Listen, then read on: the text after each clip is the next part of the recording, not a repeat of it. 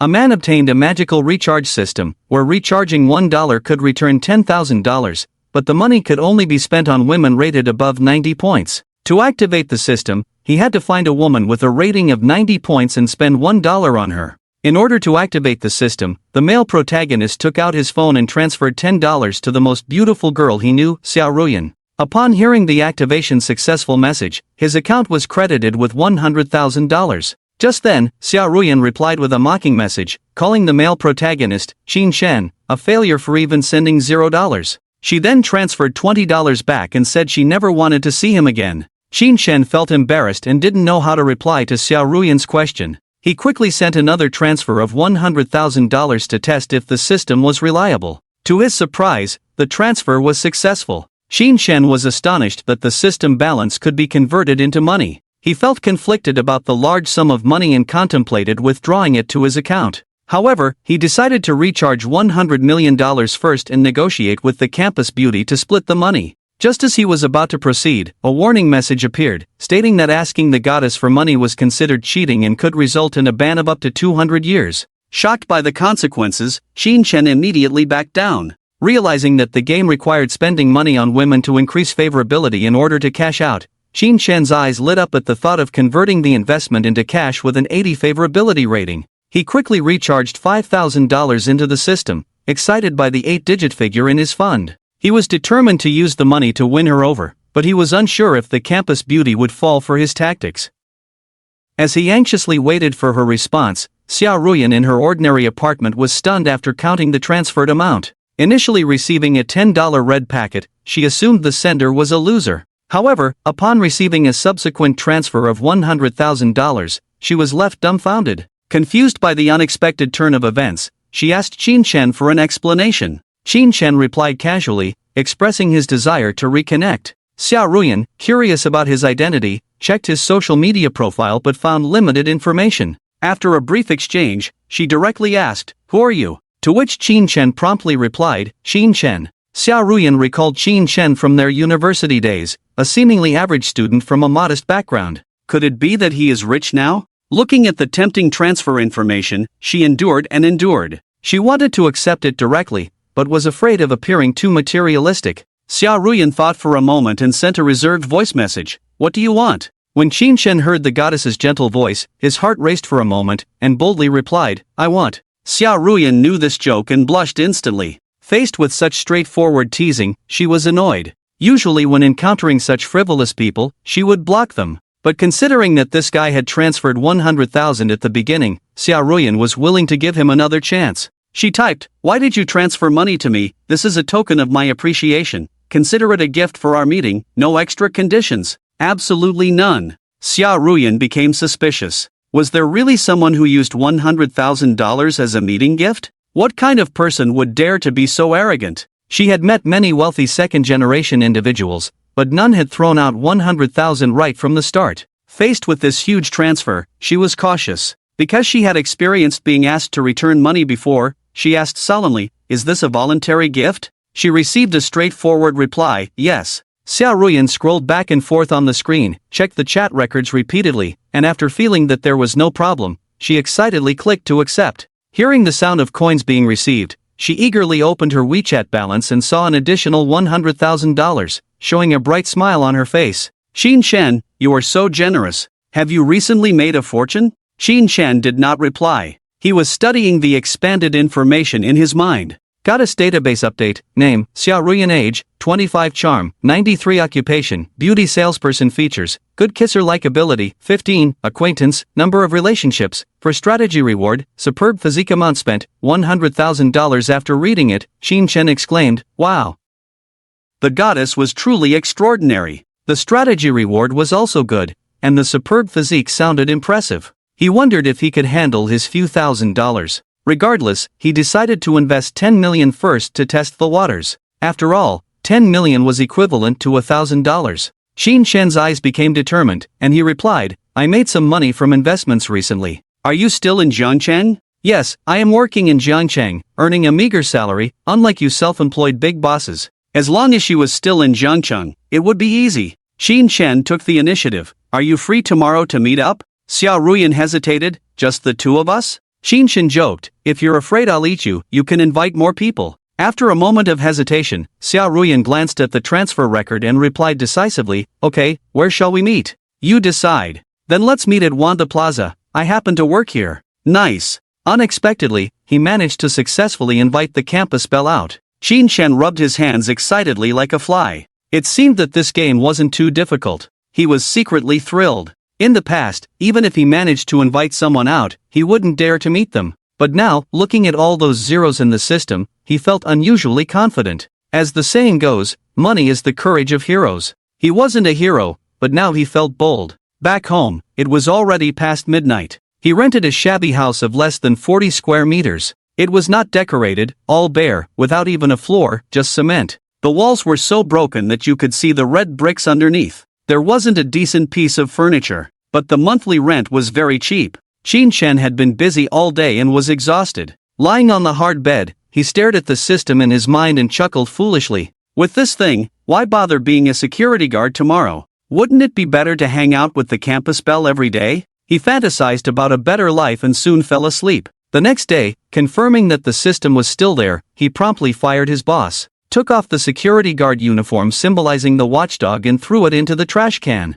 Then rode an electric donkey to Wanda to find Xia Ruyan. Today is a workday, but there are still many people in the mall. Qinshan parked his car and arrived at the agreed location. From a distance, he saw the goddess he had dreamed of in college, standing next to the fountain in the square. Xia Ruyan was dressed particularly sexy. She wore a white V-neck long-sleeved shirt on top, slightly transparent in the afternoon sun. The white lace trim was faintly visible, and her full and tall figure made her clothes look petite, unable to hide her slender waist. She wore a black mini skirt on the bottom, with a pair of fair and tender jade legs still in black stockings, standing out on high heels with a straight and slender posture. She deliberately put on delicate light makeup on her face, making her exquisite features appear somewhat mature. Her once lively and beautiful big eyes were now full of endless charm. Only her shiny black long hair draped over her shoulders, swaying gently in the wind, just like before. Qinshan looked a bit stunned. This black-stocking beauty queen was a bit too dazzling in the crowd. Passing men would unconsciously glance at her to some extent.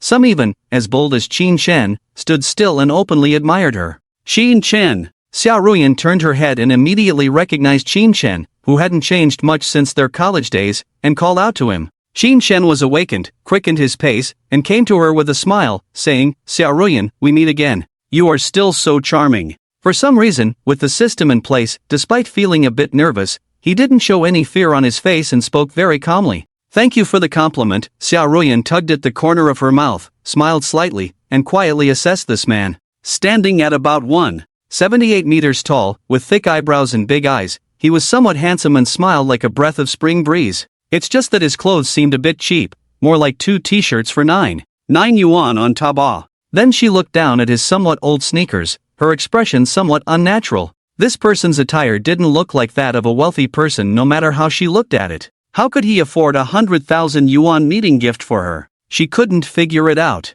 Even if a wealthy person didn't pay attention to appearance and dressed casually, they wouldn't look as shabby as him. From head to toe, he was dressed in cheap goods, just like before. Looking at his bare wrist without even a watch, how could he possibly afford 100,000 yuan meeting gift? In an instant, she suddenly had a ridiculous thought. Could it be that this 100,000 was all he had, just to meet her? This is too ridiculous.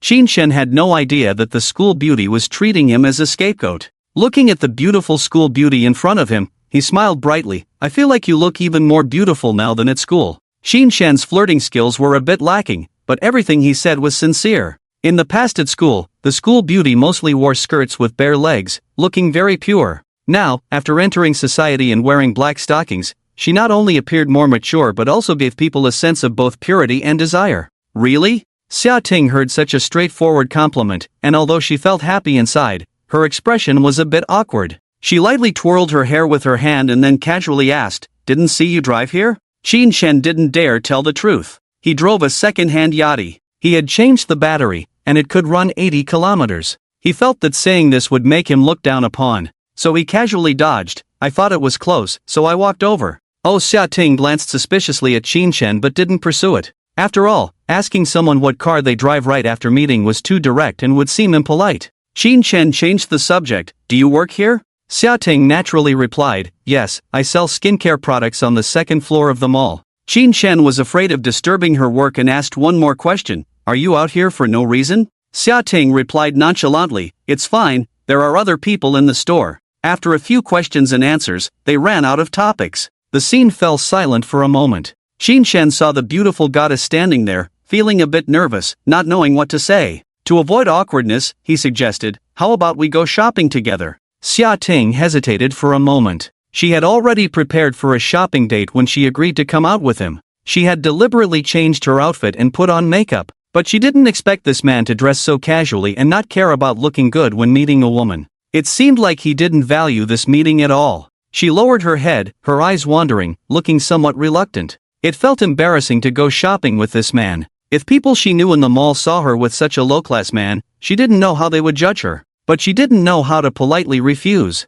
After all, this man had given her 100,000 yuan in cash, equivalent to her annual salary. Whether it was all his wealth or not, she had no reason to show him a bad attitude. After much thought, she sighed. She decided to treat it as accompanying a client. Making money was not embarrassing. Even if she spent a day shopping with him for nothing, it didn't matter. After all, she wouldn't return the money after shopping. With determination, she forced a fake smile and replied, okay. Qin Shen also smiled, if you want to buy something, you can tell me, and I'll buy it for you.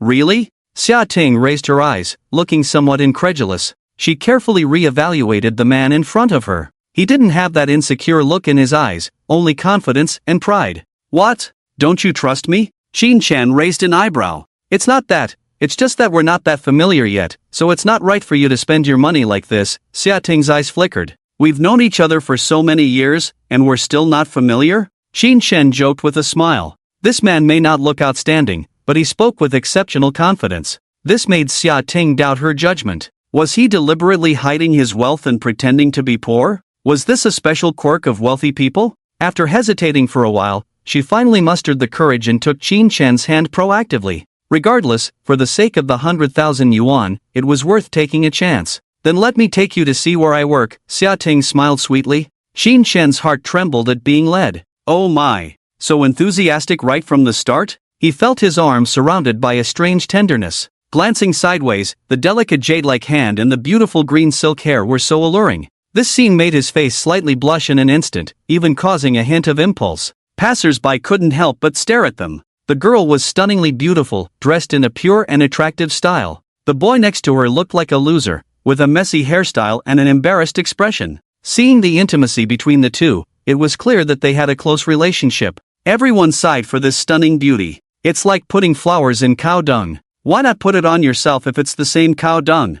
I don't know what method this man used to deceive such a beautiful girl. He was taller and more handsome than him, so there was no reason for her not to like him. The passing boys looked hateful, their eyes red as if blood was about to drip. The key was that lump of cow dung kept staring at the girl fiercely. They felt completely isolated, feeling that life was meaningless for a moment. Xiaoting also caught a glimpse of Qin Shen's appearance, secretly proud of her charm, but pretended not to see it. Girls dress up carefully just to attract attention. The more direct the gaze, the more they enjoy it secretly. Disclaimer, looking around randomly will get you beaten up. It's not the author's business. After the two got on the escalator, Xiaoting couldn't stand his undisguised gaze and pinched him. She grumbled, have you seen enough? Qin Shen chuckled, sorry, my eyes are out of control. Humph. Xiaoting's eyes flickered, giving him a gentle glare that seemed angry but still didn't let go of his hand. Qin Shen was enchanted by her charming glance. Smelling the faint scent of perfume from the person beside him, he felt a bit intoxicated for a moment. His legs felt like they were floating as he walked. He never expected Xiaoting to be so enthusiastic the first time they met. And this woman was dressed lightly, feeling a bit cold in the air-conditioned mall, hugging her arms tighter unconsciously. As a newbie, how could Qin Shen resist such temptation? This woman seemed like a ball of fire, making him hotter and hotter. Xiaoting felt the warmth coming from Qin Shen's arm and curiously asked, Qin Shen, why are you so warm? Qin Shen couldn't tell the truth, his face turning red. Fortunately, not long after, they arrived at her workplace. An English letter logo for HR. Helena's counter. The store was not big, but it was splendidly decorated, with various lights shining on the makeup products. There was only one beautiful woman in a white work uniform in the store, looking like a guardian. Seeing Xiaoting holding hands with a strange man intimately, she greeted, Ting Ting, bringing a friend? Yes, Sister Yun, this is my old classmate, Xin Shen, who was very caring for me, shouting introduced the two. Xin Shen nodded at the beautiful woman in front of him. She looked like she was in her 30s, still pretty, but her makeup was a bit heavy, reflecting a bright white gloss under the spotlights. She looked a bit strange, and Xin Shen didn't dare to look more, just glanced and turned his head. Sister Yun was the store manager here. She had known Xiaoting for a long time. Seeing that Xin Shen didn't look like a high-end customer, her expression became a bit strange. She had seen several men around Xiaoting, but she had never seen such a casually dressed and unkempt man before. She knew Xiaoting quite well, a girl with a high self-esteem who was very picky about men. Normally, she shouldn't be interested in such a loser. What was going on today? She was puzzled, but managed her expression well, smiled politely, and said, "There's a sofa over there, feel free to sit." Xin Shen thanked her and didn't sit on the sofa. Instead, he carefully observed the dazzling array of cosmetics in the store. What white bandage black bandage face cream, priced at 5,800 yuan. What Bobo A essence, priced at 4,800 yuan. There are also skincare sets priced at 12,800 yuan. He casually picked up a small bottle, felt it in his hand. It was so light that it didn't weigh anything, yet they dared to sell it for over 3,000. It's a bit scary. Yun Jie at the counter saw Xin Shen messing around with the treasures in the store and wanted to remind him, but seeing Xiaoting's face, she held back. Xiaoting has very tender skin, which is her live advertisement. Many people come to buy skincare products from her because they see Xiaoting, and the sales rely on her support. So she didn't dare to offend Xiaoting easily. She just started to look at Xin Shen with disgust. A country bumpkin who hasn't seen the world, clumsy. What if he breaks something? I don't know if he can afford to compensate. Xiaoting saw Xin Shen playing with expensive items and quickly reminded him, "Be careful, this is very expensive." Xin Shen smiled. For him yesterday, this thing was indeed expensive. But now the system has lowered the price. It's only 3 cents. Completely calm, right? Xin Shen asked, "Do you like it?" Xiaoting followed his words and smiled, "Yes, do you want to buy it for me?" She now has some expectations for Xin Shen, although she dresses a bit shabbily, the 100,000 yuan in her phone cannot be faked. Xin Shen said, "I'm not very familiar with these cosmetics. Just pick the ones you like, and I'll pay for them." Xiaoting couldn't believe Xin Shen dared to say that, and she looked at him with surprise and admiration. Really? Xin Shen was overwhelmed by the admiring eyes of the school flower, feeling a bit floaty, and involuntarily started showing off. "Of course, you can empty this store. Roughly calculated, it's only a few million, within the affordable range. It's a bit expensive, but as long as Xiaoting can increase her favor towards him, it's a big win." Yun Jie heard Xin Shen bragging from a distance, couldn't hold back and laughed out loud. She was amused by Xin Shen. Thinking that this person dressed like this, he still dared to boast. Isn't he here to make fun? Xin Shen heard someone sneer, but instead of getting angry, he was excited. Damn, the plot of showing off and getting slapped in the face finally falls on me. He has read so many novels and is not unfamiliar with this situation. I guess the next Yun Jie will make a sarcastic remark, and then Xiaoting will look at him with suspicion, waiting for me to throw out a few million, blind them, and then take one in each arm and have fun. But reality is completely different from what he thought. Yun Jie saw Xin Shen looking at her, immediately showed an apologetic smile, even slightly bowed her head. She posed very low, as if the laughter just now was just hearing an interesting joke. She is in the service industry and dare not conflict with customers at all. If a scandal breaks out, the company will definitely stand on the customer's side, even if it's a poor boy. Over the years, there have been few news reports online about employees of big brands looking down on customers. Even if there are, they are very few, and those that make the news are exceptions. Most normal employees will only hide and talk bad things quietly. It's understandable to accidentally laugh out loud. But afterwards, the attitude must be corrected, no flaws should be found, and it's okay to apologize when necessary. Xiaoting on the side pretended not to hear Yun Jie's laughter, and exclaimed to Xin Shen, "Wow,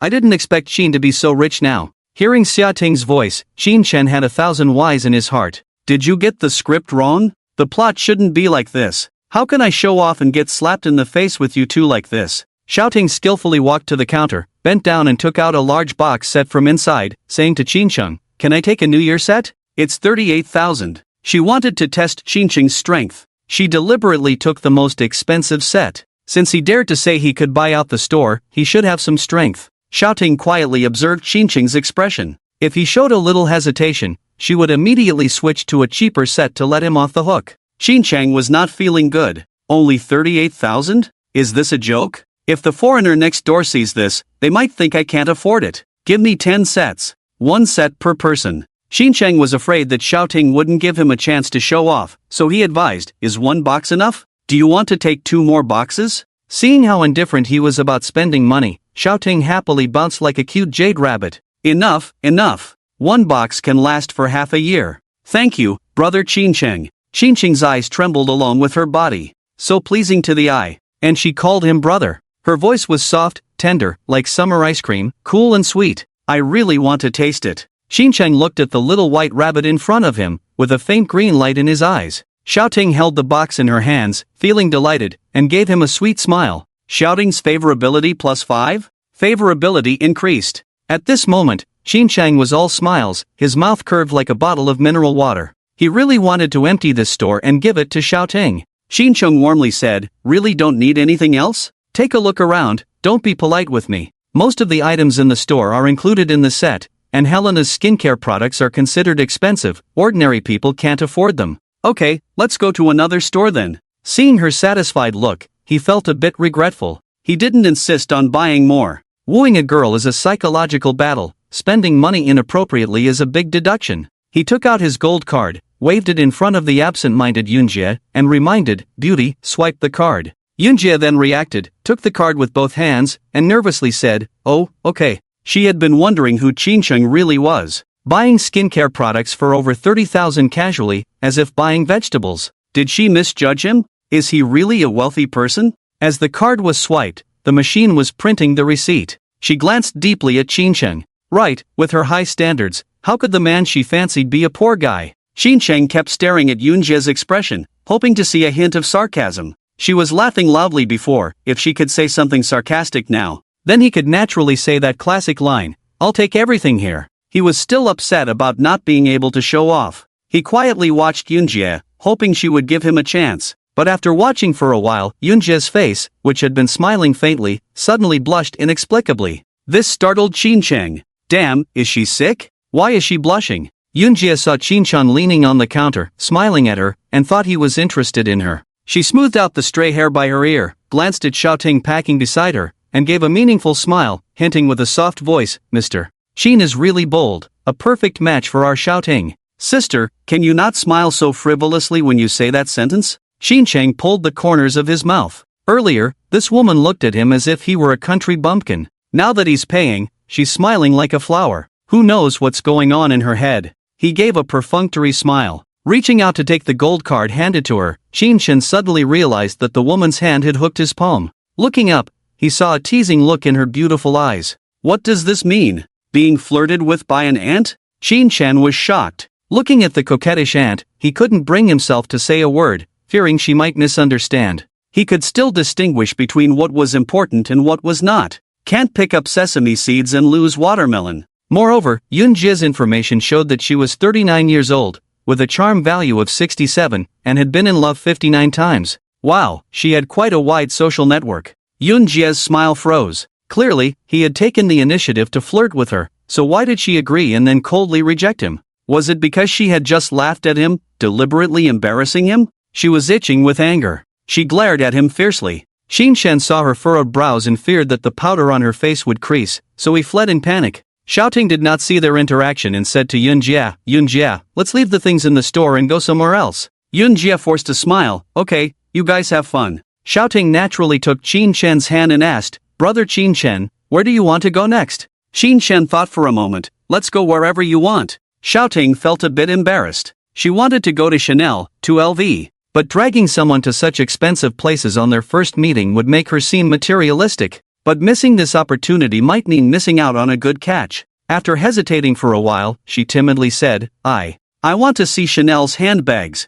Xincheng waved his hand, let's go. Xiaoting's eyes lit up at his quick agreement. He was obviously a big shot. With such power, it would be a waste to only benefit once. It should be a slow and steady process. Xiaoting looked at his clothes and had an idea. But, if I keep buying, don't you want anything? Xincheng insisted, I don't mind, I don't like spending money on myself. Xiaoting pinched his shirt, that won't do, look at this t-shirt, it's turning yellow. It's only fair, let me buy you some better ones. Xincheng felt a bit embarrassed and pondered for a while, well, you've spent so much on me, Let me reciprocate, as a token of appreciation. Xiao Ting had rich experience in fishing. She knew she had to show her care for him appropriately, not just keep asking for things. Qin Shen had no reason to refuse Xiao Ting's kindness. He accompanied her into the Armani store. Xiao Ting was generous with her bait. With Qin Shen's transfer, she had no fear. She boldly changed his entire outfit from head to toe. When they paid, it was only around 4,000.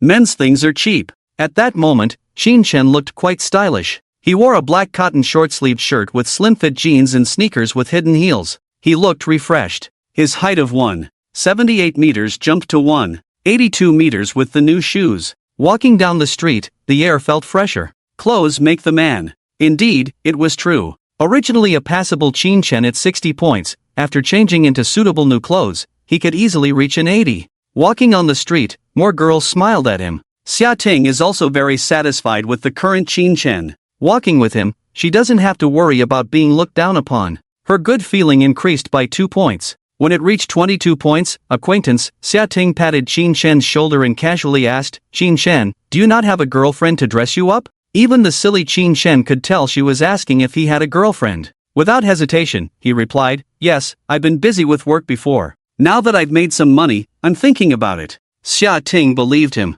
In her impression, successful men are always busy with work. Thinking that he came to her as soon as he had money, a confident smile appeared on her face. She poked his chest with her finger and asked, "Then why did you think of finding me?" Qin Shen sincerely replied, "Because I always thought you were beautiful." Xiao Ting was hit by his straightforward answer and laughed even more charmingly. "Hee, were you secretly in love with me back then?"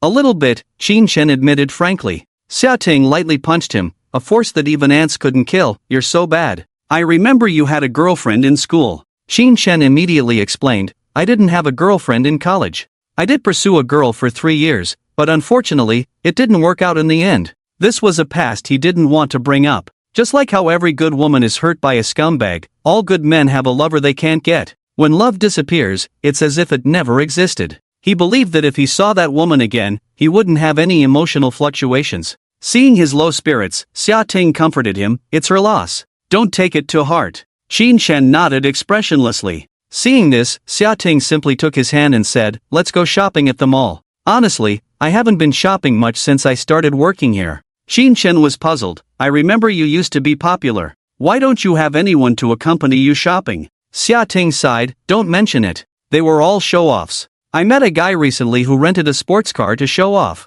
When it came time to pay, he pretended to receive a call and left." As Xiao Ting complained, she led Qin Shen to an LV store. The sales assistant approached them, assessed the two of them, and seeing the confident young man and charming woman, her smile became even warmer. She kindly asked, "Welcome to Louis Vuitton. How can I assist you?" Xiao Ting replied, "We'll just look around." "Alright, feel free to look around. Let me know if you need any help," the sales assistant said with a smile. Luxury goods sales assistants are called SA or BA, which are English abbreviations for sales consultants. These salespeople not only need to have a good image and demeanor but also need to be college graduates, preferably with knowledge of English. They have high emotional intelligence and are difficult to dislike. Xiao Ting went to the display cabinet for bags, took out a black bag, hung it on herself, and asked Qin Shen, "Brother, does this bag look good on me?" Qin Shen, a straight man, couldn't tell if the bag looked good or not. Without blinking, he said, "It looks good, buy it." This sentence surprised Xiao Ting and the sales assistant. How could this man not even look at the price and just say buy it? Some bags are luxury items and extremely expensive. Xiao Ting looked at Qin Shen with a different look this time, immediately leaned in front of him, and whispered, "Brother, this one costs over 60,000. When it came to spending money, Qin Shen's expression was somewhat arrogant. How could he bring out $6 and still say it? He gently smiled at Xiao Ting, "As long as you like it, I'll buy it for you." He had thought about this line for a long time and finally had the opportunity to say it in front of everyone, watching their surprised expressions. Qin Shen felt indescribably pleased. No wonder so many people are willing to spend a fortune just to win a smile from a beauty. It turns out they just want to show off in front of others, and Qin Shen can relate. Xiao Ting, watching him spend money so freely, had a look of fascination in her eyes. She admitted that for a moment, she saw Qin Shen shining, radiating a masculine charm. Looking at his increasingly handsome profile, Xiao Ting inexplicably tiptoed and kissed him on the face, coquettishly calling out, "Brother is so good." Qin Shen was taken by surprise by her sneak attack. He felt a faint electric current pass over his face. Covering his face with his hands, he widened his eyes, finding it hard to believe. This school flower was actually being so proactive. Seeing her blush, Qin Shen also felt like tasting the flavor of a red apple. With just 200,000 spent, he had already made such progress. What would happen if he invested 10 million? Just thinking about it made his nose bleed. At that moment, the system gave another notification, Xia Ting's favorability +5. This left Qin Shen a bit dumbfounded. Happiness came too strongly, wave after wave, leaving him a bit at a loss. At this rate, he wondered if there would be any progress today. Thinking about this black stocking school flower's special talent, Qin Shen couldn't help but smile. He gazed at her face, his eyes becoming fiery. Xia Ting was originally looking down at her bag, but caught sight of his gradually twisted smile. Giving him a seductive glare, she signaled him not to overthink. Qin Shen couldn't help but overthink. But seeing Xia Ting frown, he understood that haste makes waste. It took a while for him to calm down. After paying, under the enthusiastic farewell of the waiter, he walked out with Xia Ting carrying the bag. After browsing the mall for a while, they bought some odds and ends like perfume. Finally, they arrived at a boutique women's clothing store. It was September, still the tail end of summer. The shelves were full of fancy little dresses and various cool clothes. Xia Ting picked a floral halter dress and went into the fitting room. When she came out, Qin Shen was stunned. The dress looked even more beautiful on her, accentuating her graceful curves with its cinched waist design, and the naturally flowing skirt made her look extremely pure. The cool belt was tied on her alluring bare shoulders, and her winding collarbones made people salivate. Moreover, after Xia Ting took off her stockings, revealing her snow-white and tender long legs, she stood there gracefully. Qin Shen couldn't help but say, "Ting Ting, you look exactly the same as you did years ago." Xia Ting twirled, lifted the hem of her dress, and looked down. "Really? I feel a bit too girlish." Qin Shen sincerely said, "You are a girl after all." Xia Ting's favorability +5, wow, can favorability really increase just by talking? Sweet talker, I'm already 26, several of my friends have kids, it's embarrassing to dress like a young girl, Xia Ting said, but her eyes were fixed on the dress. If Qin Shen couldn't understand her meaning, then all those years of reading novels were in vain. He directly called the saleswoman, "Miss, please pack up her original clothes, we'll take this dress." Then he said to Xia Ting, "A girl in her 20s should dress more brightly." The saleswoman smiled and said, "Sir, you have a good eye. Your girlfriend looks great in this dress, it accentuates her figure, look how slim her waist is, I envy her so much." Whether or not she was sincere, Qin Shen praised, "Indeed, she's much prettier than those Korean female stars." Watching the two flatter her, Xia Ting felt extremely pleased.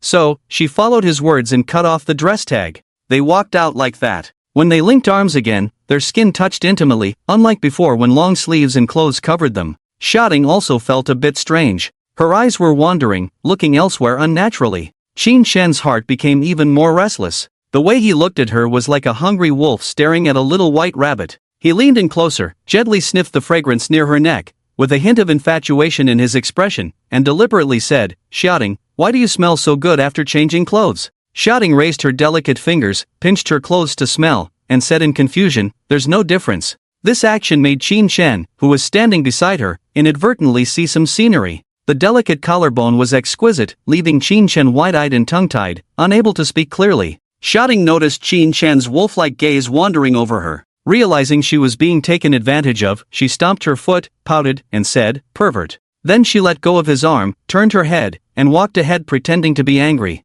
Qin Shen immediately followed. Thinking that in such situations on TV, the usual move was to hug the female lead and apologize softly. He raised his arm, wrapped it around Xia Ting from behind, but stopped a palm's distance away from her shoulder. This was the second time Qin Shen had hugged a girl, feeling very nervous. He didn't know if this time would end as awkwardly as the first time. The woman he had pursued for 3 years had left an indelible impression on him. He remembered saving money for a long time to finally buy her an expensive necklace. She was very happy when she wore it. It was a season of blooming flowers, and the scenery on the campus was full of spring, exuding the scent of love. This gave him a false sense of opportunity. So he gathered the courage to try hugging the woman for the first time, but she looked disgusted, an expression he still couldn't forget. The woman solemnly told him, "This is very disrespectful of me. We agreed not to touch until after we get married." Her voice lingered in his mind, haunting him late at night. This incident left a shadow on him about hugging girls. He was afraid that Xia Ting would have the same attitude. His hand froze in place, not daring to move, even showing signs of retracting. Xia Ting was a bit puzzled at this moment. She had already seen Qin Chen's hand in her peripheral vision. By not walking away quickly, she had already indicated her permission for his touch. It wasn't a big deal that he had stolen a glance earlier, it was just an accidental bonus. She wasn't angry, just showing a need for comfort. Pushing away the man's hand was because he had deliberately tricked her into revealing her neckline, making her think he was a bit cunning. It was different from his previous honest and straightforward style. Xiaoting was worried that this guy's level was above hers, and his previous silly appearance was just a disguise. But whether it was an act or not, he had no reason to hesitate. Her attitude was clear. Thinking about this, Xiaoting couldn't help but turn her head to glance at him, trying to figure out what he meant. She found the man looking straight ahead, as if recalling some unpleasant scene, with a hint of fear on his face. What was there to be afraid of in hugging a girl? A question mark appeared over Xiaoting's head. At this moment, the man looked somewhat pitiful, like a kicked dog, wanting to approach but too timid, very cowardly. The more Xiaoting looked, the more she felt he was playing hard to get, intentionally showing an attitude of being rejected by a girl, making himself look pitiful, and then actively moving closer to him. Ha! Isn't this from reading too many novels? Xiaoting shook her head, feeling speechless about the special demeanor of wealthy people. She sighed quietly. What could she do? She had no choice but to cooperate with him. After all, he was the boss. She composed herself, adjusted her smile, and slowed her pace, leaning back actively, facing his arm. At the moment of contact between the two, Qin Chen felt a slight tremor in his body. Xia Ting's eyes flicked up quietly. This guy really acts like it. She leaned her body into Qin Chen's arms and gently asked, "What are you thinking about, big brother?" Qin Chen felt the girl's smooth fragrant shoulder and suddenly panicked. He had been thinking about things just now and didn't notice how he had hugged her. Hearing the question, he replied in confusion, "Huh? I'm not thinking about anything." Xia Ting smiled, "You're so nervous, is it your first time hugging a beauty like me?" Qin Chen was guessed right about the actual situation, feeling embarrassed and unsure how to reply. Seeing his reaction, Xia Ting thought he was pretending to be innocent. She glanced around, then reached out and placed her hand on the back of the man's hand hugging her. Qin Chen was startled, thinking she wanted to remove his hand, so he hurriedly tried to apologize. But before he could think of the right words, he felt Xia Ting grabbing his hand and slowly moving it down, from the shoulder, sliding over the ribs, and stopping at the waist. This move completely threw Qin Chen off guard. Looking at Xia Ting's smiling face, beautiful and charming, he heard her teasing, "Big brother, it's weird to put your arm around a girl's shoulder, you know?" Qin Chen didn't expect this woman not only not to reject him but also to be so proactive. He was dumbfounded and foolishly asked, "Where is it weird?" Xia Ting glanced at him, "Only you guys would do this, okay? Do you want me to be your sister?" Listening to the girl's coquettish voice and smelling the faint scent on her, Qin Chen found himself captivated by her charming eyes. In that moment, he felt that Xia Ting was much better than that bitch from before. He realized he had been foolish, falling for that bitch, giving his all for her, only to realize later that he wasn't even a backup plan, just a tool for her to take advantage of. A real injustice. He didn't want to be a lapdog anymore, he wanted to be a lone wolf. Xia Ting's bold actions filled him with courage. Qin Chen hugged Xia Ting a little tighter, bringing her close to him, and directly asked, "So, will you be my woman?" Xia Ting wasn't surprised by his sudden confession. Blushing and lowering her head shyly, she said slowly, "We barely spoke more than 5 sentences in college before. Isn't this moving too fast?" Qin Chen replied seriously, "I think progressing a bit faster is good." Xia Ting hesitated, "But I don't know anything about you, not even where you live." After saying this, she secretly observed Qin Chen's expression to see his reaction. In fact, she preferred the storyline where a domineering CEO falls in love with her rather than the slow burn romance. And Qin Chen, being naive and wealthy, and looking better than those bald old uncles, she had already ranked him as her top choice. As long as his house and car combined were worth more than 8 figures, she would consider being with him. Hearing Xia Ting mention the house, Qin Chen instantly sobered up. He was still living in a rented house, less than 40 square meters. If Xia Ting found out how poor his living conditions were, she might not even spare him a glance. He understood Xia Ting's implied meaning, she probably wanted to see his capabilities first. But where did he have any capabilities? Besides the 50 million in the system, he had nothing else to show off. He thought about going all in, spending the money, and then cashing out directly. But he knew it wasn't realistic, he might end up losing the money, gaining little affection, and being secretly ridiculed. Feelings need time to develop, they require patience and careful consideration. They had only known each other for less than half a day, so it wasn't wise to rush things. Qin Chen changed the subject, "You'll find out later, where should we go next?" Xiaoting saw Qin Shen avoid answering, with a dodging look, as if there was something difficult to say. She couldn't help but feel a bit strange. A man as generous as him shouldn't have a bad house, right? But since he didn't say anything, she could only bury her doubts in her heart and stop asking. She took out her phone and checked the time. It's past 5. Are you hungry, brother? The two of them walked around and stopped, strolling all afternoon. Xiaoting was so beautiful that he forgot about his fatigue. Now, reminded by her, Qin Shen felt hungry, rubbed his stomach, and said, yes, I could eat a whole cow right now. Hearing Qin Shen's honest answer, Xiaoting felt a bit embarrassed. She had been dragging him around to shop, not realizing he was starving. To express her apology, Xiaoting suggested treating Qin Shen to dinner. Qin Shen immediately refused.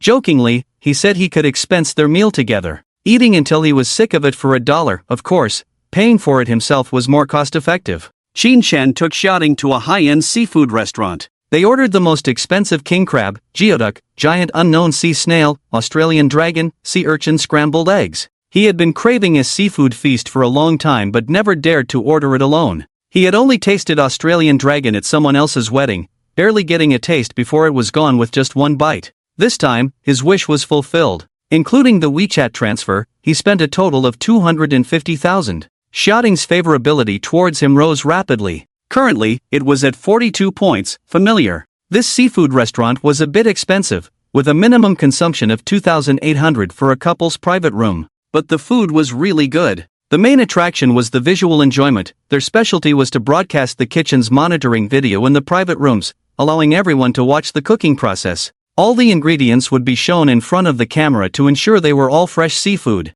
The huge sea snail was smashed directly with a hammer, and the meat was still moving, which was amazing. Sliced and stir-fried in a pot, even with just scallions, the dish was incredibly fragrant when served. The sea snail's meat was tight, chewy, and moist, extremely delicious, with a chewy texture. They praised the food non-stop. Seafood, whether alive or dead, tasted completely different. When the king crab was served, it was bright red and huge. Qin Shen was stunned. He had always heard about king crab, but only when it was placed on the table did he realize how much there was. Each crab leg was scraped clean, drizzled with crab roe, and the red and yellow color combination increased one's appetite. Each bite was full of tender meat, with a unique freshness, and it seemed to have a hint of salted egg yolk, giving a slightly grainy texture on the tongue. Not only was it delicious, but there was also a lot of food, impossible for one person to finish. Xiaoting ate a bit more than a cat, just tasting each dish. She barely ate a few bites before putting down her chopsticks. It was all up to Qin Shen to finish the meal, and he felt a bit sad,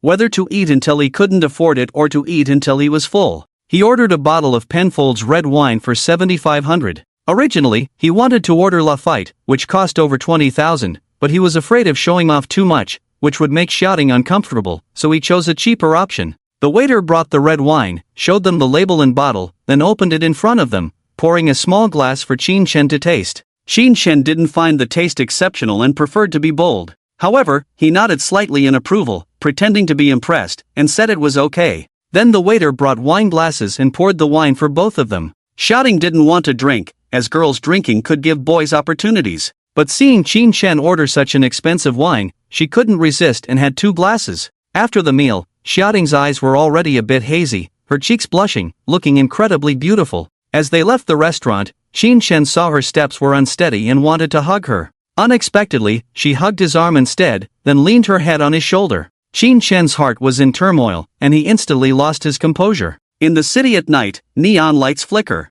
reflected on the school beauty's fair skin, making her more charming at this moment. A cool breeze blows the girl's skirt, adding a touch of spring color to her. Qin Shen lowered his head and softly called out, "Ting Ting, let me open a room for you to rest." This call seemed to awaken the sleeping beauty. Xia Ting regained some clarity, the haze in her eyes gradually dispersing, a hint of wariness flashing between her brows. She actually had a good alcohol tolerance, just a little red-faced after half a bottle of wine, not a problem at all. She knew very well that she had already bought what she needed in the afternoon, and now it was time for girls to pay back at night. But without knowing Qin Shen's background, she didn't want to reveal herself so quickly, so she wanted to pretend to be drunk and run away. Xia Ting raised her head and said reluctantly, "No, my mom said I have to go home at night." Qin Shen also knew he was too hasty in his questioning, so he explained with a smile, "What are you thinking? I mean, let's find a place to sit, sober up, and then decide." Xia Ting smiled, her little thoughts, who could she deceive? "Are you sure you just want to sit?" Qin Shen said seriously, sure. I'll believe it when pigs fly. Xia Ting glanced at him with all kinds of charm. Qin Shen was greatly shocked, his mind filled with unhealthy thoughts, unable to speak for a moment. Xia Ting thought he was upset because she rejected his invitation. It was necessary to take care of such a high-quality fish. She suggested, let's go to the park across the street, walk off the food. Qin Shen absent-mindedly agreed. The two walked along the winding stone path into the fresh park. Lush trees lined the path, leaves gently swaying in the breeze, the air filled with a faint floral and grassy scent, refreshing the mind. However, Qin Shen felt increasingly hot, because this dimly lit environment was prone to crime. Taking a few steps towards the grass beside the road could avoid the faint light from the street lamps. And the school beauty beside him was smiling, her appearance challenging his moral bottom line at all times. Finally, he couldn't resist. Without a word, he circled in front of Xia Ting, his hands around her slender waist, looking into her eyes. Seeing her eyes full of teasing, without any resistance, Qin Shen gathered his courage, lowered his head, and kissed her. Just as he was about to kiss her red lips, a slender finger pressed against her pouting mouth. At a critical moment, who could bear being stopped like this? Qin Shen angrily opened his mouth wide and bit down on that annoying finger. Xia Ting was startled. She didn't expect Qin Shen to be so shameless. This made her panic, her previously controlled posture instantly crumbling. Oh, don't do this. Xia Ting tried to pull her finger away, but Qin Shen held her arm, making her unable to move. She had no room to maneuver. Feeling embarrassed, she said, stop it, let go. Only a lickspittle would let go, a warrior wouldn't. Xia Ting lowered her head, not daring to look at him. If you continue like this, I'll call you a pervert. At this time, there were still many people walking in the park, and many people jogging at night. Passing by Qin Shen, seeing the two of them being intimate, they didn't pay much attention. The park was a place for love and affection. Hugging and cuddling was normal. But seeing Xia Ting so beautiful, being snatched away by another man, they cursed silently, offering sincere curses to this pair of lovers. Qin Shen had a thick skin. Those who delivered takeout were used to all kinds of weather. A thicker skin could withstand the cold. He lightly bit Xia Ting's finger with his teeth, unclearly saying, "Are you still resisting?" Seeing that he was relentless, Xia Ting first smiled at him as if begging for mercy. Then suddenly stepped on Qin Shen's foot, took advantage of Qin Shen's painful cry,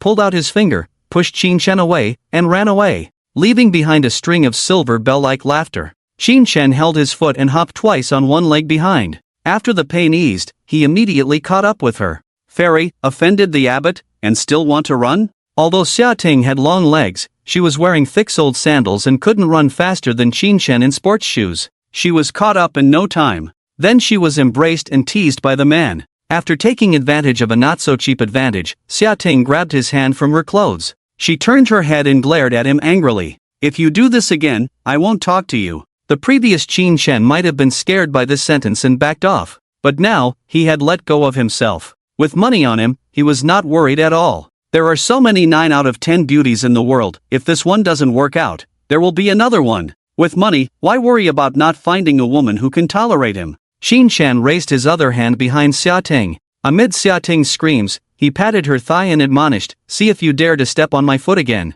Xia Ting snorted, "You started it first." Qin Shen secretly marveled at the feel of the beauty's hand. He really wanted to possess such a beauty. But he had no experience in picking up girls and didn't know how to win her over. Thinking that the bar was the easiest place to pick up girls according to books, he approached Xia Ting wanting to hug her waist and whispered, "Alright, my bad, how about I take you to the bar for fun?" Xia Ting avoided his embrace, disdainfully saying, "Humph, stinky man, trying to get me drunk, huh?" Seeing her firm refusal, Qin Shen didn't dare to continue taking advantage of her, and said with a smile, "Mainly because I've never been there, I want you to show me around." Xia Ting looked him up and down, suspiciously saying, "Sounds good, but the way you acted just now doesn't seem like a good person." Qin Shen earnestly said, "It's true, I was too busy before. Whether it's true or not, based on your performance just now, you don't have a chance tonight." After Xia Ting finished speaking, she turned and walked away. Going to the bar was out of the question. The sweetness of tonight was enough. Fish need to be fed little by little. If you pour all the food at once, they won't come up to eat when they're full. Xia Ting was experienced in this regard. Put on a little face, wait for him to come with a gift tomorrow to coax her, and then see if she continues to date him. Qin Shen chased after her, trying to stop her. "Don't be angry, let's talk it out." Poof. Xia Ting kept walking, ignoring Qin Shen. Qin Shen smiled and followed beside her. According to the books, if a girl is really angry, she usually won't respond. If she responds with a hum, it means she's not really angry, just a little upset. If words don't work, gifts will likely do the trick. Qin Shen thought for a moment and said, Ting Ting, don't be angry, how about this? Within my ability, I'll fulfill one of your wishes. Xia Ting was intrigued by Qin Shen's words, slowed down, looked at him suspiciously, and asked, what do you mean by that? Qin Shen's eyes were full of sincere apology. I shouldn't have treated you like that just now, I want to ask for your forgiveness. Seeing his sincere expression, Xia Ting became more puzzled. So you want to fulfill one of my wishes? Anything goes? Qin Shen confidently said, yes, anything within reason. He deliberately emphasized the word reasonable, afraid she would come up with some outrageous wishes. Xia Ting chuckled at Qin Shen's teasing. What did he mean by reasonable? She wished to buy a sports car. Was that considered reasonable? It was ridiculous. Just when she heard him say he would fulfill her wish, she had some expectations. Now he added a reasonable wish. Was he talking about a small wish within a few thousand yuan? Can a few thousand yuan be considered a wish? She could easily find a middle-aged man, no need for him to fulfill. Xia Ting disdainfully quickened her pace and continued walking. She felt that the word wish was insulted and felt a bit unhappy. Maybe tomorrow her mood will improve, but right now she didn't feel like talking to Qin Shen. Qin Shen felt puzzled by her sudden cold attitude. What's wrong? He was just afraid she would make some strange wish, because he thought of the various bizarre scenes in Stephen Chow's movies, so he deliberately added two normal words. Why did she suddenly change her attitude? Qin Shen was very puzzled and ran up to ask, just tell me your wish, as long as it's not too outrageous, I will definitely fulfill it. Xia Ting, in a temper, said in a defiant tone, I want a Porsche 911, can you afford it? This was her biggest wish at the moment. Although Qin Shen appeared to be wealthy, she didn't believe he would buy her a car worth millions. Qin Shen breathed a sigh of relief upon hearing her wish.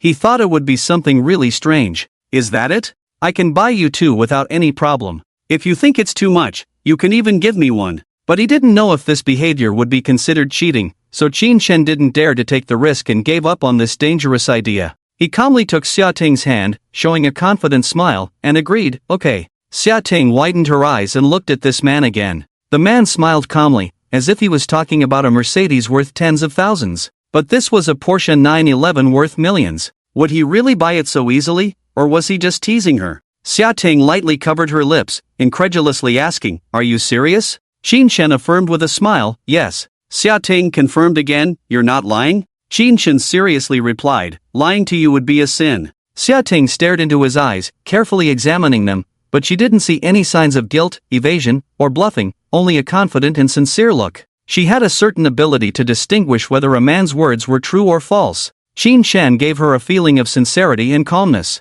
just like when he bought her a bag in the afternoon. At this moment, Xia Ting had a feeling. If she missed this man, she would miss the Porsche 911. So, do I have to fulfill any conditions for you to buy it for me? Xia Ting seemed to have figured something out, glanced at Qin Shen's new pants, and her face blushed slightly. What if this guy wanted to negotiate conditions with her? Should she agree or not? If it was just that, she could consider it. She just feared he would say they had to have a child first before buying it. The conditions of these wealthy people were always very strict, and she knew it well. Qin Shen rubbed her delicate hand and said casually, I'll buy it for you tomorrow. It was just a few $100, a little bit painful, but to please a girl, it was worth it. Xia Ting suddenly exclaimed, tomorrow? Wasn't that too exaggerated, buying it directly tomorrow? Qin Shen asked in surprise, yeah, isn't the Forest store closing late today? Xia Ting was excited and couldn't believe it. Is what you said true? Her trembling voice changed even her way of addressing him. Do I look like I'm joking?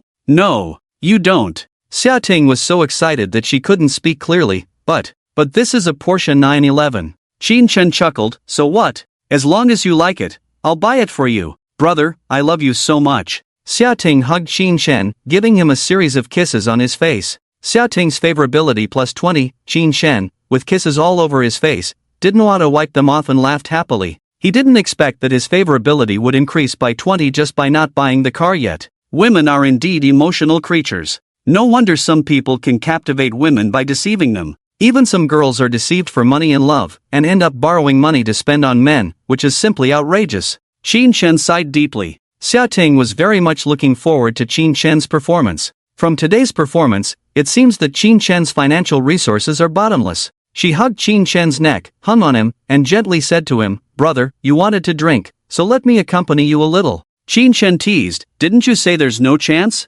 Xia Ting coquettishly said, I suddenly feel like drinking again. Qin Shen smiled and didn't say much. The two of them cuddled for a while, then took a taxi to a very stylish bar. The name was Royal Dragon Bay. The venue was large, with a standalone design, and the outside walls had vertical blue neon lights that were blinding. Inside the bar, a marketing guy came out to greet them at the door, and when he saw the beautiful Xia Ting, his smile became even more pronounced. Generally, the more beautiful the woman a man brings here, the more he spends. Sir, how many beautiful ladies? Do you have a reservation? Do you want to book a table? Qin Shen had never been here before, so he looked at Xia Ting for her decision. Xia Ting directly ordered, get a better environment booth. Okay, we have vacancies for the S-Class booth now, do you need it? Qin Shen heard that the booths were expensive, so he curiously asked, how much? The S-Class booth is the best area here, and the minimum consumption required is 6,000 yuan. Only 6,000? Qin Shen casually said, okay. The marketing guy was even more excited to see him so relaxed about booking the booth, looking forward to their spending capacity. He quickly led them to the booth marked S3. The location was high, equivalent to the second floor, and with a slight glance down, they could overlook the entire bar. The booth had gauze curtains, dry ice around, and the rising mist partially obscured the surroundings, making the scene inside seem ethereal. The bar was very dimly lit, but the lighting was very cool, with various stage lights, spotlights, and neon lights shining, creating a dreamlike atmosphere. In the center of the stage, a band was playing pop songs, and perhaps due to the early time, the music was relatively soothing and not noisy. The marketing guy welcomed them to sit down, brought the drinks and food menu, and asked them to order. Xia Ting looked for a while, afraid of ordering something expensive that might upset him, so she said, let's have the 6,800 mixed combo. This would just cover the booth cost. The marketing guy's face changed slightly upon hearing this. For the most expensive booth, according to the procedure, he needed to stand by and serve them until the end. If they only met the minimum spending, his commission for the night would be pitifully low. Qin Shen glanced at the menu, seeing items like the Little Dragon for 38,000, and the Supreme Dragon for 88,000. He didn't understand these, so he asked Xia Ting, what is this Supreme Dragon? Xia Ting patiently explained, this is the Ace of Spades, the top champagne. The Little Dragon has 3 colors, and the big one has 5 colors, plus a bottle of black gold, which most people can't afford. Qin Shen nodded and asked, have you tried it? How does it taste? Hearing Qin Shen's tone of inquiry, Xia Ting seemed a bit interested in the dragon combo. She had only tried the Little Dragon a few times, and surprisingly, it tasted good. The texture was delicate, with a strong fruity aroma of peaches and vanilla, smelling fresh. The most important thing was that every sip carried the fragrance of money, very unforgettable. But Xia Ting didn't want to order such an expensive drink now. She wasn't worried that Qin Shen couldn't afford it, just afraid of spending too much money and not having enough for buying a sports car tomorrow. She pretended to be disdainful, it's just okay, similar to regular champagne. The marketing guy standing nearby heard the guy asking questions nonstop, not even knowing about the bar's most famous Little Dragon. Looking like a country bumpkin, feeling half-hearted, he guessed this might be a bumpkin. Thinking about being dragged here tonight, he felt like crying a little. He looked disdainfully at the well-dressed Qin Shen and felt unworthy of Xia Ting. Ordinary women in bars, in such a glamorous place, for the sake of face, would desperately squeeze their boyfriends. Where to find such a beautiful and thrifty girl like her? He couldn't help but urge Xia Ting, sir, is it the 6,800 mixed suit? Qin Shen had never drunk champagne, and was curious about the Ace of Spades at the moment, asking Xia Ting, is it hard to drink? Xia Ting was conflicted, seeing Qin Shen looking like he wanted to drink. She was afraid to say it was bad and ruin his mood. After some thought, she replied, it's okay, don't be extravagant, it's fine like this. Qin Shen pondered for a moment. In his mind, he asked the system if he could reimburse if the goddess didn't want it, and he forcibly gave the girl a drink. The system replied, the expenses of a date can be settled with the fund. Qin Shen calmed down, just about to order a drink to see what it was like. At this time, the sales guy spoke again, then let's go for the mixed set, it suits you. He saw that the girl kept giving face to the boy, letting him order cheap drinks, giving him a way out. While the boy hesitated, seeming to want to show off, but worried that he didn't have enough money, looking hesitant. This made the sales guy inexplicably annoyed, unable to help but retort. Xia Ting heard the sales guy's tone was off, as if he was being sarcastic. She was worried that Qin Shen would be angry, so she stood up and asked, what do you mean? The boy smirked, thinking she didn't know a good person's heart, helping her see through this man, and she ended up getting mad at him. The sales guy also got annoyed and apologized firmly. I'm sorry, beauty, I'm a bit stupid and can't speak well, if there's anything offensive, please don't mind. His attitude couldn't be faulted, but it felt unpleasant. Smiling insincerely, giving off a feeling of not serving, like he didn't care. Xia Ting didn't like his tone, but since he apologized, it wasn't good to get angry, so she sat down angrily.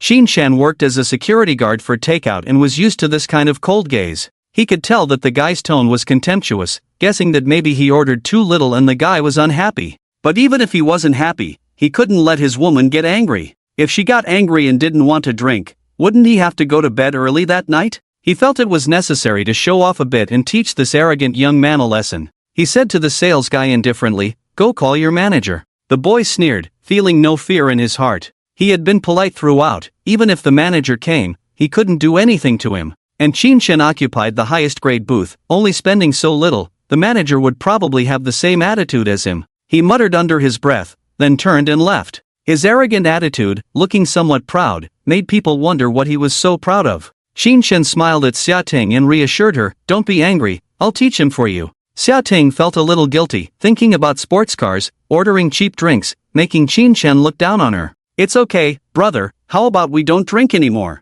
Xia Ting said weakly. "No, this guy, I've decided to show off, no one can stop me," Qin Shen said aggressively. He had been holding back all day, finally finding a place to splurge. Indeed, a bar was the only place suitable for showing off in public. On the other side, the sales guy went to the bar backstage and found the lobby manager. The manager was called Shifuya, a beautiful woman with a mature charm. It is said that she has a strong background. The marketing guy complained as soon as he saw her, saying that a table of guests had arrived who were poor and picky, taking a long time to order drinks. He suspected that those two were here in S District to show off and take photos, and now they were unhappy with their own attitude, asking her to go talk to them. Shifuya glanced at him lightly. She felt some disgust towards this lazy and cunning guy who was always playing tricks. This wasn't the first time he had been complained about by guests. If it weren't for this guy knowing two wealthy young masters who often spent a lot of money here, she would have kicked him out long ago. Shifuya sighed and reluctantly followed him to Qin Shen's private room. Shifuya had a standard melon seed face, exquisite and elegant features, skin like condensed fat, eyes slightly upturned at the corners, giving off a cold and charming fox-like feeling. Her chestnut-colored long curly hair was sexy and draped behind her. She wore a simple and elegant white shirt with a slightly open collar, showing off a charming neckline. The shirt was light and thin, fitting her figure and highlighting her body shape. The cuffs were slightly rolled up, revealing delicate wrists, giving a casual yet detailed look. A hip-hugging skirt perfectly outlined her figure. The fabric of the skirt was smooth and shiny, paired with a pair of black stockings, showing off her long leg lines, giving off a capable feeling. Qin Shen was slightly distracted. This woman had a kind of cold and noble sisterly aura as if she had walked out of a comic book. She was confident in her demeanor, with a cold gaze, but when she smiled, it was warm and inviting, like melting ice and snow, bringing everything back to life. Qin Shen scanned her with the function. Name, Shifuya. Age, 27. Charm, 90. Number of relationships, 2. Only 2? That's impossible. Can there be such innocent girls in bars and nightclubs? Can they protect themselves while working in such places?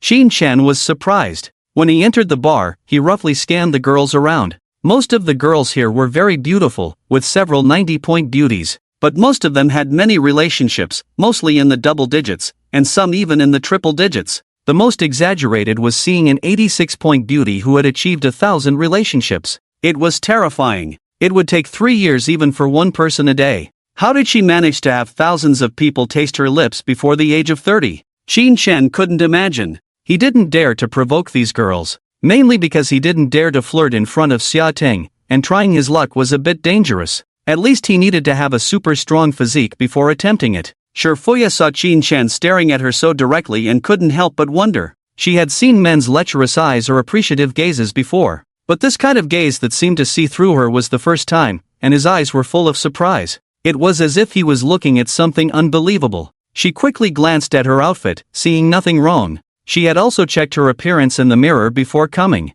She couldn't understand what Qin Shen was looking at. Walking up to Qin Shen, she suppressed her doubts and smiled, saying, "I'm sorry, both of you, I'm in charge here, Xiaoya. I'm very sorry that our service didn't meet your expectations, please forgive us." She bowed slightly after speaking. Regardless of right or wrong, in the service industry, it's never wrong to apologize first. Shifuya was quite experienced. She continued, "As compensation, we offer you 2 special cocktails, how does that sound?" Her attitude was impeccable, but the marketing guy behind her looked impatient. Shin sat on the sofa and said lightly, "No need, I didn't invite you here for a drink." "So, what do you mean then?" "Just now, I wanted to order the Supreme Dragon set, but that guy said you were only worthy of a mixed set. I think there's a problem with the service here, so I wanted to talk to you about it." Shifuya was surprised to hear Qin wanted to order the dragon set. Seeing his attire and the beautiful woman next to him, she believed him a bit. When she heard that her sales guy didn't allow him to order alcohol, she was instantly furious. This idiot always liked to look down on people. Last time, he mocked a table of customers, asking them to move to a scattered table, saying the reserved seats were for his friends. In the end, the scattered table customers spent 20,000, much higher than his friend's minimum spending. Shifuya made up her mind that if the man in front of her really ordered the dragon set, she would fire this brainless guy on the spot. "I'm sorry, I sincerely apologize to you. We promise to improve our staff training and provide you with quality service in the future. I hope you can forgive us this time," she apologized again. Her bow was deeper this time, revealing her snow-white skin from the neckline. Shin enjoyed the view but had no intention of doing anything, he just wanted to complain. Why make life difficult for fellow workers? However, at that moment, he heard the sales guy make a mocking sound and mutter sarcastically, "What are you pretending for?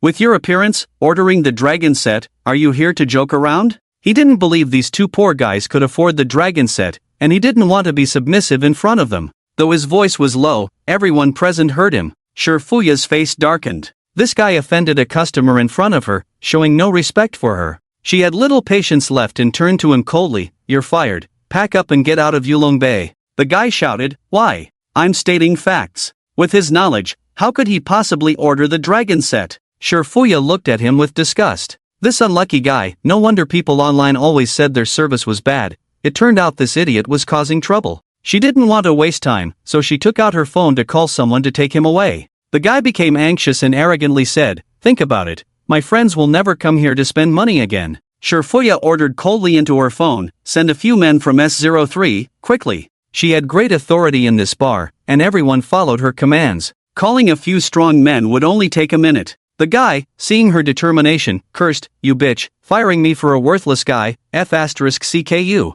Smack. Shifuya slapped him hard across the face. The guy was stunned, unable to believe what just happened. Shin and Xia Ting were also shocked. They didn't expect this woman to be so fierce. Xia Ting had just been wondering if these two were acting to deceive her brother into paying. This slap dispelled all her doubts. Which bar would act so realistically, and her brother hadn't shown any intention of paying yet, but she directly showed such a strong attitude. Several burly men in uniforms rushed over and stood in front of Shifuya, waiting for instructions. Shifuya said coldly, "Strip this idiot naked and throw him out." The men grabbed the guy's arms and carried him away. The guy, with thin arms and legs, dared not make a sound as he was carried away, only glaring at Shifuya with resentment. Seeing his eyes, Shifuya furrowed her brows and added, "Leave nothing behind, remember to record it." Seeing the woman's decisive demeanor, Shin swallowed hard, suppressing any thoughts of pursuing her. After dealing with this mess, Shifuya felt a bit exhausted. These little kids, if not educated, don't know what the world is like. She came to her senses, smiled slightly at Shin, and politely said, "I'm sorry to have amused you. Everyone has their own thoughts, and we can't control them." Shin quickly expressed that it was okay, then curiously asked, "How much did his friend spend here with you?" Shifuya lightly said, "Probably a total of over 100,000. Shin understood, and said with a smile, "Then just give me 2 sets of the Supreme Dragon package directly, to make up for your loss a bit." Shifuya was surprised and looked at Shin. She saw his thin but resolute face, distinct features, thick black eyebrows, soft eyes, looking a bit handsome, just with thin lips. This man spent over 100,000 so casually, without blinking an eye, not showing off like a nouveau riche, but giving a feeling of being expected to do so. He should be a young master from a wealthy family. She didn't dare to neglect such a big client. Shifuya changed her address and reminded softly, "Brother, when ordering expensive drinks like this, we need to collect payment in advance." Shin nodded in understanding and directly swiped 180,000 on the POS machine. With his stingy nature, he said, "The extra money, you can use it for peanuts or melon seeds." Shifuya thought he was joking. After seeing the receipt from the POS machine, confirming he was a big shot, she quickly took out her business card, handed it over, and said, "Brother, next time you come, look for me directly, I will definitely arrange everything properly for you." Shin scanned the QR code on her business card and added her as a friend. Xia Ting, seeing Qin Chen adding another woman as a friend, immediately held Qin Chen's hand tightly, giving Shifuya a sovereign look. Shifuya smiled understandingly, asked for Qin Chen's name, and then went to arrange drinks for the two. She left the private room. Xia Ting leaned close to Qin Chen's ear and said softly, "Brother, why are you compensating her?" The warm breath sprayed on Qin Chen's ear, making it itch, and his heart itchy as well. At this moment, Xia Ting was hanging on him, very close, her shoulder feeling extremely soft, and a unique fragrance of the school flower entered his nose. For a moment, Qin Chen felt a bit intoxicated, dizzy from Xia Ting's actions. Xia Ting, seeing Qin Chen silent, twisted her body and coquettishly said, "Are you interested in that woman?" Qin Chen snapped out of it and quickly said, "No, it's just a matter of showing respect." Xia Ting snorted lightly, "There's no need to spend so much, one order is enough." Qin Chen generously said, "Hee, it's nothing, just a few bucks." Xia Ting's eyes lit up at his words. This man could spend over 100,000 on drinks without a care, showing his financial strength. If she could behave well, then tomorrow's sports car should be almost guaranteed. Thinking of this, Xia Ting became excited, hugging Qin Chen tightly. Until she saw the little Qin Chen, she had awakened blushing. She was tempted to act, but afraid of being seen as too cheap by Qin Chen. Just as she hesitated, the music in the bar suddenly changed. It switched to a dynamic DJ style. The huge bass speakers started shaking wildly. Waves of sound kept coming. Over a dozen sexy ladies with bunny ears appeared, holding sparkling spade-shaped gift boxes, each containing a dazzling bottle of Ace of Spades champagne. They swayed their hips, circling the bar. At this moment, the DJ's voice joined in. Screams when the bar's customers saw this scene, they knew someone had ordered Ace of Spades. The atmosphere instantly exploded, voices rising one after another. Congratulations to Qin Xiao from S03, who received 2 sets of Shenlong. Let us wish the boss all the best and good luck, shouted DJ. A group of bunny girls walked gracefully to the S03 booth, with the first few placing the Ace of Spades on the table. They danced around Qin Chen and Xia Ting's sofa, swaying their bodies, skillfully firing confetti cannons, spraying fake money, and scattering gold paper with delicate hands. The girls at the back held glowing gift boxes, swaying back and forth in front of the booth, attracting attention. The spotlight shone on Qin Chen, and the props of flying paper money filled the air, allowing Qin Chen to experience what it truly meant to be intoxicated by money. The girls downstairs saw that a handsome guy was opening Shenlong and screamed at high decibels, continuously blowing kisses at him. Qin Chen was dazed to see so many people cheering for him.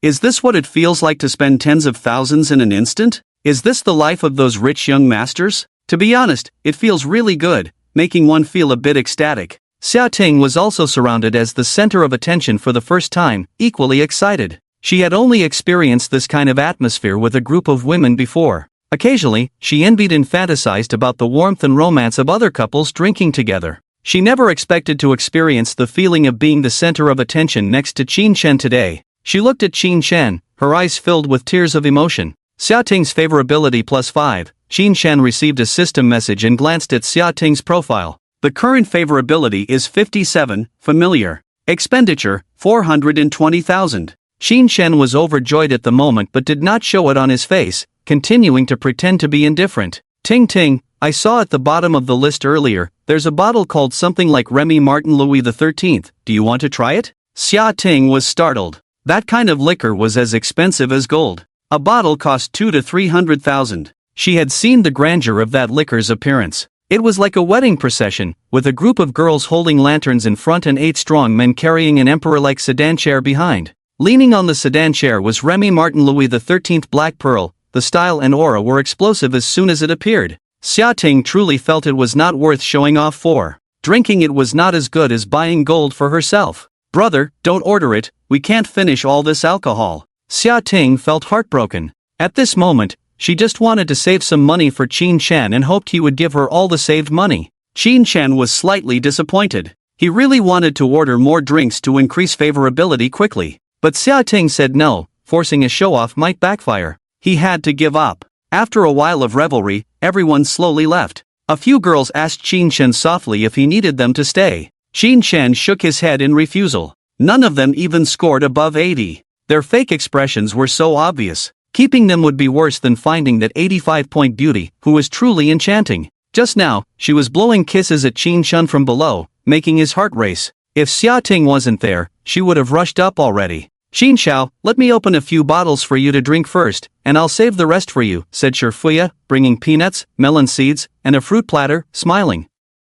Xin Shen looked at Shifuya's beautiful face and was intrigued, wanting to check her detailed information. But the system prompt said, the host needs to spend on the target to update the goddess's detailed information. Xin Shen smiled, it was as simple as sending money. After some contemplation, Xin Shen said, don't save it, if we can't finish it, we'll give it away. You take 2 bottles first. Shifuya was surprised to hear about giving away the drinks directly. After a moment of confusion, she asked, Xin Xiao, are you giving these to me? If Xin Shen had asked her to drink, she wouldn't be surprised, but giving them directly was a bit intriguing. She is the bar manager, receiving alcohol is equivalent to receiving money directly. Although her annual salary is high, who would complain about having less money? This bottle of Spades A is priced at 1 or 2,000 in the store, and the black gold is even more expensive.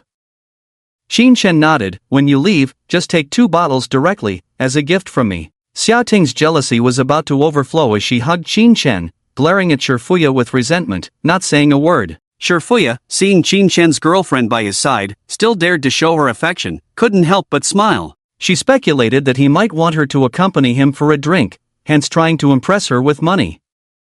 Shifuya was quite fond of Xin Shen's frank demeanor. She opened 2 bottles of wine, poured for the 3 of them, then raised her glass and said, thank you, Xin Xiao, for your generosity. I wish the boss smooth sailing and prosperity. After a hearty drink, Xin Shen heard the voice of the system. Goddess database update, name, Shifuya age, 27 height, 167 centimeters weight, 54 kilograms charm, 90 occupation, bar manager specialties, judo affection level, 5, stranger, number of love affairs, 2 strategy reward, 10 biohuman bodyguards amount spent, 30,000 yuan. Xin Shen looked at the strategy reward and asked the system what a biohuman is. System explanation, high-tech cloned humans, excellent intelligence, proficient in various skills, combat capabilities equivalent to the ace special forces of Xia country, no emotions, no pain, no gender, and have a legal identity in Xia country. Xin Shen's eyes instantly turned into heart shapes. This is too awesome. Send them out to work, each earning a minimum of 10,000 per month.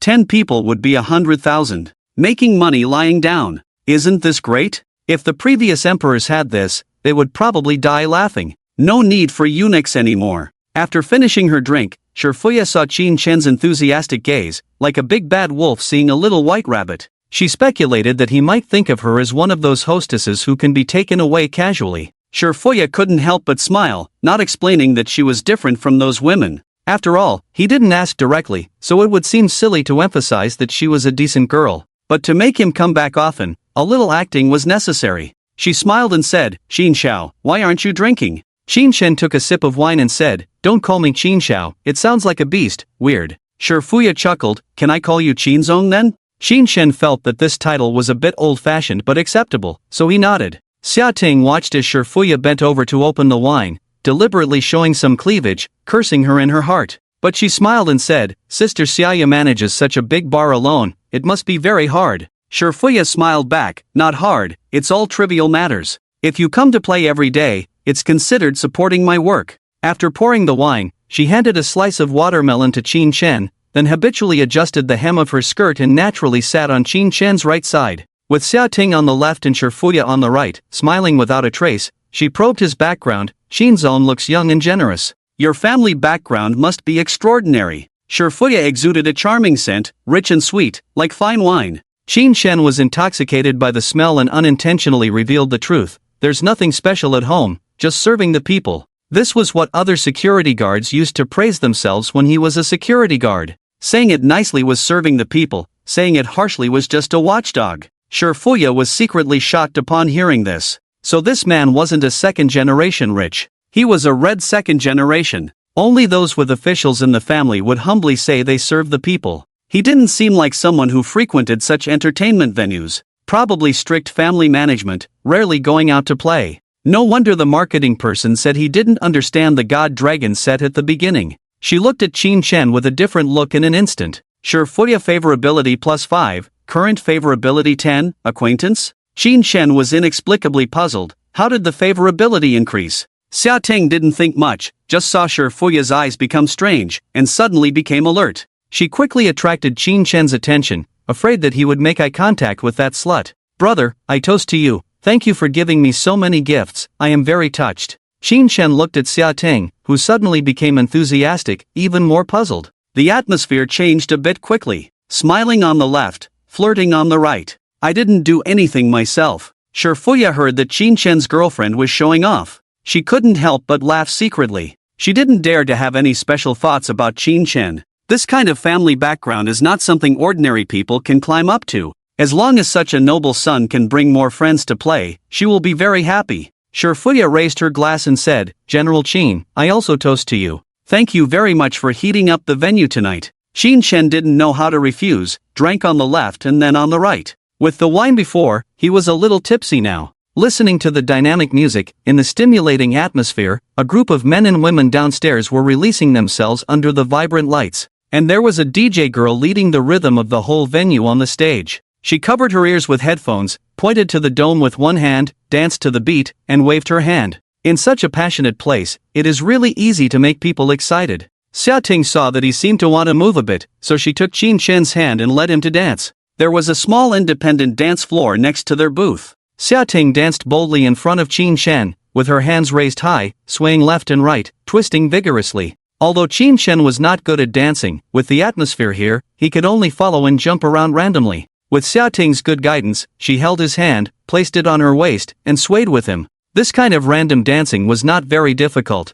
and Qin Shen gradually learned this skill. Shifuya didn't join in the fun, sitting on the booth smiling and watching Qin Shen make a fool of himself. This noble son came to play with her for the first time, making her feel a sense of guilt for corrupting others. After playing for a while, Qin Shen felt a bit hot. Hugging a beautiful woman but unable to eat, he felt quite resentful. He let go of Xia Ting and returned to the sofa, drinking and chatting with Shifuya, wanting to calm down. Seeing that he didn't look very happy, Xia Ting thought she had done something to upset him. She quickly ran down and asked Qin Shen, Brother, what's wrong? Don't you like dancing? Qin Shen liked dancing, but he couldn't really get into it, feeling a bit uncomfortable. He didn't dare to tell Xia Ting directly, so he just said casually, It's okay, just feel like it's not very interesting. Shifuya glanced at Xia Ting mischievously, Is it because there are too few people that it's not interesting?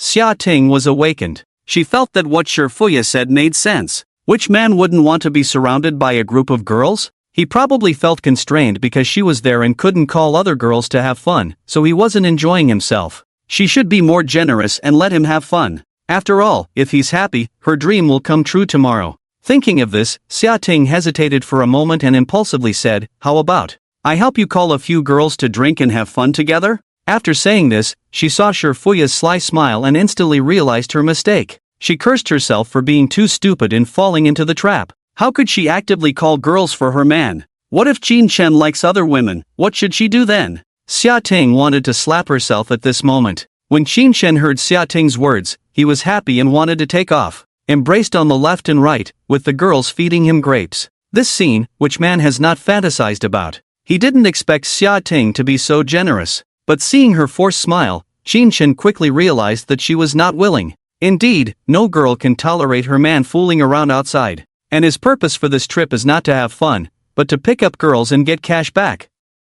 After thinking for 2 seconds with his butt, he made up his mind. With a gentle voice and a smile, he said to Xia Ting, No need, I prefer being with you. As soon as the words fell, he received a message from the system. Xia Ting's favorability +5, he was not at all puzzled. Seeing Xia Ting's happy smile, Qin Shen felt secretly proud. Now gradually getting used to dealing with women, he became more and more adept. Some flirtatious remarks came out naturally. Xia Ting's favorability had reached 62, intimate, after a day. Qin Shen was very satisfied. At this rate, reaching 80 for cash back was not difficult. Maybe he could even reach 100 favorability and get that super physique. Speaking of the super physique, it seems that 90-point beauties have strategy rewards. And there were 2 90-point beauties in the bar. Although he had dated quite a few times, how did that saying go? Good girls should be cherished. Bad girls should not be wasted. Qin Shen wanted to see their strategy rewards. So he said to Shifuya, Yeah, since we can't finish this wine anyway, could you help me give it to them? Shifuya was not unfamiliar with this scene of sending wine to pick up girls. Thinking of a nouveau riche showing off by buying drinks for everyone, she joked, Is Qin always going to treat everyone to spades, eh? Should I ask the DJ to announce that tonight's expenses are on Qin? Qin Shen quickly waved his hands, begging for mercy. No, no, no, it gives me goosebumps, it's too awkward. Only a fool would do such a thing. Even if you have money to spend, you don't need to throw it around like that. Shifuya covered her mouth and chuckled, indeed, very awkward. She had spent 2 years in the bar and had the fortune to witness such scenes. When the atmosphere was high, the nouveau riche would get drunk and say he would pay for everyone. The whole place would cheer, call the boss great, and then order expensive drinks. When it came time to pay, the boss would cry on the spot. After a discount, he could barely make the payment. It was very embarrassing. Shin agreed, everyone wants face when they go out to play, if I show off like this, they might not be happy. Then how do you send this wine? Shifuya asked. Shin stood up, glanced down, and casually pointed at 2 tables, saying, that table A06, and those 3 girls at the scattered table over there, help me send a bottle of wine to each table. Shifuya looked at Xiating, smilingly asked Shin, do you want to invite them over to play? A bottle of wine costing over 10,000, it was still possible to invite the girls. Xiating pouted at the suggestion, holding Shin's hand and shaking it to show her displeasure. Shin immediately said, no need to invite. He was sensible, not daring to act recklessly until Xiating's favorability was full. Better check the information first. Shifuya was sharp, seeing the 2 tables Shin pointed at, each with a very beautiful girl, she instantly understood what he was up to. Then she saw Shin unconsciously glance at his phone, hinting that he wanted the contact information of those 2 girls. Shifuya gave him a meaningful look and said, I understand. She put 4 bottles of Spades A in the icebox and went downstairs to handle it. 2 of them were for herself. After she left, Shin saw Xiating still swaying, so he pulled her to the sofa and coaxed her. Ting, what's wrong with you?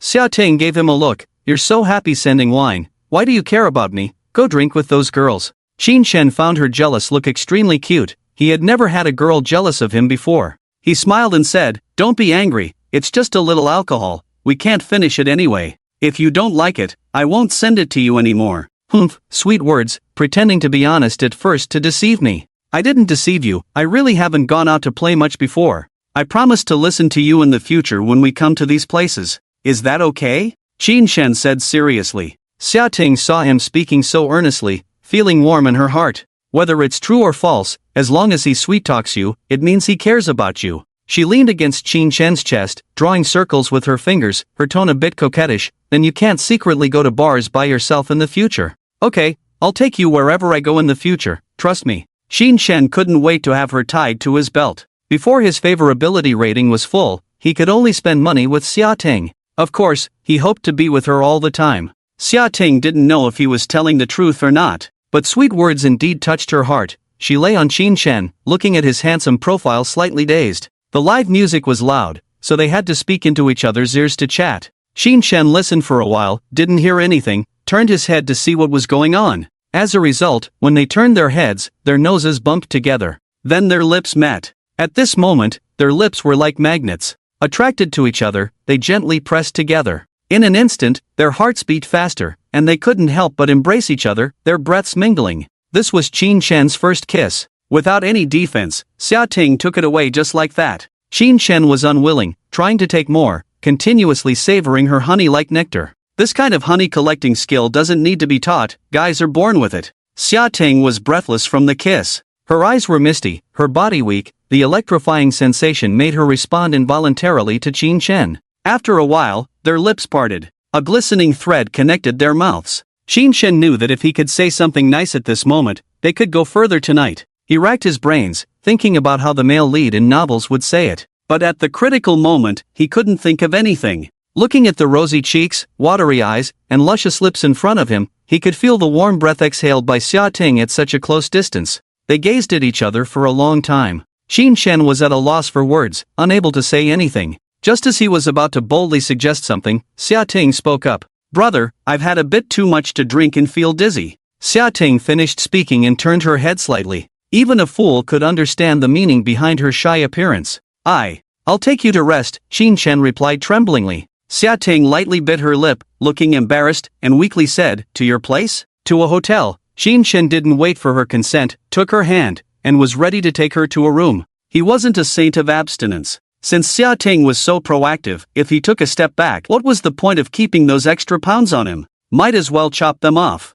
The system also gives it to the audience. Anyway, it's useless to keep it on him. Xia Ting heard that they weren't going to his place and gave him a slight reproachful look. She felt quite annoyed. Was she really that embarrassing? Even if his parents were at home, her appearance wouldn't disgrace him. He even hid her from his family. Men are so annoying. But despite her displeasure, she knew something was going to happen tonight. Qin Shen had spent 300,000 to 400,000 today. Even the down payment for a cheap house would be enough. Such a high-quality man would definitely seize the opportunity. Xia Ting got up and followed Qin Shen for 2 steps, habitually looking back at the table. After making sure she had everything, she noticed the 6 unopened bottles of wine on the table, hurriedly grabbed Qin Shen, and said with concern, "Are we not taking these wines?" Qin Shen saw her reluctant look, smiled. "I'll get you a membership card, how about that?" Xia Ting finally smiled happily, hugged Qin Shen's neck, and looked at him affectionately. Qin Shen understood the desire in her eyes, and reviewed kissing techniques with her again.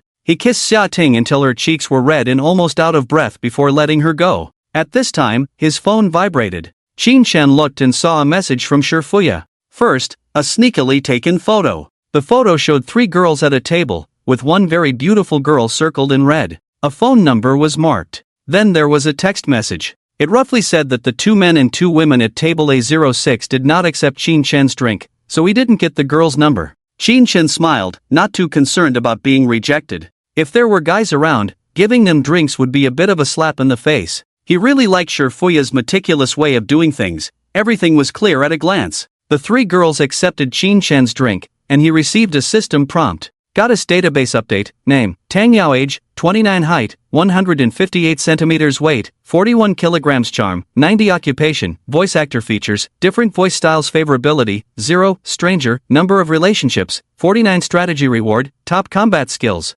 Amount spent, 20,000 yuan. This girl's special skill is pretty good. She should be able to disguise various voices, like lowly voice, mature woman voice, bubble voice, and so on. It must be fun to play with. It's just a bit uncomfortable with the number of relationships. And the strategy reward isn't that great either. What's the use of top combat skills in modern society? Going to fight in the arena? Fighting is useless. When you go out, you need background and influence. It's best to be able to fight, but it's okay if you can't. You can hire bodyguards with money. Those 10 biohumans are much better than top combat skills. Even Xia Ting's super physique seems better than fighting. As for the other girl at A06, Qin Shen glanced at her, charm 93, 96 relationships. The number is higher than the charm value. Forget it, it's not worth looking at. He's not a clean freak, he just feels weird chasing after girls who are likely to cheat. Even if it's just for the reward, deceiving someone's true feelings is not good. Even scum should act like a human. Xia Ting, Shifuya, these 2 girls seem much better than those flashy ones. He sent a text to Shifuya asking her to come and get a membership card. Shifuya obediently rushed over. After storing the wine, Qin Shen added 200,000 in front of Xia Ting. This generous gesture made Xia Ting even more excited and hugged him tighter. Shifuya's favorability also increased by 2 points. Their attitude towards Qin Shen became more respectful. Women find it hard not to like a man who is rich, powerful, and handsome. Qin Shen led Xia Ting out of the bar under Shifuya's approving gaze. After leaving, they found a 4-star international hotel and headed straight to their destination. The 5-star hotel was too far, and near water quenches thirst. Inside the hotel, they chose a presidential suite, originally priced at 38,000, now 9,800. With a dedicated butler and thoughtful service. Qin Shen's butler was a woman in her 30s, wearing a cheongsam, elegant and composed, with a charm value of over 70. In the elevator, she asked if they wanted supper or needed a massage to relax. Then she introduced the functions of each floor, such as a basketball court, gym, swimming pool, chess room. Qin Shen didn't care much about these. He only cared about the size of the bed. They arrived at the top floor, pushing open the door. Not to mention the bed in the bedroom. Just the huge floor-to-ceiling windows were dazzling. Looking through the window, there are not many buildings outside, the view is unobstructed, and the charming night view of the city can be seen at a glance. The dazzling lights and starlight complement each other, depicting a dreamlike scene. The entire suite is very spacious, about 200 square meters. The layout consists of 2 bedrooms and a living room, with a luxurious and stylishly decorated living room, featuring several extravagant sofas that highlight luxury. Outside, there is a large outdoor balcony with a small swimming pool nearby. The weather in September is perfect for swimming, not too hot or too cold. 2 people can swim and enjoy the scenery while being undisturbed by the evening breeze. The scenery is beautiful. But Qin Shen had no time to appreciate it. After locking the female housekeeper outside the door, he couldn't wait to hold Xiaoting, kissing and touching her. Xiaoting's camisole dress was easy to take off, just pull the straps to the sides, and the clothes on her shoulders instantly slipped to the ground. Qin Shen's movements were a bit awkward and clumsy, but with Xiaoting's careful guidance, he overcame all difficulties. Half an hour later, Qin Shen lit a cigarette. He was not very satisfied with his first performance, but he was too nervous to control himself. At this time, Xiaoting was taking a shower in the bathroom. Through the glass window, her blurry figure could be seen. The sound of the shower head spraying water urged on. Qin Shen took a moment on the bed, extinguished the cigarette, and followed her in. "Hey, why did you come in? What do you think?" Xiaoting exclaimed. She looked a bit shy. Later, the two took a bath together in the luxurious bathtub, which took another hour. Imperial Dragon Bay Bar. Tang Yao was still staring blankly at the empty S03 private room. When the man upstairs ordered 12 bottles of Spades A, she started paying attention to him. He looked a bit younger than her, with a mature charm in his eyes that didn't match his age, and he was quite handsome. When surrounded by women, he would show a hint of awkwardness on his face. It was really cute. For a woman approaching 30 like her, this kind of puppy-like charm was fatally attractive. The key was that he ordered 2 sets of Great Dragon, indicating that he was a small rich man. Tang Yao was thrilled and wanted to go up and strike up a conversation. She was very confident in her appearance, and few guys would reject her. But when she saw the handsome guy already accompanied by 2 women who were no less attractive than her, Tang Yao hesitated. Indeed, good men were always surrounded by women. She had suffered enough and didn't want to compete with those young and aggressive girls. Just when she thought she had no chance with the handsome guy, he had someone send over the Spades A and asked for her number. She was very happy, thinking that the man was captivated by her beauty and fell in love at first sight. With her 2 companions looking enviously, Tang Yao directly gave him her number. She fantasized about how he would approach her. Should she play the role of a good girl or a confidant? Tang Yao sat in her seat lost in thought, holding her phone and waiting for a call, occasionally checking WeChat for new friend requests. Her 2 girlfriends had gone downstairs to dance and flirt with men. She was still waiting foolishly. Several opposite-sex individuals came to chat her up, but Tang Yao ignored them all, just to show the reserved side to the handsome guy in S03. After waiting for a long time, she looked up. Damn! The guy had already left. Tang Yao stared blankly at the empty private room upstairs. Who asks for a girl's number and leaves without a word? She was very unhappy. Just when she thought she was being teased, the woman who had been sitting in the S03 private room came back. She sat alone, drinking, as if waiting for someone. Tang Yao thought that the man would come back, so she waited foolishly. She waited for a long time, and her friends came to urge her to eat barbecue, but the handsome guy still didn't come back. She gradually became desperate. After seeing off Qin Shen, Fuya returned to the private room to help liven up the atmosphere. She noticed the girl downstairs staring at her nonstop. She found it strange. I'm watching the scene, what are you looking at? At this moment, in the presidential suite, Qin Shen was lying in bed with Xia Ting, not knowing that someone was still thinking about him. Smelling the girl's hair on the pillow, he gently touched her smooth skin. Their bodies were close together. Their eyes met. Xia Ting's eyes were full of affection, and her shy appearance was filled with longing. Qin Shen couldn't help but get excited. The 2 of them played around again. The wise moment. They talked about their days in school. Xia Ting talked about her life after graduation. She said her mom forced her to go on blind dates, and those men were all weird, wanting to split the bill. They were afraid of spending money on her. Not as generous as her brother, who treated her so well.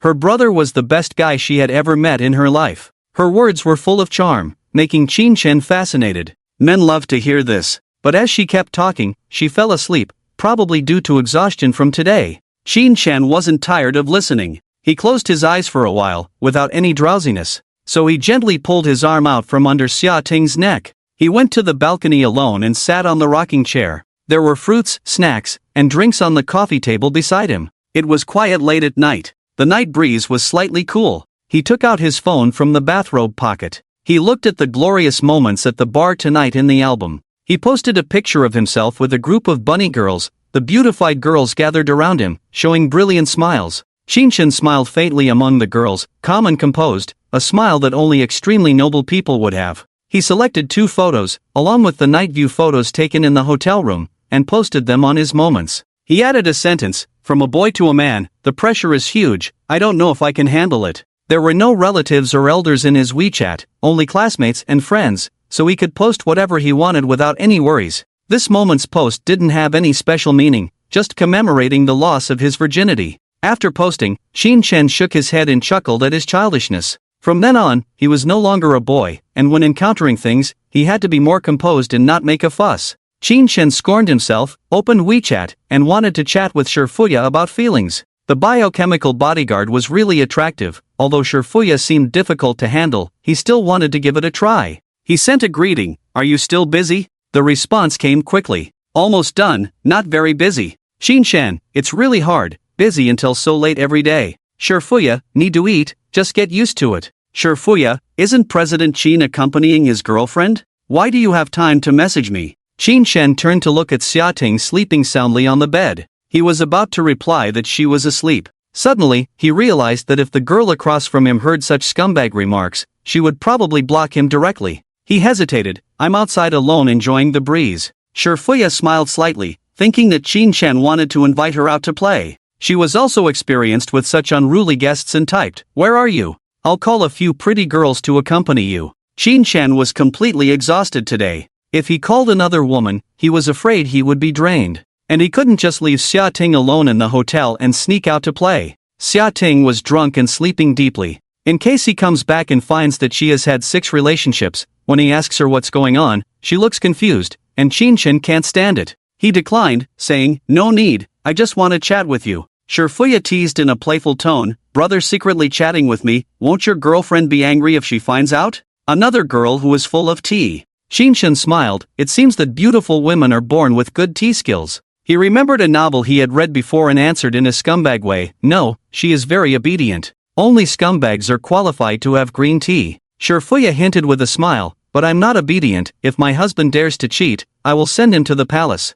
Qin Chen was surprised and asked, "You have a husband?" Shifuya saw that he kept texting, so she had to accompany him with text, "Yes, I'm already 28 this year, isn't it normal to have a husband?" Qin Chen felt a chill in his heart. He just wanted to be a scumbag, not someone who destroys others' marriages. She has a husband, he can't make a move. Only people like Chow Chow would be more excited to see a married woman. He thought of Shifuya's strategy reward, 10 loyal and fierce super macho men, leaving him in pain, unable to breathe. He didn't want to say anything more. Shifuya saw him being scared off by her, and smiled lightly. Although in the future, if such big clients don't come to her bar, her business will be affected, she also doesn't want to be targeted by these high-ranking officials. These people are heartless, they start chaos and abandon it, doing whatever they want with their money. She doesn't want to be their plaything. And it's true that she has a husband, he's been dead for almost 4 years. Qin Chen stared blankly at the stars in the sky. He didn't think much. He is a principled man. He can't provoke married women. He comforted himself that a biohuman is not a big deal. As long as he is willing to spend money, there are plenty of bodyguards to hire. Shifuya's strategy reward is not the top. Maybe the next girl's strategy reward will be better, such as invincibility, immortality, controlling the wind and rain, moving mountains and filling the sea. If that really happens, it would be great. A few biohumans are nothing. Qin Chen finished his ideological work and positioned Shifuya as just a normal friend in his heart. He casually chatted with her. "Doesn't your husband mind you working at the bar?" Shifuya frowned. Thinking that he was not giving up, she added some juicy information. "Our daughter is already 5.5 years old, what's there to mind? Well, she even has a daughter. There's no hope left." Shifuya's profile shows that she has only been intimate with 2 people. It shows that she is very loyal to her husband, and with her likable appearance, they should be very loving, working together as a couple, raising children, and building a warm home. Qin Chen couldn't help but sigh, so happy. This used to be Qin Chen's dream, but now he is no longer so naive. Even for the system's strategy reward, he has to be a scumbag. He won't give up the whole forest for 1 tree. "Hee, that's good," Shifuya replied absent-mindedly. Her smile became somewhat bitter. There are many rumors in front of a widow's door, bringing along another troublemaker. One can imagine how difficult these years have been for her. Fortunately, her husband did well before he passed away, and had many connections with big shots in the industry. This bar was opened by her husband's brother. Her husband's brother admires her abilities and made her the manager of the bar. But as time passed, people gradually forgot about her late husband. Her husband's brother, who is also the boss of the bar, slowly developed inappropriate thoughts towards Shifuya. He has been hinting that he wants to keep her. From the initial verbal teasing to recent physical advances, trying to take advantage of her, constantly hinting that she should sleep with him, Sherfuya has a strong sense of self-respect and doesn't want to be a mistress to this married man. But for the sake of her child, she had to keep her job, so she endured being harassed by her boss without losing her temper. In the eyes of others, this kind of attitude seemed like she was having an affair with her boss. Sherfuya did not explain. She looked at the word happiness said by Qin Chen, lost in thought. Happiness? At the age of a flower, but having to bear all this, she had long been devoid of happiness. Cold words cannot show emotions. Qin Chen saw that she didn't seem interested in chatting, so he made a few random remarks. He said he would invite her to a drink at her bar when he had time. Sherfuya replied, looking forward to Mr. Shin's visit. Qin Chen closed the chat box with her. At the same time, he received a message from another girl. Looking at the red circle in the upper right corner of the girl's profile picture on WeChat, he smiled. Her name was Jiang Manxue. Usually, it was Qin Chen who took the initiative to contact her, and there were not many times when she contacted him first like today. He opened the chat window. The last conversation between the two was 6 days ago, with her explanation. I was too busy working overtime last night, I didn't see the message. Here is the current message. Qin Chen, did you go to the bar? Qin Chen pulled up her photo and scanned it. Charm value 82. Number of love affairs 21. Seeing the number 21, Qin Chen's mood fluctuated. He had spent all his salary on this woman for so many years, but she never let him hold or kiss her, saying she wanted to save it for their wedding day. He thought she was as pure as he was, but he never expected her to have been intimate with so many people. After 3 years of devotion, he couldn't even get a chance with her in the end. Qin Chen cried at his own foolishness. The lapdog ended up with nothing. How can you go to the bar? Didn't we agree to save money together to buy a house? Are you being fair to me? Seeing Jiang Manxue's questioning message, Qin Chen's blood pressure immediately rose.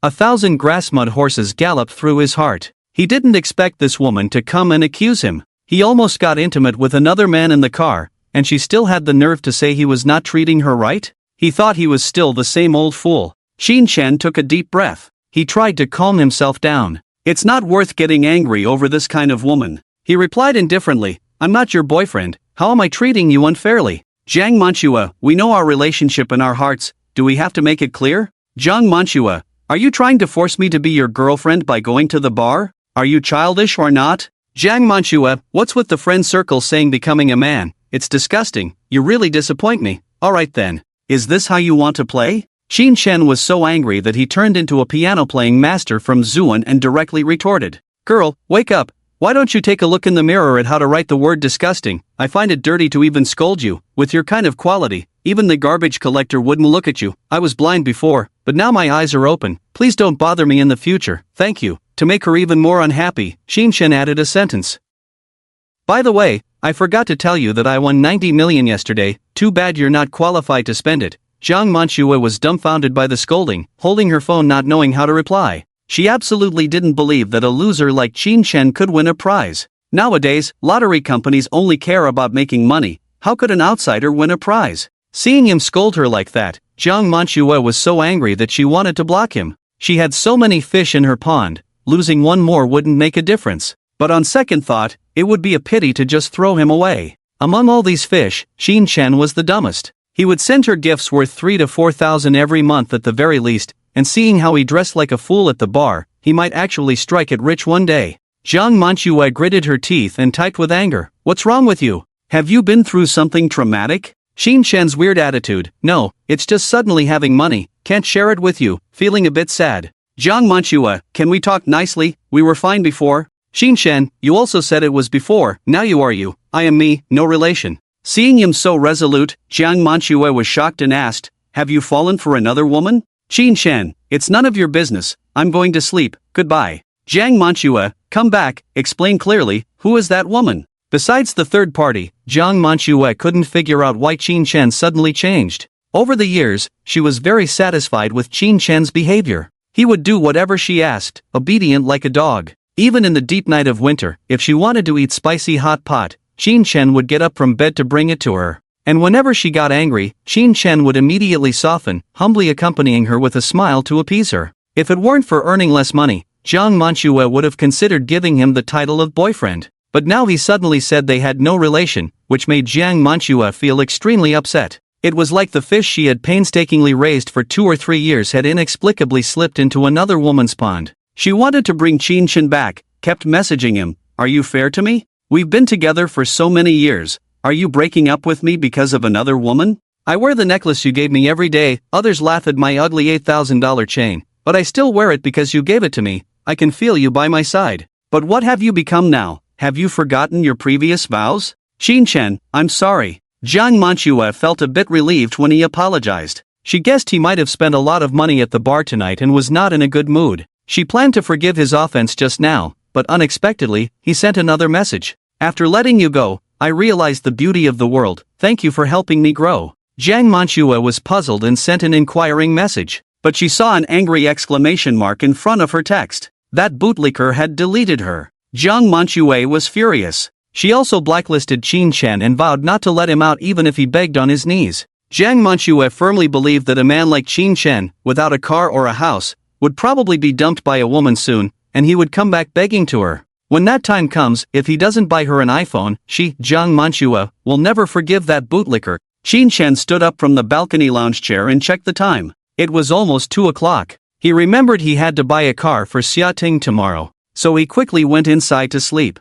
He carefully set his phone to silent mode and lay down next to Xiating. He was afraid of disturbing the sleeping beauty next to him. However, Xiating woke up. Half asleep, she felt someone approaching and, after confirming it was Qin who wanted to buy her a sports car in her dream, she wrapped her arms around him like an octopus. She rubbed her nose against his face, smelling a faint tobacco scent. She murmured, "Smoke less, it's bad for your health." She had to admit that her unconscious care was more powerful than any words. Qin softly responded, looking at her obedient appearance, his mind filled with thoughts. At this moment, the moonlight gently spilled through the glass, casting a soft color on the girl's profile, adding a hazy hue to her already exquisite beauty, making her look like a natural fairy. Qin couldn't help but kiss her face, eliciting a delicate dreamy moan. He lay down contentedly and fell into a deep sleep. A night of silence. The next morning, Xiating woke up early. She checked the time and found it was still early. She wanted to close her eyes and go back to sleep, but she couldn't. In her mind, all she could think of was the Porsche 911.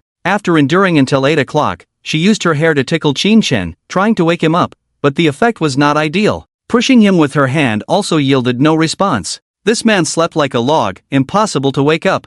Xiating didn't dare to wake him up loudly, afraid that he would be in a bad mood and ruin today's plans. She wanted to wake him up gently. Suddenly, she had an idea in mind. A hint of shyness flashed in her eyes. Qin felt someone calling him, waking up groggily from his dreams.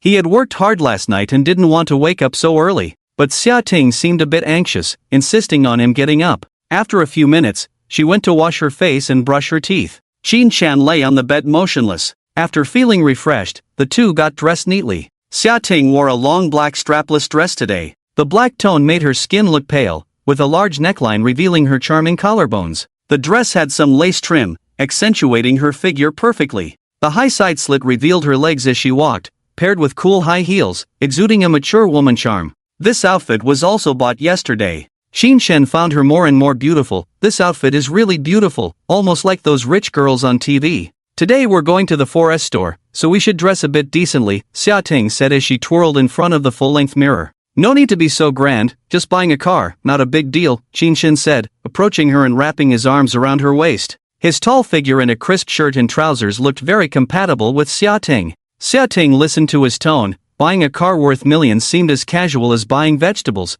and he didn't seem like he was bragging at all. The 400,000 to 500,000 from last night was quite convincing. Xiating naturally adjusted his collar. "Okay, I'll put on some makeup, and I'll be ready soon, very quickly." Seeing Xiating still wanting to put on makeup, Qin decisively took out his phone and opened the game. When a girl says very quickly, almost there, it means you have to wait at least half an hour. As expected, he lost 2 games before Xiating finished. But to be fair, Xiating looked stunning after finishing her makeup. Her light bangs slightly curled, revealing her lovely eyes and brows. She exuded a fresh and sweet vibe like a girl next door, yet had a charming and seductive allure. Her pink lips were slightly pursed, captivating anyone who looked at her. Looking at the radiant Xiating, Qin had nothing to complain about. With everything ready, the two went out and took the elevator. Just as they reached the first floor, the housekeeper greeted them and completed the checkout process, asking if they needed a car to be sent. Qin nodded. she immediately called for a Mercedes-Benz business car. When she heard that Qin Shen's destination was the Porsche 4S store, the housekeeper's eyes lit up. She had been wondering why these two didn't drive over. Turns out the car was at the 4S store, probably for maintenance or servicing. It was necessary to maintain good relations with such wealthy individuals. The housekeeper quickly went to the counter, took out her business card, and handed it to Qin Shen, saying she could assist him with anything in the future. Qin Shen was satisfied with her service and added her on WeChat. The two arrived at the entrance of the Porsche 4S store by car. As soon as they got out, a beautiful saleswoman came to greet them. The service was very enthusiastic, smiling as if they were long-awaited guests. "Sir and madam, are you here to look at cars or test drive?" Qin Shen glanced at her. She was quite beautiful, with a good figure, exquisite makeup, tall stature, wearing high heels similar to his. Glancing at the over 40 million in the system, he replied confidently, "Just looking at cars." The beautiful saleswoman smiled and asked, "Do you have an appointment?" Qin Shen asked in confusion, "If I don't have an appointment, can I still look at the cars?" The saleswoman quickly reassured him, No, what I meant was if you don't have an appointment, may I introduce the available sales to you?" Qin Shen realized the situation. He had thought that this luxury car dealership required appointments to view cars. After scanning the saleswoman's information on the system, he found her name to be Peng Jinyan, 26 years old, with a charm rating of 81 in 7 past relationships. Not bad, quite decent. The fact that the Porsche saleswoman had such self-awareness indicated that she was not a reckless girl. "Alright, it's you, please show us the 911, Qin Shen said casually. "Sure, please follow me." Peng Jinyan smiled and gestured. One's confidence can be seen from their manner of speaking. Qin Shen appeared confident and composed, accompanied by his elegant female companion, making them a promising pair for car sales. Peng Jinyan became even more enthusiastic. Despite her glamorous appearance as a luxury car saleswoman, her job was actually quite tough. The manager of their store was very unpleasant, requiring all sales staff to hand in a daily incentive of 100 yuan. Whoever made a sale could keep the entire amount, making it a true paid-to-work situation. She hadn't made any sales this week, so she was particularly attentive to Qin Shen. Qin Shen and Xia Ting followed the saleswoman into the Porsche 4S dealership. Upon entering, they were greeted by 3 attractive female sales staff bowing and smiling at them. Qin Shen politely nodded at them. There was a rumor that for every Porsche sold, 1 female sales staff member would leave, but its authenticity was unknown. Xia Ting noticed Qin Shen staring at the group of saleswomen and gave a light snort to remind him of her presence. Qin Shen quickly made a joke to explain his curiosity about the all-female staff. Xia Ting glared at him but didn't say much. It was a critical moment, and she didn't want to argue with Qin Shen over such a trivial matter. After all, they were just looking around, nothing more. They arrived at the showroom where 3 cars were displayed, the famous Cayenne, Panamera, and Porsche 911 Carrera. Xia Ting, seeing her dream sports car up close, stared at it with wide eyes. This was the car she had always wanted to buy. Excited, she grabbed Qin Shen's arm tightly, her nails digging into his flesh.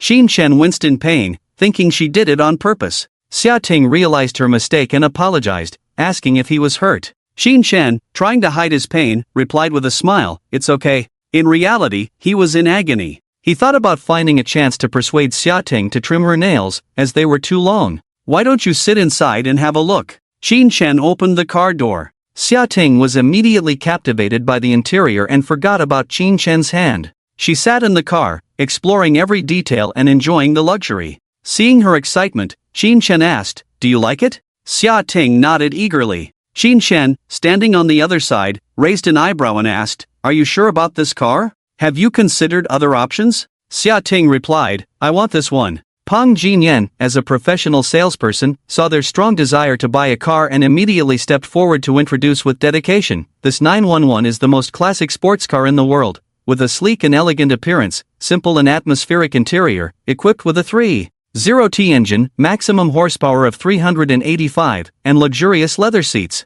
Qin Shen, during the sales presentation, sat in the passenger seat. The interior was brown-red, looking a bit flashy, exuding a sense of luxury of a $1 million luxury car. There was a faint fragrance in the fresh air, smelling very stylish. There was a huge Porsche logo on the steering wheel, which could keep people in a pleasant mood whether taking photos or admiring it themselves. The leather material wrapped around was very soft, with impeccable texture. The front space was very spacious, with a height of 1.78 meters, one could even stretch their legs, but the downside was that it seemed like the back seat couldn't accommodate anyone. After all, Being a two-door car, maybe they didn't consider seating 4 people. It is worth mentioning that the center console in this car is designed very small and forward, making it very convenient for 2 people to move around. Qin Shen sat in the passenger seat and effortlessly leaned his head into Xia Ting's arms, winking meaningfully at her, then gesturing towards her thigh. Xia Ting understood the signal, pushed Qin Shen's head away, and coquettishly said, "Annoying." Qin Shen chuckled and teased, "I didn't say anything, what are you annoyed about?" Xia Ting blushed slightly behind her ears, staring at Qin Shen shyly, unable to speak. Qin Shen pretended to scold, "Little girl, don't always think about unhealthy things." Xia Ting couldn't help it, lightly tapped him, then held his hand and coquettishly said, "Stop messing around, darling, will you really buy me this car?" The word darling was even more charming than the lingering one from last night. Hearing this, Qin Shen's bones turned soft, and he indulgently said, "As long as you like it, I will buy it for you." Xia Ting excitedly exclaimed, "Darling, I love you." Xia Ting's favorability +5, Qin Shen smiled faintly. Modern girls indeed have no resistance to shopping. The campus belle was no exception. Adding the 5 points earned from last night's hard work, Xia Ting's favorability had reached 72, intimate. Only 8 points away from 80, admiration. Thinking about last night when he worked hard without complaint, Qin Shen couldn't help but rub his waist and sighed at the thought of not being able to keep up. While others could go 7 times in one night, he couldn't even manage 5 times. It seemed that he needed to quickly obtain this super physique. Pang Jinyan, standing aside, heard the sweet talk in the car and twitched her mouth. Knowing that this car cost at least over $1 million, the man actually said he would buy it for the girl. This woman, besides being pretty, didn't seem particularly special, giving off an air of inexperience, like a naive girl. Spending so much money on a vase, this man must have been drugged. Pang Jinyan felt like she had been forced to eat 10 pounds of lemons, feeling so sour she wanted to cry. She couldn't help but roar in her heart, "Why does this kind of domineering CEO falling in love with me always happen to others? Miss, is this car available for immediate delivery?" Qin Shen saw the salesperson distracted and waved his hand to get her attention. "Yes, sir," Pang Jinyan regained her focus and quickly replied. "How much is the total price for this car?" Qin Shen asked casually. Seeing that he seemed interested in buying, Pang Jinyan quickly discarded her scattered thoughts and focused on explaining, "The base price for this Carrera is 1.37 million, including purchase tax, insurance, registration fee, etc. The total price is around 1.6 million. She paused and continued, "May I ask for your surname, sir? If you are satisfied, we can discuss the price in the reception room." "My name is Qin Shen." Qin Shen turned to look at Xia Ting and symbolically asked, "Are you sure this is it? Should I pay now?" Xia Ting nodded without hesitation. Looking at the 911 that would soon belong to her, stars twinkled in her eyes. At this moment, even if Qin Shen made strange requests, she would comply without hesitation. But Qin Shen had no ulterior motives at the moment. He handed the card to the salesperson and said lightly, "Let's use the card. I won't bargain on the price. Within your authority, arrange for me any fuel cards or maintenance gifts you can provide." Pang Jinyan took the bank card with a puzzled look. She had never seen a customer who would pay without even drinking tea within 3 minutes of entering. Looking at Qin Shen's calm demeanor, a glimmer of hope appeared in her eyes. "No problem, Mr. Qin. Would you like to add some features, such as an electric sunroof or surround sound system?" Qin Shen pondered for a moment. He had spent relatively little on Xia Ting so far. He had only spent 430,000. The system's rule was to refund once the favorability reached 80. At the current rate of progress, he should be able to reach the goal soon. He confirmed with the system whether he could only get a refund once. The system replied, "When the goddess admires the host, all expenses spent on her can be refunded at once. After the favorability exceeds 80, the funds invested cannot be refunded." In plain language, once it exceeds 80, there is no money to be refunded. He didn't quite understand the system's gameplay before, and coupled with his limited capital, he had been a bit stingy. Now, with victory in sight, if he didn't go all in now, when would he? Qin Shen waved his hand boldly and said, "Add all the options, I want the top configuration." The options for luxury cars can add up significantly. If you really want to max them out, it would cost another several $100,000. Pang Jinyan was defenseless against men who spend money without hesitation and especially spoil their girlfriends. At this moment, her heart raced, and her cheeks blushed with excitement. If such a wealthy and handsome man were her boyfriend, she would be smiling in her dreams. "No need, I think it's fine like this," Xia Ting interrupted Pang Jinyan's reverie, hesitantly saying, "Adding more won't make a difference. Just having the Porsche logo is enough, no need to waste money." She didn't actually not want the additional features, but customizing would take several months. Xia Ting didn't want to wait too long and preferred to have a car to drive first. Qin Shen thought she was saving money for him and generously said, "As long as the money is spent on you, it's not wasted." Xia Ting hugged Qin Shen's neck and coquettishly said, "It's okay, let's save some money for you. Besides, customizing is troublesome, and I have decision-making difficulties." Seeing Xia Ting looking like she was pitying her brother, Pang Jinyan's eyes flashed with disdain. She cursed silently, calling her a green tea bitch,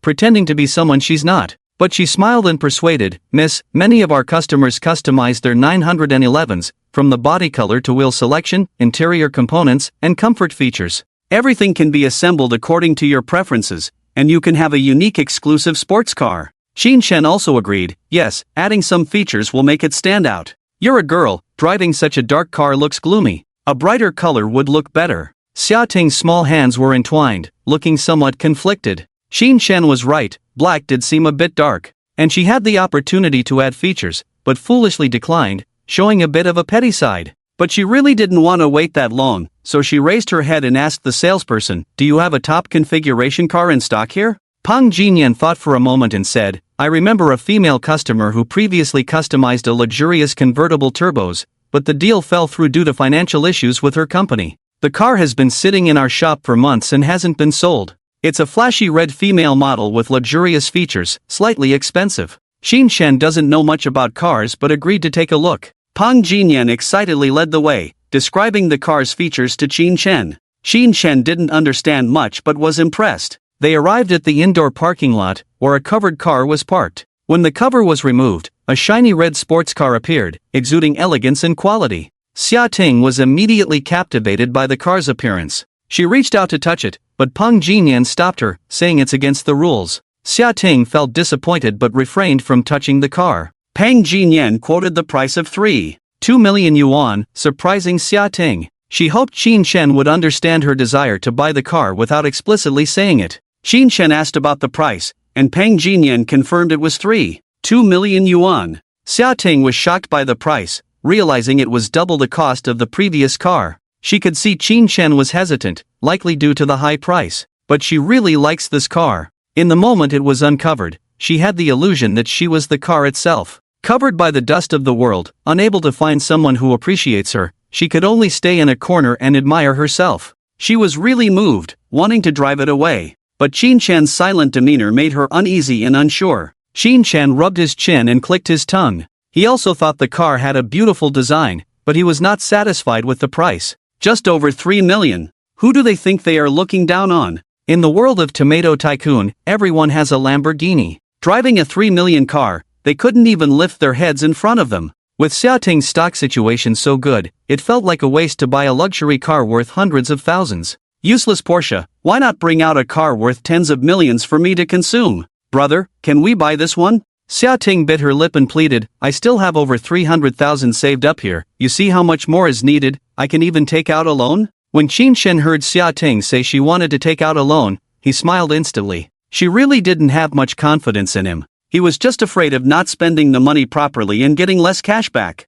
It's not like he couldn't afford it. He smiled and lightly touched Xia Ting's delicate nose, about to agree to buy the car for her. But seeing her eager eyes, he hesitated. Seeing her willing to use all her savings to buy this convertible, it was clear she really liked this car. She was even willing to take out a loan to buy it. Since that was the case, he could just act as a bank and lend her the money, then hire her to take care of his daily life, paying her 2,000 a month, totaling 24,000 a year. This way, he could freeload off her for over a decade. Thinking about their future cohabitation, a smile spread across Qin Shen's face. However, there were two small issues. 1. He didn't know if lending money counted as consumption. 2. What if she couldn't stand it and sold the car to repay him? Would the system consider it cheating? Qin Shen was quite timid. After some thought, he decided not to take the risk. After all, he had plenty of money, there was no need to exploit the school flower like this, they were classmates after all. Taking a little advantage was enough. He came up with a compromise, saying, "I want 5 obedient cards from you." Xia Ting didn't react for a moment, and asked blankly, "What obedient cards?" "I promise to buy you this car, as an exchange, you have to handwrite me 5 obedient cards." Qin Shen lifted Xia Ting's chin, smirked mischievously, "Every time I use an obedient card, You must fully obey my instructions, do you understand what I mean? Xia Ting was stunned, her mind instantly filled with filth. She guessed that this stinky man must have watched too many adult movies and wanted to play some special tricks. Her cheeks flushed, she glared shyly at Qin Shen and softly said, "That's too much, I don't like that." Qin Shen looked innocent. "Darling, what are you thinking? I mean things related to daily life, like doing laundry and cooking for a week and other miscellaneous chores." After speaking, Qin Shen deliberately widened his eyes. "You're not thinking about that aspect, are you?" Xia Ting was immediately embarrassed and angry, raised her small fist and hammered Qin Shen's shoulder, finding it neither painful nor itchy. She was so angry that she ignored her ladylike image and was about to bite Qin Shen's arm. Qin Shen quickly begged for mercy with a playful smile. The playful scene of the two was particularly heartwarming. Pang Jinyan felt extremely uncomfortable watching. Thinking that some women were lucky enough to do a month of housework and get a turbos, while she had to go to work every day, watch the supervisor's face, and bow and smile to clients. Like today, seeing someone else's Prince Charming, she even had to be forcibly fed dog food. Her mentality collapsed. Thinking crooked thoughts, she was in a mess. She was a bit tempted to take shortcuts in life, especially after seeing Qin Shen holding Xia Ting in his arms with such a gentle look. She secretly made a certain determination. A man as good as him should be fought for. It's not illegal to steal a boyfriend. These two don't look like a married couple at all. Couples wouldn't play with a listening card like this. Pang Jinyan made up her mind and smiled at the two, saying, "Excuse me, Mr. Qin, are you sure you want to buy this car?" Qin Shen was busy taking advantage of Xia Ting, freeing up one hand to gesture to her and said, "Just swipe the card with you. Then please come with me to sign the contract. I can offer you some special discounts," Pang Jinyan hinted. She wanted to take Qin Shen alone to the office to have a good chat, to see if Qin Shen was interested in her. She had some confidence in her appearance, slim waist, long legs, and a great figure. She used to practice the splits when she was a model. Given the chance, she could also write a listening card for Qin Shen and do anything. Qin Shen did not pick up on her hints. He was not interested in girls below 90 points without a strategy reward. To get things done, he stopped Xia Ting's antics, held her hand, and gestured to Pang Jinyan, "Let's go." Pang Jinyan smiled, "As long as the buyer signs, I'll help this lady apply for a car key and let her experience the details of the car's workmanship in the car." Xia Ting was somewhat tempted, but since the car was going to be bought, there was no rush, and she was not at ease with the way the female salesperson was smiling, so she didn't want Qin Shen to go with her alone. "No need, I'll go with you to take a look." Qin Shen pointed at Xia Ting and asked Pang Jinyan strangely, "She's the owner, doesn't she need to sign?" Pang Jinyan was slightly surprised. "Are you saying you want to register the car in her name?" She thought the car was just bought for the girl to drive. Once the vehicle is registered, the ownership of the car belongs to that woman, with legal effect. Who would spend over 3 million to buy a car for a girl they're dating? Seeing the man's casual attitude, as if the money was nothing, Pang Jinyan couldn't help but become infatuated with Qin Shen's gaze. "Yes, I originally wanted to transfer money to her so she could buy it herself, but large transfers are too troublesome. I was afraid she couldn't wait," Qin Shen said indulgently to Xia Ting. Xia Ting suppressed her inner joy and playfully glared at Qin Shen, who couldn't wait. Qin Shen showed a mischievous smile. "Then why were you rushing me this morning? You're so annoying." Xia Ting reached out to pinch him. Pang Jinyan was not interested in what happened between the two in the morning. Seeing that he didn't want to be alone with her, she felt a bit depressed. "Well then, please follow me, I'll help you with the procedures." The three returned to the meeting room in the store. Pang Jinyan instructed someone to bring tea, then brought the car purchase contract and POS machine. After introducing lifetime free maintenance, exquisite gifts, a 20,000 oil card, and other discounts, Qin Shen quickly paid. When the transfer was successful and all the procedures were completed, Xia Ting still felt like she was in a dream, tightly holding the pen and unwilling to let go, afraid that if she let go, the car would run away. She never expected that her first car in life would be a 911, and it was the top-of-the-line version of the 911 that belonged entirely to her. As she walked out of the meeting room door in a daze, the salespeople in the store were already standing on both sides, bending down and smiling, saying, "Congratulations on becoming an esteemed Porsche owner. May the Black Horse Golden Shield protect your noble life." Then the sales manager led the applause, and a group of people celebrated warmly. Xia Ting was completely stunned, not knowing what to do. It was only when the salesperson, who always seemed infatuated with her man, lowered her head in front of her and handed over the keys that Xia Ting came back to her senses. She tremblingly took the keys, feeling the envious eyes of everyone, floating in ecstasy. But she didn't forget that all of this was given to her by Qin Shen. She couldn't help but turn around and hug Qin Shen, pressing her face against his chest, asking expectantly, "Brother, is this real? I'm not dreaming, right?" Really, if it were a dream, you would have woken up when you asked that question," Xin Shen chuckled and comforted. At this moment, Xiating finally relaxed, looking at the handsome man in front of her. She couldn't help but ask a classic question, "Darling, why are you so good to me?" This is an easy question, like when your mother asked you whether you liked her or your father more when you were a child. Smart children know to say they like their mother in front of her. Honest children will choose to tell the truth. Rebellious children might say, "Get lost." Xin Shen was a bit introverted but honest child, although he was well versed in the 4 books and 5 classics and knew the correct answer. "You are so beautiful, you deserve me to be so good to you." Xiating's favorability +5. As soon as the words were spoken, Xin Shen received a system reminder. His lips curved slightly, feeling very pleased. This was almost like giving the correct answer. But now, he was only 3 points away from 80 favorability. Seeing Xiating's happy expression, it probably wouldn't take long for her to realize. He had to figure out a way to spend more money. But where should he take her to spend money? Xin Shen held Xiating, lost in thought. And Xiating, hearing Xin Shen praise her beauty, felt sweet and joyful. She affectionately nuzzled his neck with her nose, smelling the scent on this man, like a cat confirming its owner with its nose. Looking up at his handsome and confident face, she couldn't help but worry that he might be lured away by other women, feeling a sense of insecurity. "Darling, you won't leave me, will you?" She didn't realize that in just 2 days, she had deeply engraved this man in her heart.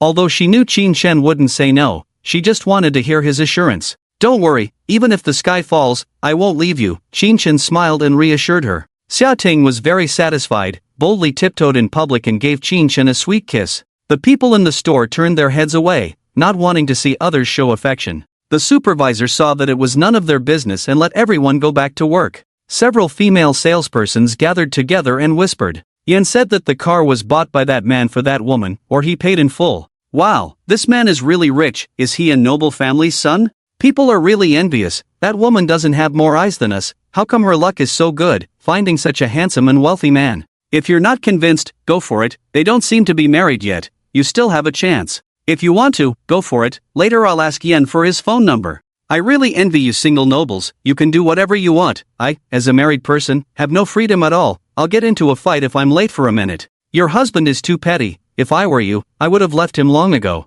Zhao's husband is not bad. He's attentive every day. At her beck and call, you can tell he's sincere. What's the use of sincerity? If he could buy me a turbos, even if he plays around outside, I wouldn't care. Peng Jinyan did not participate in their conversation. At this moment she was holding various documents, standing next to the two, eating dog food. After a while, she saw them separate. She took the opportunity to interrupt. "Excuse me, it will take some time to register the car. The earliest it can be done is the day after tomorrow. Do you need to apply for a temporary license plate?" Xin Shen let go of the passionate Xiating, bowed his body, concealed the weapon, and said, "No need to bother, just let me know when it's ready the day after tomorrow, and we'll come to pick up the car then."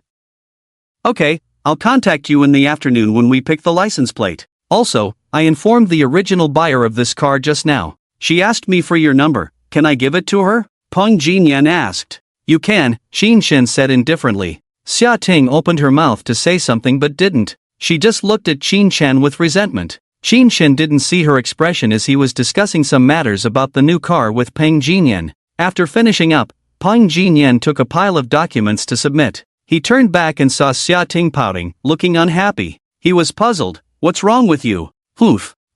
Did I do something wrong?" Qin Shen scratched his head, puzzled. Xia Ting said gloomily, "You can't just give your number to other girls in the future, you know? Are you jealous?" Qin Shen laughed. "Yes, I am. You can't give other women a chance," Xia Ting said seriously. Okay, I'll listen to you and won't give it to others," Qin Shen reassured. Xia Ting also backed down, not daring to be too aggressive. It would be foolish to provoke a man with a golden aura. The two of them left the 4S store after buying the car, discussing where to have lunch. Peng Jinyan followed them out to see Qin Shen preparing to take a taxi. She immediately said, "Sir, didn't you drive here? Let me drive you." Xia Ting quickly refused. "No need, we prefer to take a taxi." She didn't like the way this woman looked at her man, with a blatant flirtatious intent. As women, Xia Ting could easily see the desire in her heart. "It's okay, I can use the company's car," Peng Jinyan smiled. In the middle of the day, Qin Shen didn't want to wait on the roadside. He was about to agree, but seeing Xia Ting's reluctance, he quickly changed his mind. "No need to bother, you go ahead." Peng Jinyan wasn't upset by the rejection and said, "Okay, I won't be a third wheel here. Have fun, you two," with a slight bow. She was extremely friendly. Xia Ting glanced at her meaningfully. Peng Jinyan also looked openly at her, with a hint of appraisal in her eyes. In terms of looks, she might be slightly inferior, but she had her advantages. For example, she knew how to play tricks or poses, definitely more than these restrained young girls. Some fun could be more appealing to men than just looks. She didn't believe there were men who wouldn't cheat. As long as she found the opportunity, she believed she could seduce Mr. Qin. Peng Jinyan turned back, encouraging herself. Qin Shen watched the beautiful saleswoman walk away with a twist of her hips, thinking it was a pity. She had a great figure, well proportioned. She was a top-notch beauty. But without 90 points of charm, there would be no system rewards. It would cost a lot to pursue her. However, she seemed interested in him, so maybe he could get something for free. He would wait until after the rebate before deciding. After all, he couldn't let her pay for the room. "Are you still looking at her?" Xia Ting pushed away Qin Shen's hand, angrily saying. Only then did Qin Shen realize there was a bowl beside him. He quickly apologized. "Sorry, I was looking at her back." That. Qin Shen thought of an excuse, then suddenly slapped his head and said, "She looks a bit like my mom." "Yes, like my mom." Xia Ting was stunned by his clumsy excuse, momentarily forgetting her anger. She had never seen such a shameless man. He even used his mom as a shield. She couldn't help but ask, "Does your mom walk like that too?" Qin Shen saw Xia Ting's surprised expression, afraid that she wouldn't believe him, and explained forcefully, "The last time I saw my mom, she left like this, and she was dressed similarly." Xia Ting didn't believe it, but she keenly caught the key point in his words. "Where did your mom go?" "I don't know, it's something from my childhood, I can't remember." Xia Ting carefully observed Qin Shen and, seeing that he didn't seem to be lying, hesitantly asked, "Are you from a single-parent family?" "No," Qin Shen smiled. Xia Ting breathed a sigh of relief, guessing that maybe his dad had found him a stepmother, a reconstituted family. She didn't continue to ask, afraid that Qin Shen would dislike her for being too talkative. If their relationship stabilized, she would naturally find out later. No need to rush. Qin Shen also didn't want to publicize the fact that he was an orphan, so he didn't say anything more when Xia Ting didn't ask. For a moment, both of them seemed a bit silent. Qin Shen took out his phone to check where the ride-hailing car was. To his surprise, the phone froze and didn't respond. He muttered, "Damn, what a crappy phone." Curiously, Xia Ting asked, "Why are you using this kind of phone?" She had been wanting to ask this question for a long time. The first time they met, she noticed that Qin Shen was using the cheapest 1,000 yuan phone, which looked a bit old, as if it had been used for a long time. At that time, she almost thought Qin Shen was poor. But later, with his lavish spending on her, she gradually believed that Qin Shen was a wealthy man. She got caught up in Qin Shen's financial offensive and forgot to ask. Now, hearing him complain, Xia Ting finally asked. Qin Shen awkwardly replied, "Cheap phones, not worth worrying about if lost." Xia Ting stared at him suspiciously. She suspected that this might be a phone given by his ex, and he couldn't bear to change it. How could a man who casually spent over 3 million on a car not care about a phone worth 1 or 2,000? Even if one was lost every day, it wouldn't matter for a year. "Since you don't care, why don't you just throw it away?" Xia Ting probed. Why throw it away if it still works? Qin Shen couldn't bear to throw it away. It might be slow, but as long as it worked, it was fine. Buying a new one would cost over 1,000, and his balance could multiply by 10,000 now. It was better to wait for the cashback to arrive before buying a new one. Seeing his reluctant expression, Xia Ting became more convinced of her guess. This man actually dared to remember his ex, which made her a bit angry. But she didn't dare to grab Qin Shen's phone and throw it away. She could only pout and cross her arms, turning her face away, ignoring him. Seeing this, Qin Shen was a bit puzzled. He knew he had a bit of a problem with looking at beautiful women before, but didn't he already appease her by mentioning his mom? Why was she angry again? He put his hand on Xia Ting's shoulder, turning her body towards him and asked, "Ting Ting, what's wrong with you?" "I don't want to talk to you," Xia Ting still pouted, turning her head away. "Why don't you want to talk to me? Give me a hint?" Qin Shen asked with a smile. Even when a pretty girl was angry, she still looked cute, making it hard to be upset. "Phone," Xia Ting glanced at his phone, saying angrily, "What's wrong with the phone?" Qin Shen thought she was getting impatient, took out his phone, glanced at the screen, and said, "The driver is 1 kilometer away, we'll be there soon." Xia Ting shrugged, shook off his hand, and said coldly, "Humph, you know what I mean, don't change the subject." Qin Shen widened his eyes, looking puzzled. Still pretending. Xia Ting furrowed her brows slightly, speaking firmly. Can you give me more hints?" Xin Chen asked cautiously. Xia Ting fell silent. She felt that Qin Shen was joking around and trying to gloss over things. Seeing how much he cared about his ex's phone, she felt a bit sour inside, thinking that if she really explained everything clearly and made things clear, it might make him unhappy. If he insisted on not throwing it away, she wouldn't be able to do anything. Xia Ting sighed and decided not to expose him, just let it go like this. At the same time, she comforted herself in her heart that a man being faithful was a good thing, at least he wouldn't go out and fool around in the future. Ding ding, at this moment, the car arrived.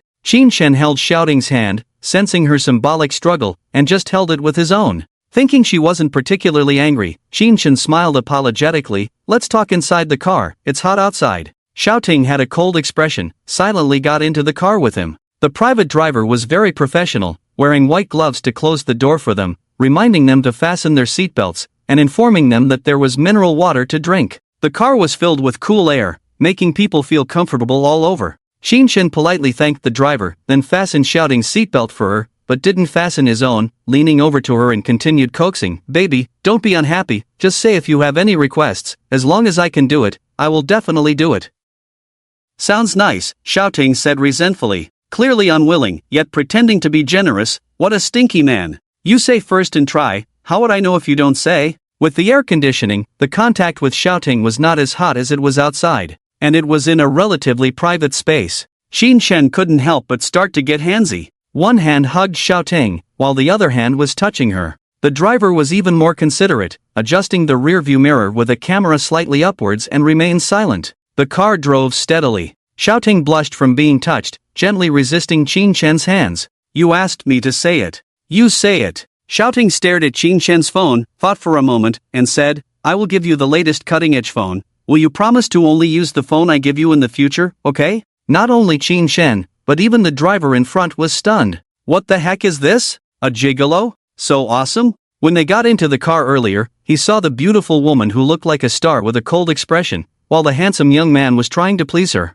He thought they had a relationship of a lapdog and a goddess. Never thought it was a lapdog and a male god? The driver couldn't help but look up at the rearview mirror, wanting to admire this godlike figure, but found that the angle of the rearview mirror had been adjusted by himself. Now he could only see the roof. He shook his head in regret, thinking of such a good girl, but destined to be someone else's. He really wanted to step on the gas and kick this man out. Qin Shen was overjoyed to hear Xiao Ting wanted to buy him the cutting-edge phone. He had been eyeing that phone for a long time. He once wanted to buy that phone to show patriotism, but the price made him not love his country. And the bitch he was chasing back then caused him a lot of trouble, either not having money to give gifts on friends' birthdays or running out of cosmetics and feeling embarrassed to see people. Occasionally, she would get sick here and there, needing a red envelope for comfort. She even wanted the first cup of milk tea for each of the 24 solar terms. Over the years, he unknowingly spent tens of thousands of dollars on that woman. He didn't keep track of the exact amount. Anyway, the money didn't save up. Every time he got paid, she became very enthusiastic. He seemed to be enchanted, foolishly deceived by her words. But Qin Shen had no regrets. Life always needs a few teachers, so he gave the money. Just consider it as tuition fees. Compared to marrying her and being tormented by her for a lifetime, Qin Shen was grateful to be able to use money to end his relationship with her. On the other hand, Xiao Ting. Not only was she beautiful, but also obedient, understanding, and considerate. When she heard him complain about his phone lagging, she actually thought of buying him a phone. Qin Shen looked straight at Xiao Ting. The more he looked, the more he liked her. Baby, you are so beautiful, he excitedly leaned over, wanting to have a passionate kiss with Xiao Ting. Xiao Ting resisted with both hands, saying, You haven't agreed to my request yet. I promise you, I will only use the phone you bought for me in the future, Qin Shen said seriously. That's almost there, Xiao Ting said proudly, encircling the man's neck, her eyes spring-like and sparkling. She took the initiative to offer her small, delicate lips. The confined space easily arouses primal desires. Sitting in the crowded back seat, starting with a kiss, their actions gradually escalated. After a while, their lips parted. Xiao Ting's chest heaved, her breathing quickened, her pretty face flushed, like a ripe peach, making people salivate. Beneath her long, curled eyelashes, her enchanting big eyes blinked, expressing desire. It was truly seductive, like a pool of spring water. Qin Shen couldn't help but make a move. However, he was met with strong resistance. Be good, relax, Qin Shen whispered seductively in her ear. Hearing her faint voice saying, Don't, Qin Shen was burning with desire. Seeing that his prolonged advances were futile, he had no choice but to give up on her lower body and focus on her upper body. Soon, he disheveled her clothes, until Shouting looked at Qin Shen with pleading eyes, signaling him to stop. Qin Shen ceased his bold actions, but his subtle movements continued, occasionally eliciting her startled, soft cries. The seductive sounds sparked wild imaginations. Even the driver regretted having ears. Most of the passengers in his luxury car were wealthy individuals, who usually had no shortage of women around them. Some bosses had done many inappropriate things in the back seat of his car. However, encountering such a beautiful and shy woman like today was rare. Her voice had a criminal allure. Wang Gang envied them, his eyes red with desire, wanting to scold them loudly. But for the money, he dared not speak up. Generally, those who dared to misbehave in his car would give a tip upon exiting, as a fee for cleaning the car interior. He had received tips from some bosses that were almost 10 times the fare. At this moment, Shouting blushed, leaning against Qin Shen, her body soft as if boneless. Qin Shen looked at her as if she had been ravished, whispering softly in her ear, "You are so tempting, I'm having trouble controlling myself."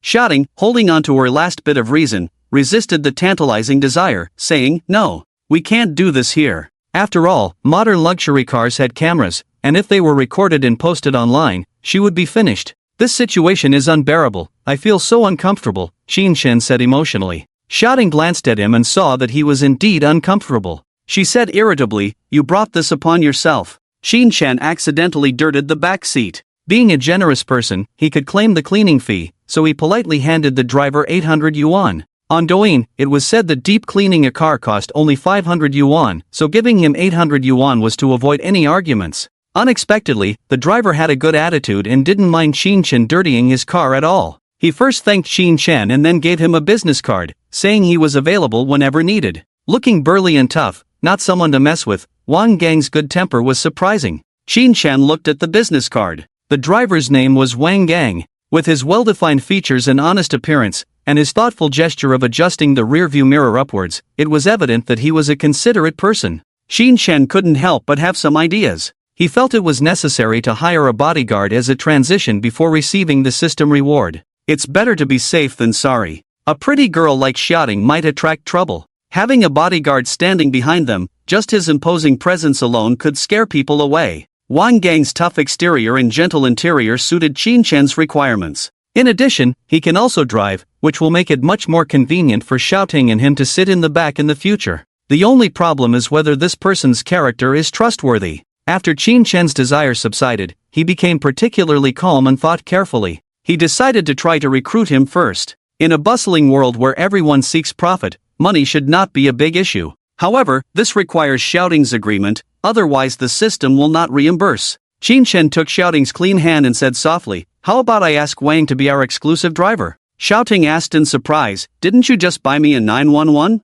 If you don't want to drive, I can be your driver in the future. Why do you need someone else to drive?" Qin Shen explained, "Sometimes it's needed. Driving is tiring, and having more people can protect us better." Qin Shen saw Shouting about to ask again and jokingly stopped her, "You are so beautiful. What if some jerk tries to harass you? Do you want me to fight him?" Shouting thought about being harassed before and didn't see it as a big problem. Those people were timid and at most would whistle and make a few remarks. They wouldn't dare to do anything, as fighting is expensive now, and going against a woman's will is a serious crime. She was mainly worried that with Qin Shen being so wealthy, what if some criminals targeted his money? Having more people for protection is always good. So she nodded in agreement. Qin Shen, getting Shouting's approval, smiled. He loudly said to the driver Wang, "How much can you earn in a month driving a private car?" Qin Shen and Shouting's conversation was not quiet, so Wang could hear their dialogue. At this moment, Wang was a bit excited. According to the woman, this man gave her a Porsche?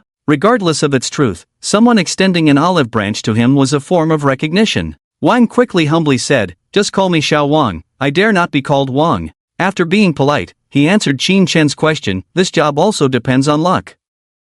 Sometimes the platform assigns a few trips to the airport, which can earn over 10,000 a month. With some overtime at night, if one works hard, occasionally it can be around 20,000. Wang did not tell the truth. This private car business is not like delivering food, where only 2 wheels are needed. Their costs are high, including maintenance, insurance, fuel, platform commissions, etc. After deducting these expenses, being left with over 10,000 a month is considered good. Moreover, the car also costs money, with a minimum of 200,000 for a private car. Relying on the platform for a living, enduring some disgusting rules and customers, is something they have to bear. Last time, a woman even urinated in his car and only gave him 500 yuan. His car was newly bought, and not everyone could tolerate that. So every profession has its difficulties. On the surface, earning 1 or 2,000 a month seems good, but in reality, it's not as good as doing manual labor. Have you considered changing jobs? Xin Chen asked casually. I do want to change.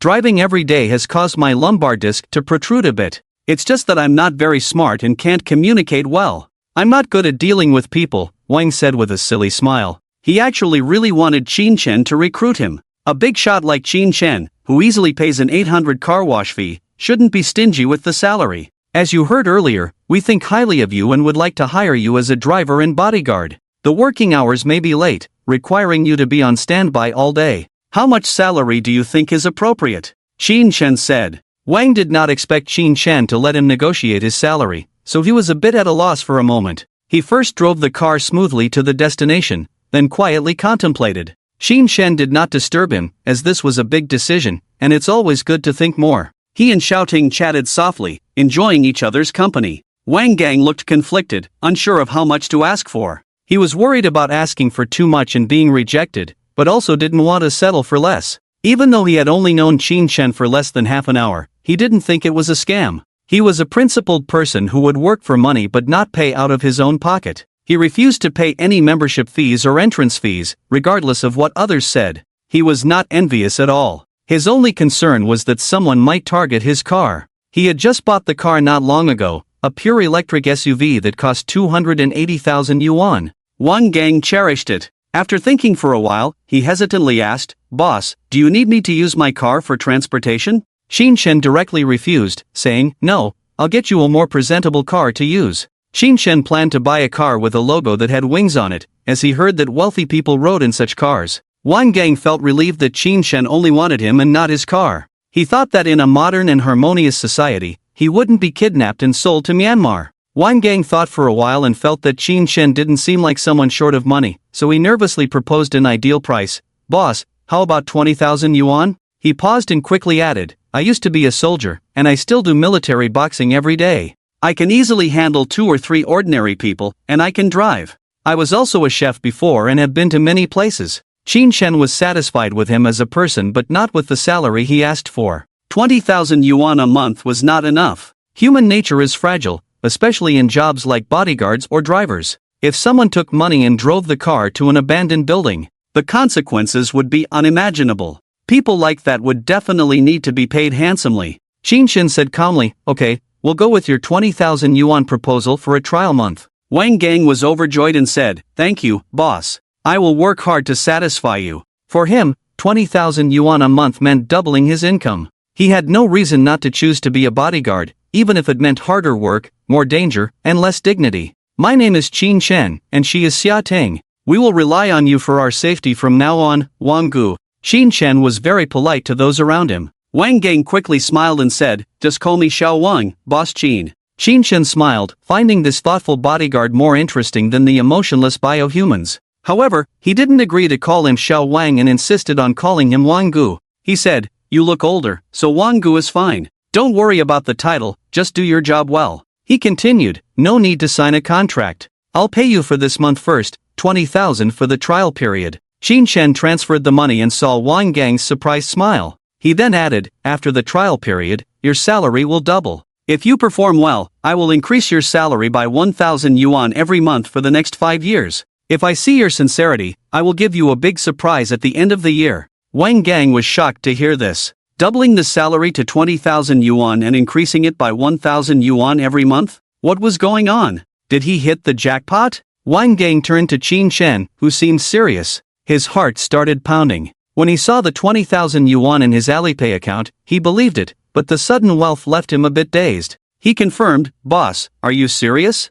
Xin Chen replied, "Of course, the better you perform, the higher your salary." Wang Gang was so excited that he was at a loss for words. He didn't know how to express his gratitude and felt like kneeling down to thank the god of wealth. What the hell is this? As long as you work well, you can increase your salary by 1,000 every month? He had never heard of such a thing in his life. At this rate, how much salary could he earn in a year? He quickly calculated in his mind and realized that with his salary doubled, he could earn close to 600,000 in a year. How much would that be over 2 years? No, after years of boxing, his brain was a bit slow, and his CPU was about to burn out. But it would definitely exceed 1.2 million. It sounded simple to make over $1 million in 2 years, but for someone like him with a sluggish mind, it would be very difficult even if he tried his best. The opportunity is right in front of him. Wang Gang was so excited that he was speechless. As the 2 children at home grew up slowly, a house that was less than 100 square meters seemed extremely crowded with 6 people living in it. He was considering selling the current house and buying a 4-bedroom apartment. But with an existing car loan, plus the need to support parents and children, the couple had little money left from their salaries and were simply unable to take on a mortgage. Wang Gang truly felt that buying a 280,000 car to run a special car against his family's objections was the right gamble. Only by coming into contact with benefactors like Mr. Shin could life get better. If he could work for Mr. Shin for 2 years, he could buy a bigger house. By then, the whole family could live comfortably. Mr. Shin, I'll do whatever you ask me to do in the future. I'll work hard for you, and I'll ensure your safety, Wang Gang shouted, his excitement causing his hometown accent to come out. Xia Ting leaned against Qin Shen's chest, looking up at the man across from her who was so excited about getting tens of thousands of dollars. He looked a bit simple-minded, like he hadn't seen much of the world. If he knew that his boss, Mr. Shin, had bought him a car worth over 3 million in the morning, he might be scared to death. But it's good to be a bit naive, at least it looks reassuring. Xia Ting rubbed her chin against Qin Shen's chest and said to Wang Gang, "Don't worry, we are safe. Don't resort to violence all the time." Qin Shen smiled and said, "Yes, you don't need to fight. Just work sincerely for us. Let others handle the fighting." Wang Gang nodded, not surprised that such a big shot would have a group of bodyguards under him. "I understand, boss. I'll stick with you from now on. Okay, let's go buy a phone first." Wang Gang immediately got out of the car, opened the door for Qin Shen, and reached out to block the car roof to prevent him from hitting his head. Qin Shen had never received such service before and felt a bit awkward. He didn't know if this was a basic operation for a chauffeur or if it was done on purpose because he had become his boss. He was also in the service industry and felt that showing off like this was a bit inappropriate, so he asked Wang Gang not to do it in the future unless it was a formal occasion or a place that required a certain level of decorum. "Okay, boss," Wang Gang responded. Xia Ting got out of the car, looked at the noon sun, furrowed her brows slightly, but didn't say anything. Wang Gang keenly noticed her expression, immediately opened the trunk, took out an umbrella, and opened it to shield the two from the sun.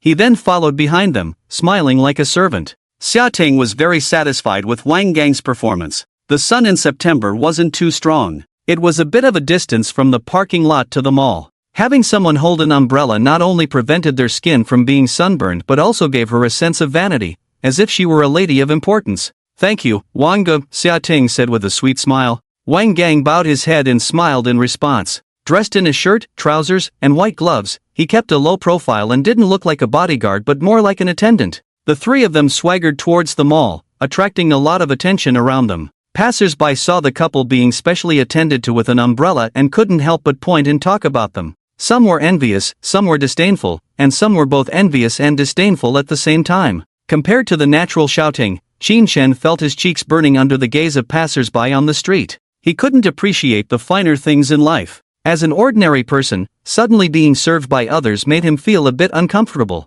He felt particularly false and formal, which made him very uncomfortable. Qin Shen thought for a moment, then directly reached out and took Wang Gang's umbrella, letting him hold it for shouting. A boyfriend holding an umbrella for his girlfriend didn't feel as awkward as having a bodyguard hold it for them. "Thank you, big brother," Shouting sweetly called out when she saw Qin Shen holding the umbrella. She thought Qin Shen was jealous, so her voice carried a hint of teasing. It's nothing, Qin Shen smiled. "Big brother, you're not angry, are you?" Shouting sneakily observed Qin Shen's expression. She knew that some wealthy people were particularly petty, thinking crookedly even when she talked to other guys. Just now, she was so happy talking to Wang Gang, he must have cared a lot to snatch the umbrella away. Angry about what? Qin Shen was puzzled. Shouting weakly explained, "I was just thanking Wang Gang out of politeness." Qin Shen asked, "And then?" After confirming that Qin Shen wasn't pretending, Shouting relaxed and said, "People thought you were jealous since you took Wang Gang's umbrella without a word."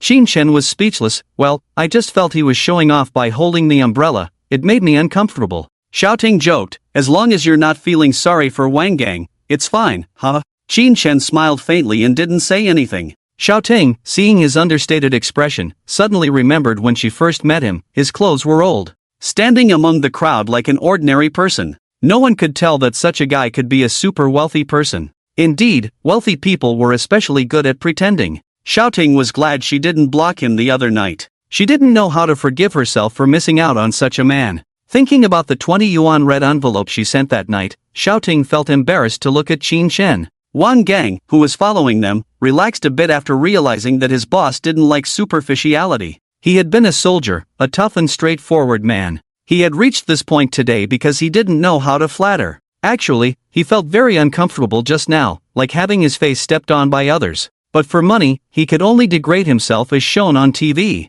That's called maturity. He thought he would have to keep licking boots in the future, but he didn't expect his boss to care about his dignity. This touched him deeply. How many bosses are considerate to their subordinates and willing to give a raise? Wang Gang decided that this time, he would hold on to Qin Shen's thigh no matter what, he wouldn't let go. The boss mentioned sincerity twice, which meant he valued loyalty more than face. But Wang Gang felt that loyalty alone was not enough, he also needed to work diligently and conscientiously to stay by the boss's side. Qin Shen had no idea that the two were manipulating him. He just felt embarrassed for a moment as he had never been wealthy. He believed that he would become corrupt once he had money. The three of them arrived at Enjoy Plaza. Qin Shen handed the umbrella back to Wang Gang for safekeeping. Then, he checked the time and said to Xiao Ting, "Let's eat first." Okay, Xiao Ting nodded. Most of the restaurants in the mall were not very expensive, averaging around 200 per person.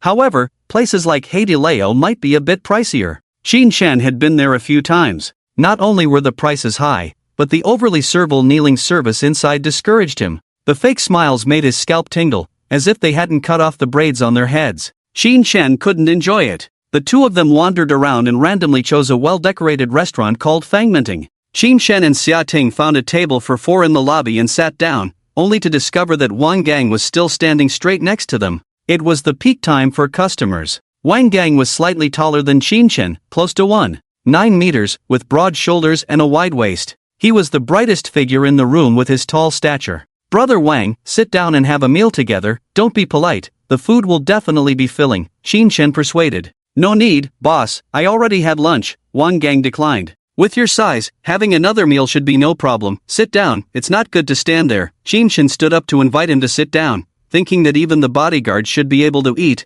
This was a gesture. Wang Gang had never seen a bodyguard sit down to eat, especially with a couple. If he squeezed in as a third wheel, it would be embarrassing. Realizing that standing there was too conspicuous, he quickly said, "Then I'll sit outside." Without looking back, he walked outside and sat on a small bench in line, observing the situation around Qin Shen's seat through the glass. Qin Shen shook his head helplessly. He ordered a beef fried rice for the big guy and had the waiter deliver it, regardless of whether he ate it or not. Xia Ting paid no attention to these trivial matters, she was focused on looking at the menu. She scanned the QR code on her phone and ordered leek fried eggs, yam fried fungus, stir-fried pork kidney, garlic vermicelli seafood casserole, with oysters, sautéed loach, chestnut stewed chicken soup, onion fried lamb. As the dishes were served one by one, Qin Shen's eyes widened. What did this mean? Did he not perform well last night? "Woman, are you playing with fire?" Qin Shen stared at Xia Ting, who smiled cunningly like a fox. He wished he could deal with her on the spot. "Brother, eat more to replenish yourself." Xia Ting picked up an oyster and put it in Qin Shen's bowl, smiling sweetly. Qin Shen snorted lightly and said firmly, "Don't regret it tonight." His mouth was the hardest part of his body right now. After being so crazy yesterday and twice this morning, he was really overextended now. Rubbing his waist, he thought fiercely, "Wait until I get my super physique, then you'll see. I see that you have no self-control these past 2 days, I'm worried about your health. Let's have a simple night tonight and let you recover," Xia Ting said without any embarrassment, finding Qin Shen's stiff expression particularly amusing, and she giggled to herself. "No need," Qin Shen swallowed the oyster and said loudly. Xia Ting laughed uncontrollably. After the meal, the two casually strolled around the mall. Whether it was the oyster that worked wonders or not, just half an hour later, Qin Shen felt energetic again. His eyes towards Xia Ting were full of provocation. Xia Ting smiled back at him, her gaze unwavering. Qin Shen almost wanted to challenge her in the car, but he remembered that she still had to buy a lead for him, so he immediately suppressed the impulse. The main thing was important. His phone was too slow, he could only watch 5 videos on Douyin, and scrolling further would take over 10 seconds. Live streaming was even worse, as slow as a PowerPoint presentation. He couldn't do anything. He now had the ability to give rewards. Just the thought of so many live streamer girls waiting for him to discover them made Qin Chen impatient. He wondered how many 90-point live streamer girls there were on Douyin, and what rewards they offered. Would there be any response if he spent 10 million? What special gestures would the streamers make after receiving the money? Qin Chen was very excited. But he also knew that he couldn't rush it now. Xia Ting was about to cash out, so it was best to deal with her first. Qin Chen patiently accompanied Xia Ting to shop around. They first went to Starbucks. He asked Wang Gang, who had been following them, if he wanted milk tea, but was coldly rejected. He only ordered a cup of strawberry white chocolate flavored frappuccino for Xia Ting, not for himself. He felt embarrassed as a guy to drink something girly, but he should be showing off with a Coke. However, looking at the tempting whipped cream on the Starbucks drink, he couldn't resist wanting to taste it. Luckily, he had many chances to get bubble tea while shopping with Xiao Ting. In a small jewelry store, while Xiao Ting was putting on hairpins, Qin Chen took the initiative to help her hold the bubble tea, then pretended to naturally bring it to his mouth and took a big sip. In an instant, his eyes narrowed. It was very sweet and addictive. No wonder bubble tea is a must-have for shopping. Taking a sip makes you happy and in a good mood. Unfortunately, the medium cup was not enough, and he finished it in 2 sips. Next time, he thought he would get a large cup. At that moment, Xiao Ting reached out and took back her bubble tea from his hand, took a sip, and found it empty. Annoyed, she patted his arm and scolded him playfully for stealing her drink. Qin Chen shamelessly said, "Hee, it was too delicious, I couldn't resist." Humph. Xiao Ting wrinkled her cute nose and glared at him fiercely. She looked extremely cute. As compensation, Qin Chen bought her a pair of sunglasses and a beige sun hat. The hat looked very high-end in texture. The design with folds and a bow at the back gave Xiao Ting a girlish feeling, making her face look smaller when worn.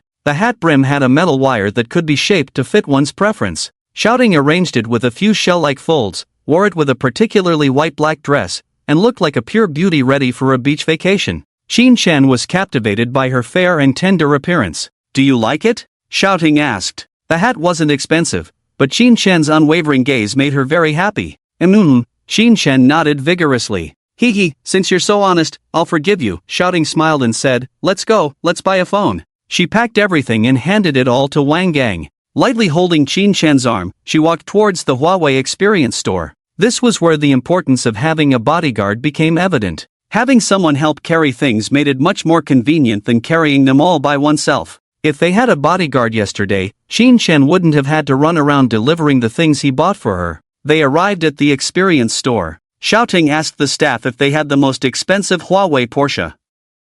After receiving a positive answer, she decisively asked for a black one, scanned the code, and paid. Qin Chen admired her straightforward and decisive attitude. This model, which was said to be endorsed by Brother Hua, was a leading product in the mobile phone industry and was very valuable. Qin Chen eagerly opened the package and took out the Mate 60 RS. The rear camera was in the shape of a star diamond octagon, and the back cover material, enhanced by metal and ceramic, was very high-end and highly recognizable. Upon starting it up, Qin Chen fell in love with this phone at first sight. It outperformed his previous cheap phone in terms of smoothness and color. Truly worth the price. "Do you like it, brother?" Xiao Ting saw him holding it lovingly and immediately approached, seeking praise with a hopeful expression. This phone cost over 10,000 yuan, and she might have felt a bit sorry for buying it before. But now, she felt nothing at all. Not to mention the Porsche she bought in the morning, she hadn't even spent all the 100,000 yuan Qin Chen gave her the day before. She was essentially getting everything for free.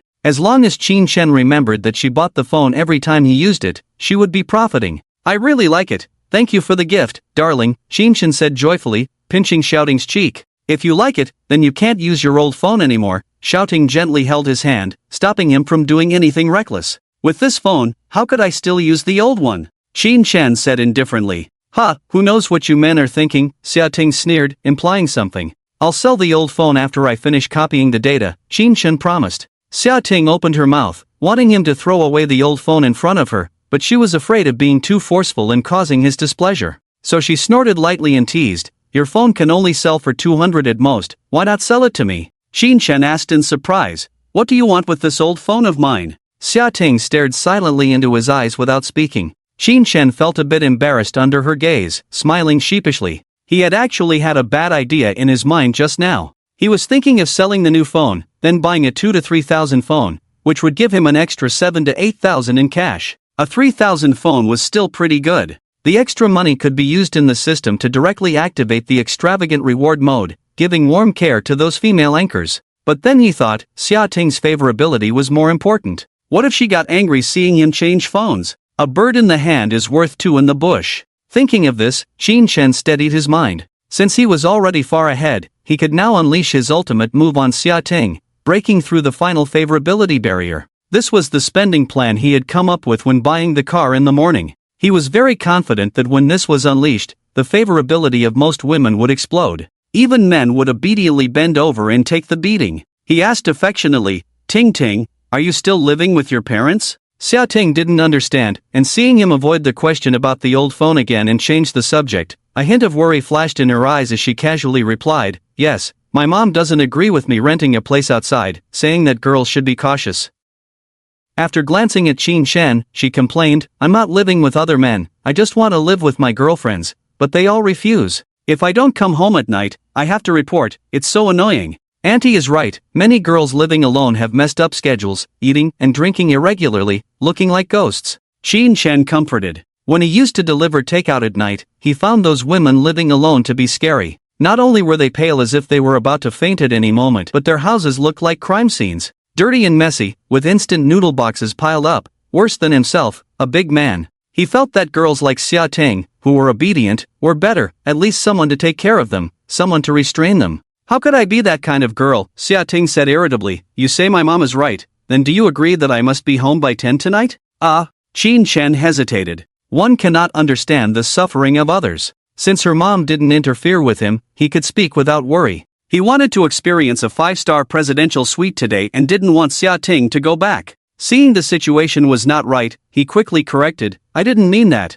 I meant do you want to own a house that belongs entirely to you? Xia Ting's eyes changed instantly when she heard about the house. He wants to buy a house for himself. This is too fast. She wasn't mentally prepared at all. They had only been together for 2 days, and they were already talking about buying a marital home? Xia Ting was startled by her own thoughts, feeling awkward and flustered, her heart in turmoil. Are you serious? Yes, do you have a house you like? Qin Shen asked casually. Xia Ting stared blankly at Qin Shen with her mouth slightly open and eyes devoid of expression. The man asked so naturally that she misheard it as, do you have any favorite clothes? I'll get you 2 sets. At that moment, Xia Ting couldn't help but develop a liking for him. It was the kind of feeling that she was about to find love. Just one last thing missing, and once that barrier was broken, she would fall in love with this man without reservation. Xia Ting's liking +2, Qin Shen clenched his fist, secretly pleased. Very good, extremely good. He had just worried that saying that sentence would directly raise Xia Ting's liking to 80.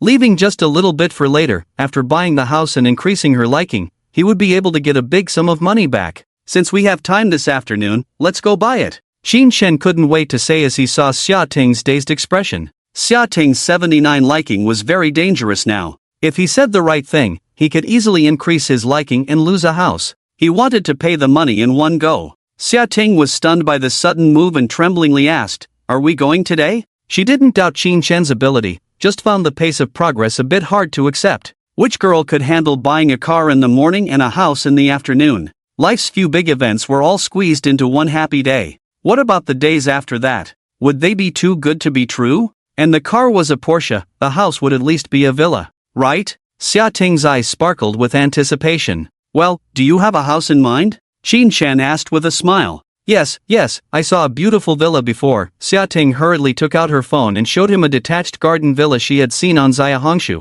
It was a detached garden villa in the same city, priced at 8 million, urgent sale. The owner reportedly spent 10 million when buying it and over 2 million on renovations. 3 floors, 420 square meters, Chinese-style architecture, with a 180 square meter garden. What she couldn't forget was the 60 square meter master bedroom on the 3rd floor, with a huge 8x2 4-meter floor-to-ceiling window that offered a view of the beautiful scenery of flowers, trees, and grass as soon as you opened your eyes. The terrace was also very large, filled with many plants and flowers, with 2 loungers where you could feel a relaxed and leisurely atmosphere. What do you think of this one? Xia Ting played the video on her phone and showed it to Qin Shen as if presenting a treasure. It's okay, the surrounding area is all villas, looks quite deserted, living there might lack a bit of human touch, Qin Shen objectively commented. This kind of villa was not like his small flat, or going out to buy groceries meant answering a bunch of nosy questions from the elderly. When he didn't have money, Qin Shen especially disliked others asking him things.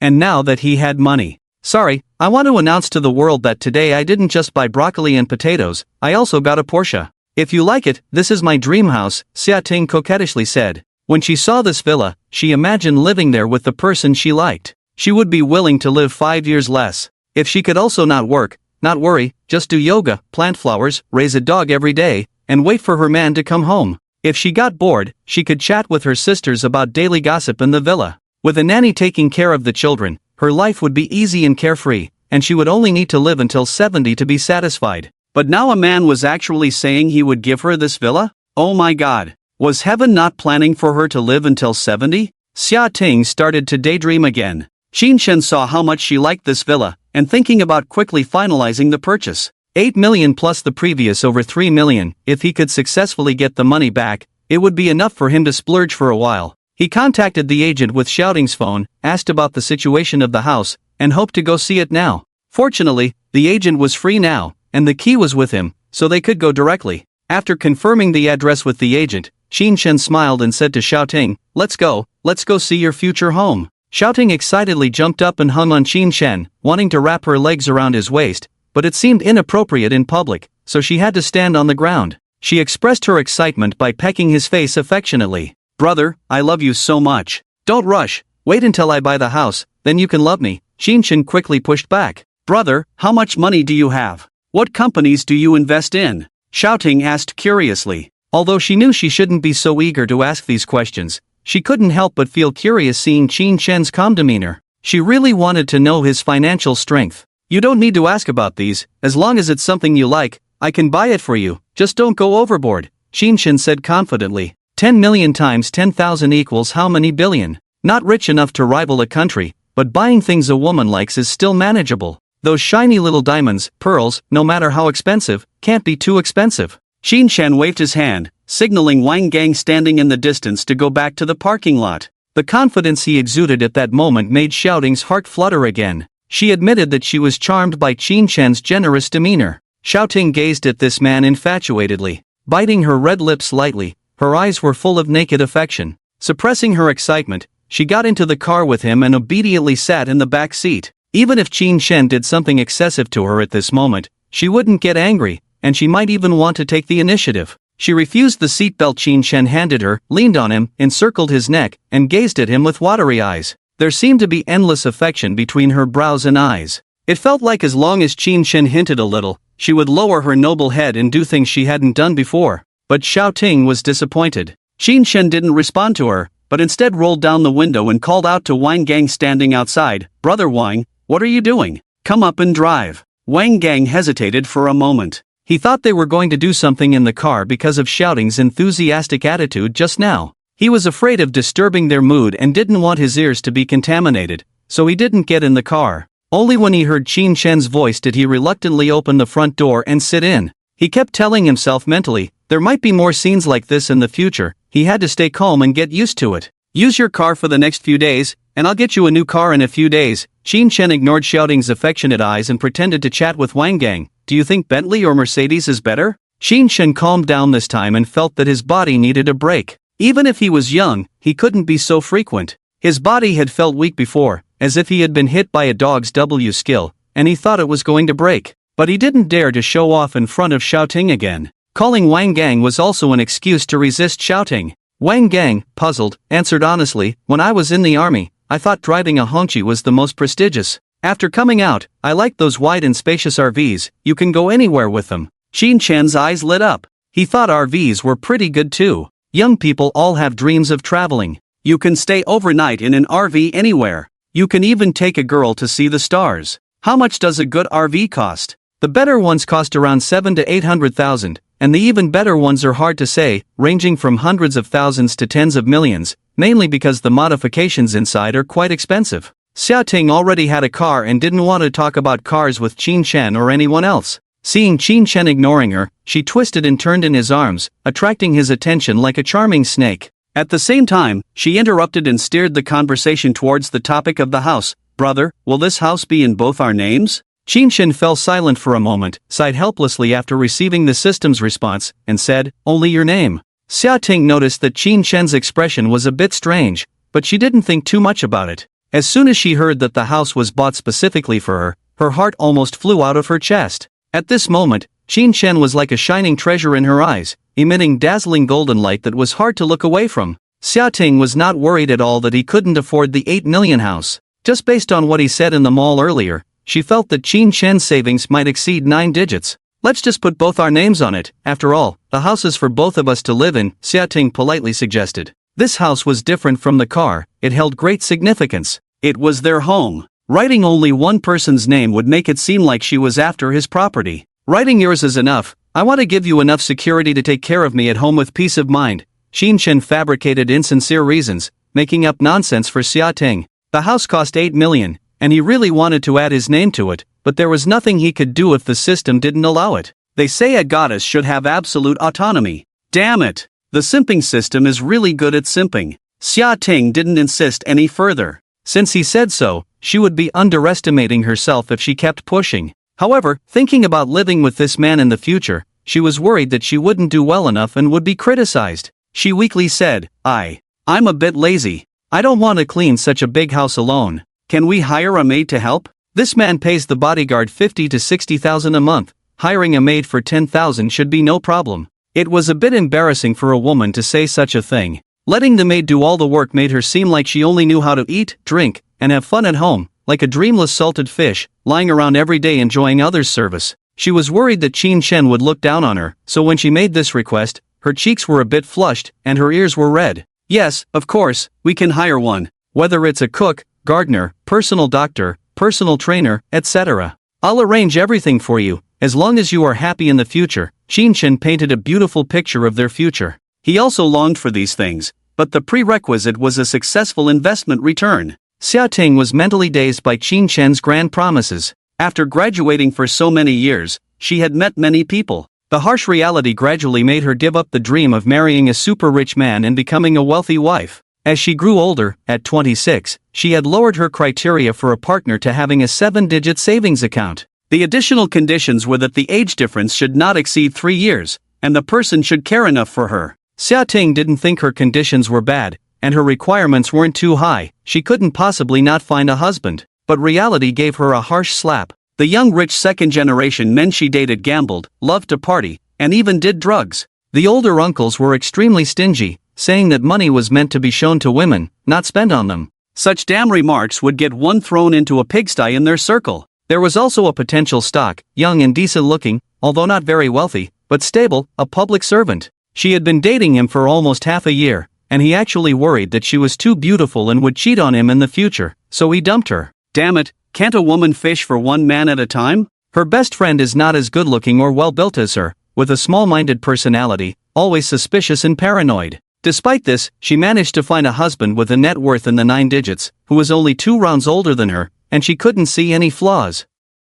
On the other hand, she herself has yet to meet a good man. Following her mother's advice, she started going on blind dates. Almost every man she meets would ask upon first sight, with your conditions, why are you going on blind dates? Is it because? The kind of hesitant and suspicious look in their eyes made her want to explode. The key is that all these blind date candidates are all special in their own ways, from mama's boys, playboys, homebuddies, to creeps. Her bizarre blind date experiences could fill a 1,000,000-word novel. She thought that after a year or two, her standards would have to be lowered again. Unexpectedly, just when things seemed bleak, her former crush from school suddenly became so wealthy and treated her so well. Xiao Ting was moved to tears. Her nose tingled, her eyes misted over, and with tearful eyes, she looked at Qin Cheng and asked, "Honey, will you love me forever?" Women are very emotional creatures, unable to control their emotions when they come. She wanted to hear Qin Cheng's heartfelt confession, but she didn't expect him to respond with a perfunctory attitude, saying, Xiao Ting instantly held back her tears, resentfully saying, "You're not sincere at all."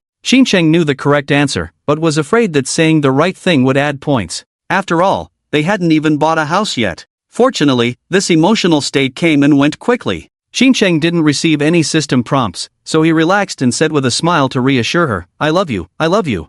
I'm even going to buy you a house. Isn't that a sign of love? It's unclear when modern people's views on love became somewhat distorted. A house can prove love. In the past, he wouldn't have dared to calmly say he loved a girl. But now it's different. With this licking dog system, he can endlessly prove his love. Seeing that he was buying her a house, Xiaoting couldn't really throw a tantrum anymore. Although she didn't get the answer she wanted, she could see from Qingqing's eyes that he liked her. The thought of soon having her own home, with a handsome and gentle partner who was so wealthy, made her excited beyond words. She even felt that the progress between them was too slow and wanted to speed things up. Her whole focus was on Qingqiang, and she pointed at his chest with her fingers, saying with a hint of meaning, "Is there any special meaning behind you buying me a house, big brother?" Qingqing just wanted to improve his favorability, not thinking about anything else. He wasn't prepared for this question. His eyes flickered for a moment, and he casually replied, "I just want you to be free from your family's control, so we can live more freely." When Xiaoting realized it wasn't the answer she wanted, she felt a bit disappointed. "So, you just want to buy a house and live together?" It's mainly to have a place to live first, so we can discuss other things later." Qingqing scratched his head and laughed. "But, I definitely have to tell my parents about buying a house and living together." Xiaoting stared straight at Qingqiang, asking seriously, "If they want to meet you, will you go?" Qingqiang felt a headache coming on. He understood Xiaoting's meaning. Meeting the parents would lead to marriage pressure. Just when he had a bit of money, before he could enjoy it, he would be entering the grave of love. How could this work? He tactfully declined, "Sure, I'll go, but we should wait for a while to adjust to each other. After all, we've only been together for 2 days, and there's a lot we don't know about each other's habits." Qingqiang finished speaking, only to find Xiaoting frozen in place. She seemed to have encountered a bug, neither speaking nor moving. Perplexed, he asked, "What's wrong with you?" Xiaoting seemed to suddenly think of something, raised her head, looked at him with a complicated expression, and said nothing. She released her grip on his neck, moved to another seat, and sat alone on the side. She intentionally left a distance between them, as if she had returned to her university days, showing a cold attitude towards him.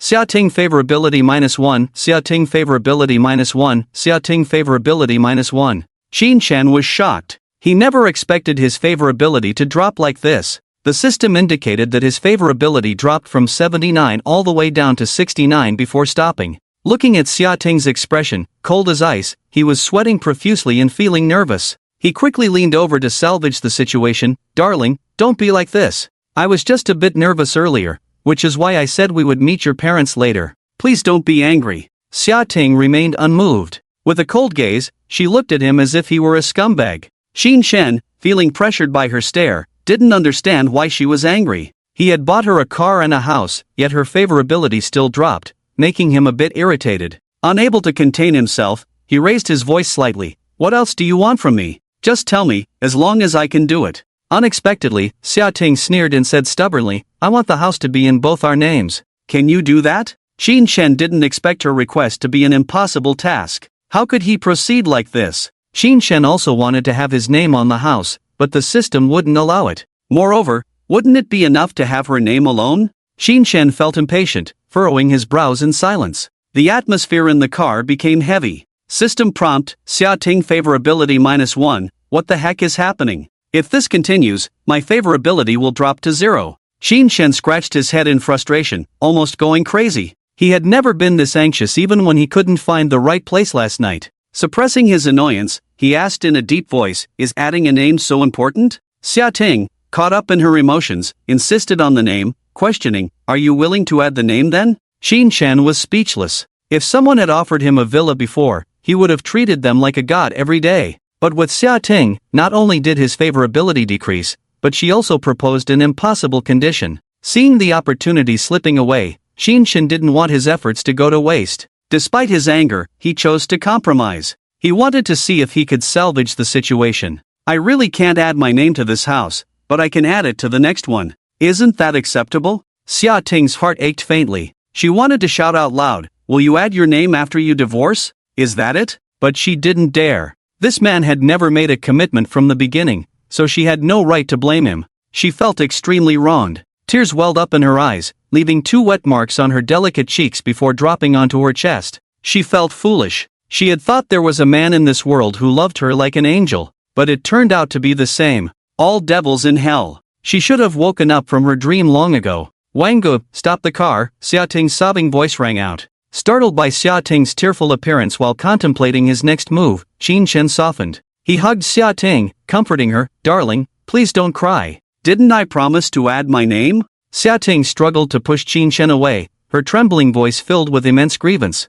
Get away, you scumbag. She wanted to tell Qin Shen loudly that even if no one wanted her, she wouldn't be a third party for him. Wang Gang, hearing the commotion from the back seat, slowly pulled the car over to the right. But he didn't stop the car, just to prevent Xia Ting from getting angry and suddenly opening the door, causing an accident. Qin Shen was annoyed. Cry, make a scene, threaten to commit suicide, this woman really can't reason with. After spending so much money, he was actually scolded as a scumbag. He said angrily, "Can you speak reasonably? What did I do to deserve being called a scumbag by you?" The words fell. Xia Ting fell silent, lowered her head, with a pained expression, tears the size of beans streaming down her cheeks, falling onto her clothes. The car fell into silence, the atmosphere becoming heavy. The air seemed to solidify, an invisible pressure making it hard to breathe. After a while, Xia Ting slowly calmed down, looking coldly at Qin Shen, her gaze devoid of any emotion. At this moment, she felt like her dream was shattered. She should have realized it earlier. He was evasive when she mentioned going to his place before. He was secretive about his investments. He was reluctant to meet her parents. Even in bed, he never made any promises. Now he didn't even dare to put her name on the property, afraid of being found out. What does this mean? If he had nothing to hide, why wouldn't he even dare to add a name? And what's with talking about adding a second property? Why would he need so many properties? Xia Ting was certain that Qin Shen was definitely a married man. Now he wanted to buy a house to keep her. Like in the TV shows, keeping her like a canary. The thought made her tears flow uncontrollably again. The mistresses in the TV dramas left a deep impression on Xia Ting, so she never considered being someone else's mistress. She felt that being a mistress was worse than working honestly. No status, no rights, and no legal protection. The child born would be illegitimate, hidden from the public eye. Her man wouldn't even be able to control anything. Most importantly, she could be caught in bed by the legal wife, stripped naked and thrown outside, or even have acid thrown on her. Acid. Just thinking about that scene made Xia Ting anxious, and she said loudly, "Qin Shen, let me tell you, even if I die poor, I will never be your mistress." She wiped her tears and shouted to Wang Gang again, "Brother Wang, stop the car." Wang Gang was in a dilemma. He had never encountered a situation where the boss and his lover were arguing, unsure whether to stop the car. Seeing Xia Ting so intense and the boss not stopping her, he tentatively slowed down and eventually stopped by the roadside. Then he sat in the driver's seat, silently watching the show. Qin Shen finally understood what she was thinking. He couldn't help but say, "Who said I wanted you to be my mistress?" Xia Ting, seeing him trying to argue, immediately questioned, "Then why didn't you tell me where you live? Why do you care so much about your phone? Why not put both our names?" Seeing him speechless, Xia Ting, with red eyes, accused him in a desolate tone, "You clearly have a wife, why provoke me?" Qin Shen couldn't explain these questions, so he took out his ID card to prove, "You can take my ID card to check if I have a marriage relationship." Xia Ting was taken aback by his straightforward attitude. Her despair suddenly turned into hope, and she hesitantly asked, "You really don't have a wife?" Qin Shen shrugged, "Really don't." Xia Ting thought she had wrongly accused him, her face blushing a bit. But to reassure herself, she weakly continued, "Can you guarantee that I'm your only girlfriend? No other women like fiancés or something?" To improve his image, Qin Shen immediately promised, "Yes, I swear, absolutely no other girlfriends." Seeing his sincere attitude, Xia Ting felt happy and couldn't help but push further. "Then can you promise there won't be any in the future?" Qin Shen hesitated. Looking at Xia Ting's pitiful deer-like eyes, her sobbing nose, and 2 tear marks on her pretty face. What a pitiful sight, I can't help but feel sorry for her. The impact is huge. Qin Shen had the urge to go up and hug her, to comfort her. But he is an honest man. If he can't do something, he won't promise it easily. Money can be given, love can be given, but the promise of loving only one person for a lifetime cannot be given.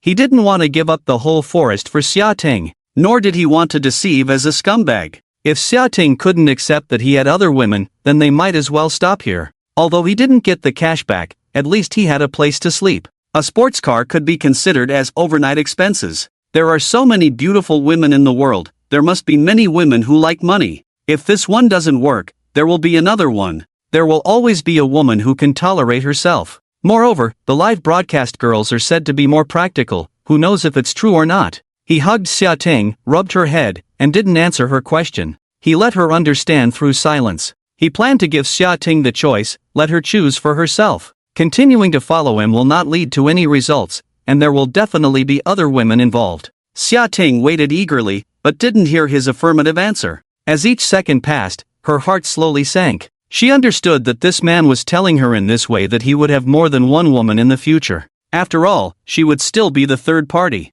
She, the renowned campus beauty of Jeongda, was about to fall to such a state. She felt a bit sorry for herself. Tears gushed out. She hugged the man in front of her tightly, buried her face in his chest, and cried heavily. She wet his clothes with tears as if venting. She even wiped her snot on him. Xin Chen felt guilty, letting her mess around on him. "How many girlfriends will you have?" Xia Ting choked. "I don't know," Xin Chen answered honestly. "Scumbag." Xia Ting scolded, but she also knew that this type of guy was indeed very attractive to the opposite sex. Think about it, so young, with money and looks, why would he only like her? It's not a youth idol drama. But Xia Ting couldn't control her sadness. This was the first time in her life that she had met such a good man, and she didn't want to give up just like that. After crying for a long time, she finally calmed down. She raised her head, her makeup cried off like a little kitten, her eyes were a bit swollen. She asked in sobs, "What if in the future, your girlfriend comes to throw acid on me?" Xia Ting was making the worst assumption. "It won't happen, I will arrange a reliable bodyguard for you," Xin Chen said seriously. "What's the use if someone secretly sprays it, no one can stop it." Xia Ting was frightened. On one side was the temptation of the villa, on the other was the threat of acid. She didn't know how to choose. She really wanted to bite this scumbag's shoulder, to let him know how conflicted she was. "Let me calm down and think about it," she said, pushing him away forcefully, wiping her face randomly, and opening the car door to get out. Xin Chen grabbed her, asking, "Where are you going?" Xia Ting broke free from his hand, coldly asking back, "Home, where else can I go?" Xin Chen smiled apologetically, "I'll take you." "I don't want to see you now, scumbag." Xia Ting got out of the car, slammed the door heavily. The sound made Wang Gang in front feel heartbroken. Seeing her so determined, Xin Chen sighed helplessly and said to Wang Gang, "You go and take her home, I'll get a taxi." "Okay, boss," Wang Gang replied. Xin Chen got out of the car. Watching Wang Gang decisively turn around and catch up with Xia Ting, honking the horn and saying a few words to her. Xia Ting glared back at him, then obediently got into the car. As they passed by, Xia Ting did not roll down the window. Xin Chen smiled and waved at her, then stood on the side of the road, watching the car drive away until it disappeared. Xin Chen shook his head with a bitter smile. A man who can't lie really loses points. He should have thick skin, deceive her to 80 points, get the cash back, and then reveal the truth. He secretly vowed. In the future, he must be a heartless scumbag. Xin Chen walked silently on the road, constantly reflecting on himself, not afraid of the sun in the afternoon. After walking for a while, he finally recovered. He raised his head blankly, not sure where to go. Looking around, he vaguely remembered this street from when he delivered takeout. It was quite lively with many shops. Not far away, there were cafes, hair salons, internet cafes, and high-end foot massage parlors. He was attracted by the foot massage parlor, staring at the flashy sign, and decisively walked into the internet cafe. It's not that he couldn't afford the foot massage parlor, but the internet cafe offered better value. Both provide happiness, but choosing between 3 yuan per hour and 298 yuan per hour is a no-brainer. With only 5 to 6,000 cash left, Xin Chen kept comforting himself. Inside the internet cafe, Xin Chen confidently grabbed a bottle of cola, topped up 10 yuan for internet fees. After a sweet smile from the cashier who gave him 69 points, he sat in the 3 yuan lobby area. While waiting for the computer to boot up, he took out his newly bought phone and glanced at it. There were 3 new contacts on WeChat. All were women. Xin Chen clicked on the first girl's Moments. Her Moments had selfies, looking somewhat familiar, and the system gave her a high score of 81. Upon closer inspection, besides people, the photos often featured the Porsche logo on the steering wheel, accompanied by some inspirational quotes. Xin Chen remembered the sexy female salesperson he met this morning, Peng Jinyan. Xin Chen clicked agree. Soon, she sent a greeting, but Xin Chen was not interested in the salesperson at the moment, so he left her hanging. The second girl's WeChat name was Betsy. There were only a few posts in her Moments, with a few landscape photos accompanied by some life insights. The note indicated she was a Porsche owner. Xin Chen remembered she was the female owner of the turbos he had ordered. He became slightly interested in this girl. After clicking through, he straightforwardly sent a message, "Beauty, take a selfie." After Xia Ting's influence, his courage had grown, and he dared to say anything. Asking for a selfie was also to save everyone's time. If the girl was below 90 points, there was no need to chat further. just bid farewell directly. He didn't have extra energy to spare for other girls. The third girl was Jiang Manhwa. The note in the application said, "Why did you go to the Porsche 4S store?" In the morning, Qinshan posted 2 photos of the Porsche on Moments, and within half a day, he received over 20 likes and comments joking about shopping. This woman probably knew about his visit to the 4S store from one of his classmates. Qinshan smiled slightly, feeling better. He thought about adding her back and mocking her, "None of your business."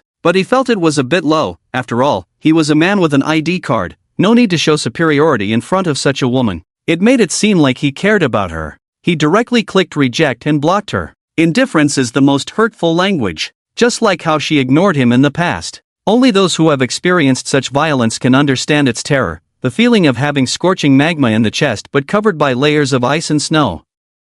Qinshan wanted her to experience it too. After dealing with these, he casually placed his phone on the table, revealing the octagonal star diamond camera. In the envious eyes of his brother beside him, he opened the game. Of course, when you come to the internet cafe, you have to have some fun first. Later, he will go live to find some girls. He has been playing this game on and off for 7 or 8 years. His skills are not very good. He only knows some tricky moves. And with the frequent updates, it is very suitable for players like Qinshan. As the game started, he chose a wheel mom. The first item he got was Hydra, the second item was Heart of Steel. He directly made the opponent's lion dog doubt his life. In the current version, the damage is explosive, even supports can chase and attack the ADC. The ADC doesn't need to have high damage, just tank to attract firepower and hold on to the thighs of the top and jungle dads. This is the correct way to play this horror game. After Qinshan, an ADC, bought a bunch of top lane items, he stood alone in the enemy mid lane to push the lane.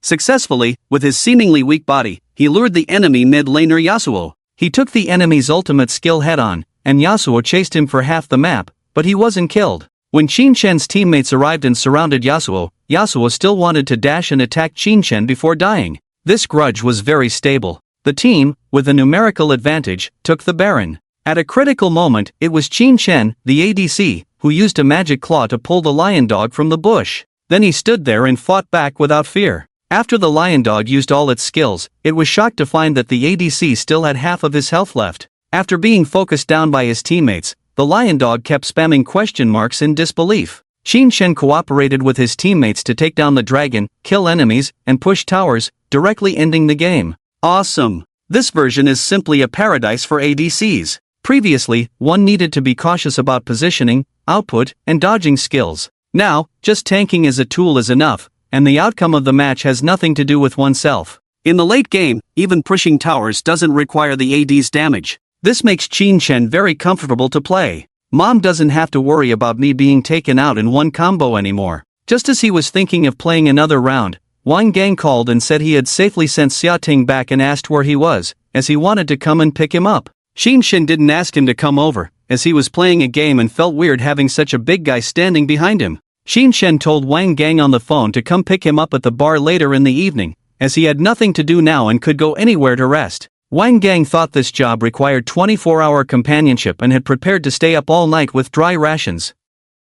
He didn't expect to be asked to rest less than 2 hours after starting work. For a moment, he couldn't believe it. Is this job really that easy? He sat in the car, staring blankly at his phone. Qinshan hung up the phone, planning to go to the bar at night to find Shafia, to talk about the pain of heartbreak. He also wanted to see if he could find a suitable girl at the bar and book a room to spend the night together. He could guarantee not to touch that girl. After sleeping on a 4-star bed, he didn't want to go back to his tiny 40-square-meter rundown room. At that moment, his phone vibrated, and the female car owner who had just passed him sent him a message. "Betsy, Sheen, nice to meet you." Qinshan saw that she didn't want to send a photo, and he didn't want to bother, but he was bored while waiting for the selection, so he casually asked, "Qinshan, what's up?" "Betsy, I think we have similar tastes and would like to get to know you." Qinshan, no picture, no talk, Betsy.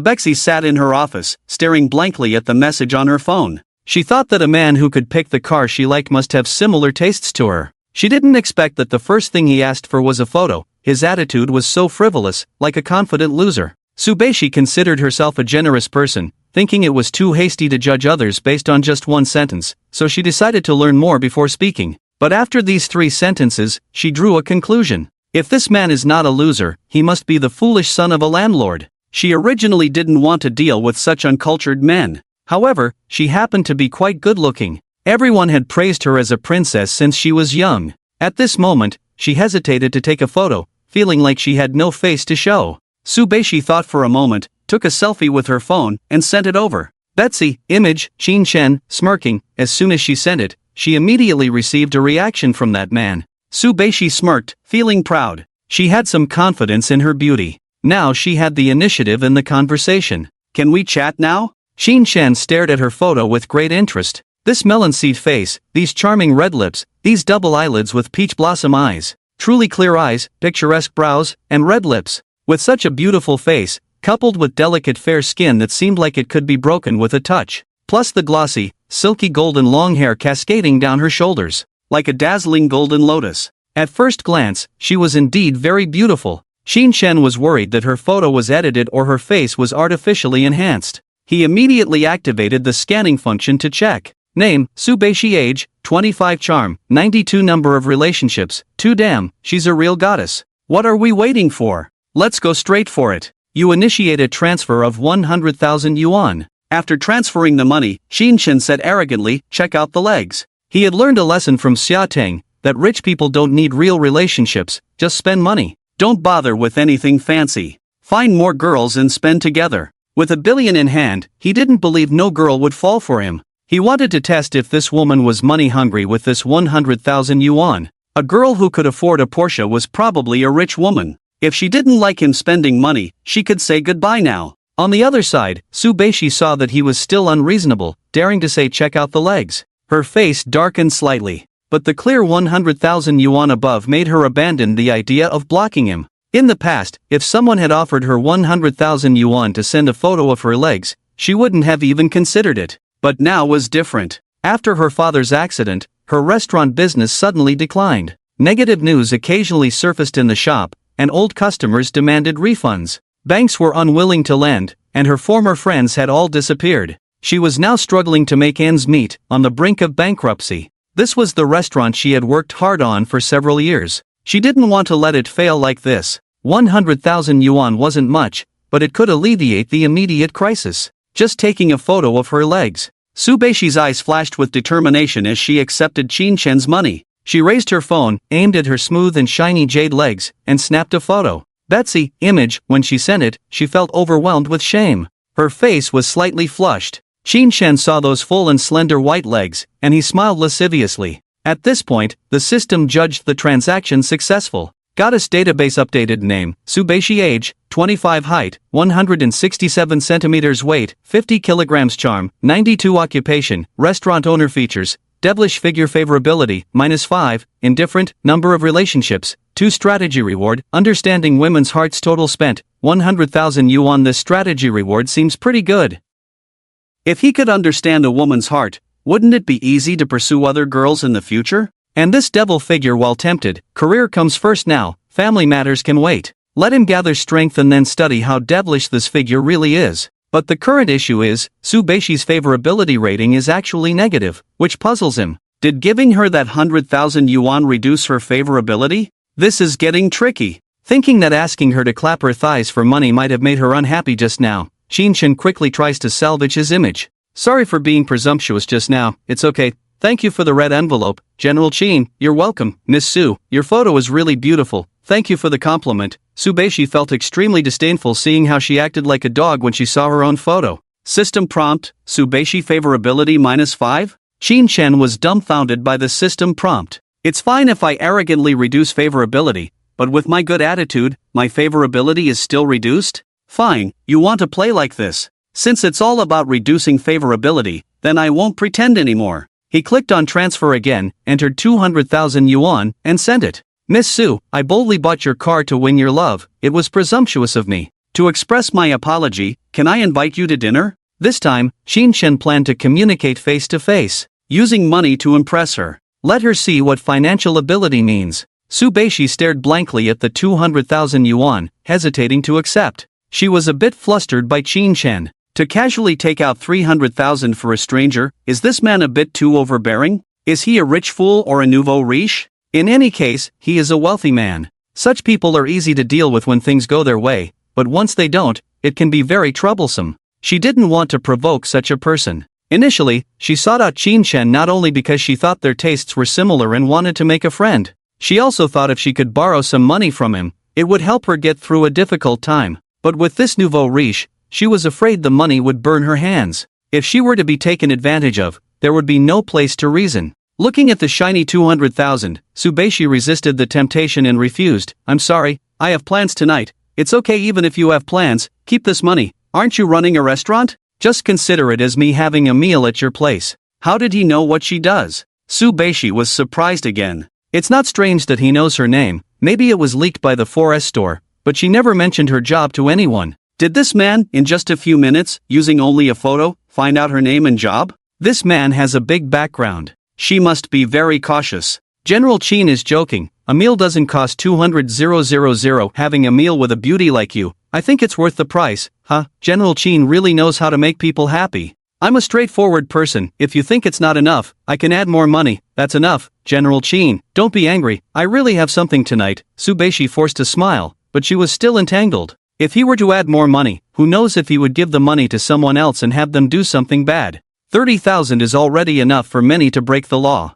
With things at this point, she had no choice but to continue typing. "Can tomorrow night work? I'll wait for you at Drunken Immortal Tower, okay?" After some thought, Qin Shen added, "May I ask, do you have rooms to stay in above your restaurant?" He remembered that Drunken Immortal Tower seemed to be a high-end restaurant, and as the owner, this woman should arrange accommodation for him, right? System prompt, Subeishi favorability -10, current favorability -20, disdain, Qin Chen. He carefully examined his words. It seemed a bit ambiguous. Well, she misunderstood. He just wanted to sleep peacefully, with no thoughts about her peachy butt. Even if there were, it was just a little, not much. Qin Chen wanted to explain a few words, but thought better of it. Disdain is disdain. This woman even reduces favorability when paid. Quite difficult to deal with. He sighed, not wanting to dwell on it. If it's not his way of spending money that's wrong, then it's her problem. Subeishi held her phone, looking at the hints sent by Qin Chen. Her chest heaved rapidly, trembling with anger, eyes turning red. Unconsciously gripping the phone tightly. Anger made her want to refund the money, block him on WeChat. At most, she would hide at home for a couple of days, pretending she never provoked this man. But then she thought of the crisis in the store. She furrowed her brows in silence. Subeishi sat quietly on the chair, lost in thought. After about 10 minutes, she sighed softly. Finally chose to tolerate. Just pretend not to understand his hints. If he comes for dinner tomorrow, find a way to get him drunk and see if you can fool him with a couple of girls. Don't refund the money if you can help it. Subeishi thought to herself. After running the shop for a few years, she had learned a few ways to deal with men. After making up her mind, she turned off the phone screen, adjusted her mood, tidied up her clothes and makeup, getting ready to go out for the appointment. The one inviting her tonight was her boyfriend of 2 years. He had just returned to the country and said he wanted to talk to her about something. His tone on the phone was a bit heavy, hinting at what they would discuss tonight. When one is unlucky, bad things always come in heaps. She was used to it. Qin Chen was in an internet cafe, wearing the Bluetooth earphones he received as a gift, watching Douyin live streams, looking for a 90-point girl. He wanted to see how much favorability he could gain by spending 300,000 on a woman in a live stream. It couldn't possibly be a negative number, right?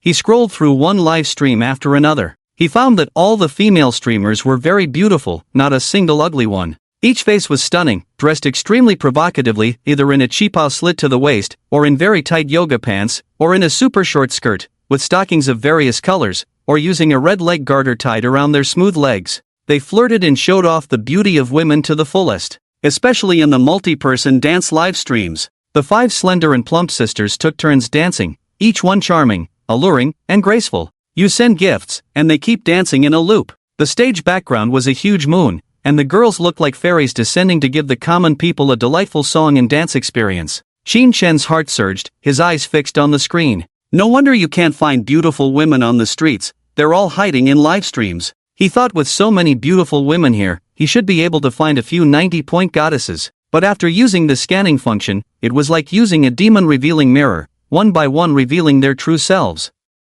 In a multi-person dance live stream in the top 10 of the popularity list, the first girl on the left dancing had a charm value of 68 points, whether it was good makeup or high beauty filter. Anyway, she looked like a peerless beauty in the live stream, far better than the girl at the internet cafe front desk. Wearing a set of blue cheapao, with a graceful posture. The slender waist swayed back and forth gracefully. The delicate figure seemed unable to support the weight in front of the chest, making people involuntarily want to help her. But Qin Shen, looking at the score of less than 70, felt a bit intimidated, unable to look away. The second one scored 79 points, although wearing the same cheongsam, she exuded more seductiveness. Occasionally revealing her thighs while turning sideways, she would use her hand to touch the hem of the cheongsam on her buttocks, intentionally or unintentionally highlighting her graceful curves. The third girl stood in the center, with a high system score, close to 100 points. It was about the number of love experiences. The actual charm value was only 82. She had a decent appearance, very photogenic,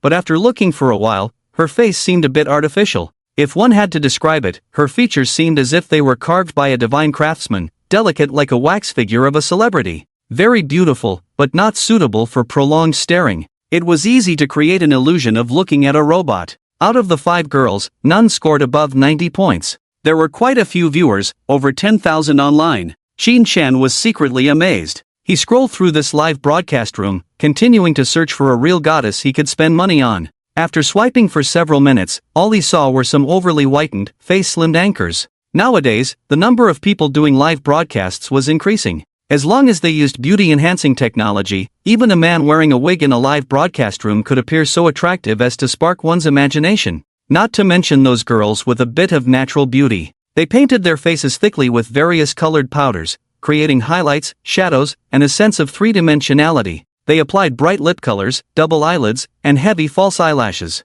They dressed up like fairies in front of the camera, posing in various ways to deceive for money and affection. However, the truly good-looking girls, once on live broadcasts, often lacked the right words or were habitually aloof. Their popularity couldn't match those ordinary girls who passionately engaged the audience with spicy jokes. They only earned 100 or 200 a day and had to endure the audience's vulgar language. This led to a loss of confidence in live broadcasting, becoming increasingly rare. Qin Shen felt mentally exhausted as he scanned through, clicking on dozens of live broadcast rooms, but none were decent. They all scored between 60 to 80 points. His heart gradually sank to the bottom. He was about to give up when suddenly a youthful and lovely round face appeared before him, with a small mouth, a small nose, and disproportionately large eyes. There was even a pitiful beauty mark at the corner of her eye. Her shiny black hair fell casually on her shoulders, with long bangs covering her eyebrows. She looked cute and a bit naive. She wore a simple white round-neck t-shirt on top, nothing flashy, and a blue skirt that covered her knees,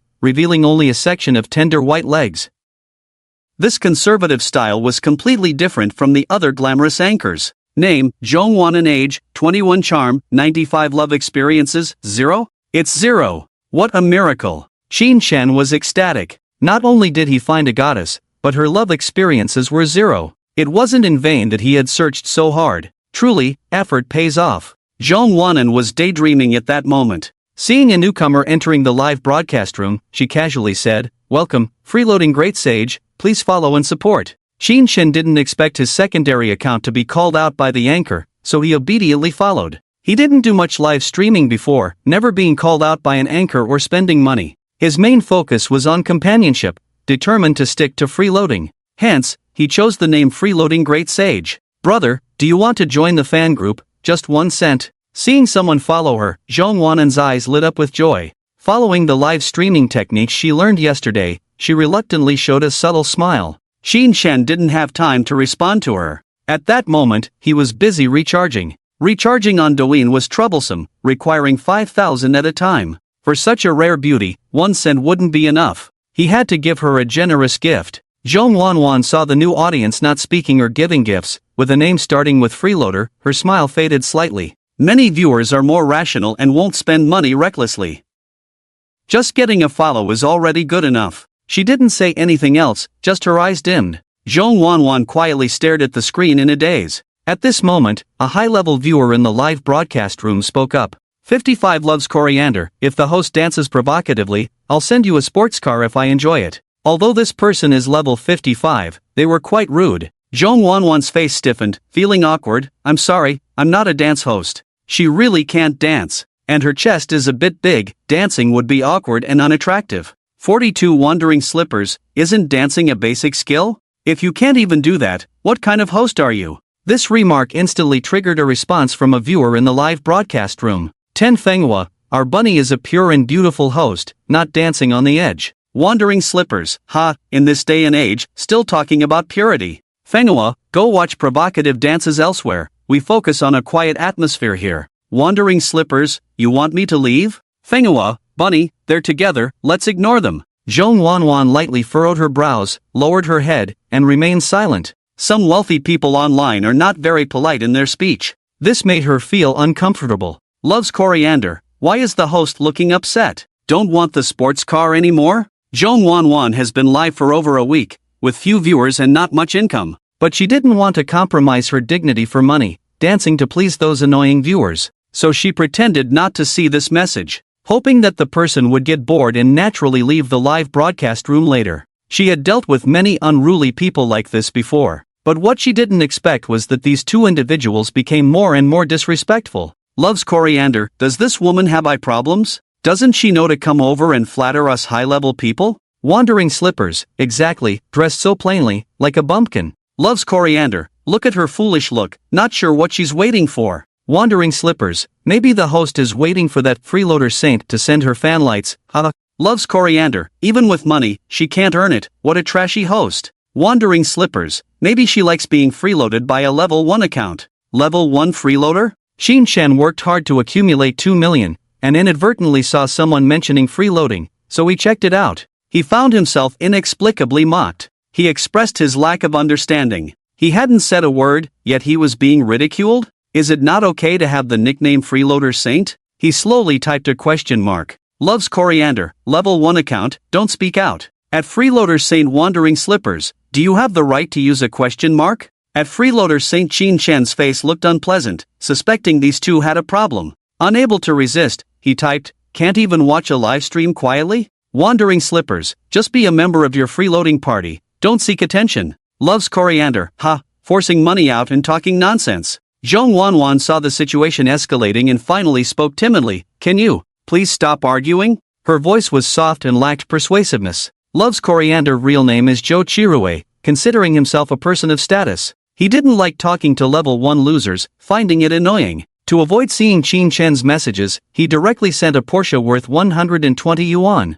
Super love to eat coriander sent out a golden sports car X1. This is the 6th sports car he sent out today, so there is a golden special effect. The ordinary sports car is red. Super love to eat coriander, give me a moderator, help you clean up the trash audience. Zhong Wanwan whispered a thank you. Although she didn't like this person's attitude, he did send 60 yuan, so she should thank him. However, she did not give the other party moderation, just weakly advised Xin Chen, brother don't argue with them anymore, let's talk about something else. Wandering Slippers, oh, this anchor is quite generous, not sending gifts but calling brother, call me too. A touch of disdain flashed in Zhong Wanwan's eyes. The unwilling emotions were almost written on her face. She wanted to invite this person out, but this Slippers seems to know coriander. This made her a bit conflicted. Just then, a super gorgeous special effect flashed out. A pink cartoon square was laid at the bottom, piano keys rotating to form a circle, supporting a giant subwoofer-like stage, with several small round people in peaking opera costumes below playing drums. At the top flashed the 3 neon words Carnival, constantly rotating, showcasing its dazzling value to all sides. This is the most precious gift on Douyin. Valued at 3,000 yuan. Freeloading Great Sage sent out Carnival X1. Zhong Wanwan was shocked by the sudden appearance of the gift effect. With wide eyes, she looked at the screen in disbelief. For a moment, she even forgot to say thank you. This was her first time receiving a carnival. When this effect appeared in the live broadcast room, she thought she was hallucinating. It wasn't until many lurking viewers flooded the chat box that she realized it was real. Brother, don't be like this? Manhwa, my goodness, bro, you're so easily hooked. Xiaolima, is it that intense? I love monster girls? Zhong Wanwan came to her senses and whispered, thank you for the carnival, brother, bunny bows to you. Zhong Wanwan's live broadcast room is called Lucky Bunny, so she calls herself Bunny. She imitates other female anchors, standing up with her hands together in front of her legs, bowing deeply at a 90 degrees angle to the camera. Although it's a bow, she's different from those enthusiastic anchors. Her legs are straight, head down, eyes lowered. Like a shy girl who received a red envelope and is too shy to express it, she doesn't scream or cheer. She can't give the boss the feedback he wants and makes the atmosphere a bit serious. But Xin Chen really likes this silly and cute little sister. The reward was successful, and the system opened up the expanded information. Qin Chen glanced at it briefly. Goddess database update name, Zhong Wanwan age, 21 height, 160 centimeters weight, 45 kilograms charm, 95 occupation, college student features, soft voice and gentle body favorability, 10, acquaintance, number of love experiences, 0 strategy reward, 1 resurrection amount spent, 0. 3 million yuan Qin Chen. Not to mention the features, just talking about this strategy. It's a bit hard to say. If it's awesome, it doesn't affect the current life. If it's rubbish, everyone doesn't mind having more of it. If it can be sold, it's very valuable. Those multi-millionaires would definitely be willing to pay a high price for it. Strictly speaking, those tycoons are not qualified to compete for it because the big shots of various countries are definitely interested in this thing. This is enough to show its value. But on Qin Chen, it seems insignificant. It's like wearing a resurrection armor, at most it makes you a bit bolder. Just a little less hesitation in doing things. It might be easier to pick up girls. A handsome rich guy willing to die for you, are you afraid or not? The live broadcast room was very lively, and many viewers were attracted by a carnival, bubbling with excitement. Not because they had never seen anyone use a carnival. It was because they saw someone arguing with the boss before using the carnival, which was quite exciting. Watching the fun and joining in the excitement is something that we common people are very enthusiastic about. Viewers commented, "Brother, you're awesome for facing it head on." It's normal for young people to be impulsive. If you don't agree, just leave. At worst, you'll eat steamed buns this month. The host should quickly give you the management privileges, big brother. Cilantro boss, others are using the carnival, what are you waiting for? At Super Love Cilantro, Joe Chirue saw the freeloading saint send out a carnival and disdainfully snorted. Then he saw someone at him, asking him to send gifts. He directly typed a line on the public screen. Super Love Cilantro, I don't like this kind of host, who doesn't dance, talk, or have a pleasant expression. Apart from being slightly prettier, she has no other advantages. And I don't know if that face is due to beauty filters. There are many other female hosts in other live broadcast rooms who are much prettier than her. Joe Chirue really looks down on this awkward host. He sent the sports card just now purely to kick out that level 1 account. Qin Chen originally wanted to rush to 10 carnivals, but he got delayed a bit by checking the goddess's information. This time, seeing this person still mocking his goddess, he immediately typed to defend her. 30 freeloading saint, if you don't like it, please leave, okay? After spending 3,000, his level reached 30, the symbol turned into a prestigious golden color, no longer a small blue frame. Super Love Cilantro, hilarious, using your salary to show off, really? Wandering Slippers, this guy is getting impatient with our teasing. Wandering Slippers, you dare to send 3,000, I admire you, ha.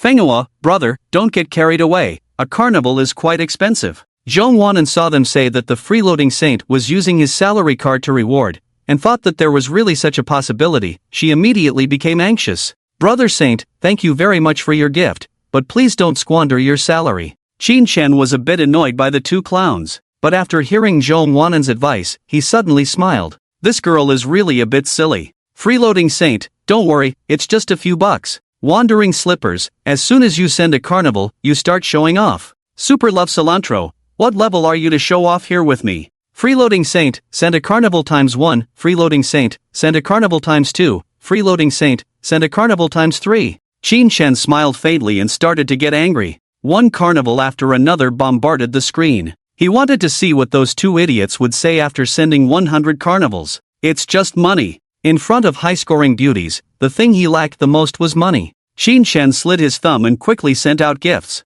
When the gorgeous carnival special effects flashed one after another in the live broadcast room, everyone was amazed at the scene. The audience in the live broadcast room gasped one after another. They watched as the screen was filled with flashing gifts, each worth 3,000 yuan. Everyone kept asking questions or exclaiming. Some with fast reflexes were praising the boss. But the public chat box was completely covered by the carnival special effects, making it impossible to see what everyone was saying. The scene was extremely shocking. Wandering Slippers was also a bit surprised. Wandering Slippers' real name is Pang Pin, he is Joe Chirue's little follower. He usually tries to understand the boss's thoughts and amuses the boss. As long as he notices that his boss is angry, he speaks up to teach the other person a lesson. And as a pianist from Zhuan, his typing speed was extremely fast. He had just finished editing a comment, acting all high and mighty after sending just one carnival, really damn good at pretending. Seeing freeloading masters sending gifts again, he paused before sending. He didn't expect this level 1 account to be able to send so many carnivals.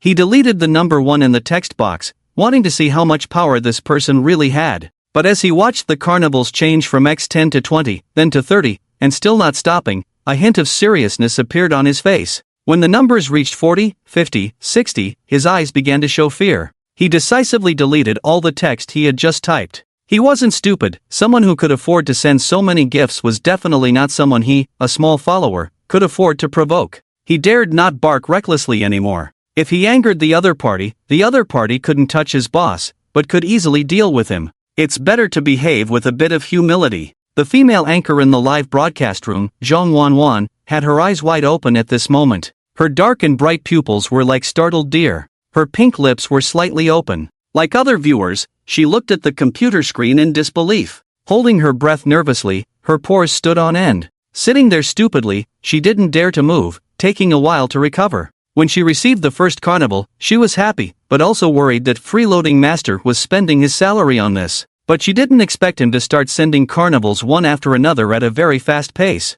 In the blink of an eye, Freeloading Master sent carnivals X71, X72, X73, as if the money was burning his hands. This instantly left her at a loss for what to do. Influenced by her roommates, she thought live streaming was profitable and wanted to try it. But after streaming for over a week, her earnings totaled less than 100. Today, after finishing the stream, she was starting to feel like not streaming anymore. But unexpectedly, a big shot suddenly appeared and spent so much money on her. Today, she finally saw what a truly wealthy person was like. Her eyes gradually became dull, her mind racing as she thought about how to thank the boss. Qin Shen sent 100 and finally stopped. It took about a minute. Faster than double-clicking to like. He felt somewhat satisfied with his speed. He scrolled through the lively public screen, looking for those two fools who hadn't spoken yet. With a gift value of 300,000, the live room's popularity had risen, with hundreds of viewers flooding in and many comments. Black, boss is confused. Son of Weather, rich daddy, do you need a leg accessory?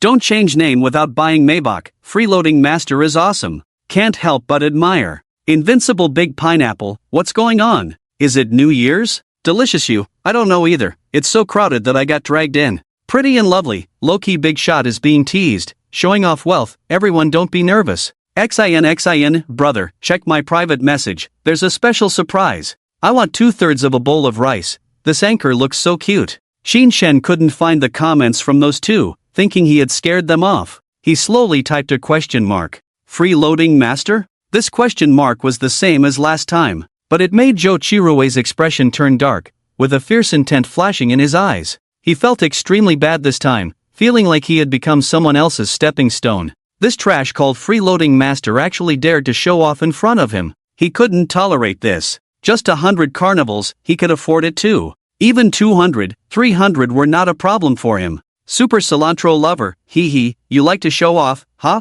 Super love to eat coriander, you wait for me. After Zhou Qirui finished typing, he left the live broadcast room directly. Pang Pin saw his boss leave and immediately followed him out. Qin Shen saw them leave like the big bad wolf, couldn't help but laugh. He didn't care what these two guys wanted to do. It's important to focus on the task at hand. At this moment, the anchor on the screen with a cherry-like mouth looked stunned and cute, making people can't help but want to tease her. By Piao Dasheng, anchor, don't you thank the carnival? Because he joined the fan group before sending the rocket, so the intimacy is very high now. His comment color is different from others, very eye-catching. Zhong Wanwan saw the barrage and hadn't figured out how to express her gratitude. Nervously covering her mouth with both hands, she spoke with a stutter. I'm sorry, thank you for the carnival, brother. By Piao Dasheng, is that all? Zhong Wanwan also felt that this was insincere, but she didn't know what to say, blushing all over her face. Suddenly, she remembered the words of thanks her roommates used to thank the boss, and in a moment of urgency, she blurted out, I want to give the boss a monkey.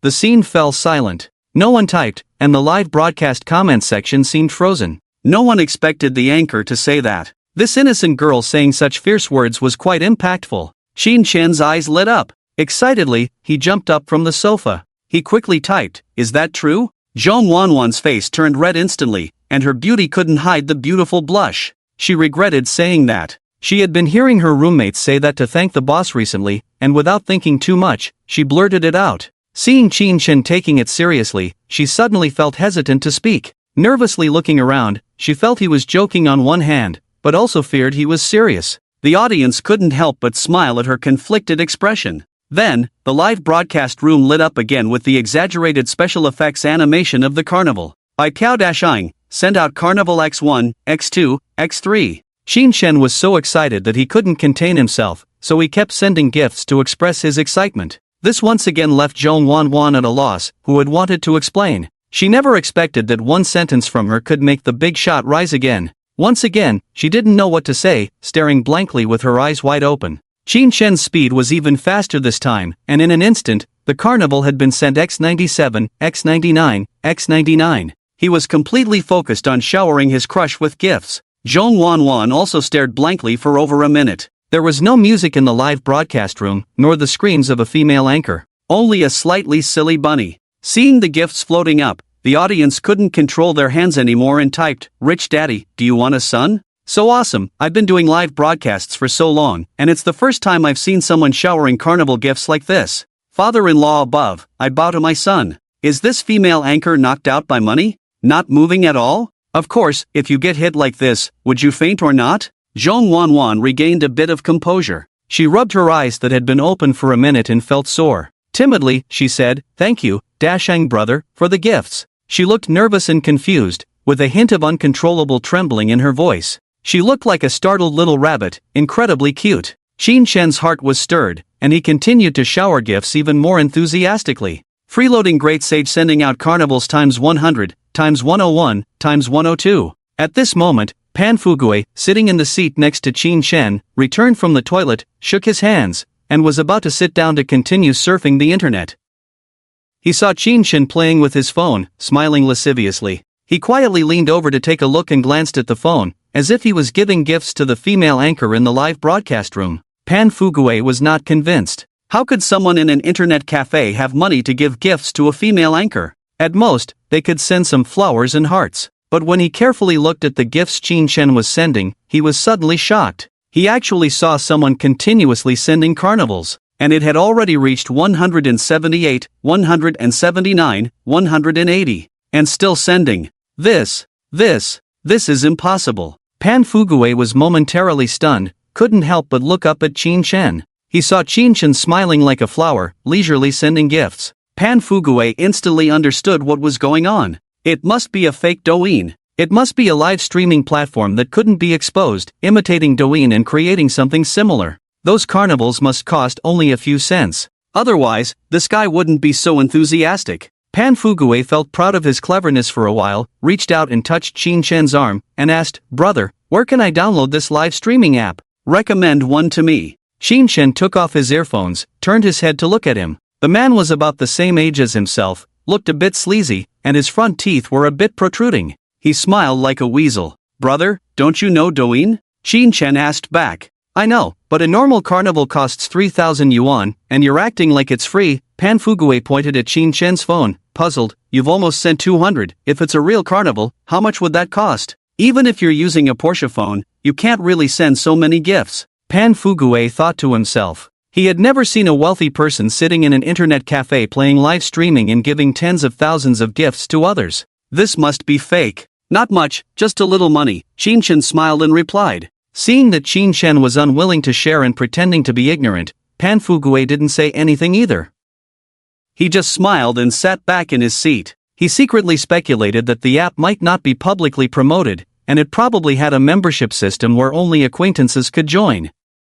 And those female anchors were probably like those in foot massage parlors, more open-minded, and could do whatever they wanted. It was said that those talented girls could even open beer bottles with their mouths. But in this circle, you had to go for massages regularly to have a chance to get in touch. Pan Fugui shook his head and dismissed the envious thoughts. He was a decent person and wouldn't go to such places. It was more important to work hard. He opened the game and prepared to continue his monster-slaying business. However, the images from Qin Shen's phone kept flashing in his mind. The live streaming room looked incredibly real, and even the name of the female anchor was clearly visible. It seemed to be called Lucky Rabbit. She looked innocent and beautiful. In Lucky Rabbit's live streaming room, carnivals kept jumping. In the blink of an eye, it reached 201, 202, 203, and still seemed to show no signs of stopping. The audience each opened the screen recording function, intending to record this spectacular scene and give it a cool name to post online. They wanted to tell all the dream-chasing girls still in the live streaming room. This is how gifts are sent by others' big brothers. Brother Dashing, stop sending, there are already so many. Zhong Wanwen saw Qin Shen breaking 200 and still not stopping, so she hurriedly shouted. She was very nervous at the moment. In terms of money, this person had sent 300 carnivals in these few minutes. Converted, it was a full 900,000. Who wouldn't be scared to see that? The money in her village is enough to marry 5 wives. If this continues, does she really have to give birth to a monkey for him? Thinking of 2 people without feelings, needing candidly for money, and mixing together, Zhong Wanwen was a little at a loss. Qin Shan is a very obedient person. If she says no, then no. If she says stop, then stop. If she says don't stop, then slow down first. This matter will be discussed later. His back is a bit sore now. Although he has the intention to kill the thief, he is powerless to reverse the situation. At this moment, he really wants Xia Ting's strategy reward. When it reached 210 integers, Qin Shen stopped his fingers. By now, he was a level 50 high-level warrior. The oval icon behind his name turned purple-red, and the symbol above it was extremely exaggerated, like a polygonal gem. After brushing for so long, he had dozens more red dots in his private messages. Qin Shen took a look. He found that most of the avatars were beautiful women, and their names were also provocative. They sent their WeChat numbers and phone numbers. Several female anchors even sent their live room numbers, hoping Qin Shen would come and take a look.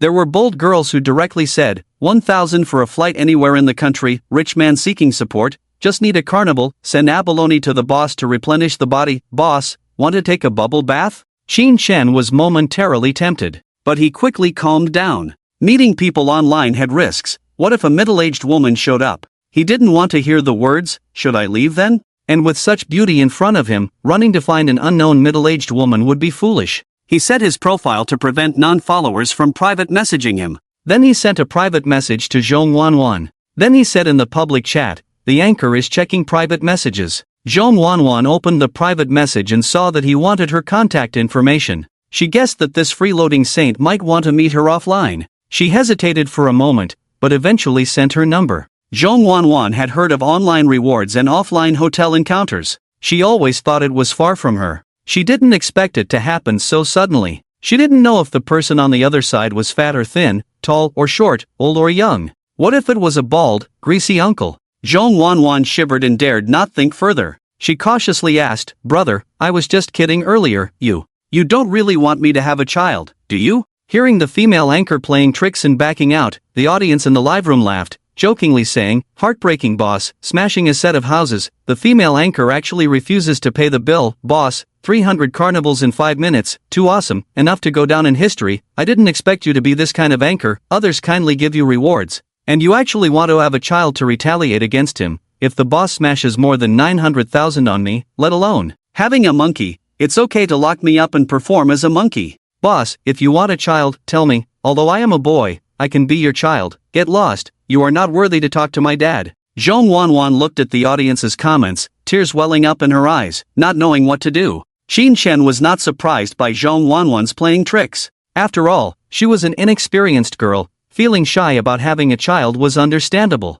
She needed to relax her guard to have a chance. Freeloading saint, I was just joking and casually sending gifts, don't be nervous. Zhong Wanwen was dumbfounded. This was called casually sending gifts? But it seemed like she didn't have to have a child herself. She breathed a sigh of relief, feeling a bit happy in her heart, but also a bit of indescribable subtle emotion. Could it be that the saint brother wasn't interested in her? She wasn't ugly either. Zhong Wanwen shook her head, not wanting to think about these issues. Regardless, he sincerely sent gifts worth nearly $1 million, so he should genuinely thank the person. Zhong Wanwen sincerely wishes, Big Brother Dashang is really good. I wish Big Brother an early birth of a noble child and all the best. System prompt, Zhong Wanwen's favorability +10, this girl is really innocent, every time she is extremely sincere. Qin Shen felt a bit embarrassed to tease her. By Piao Dashang, I spent 900,000, and you just say this to me? Then, what should I say? Zhong Wanwen saw Qin Shen say this and instantly became timid again.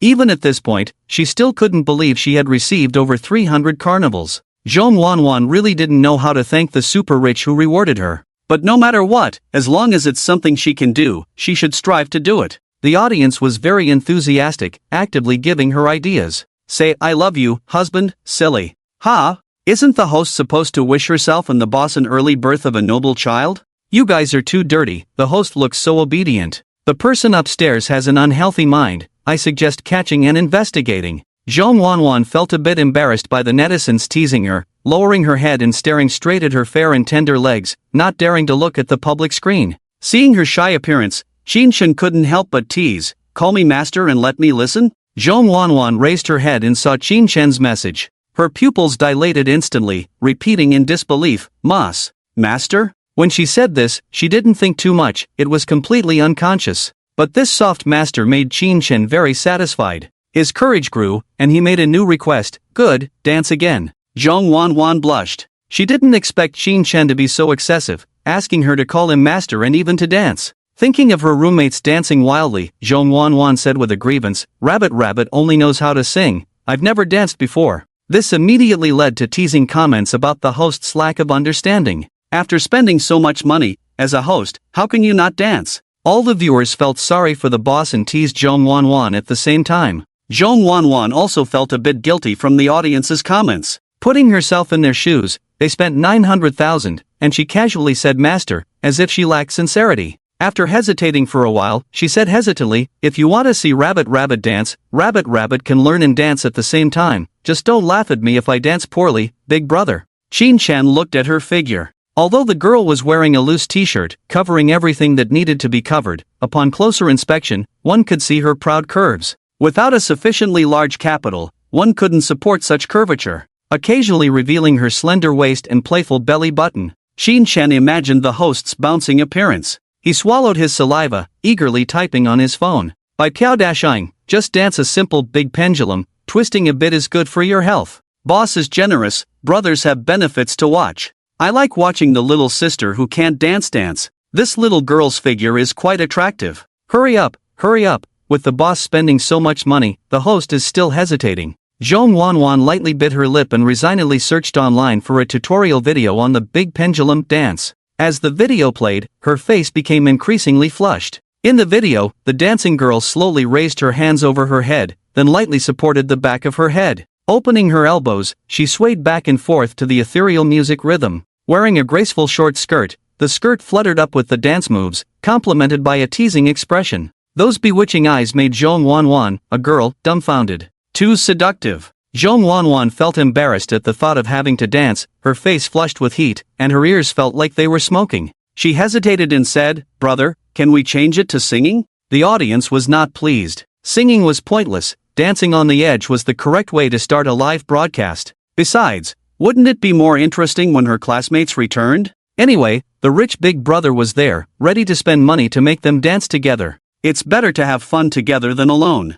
Comments flooded in, urging her to dance quickly. Zhong Wanwan ignored the audience's clamor, only seeing her beloved brother. Blushing, she mustered up the courage to plead, "Please, big brother." Hearing this address again, Qin Shen felt his soul being cleansed, floating in ecstasy. He was spending money to increase favorability, not to embarrass this girl. Moreover, it felt strange to see the girl he liked showing off in the live broadcast. Wouldn't it be better for her to dance alone in the room for him later? Then, he could ask her to wear fewer clothes and dance, to see how a real bunny hops. The freeloading big brother said, "Alright, I'll let you off this time." System prompt, Zhong Wanwan favorability plus 10, "Thank you, brother. Let me sing my favorite song for you." Zhong Wanwan felt relieved to escape and smiled, revealing her cute little tiger teeth. She quickly opened the music app, found the song, and played the accompaniment. As the accompaniment started, a clean and sweet voice filled the live broadcast room. The sunset on the sea is like a young painting, spread in the sky waiting for seagulls to take it away. Her singing had a unique charm, pure and pleasant. It felt like walking home from school with a childhood friend, listening to her natural and cheerful humming. It gave a sense of carefree simplicity, making people feel relaxed and happy. Qin Shen, who was intoxicated, felt some of his impure thoughts dissipate. Zhong Wanwan had a small face with a childish beauty, a somewhat naive personality, and a figure that broke the rules. Qin Shen had already given her a full score in his heart. Lolitas are truly treasures in the world. The only flaw in Zhong Wanwan's singing was that she didn't use a professional sound card or microphone. Her voice was pleasant to listen to, but compared to professional singing broadcasters, it fell short. Singing with a pair of cheap headphones couldn't match the sound quality produced by expensive sound cards and microphones. This led the audience in the live broadcast room to lose interest in her. Most live streamers have no patience. If they find her singing not as good as expected and not dancing, they immediately leave. Stop singing, start dancing. Damn, the boss is really rich and capricious, spending 900,000 to make a female streamer sing a song.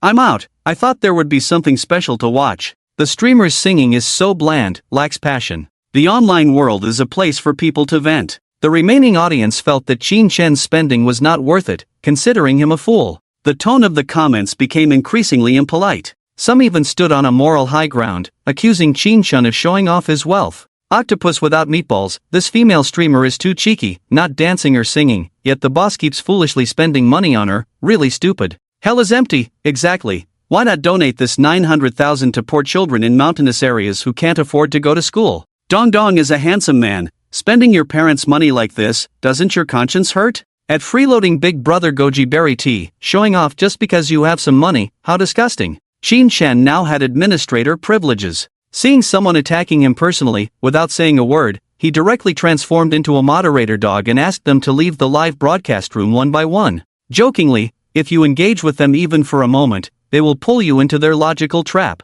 Why should I have to report to you even though I'm spending my money? Even Jesus doesn't care about me, and you want to control me? Of course, most of the audience's values are quite positive. When they see someone insulting the boss, they all stand up to refute. If the boss wants to give, let him give. Why are you being sour? Ah, why is there a Buddha light coming out of my phone, which Bodhisattva is chanting? These people look funny being sour. The host should ignore them. The crowd argued noisily, and the comments in the live broadcast room were scrolling quickly. Zhong Wanwan was singing, but when she saw these disgusting remarks, her voice unconsciously weakened. She felt that she had taken so much money, her singing was not that good, she didn't dance either, feeling a bit sorry for the tips from Big Saint Brother. However, when she saw the news of Qin Shen kicking someone, she couldn't help but feel a bit heartened. Big Saint Brother, consider this money as a loan from me, and I will slowly pay you back when I start working in the future, Zhong Wanwan said earnestly. This was the only way she could think of to repay without resorting to selling her body.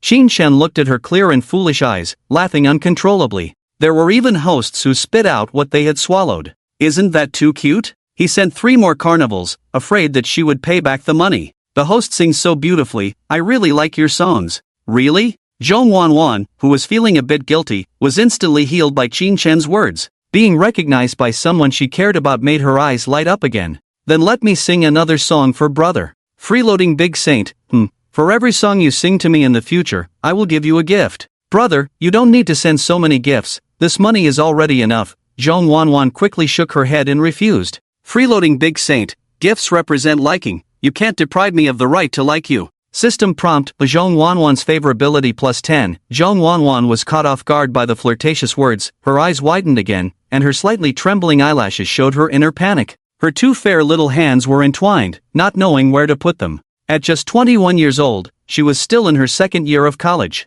Although she was very beautiful, she always wore no makeup, her long hair covering her face, and she wore black-framed glasses to prevent nearsightedness. So not many guys pursued her. Also, she didn't talk much, and sometimes she would suddenly ignore others, making guys think she was aloof and difficult to get along with. There were very few guys who dared to flirt with her. But in fact, Zhong Wanwan was not aloof. It was just that her brain's CPU didn't handle social situations well, and once it was overloaded, it would automatically trigger protection mode, leading to a daze. Plus, she was relatively short, and when she lowered her head slightly, others couldn't see her empty eyes. Her dreamy demeanor was misunderstood as aloofness, so she still didn't have a boyfriend. This time, someone sent over 300 carnivals, saying they liked her and wanted to keep listening to her sing. Zhong Wanwan admitted that she was slightly moved. But she was afraid that this Big Saint was a 60-year-old man. When they met, she might not feel as excited as she thought. That would be very awkward. Thank you for liking me, I will work hard, Zhong Wanwan said shyly, quickly clicked on the accompaniment,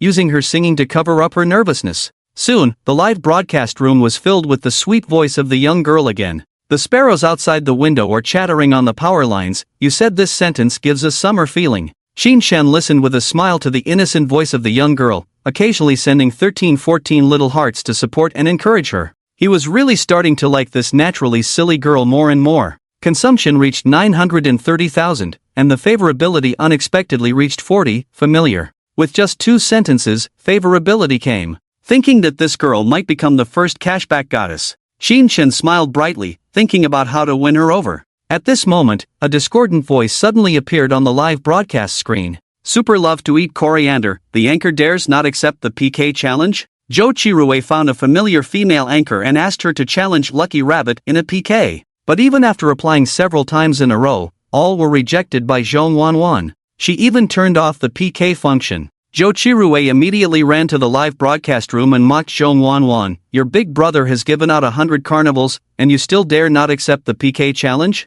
Playing some tricks? Zhong Wanwan saw this sentence and frowned. She thought no wonder someone kept applying for a PK challenge while she was singing. It turned out to be this annoying person causing trouble. She doesn't like PK, no matter who it is. Although she knows that PK might bring her more income, she can't accept those punishments, such as acting cute, doing push-ups, writing on the face. She finds it very embarrassing. In order not to affect her singing, Zhong Wanwan opened the management permission and prepared to kick out this coriander, but surprisingly found that she couldn't kick them out. The backstage showed, this user is a distinguished super VIP member, with the privilege of anti-kick and anti-ban. She didn't know how to deal with this, so she could only lower her head and pretend to sing seriously, ignoring this comment. But she didn't expect Dashang Gij to come out for her. Freeloading Dashang, brother, you're such a grown-up, don't always bring up your mother at Super Love to Eat Coriander. Super love to eat coriander, what the hell, are you teaching me what to do? Freeloading Dashang, yeah.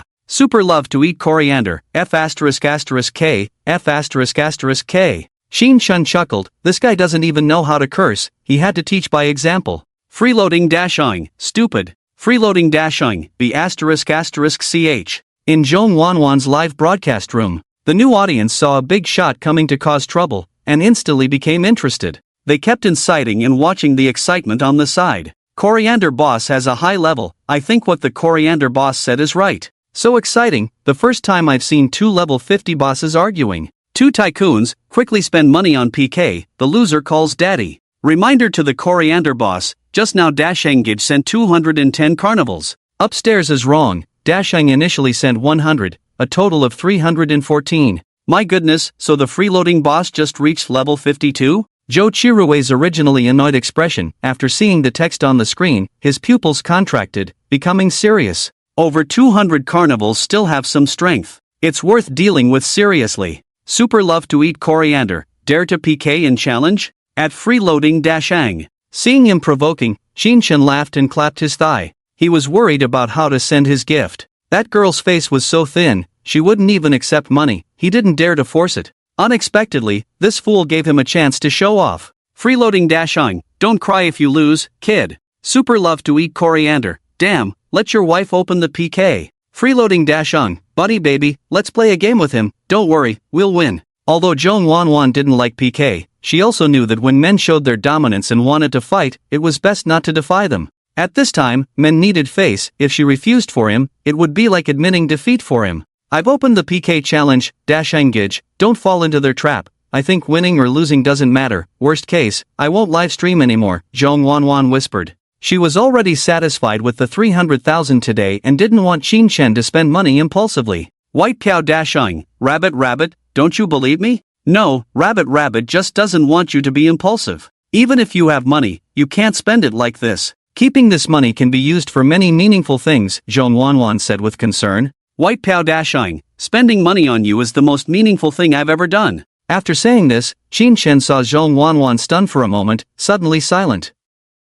She rested her chin on both hands on the table, staring blankly at the screen, her eyes gradually becoming hollow. It seemed like she could go space traveling at any moment. Seriously, just a flirtatious remark and she's stunned? Qin Chen chuckled to himself. This little girl is too cute, she has no resilience at all. She might faint on the bed in the future. System prompt, Zhong Wanwan's favorability plus 10. Qin Chen completely lost his resistance to this silly and cute girl whose favorability increased by 10 points each time. Even if she didn't send a resurrection scroll, he decided to go all out. Jo Chirue was furious to see someone openly dating in front of him. Super cilantro lover, damn, playing with female anchors and licking so well, you really have guts. His remarks set the tone in the live broadcast room, and some people sarcastically said, this White Piao Dashing may be new to live streaming and doesn't know how deep the waters are. I suggest the two bosses make the anchor turn off the beauty filter as a punishment for PK, let us all see the truth. You call for a chicken, even if you cry, you have to finish it, no waste.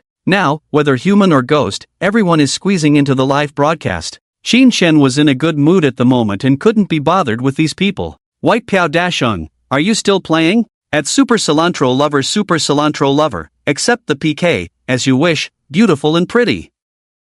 Zhong Wanwan absent-mindedly found the PK invitation from As You Wish Beautiful and Pretty and clicked to accept. The screen in the live broadcast room split in two. On the right appeared a standard internet celebrity face, with big eyes, a pointed chin, pink blush covering her face. She wore a red strapless dress with a waist-hugging style, showing off her long white legs, looking very feminine. But at this moment, her expression was extremely fierce, pointing and scolding at the camera. Who dares to be so bold and not give face to my boss Cilantro? Turns out to be a little devil who hasn't grown up and doesn't know the depth of the sky and earth. What are you hiding from? Dare to be arrogant but not accept the PK? Shameless plaything, pretending to be innocent. Quickly apologize to my big brother, otherwise I'll make sure you can't survive in the live streaming world. Zhong Wanwan was startled by her fierce appearance. Qin Shen couldn't stand such a fierce woman either. He quickly reminded Zhong Wanwan, rabbit, mute the voice from the other side. Zhong Wanwan, with no PK experience, was scolded for a minute before finding the mute button. Most of the audience in the live broadcast room were driven away by the scolding. Qin Shen didn't know where she got the confidence to speak so arrogantly. He activated the scanning function to see the opponent's ratings, and the information presented left him stunned. Name, Shi Hongyan. Age, 42. Charm, 50. Number of relationships, 6. Damn. Auntie, you're 42 and still live streaming, isn't that a bit too hard? And the number of relationships is also pitiful. Anyone, human or ghost, can go live on this platform. After turning on the beauty filter, she looks like she's 23 to 24, very attractive. Without the scanning function, he would have been completely fooled. White Piao Dasheng, is this lady your woman? Can you bear to say that? At Super Cilantro Lover, none of your business, let's get started. White Piao Dasheng, how do you want to play? Super Cilantro Lover, one game to determine the winner. The loser changes their name to I am a loser. Qin Shen thought for a moment, a bold idea forming in his mind. By Piao Dasheng, if I lose, I can change my name, but if you lose, you don't have to change your name. By Piao Dasheng, as long as you ask your anchor to turn off the beauty filter, show your natural face, and say I love you in the live broadcast room, it's fine. By Piao Dasheng, you've spent so much money on her, this little thing shouldn't be impossible to do, right? When this guy realizes how many gifts he sent out for an older woman, his expression will definitely be priceless. He might not dare to come to the live broadcast room again in the future. It's like helping a young person who has gone astray and making an outstanding contribution to society. Qin Shen is proud of his integrity and feels that the red scarf on his chest looks even brighter.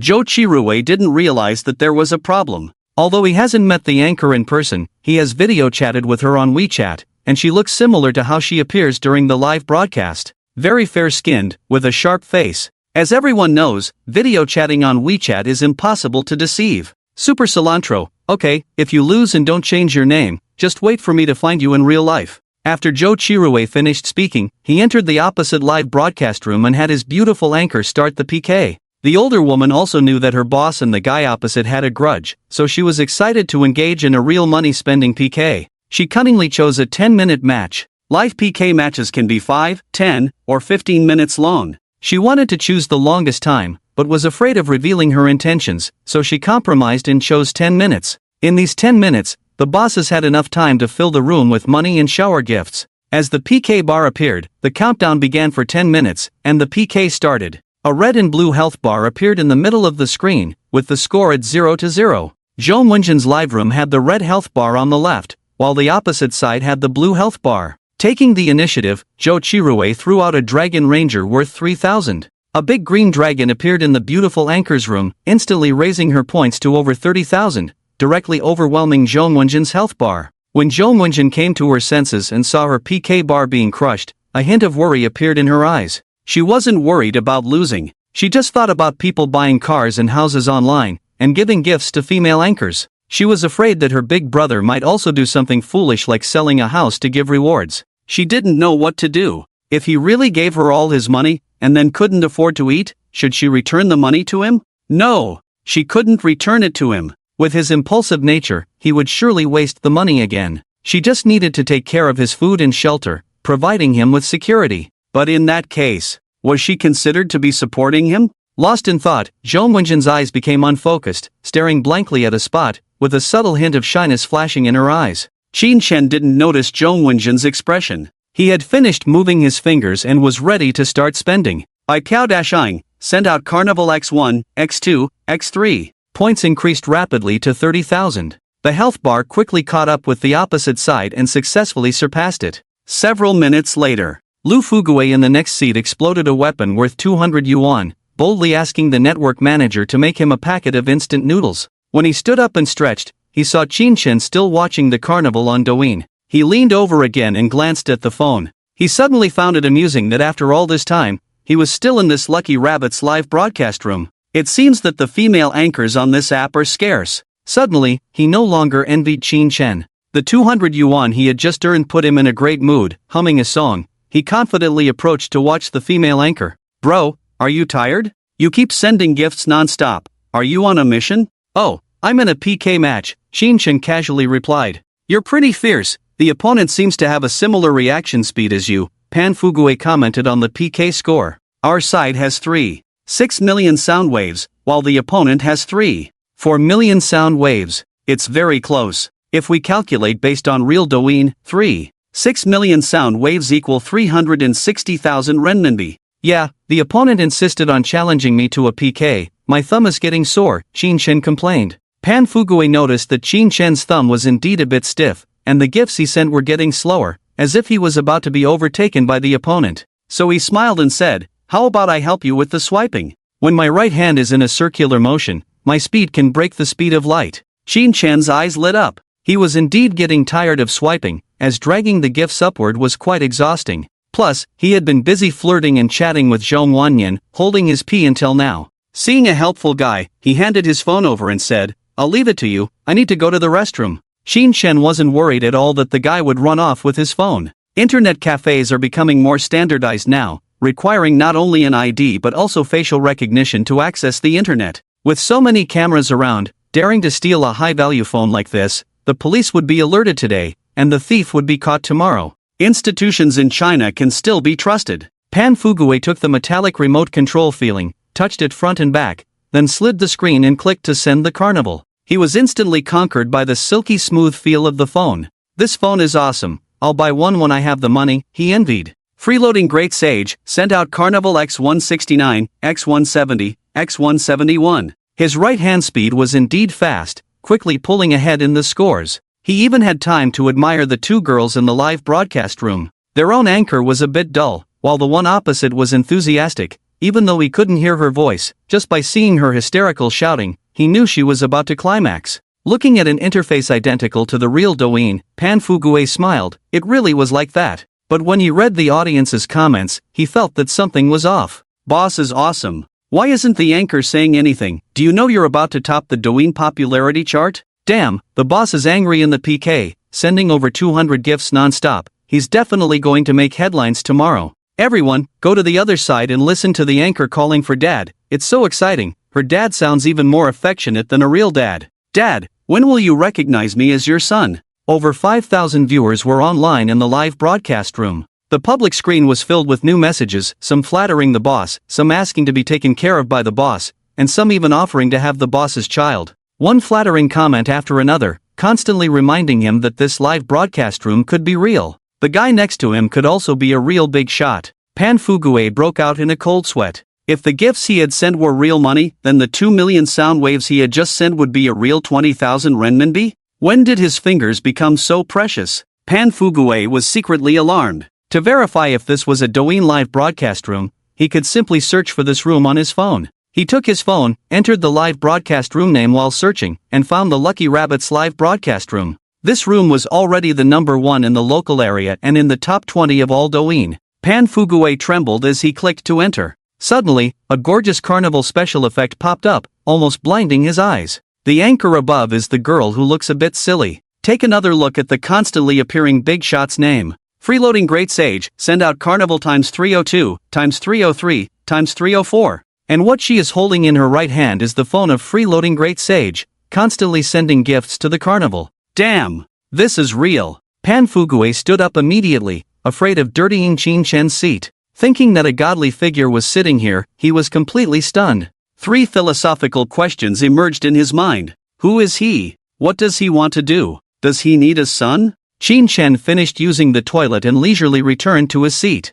Seeing that his brother next to him had helped him reach 6 million fans, while the one opposite had stopped at 5 million fans, he smiled and thanked. Thanks, brother. Pan Fugui stammered, no. You're welcome. Thank you, big brother. Qin Shen was puzzled, who was thanking whom? He didn't think much, politely said a few words, took his phone, and continued to send gifts. Bro, the opposite side stopped sending gifts. Do we need to waste money anymore? Pan Fugui saw Qin Shen's smooth movements and quickly advised. He was still stunned just now, his fingers never stopped. And seeing the other party stop, he stopped too. If he continued to send gifts, with his speed, it would be 9 million fans by now. Oh, I'll guard the tower, Qin Shen said lightly. As the big shot's words fell, Pan Fugui almost choked. What kind of big brother was this, leading by a million and still guarding the tower, leaving no room for others? He looked down at his phone and saw freeloading Great Sage starting to send gifts from one again. His jaw dropped in shock. His eyes kept glancing at Qin Shen. Even the instant noodles brought by the network manager didn't seem appetizing anymore. He was thinking about what kind of posture to use to hold Qin Shen's thigh, or what to say to move the big shot's heart. Qin Shen felt uncomfortable being stared at by those strange eyes. The eyes were full of desire, eagerly looking, like a woman dressed provocatively under a street lamp. The way he looked at him, he thought this guy was hinting at giving him a tip. Qin Shen's gaze fell on the instant noodles on his table. After a brief thought, he got up and bought a ham sausage at the counter, handing it to him, saying, "Bro, thanks, have a sausage." Pan Fugui was stunned. What did he mean by this? What did he want to do? Could it be? In an instant, Pan Fugui felt enlightened, as if he had understood the big shot's hint. He shouted loudly, "Woof," then picked up the sausage with his mouth, squatting down, looking at him obediently. Qin Shen. Qin Shen was taken aback. This guy must be crazy. Qin Shen felt his scalp tingle under his hot gaze, a chill running down his spine. He quickly got up and moved to a seat further away. Pan Fugui looked at him leaving in a daze, feeling more heartbroken than if his girlfriend had dumped him. At this time, there were still over 4 minutes left for the PK. Unexpectedly, the other side gave up so quickly, making Qin Shen feel strange being the only one sending gifts. Zhong Wanyan had been in a daze for almost 5 or 6 minutes. The scene seemed frozen, with the live room so quiet that you could hear a pin drop. Only the lively chat in the public screen, with many people bubbling up comments. "Can't take it anymore, Great Sage, stop showing off your powers." Daydreaming during the live broadcast, earning hundreds of thousands a day? Great Sage, I just turned 18, please message me. The other side has already voted, why keep sending gifts? Are you here to launder money? The other side is too crazy, that female anchor is putting in too much effort for gifts, even shouting to feed the boss mouth to mouth. Really? Let's go over there and take a look. Qin Shen saw the comments and was also intrigued. I don't know if Xiang Tsai can still eat after seeing the real face of the female anchor. He stopped sending gifts and followed to enter the opposite live broadcast room, only hearing the cheering voice of the beautiful anchor. Xiang Tsai, hurry up and refill the milk, we can't let them look down on us. One lives to fight for this pride. If I were you, I would really do whatever it takes to earn back this pride. If you back down this time, you will never be able to regain your dignity. Other big brothers in the live broadcast room, help us send gifts, show our big brother what a real man should be like. Welcome the level 58, freeloading saint, big brother, come and help us, this PK is crucial, we can't afford to lose. The background music in this live broadcast room is loud and passionate. The female anchor's expression is fierce and full of momentum. Her voice is a bit hoarse, giving a hysterical feeling. The freeloading saint, I am Rabbit's big brother, here to see what's going on with your big brother. The anchor Mimi saw that it was a big brother from the opposite side, immediately put on a flattering smile, and shouted sharply, "Oh, big brother, you hit hard, beating someone up so badly, are you not ashamed of not providing medical expenses?"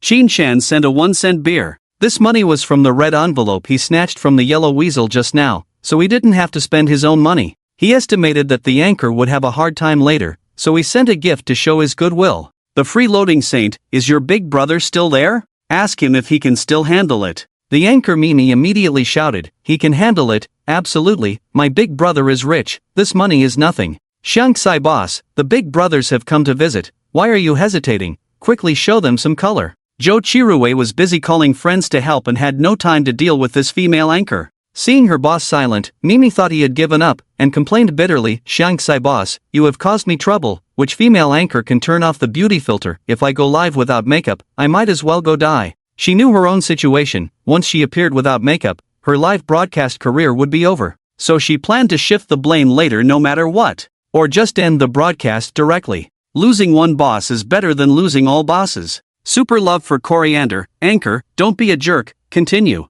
At freeloading, St. Joe Chirue not only called friends, but also topped up the 1 million his father gave him. This money was swindled from his father, who was originally planning to start a game company. But now, spurred by Qin Shen's competitive spirit, he didn't care about that anymore. He could always ask his father for money again. Super love for Coriander sent out Dragon Knight X1, X2. Mimi saw that Xiang Sai boss was active again, and instantly felt hopeful. If possible, she didn't want to abandon this big spender who had almost donated 1 million. Where to find such a gambler who dares to spend money without meeting in person in the future? She played the battle song again, shouting, excited heart, trembling hands, following the big brother's lead, thank the heavens, thank the earth, thank the big brother for his love and righteousness. If you don't leave me, I will depend on you for life and death. My big brother is the most awesome. The atmosphere in the entire live broadcast room was extremely enthusiastic. The female anchor's voice sounded like she wanted to lift the roof. Her guild's atmosphere team also started commenting, fully supporting the boss, constantly flattering the boss, praising the boss's generosity and awesomeness. We also helped the boss together. The score is close. We need to turn the tables. Mimi deserves our protection. Let's charge with the boss. Let me destroy that stupid woman on the other side. Some people were really motivated and joined in the cheering. The atmosphere in this live broadcast room is great. The host is beautiful and relaxed. I'll send the host a Marry You Home gift to liven things up. Mimi, I love you, but I've already bought 10 sports cars, and my living expenses for this month are running out. Qin Shen smiled and shook his head, feeling that it was not worth it for them. Back in the live broadcast room, the atmosphere was much cleaner. Despite nearly 100,000 viewers, everyone spoke sensibly and calmly. There was no passionate host, only a rabbit who seemed lost. Watching Zhong Wanwan dazed and sleepy, Qin Shen teased by typing, "Wife, wake up." Zhong Wanwan paid close attention to Qin Shen's words and was awakened by his comment. Not realizing anything wrong in Qin Shen's words, she absent-mindedly responded, Qin Shen was secretly pleased that she didn't reject his address. Seeing the opponent starting to make a move, he quickly opened the gift list and clicked on the carnival. Continuing the final sprint, Xia Ting returned to her own door and stood at the entrance for a while. After wiping the tears from her face and taking 2 deep breaths, she finally opened the door and went in. As soon as she entered, she heard the glamorous woman sitting on the sofa watching TV shouting at her, "You brat, you finally know to come home." This charming woman was Xia Ting's mother, Ming Mei Wei. Approaching 50, her skin was well maintained, fair, smooth, and radiant. Time had not left obvious marks on her face, only a hint of fine crow's feet at the corners of her eyes, indicating her not-so-young age. Her features were perfect, somewhat resembling Xia Ting, with the same oval face, delicate eyebrows, and beautiful lips. Especially her lively beautiful eyes. She didn't look like a middle-aged aunt at all. Seeing her daughter come back, she glanced at her and continued scolding, "Where were you last night? You're almost 30, still so unruly, fooling around outside every day, refusing to go on proper blind dates." "Mom, please stop." Xia Ting didn't want to hear it. She took off her shoes, put on slippers, and impatiently walked towards her room. "What's wrong with me saying a few words to you? Look at the men you choose, none of them are decent. The last guy was caught by the police for drug use before you woke up. You, this brainless girl." Ming Meihui frowned, criticizing incessantly. This child's temper was really headache-inducing, rejecting all the decent suitors and insisting on finding a wealthy man. Were wealthy men so easy to find? She herself was once a village beauty, but after so many years, she couldn't find a genuinely wealthy man. In the end, she married a schoolteacher honestly. "Let me tell you, I've arranged for you to meet a young man recommended by Aunt Wang tomorrow night, a very decent young man." "I'm not going." Xia Ting coldly left these words and went into her room without looking back. Just as she was about to close the door, she saw her mother suddenly stand up and sternly say, "Stop." Xia Ting snorted, didn't dare to close the door, and prepared to be scolded. But to her surprise, her mother didn't scold her, instead her tone softened. "What's wrong with your eyes? Why are they red? Like father, like son, like mother, like daughter." Ming Meihui just glanced at her and could tell that something was wrong with her daughter. She quickly walked up to Xia Ting, lifted her face to examine it carefully, and noticed her large, inherited eyes, clearly looking like she had just been crying. Ming Meihui immediately asked angrily, Which bastard bullied you again? I'm going to settle the score with him. Xia Ting shrank her neck and weakly said, no one bullied me. Still trying to argue, for so many years, I've known what you're up to. Do you think I don't know if you've been bullied? No, really no. Humph, don't think just because you cried, I won't be willing to hit you. Hurry up and speak. If you dare to lie, I'll resort to family discipline. Xia Ting pursed her lips and glanced at her mother. Although her mother stood with her hands on her hips, looking fierce, she knew her mother genuinely cared about her and didn't want her to get hurt. Xia Ting's grievances were suddenly stirred up, tears welled up in her eyes once again. She lowered her head, not letting her mother see her eyes, and tried to suppress the quivering voice, saying, no one bullied me. I did it voluntarily. Ming Meihui understood. This girl must have set her sights on some young master again, went up eagerly, only to find out he wasn't worth it, and came back crying. She poked Xia Ting's head with her index finger and scolded, you foolish child, how did I give birth to such a brainless thing like you? You're wasting your face. Every time, you're like this, no insight at all. After scolding Xia Ting for a couple of sentences and seeing her daughter's shoulders trembling, Ming Meihui couldn't bear it in her heart. So she quickly embraced her, stroked her head, and comforted her, all right, it's over. Those rich people are not good people. In the future, open your eyes, find someone honest like mom who loves you. Life goes by quickly, you're still young. Xia Ting couldn't control herself anymore, she cried out, but I can't accept it. Why, where am I lacking? Silly child, luck is unpredictable. Sometimes it's yours, sometimes it's not, it's normal. But I really like him a bit, I don't want to give up like this. Not wanting to give up will only hurt you more. You're already 26, how many years do you have to waste? Ming Meihui patiently advised, when you look back after your youth is gone and find yourself with nothing, you won't even be able to cry. After crying for a while and calming down a bit, Xia Ting said in a choked voice, I won't have nothing. He said he would buy me a villa. If he leaves me when I'm old, I can just sell the villa and travel around the country. Ming Meihui sneered twice, grabbed Xia Ting's shoulders, pulled her out of her embrace, and mocked, men's words deceive, do you think your mom hasn't heard this saying before?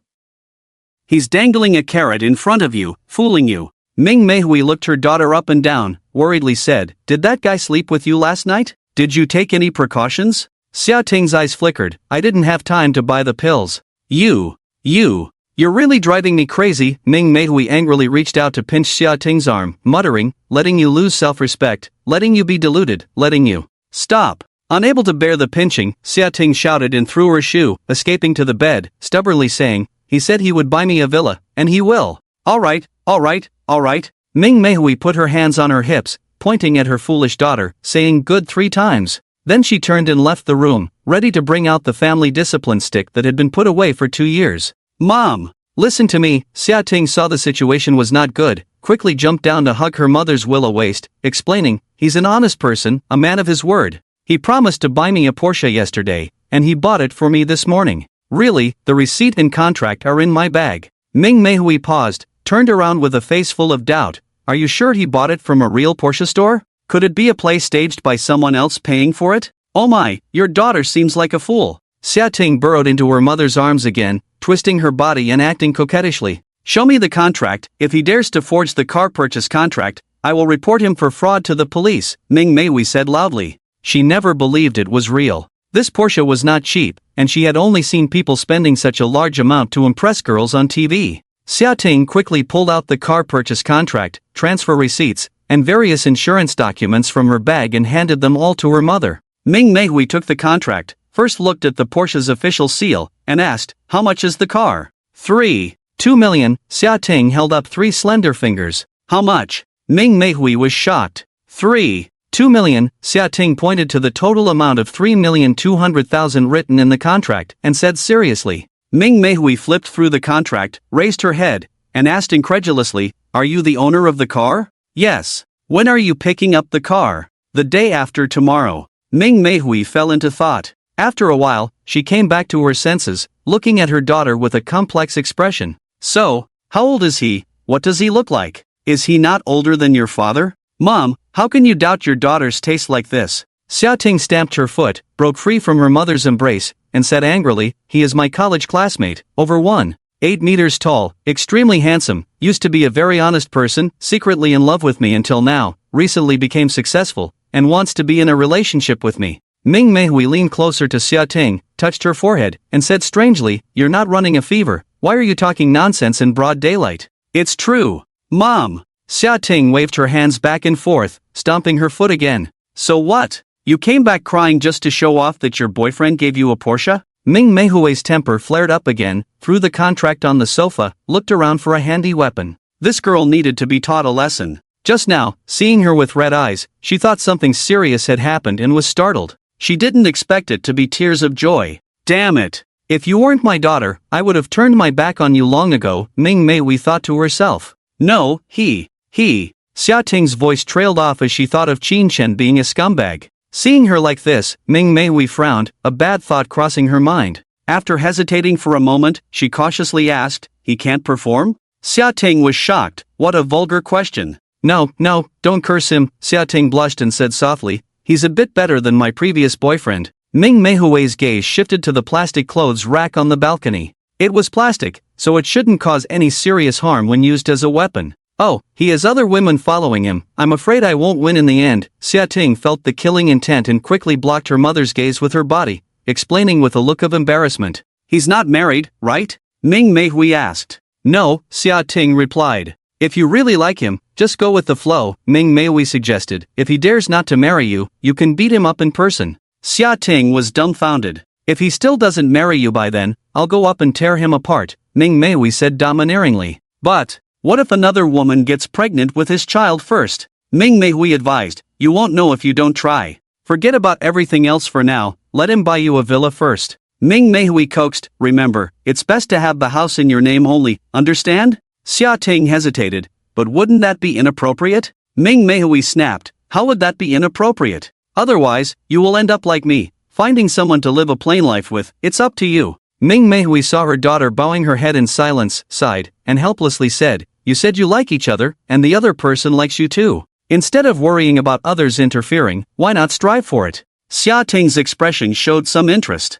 Ming Meihui saw her daughter listening to her advice, revealing a relieved smile, and said, after you buy the villa, your mother will move in too, to experience the life of the wealthy. Xia Ting's eyes turned, boldly saying, then you have to pay rent. After saying that, she swiftly ran back to her room and closed the door. Ming Meihui was stunned for a moment, rolled up her sleeves, and shouted, I see you're itching for trouble, open the door for me. At this time, in the female dormitory of the magic capital Normal University, Zhong Wanwan was disturbed by Qin Chen's message and gradually woke up. She looked at the PK score. 11. 25 million waves. 7. 95 million waves. She thought she was seeing things, counted the zeros wrong, rubbed her eyes quickly, and after carefully looking again, her brain crashed once more. What kind of 8-digit PK waves is this? Could it be an illusion? Zhong Wanwan began to doubt if she was dreaming, slapped her face, and counted again. She was completely confused. She had planned to wait until he ran out of money before helping him, but for a man who could easily give away over $1 million, he didn't need her to take care of him. Zhong Wanwan laughed at her naive thoughts. By now, a large group of female anchors had gathered in Zhong Wanwan's live broadcast room. They had been studying Zhong Wanwan since the start of the PK, studying her clothing style, background lighting angles, and more. They actively brought paper and pen, wanting to copy the words that would persuade the big brother to spend money on Zhong Wanwan. Until her big brother spent over 300 huazi on her. This anchor named Lucky Rabbit only said one sentence from start to finish, Then she stared blankly, not knowing what she was thinking, and made herself laugh. She looked silly and cute. Those female anchors were dumbfounded. This Lucky Rabbit didn't do anything special. Although she was indeed good-looking, they were equally beautiful. They couldn't understand why someone could make money by just staring blankly, while they twisted their waists and the boss didn't spend a penny. There must be some special live broadcast skills they hadn't discovered yet. They were not giving up, persistently sending private messages to Lucky Rabbit, hoping she would teach them, and they were willing to pay for the lessons. Zhong Wanwan stared blankly this time and didn't open the private messages. She saw on the other side of the live broadcast screen, a broadcaster named Rui Mimi, who looked like a snake spirit, was excitedly jumping and dancing. She was a bit curious. She wanted to hear how others thanked the boss and tried to learn. So she clicked on the other person's voice, thanks to Parsley Dad for the 200th Big Green Dragon. Parsley Boss, I love you, I want to marry you in this life. The dynamic background music, along with the high decibel screams, startled Zhong Wanwan, and she quickly turned off the sound. However, the words deeply stuck in her mind. So men like being called like that? Should she do it too? Or should she just call him master? Dad feels too strange. Zhong Wanwan made up her mind, opened her mouth to call Big Brother master. But because she was too shy, it got stuck in her throat, and she couldn't say it. With a red face, an open mouth, and a hesitant look, she looked particularly cute. Shin-chan, seeing this, put more effort into it. Time passed by minute. The PK between the two of them had only 1 minute left. Jo Chirue, enduring the loud music in the live broadcast room, continuously sent over 500 messages of Big Green Dragon. When he clicked on the gift again, a white prompt appeared on the platform asking for a recharge. Jo Chirue finally stopped moving. His eyes were bloodshot, staring ferociously at the score above the live broadcast room. The opponent's 25 million waves remained still, equivalent to cash, as if humiliating him. On his side, even with friends coming over to help, there were only 19 million waves. Everyone was not stupid, who would spend real money to make friends for no reason. Throwing 35,000 or 50,000, pretending to be generous, was enough. No need to be serious. In the last minute, he ran out of money. The gap was huge. From start to finish, he was suppressed by the opponent, not even a chance to catch his breath. Jo Chirue could only admit defeat. The guy on the other side spent over 3 million just for a girl. Directly shattered his wallet. The New Year's money Jo Chirue had saved over the years was all gone, and he still couldn't win. This time he accepted his defeat. Willing to gamble and lose, he went to the live room of Lucky Rabbit across, typing on the public screen. 63 Super Love Cilantro, I have asked someone to notify her to turn off the beauty filter, just wait. At this moment, the Lucky Rabbit live room was packed. In just 2 hours, this live room had received over 1,000 carnivals and had surged to the top spot on Douyin's platform. The number of online viewers exceeded 1 million. New viewers kept pouring into the live room. Most viewers, after seeing a big spender showering the carnival, said all kinds of flattery, flattering the boss, hoping to get his attention. A small number of viewers were attracted by the appearance of Jongwanan online. After seeing so many fairy-like anchors, this pure and natural girl caught their eyes. Viewers licked their screens, sending suggestive messages, fantasizing about Jongwanan's figure. The lively scene instantly overshadowed Jo Chirue's speech. No one cared about what he said. Jo Chirue was worried that others might not see it, so he repeated it several times. Shin-chan had been chatting with the viewers, and he saw Jo Chirue's first message. After all, the magnificent symbol of level 63 was quite eye-catching. 64 freebie great sage, looking forward to your performance. Shin-chan's level was even higher. He asked Jongwanan to turn on the other party's voice and watch the show. He really wanted to know what expression that Cilantro would have when she found out that the female anchor she had been showering with gifts was actually a middle-aged woman. Although it was a bit unethical to take away the other anchor's job without any grudge, was it ethical for that auntie to use the beauty filter in the live room to deceive gifts? And she even gave her 2 million as consolation, enough for her to do some other business, right? Live streaming should be left to those young girls who need money, and the old aunties should not come out to snatch the younger girls' jobs. Shin-chan found various reasons to comfort his conscience. Not long after, he saw the beautiful aunt on the other side answering a phone call. When she came back, her face looked extremely ugly. Cilantro's dad, can you not do this? Can we change to another punishment?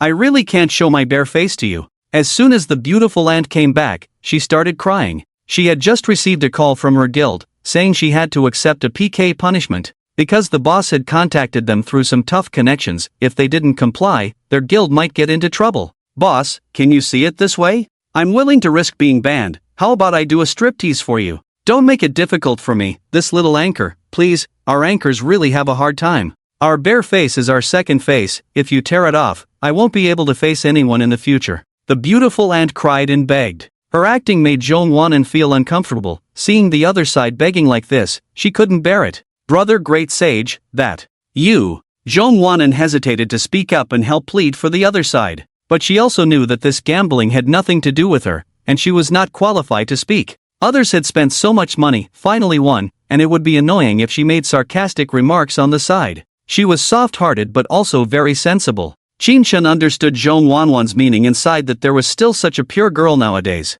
Since she wanted to let the other side go, he decided to be generous. Maybe he could win some goodwill. Bipia Dashing, for the sake of my wife, let's forget about this time, you two get lost. Jongwanwan unconsciously got used to Shin-chan calling her his wife. Seeing him agree, she quickly reminded the anchor on the other side, Sister Mei, you don't need to go makeup free, stop crying. Unfortunately, the other party had muted her voice and did not hear. Still wiping tears non-stop. Chao Chikai, no, if you lose, I can afford to lose. Jo Chirue didn't think it was embarrassing for Mei Mei, the anchor, to confess to him after removing her makeup. They had video chatted before, but because she said she wouldn't adapt well to the environment in another city and wanted him to come to her, they hadn't met yet. At first, when he saw Dasheng propose this bet, he was puzzled. Now, seeing Mei Mei keep making excuses, he was even more puzzled. So he insisted on seeing her without makeup. Jo Chirue took out his phone and urged her guild again. At this moment, nearly 1 million people were gathered in the 2 live broadcast rooms, and the comments were flooding in.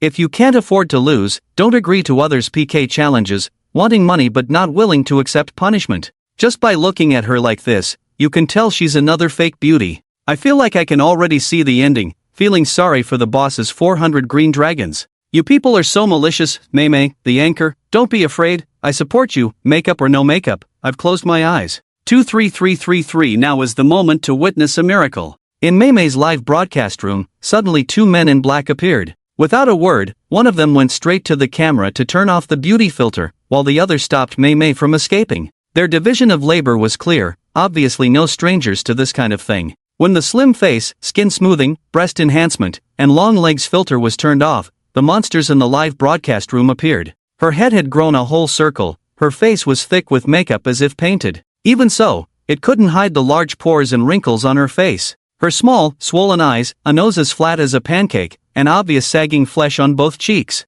For ugly people, looking closely is cruel. Qin Shan really wanted to ask what the system's rating criteria were for giving this woman a score of 50. Jo Chirue was so disgusted that he vomited directly while looking at his phone. Mei Mei in the live broadcast room opened her mouth wide, rolling around and begging Jo Chirue, "Daddy Parsley, you can't treat me like this, I'll agree to anything you want. That day on video when you wanted to see my body, didn't you say you wouldn't force me in the future? Heavens, just let me die, you turned off my beauty filter, how can I face people in the future?" Her crying and wailing were like a scene from a car accident. Jo Chirue was stunned, feeling nauseous and dizzy, mentally confused. Thinking that this woman had once shouted that she wanted to marry him, he was so scared that he threw his phone out the window. But what he didn't expect was that his silly dog in the villa's yard ran out joyfully and brought the phone back to him. And the phone wasn't even broken. Inside, there was a deafening cry. "You heartless bastard, can't beat others on your own, why take it out on me? I'm a decent girl, who did I provoke?"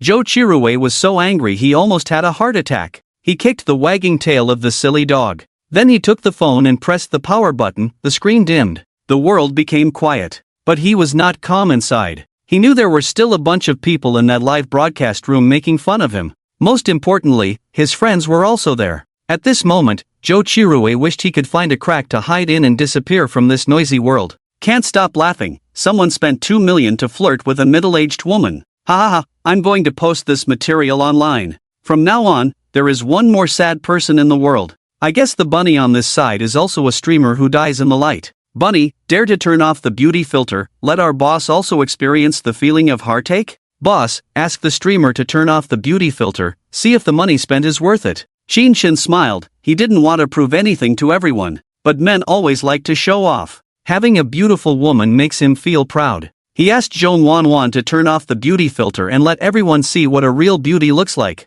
Zhong Wanwan was still immersed in the accident just now. The ant cried so frighteningly, tears smudged her makeup, and when she struggled, her wig fell off, revealing a head of center-parted explosive waves. Fortunately, she was still strong enough to break free from her man's grip, turned off the computer power with force, and cut off the live broadcast.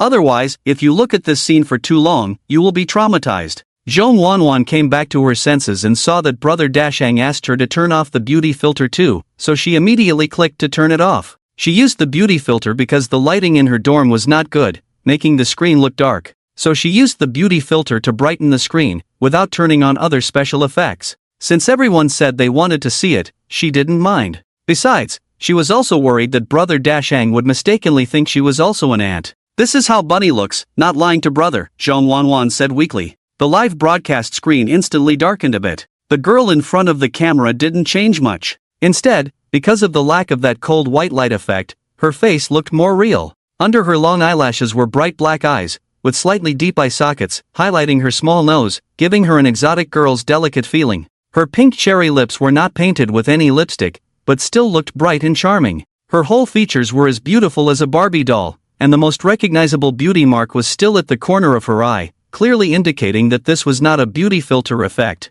The lighting in her dorm was indeed not good. After turning off the beauty filter, it felt like going back 20 years, chatting with the beauties met online through QQ video chat. The dim and lightless background made the pure and beautiful face exceptionally bright. So beautiful, is this the once-in-5,000-year beauty? Streamer, you've made me think of my first love. Just thinking of such a beauty, I will eventually kneel in front of Brother Dashing. My heart aches badly. Oops, it's the feeling of being moved. This streamer looks petite, is she really an adult? The sweet words of millions of people made Joan Wanwan unable to find her bearings, silly and laughing. However, with the advanced technology of modern beauty filters, even with the lights off, you can still have a beauty filter effect. Many experienced viewers didn't believe that there could be such a Barbie doll in the world, and questioned her appearance in the comments section. Impossible, absolutely impossible, the streamer must have only turned off the brightness and not other effects. I think this girl definitely still has the beauty filter on. Streamer, dare to cover the left side of your face with your hand, let us see the details up close.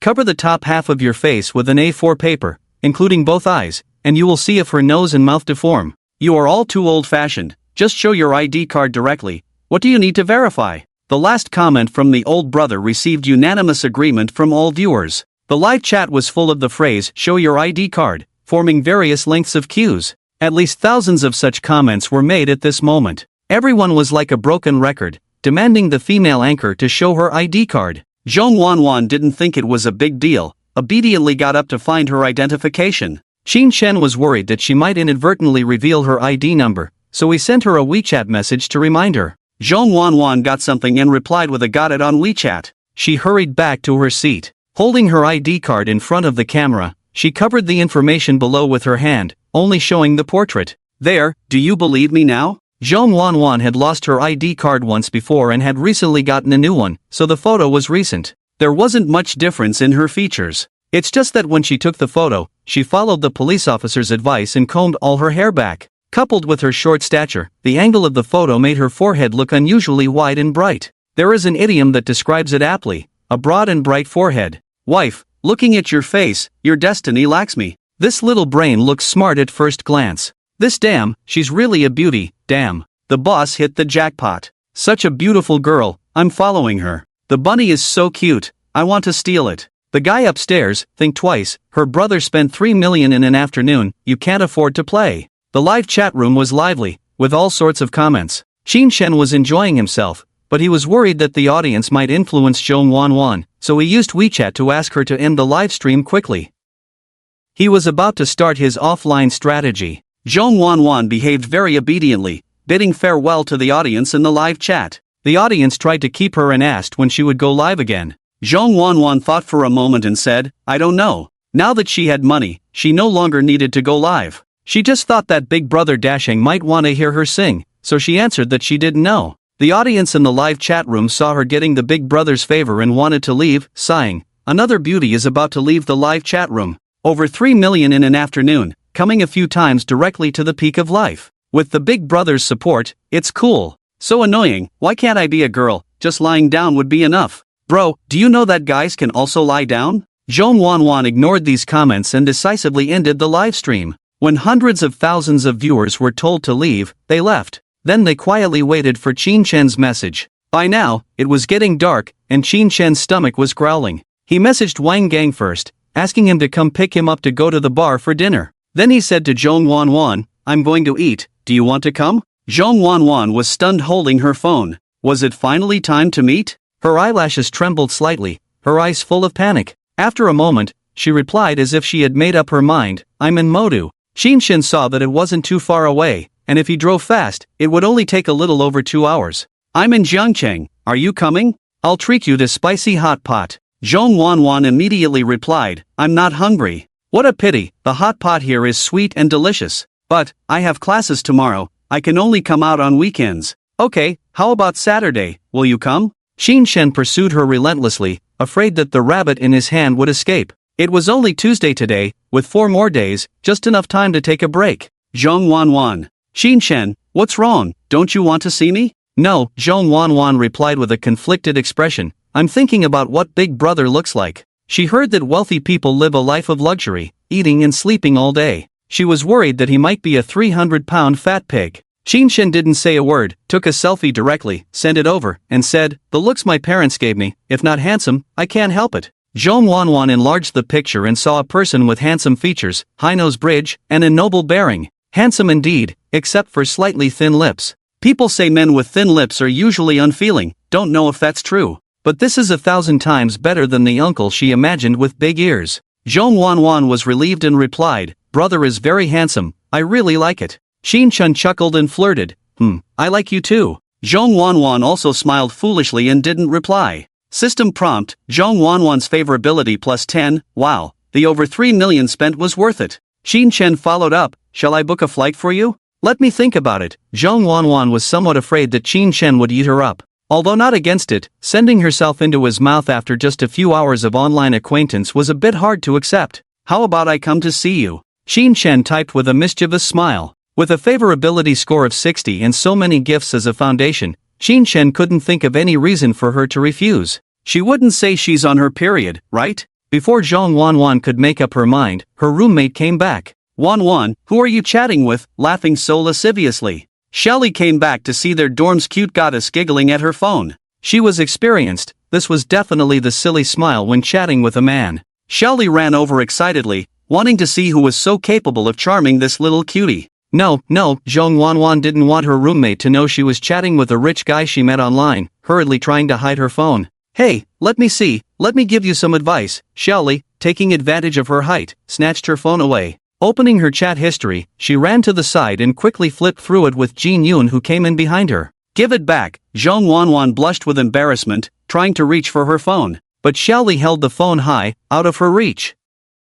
Shelly saw Qin Shen's message and exclaimed, "What kind of guy is this, asking you out for spicy hot pot?" Jin Yoon commented, "I think he's quite sincere, at least he can provide plane tickets." Wanwan, don't let yourself be fooled, you can't handle this kind of man who invites you for hot pot 13 times, Shelly said. "Oh, a photo? Looks okay, wearing Armani, seems like a rich guy." "Rich my foot, didn't you see his background is an internet cafe? How can a rich guy go to an internet cafe? Is it possible that he's the owner of the internet cafe?" "Nonsense, Wanwan, do you want me to reply and invite him over? This way, we can help you screen him together." Although Shelly was asking for Zhong Wanwan's opinion, she had already sent the message, "Okay, see you on Saturday, I'll be waiting for you." Their dorm had only 3 people, with one running off to live with her boyfriend. Shelly couldn't bear to see the cute and lovely little sister being deceived. She planned to follow them wherever they went, even if she was a third wheel, to protect her safety at all times. Can't let her be taken advantage of by bad people.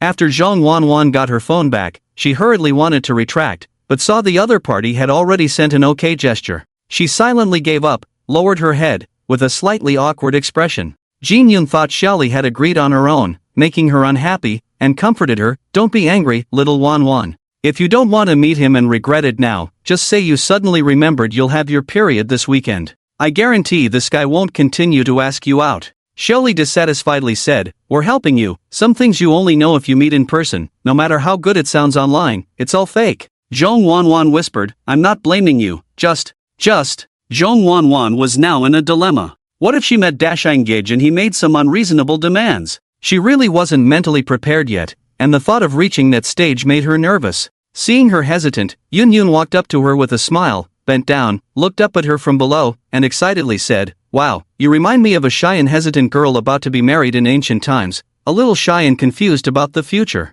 Shelly frowned and said, "Huh? Is our Wanwan feeling romantic? Come clean, how did you meet? Was it at our school?" Zhong Wanwan truthfully replied, "We met online." "Wow, seriously? You trust people online too?" Yun Yun exclaimed incredulously. "Yes, we met in a live broadcast room, and he sent me a lot of gifts." Zhong Wanwan thought of the over 3 million, half of which she could withdraw. Her eyes glazed over at the thought. "Gifts? Did he send a carnival to you? Look at you, getting all dreamy over a carnival," Yun Yun teased. "Speaking of live broadcasts, Wanwan, I think you'd be better off doing online tutoring. You're not as open-minded as Yun Yun, daring to say all sorts of nonsense," Shelly advised. Shelly came from a good family background and had tried live broadcasting for a few days, but her impression of it was very poor. It was filled with strange people saying inappropriate things. It would definitely corrupt young girls. Wanwan was a very serious and obedient girl who would surely become a good teacher in the future. Shelly didn't want her to be tainted by live broadcasting.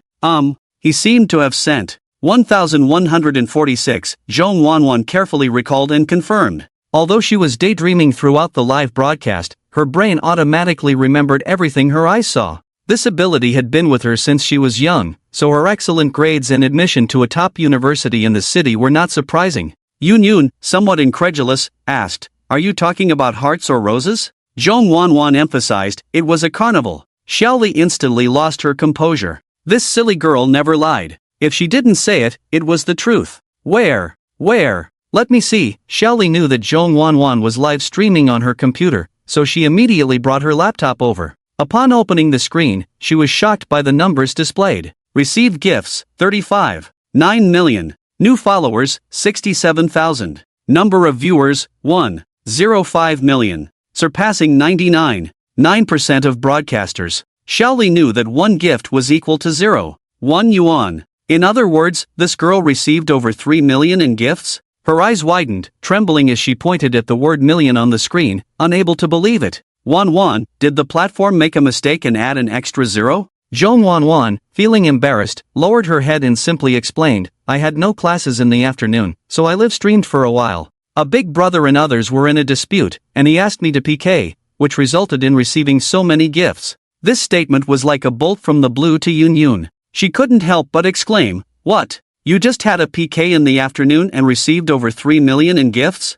Yun was truly dumbfounded. She had worked hard live streaming for over half a year, first learning some scripts on her own, then applying to join a guild, and after paying a great price, finally obtained the management's approval to allocate resources to her. After more than half a year of effort, she had only earned a small amount of money. Zhong Wanwan had live streamed for less than a week and directly earned an amount equivalent to her income for the next 20 years. Who could she reason with about this? "It's the brother you were just talking about." Zhong Wanwan took out her phone and pointed to Qin Shen's photo. You. Yun felt sour and wanted to cry, trying to express something incoherently. Just the thought of this little girl having such good luck, meeting a big spender on Douyin and becoming an instant millionaire. Yun's eyes turned red. There was nothing more shocking than someone around you suddenly becoming rich. However, Yun also knew. This girl was much better than her in terms of looks and figure. She just kept her head down every day, with her long hair covering her face, timid and small-minded, which was why she hadn't been noticed by the rich and handsome guys. One day she suddenly became more confident, dressed a bit better, wore white stockings or something. Transforming into an extremely rare beauty, she would sooner or later be deceived by a wealthy man. Yun had anticipated this. She just didn't expect it to happen so soon. She was sad, but there was nothing she could do. Just like the big brother on WeChat said, looks were given by one's parents, she couldn't remake herself, envy was useless. Xiaoli was excited for a moment, but then calmed down slowly. She wasn't the kind of girl who was troubled by money. A couple of million didn't impress her much. She took Zhong Wanwan's phone, carefully looked at Qin Shen's photo, flipped through the chat records, and affirmed, "This guy is obviously a player in love, trying to trick you into bed. What does he take us women for? Commodities. This is 3 million, if it were me, I'd be willing." Yun's mouth watered as she looked. Zhong Wanwan stared blankly at the two of them, not sure what she was thinking. "Wanwan, now I have to accompany you even more. Rich people are not good people," Xiaoli said seriously. "My lady, you don't know the bitterness of us poor people. It's easy for you to say." Yun turned to Zhong Wanwan and continued, "Wanwan, we share blessings together, so remember to take me with you when the time comes." There was a hint of flattery in her tone. Unconsciously, Yun's attitude towards Zhong Wanwan became more polite. "Oh," Zhong Wanwan obediently nodded. On the other side, Qin Shen happily closed the chat box with Zhong Wanwan. After getting into Wang Gang's car, he called Shifuya to ask what food was available at the bar. Even instant noodles would do. Shifuya was currently at home cooking dinner for her daughter Yi. Hearing the phone ring, she wiped her hands on her apron, walked out of the living room to get her phone. Seeing Yi throwing toys all over the floor again, she called out in a drawn-out voice, "Yi?" The 5-year-old girl looked at her mother with a puzzled expression. "You need to put away your things by yourself, okay?" Shifuya spoke gently, teaching her carefully. "But I haven't finished playing yet," Yi replied in a childish voice. "Put away the ones you're not playing with first. Look at Ultraman in the corner, his head has been twisted off by you." As Shifuya spoke, she picked up her phone. Seeing that it was a call from Qin Shen, she found it a bit strange. She thought that by moving out with her daughter yesterday, she would scare off the second-generation rich kid, but he called again today. Its head was eaten by a monster. Yi ran over, picked it up, and ran to her mother's side to show her like a treasure. Mom, look, it has no energy left. Shifuya raised a finger to her lips, made a hushing gesture, and then answered Qin Shen's call. Hello, Xiaoya, are you at the bar? Mr. Qin, are you drinking at the bar so early? Shifuya said with a smile. Yeah, nowhere else to go, so I can only come sit at your place. Qin Shen said helplessly. Hee, we don't open until 8, still 2 hours to go. Ah, then I can only eat instant noodles? That's so pitiful. Didn't the girl you brought yesterday cook for you? She scolded me for being a scumbag and dumped me, Qin Shen complained. Poor thing, do you want me to introduce a well-behaved and obedient little beauty to comfort our injured General Qin? Shifuya teased, I have a lot of girls over here. Qin Shen's heart was overjoyed, just about to agree, when a childish voice came through the phone. Mom, I am also a well-behaved and obedient little beauty. The voice sounded like a child's. Thinking that Shifuya was already married and had a child, Qin Shen quickly apologized. Sorry for disturbing you during non-working hours. General Qin, you are being too polite. We are in marketing, and it's normal for us to entertain clients at this time, Shifuya replied to Qin Shen, then covered the phone and said to her daughter, You can't interrupt me while I'm working. Oh, can I go comfort the uncle across the street? Asked innocently, looking at her mother with big, curious eyes. The little girl, 5 or 6 years old, was at an age full of curiosity about the world. She had seen in cartoons that friends like to comfort each other, so when she heard her mother mention comforting someone, she eagerly wanted to help. Shifuya was shocked by her daughter's words. Her face instantly turned ugly, and she grabbed Yi's arm, raising her voice a bit. Who taught you these words? Mom said it. Yi wants to help Mom with her work, Yi said pitifully. Shifuya realized that she had indeed said such words earlier and was momentarily stunned. After a while, she heard Yi cry out in pain. Mom, it hurts. She had unknowingly gripped her daughter's arm too hard. Shifuya quickly let go, apologizing. I'm sorry, I didn't mean to. Although Yi's arm hurt, she nodded understandingly and forgave her mother. However, she looked pitiful, making others feel sorry for her. Shifuya felt extremely uncomfortable knowing that her current job was having such a big impact on her child. Despite this, she maintained a gentle tone as she admonished, You must not say that again, do you understand? Why? Yi is also well behaved. Anyway, you can't say such things, like comforting uncles. Do you hear me? Shifuya's mood worsened, and her tone became stricter. Yi felt even more wronged, tears welling up in her eyes as she looked at her mother. She felt it was unfair that her mother could say those words but she couldn't. He felt a bit rebellious but didn't want to upset her mother, so she remained silent, turning her face away stubbornly. Seeing Yi's reaction, Shifuya became anxious, frowning and raising her voice. Do you hear me? Yi was frightened by her mother's outburst and burst into tears, calling out, Mom is a bad person. Shifuya was startled by her daughter's crying. Realizing that she was at fault but blamed her daughter, she felt guilty. She hugged her daughter, apologizing repeatedly. I'm sorry, I won't say these things in front of you again. Yi cried even louder, saying, I want Dad. I want Dad. Shifuya tried to calm her down, feeling distressed. She thought of letting Yi play with her phone to soothe her. However, when she picked up the phone, she realized the call was still connected. Feeling even more exhausted, she said, General Qin, I'm sorry for the inconvenience. My child is a bit naughty. I'll take her to her grandmother's house first. I'll hang up now. Without waiting for Qin Shen's response, she hung up the phone. Qin Shen, hearing the busy tone on the phone, felt a bit distracted. Every family has its own difficulties. It sounds like Shifuya is busy with work, neglecting the education and communication with her children.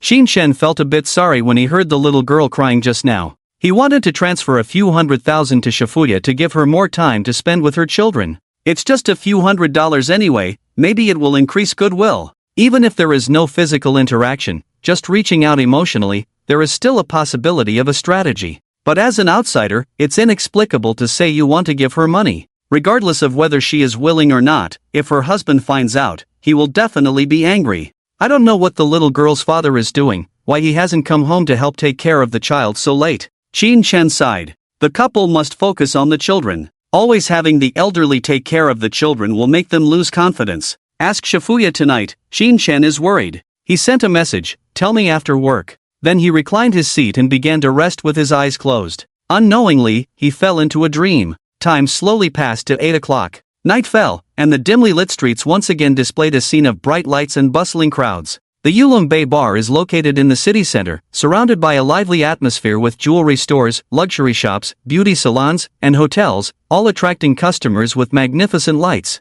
There are many people and cars here. The roads are crowded, and if you are not careful, it will get congested. In this prime location, in front of the Ulongbay bar, there is actually a spacious parking lot. It can accommodate about 40 to 50 cars. However, the parking fee here is very expensive, with a sign stating 30 yuan per hour. Wang Gang has parked his domestic SUV here for almost 2 hours now. He has never parked in such a high-end parking lot before and is feeling anxious. He keeps checking the time, thinking that every minute costs 5 cents, and now 10 minutes have passed, and he has lost 50 cents. If the boss wants to go in for a couple of hours of drinking later, the parking fee will be over 100 yuan when he comes out. Who can afford that? Although the boss will definitely pay for it, it is completely unnecessary. Why burn money here instead of parking elsewhere? Moreover, many luxury cars are already parked in this parking lot. Almost all of them are high-end cars. As far as the eye can see, the worst one is a BMW 5 Series. His old car here is like a chicken among cranes, standing out.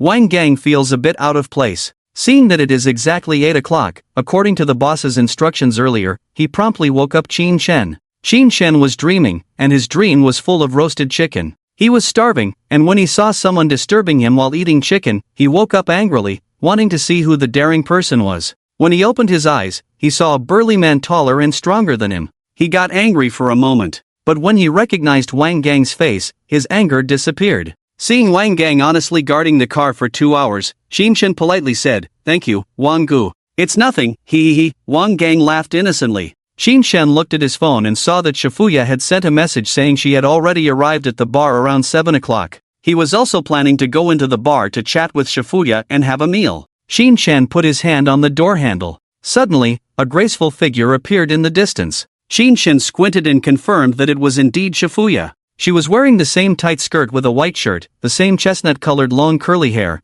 and the same captivating fox-like eyes. The only difference was that she wasn't wearing black stockings this time, letting her smooth white legs be exposed in the air. Stepping in high heels, her slender jade legs looked particularly upright and round. She was followed by 2 girls dressed similarly. What is she doing in the parking lot? Could it be to pick him up? Qin Shen thought self-indulgently. He quickly opened the car door, ready to go up and meet her. A Maybach slowly drove up and stopped in front of Shifuya, blocking the way between Qin Shen and Shifuya. 2 people got out of the car. They were dressed similarly in black short-sleeved shirts and camouflage military pants. They were strong and powerful, with cold expressions and sharp gazes. After getting out of the car, they walked to the side to survey the surroundings. When they saw Qin Shen, their eyes looked him up and down without reservation. After confirming that Qin Shen was not a threat, their gaze shifted to Wang Gang and stayed there. They seemed to be bodyguards or something similar, Qin Shen speculated silently. Wang Gang calmly followed Qin Shen out of the car, without exchanging any glances with them.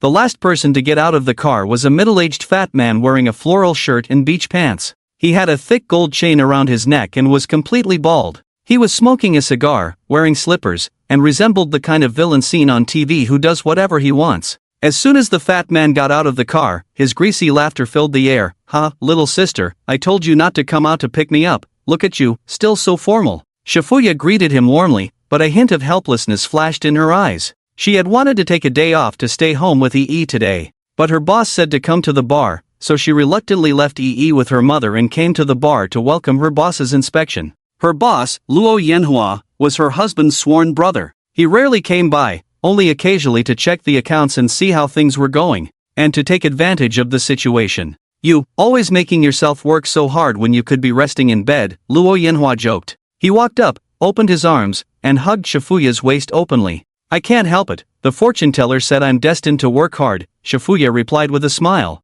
She didn't avoid Luo Yanhua's touch, but kept her distance with her hands. At the same time, a hint of disgust flashed in her eyes, well hidden so that no one noticed. "Little sister, I'm serious. I plan to divorce my wife this month. As long as you agree to be with me, I'll give you this bar," Luo Yanhua said, his hands not behaving, sliding down from Shifuya's waist. Seeing his bold move, Shifuya quickly pushed him away with force, took 2 steps back, and freed herself from his wandering hands. "Brother Luo, if you're in the mood, shall I call the girls out to serve you?" Shifuya said awkwardly, "You know I'm not very interesting. I only like to do legitimate things. I can't satisfy you in that aspect." "Little sister, listen to me. After all these years, you should have let go. You can't let Yi grow up without a father." Luo Yanhua continued to approach her, hugging her again and said earnestly, "As long as you follow me, although I can't give you a status, I promise Yi will have everything other children have." Shifuya was in a particularly bad mood today and had little patience. At this moment, she felt an impulse to rebel.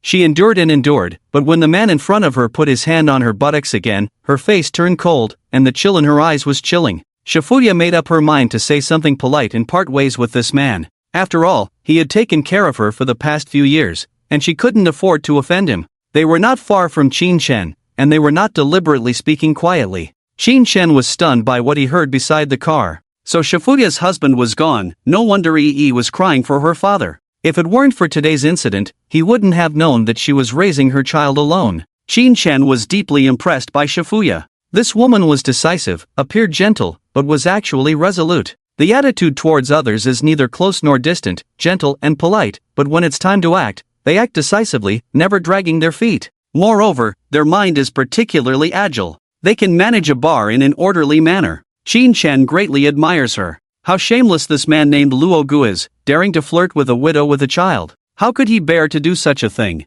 At this moment, Qin Shen's sense of justice is overflowing. He feels it necessary to do something within his power for this beautiful widow. Qin Shen strides towards the two of them, but before he takes 2 steps, 2 bodyguards from the opposite side quickly arrive in front of Qin Shen, reaching out to stop him, indicating that he should not move forward. Their eyes are contemptuous, their attitude very arrogant, not allowing Qin Shen to approach their boss. Wang Gang follows behind Qin Shen, his expression serious, his gaze indifferent. Taking advantage of his height, he looks down at the eyes of the 2 bodyguards. He is not afraid of fighting. In the army, he was the 3rd in comprehensive combat. The 2 bodyguards look fierce.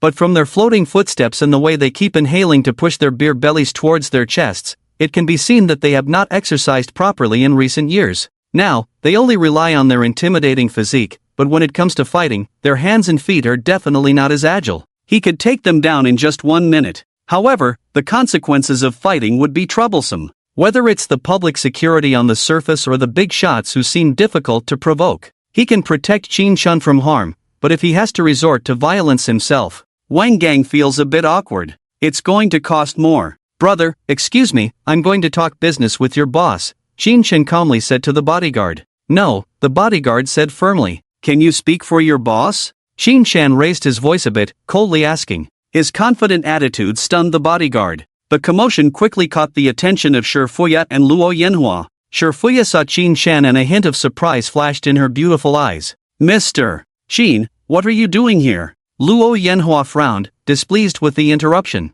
He asked in a low voice, who is he? Shifuya introduced in a low voice, he was a guest who came to our place yesterday, ordered 2 dragon gods, and even gave me 2 bottles. After Shifuya finished speaking, she added, it seems like his family serves the people. Luo Yanhua's frown deepened, surname Qin? Qin Shihuan's Qin? Shifuya replied, yes. There are no big figures surnamed Qin in Jiangcheng. Could he be from outside? Luo Yanhua muttered to himself. He had seen this person get out of a domestic car. He thought he was just passing by and didn't pay much attention. But now, hearing Shifuya say that this person ordered 2 sets of dragon gods, he was somewhat surprised. A wealthy person who can casually order dragon gods and give them to a girl, would he ride in this kind of car? Could he be the son of a low-key big shot? Looking at the tall and fierce bodyguards behind him, the disdainful expression on their faces, as if they didn't care about their 2 bodyguards at all. Only when one is confident to a certain extent can they have such an expression. Luo Yanhua instantly thought of something and immediately put on a pleasing smile, nodding and bowing quickly towards Qin Shen.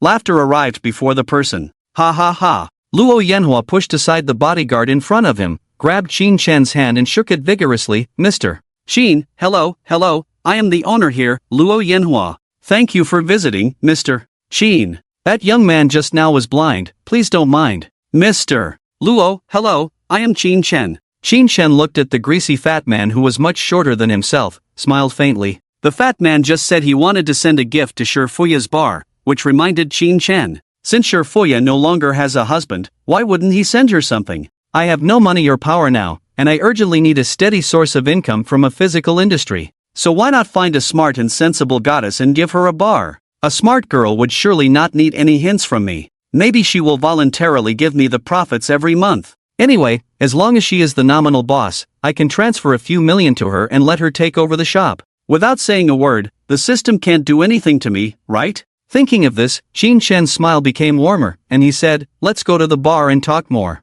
It seemed as if the bar was already in his pocket. Please, please, Luo Yanhua bowed and welcomed him. Luo Yanhua was someone in the business, naturally fearing the authorities. He understood a rule from a young age: whoever has the bigger fist makes the rules. In this land, he dared to be arrogant with anyone except for the noble sons who served the people. Despite his decent status, he was increasingly restricted by higher-ups, with many of his industries either transitioning or moving elsewhere. He felt increasingly constrained. The only way out now is to get to know more influential people, or else he will be caught sooner or later. Although he hasn't confirmed Qin Shen's identity yet, he knew that the Qin family was the head of the 4 famous families in the capital. Looking at Qin Shen's calm smile, Luo Yanhua felt an aura of wanting to buy the entire Shanghai bond in his smile. Very cool and domineering. So he was exceptionally polite to Qin Shen at the moment. Mr. Qin, what would you like to do tonight? I promise to arrange everything for you. Luo Yanhua turned to the young man behind him and instructed,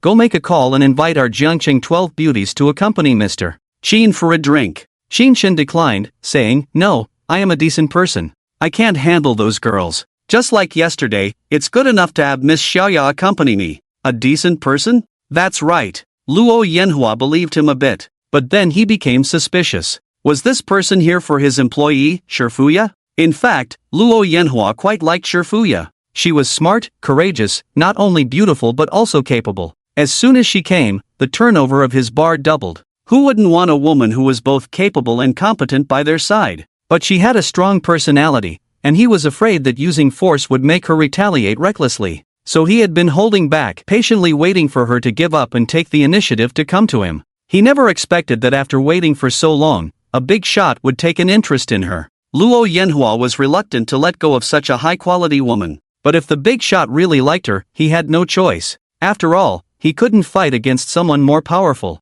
In Luo Yanhua's mind, women were like clothes, there were plenty of them. Even if they were rich and powerful, those women would climb up by themselves without having to spend a penny. Only a few women with problems in their heads, like Shifuya, would foolishly hold on to useless things. Xiaoya, you must take good care of Mr. Qin tonight, Luo Yanhua said with a smile to Shifuya. Okay, boss, Shifuya said, then forced a smile at Qin Shen, with a hint of apology in her eyes. She planned to resign privately later, then leave Qin Shen to the boss and go home alone. The parking lot was dimly lit, and Qin Shen, calm and composed, walked towards the bar with the 2 of them. The 3 entered the bar, followed by 5 or 6 entourages. A lively group of people arrived at the private room upstairs. It was the S03 position. At this moment, the bar's music was soothing, and there weren't many people, making it suitable for discussions. The 3 sat on the sofa, while the others stood outside the private room. Luo Yanhua spoke up, Mr. Qin, what would you like to drink tonight?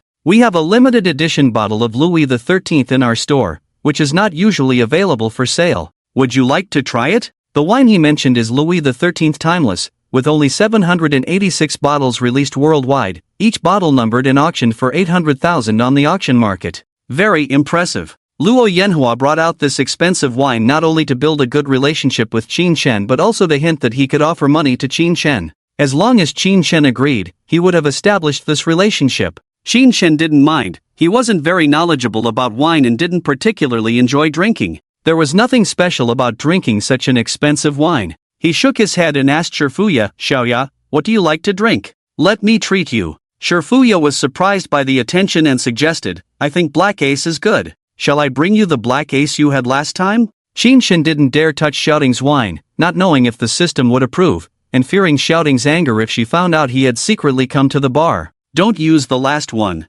If you like Black Ace, I'll buy a new one. Either way is fine with me. I don't mind either. You decide. Qin Shen chatted casually with Shifuya as if no one else was around. Luo Yanhua's smile froze, surprised by the lack of respect shown to him. However, this made him believe even more that the other party was a person of high status. After all, in Jiangchang, not many dared to ignore him, brother Luo, and try to please his woman in front of him. Luo Yanhua interjected, Mr. Qin said you can decide for yourself, so feel free to order whatever you like, don't be shy. Shifuya understood Mr. Luo's hint and got up to bring out his bottle of Louis XIII. Xiaoya also asked them to bring some beef, pickled chicken feet, pig's head meat, and other snacks for drinking, Qin Shen instructed. Shifuya was momentarily stunned but replied, okay, Mr. Qin. Mr. Xin is indeed a man of taste like me, Luo Yanhua exclaimed, clapping his hands. I prefer eating these special braised dishes, such as duck intestines, beef tongue, pigtails, etc., which are 100 times better than goose liver and snails. Xin Shen ordered these because he was hungry, but what he really wanted was fried rice. However, eating fried rice in a bar didn't seem appropriate, especially when discussing business. Looking at Brother Luo's figure, you must have eaten a lot of these things, Xin Shen said with a faint smile. In life, eating and drinking are essential, Luo Yanhua replied with a smile, trying to probe, seeing Mr. Xin's success at a young age. I wonder where you excel. I'm a vagabond, Xin Shen grinned, with a hint of pride in his tone. Nonsense. Having money to spend without working, you can't help but smile, right? Unable to gauge Xin Shen's depth, Luo Yanhua subtly steered the conversation towards the capital. However, since Xin Shen wasn't very familiar with the capital, he chose to remain silent. This attitude made Luo Yanhua even more convinced that Xin Shen must have some connection with the Qin family in the capital. As a local landlord and magnate, if he could catch the Qin family's attention, he wouldn't have to fear anyone in Jiangcheng in the future. Excited, Luo Yanhua wanted to strengthen his relationship with Xin Shen. He then called 7 or 8 girls to dance by the dance floor in the private room to liven up the atmosphere. These girls were all heavily made up and dressed to impress. With their figures and faces well groomed, they swayed their sexy and provocative bodies under the dim and ambiguous lights of the bar, aiming to attract the attention of the 2 men on the sofa. After using the demon-revealing mirror, Xin Shen chose to eat the snacks Shifuya brought and engaged in a casual conversation about her daughter. Seeing his lack of interest in these superficial women, Luo Yanhua thought to himself, truly a nobleman's son, with such discerning taste. He had intended to invite the 12 golden hairpins, but seeing Shifuya chatting and laughing with him, there was no need to spend that unnecessary money. After all, the appearance fee for these 12 girls was not low. It was higher than this bottle of Louis XIII.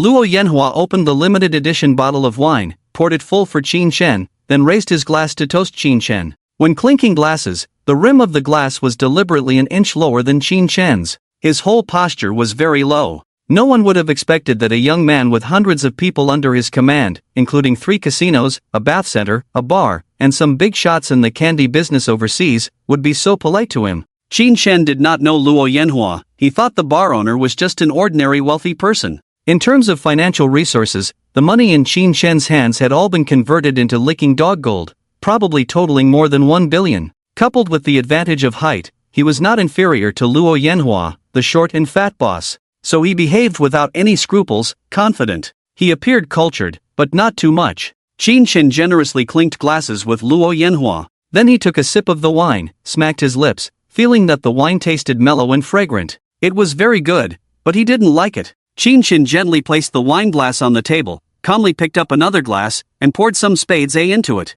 Seeing this, Luo Yanhua's heart skipped a beat, secretly shocked. Had his fake wine been discovered? Was this young master's palate really that discerning? This limited edition Louis XIII was indeed bought back from the auction house for 800,000 yuan in real money. It was just that he had drunk it quite a few times. Whenever he encountered someone with status who needed to be polite, Luo Yanhua would bring out this bottle of wine to show off. He had probably drunk it 7 or 8 times by now. The bottle of wine was real, but the wine inside had been professionally remixed by a wine taster. Luo Yanhua couldn't tell much difference in taste and texture. Today, it seemed like he had been found out. Luo Yanhua felt extremely embarrassed. His already flushed face turned even redder, looking like a honey-roasted suckling pig. He had rarely lost face in recent years, but this time he felt utterly humiliated. Just then, one of the dancing girls in the dance floor stumbled and fell. Damn it, if you can't dance, get lost. Luo Yanhua seized the opportunity to vent his anger. He picked up the Louis XIII and smashed it towards the floor in front of the girl.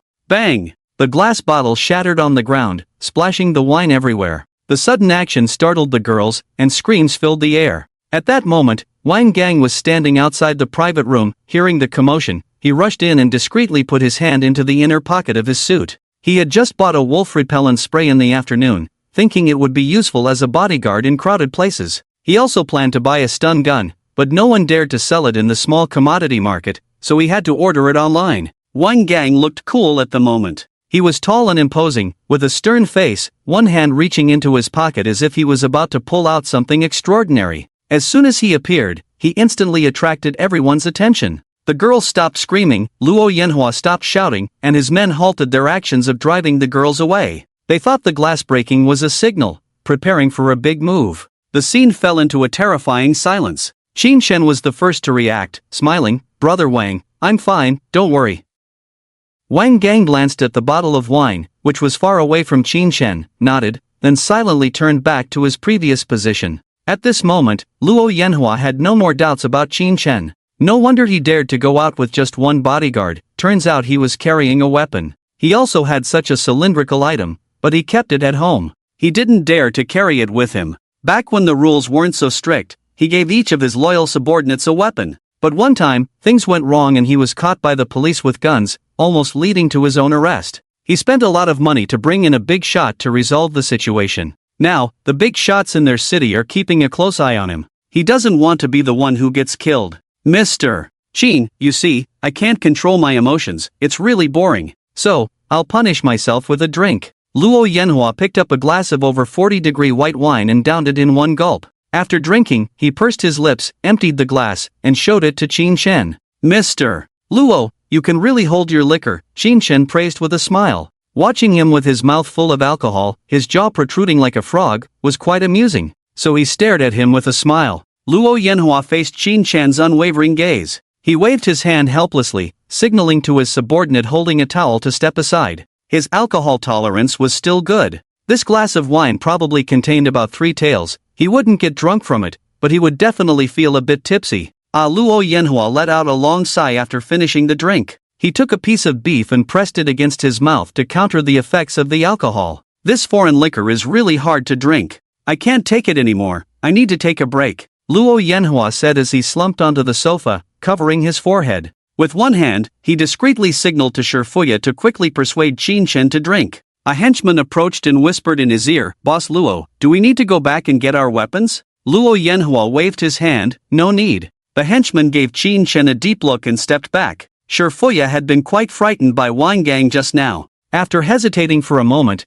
she decided to stand her ground and fulfill her duty. She picked up 2 glasses of champagne and smiled apologetically to Qin Shen. "Sorry, Mr. Qin, our boss easily gets excited when drinking, please don't mind." Shifuya clinked the 2 glasses in her hands together and then handed them to Qin Shen, saying, "I'll toast you one, I'll drink mine, you can do as you please." Qin Shen couldn't let a lady drink alone, so he immediately stood up and said, "I'm not that kind of person, come on, bottoms up." After finishing the drink, Shifuya continued to smile and persuade him to drink. "Let's make it a pair, shall we have another drink?" "Sure." Qin Shen handed her the glass to pour the drink. This sparkling wine had a low alcohol content, only about 10 degrees, so drinking a few glasses was not a problem. After finishing the second glass, Shifuya picked up the bottle to pour more. For the third glass, "I wish Mr. Qin all the best in his endeavors, may everything go smoothly and prosper." "Monsieur, are you trying to get me drunk?" Qin Shen said straightforwardly. Shifuya's face blushed slightly, whether from the alcohol or from Qin Shen's blunt words, it was hard to tell. She didn't dare look at Qin Shen, holding the bottle and glass, she poured the drink absent-mindedly. "Monsieur, pour a little less." Qin Shen saw that Shifuya was ignoring him, so he stood up to grab her glass, holding her hand that was holding the glass and lifting it up forcefully. "We still have business to discuss later, let's not rush, we'll drink after we're done talking. It's better to discuss business after 3 rounds of drinks. Mr. Qin, with your good alcohol tolerance, it should be a piece of cake." Shifuya felt a little fond of this guy who was offering her drinks, but she had already decided not to continue. Whatever he wanted to say should have nothing to do with her. And Shifuya was also worried about leaving any ideas in this man's mind, afraid that he would say some strange things and make her feel embarrassed. So she struggled to pour the drink, wanting to get him drunk. Despite the low alcohol content, 3 glasses could still make one dizzy. Qin Shen had something on his mind and didn't feel like drinking. The 2 of them tugged back and forth a bit, accidentally spilling some of the drink from the glass onto Qin Shen's clothes. "Oops, I'm sorry. Shifuya quickly put down the drink, took out a tissue, and helped him wipe it off. The 2 of them were very close. Qin Shen smelled the fragrance of this woman, feeling her gentle and careful movements on his body. Then he glanced down from the top and saw the fragrant skin and jade-like complexion under her neckline. Qin Shen's body had a slight reaction. Qin Shen was about to say something flirtatious to tease Shifuya, but after seeing a few traces of apology and sorrow in her eyes, he slowly calmed down. This woman, clearly having the capital to live without worries, stubbornly chose the most bitter and difficult path. Enduring the teasing of guests, the harassment of the boss, working hard to earn money alone, and taking care of her child painstakingly. Qin Shen sighed, feeling sorry for her delicate body. Xiaoya, how long have you been here? Qin Shan asked softly. This is the 3rd year, why? Shifuya raised her eyes and happened to meet the man's compassionate gaze, almost being reminded of the grievances she had suffered over the years, with a glint of light flashing in her eyes. Fortunately, after years of toughening her heart, she immediately kicked away the slight grievance. Shifuya raised a big smile and joked, is General Qin trying to persuade me to change my ways? Yes, Qin Shen nodded seriously. Hee hee. Shifuya chuckled lightly, turned around, and threw the wiped napkin into the trash can. Why do you men always like to meddle in other people's lives? Although her expression couldn't be seen, Qin Shen could still feel the indifference in her words. Qin Shen opened his mouth to speak, but Shifuya took a deep breath, turned back with a bright smile on her face. She picked up the wine glass again and said, Sorry, General Qin, for venting a bit. Let this glass of wine be an apology, please forgive me. As she spoke, she raised the wine glass to her mouth. Qin Shen hurriedly reached out to stop her, pressing her hand on her arm. The wine in the glass spilled out again, this time on Shifuya. The neckline became wet. The white shirt was soaked with wine, clinging tightly to her smooth skin. The crystal-clear watermarks on the clothes presented an enticing luster. Qin Shen was stunned. Shifuya glanced down at herself, realizing she had a wardrobe malfunction, and quickly turned around to fix it. Qin Shen apologized repeatedly, then handed her a napkin. Remembering that she had helped him wipe earlier, Qin Shen couldn't help but politely say, Do you want me to help you wipe it? Shifuya replied lightly, No, thank you. Qin Shen felt helpless. Luo Yanhua, who had just recovered, saw the two playing a wine-splashing game and wanted to open a bottle of champagne to join in. But he was afraid of scaring Shifuya away and upsetting Qin Shen, so he had to give up. General Qin, sorry, Xiaoya has a colder personality compared to the other girls in the shop, please don't mind. I know, Qin Shen replied. Xiaoya, go call all the pretty girls in the shop over and let General Qin choose 2 to accompany him. Luo Yanhua instructed Shifuya. Shifuya nodded, about to leave, but Qin Shen stopped her, saying, Wait, I want to discuss business with you first. Please, go ahead, Luo Yanhua smirked. Qin Shen went straight to the point. I want to buy this bar and give it to Xiaoya. His tone was calm, showing no emotions, but his words shocked everyone. Luo Yanhua narrowed his eyes, observing Qin Shen seriously. Seeing that he didn't seem to be joking, a huge wave of shock surged in his heart. What does this mean? For this bar, he had invested 20 million, and if he were to sell it, it would start at least at 50 million. Regardless of whether this person could come up with so much cash, what did it mean to give it to a woman? Luo Yanhua was stunned by Qin Shen's indifferent attitude. Spending tens of millions to court a woman? Is this for real? Shifuya also stood still, unable to believe what she had just heard. However, she quickly realized that this man might want to buy a bar to establish his own network of influence. But because of his special status, he couldn't put his name on it, so he wanted to make himself the public face of the bar. He would then operate behind the scenes. For her, it was just changing bosses.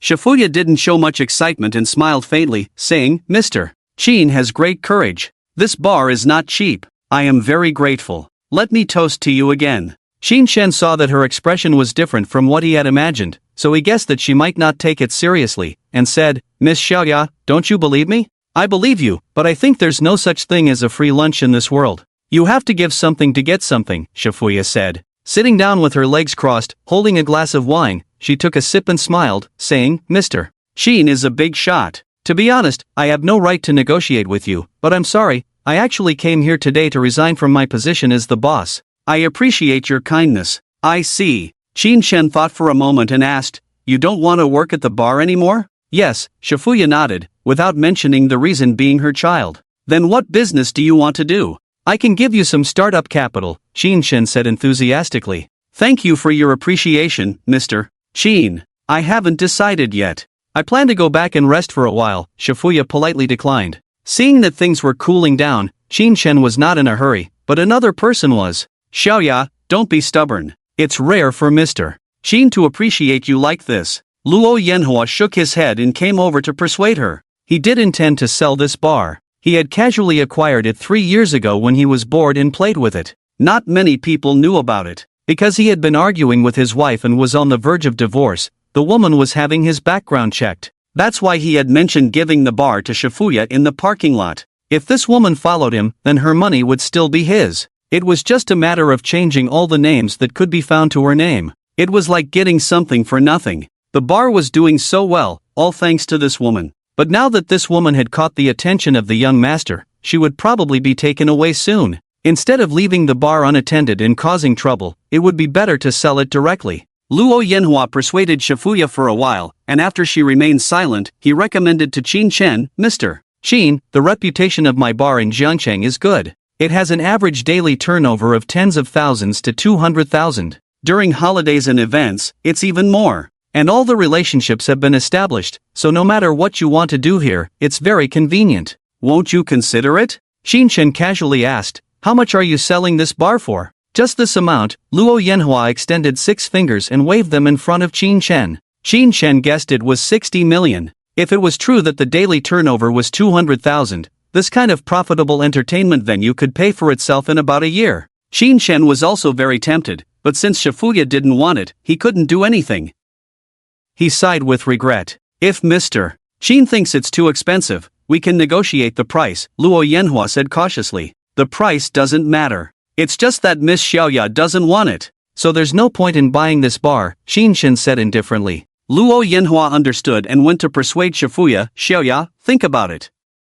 How have I treated you all these years? I've given you money when you needed it, people when you needed them, whatever you wanted. I've never treated you unfairly. Why are you resigning? Think about how much effort you've put into this place. After all the hard work, are you just going to give it away so easily? Don't you feel sorry for it? What else can you do if you don't do this? Is the salary here high? I give you 5% of the profits every year, plus a salary close to $1 million. Yi is about to reach the age to go to school. Don't you want to send her to a prestigious school to study? Also, your father's health is not good, the future is. Enough. Luo Yanhua's earnest advice was interrupted by Shifuya's cold rebuke, startling him. Is this silly woman emboldened by someone backing her up now? A fierce light flashed in Luo Yanhua's eyes, but he quickly suppressed it. At the moment, he couldn't do anything to her, but deep down, he secretly vowed to play with her when the time comes that she falls out of favor. Shifuya keenly caught the fleeting glimpse of violence in Luo Yanhua's eyes. She was well aware of the short-tempered nature of this short and fat man.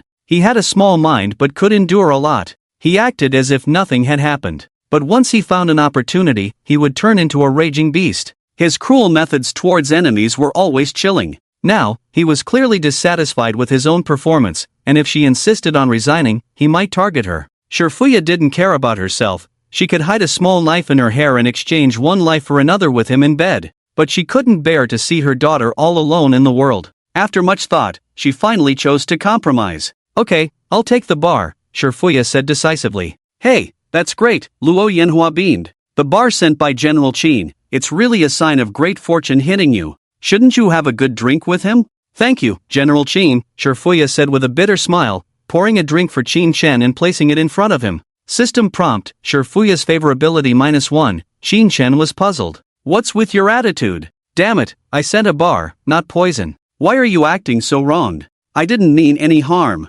Qin Chen couldn't help but ask Shifuya, Xiaoya, do you not like the gift I sent? No, thank you for General Qin's appreciation, Shifuya forced a smile. Qin Chen fell into contemplation. 60 million was not a small amount for him. He didn't have much cash on hand now. He decided to invest in Shifuya, whom he had only met twice, not only because she was smart and capable, but also because she upheld the bottom line of being a woman. A woman with faith and perseverance is worthy of trust. Moreover, she was a single mother, making people want to help her. But now, her somewhat reluctant attitude towards accepting the bar made Qin Chen uneasy. Something must have gone wrong. Qin Chen decided to be honest with her, speak from the heart, and dispel her concerns. Let's not rush to drink. Qin Chen stood up, took the 2 glasses of wine from her hand, placed them on the table, and then held her hand, saying, Xiaoya, can we talk privately? Shifuya tried to pull her hand back gently, but the man in front of her held it tightly. She looked helplessly at Qin Chen, her eyes full of resentment. General Qin, I'm not the kind of woman you think I am. You might be wasting your efforts. Luo Yanhua immediately shouted, what kind of talk is that? It's your blessing that General Qin appreciates you. Don't be ungrateful. Qin Chen frowned at Luo Yanhua, wondering why he was being so sycophantic, making it seem like he was bullying men and women, engaging in improper relationships. Luo Yanhua fell silent under Qin Chen's gaze, awkwardly chuckling. Shifuya sighed, alright, let's go to a private room, it's quieter there. After speaking, she was afraid that Qin Chen might act recklessly and wanted to remind him that she had learned judo, but she shook her head and dismissed the thought. A new boss was still a boss, endure a little advantage, and if it becomes unbearable, then warn. No need, let's just find a place downstairs, Shin said, thinking the environment downstairs was fine. He led Fuya downstairs, scanning the entire bar. It's just around 10 o'clock now, the bar music is soft, the lighting is dim and gentle, and the atmosphere is not intense. It's the warm-up period in the early stage of the bar.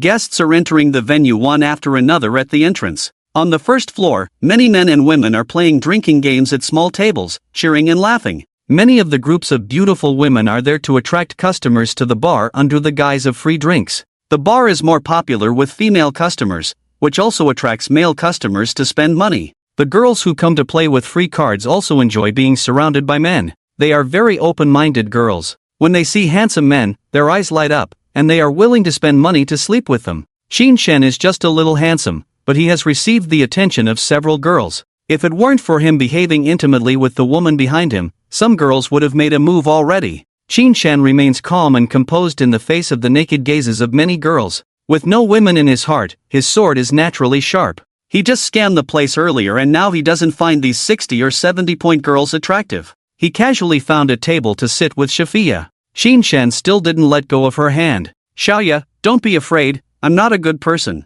Shin was straightforward, and Fuya looked at him with a puzzled expression. The man smiled gently and continued to talk. You are very beautiful, your eyes curve when you smile, like a crescent moon. I love seeing you smile. I admit that I had improper thoughts about you at first. Any man would have thoughts about such a beautiful girl like you. But do you know why I suddenly said I want to take you out of this bar? We've only met twice, what do you think I see in you? Fuya was gradually drawn to Shin's words, thinking about his meaning, letting him play with her hand. Because I have the ability to manage this place well? Shin shook his head with a smile. Fuya's face darkened, and she said self-deprecatingly, because I am a widow without any backing, so it's easy to control me? No, Shin said seriously, I never thought of controlling you from the beginning. And with your looks, I think as long as you are willing, there will be many people willing to be your support. Fuya was a little embarrassed by Shin's straightforward praise. She raised her shining eyes to look at the man in front of her and said with a smile, It can't be that, mister.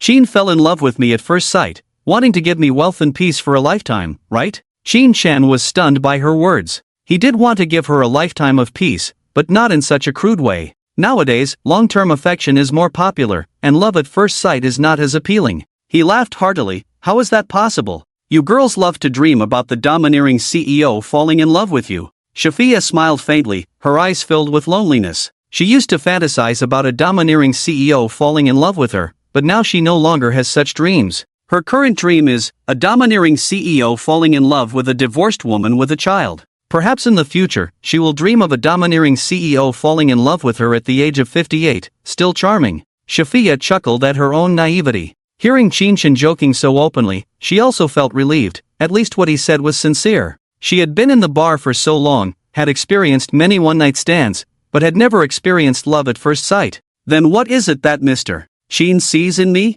Fuya couldn't help but ask curiously. Shin stopped laughing and said slowly, You are very caring, and you resemble a woman in my dreams. Who? My sister. Fuya softened a bit when she heard him say she looked like his sister and asked, Do you have a sister? No, but I have always wished to have a sister since I was young. Shin looked up at a 45-degree angle and gazed at the spotlights on the ceiling, his tone low.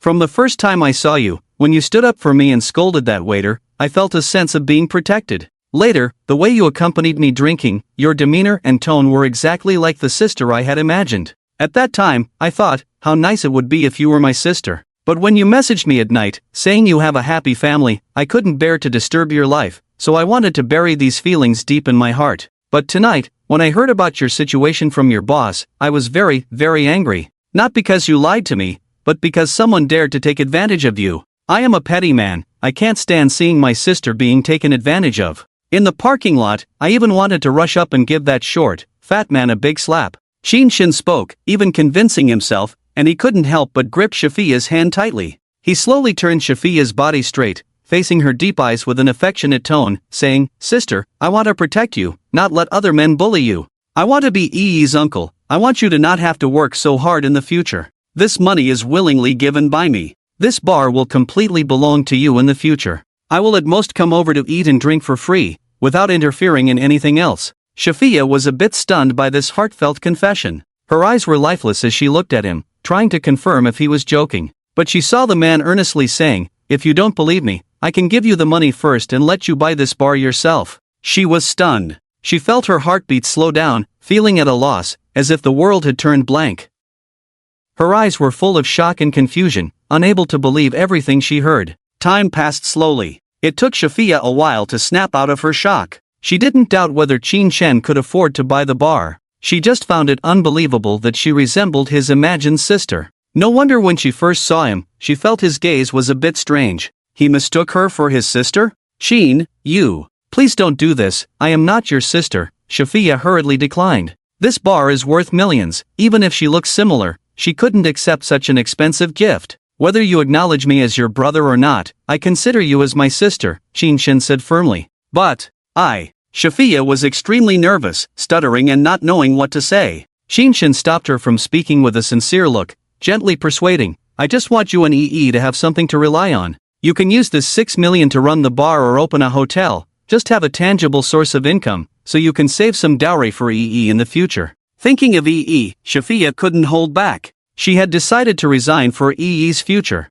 If she could be a boss, she wouldn't be restricted by others, taken advantage of by the boss, and would have more time to spend with her daughter. But with so much money, she didn't know how to repay. Tears welled up in Shafia's eyes, feeling lost. Qin Shen interrupted her again, "Sister, I want to support your family, take care of you and EE." In that moment, Shafia's calm heart was touched by the warm sun, melting all the hardness and coldness in an instant. She didn't know how to respond to this gesture of kindness. Her trembling lips wanted to say something, but in the face of this sincere emotion, they felt pale and powerless, looking at him with eyes devoid of desire. For a moment, Shafia wanted to accept Qin Shen like this, hold him tightly as if he were her own family, to cry out all the grievances of these years. But Rome wasn't built in a day. Over the years, the warmth and coldness of human relationships have made her heart covered with a thick shell, making her unwilling to easily accept anyone. Shafia stared at Qin Shen for a long time, finally wiped the moisture from the corner of her eye with the back of her hand,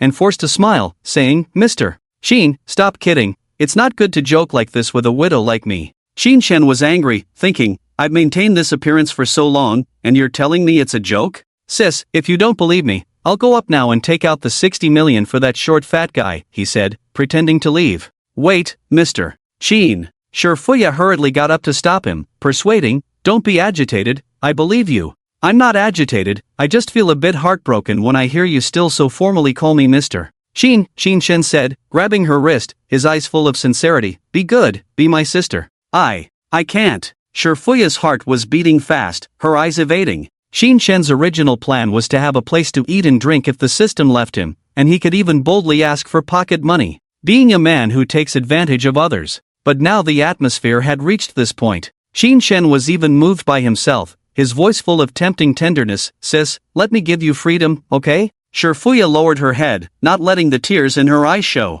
The sincere address of sis completely softened her heart. Qin Shen also noticed her stubbornness. Now it was just one step away, thinking he could be a happy parasite. Qin Shen was extremely excited. Who said that good feelings must be of a romantic nature? Isn't the good feeling between siblings faster and more stable? At least it wouldn't be like with a girlfriend, or a wrong word could lead to days of being ignored and a drastic decrease in good feelings. And since they weren't real siblings, what did it matter if something happened between them in the future when they spent time together day and night? Qin Shen couldn't wait. "Hurry up and accept your little brother's gift." After a long time, Shafia finally raised her head, revealing a faint smile. It was a smile with tears, like a plum blossom in winter, beautiful and charming. When has a little brother given a gift to his sister on their first meeting? Qin Shen was overjoyed when she agreed. He couldn't help but hug her, excitedly saying, "Then let me, your uncle, give EE a New Year's gift." Shafia let the young man hug her, naturally burying her head in his chest.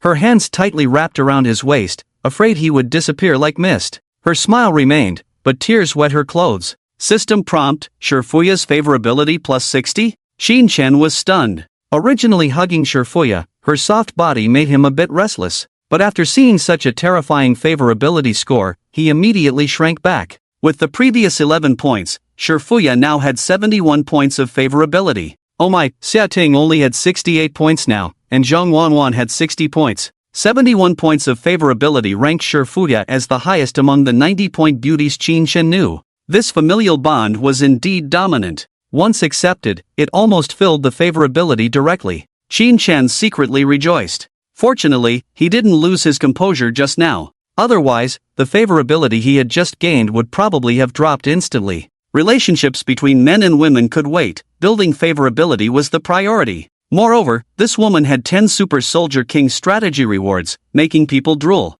Only 9 points away from cashback. Damn, hold back. And with this 60 million, I'm set. Qin Shen vowed as he held Shifuya. After a while, seeing the girl in his arms no longer trembling, Qin Shen let go of Shifuya, eager to take her upstairs to sign the contract, but she objected. This bar is not worth 60 million at all according to the current market. That guy named Luo is trying to rip you off, do you know that? Shifuya wiped her tears and felt dissatisfied with his impatience. Damn, isn't it making 200,000 in daily turnover? Qin Shen exclaimed. That's only when we occasionally encounter naive kids like you who show off a bit. Shifuya poked Qin Shen's arm with her finger, gave him a look, and continued, this bar usually only has a turnover of just over 100,000, occasionally a bit higher during events, and when inviting internet celebrities for advertising, it can reach up to 1 million. But overall, the annual turnover is only around 50 million, and it costs a lot of money to maintain relationships every year, spending nearly 7 to 8 million on gifts and relationships, plus rent, equipment, labor, drinks, advertising, and the cost of inviting internet celebrities. The annual net profit is less than half. If you have 60 million, we could completely open a new store in a first-tier city. Qin Shen, who was a bit panicked at first when it was mentioned to invest 60 million, now, with such a high level of goodwill, he was not worried at all. If he could make a successful return, he would buy hundreds of these kinds of bars and give them away everywhere in the future. Silly little brother, you have so much money you can't spend it all. For something worth over 30 million, are you going to spend 50 million to buy it? Qin Shen chuckled, I don't know much about doing business, so I'll give you 60 million, you figure it out yourself, whether to start over or buy, I support you either way. Shifuya was stunned, she stared blankly at Qin Shen for a while, and seeing that he seemed to really have such a plan, she couldn't help but smile. With a pair of cunning eyes, she teased, do you trust me, a stranger like this? Anyway, I trust you, who else can I trust if not you? Qin Shen said firmly. Aren't you afraid I'll run away with the money? Shifuya looked at him with a sly smile. I am, Qin Shen said seriously, I'm more afraid of losing you than losing the money, of being bullied by others outside. Shifuya's heart trembled at Qin Shen's words. It had been a long time since a man had said such sweet words to her. She was excited inside, but she pretended to be calm and lightly laughed. Oh, save those words to deceive young girls, I'm not falling for your tricks. Those young girls don't look as good as you, I don't want to waste time on them, Qin Shen said. Your words are sweet, tell me honestly, how many young girls have you fooled with that mouth? Qin Shen's eyes shifted, and he affirmed, just one yesterday. Shifuya looked at him with a skeptical expression, she didn't expose him, and casually asked, the one from last night seemed pretty good, with a clean look in her eyes, what exactly happened? Why did they call you a scumbag?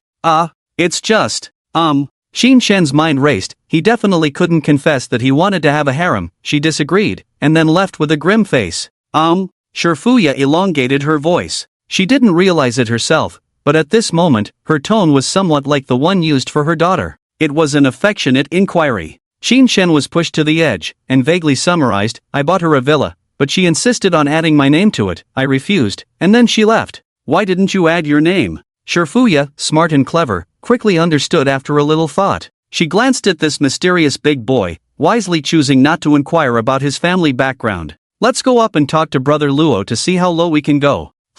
Ever since Qin Shen and Shifuya left, Luo Yanhua had already ordered someone to investigate Qin Shen. Boss, friends in the capital said they couldn't find anyone named Qin Shen in the Qin family. Impossible, could he be an illegitimate child? But we did find someone named Qin Shen locally, who looks a lot like General Qin. He has a clean background, no known industries, worked as a delivery driver after graduating from university, and there are reports of him wearing security guard uniforms. Luo Yanhua's face darkened, not saying a word. And there's that tall guy at the door, named Wang Gang, who drives for Didi. Are you saying I got played by a delivery driver? Luo Yanhua exclaimed angrily. The subordinate, worried about making a mistake and causing big trouble, couldn't afford to mess up. As their underling, if they messed up, they would be held accountable, so they had to be cautious. Moreover, Qin Shen and Wang Gang didn't seem like delivery drivers or Didi drivers at all. The subordinate tried to defend them. Maybe their identities are fake, too. For people like us, forging an ID is simple. Identities can be faked, but money can't. Check the kid's spending records from yesterday and see where his money comes from, Luo Yanhua sneered. If he found out the guy was a nobody, he would have some fun tonight. He wanted to show this punk how easy it was to mess with him. We checked immediately, and the problem lies here, the subordinate said, sweating nervously. Luo Yanhua lazily responded. His dragon card has a balance of 43.2 million, but we can't trace the source of the funds coming in, the subordinate said shakily. Can't trace it? Luo Yanhua exclaimed. Yes, it's as if someone deleted the transaction records. There are only withdrawals, no deposits, the subordinate said, equally puzzled. Which bank? Dragon Bank. Luo Yanhua couldn't help but exclaim, damn, this is a world-class bank, and someone dared to tamper with it? The subordinate continued, and today, General Qin spent 6.8 million in a day, bought a sports car, but it's not registered under his name. Luo Yanhua fell into contemplation. Luo Yanhua was startled by his own imagination. No matter who Qin Shen was, he absolutely couldn't touch him now. Stop the investigation immediately, don't let them find out, Luo Yanhua quickly ordered. Big shots usually don't like being investigated, it's considered an offense. At this moment, Qin Shen and Shifuya walked up hand in hand. Luo Yanhua quickly rubbed his face, put on a sycophantic smile, and went to greet them. Congratulations, General Qin. Just by looking at your expression, I know you've already succeeded, haha. Seeing his enthusiasm, Qin Shen also smiled and said, my sister has a broad mind and is willing to accept my gift. He then took Shifuya's hand and showed it to him. When Luo Yanhua heard Qin Shen call her my sister, he was visibly stunned, but quickly regained his composure and laughed heartily. General Qin's sister is my sister too. Xiaoya, I'll rely on you to take care of her in the future, haha. After saying that, he even bowed respectfully, showing an extremely friendly attitude. Shifuya wasn't surprised by his shameless behavior and politely said, Brother Luo, don't make fun of me. Qin Gongzi and I are just verbally calling each other siblings, it's not real. I'll need your care in the future. Qin Shen, not bothering with pleasantries, went straight to the point, we just discussed it. How much is the minimum for this bar of yours? Give us a number, and if it's suitable, we'll sign the contract. Luo Yanhua felt troubled. If the other party truly had extraordinary means to conceal bank information, he couldn't afford to mess around with the price.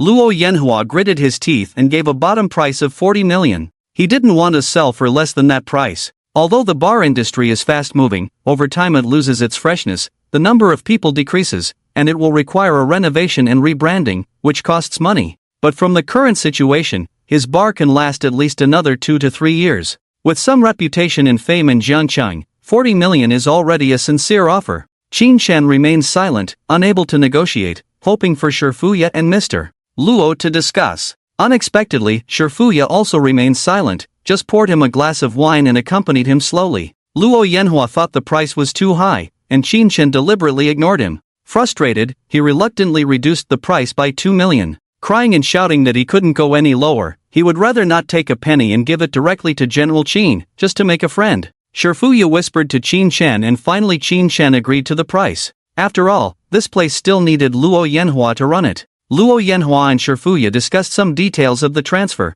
and they called lawyers on the spot to draft the contract in the office. Qin Shen couldn't help, so after learning that Shifuya's bank account had no limit, he first topped up 5,000 yuan into the system. Then he transferred 60 million to her, letting her handle it herself. He then went outside to see if there were any 90-point young ladies coming to the bar. The transfer speed of launching was very fast, and it arrived in a few minutes. Shifuya stared blankly at the huge deposit in her phone, not knowing what to think. It took a long time for her to come back to her senses. Looking at Qin Shen admiring the beauties downstairs on the second floor, there was a glint in her eyes. It was only at this moment that she completely let go of all defenses and trusted this man. System prompt, Shifuya's favorability +8. Qin Shen received the prompt and his leg shaking stopped. He looked at Shifuya's information. Favorability 79. Expenditure, 60.03 million yuan. Damn, why is it always just a little short? Could it be that 80 points is the key point, and I have to do something to move the girl to break through? Qin Shen remembered the wonderful night with Xiating. 1 point added. Otherwise, tonight, should I find a way to get Shifuya drunk, then take her to a hotel, work a little harder myself, and see if I can add 1 point? Qin Shen turned around, leaned on the railing, his elbows on the wooden handrail, his eyes constantly wandering on Shifuya. He secretly pondered the success rate of this plan. He was also curious about what kind of judo Shifuya had learned. The bar lights flickered, and the spotlight swayed. The light shone on Qin Shen's face intermittently, making his focused expression with a hint of a wicked smile look charming and wild. Shifuya accidentally met Qin Shen's gaze. She was startled by his invasive eyes. She quickly avoided his gaze in a panic. Then she remembered that he had called her sister, yet dared to look at her with such eyes. She was instantly annoyed, stood up abruptly, and walked quickly towards Qin Shen. Each step carried an air of wanting to beat someone. "Little brother, you have some nerve, daring to look at your sister like this?" Qin Shen was taken aback, his distracting thoughts vanished, and he quickly straightened up, adopting a pleading attitude. "Hee, the light is too dim, I just wanted to take a closer look." Shifuya reached out her hands, pinching Qin Shen's cheeks on both sides, pulling them back and forth. "Don't think that you can bully your sister just because you gave me money." Qin Shen's mouth was pulled, making his speech unclear. "Ouch. It hurts. Sister." Shifuya found it amusing to pinch his face, using her palm to squeeze Qin Shen's face, making his mouth pout like a fish. "Tell me, what were you thinking just now?" "I was thinking that sister is very beautiful," Qin Shen said in a muffled voice. Praising a girl's beauty is a versatile move. It can be used at any time for anything. Shifuya's anger dissipated considerably upon hearing this. She is now sincerely prepared to treat him as a younger brother, but Qin Shen's eyes just now made Shifuya think that the man was lying to her before. The purpose was just to sleep with her. Now seeing his sincere attitude, after the anger subsided, she calmed down and thought for a moment. "It doesn't take 60 million to get into bed. Which prodigal son would spend so much money just to deceive a woman into bed?" "Humph, smooth talker, don't think you can fool me with some sweet words. If you disrespect me again next time, I won't allow you to call me sister," Shifuya warned. "What to call? Wife?" Qin Shen dared not speak his mind. Hee silly smile. I dare not. From now on you are my real sister." Shifuya narrowed her eyes. "Is the term real used like this? Real sister, is that okay?" Qin Shen held her hands, not letting her continue to rub his face. "Remember what you said, my sister, I have a bad temper. I may get angry with you when I lose my temper. As a brother, you have to bear with me and give me face, understand?" Shifuya said seriously. Although she looked serious, from her squinted fox eyes, it could be seen that she was in a good mood at the moment. Afraid of losing this brother, she was trying to mend things in advance. Qin Shen asked in confusion, "Are you acting as a sister or a younger sister? Why do you have the right to get angry with me? Shouldn't it be the younger brother causing trouble unreasonably? Are you worrying like an old mother?" Shifuya was a bit embarrassed by Qin Shen's words, so she reached out and rubbed Qin Shen's face to cover it up. "I am the sister, I have the final say." Okay, you have a big chest, so you are right." As soon as Qin Shen finished speaking, his ears were pulled up by Shifuya, and he quickly begged for mercy. Ouch, I was wrong. Sister has the final say, sister has the final say.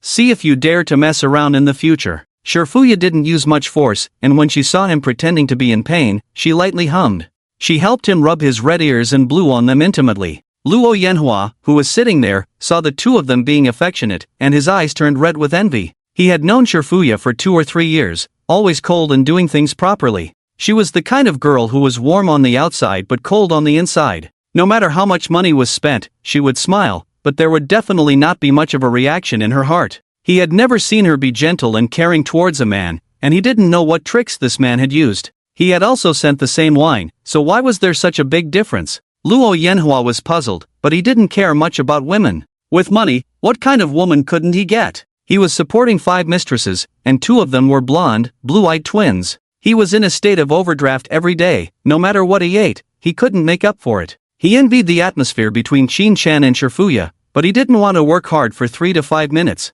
Having to guess a woman's mind was too troublesome. Just give money and kneel down to work. Why so many unnecessary things? Luo Yanhua waved his hand, called for the most expensive black pearl in the store, and went to find Qin Shen to drink. Mr. Qin is truly a hero emerging from the young and promising, buying a bar for several million without blinking an eye. Luo Yanhua flattered him while pouring him a drink. Come, I toast to you, you must drink. I, Luo Yanhua, have never admired anyone in my life, you are the first, your courage really impresses me. Qin Shen had never experienced being praised like this, especially by such a big boss driving a Maybach. He felt a bit floating after being praised in a few words. Although he couldn't drink this kind of foreign liquor, he saw Mr. Luo drink it in one gulp. Without saying a word, he drank it in one gulp. This foreign liquor was not as strong as white wine, with a smoother and more delicate taste, and a hint of fruity sweetness. After drinking it, there was a surge of heat in the chest, and the limbs were filled with strength. The overall feeling is okay. Shinzong is really generous. Come, congratulations on finding a sister who is wholeheartedly devoted to you. Congratulations to our Xiaoya for finding a good little brother. I toast to the two of you. After speaking, Luo Yanhua directly drank a full glass in one go, then smiled and raised the empty glass as a gesture. Although Qin Shen now has the freedom to drink or not, no one can persuade him. But this boss Luo speaks his language, and the wine is not difficult to drink, so he raised the glass and drank. Shifuya wanted to stop him but couldn't make it in time. Watching him drink in big gulps, sighed, and took a small sip herself. Luo Yanhua didn't care whether Shifuya drank or not, as long as Qin Shen drank. He picked up the bottle again, ready to pour the third glass. This is his three-step strategy. After drinking, it's either you die or I die. Shinzong, I won't say more, it's all in the wine. After this glass, we are brothers. Qin Shen is not familiar with foreign liquor, nor does he know how it is usually consumed. Seeing that each time it is poured full like beer, he thought the alcohol content was similar to beer. He is a man who shows off with a bottle of beer and drinks it as if playing. Qin Shen picked up the glass and wanted to drink it in one go, but a slender jade hand blocked the mouth of the glass. Brother Luo, let me drink this glass for him. Shifuya smiled. This foreign liquor is over 40 degrees, it's fine to drink, but it has a strong aftereffect. Shifuya was worried that Qin Shen couldn't handle too much alcohol. She took the initiative to step in. Luo Yanhua was suddenly angry, feeling betrayed. He had raised this woman for 3 years, but in the end, she didn't come to help him persuade Qin Shen to drink, instead stood on the opposite side blocking the drink. Luo Yanhua wanted to explode and told her to go away. But Qin Shen was there, so he didn't dare. His face darkened, and he said coldly, fine, I don't need to explain the rule of drinking one glass for 3, right? Yes, I know, Shifuya said lightly. After speaking, she went to take the glass from Qin Shen's hand. Qin Shen, who had drunk 2 types of alcohol, was clearly a bit tipsy. He raised the glass, avoiding Shifuya's hand trying to grab it. At the same time, he smiled and leaned close to Shifuya's ear, whispering, sis, don't make a fuss. It's a good deal to drink one for 3. After I finish, you can go up and toast him 3 glasses. Let's be united as siblings, not afraid of this old bald donkey. Shifuya was initially flushed by the heat from Qin Shen's breath, but when she heard the term old bald donkey, she burst out laughing. Taking a look at Qin Shen's condition, she saw that he was still okay, so she stopped trying to stop him and just reminded him with concern, well, but be careful after finishing this glass, this is strong liquor. Qin Shen chuckled, not caring at all. He tilted his head back and drank the wine, then raised his eyebrows at Luo Yanhua, indicating to hurry up. Luo Yanhua, who had been drinking for years, had a good tolerance for alcohol, so he easily finished the third glass and then smilingly invited Qin Shen to sit down. Shifuya did not go to toast Luo Yanhua, she knew she was not qualified, and even if she toasted, the other party might not drink. Luo Yanhua led the conversation, chatting about some bar anecdotes and boasting about the past.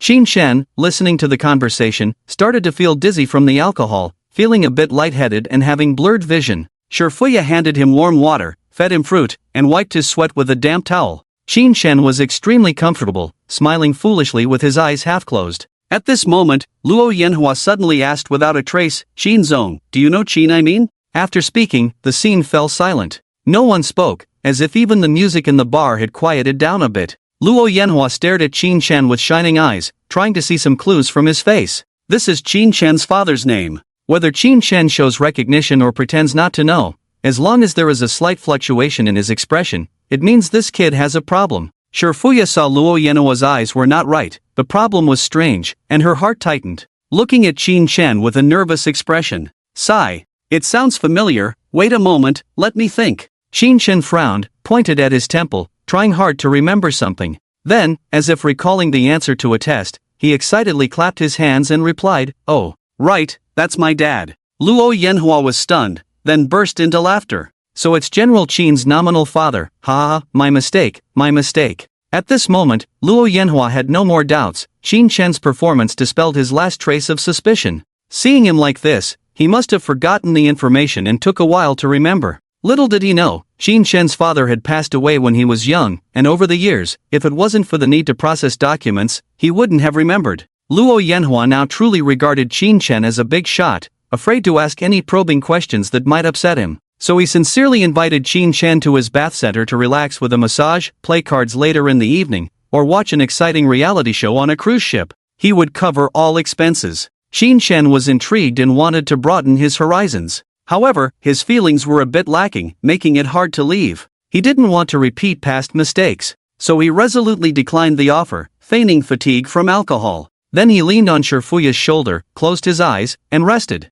Luo Yanhua didn't dare disturb the big shot, so he left a business card for Qin Shen to contact him if needed. In Jianshan, Luo Yanhua still had some reputation on the streets. He had connections and money. Qin Shen remained silent, seemingly drifting off to sleep. Luo Yanhua smiled shyly, respectfully bid farewell in a low voice. Once the annoying fat pig left, only Qin Shen and Shifuya remained at the table. A man and a woman, in the dim light, close to each other. The lively music kept them awake, and the man slowly opened his eyes, a drunken haze in them. The scent of the woman was captivating, a mix of milk and a hint of alcohol. Qin Shen couldn't help but lean in and take a deep breath near Shifuya's neck. Curiously, he asked, "Sis, do you still have milk?" Then his head was knocked. It was the woman across from him tapping his back with two curved fingers. The force was just right, like checking if a watermelon was ripe. "If you don't watch your words, I'll have someone throw you out," Shifuya blushed and threatened.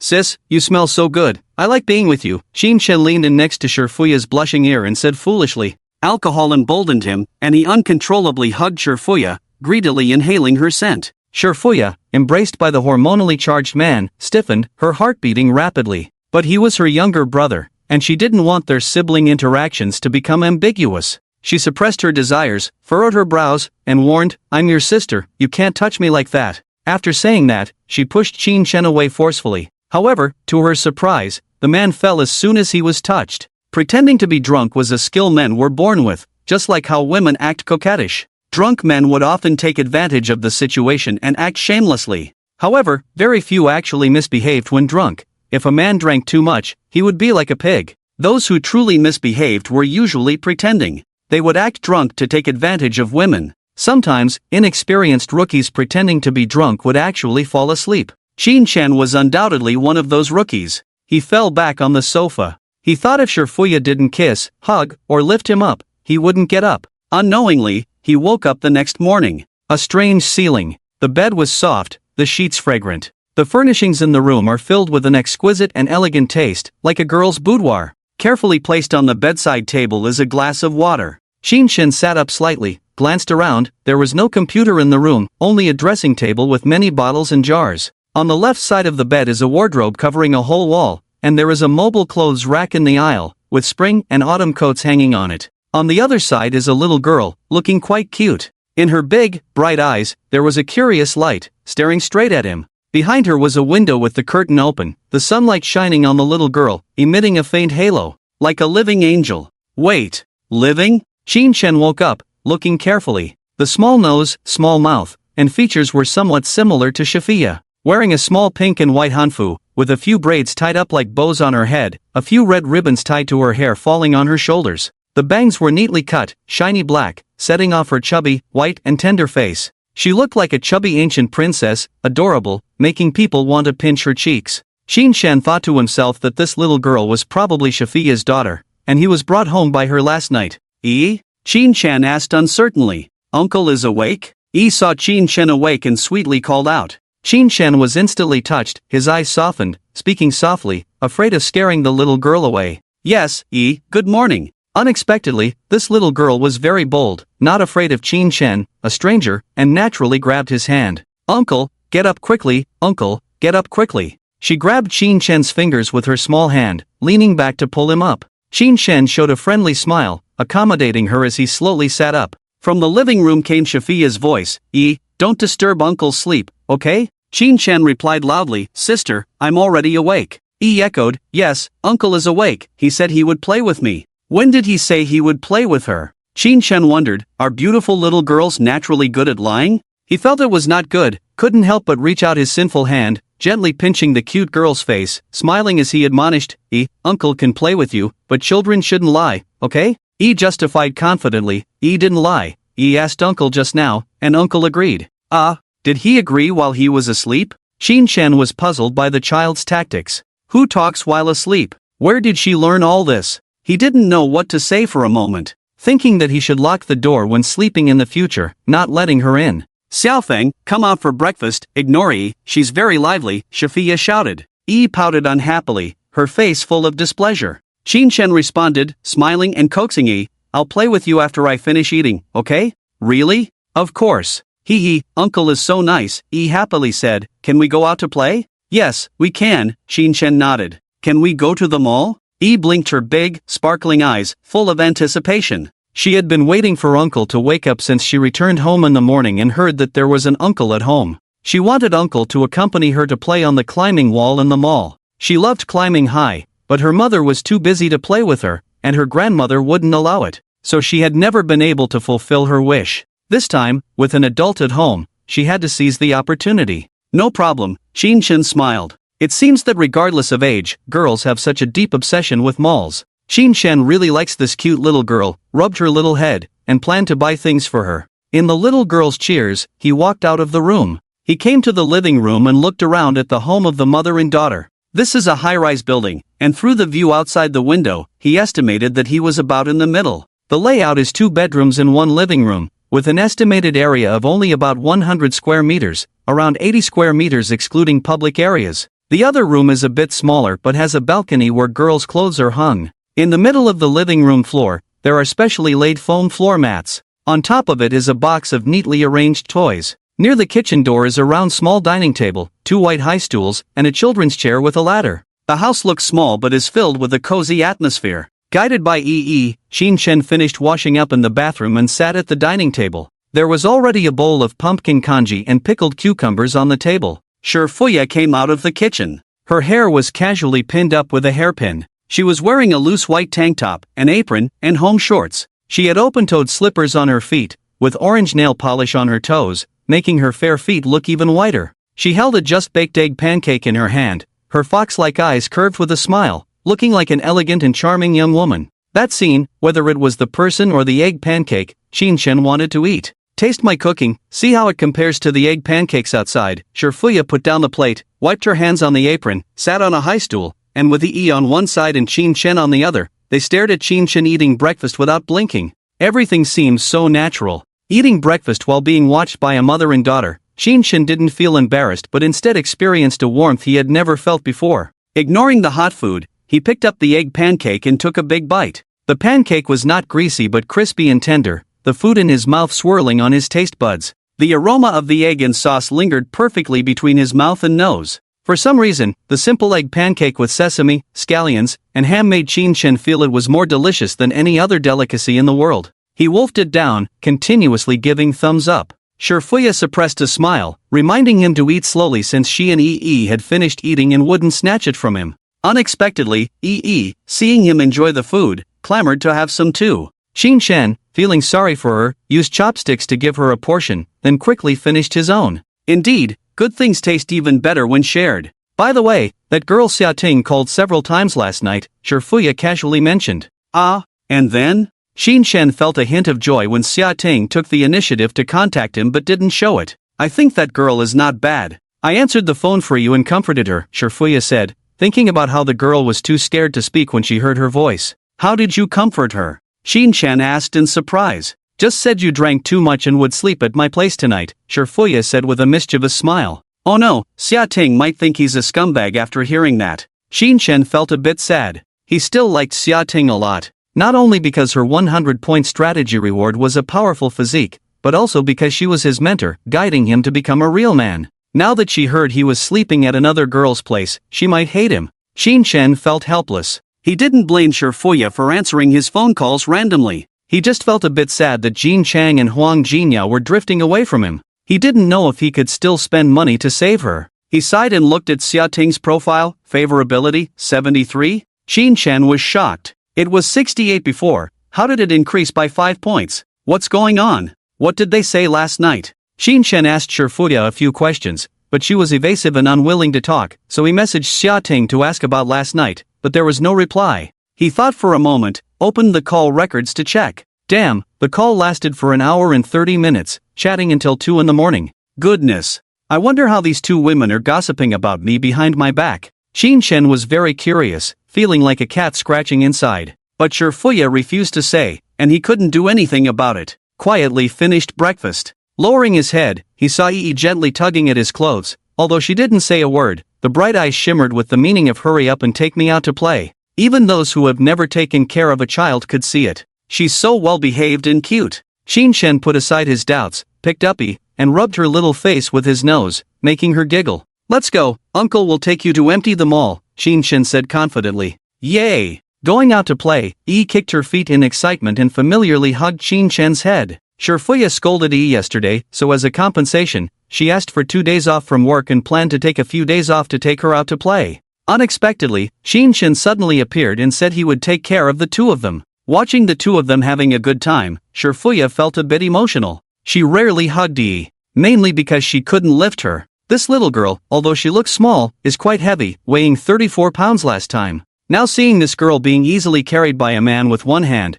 Shifuya suddenly thought it would be nice to find an uncle for Yi. How old is Yi? Qinshan asked softly. 5 years old. Yi proudly replied. What's your favorite thing? Big monsters. Why? Qinshan was somewhat surprised by this answer. Because it can crush the kindergarten, Yi said confidently. Does Yi not want to go to kindergarten? Don't want to, those idiots cry as soon as they touch me, and they say Yi doesn't have a dad. Yi's childish answer made Qinshan realize the harm of single-parent families to children. Looking at Shifuya quietly clearing the dishes, Qinshan felt a bit sorry. Yi, don't mind them. If they dare to speak ill of you again, Uncle will help you teach them a lesson, Qinshan said aggressively. If it were in elementary school, he wouldn't be so sure. Nowadays, children are well-nourished, and there are many kids over 1.8 meters tall in elementary school. But in kindergarten, he was quite confident. 1 punch for each kid, invincible.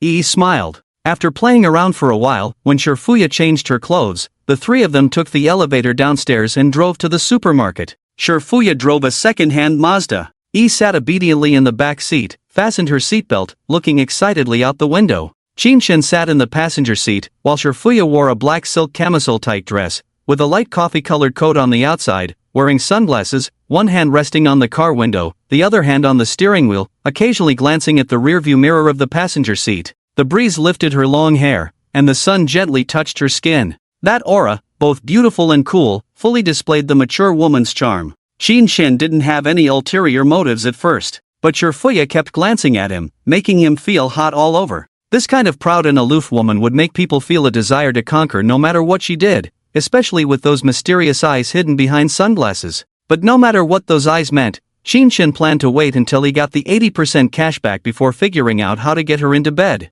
For now, he needed to stay steady. There would be more opportunities in the future. He couldn't startle the snake. As long as he stubbornly stayed at her place, in the middle of the night, he could come up with any excuse of back pain and let her, as the elder sister, help him massage. Did he need to say more about what would happen next? If she lost interest, he could just dismiss her bio-human bodyguard. Qinshan was daydreaming. His phone vibrated, waking him up. It was a message from Xia Ting. Scumbag, didn't you say you would only take me to bars in the future? Where were you last night? Xia Ting took the initiative, blaming him for not keeping his promise. After thinking for a moment, Qinshan replied with an excuse. I was forced to. A boss insisted on discussing things with me. I don't believe you. You just met the bar owner's wife yesterday, and today you're staying at her place. Is it because I didn't drain you dry? Faced with such harsh words, Qinshan didn't know how to respond. He could only say that Xia Ting was fierce. In his impression, Xia Ting had always been a pure, gentle, and coquettish beauty.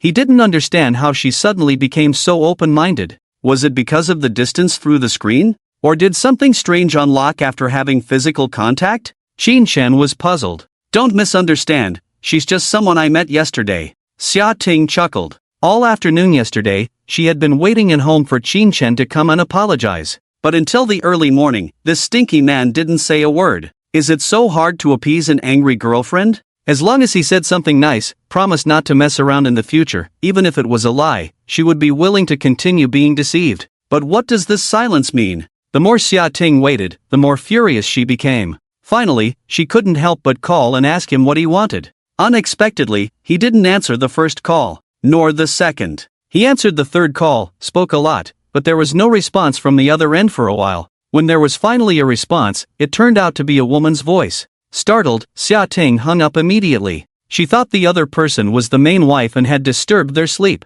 Her emotions surged, tears welled up, and she was about to cry. Then her phone rang again. It was the same number. Xia Ting gritted her teeth and answered the call, thinking that since it had come to this, she might as well scold the person on the other end before crying. Unexpectedly, the person on the other end politely introduced herself as Xiaoya, whom she had met at the bar yesterday. She said Qin Shen had drunk too much, she didn't know his address, so she brought him back to her place, and asked Xia Ting if she wanted to come and take Qin Shen away. Xia Ting wanted to go get him, but it was too late, her dad wouldn't allow her to go out. Secondly, even if she went to pick him up, she didn't know where he lived, and it would be pointless to wake him up when he was already asleep. Thirdly, Xiaoya was very tactful, good at talking, and she claimed to be a widow with a child, which made Xia Ting feel safe. Unconsciously, Xia Ting chatted with her for a long time, talking a lot about Qin Shen's school life. Hearing that Qin Shen called her a sister, Xia Ting wasn't too bothered. But now Qin Shen emphasized it, making her feel like she was being unreasonable.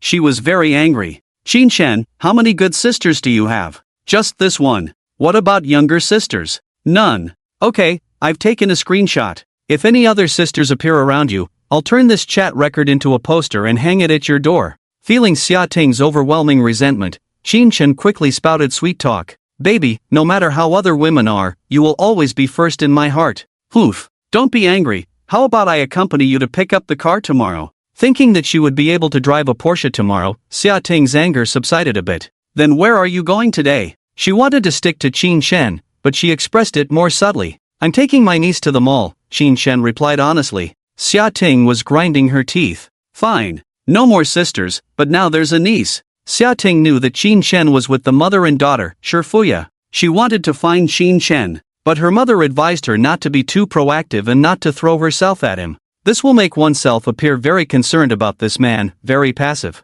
And when the whole family goes out, it's not appropriate for her to tag along. Xia Ting felt unhappy and conflicted for a while, finally decided not to listen to her mother. Xia Ting thought that her mother was just an ordinary woman, with no foresight, and Qin Shen was not her husband, so she was not in a hurry. If she didn't take the initiative, where would she go if Qin Shen was taken away? I'm at Inside Mall, where are you guys? Xia Ting messaged. She asked this question skillfully. It would seem foolish to ask for the address directly. Asking in a way that suggests meeting up at a place when both are outside is much smarter. Even though Xia Ting was still at home at the moment, not even having washed her hair, she just guessed that there might be more children's play facilities in Inside Mall, so Qin Shen might go there. Qin Shen saw Xia Ting's message and muttered, oops. The three of them were getting ready to go to Inside Mall. Shifuya was about to give birth to money at this critical moment. He didn't want any complications. If Xia Ting came over and disturbed him, causing his good impression of 79 to drop again like before, he really couldn't bear it.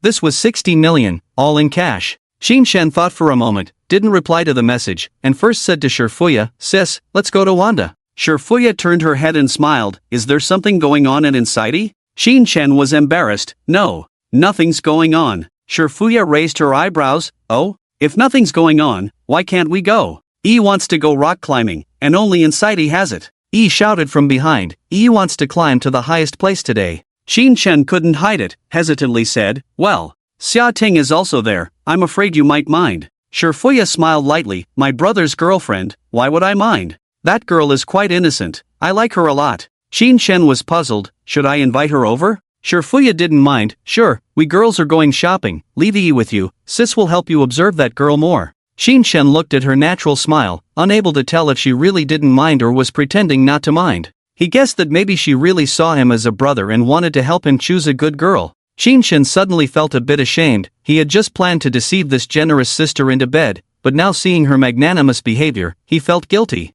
But it also strengthened his inner thoughts. Wasn't this more exciting? Qin Shen had an evil smile on his face, and sent a message to Xia Ting, we're about to go to the children's rock climbing area, are you coming? I'm doing manicures in the nearby store, it'll take about half an hour, you guys go ahead and play, Xia Ting's mother replied holding Xia Ting's phone. Xia Ting was already in a hurry to wash her hair, do her makeup, and get dressed, so she asked her mother to help reply to the message. Okay, call me when you're ready. Qin Shen put down his phone and got out of the car with Shifuya and her daughter to go to the mall. Wang Gang, who had received the message early and was waiting in the parking lot, followed behind. Wang Gang was in a dilemma at the moment, with a parking fee receipt from last night and a hotel invoice. A total of 240 yuan, he didn't know how to ask Qin Shen for reimbursement. After helping Shifuya carry the boss to her house last night, he was worried that the boss might have more instructions at night, so he found a nearby hotel to stay in.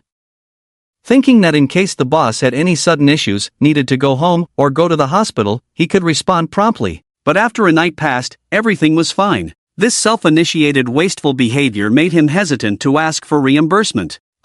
He should have bought a sleeping bag or something to sleep in the car. But there is no place to take a bath. Being dirty will embarrass the boss. Wang Gang has a lot of inner drama, but he maintains a cold appearance on the surface, silently following behind Xin Chen and the other two. Yi held Xin Chen's pinky finger with one hand, held her mother with the other, and walked quietly in the middle, looking very obedient. Yi is so sensible. A daughter like her probably doesn't need much worry, right? Xin Chen praised. This girl is very smart. She knows not to play around here, but once we get into the mall, you'll see how amazing she is, Shifuya laughed. In places with cars, you can't run around, you have to hold an adult's hand to cross the road, Yi crisply showed off. Impressive, do they teach these things in kindergarten now? Xin Chen was amazed. He didn't remember much about his childhood, only that the teacher gave him a big red flower sticker to put on his forehead. Mostly taught by me. I was a bit tough, that's why she remembers so well, Shifuya casually said.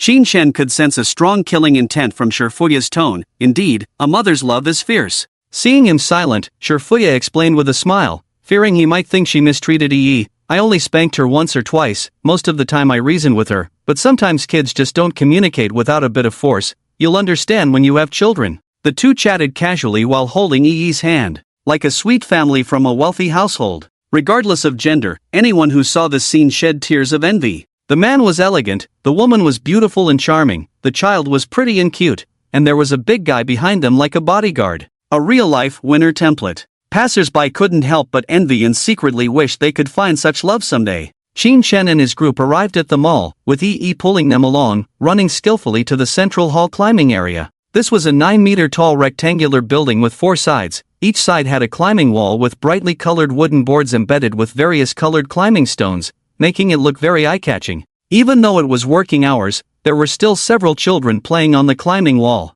Xin Chen paid the fee, the supervising coach securely fastened the safety rope, and accompanied Shifuya to sit on a bench to watch Yi perform. Can Yi play? Should we get her a coach? Xin Chen asked. Climbing here costs 60 yuan for one session, and 120 yuan with a coach for a 40-minute class. Not expensive, but not cheap either. No need, although Yi plays less, she has a natural talent for sports, Shifuya said confidently. Sure enough, Xin Chen watched as Yi skillfully climbed up high like a monkey. He couldn't help but praise her skills. She naturally loves to be active, as long as it's an outdoor activity, she's interested. Shifuya's gaze followed Yi's movements, looking pleased and proud. Who would have thought that in the blink of an eye, the little baby in her arms could already climb so well? Xin Chen envied. I like this energetic little girl, it would be great if she were my daughter. Shifuya glanced at him, smiled, and didn't respond. Xin Chen thought of something. Oh, right, let me add more money here so she can come and play often. Shifuya, looking at Yi who was almost at the top, casually said, no need, no matter how much money you add, it's a waste if no one accompanies her to play. It was only at this moment that Xin Chen realized why Shifuya always emphasized how lively Yi was. He really didn't expect this little girl to be so energetic. Full of energy, just like a little monkey. After conquering the climbing wall in just over 10 minutes, she began to conquer the entire mall, running around the first floor, then the second floor, and now starting on the third floor. Xin Chen was chasing after her, running over 10,000 steps in a short time, feeling exhausted. Yi, come back, I'll buy you candied haws, Xin Chen shouted breathlessly. Don't Yi giggled in front. Then what do you want? Stuffed toys? Little monsters? Xin Chen asked. Yi stopped in her tracks, thought seriously for a moment, and said in a childish voice, Yi wants roller skates. Roller skates won't do, Xin Chen rejected without thinking. Without wheels now, she can barely keep up. If she had wheels, would she fly? Yi pouted, didn't say anything, and was about to run away. Xin Chen couldn't let her escape again, immediately played his trump card. Uncle will take you to the beach to catch crabs, how about that? Yi hesitated for a moment. Xin Chen hurried his steps, continuing to entice. Uncle will take you drifting and surfing on the sea, how about that? Yi stopped moving, turned to look at her approaching uncle, a pensive look on her little face. Does Yi want to go to the amusement park? Xin Chen at this moment was like the big bad wolf coaxing the little white rabbit to open the door step by step. Then he grabbed her and laughed heartily. Let's see where you can run this time. Yi let him pick her up, blinked her big bright eyes, and asked, will Uncle really take Yi to the amusement park? Chen kissed the little cutie and replied, "Of course, Uncle will take you and Mommy together, how about that?" Ee hesitated. Mommy needs to sleep during the day and work at night. She doesn't have time to play with Ee. Chen rubbed the little cutie's nose. "Not anymore, Uncle can make Mommy stay at home every day to play with Ee." "Really?" Ee's eyes lit up. "Really, but you have to stand by Uncle's side and talk more about Mommy's interests and hobbies with Uncle." Chen coaxed. "Do you know what Mommy likes the most?" "Mommy likes money," Ee affirmed. "What else does she like?" Chen continued to ask persistently. "She also likes Ee." "What does Mommy hate the most?" The goose from the neighbor's grandma." "I asked about what Mommy hates the most, not what Ee hates the most." "Mommy doesn't like going to Grandma's house." Ee guesses it's because the neighbor's big goose scared Mommy. "Doesn't like going to Grandma's house?" "Yes, Mommy finds Grandma's house noisy." Chen pondered. He carried Ee and hurried towards Shifuya. Shifuya was leisurely strolling down the street, occasionally entering shops to look at things. Her daughter's bracelet had a locator, and there were two big men following her, so she was at ease. Children at the age of 5 or 6 are annoying. They can run away in the blink of an eye. Usually, when she takes Ee out to play, she has to use a leash to keep her close. Shifuya walked into a Givenchy women's clothing store. She really liked the brand's clothes. However, the prices here were very high, with each piece costing several tens of thousands. Shifuya had a high salary and could afford to buy them, but because of the various expenses for the child and future needs, she could only look outside. But now it's different, she has a man willing to support her, no longer having any concerns. Shifuya walked around the store, set her eyes on a deep V-neck black lace evening gown, hesitating whether to call Chen to have him try it on and give his opinion. At this moment, a big-bellied Mediterranean uncle next to her struck up a conversation. "Are you alone, beautiful lady?" Shifuya glanced at him, wearing a gray stand-up collar shirt, a greasy big belly held by a belt, a flashy gold watch on his hand, squinting his eyes, his face fat trembling when he smiled. Shifuya was disgusted by his sleazy appearance. She put down the clothes without saying a word. "Hey, don't you like this one? I think it suits your figure. Do you want to try it on? It's suitable for me to send you." Bao Hongbiao deliberately showed off his Vacheron Constantine gold watch worth over 300,000, picked up the clothes that Shifuya had just put down, and handed them over with a smile. Today, he was dragged around the mall by his girlfriend, sitting on the sofa waiting for her to try on clothes inside. Suddenly, a sexy woman with chestnut-colored long curly hair walked in. The woman had a cold and delicate oval face, wearing an elegant and sexy black spaghetti strap dress, with the skin on her shoulders exposed like fresh milk, fair and smooth. Bao Hongbiao, who was originally a little impatient waiting, was stunned. This top-notch beauty was much better than his girlfriend, who only cared about money and had average looks.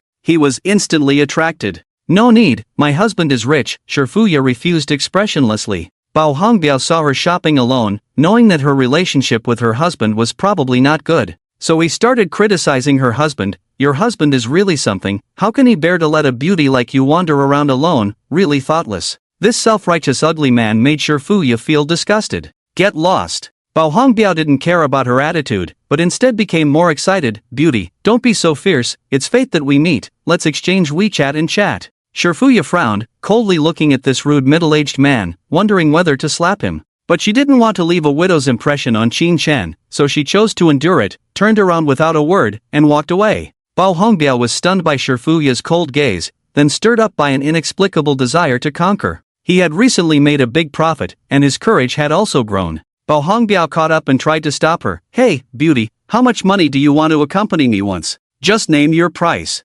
Shifuya stood still, turned around, her eyes flashing cold light. She felt the urge to call someone. After running a bar business for so many years, calling a van full of people with just one phone call was a piece of cake. People like him would only behave when faced with violence. If that didn't work, she could scare him by soaking him in water. There were plenty of ways. Bao Hongbiao was frightened by the woman. Her fierce momentum seemed like she was going to attack. He cowardly took a step back, then felt embarrassed. Just as he was about to say something, a man carrying a little girl came in from outside, followed by a burly man. "What's going on?" Chen came in and saw that something was not right, looking puzzled. Shifuya took a deep breath, relaxed her face, smiled and greeted Chen. "Honey, you're here?" Chen was stunned by Shifuya calling him honey. Immediately, he felt the woman taking the initiative to approach him. The tender and soft body made Chen's heart tremble slightly. Although he didn't know what had happened, seeing the man in front looking fearful and Shifuya's attitude towards him had changed drastically, he figured something must have happened between them.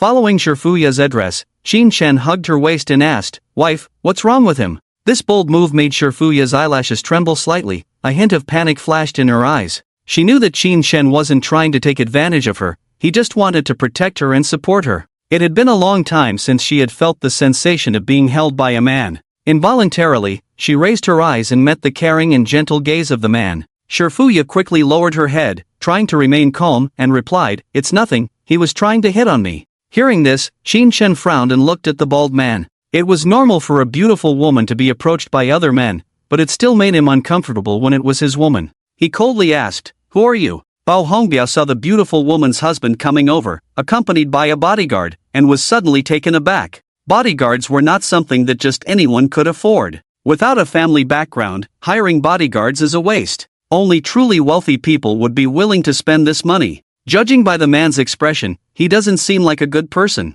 Plus, his wife is so beautiful, without financial strength, he can't hold on to her. Bao Hongbiao regrets his foolishness just now. Why did he go and provoke a girl of that level? He stammered, "Big brother, I'm sorry, I saw your wife alone there, thought she was single, just chatted a bit, really didn't say anything inappropriate." His apologetic tone did not improve Qin Shen's attitude. "You should know that Shifuya is now carrying 60 million. Just a little bit more and it can be cashed out. With his own 60 million, he can become an esteemed VIP player in the Earth-OL game. At this moment, whoever blocks his path will die. Not even Jesus can stop him." The man in front of him dared to flirt with his woman, but just this alone, in those novels, is a capital offense. Qin Shen, with a dark face, considered whether to have Wang Gang go up and beat him up. But unexpectedly, Bao Hongbiao panicked first, took 2 steps back, tremblingly said, Big brother, big sister-in-law, I was wrong. I really know I was wrong. Please spare me." People around saw the situation here and cast their eyes over. Shifuya didn't want Qin Shen to cause trouble for her, so she quietly advised, "Little brother, forget it, he didn't say anything." Qin Shen felt that it wasn't appropriate to start a fight in public, so he asked, "What's your name?" When Bao Hongbiao heard that he was being asked for his name, he thought he might be in trouble later. Bao Hongbiao runs a business and knows very well that if someone deliberately messes with him, he won't be able to do business. He realized that he might have offended a ruthless person today. Looking at Qin Shen's cold and confident eyes, he got scared. In order to avoid retaliation, Bao Hongbiao gritted his teeth and slapped himself hard, begging, "Big brother, I shouldn't have spoken out of turn, you are a big man, please don't lower yourself to my level." This surprised Qin Shen.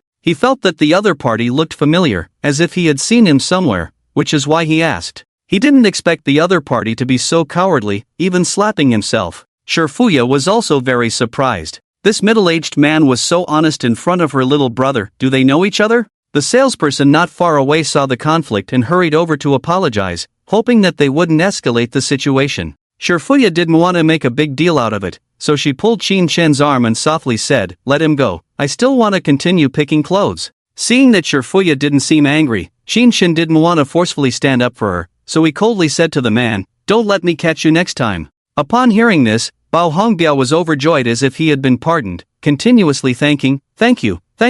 Even his girlfriend, who was changing clothes inside, didn't have time to pay attention and rushed out. Hearing a man in his 40s call himself Big Brother, Qin Shen felt strange. Without thinking much, he accompanied Shifuya to the front to look at clothes after the matter was resolved.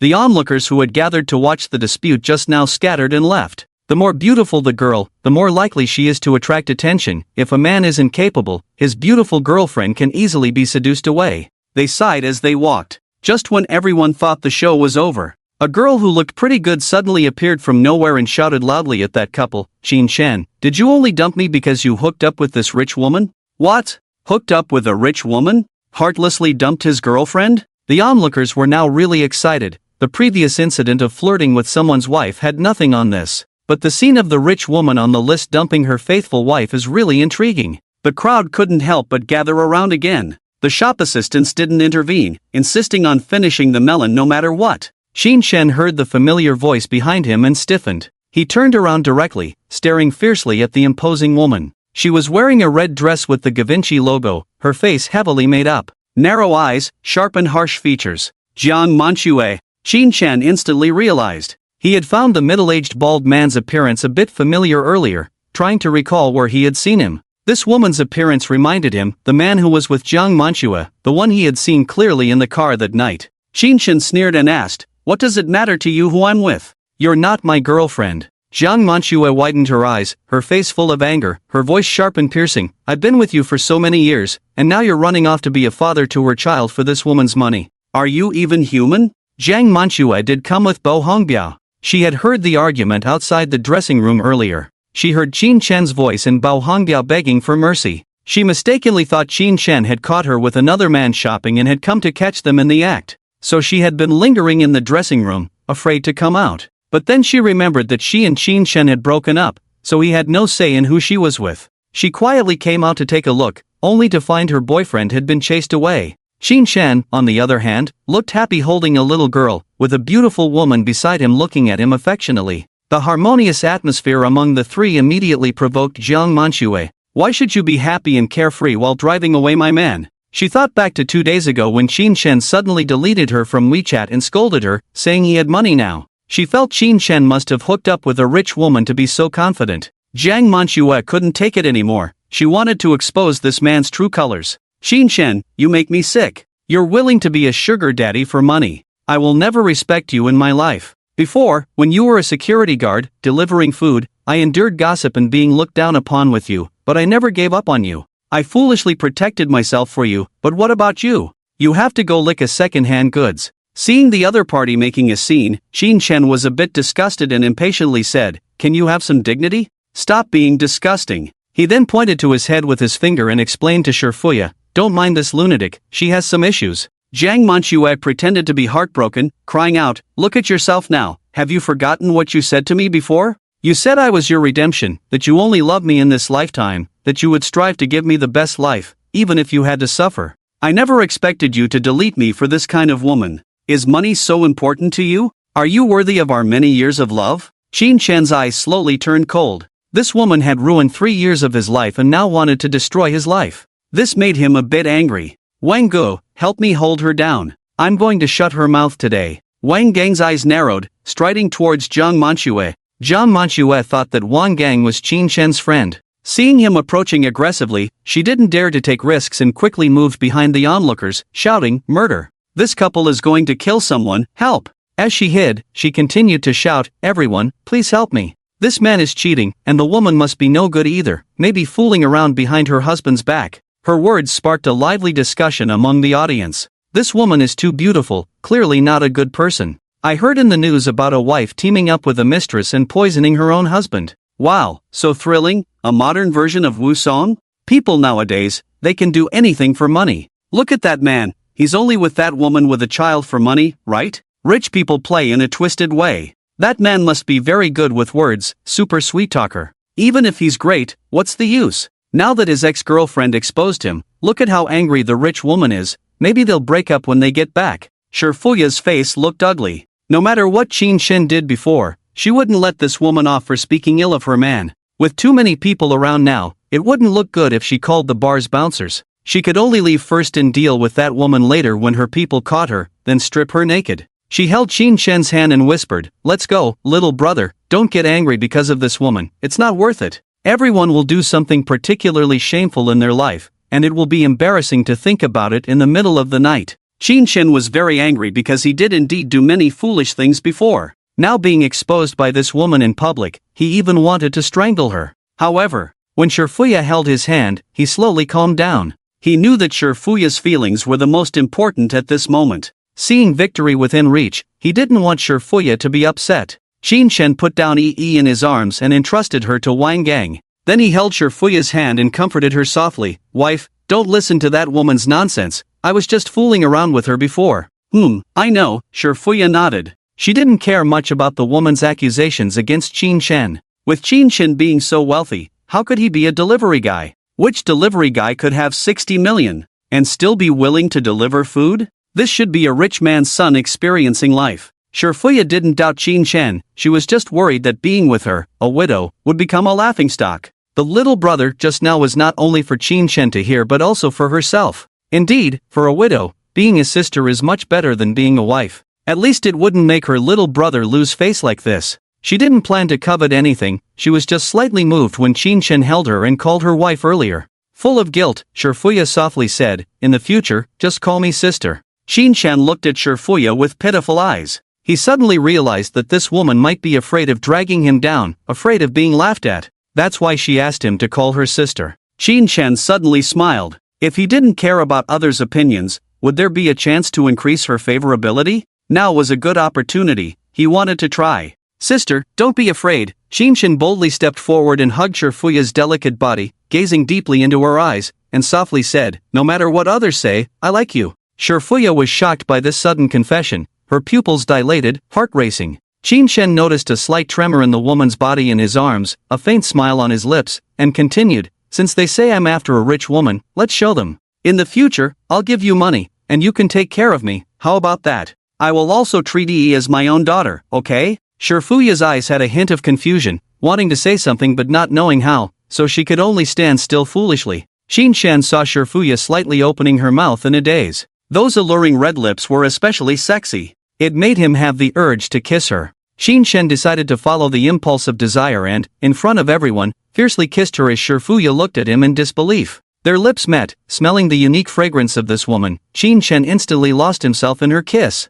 Shifuya felt the gentleness of the man. At that moment, the walls in her heart were shattered, and she couldn't help but embrace him. Yi, with curious big eyes, watched her mother and Qin Shen kissing, her little head not knowing what to think. The onlookers beside were dumbfounded, their eyes full of envy and jealousy almost spewing fire. Shouldn't the plot be about the rich woman dumping the scumbag and then falling for herself? How come these two are making out in public, looking so happy, as if their relationship has improved? How could such a beautiful rich woman fall for this guy who only knows how to talk? Is there still justice? Is there still law? Is there still a chance? They cursed in their hearts, but dared not say it out loud. After all, it's not their place to gossip when someone is kissing their girlfriend. Just a public kiss, not breaking any laws. Some people saw that they didn't cause any more trouble and left one after another. Jiang Manhwa, who was hiding in the back, didn't dare to say a word more. She had said what she needed to say. The rich woman didn't care about Qin Shen's past. If she were to go over and cause trouble, she would only be asking for trouble. The scene was quiet, and no one interrupted the two of them. After a while, their lips parted. Qin Shen held the blushing Shifuya and joked in her ear, "Sis, if you don't speak, I'll take it as your consent." Shifuya, who hadn't tasted this feeling for a long time, closed her eyes and nestled in Qin Shen's arms, whispering softly, "Don't you mind us being a mother and daughter? I care about you both so much, how could I mind? Why do you like me? Because of your beauty and strength, it makes me feel at home. Did you sweet-talk your ex-girlfriend like this too?" "No, I swear I never even touched her." Shifuya didn't speak. She raised her eyes to meet Qin Shen's, seeing full sincerity in them. This made her have an impulse to follow this man. Seeing the timing was right, Qin Shen gently said, "Sis, be my woman." Shifuya smiled sweetly, "As long as you don't mind me, it's good." System prompt, Shifuya's favorability plus 10, current favorability 89, expenditure amount 60.05 million. Congratulations to the host for successful cashback, receiving 60.05 million in cash. Cashback amount accumulated to 500 million, reward 1 lottery draw. Hearing the system prompt, Qin Shen was dumbfounded. After all the hardships, he finally succeeded and even had a chance to draw a lottery. This was something he hadn't expected. Indeed, Shifuya was so effective, just a kiss could add 10 points. If there were any accidents in the future, wouldn't he get 100 points directly? Qin Shen fantasized about a beautiful future life and happily clicked on the lottery in his mind. Congratulations to the host for obtaining hypnosis technique, 3 times, hypnosis technique, strong psychological suggestion to non-goddess units, making them firmly execute the implanted ideas. Damn, what a godly skill. Asking Daddy Ma to transfer tens of billions to himself, or a bit of shares, wouldn't that be a massacre? From now on, the world will be at his mercy. Qin Shen was excited, eager to go block someone's car immediately. But then he thought that no matter which Daddy Ma it was, their money was being watched by many people. If they transferred money casually, they would probably be found out.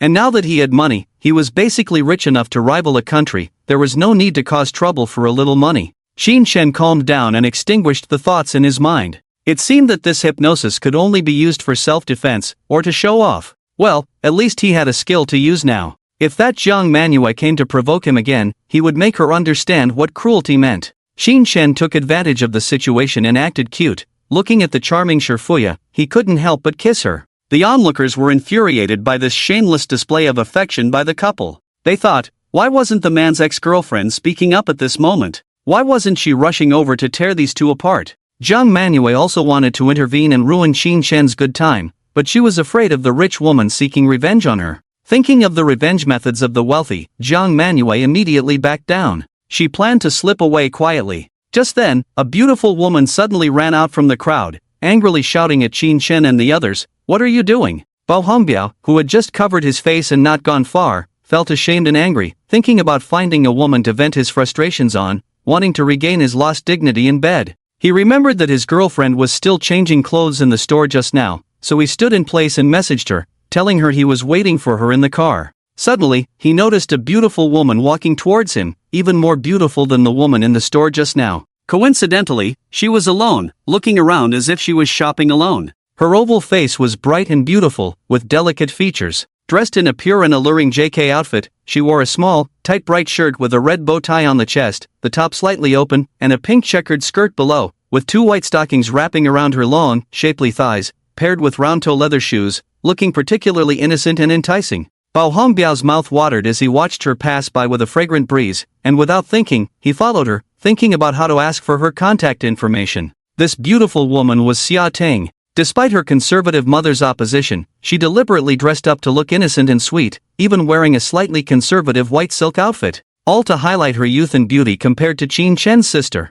When she arrived at the rock climbing area, she didn't find Qin Shen there. She guessed that they might have had enough of rock climbing and went to the mall. Xia Ting didn't call Qin Shen, thinking that a chance encounter would be more natural, like the classic scene of meeting love at the corner, full of memories. As she walked, she looked around for Qin Shen's figure, and when she saw a crowd gathering at the women's clothing store and heard someone calling Qin Shen's name from afar, she quickly walked over. This guy is really something, kissing a rich woman with a child in front of his ex-girlfriend. That rich woman is really beautiful, I also want to be kept by her. I thought it was a scene of catching an affair, but I didn't expect this guy to be so eloquent. He quickly charmed the rich woman. The key is that her daughter is really cute, standing there obediently, trying to trick me into having a daughter. People around were discussing, and Xia Ting heard about a woman with a child, so she hurriedly squeezed in to take a look, only to be shocked by what she saw. She saw Qin Shen actually kissing the sister he had just met yesterday. They seemed to be enjoying it. They were not embarrassed at all in public. Xia Ting was furious. She knew this man was a big jerk. "Qin Shen, what are you doing?" Her voice made the surrounding audience who were about to leave suddenly alert. They didn't expect more drama. 1 woman, 2 women, 3 women. This man deserved to be struck by lightning. Bao Hongbiao, who was following Xia Ting, was initially hesitant to enter the store, but when he heard such a beautiful woman come to question the man, he immediately became excited and ran in to watch the excitement. Qin Shen was startled by Xia Ting's voice. Being caught cheating by his legitimate girlfriend made him a little flustered, and he was about to let go of Shifuya. However, his confidence of 60 million made him firmly hold his actions. He ignored Xia Ting's noise, lingered on Shifuya's lips for a few seconds, and then reluctantly let her go. That calm aura made it seem as if he was not the one caught cheating. System prompt: Xia Ting's favorability -1. Qin Shen slowly turned his head to look at Xia Ting. She looked really good in her JK outfit, which matched Qin Shen's taste. The white stockings on her slender legs were particularly enticing. However, at this moment, she stared at him with eyes full of anger, her proud chest heaving. She looked like an angry little kitten. "Ting Ting, you're here?" Qin Shen greeted with a smile, acting as if nothing had happened. Xia Ting saw that he was still holding Shifuya and was so angry that tears almost came out. She questioned again, "What are you doing?" Shifuya glanced at Qin Shen and smirked softly. "Aren't you going to let go?" She knew that following Qin Shen would inevitably lead to such situations. Rich, handsome, and good at coaxing people, there were really not many women who could resist him. She didn't mind, as long as this man was there when she needed him. Qin Shen did not let go. Although he really liked Xia Ting, he had made it clear in the car earlier that he would have other women. The patience back then was just for this moment of calmness. "Just a kiss, why are you making a fuss?" "You." Xia Ting pointed at Qin Shen, almost biting him. "What's wrong with me?" Qin Shen looked innocent. "You have no shame, you said you wanted to be with me," Xia Ting said with hatred. "Yeah, if you come over, the 3 of us will be together, right?" Qin Shen said strangely. Xia Ting was shocked by his shamelessness and incredulously asked, "You want me to be with you guys?" "Well, can you?" Qin Shen asked seriously. Xia Ting was stunned and took a long time to come to her senses. You have no shame, I hate you." Xia Ting's eyes were misty, her voice filled with 1,000 grievances. Qin Shen was very confident now and was not afraid of her crying. because Qin Shen found that when Xia Ting saw him with Shifuya, she only lost 1 point of favorability. He felt that there was a problem here and had a bold idea in mind. "Good girl, don't cry, come here for a hug." Qin Shen let go of Shifuya's hand, smiling and coaxing. "Hug your sister, scum." Xia Ting gritted her teeth. "Then would you like to be my sister?" Qin Shen took the initiative to walk up to her and asked softly. Xia Ting never expected Qin Shen to say such a thing. She had vowed never to be a third party in her life, and for that man to say that was like asking her to be one. As a decent girl, how could she endure such humiliation? Now she had 3 choices in front of her. 1 was to turn around and leave. 2 was to scold Qin Shen and then leave. 3 was, You scum, I'll fight you." Xia Ting, with tears in her eyes, bit Qin Shen's shoulder angrily. Ouch! Qin Shen gasped for air. It hurt a lot, but he seemed to be able to endure it. Qin Shen endured the intense pain and firmly hugged Xia Ting. Shifuya smirked and was caught by Xia Ting, who glared at her angrily and bit harder. Everyone was completely shocked. It seemed like everything was fine with them. What kind of magic did this damn man have? How could he kiss a rich woman and then hug his sister? This damn guy, why doesn't he die with a woman on his belly? Everyone looked at Qin Shen, who was enjoying being bitten, wishing they could pull out a gun and shoot him. In the crowd, Jiang Manhwa recognized Xia Ting. Although they were not in the same class at school, Xia Ting had a great reputation as the school flower and attracted attention wherever she went. When Xia Ting just appeared, Jiang Manhwa speculated that Qin Shen must have taken money from that rich woman to support this school flower. She thought that the confrontation between the school flower and Qin Shen would make Qin Shen unable to stay on stage. Unexpectedly, they embraced each other within minutes. The speed was so fast that Jiang Manhwa didn't have time to intervene. She had originally planned to join forces with the school flower to denounce the scumbag. Jiang Manhwa was angry. The man who had once made a fool of her in public was now embracing her from both sides, looking like a winner in life. She couldn't stand this gap and felt a nameless anger burning inside her. She couldn't help but jump out of the crowd, crying and seeking sympathy from everyone. "Everyone, help me judge this situation. This scumbag is two-timing, irresponsible, deceived me for 3 or 4 years, and now that he has a new love, he dumped me." As her voice fell, the onlookers, who were already envious, began to point fingers at Qin Shen and discuss among themselves, but they behaved rationally and no one stepped forward to defend Jiang Manhwa. After all, this was nothing unusual. There are so many scumbags in the world, and Qin Shen is just one of them. It's because that woman is so foolish to fall for a scumbag. But what Jiang Manhwa said next piqued everyone's interest. "He is not only a scumbag but also a pervert. When I had my period, he wouldn't let me go. If I refused, he threatened to send my nude photos to my family." The scene slowly quieted down. All the audience listened intently to the woman's revelations. This kind of gossip was what they wanted to hear. They wanted to see if there was anything more sensational. "Last time, he got me pregnant, only gave me 300 yuan for an abortion, and said the child wasn't his." This revelation shocked everyone. The successive waves of drama caught them off guard. They stared wide-eyed as Jiang Manhwa sat on the ground without caring about her image, lamenting her man's various crimes with tears streaming down her face. Her hoarse and heartfelt outburst didn't seem fake. Moreover, the fact that the man opposite was flirting with 3 women was despicable in itself. For a moment, everyone's gaze towards Qin Shen turned to disgust.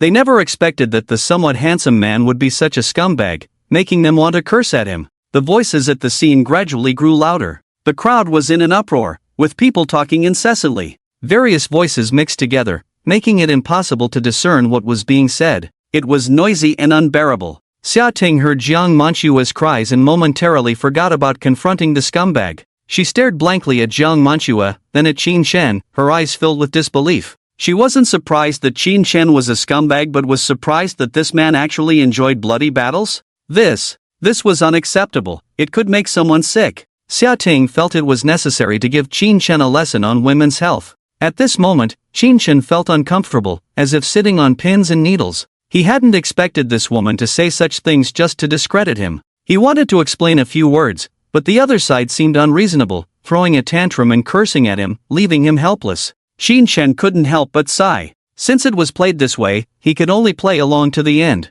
"Jiang Manhwa, do you know why I broke up with you?" Qin Shen's voice was not loud, but his confident demeanor made everyone involuntarily listen attentively to his voice. This kind of aura is automatically obtained by people with money and confidence. "Isn't it because you set your sights on another woman, you ungrateful scoundrel?" Jiang Manhwa accused. Although she had no tears, she pretended to cry in a breathless manner, attracting everyone's sympathy. Not all, Qin Shen admitted openly and regretfully, saying, "It's also because you've become uglier. When I first met you, you were quite good-looking. Now, even with makeup, it's unbearable to look at, pitiful." Jiang Manchua's breath hitched upon hearing this, almost unable to believe the words she heard. Trembling, she asked, "What did you say?" Qin Shen chuckled and continued, "I said you've aged, your skin is dull with wrinkles, lacking collagen on your face, and your hair is thinning. The most hateful way to insult a woman is to mention what she cares about the most." Such targeted words would definitely make her remember every time she looks in the mirror. Once they notice a bit of skin sagging or a few hairs falling out, they would become paranoid and lose sleep. Especially when men say these things to them, the impact is no less than when women say men have no car or house. Jiang Manchua was furious, never expecting Qin Shen to humiliate her like this, especially in front of so many people. Thinking back to when Qin Shen used to treat her like a treasure, now he mercilessly called her old and ugly. Ah! She screamed and rushed towards Qin Shen. It was as if a string in her head had snapped. Angered, she raised her hands, wanting to tear Qin Shen's mouth apart and scratch the face of the woman beside him, making sure these few men and women would never dare to show their faces again. Her movements were quick, and in the blink of an eye, she was in front of Qin Shen. Just when everyone thought this couple was about to engage in a physical altercation, Wang Gang, who had been behind Qin Shen all along, took a step forward and stood in front of Jiang Manchua, looking down at her coldly. The oppressive feeling of the 1.9-meter tall man was too strong, especially since he was wearing a short-sleeved shirt. The muscles on his arms, full of explosive power, looked terrifying as they tensed with force, outlining his chest muscles through his clothes. Jiang Manchua instantly calmed down, stopping her steps less than half a meter away, a hint of fear flashing in her eyes. The more than 20-centimeter height difference forced her to look up at Wang Gang. His cold face showed no emotion, and she felt that if she took one more step forward, this man would throw her out. "Brother Wang, I'll give you next month's salary in advance," Qin Shen smiled. Wang Gang didn't thank him. He wanted to appear tough to make Jiang Manchua back off. If he could avoid using force, he would, as he was afraid of harming the slender woman and having trouble explaining to the police later. "Qin Shen, you'll have a bad death. Your whole family will die in a car accident tomorrow, and the women at home will be gang raped." Jiang Manchua's eyes were full of resentment, but she didn't dare to approach. She could only stand with one hand on her hip, pointing and cursing wildly at him with her finger. After all, cursing someone is not a crime, and no one can do anything to her. "Do you really think I won't touch you?" Qin Shen's face slowly darkened. Honestly, his family was his bottom line, and whoever touched them would die. Because of his mother, he had gotten into fights with people before. "Come on, hit me like you used to. You coward, if you dare to kill me in front of everyone, I'll show everyone your true colors." Jiang Manchua became more and more agitated as she cursed, gradually treating Qin Shen as her ex-boyfriend, the man who not only made her have an abortion but also physically abused her. "You heartless beast, you used a towel-wrapped stick to beat me at home, even pressed my head against the toilet." Her heart-wrenching cries made the audience more convinced that something was indeed wrong. Some kind-hearted people had already started calling the Women's Protection Association, asking them to send someone to arrest Qin Shen. Xia Ting didn't know Jiang Manchua and, hearing her confident words, began to feel a bit anxious. She hesitantly asked Qin Shen, You too?" Qin Shen looked at Xia Ting with a dark expression. "Do you believe what she's saying too?" Xia Ting felt a bit embarrassed under Qin Shen's gaze. In the past few days, Qin Shen had given her the impression of a pure and gentle boy, caring and doting in every way. Neither on the bed nor under the bed has she ever forced her to do anything, but instead treated her with great care. This was also one of the reasons she stayed. Xia Ting shifted her gaze from his face to the side. Although she believed in Qin Shen, she still muttered under her breath, "Who knows if you men have such perverted thoughts in your hearts?" Qin Shen frowned. "I never hit women." After saying that, he added in his heart, "If I were to hit someone, it would be to let someone else do it." Xia Ting snorted softly. "Anyway, if you dare to hit me in the future, I will hit your son." Bo Hongbiao, who was on the side, was ecstatic to hear that his girlfriend had been hit. That man had actually done such unforgivable things to his girlfriend. He immediately called the police. Righteousness prevails in the world. His girlfriend was bullied, and as her boyfriend, it was only natural for him to stand up. As long as there was evidence, he could completely sue that man. If she happened to be beaten while pregnant, he could hire a powerful lawyer and it was possible for him to go to jail. Just the thought of him going to jail meant that his two beautiful women by his side would be single. As Bao Hongbiao indulged in his fantasies, he loudly told the police officer, yes, at the Yintai building, there is a man beating a woman, and we all saw it. Qin Shen stood upright and was not afraid of shadows. Even if the police came, they couldn't do anything to him. At most, they would take him in for questioning. But how could he, who was accompanying his sister shopping peacefully, end up in the police station for no reason, framed by his ex-girlfriend? He coldly said to Jiang Manchue, "You know I have never hit you, do you really want to cause trouble?" Jiang Manchue knew that Qin Shen was not her ex-boyfriend. But her hatred towards Qin Shen did not diminish at all, because Qin Shen obviously had money. With two beautiful women by his side, and going to bars and Porsche stores, all of this proved that Qin Shen had indeed won a huge lottery prize. Jiang Manchue suddenly felt disgusted at the thought of her former lapdog, who had suddenly become rich and went off to have fun with other women. She felt as if she had been filled with pig fat. She said fiercely, "Are you scared now? Weren't you happy when you deleted me the other day? Now that you have money, you want to push me aside? Shouldn't you compensate me for the loss of my youth over the years?" Qin Shen chuckled, thinking that he had given her so many gifts over the years, and now she was trying to pin it all on him. Did she really think he was easy to bully? Qin Shen said in a low voice, "How much do you want?" Jiang Manchue was delighted, thinking she had a chance, and quickly stated the price she had in mind. 2 million. Qin Shen raised an eyebrow. "What if I don't give it to you?" Jiang Manchue was taken aback, realizing that she really had no way to deal with him, so she started shouting again, "Then you won't be leaving here today." Qin Shen was amused by her antics and said, "Do you have the final say here? Can you stop the police from coming?" After pondering for a moment, Jiang Manchue suddenly thought that the dark history of wealthy people was quite valuable. Coincidentally, she had a lot of Qin Shen's dark history, so she excitedly shouted, "If you don't give me the money, I will release all of our chat records for everyone to see." "Are you threatening me?" Qin Shen's eyes turned cold. His lapdog records were quite embarrassing, and anyone who saw them would feel awkward. Seeing Qin Shen's expression, Jiang Manchue thought she had found his weakness and asked proudly, "Didn't you promise me happiness with vows of love in the past? Have you forgotten? Now that you are successful, can't you spare me just 2 million? Where did this wild woman come from, coming to extort money from my brother? Do you have no shame?" Xia Ting finally couldn't hold back and exploded on the spot. "How dare someone touch my man's money? She simply didn't put me, Xia Ting, in her eyes." If Qin Shen had really laid hands on that woman before, then she had no choice. 2 million was just 2 million. But now, listening to her, it seems that Qin Shen didn't do anything to her, he just pursued this woman. This woman actually used chat records to extort people with such despicable means. Xia Ting couldn't stand it and retorted, "Who dares to ask for 2 million? Do you know that with 2 million, someone could splash sulfuric acid on you? Don't even think about getting this money, you might as well release the chat records, I'd like to see what shameful things are in there. Who had a clean QQ signature before? What's the big deal with some flirtatious words on the hour?" Xia Ting would never admit that she wanted to see. "Little brother, let's go, we'll deal with this woman later," Shifu stepped forward to persuade. Being surrounded by so many people made her feel a bit noisy, and the chaotic environment was not good for the child. Bao Hongbiao immediately stepped forward to block the way. "No one can leave before the police arrive." Jiang Manchue followed suit and said loudly, "Yes, unless you compensate me for the loss of my youth. These years I've suffered with you, helped you with laundry and cooking, endured beatings and scolding. Now that you have someone new, you kick me out with 1 foot, you're not human."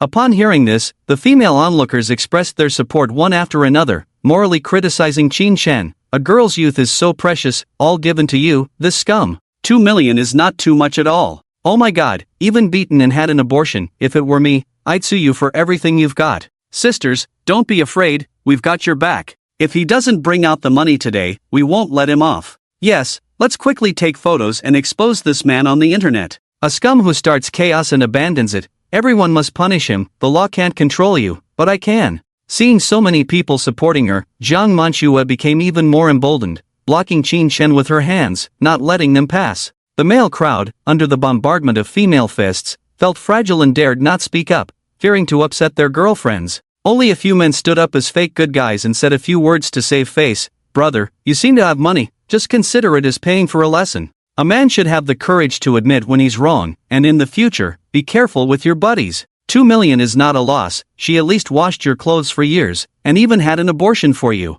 Qin Shen was morally bound by so many people for the first time. For a moment he thought this was some kind of spoof program. He stared blankly at Jiang Manchue, who had a triumphant look on her face, feeling a bit dazed. How could he have been so stupid in the first place to fall for this kind of person? The entrance was completely blocked by people, only a few mall security guards came to maintain order. Without the mall manager present, the security guards didn't know how to handle the situation. There were only two options now: either pay up or break through. Breaking through would probably make the news tomorrow, but paying up would make him look like a loser. Or he could choose to wait for the police to arrive. But Qin Shen didn't want to waste time going to the police station. Helpless, Qin Shen issued a final warning, demanding Jiang Manxue and Bo Hongbiao to step aside, otherwise they would bear the consequences. After receiving their contemptuous laughter, Qin Shen lost his patience. He targeted Bo Hongbiao and used hypnosis. Bo Hongbiao suddenly felt something piercing into his brain, then his consciousness became blurred, his eyes empty as he stared at Qin Shen,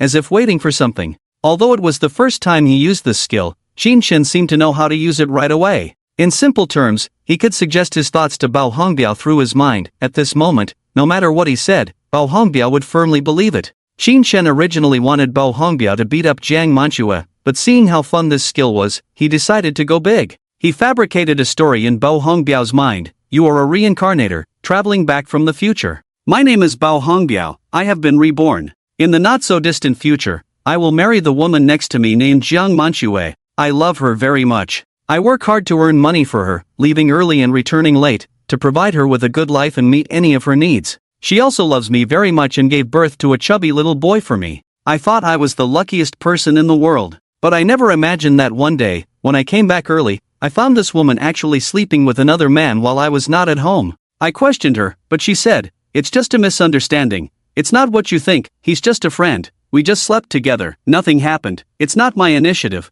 What can a weak woman like me do? I just made a mistake that any normal girl would make. Don't worry, the child is definitely yours.' I didn't believe her. Despite her protests, I took my 2-year-old son for a paternity test. When the test results told me that I was not the biological father of the child, I went crazy. She was still trying to explain. It might be because I ate too much soy sauce during pregnancy. Maybe the hospital made a mistake. It's enough that the child looks a bit like you. Is blood relationship really that important? Why do you men only care about results? Can't we just love each other sincerely?" I was so angry that I was sent to the ICU for emergency treatment. In a daze, I heard my wife asking the hospital to stop treatment and coming to remove my oxygen tube. I couldn't breathe. I tried to open my eyes desperately to call for help. But I saw my wife holding hands with another man, discussing how to divide my inheritance. I was so shocked that my blood vessels burst, everything went black before my eyes, and my heart stopped beating completely. Just when I thought I was dead, I heard a voice: "Do you want to be reborn?"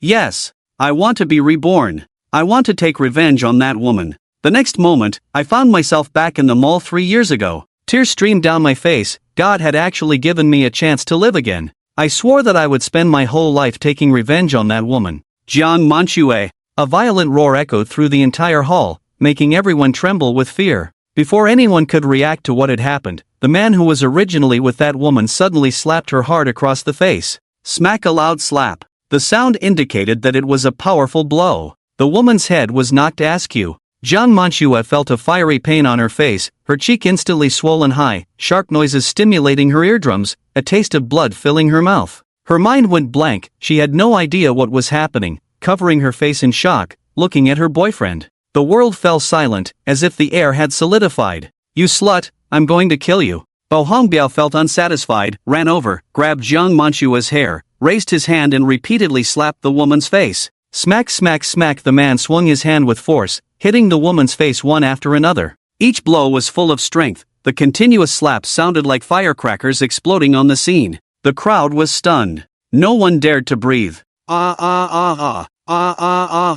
Help me! Jiang Manxue screamed frantically. Her face swelled into a pig's head, covered with red marks. She was in pain on the ground, twisting and rolling, trying to avoid the man's beating. But the man's big hand grabbed her hair. She couldn't escape. She could only hold the man's wrist with both hands, lift her arm to protect her face. Then came a muffled sound. A fist the size of a sandbag hit her squarely in the face. Jiang Manxue felt her face caved in, a sharp pain from her nose, a hot sensation in her nasal cavity, a red liquid flowing uncontrollably. It hurt too much. The most sensitive nerve endings on the nose magnify the pain 10,000 times, directly connecting to her brain. She felt like even breathing was excruciatingly painful. She was stunned and instinctively began to plead, "Honey, please stop. I know I was wrong. I won't dare again." Bo Hongbiao, in an agitated state, grabbed her hair and kicked and punched her, being extremely ruthless. "Dare to pull out my oxygen tube. I swear I'll kill you today." Jiang Manxue was beaten like an insect. lying on the ground twitching and writhing.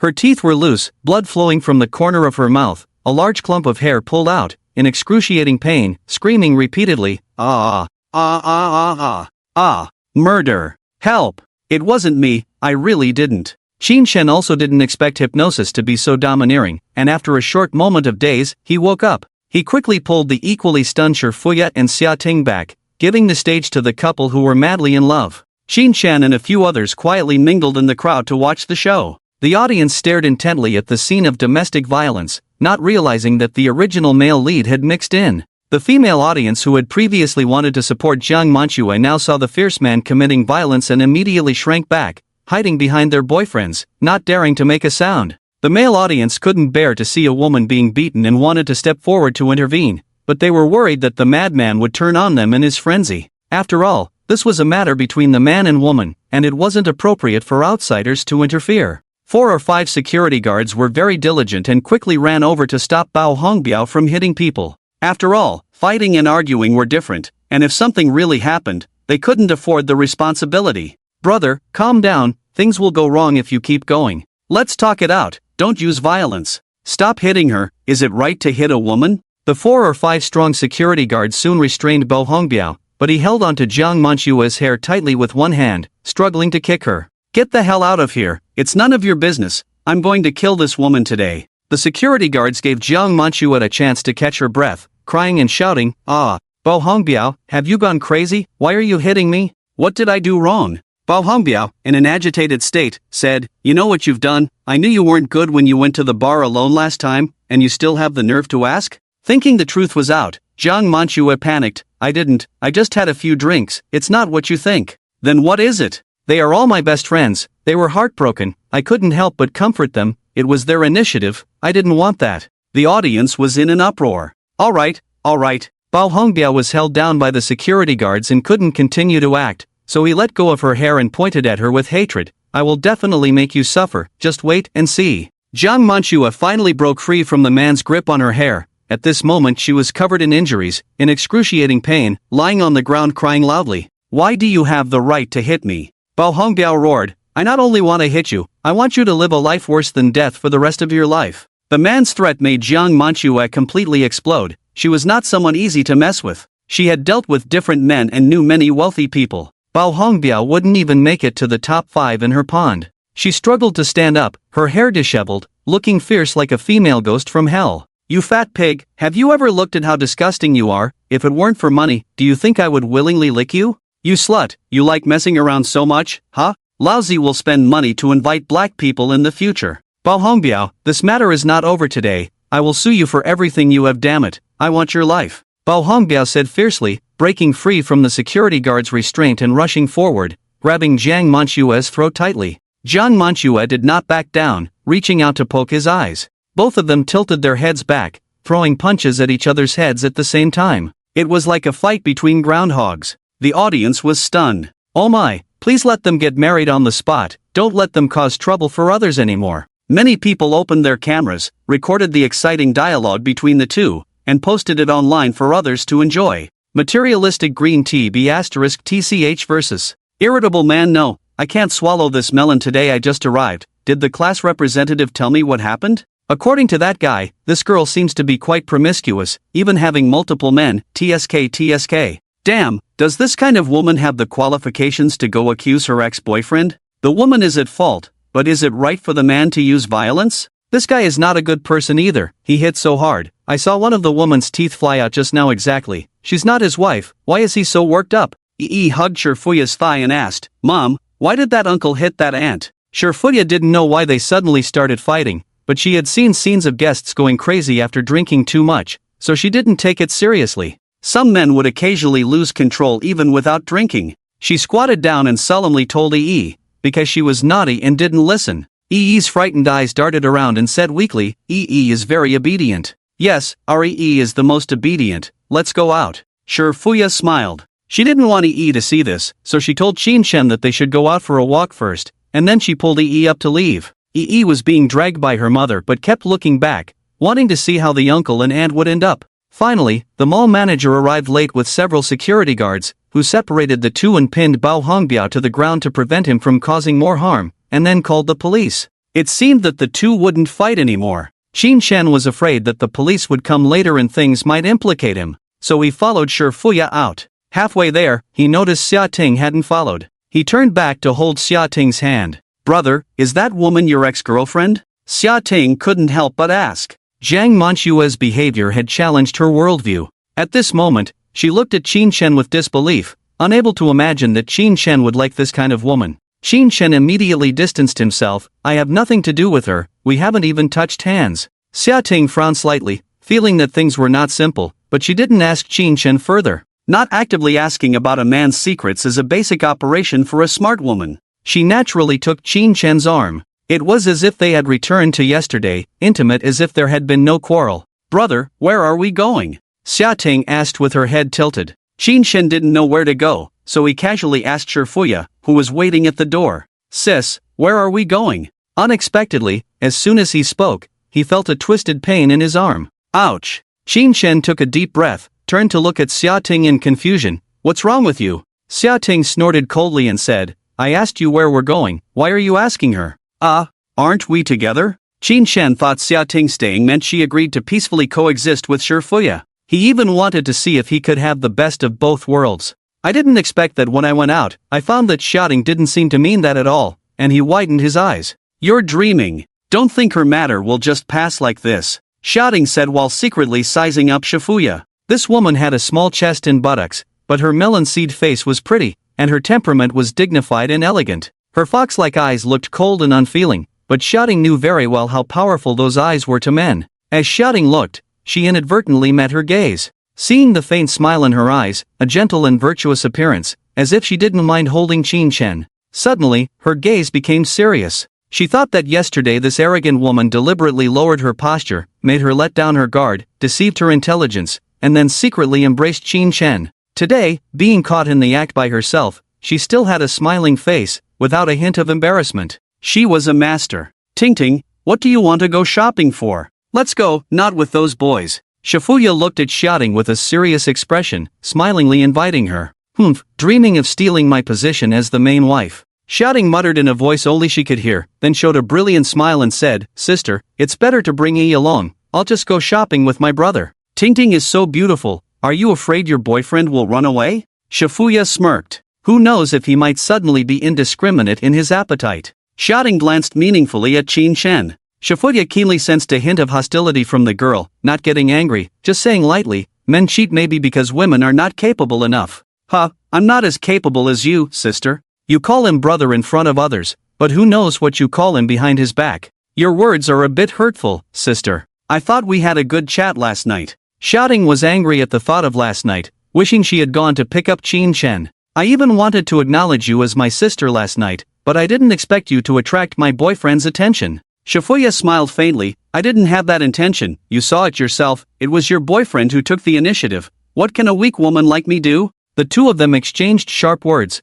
with a strong smell of gunpowder. "Brother, let's go, don't mind that vixen." Shouting pulled Qin Shen's arm and wanted to leave. Shi Fuya smiled and looked at Qin Shen, wanting to know how he would choose at this moment. Qin Shen looked around, swallowed his saliva. On one side was a school flower dressed in a JK white silk outfit, exuding a pure desire style. On the other side was a glamorous and coldly beautiful woman in a black dress. Qin Shen wanted both of them, but his intuition told him that this was the wrong choice. Choosing both would likely offend them both. What would a wolf do in this situation? He thought for half a second. He took a step forward and picked up E, whom he thought would be easier to deal with, and asked with a smile, "Where does E want to go play? Does uncle want to take you?" E sweetly said, "Yes, E wants to go back and watch the adults fight." Qin Shen. Very well, none of the three are easy to deal with. He was helpless, so to divert everyone's attention, he suggested going to watch a movie. Shi Fuya nodded in agreement. Shouting hesitated slightly. She wanted to watch the movie alone with Qin Shen, but seeing Qin Shen's dilemma, she was afraid of pushing him too hard, so she remained silent and unhappy.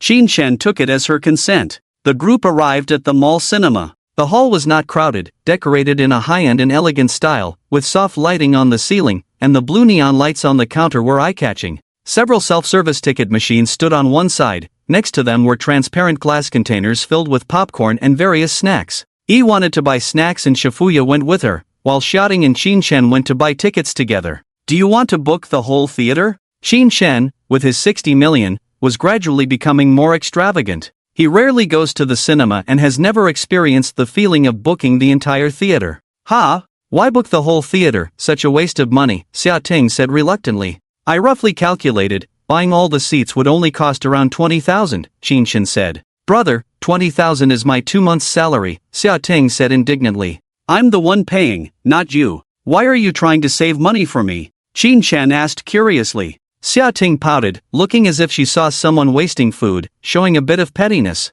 Booking the whole theater costs 20,000. You might as well give me the money, and I'll take you to my room to watch. Go to her room? Qin Shen stared straight at Xia Ting's profile. Her softly curved cheekbones carried a hint of baby fat, her round red lips lightly pursed, as if tempting someone to taste. Fine, I'll give you 20,000. Let me know when your family is not home, Qin Shen boldly said. Xia Ting realized she was inviting trouble, sneaked a glance at Qin Shen, saw his eager expression, blushed, and spat at him. You scumbag, aren't you afraid of being beaten to death by my parents? If you're not afraid, why should I be? Qin Shen retorted. Xia Ting dared not mention this topic again. If her parents found out, she would be the first one to be beaten to death. If you find the regular theater too noisy, you can book a VIP theater. It's quieter with better service, Xia Ting suggested. Unruly kids in the regular theater might kick chairs behind you, affecting the viewing experience. There might even be spoilers among the crowd, showing off incessantly. Oh,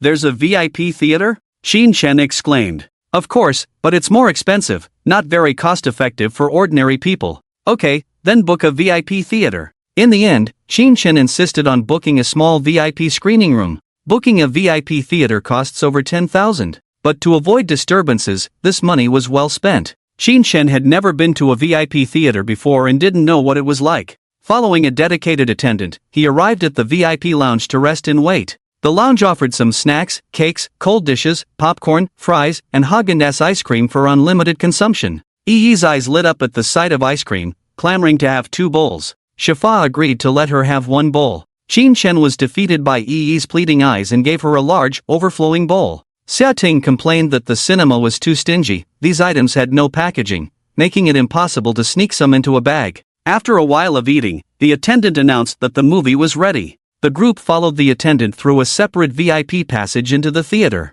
Inside, there were about 20 seats. Each person had an individual sofa seat that could recline for viewing. In between 2 seats was a small coffee table with a menu offering burgers, fried chicken, coffee, milk tea, and other main dishes and beverages. There was a service call button on each seat to summon the attendant at any time. The VIP theater also had a private restroom, ensuring guests' convenience. The service was indeed very attentive. The only regret was that the movie was still a regular one, not a rare uncut version. Qin Shen chose the back row couple's seats, and Xia Ting sat next to him, leaning against him. Shifa and Yi sat in the adjacent couple's seats. Wang Gang didn't dare to sit in the front to avoid blocking the view, nor did he dare to sit next to the boss lady.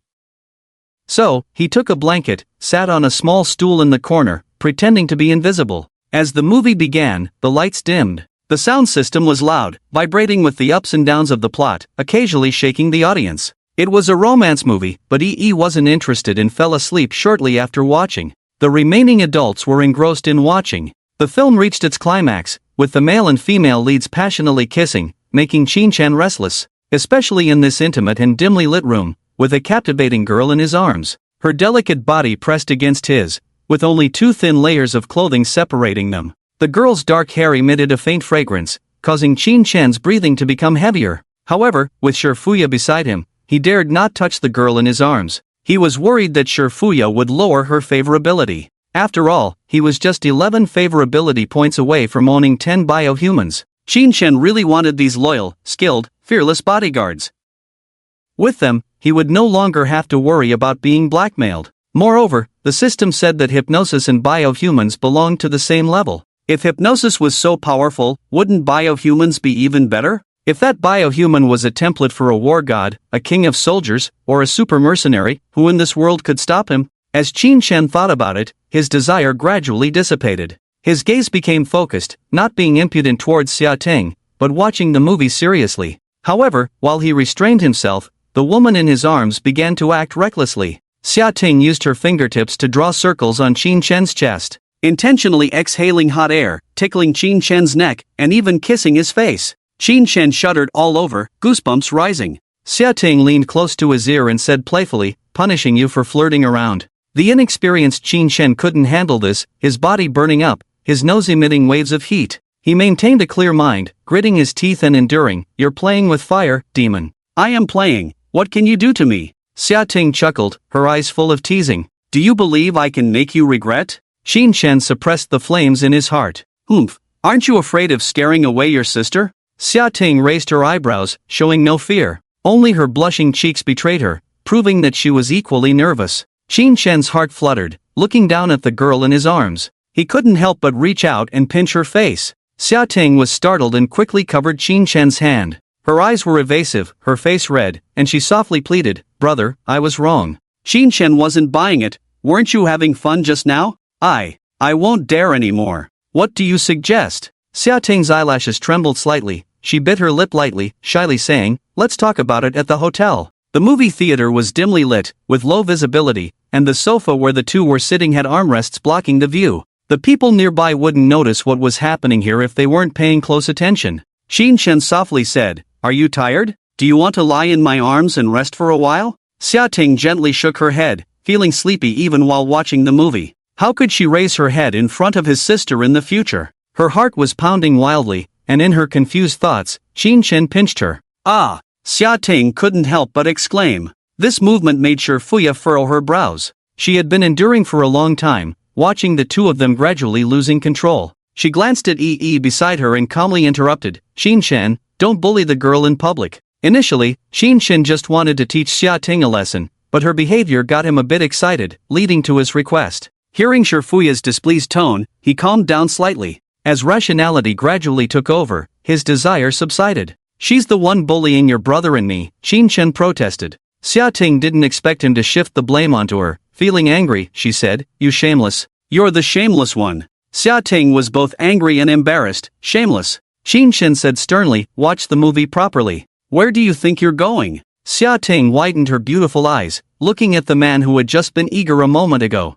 Now, because of a few words from another woman, she immediately calmed down and even turned the tables. Clenching his teeth in anger, she squinted and scrutinized him up and down before grabbing his arm and biting hard. Surprisingly, she found that the meat on his arm tasted better than on his shoulder, so she bit harder. Qin Shen grunted, enduring the pain. He wanted Xia Ting's superhuman physique, thinking that maybe with it, he wouldn't be afraid of being bitten. Fuya glanced at Qin Shen, who was wearing a painful expression, with a slight smile. "You've been teasing her, now you know what pain feels like, right?" Qin Shen forced a stubborn smile. "It doesn't hurt at all." Fuya casually said, "Ting Ting, do you want to try biting while shaking your head?" Xia Ting obediently bit his arm and shook her head. Ah! After the movie ended, Qin Shen felt isolated. Xia Ting was unexpectedly holding Fuya's hand, walking ahead happily, while he was holding Yi's hand, following behind them like a follower. Although they were enemies before, now they looked like sisters with a good relationship. He couldn't understand the girl's way of thinking,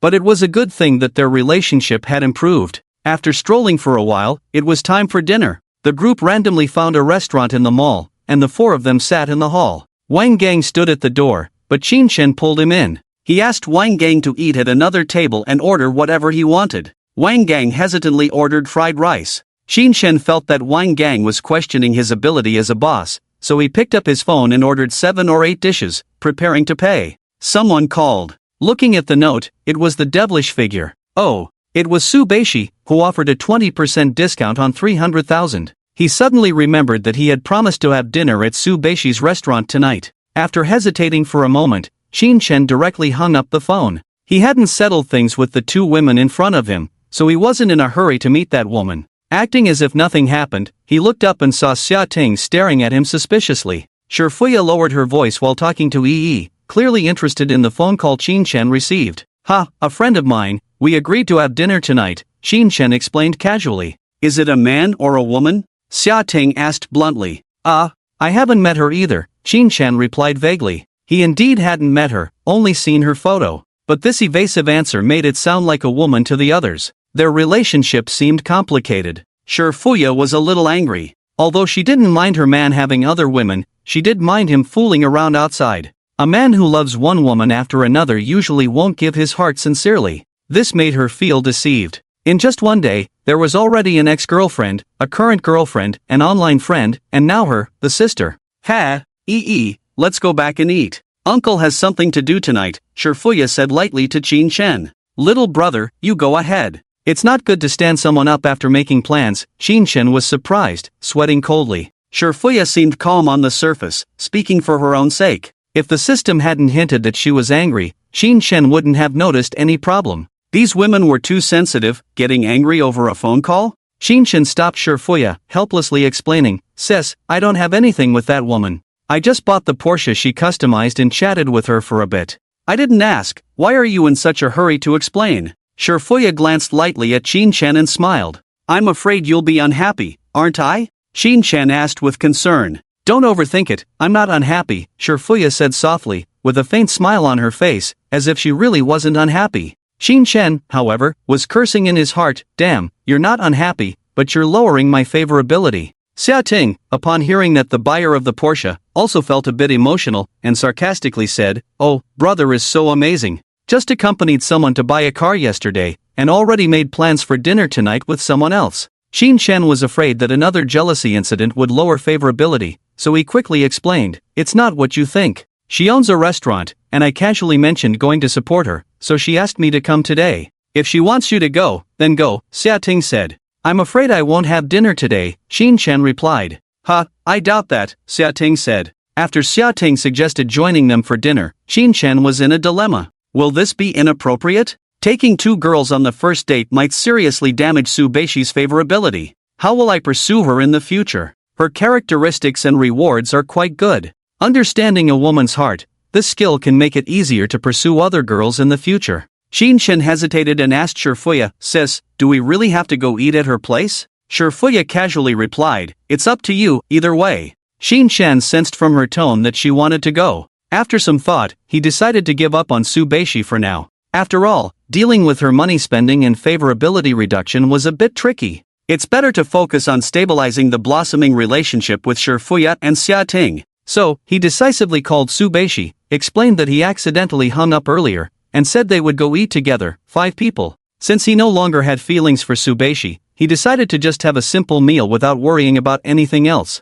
On the other side, Su Beishi, upon receiving the call, looked pensive. She had thought that Qin Shen had ulterior motives towards her and would come for a private date. She didn't expect him to say that 5 people were coming. She guessed that Qin Shen had invited a group of friends to drink, and then asked her to accompany them, taking advantage of the situation to flirt and drink. But no matter what, the hostess had already been arranged, and she wasn't afraid no matter how many people came. Su Beishi was confident and got up to instruct the staff to prepare for the guests. Qin Shen sat in Shifuya's car, with Xia Ting squeezing in as well, playing with EE in the back seat. The 4 of them arrived first, while Wang Gang drove alone behind them. After waiting for 2 traffic lights and being slightly delayed, he drove gently, making it hard to imagine a 1.9-meter rough man driving like this. The Drunken Immortal Pavilion was located by the river, with the shimmering lake at night, the scenery and lights complementing each other, creating a beautiful and elegant environment. The Drunken Immortal Pavilion had 3 floors, with a new Chinese style and a luxurious atmosphere. The hostess guided Shifuya to park the car and greeted them with a smile. She asked if they had a reservation. After Qin Shen gave his name, the hostess's eyes showed a hint of surprise. The distinguished guest designated by the boss for tonight had actually come in this car. But she didn't dare to show anything. Qin Shen also noticed that Shifuya's car was second-hand, so he decided to get her a new car in a couple of days and also change Wang Gang's car. Qin Shen and the others followed the hostess towards the restaurant. Meanwhile, Su Beishi was waiting nervously in the lounge. When she heard the staff on the walkie-talkie say that the guests had arrived, she walked out and stood at the reception desk in the lobby, waiting for them. When Su Beishi saw the waiter leading a well-dressed young man and 2 beautiful women in, she was stunned. She never expected the man who spent 300,000 to invite her for a meal would bring 2 gorgeous women along. What was going on? Bringing their own drinks? Especially when she saw a little girl following behind the man, she was even more shocked. Bringing his wife and child out to find women? Even if you're handsome, you shouldn't be so arrogant, right?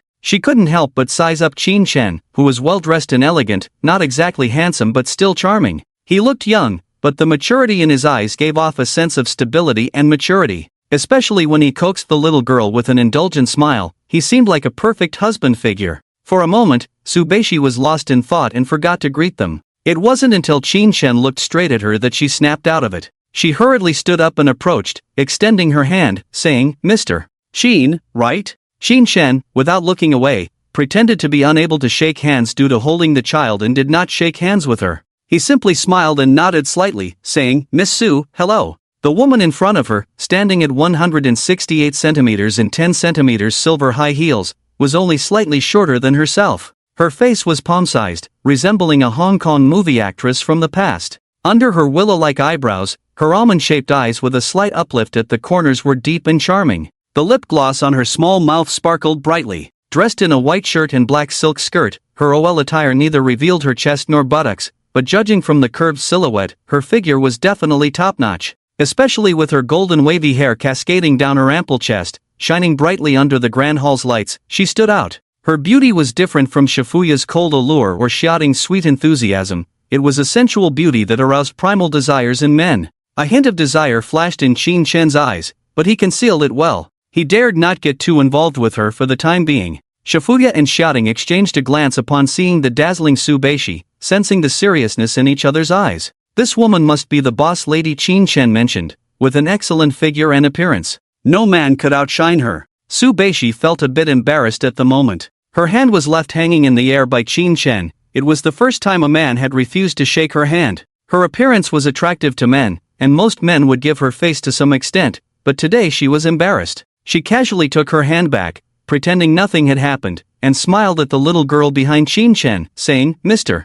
Qin's daughter is so beautiful, she will definitely charm many boys when she grows up." Qin Shen remained expressionless and did not respond. He already regarded Subeishi as an exclamation mark NPC, not wanting to take on this task until he finished the main quest. Beside him, Shifuya smiled and said, "As long as she doesn't knock everyone down." Subeishi breathed a sigh of relief when someone responded and continued to feign surprise, saying, "Wow, this cutie is so fierce." "He is very obedient, not fierce at all," he said in a sweet voice. Subeishi felt envious and complimented, "Hee, Mr. Qin and his wife are really lucky, their daughter is so obedient and cute." She thought the girl was Qin Shen and Shifuya's child, with Xiaoting being a third wheel. However, Shifuya clarified, "Miss Su, you misunderstood, I am Mr. Qin's sister." Subeishi quickly apologized, I'm sorry. Xiaoting suddenly chimed in, "I'm Mr. Qin's sister." Subeishi was completely bewildered. What did it mean for this man to invite his family to dine with her?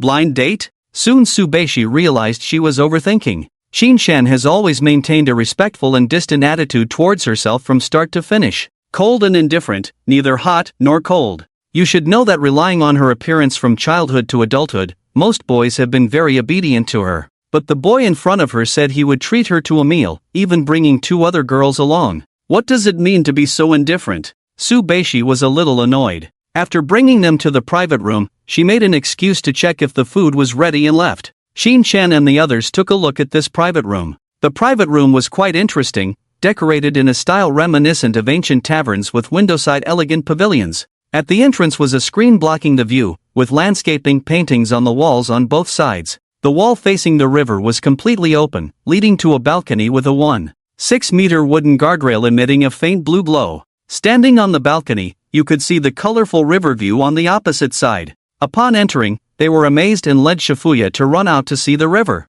Qin Shen and Xiaoting followed. The night breeze by the river was slightly cool, and the scenery was beautiful. Xiaoting felt a bit cold and hugged Qin Shen's arm for warmth. "Brother, what do you think of the landlady?" "Not much, just average," Qin Shen said indifferently. "I think she's quite pretty, with a great figure." "Don't you men like this type?" Xiaoting teased. "It's too big and looks uncoordinated, not interesting," Qin Shen insisted. You men say one thing and mean another," Xiaoting scoffed. "Really, I think your figure fits my idea of the perfect curve." Qin Shen suddenly reached out to measure Xiaoting's size, asking seriously, "Shouldn't it be an E-cup?" Xiaoting was surprised by his directness, hesitated for a moment, then blushed and pushed his hand away. "It's not that big, just a regular D-cup." D is just right, I like it," Qin Shen said with a smile. Xiaoting felt embarrassed and turned to look at the scenery. Shifuya heard them talking about cup sizes, looked down at her own chest, and remained silent. Her expression was somewhat lonely. Qin Shen noticed her low spirits, thought for a moment, and decided to do something to comfort Shifuya. After hesitating for 2 seconds, he decided to take a bold move. Qin Shen gathered his courage, slowly and firmly reached out his hand, and discreetly embraced Shifuya's waist behind Xia Ting. Shifuya's body tensed for a moment, then slowly relaxed. She glanced at Qin Shen's nervous expression, and Xia Ting, who was focused on the scenery, couldn't help but chuckle softly. "Little brother is so brave." This remark caught Xia Ting's attention. Qin Shen had embraced Shifuya sneakily, fearing that Xia Ting would get upset again if she found out. Seeing Xia Ting about to turn around to check, he quickly lowered his head and pouted, leaning in. He perfectly caught Xia Ting's cherry lips as she turned around. After practicing kissing techniques with Shifuya in the afternoon, Qin Shen quickly closed Xia Ting's eyes with a kiss. At the same time, he tightly embraced Shifuya on his right, letting her lean against him to avoid being seen by others. The balcony was dimly lit, facing the evening breeze. The man was in high spirits, embracing both women, feeling indescribably happy. At that moment, Tsubeshi entered with the dishes and was shocked to see such an exaggerated scene. She saw the man kissing the younger girl on the left and embracing the older girl on the right. Both women were rare beauties, one in a cute skirt and the other in an elegant long dress, each with distinct characteristics. If this scene were captured and posted online, it would definitely attract a lot of attention. Tsubeshi realized at that moment that she had nothing to do with this dinner tonight. She was completely unnecessary. She had never had much of a good impression of Qin Shen, and seeing him showing off his affection with two girls only confirmed his image as a scumbag. But she wasn't angry at Qin Shen's behavior. It was too normal for a young, handsome, wealthy man to be surrounded by several sisters. If possible, she also wanted to see how much she could sell herself for. She was in need of money right now. However, seeing Qin Shen in his current state, he probably wouldn't have time for her. She quietly put down the dishes and silently walked away. Qin Shen caught a glimpse of Tsubeshi leaving and couldn't help but wonder why this woman didn't lose interest in him even after seeing him like this. It was truly strange. When he was caught glancing around while kissing, Xia Ting followed his gaze and saw Tsubeshi's graceful figure, which made her feel a bit jealous again. She thought to herself, he's looking at other girls even while kissing, and he says he's not interested in them. She gently pushed Qin Shen away and muttered, "You don't even put your heart into kissing me." Qin Shen explained, "No, I just, poof." Xia Ting didn't listen to his excuses, turned her head without saying a word, and went back to the private room. Qin Shen was about to go after her to coax her, but then he thought it wouldn't be good to spoil the school flower too much and be led by the nose all the time. Besides, now that he had money, he didn't care about her few million cashback. He could totally let loose a bit. As long as he spent money wisely in the future, her favorability towards him would definitely increase. Love grows over time. Shifuya smiled and said, "Bad little brother, have you figured out how to coax her?" Seeing that Qin Shen didn't chase after her, she thought he was thinking about how to coax her. She wondered if she should give him some advice. Qin Shen relaxed at this moment, seeing Shifuya's smiling face. Her beautiful lips seemed more alluring than Xia Ting's. He couldn't help but lower his head and kiss her. Shifuya's eyes narrowed like a fox. Before she could be surprised, she was intoxicated by it. After tasting a bit, Qin Shen raised his head and softly said, "Sister is still the best, able to be accommodating, unlike that missy." Shifuya lightly licked her lips. Listening to the male version of Green Tea's words, she chuckled and started chatting with him over tea. Hee, some people are pure and innocent, of course, they have the right to be willful, unlike sisters who are like withered flowers, Qin Shen firmly said. "Who said that? Sister is the best woman in my heart. If sister is so good, why do you flirt with other girls?" Shifuya suddenly shot a hidden arrow, looking at Qin Shen with her fox eyes without blinking. Qin Shen was startled, realizing that this question was very tricky. If he didn't answer well, he might lose points tonight. He recalled the plot of the novel and slowly said, "First of all, I want to declare that I am not a scumbag.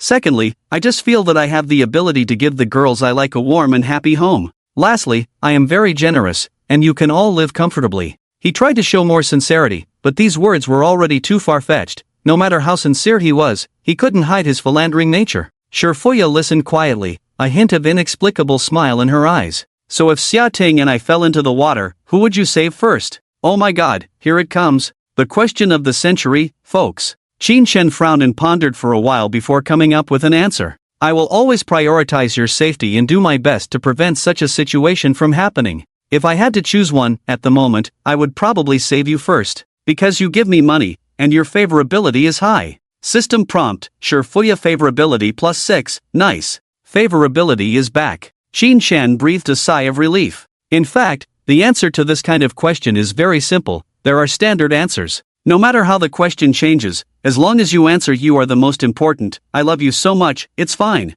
Girls just want to hear your true feelings, not anything else. If you are sincere, then coax others. If you are __, then try reasoning with women. Qin Shen hugged Shifuya back to the private room. Xia Ting saw them hugging and cuddling, which made her even more angry. Pouting, she turned her face away, waiting for Qin Shen to coax her. Qin Shen sat down beside her, but did not comfort her as she wished, instead chatting and laughing with Shifuya on the other side. Although Qin Shen really liked Xia Ting, she often acted petulantly, making people feel a bit delicate. Unlike Shifuya, who could directly get what she wanted, he was not unwilling to coax, just feeling a bit tired, and coaxing her wouldn't increase her favorability. Qin Shen wanted to see what would happen if he didn't coax her. At this moment, Tsubeshi transformed into a waiter and brought a plate of boiled white cabbage, introducing it as a delicacy from the state banquet that only the emperor could enjoy in the past. This plate was not eye-catching, just a few white cabbages carved into lotus shapes, beautifully arranged but in small portions.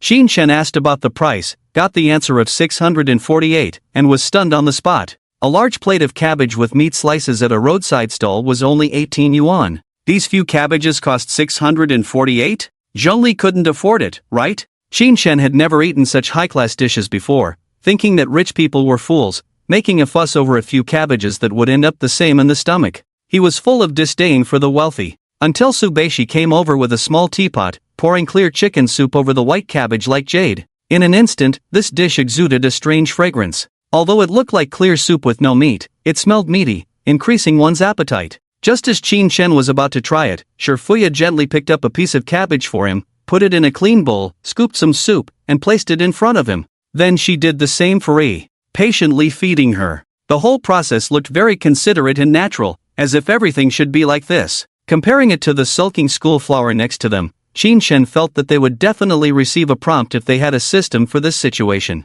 Qin Shen's favorability towards Shifuya +10, towards Xia Ting -10. Putting aside his random thoughts, he picked up a small piece of cabbage from the bowl, opened his mouth and took a bite, surprised to find that this dish was unexpectedly delicious. The cabbage, blanched in broth, still retained its crisp texture, while the repeatedly boiled chicken soup gave the cabbage leaves a rich meaty aroma. It tasted crispy, juicy, delicious, and the taste buds were pleasantly surprised by this huge contrast. Only the former emperor would enjoy this. Qin Shen was completely conquered by this dish, exclaiming how delicious it was. He no longer dared to look down on the taste of the wealthy. Xia Ting, eating quietly on the side, saw Qin Shen only focusing on eating and ignoring her, feeling a bit wronged. Seeing Shifuya serving Qin Shen like a virtuous wife and mother, and Qin Shen looking so content, she felt that they were the true family of three, harmonious and happy, while she was just an ignorant outsider. The more Xia Ting thought about it, the sadder she felt. At this rate, she might be eliminated.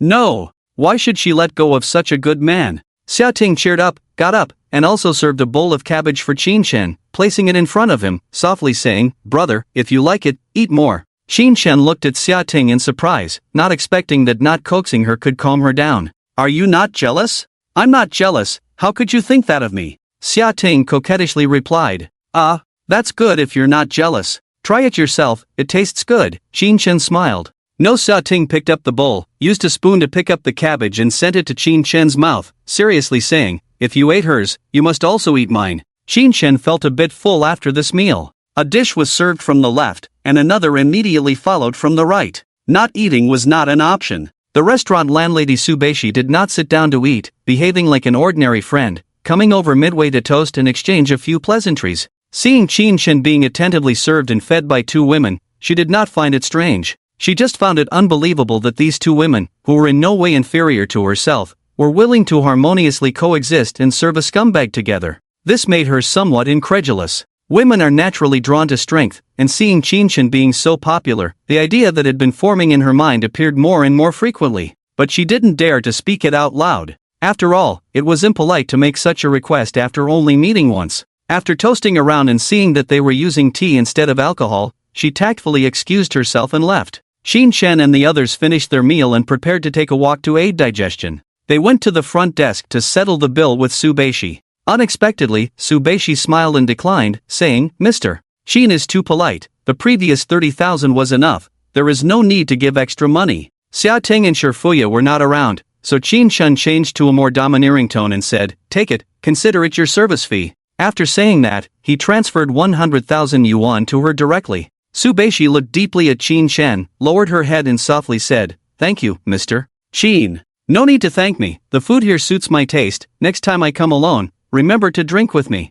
After Qin Shen finished speaking with a smile, he turned and walked out the door. Su Beishi watched his confident departure and took several deep breaths, finally making up her mind. She secretly edited a message and sent it over. "Mr. Qin, I know this is presumptuous, but I have no choice. If you have the means, could you lend me 5 million? You decide the interest. During the time I repay the money, I will completely follow your instructions." After sending this message, Su Beishi felt like she had lost all her strength, leaning back on the chair. She stared blankly at her phone, worried about being rejected, but also afraid that Qin Shen would agree. Her heart was filled with conflict. Her father had an accident, her mother fell ill from lovesickness, and her already weak and sickly body couldn't take it anymore, so she was admitted to the hospital. In order to refund customers and keep the restaurant running, Su Beishi took out a large amount of loans. Now that business was getting worse and the deadline was approaching, she had no money to repay. On top of that, there were a lot of bad debts left by her father. She really needed this money.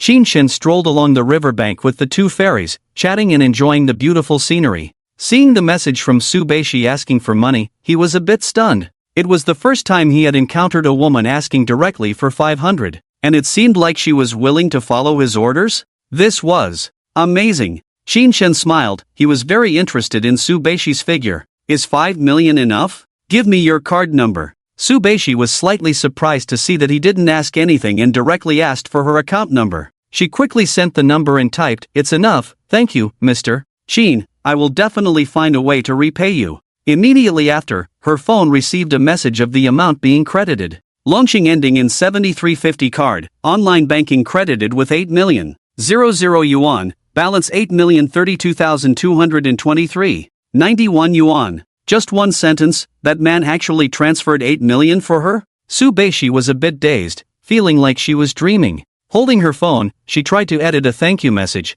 but felt that nothing was right, constantly deleting and rewriting. Until Qin Shen sent a message, "Don't rush to repay, if it's not enough, ask me for more." She was stunned. No wonder the women around him were so obedient and sensible, calling themselves sisters or younger sisters in front of others. Originally, this man turned out to be a super-rich tycoon. Thinking of his young, handsome, low-key and reserved demeanor, as well as his wealth, Su Beishi suddenly felt that he wasn't as detestable as she thought. But the money he earned was like selling his body, instantly extinguishing the budding fondness. System prompt, Su Beishi's favorability plus 20, current favorability, 0. After strolling for a while, Fuya had to go to work at the bar and bid farewell to Qin Shen. She had just taken over the bar completely, with many things to handle. She would be busy for a few days until she selected a new manager, then things would calm down. Fuya left with EE. Qin Shen and Xia Ting walked along the riverside pedestrian street like a couple, while Wang Gang silently followed behind them, still thinking about how delicious the shrimp fried rice at the restaurant was. Qin Shen, once again walking hand in hand with Xia Ting, underwent a tremendous change in temperament. In just 2 days, there was no longer the initial embarrassment and caution. He wore a faint smile, observing the colorful world with interest. The riverside pedestrian street was bustling, brightly lit on both sides, with countless snacks such as stinky tofu, skewers, takoyaki, grilled gluten. Crowded with people, it resembled a scene of prosperity. This kind of worldly hustle and bustle was often seen before, but with a different mindset, looking at these things now felt much more vibrant. The enthusiastic shouts of the shop owners, the laughter between couples, the children playing, and the sound of the river flowing. It was as if overnight, all worldly worries had disappeared, allowing one to peacefully appreciate all the beauty in the world. Qin Shen bought some snacks, eating while observing the joys and sorrows on others' faces, finding it particularly interesting. Xia Ting, on the other hand, had no leisure for such activities. This kind of place was full of dangers and hidden threats for her. One could easily end up indulging in skewers or chicken legs if not careful. By the time she realized, she might have gained 3 pounds of meat without noticing. At the beginning of this year, she had vowed not to weigh over 100 pounds, or her mom would explode. For her mother's sake, faced with so many tempting snacks, she could only choose to endure. Watching Qin Shen enjoy the food, she couldn't help but drool on the side. Try it. It's okay once in a while. No, my efforts for the past 2 weeks can't be wasted. Hey, even if you gain another 10 pounds, you'll still look good. Maybe the weight will go to your chest. Hee hee, you old rascal. It's okay, chicken meat is protein, won't make you fat. Finally, under Qin Shen's coaxing, Xia Ting couldn't resist and picked up a grilled sausage, licked the sauce on the surface, satisfied her craving, and then returned the sausage to Qin Shen. Qin Shen's mind was wandering. No matter what this school flower ate, it made people's minds wander. "Baby, come with me to the car." Xia Ting could understand his meaning, glanced at him, and hummed, "No, you haven't even showered." Qin Shen hugged Xia Ting tightly, pressing her against his chest, feeling the girl's delicate body, and whispered, "Then let's go to the hotel now." Xia Ting twisted her body, coquettishly saying, "Scumbag, you pretended to be righteous when Xiaoya was around. Once she's gone, your true colors show." Qin Shen hugged her as she symbolically struggled, walking towards the parking lot. "Be good, you provoked me this afternoon, and I'm still mad." Xia Ting glanced at him and said, "Humph." The next morning at 9 o'clock. Qin Shen woke up in the 4-star hotel from the previous night. There was a school flower sleeping beside him. They had been busy for 4 or 5 hours last night. By the time they fell asleep, they were exhausted. Now she needed rest. Qin Shen didn't disturb her, holding the girl quietly, admiring her beauty peacefully. Long eyelashes slightly curled, fair face soft as water, smooth collarbones rising and falling rhythmically with each breath. Truly a stunning beauty. Qin Shen gazed at her. The woman let out a soft moan and slowly woke up. Qin Shen, who had just regained some strength, covered her again. The two of them dressed up and went downstairs for breakfast, already past 10 o'clock. Although the hotel's breakfast time had already ended, there was still a steaming breakfast waiting for Qin Shen and the woman. Qin Shen sipped his soy milk, thinking about the unused condoms from last night, and asked Xiaoting, "Xiaoting, are you sure it's okay?" "I'm in my safe period these days, it's fine," Xiaoting reassured calmly while rubbing her belly. Qin Shen didn't quite understand this, but since she said it was okay, then it was okay. Even if something happened, he wasn't afraid. With so much money on him, raising a child would be easy. After breakfast, Qin Shen and Xiaoting prepared to pick up the Porsche. They arrived at the 4S store in Wang Gang's car. Pang Jinyan saw a domestic SUV driving in from afar, but didn't pay much attention until the car window rolled down, revealing Qin Shen's face. Then she immediately ran over with a smile to greet them. "Mr. Qin, you're here." "Yes, is the car ready?" Qin Shen asked casually. "It's been checked, I'll take you for the handover ceremony." Pang Jinyan smiled and led the way. "Handover ceremony?" Qin Shen asked curiously. "Yes, we have prepared some small gifts for you, hope you like them." Pang Jinyan smiled. "Okay, lead the way," Qin Shen nodded. Xiaoting was also buying a car for the first time, and upon hearing about the handover ceremony, her already excited mood became even more thrilled. Holding Qin Shen's hand, she followed Peng Jinyan. They arrived at the car handover showroom. A flashy red convertible sports car was parked in the center, covered with balloons and flowers, with a huge red bow on the front. The display screen upstairs showed a message: "Congratulations to Miss Xiaoting on picking up the Porsche 911 Turbo S, wishing you joy and happiness." There were 4 champagne bottles of different colors on the table, along with a box containing the car keys. Sales staff in the store stood in 2 rows, holding fireworks to celebrate. A professional-looking photographer stood in front of the car, gesturing for Qin Shen and Xiaoting to pose for a photo. As the fireworks went off, a photo of Xiaoting standing in front of the Porsche, nestled in Qin Shen's arms, was captured. The scene was beautiful, and Xiaoting's mood was equally beautiful. Her dream come true left her inexpressibly happy, hugging Qin Shen tightly and kissing him passionately. System prompt: Xiaoting's favorability +3. Qin Shen smiled slightly. The love shown through actions last night had increased Xiaoting's favorability by 3 points. With the car pickup adding to the favorability, they were now just a step away from the 80% cashback. However, he wasn't concerned about the cashback now, only about reaching 100% favorability with Xiaoting and obtaining her extraordinary physique. After all, with so many temptresses coming his way, without a good physique, he wouldn't be able to resist. "Miss Xia, would you like me to give you a detailed introduction to the car's features?" Pang Jinyan approached as per protocol to ask the car owner. "Yes, please," Xiaoting agreed eagerly, not knowing how to operate the convertible roof. Pang Jinyan called an intern salesperson to sit in the passenger seat and explain the features to Xiaoting, who was in the driver's seat. Seeing that he wasn't needed, Qin Shen went to the adjacent showroom to check out other Porsche models. Thinking of getting himself a better car too, Pang Jinyan followed and said with a smile, "Mr. Qin, please come this way, I'll make tea for you." They might need some time. There was no rush to buy a car, so Qin Shen followed the beautiful saleswoman into the VIP lounge and sat on the sofa. "Mr. Qin, would you like some tea? Black or green?" "We also have coffee beverages here." Pang Jinyan smoothed her hair and casually bent down, saying in a soft voice. She was dressed in a beautiful little suit, with a touch of spring color showing at the neckline. Qin Shen glanced discreetly inside. Tolerance is a virtue. Feel free, Peng Jinyan thought for a moment and said, then I'll make you a cup of oolong tea. Qin Shen nodded in agreement and added casually, it's best to add 2 wolfberries. Peng Jinyan joked, has President Qin started to focus on health at such a young age? Qin Shen smiled, people will eventually learn to take care of their health. Peng Jinyan instructed the staff to make tea, then boldly sat next to Qin Shen and softly said, President Qin looks a bit tired. I happen to know a head massage technique. Shall I help you relax? Qin Shen became interested. He had never had a massage before. Oh, you have this skill too? I know quite a few things. I've learned dance, yoga, cooking, flower arranging. Seeing Qin Shen's lack of objection, Peng Jinyan took the initiative to place her hands on his shoulders, supporting his upper body and gently laying him down on her lap. Qin Shen was taken aback by this bold move. He thought she would massage him while he was sitting. He didn't expect her to lay him down on her lap directly.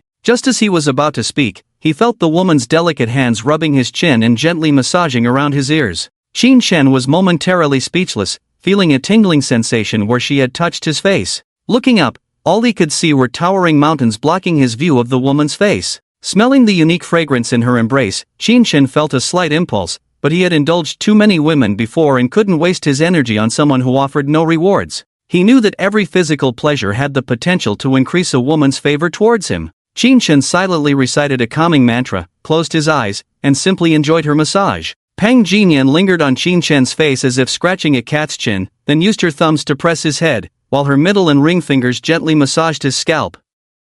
She smiled and said, I've also learned full-body massage, which can help male friends relax their muscles and relieve daily fatigue. President Qin, if you have time, you can come to my place to try it out. Qin Shen found a comfortable spot on the cushion and replied lightly, let's wait until I have time, then I'll contact you. Peng Jinyan was secretly delighted, thinking she still had a chance. She smiled sweetly and said, okay, I'll wait for President Qin's notice. Qin Shen relaxed with his eyes closed. Peng Jinyan was smart enough not to disturb him further and continued the head massage quietly. Seeing her skilled and considerate technique, Qin Shen thought about buying another car from her and asked, do you have any high-end, classy cars here? Are you buying it for yourself, President Qin? Then I recommend our most popular Porsche Cayenne, which is favored by many and very popular among women, Peng Jinyan suggested. Qin Shen commented, I don't like the look of the headlights, they resemble frogs, and the people who drive that car are scumbags, not my style. How about the Bentley Mulsanne? It's understated luxury and very classy, Peng Jinyan suggested. Porsche is too young and flashy, suitable for driving but not for being a passenger. If he let Wang Gang drive a sports car to pick him up, he might be mistaken for being gay. The image of a domineering CEO with a delicate appearance? It's terrifying to even think about it. Qin Shen decisively refused, forget it, I prefer the Rolls-Royce Phantom, a car with a soft and spacious back seat. He preferred the type of car that Shifuya's boss would ride in, coming out from the back with his head shining brightly. Wow, General Qin is so young and can afford a Rolls-Royce, impressive. Peng Jinyan's eyes lit up. The Rolls-Royce Phantom costs tens of millions and is the ride of super wealthy people. She really wanted to suffocate him in her arms. Qin Shen saw her uncontrollable gaze through the mountains and smiled faintly. Just lucky, made a bit of money. General Qin is too modest. If you're interested in the Rolls-Royce, how about I take you to buy one? I happen to know their manager and can help you get the best price, Peng Jinyan said with watery eyes. The car sales circle is not big, and with a few inquiries, one can find the manager. Bringing clients in can also earn a certain sales commission, but it requires some special channels and skills. A deal worth tens of millions is rare, but if seized, it could earn half a year's salary. Sure, price doesn't matter, just want a well-equipped car that I can drive away on the spot, Qin Shen said casually. Peng Jinyan was excited and quickly said, let me check if there's a car available now. She then lightly pressed Qin Shen's forehead with one hand and used the other to send messages on her phone. She managed to multitask. After a while, Xia Ting finished checking the new car and called Qin Shen. Qin Shen, afraid Xia Ting would see him lying in someone else's arms and cause jealousy and trouble, got up and left. Ting Ting, do you want another Rolls-Royce? Xia Ting? Qin Shen explained that due to family reasons, he couldn't register expensive items under his name and trusted only her, so he used her identity to buy the car. Xia Ting closed her surprised mouth, accepted the explanation, and felt happy to be Qin Shen's only one, but she also wondered about his identity and how he became so wealthy. The sun was shining at noon. On the road, a brand new red Porsche was moving at a turtle's pace. It would suddenly break and stop in the middle of the road, then shakily start again, as if driven by a novice female driver. And indeed, it was. Xia Ting hadn't touched a steering wheel since getting her driver's license. This was her first car in life. She drove cautiously, nervously, barely stepping on the gas. Seeing the car ahead flashing red lights, she would brake from afar, fearing she couldn't control and might crash into it. Xin Shen couldn't drive and sat in the passenger seat, feeling nauseous from her jerky driving. The beautiful vision of luxury cars and beauties seemed like a joke now. He really missed Shifuya, who drove fast and steady, even more than an experienced driver. Next time, he would ask her what car she liked and get one for her to ride in. He would never ride in a novice female driver's car again. Fortunately, the journey wasn't far. Xia Ting brought Qin Shen to the Rolls-Royce 4S store. It was a 10-minute walk, but she took 20 minutes to drive there. When she parked in front of the parking lot, she parked across 2 empty spaces and was about to get out of the car. Qin Shen was speechless. Pang Jinyan arrived first and stood at the door with a well-dressed middle-aged woman. When she saw Qin Shen get out of the car, she hurried over. "General Qin is here. Welcome, General Qin, Miss Xia." The 2 women greeted him with smiles. The middle-aged woman glanced at Xia Ting but didn't mind her improper parking. Wealthy people have quirky temperaments, some like to occupy 2 parking spaces. Hello. Qin Shen took a moment to catch his breath before responding with a smile. He didn't bother to scan the middle-aged woman because even if she scored 90, he wasn't interested. The big sister in her 40s really couldn't resist. "Mr. Qin, let me introduce you. This is Qiu Lily, the sales manager here," Pang Jinyan introduced. "Mr. Qin, welcome to our store, please come inside." Qiu Lily had a good attitude, slightly bowed and extended her hand to guide. "Yen has already explained your requirements to me. We currently have 2 cars available. One is the extended version, which is also relatively higher in price. Then the longer one, men must have the extended version." Qin Shen interrupted before she could finish. Qiu Lily was taken aback. She guessed that this young man had a more playful personality, so she gathered a respectful and polite expression, jokingly said, "Indeed, handsome men like Mr. Qin should also have the extended version." Qin Shen was surprised by the openness of the big sister in front of him, feeling a bit pleased by her bold flattery, and said with a raised tail, "It's natural, I can't help it, sometimes it's also troubling." Xia Ting knew Qin Shen's strengths. Feeling a bit embarrassed hearing this, she patted him and said, "With so many girls here, can you stop flirting?" Qin Shen chuckled, feeling that it was indeed inappropriate to drive like this in front of the Rolls-Royce gate, planning to skip this topic. Unexpectedly, Pang Jinyan wouldn't let him off the hook, smiling and teasing him, complaining to Xia Ting, "Miss Xia has a car to drive, of course. She doesn't know how difficult it is for us women without cars. Sometimes we don't even have the chance to hear the sound of the engine. Indeed, female drivers are fierce when driving." Xia Ting ignored Peng Jinyan, pulling Qin Shen and saying, "Brother, let's go see the car quickly. I've never sat in a Rolls-Royce in my life." Qin Shen pretended, "It's nothing special, it can't transform anyway." Xia Ting chuckled, "If it could transform, could you afford it?" Qin Shen fearlessly said, "As long as you like it, I'll buy the sun and give it to you." Xia Ting blushed and gave him a shy look, saying softly, "Stop joking, speak seriously, how much is that extended version?" Qiu Lily led the way ahead. Hearing the question, she smiled and said, "Miss Xia, you can take a guess, 3 chances.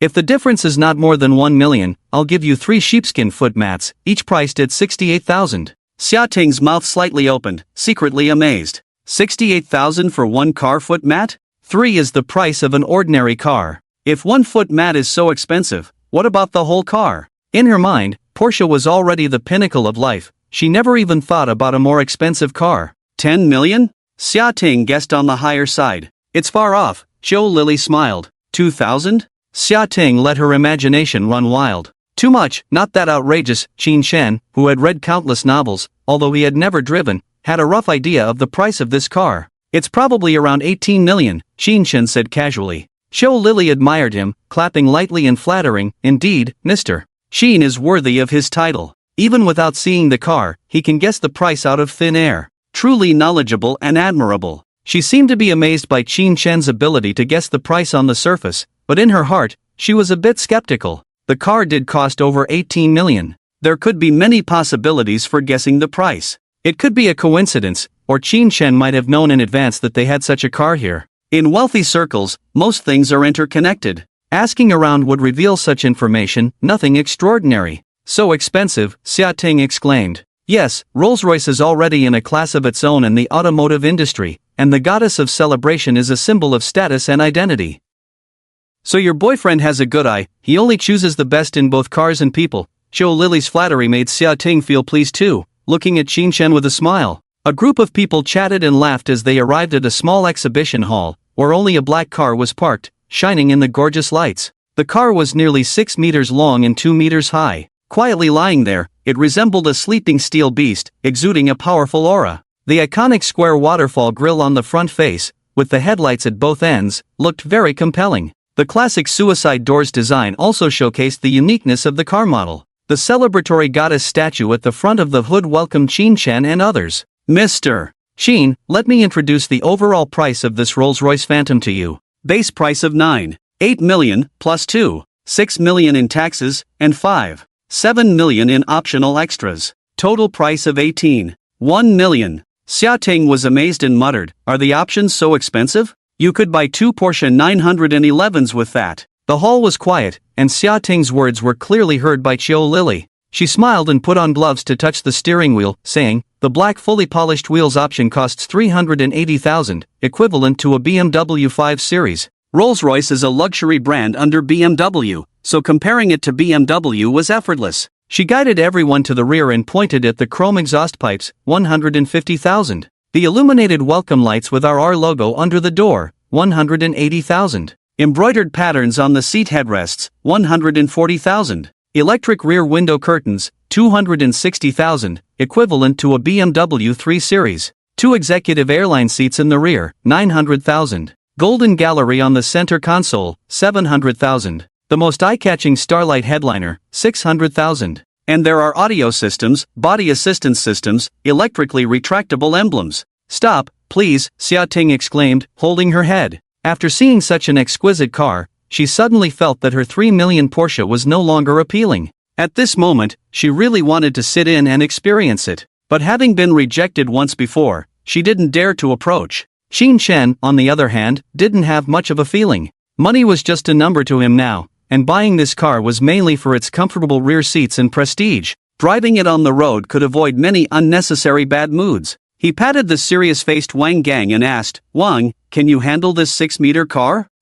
Wang Gang nodded solemnly, appearing reserved and steady. But in reality, when he heard the price of 260,000 for the electric window curtains earlier, he was already sweating profusely. Just the thought of driving such a car in the future made his legs tremble at the moment. "Oh my, this is like running 10 houses on the road. If there are any scratches or bumps, can I still afford it with my salary? Do I need to wear a dustproof suit to drive? What if some brat, like in the news, sneaks in at night and steals the emblem? Where would I find the money to compensate?" Wang Gang screamed in his mind, but no one heard him. Qin Shen, seeing his calm demeanor, secretly praised him for being a soldier. His mental toughness was impressive. He decisively called Xiu Lily to arrange the contract, paying in full and specifying that Xia Ting was the owner. Xiu Lily was used to such matters. The properties under the names of the truly wealthy needed to be clean and tidy. Exposing luxury cars and mansions could easily attract the attention of big shots. Mr. Qin's love for Miss Xia is truly touching. It takes such great trust to put an 18 million car under Miss Xia's name.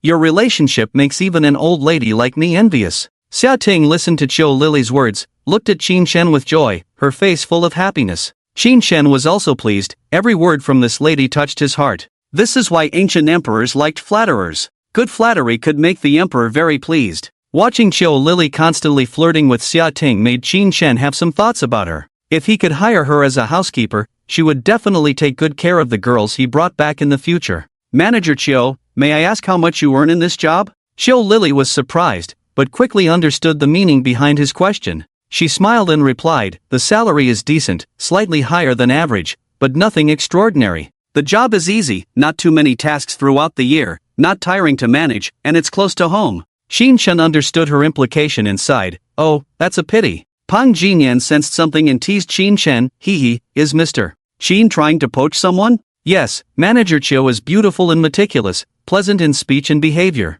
I was thinking if I could impress her with money." Qin Shen chuckled. "I don't know Manager Qiu's annual salary, but our managers there probably earn around 1 million. How much are you planning to offer to impress her?" Pang Jinyan was curious, as this kind of drama of rich people targeting sales was common in their circle. She also wanted to bring some benefits back for everyone. After some thought, Qin Shen said in a deep voice, "Double or triple it." Although he could afford more, giving too much money might kill the motivation, like a cat that stops catching mice when it's full. Everyone was surprised by his words. The scene fell silent. No one questioned Qin Chen's statement on the spot. After all, someone who dared to buy a Rolls-Royce had a different weight in their words. They were just amazed at how casually Qin Chen offered a high salary. It was 2 to 3 million, after all. Even top-notch assistants didn't receive such treatment. Pang Jinyan felt bitter, almost in tears. Clearly, she was younger, more charming, and capable, so why did Qin Chen fancy this aunt in her 40s? Comparison truly brings frustration. If she had known, she wouldn't have spoken out. Xiao Lily was also shocked by Qin Chen's offer. Their store couldn't be compared to popular Porsche dealerships. Although there were many wealthy people in China, not many could afford a Rolls-Royce, so even during bad times, the annual salary didn't reach $1 million. Hearing Qin Chen offer her 2 to 3 million annually, she was tempted. However, she didn't show it. She first warmly invited Qin Chen to the VIP lounge, instructed others to prepare contracts and insurance, and after handling matters, she served tea to Qin Chen and his group before politely asking, "Thank you for your appreciation, Mr. Qin. Actually, I have been thinking of changing jobs, but I haven't found the right one. May I know what you would like me to do?" Qin Chen truthfully replied, "I need an assistant to handle my daily affairs and manage some household chores." "How many companies do you have? What are they doing? Will there be frequent business trips or entertaining clients?" Xiao Lily worried, "I only have experience managing a 4S store. If your business is extensive, I'm afraid I won't be suitable for the position of a CEO's assistant." If there were any conglomerates, Xiao Lily feared that her age and less agile mind compared to younger girls might be a disadvantage. "I currently don't have a company, but I might have one in the future," Qin Chen said indifferently. Xiao Lily felt relieved. She speculated that Mr. Qin might not have taken over his parents' business yet, or perhaps he had brothers helping with their parents' concerns, so he didn't need to worry. If he started a company later, her pressure wouldn't be as great. After all, by then, she should have built a good relationship with the boss, and as long as the boss was satisfied, she wouldn't have to worry about others' opinions. "Mr. Qin is truly insightful and forward-thinking. Since you plan to start a company in the future, may I ask, what kind of company do you plan to open? I'd like to learn some related things in advance." Qin Chen rubbed his chin, showing a pensive expression. He was caught off guard. He didn't have any intention of starting a company now. With the system in place, it was like activating a coin modifier, unlimited coins. What's the point of starting a company? However, the premise was that the system didn't crash, and even if the system didn't crash, he didn't care personally, but in case he had offspring in the future, then it would matter. Preparation had to be made for children without a system. But what kind of company should he start? Qin Chen pondered. Suddenly, a bright idea struck him. He could start an entertainment media company. Let the company help him find 90-point girls, spend money to promote them as stars. Wouldn't that be enjoyable? Whoever gained more favor from the audience would be the main focus. Anyway, he had plenty of money now. Investing resources in people was just like investing money, right? His Lick Dog Fund could support a whole girl group, and then let them become idol trainees, promoting them to debut. When they became big stars, his company would be on track. Even without the system, his next generation wouldn't have to worry about food and drink. Perhaps he could benefit from his proximity to success? Thinking of this, Qin Chen instantly felt invigorated. But for now, he needed to secure the super physique and bodyguards, and it would be best to put on the resurrection armor. He had no background or power now. Fooling around carelessly would attract unwanted attention. In case of a deliberate accident, he would have nowhere to cry.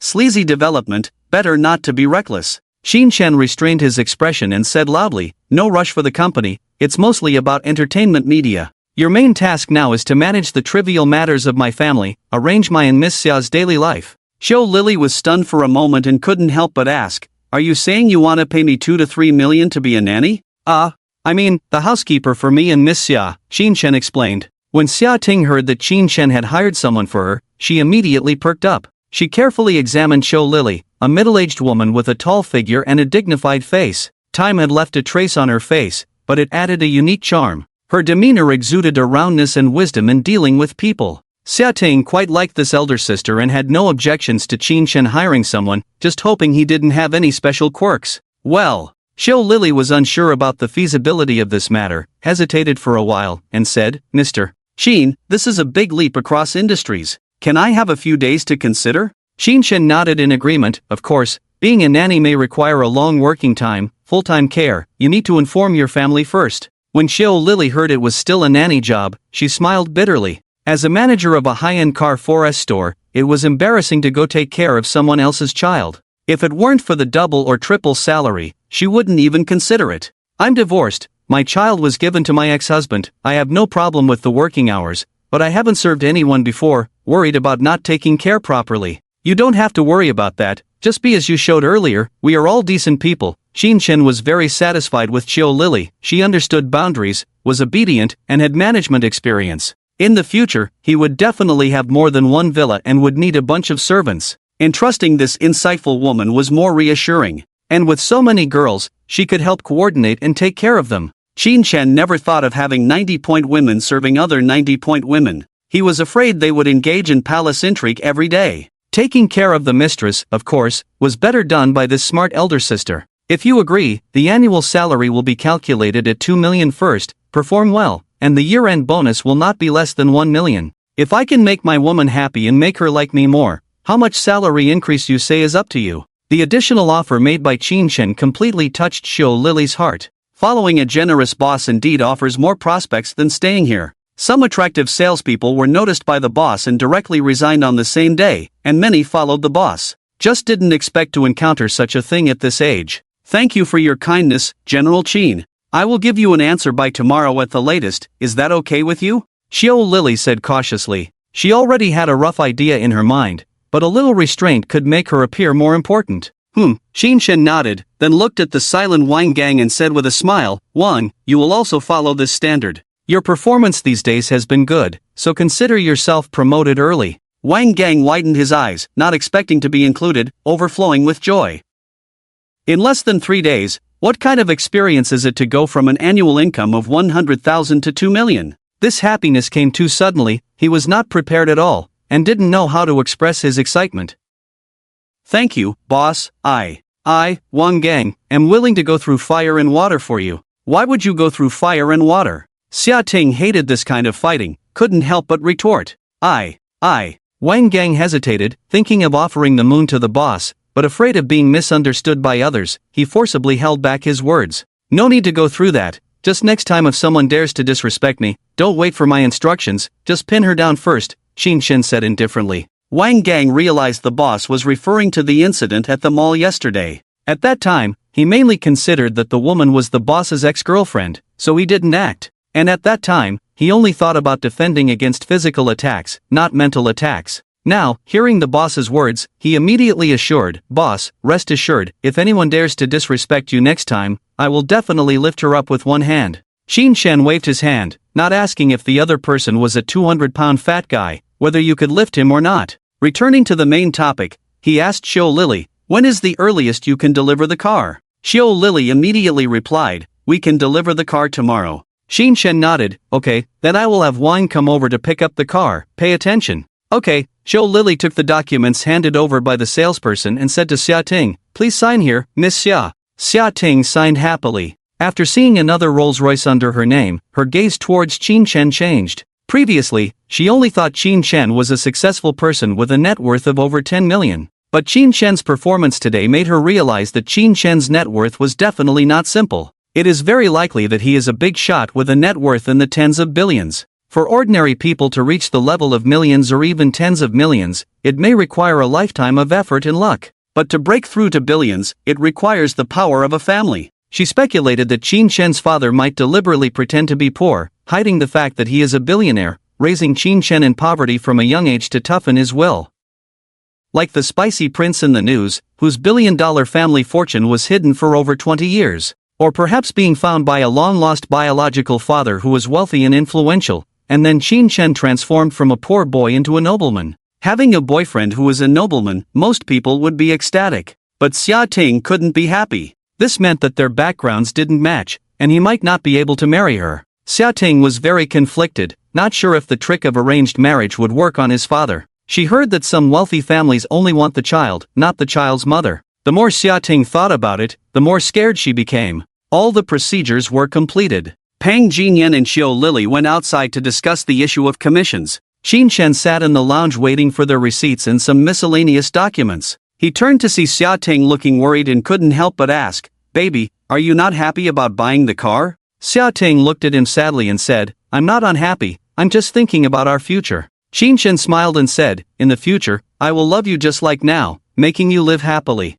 Xia Ting said with a hint of grievance, but I feel like we are growing apart. Qin Shen teased, the distance between us last night was negative, how could it be far? Xia Ting retorted, stop joking, I'm serious. I feel like you change every day, and it scares me. Qin Shen thought she was blaming him for being fickle and comforted her, don't overthink, you are the most important girl to me. No matter how many women are around me, you will always be the one I love the most. Xia Ting listened to his sweet words, leaned against him, and said softly, you are so handsome, and our home is so good, I feel like I don't deserve you. Qin Shen was slightly surprised by the girl's words. He rubbed Xia Ting's shoulders, kissed her forehead, and used a line from the TV drama, if even you don't deserve me, then no one in this world does.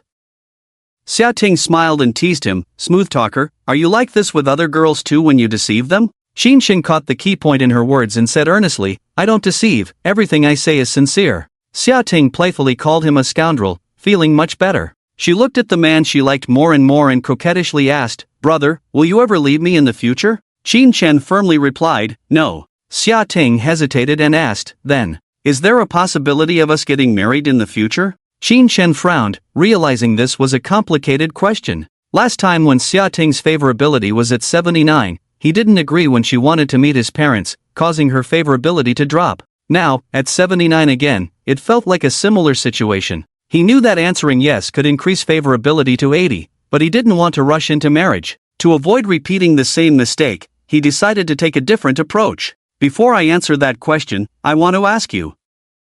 Qin Shen calmly said, do you love me? Xia Ting was taken aback and quickly expressed, of course, I love you. Why else would I want to marry you? Qin Shen replied flatly, you don't love me. He raised his hand to stop Xia Ting from speaking and continued, love cannot be hidden. Even if you cover your mouth, it will still show in your eyes.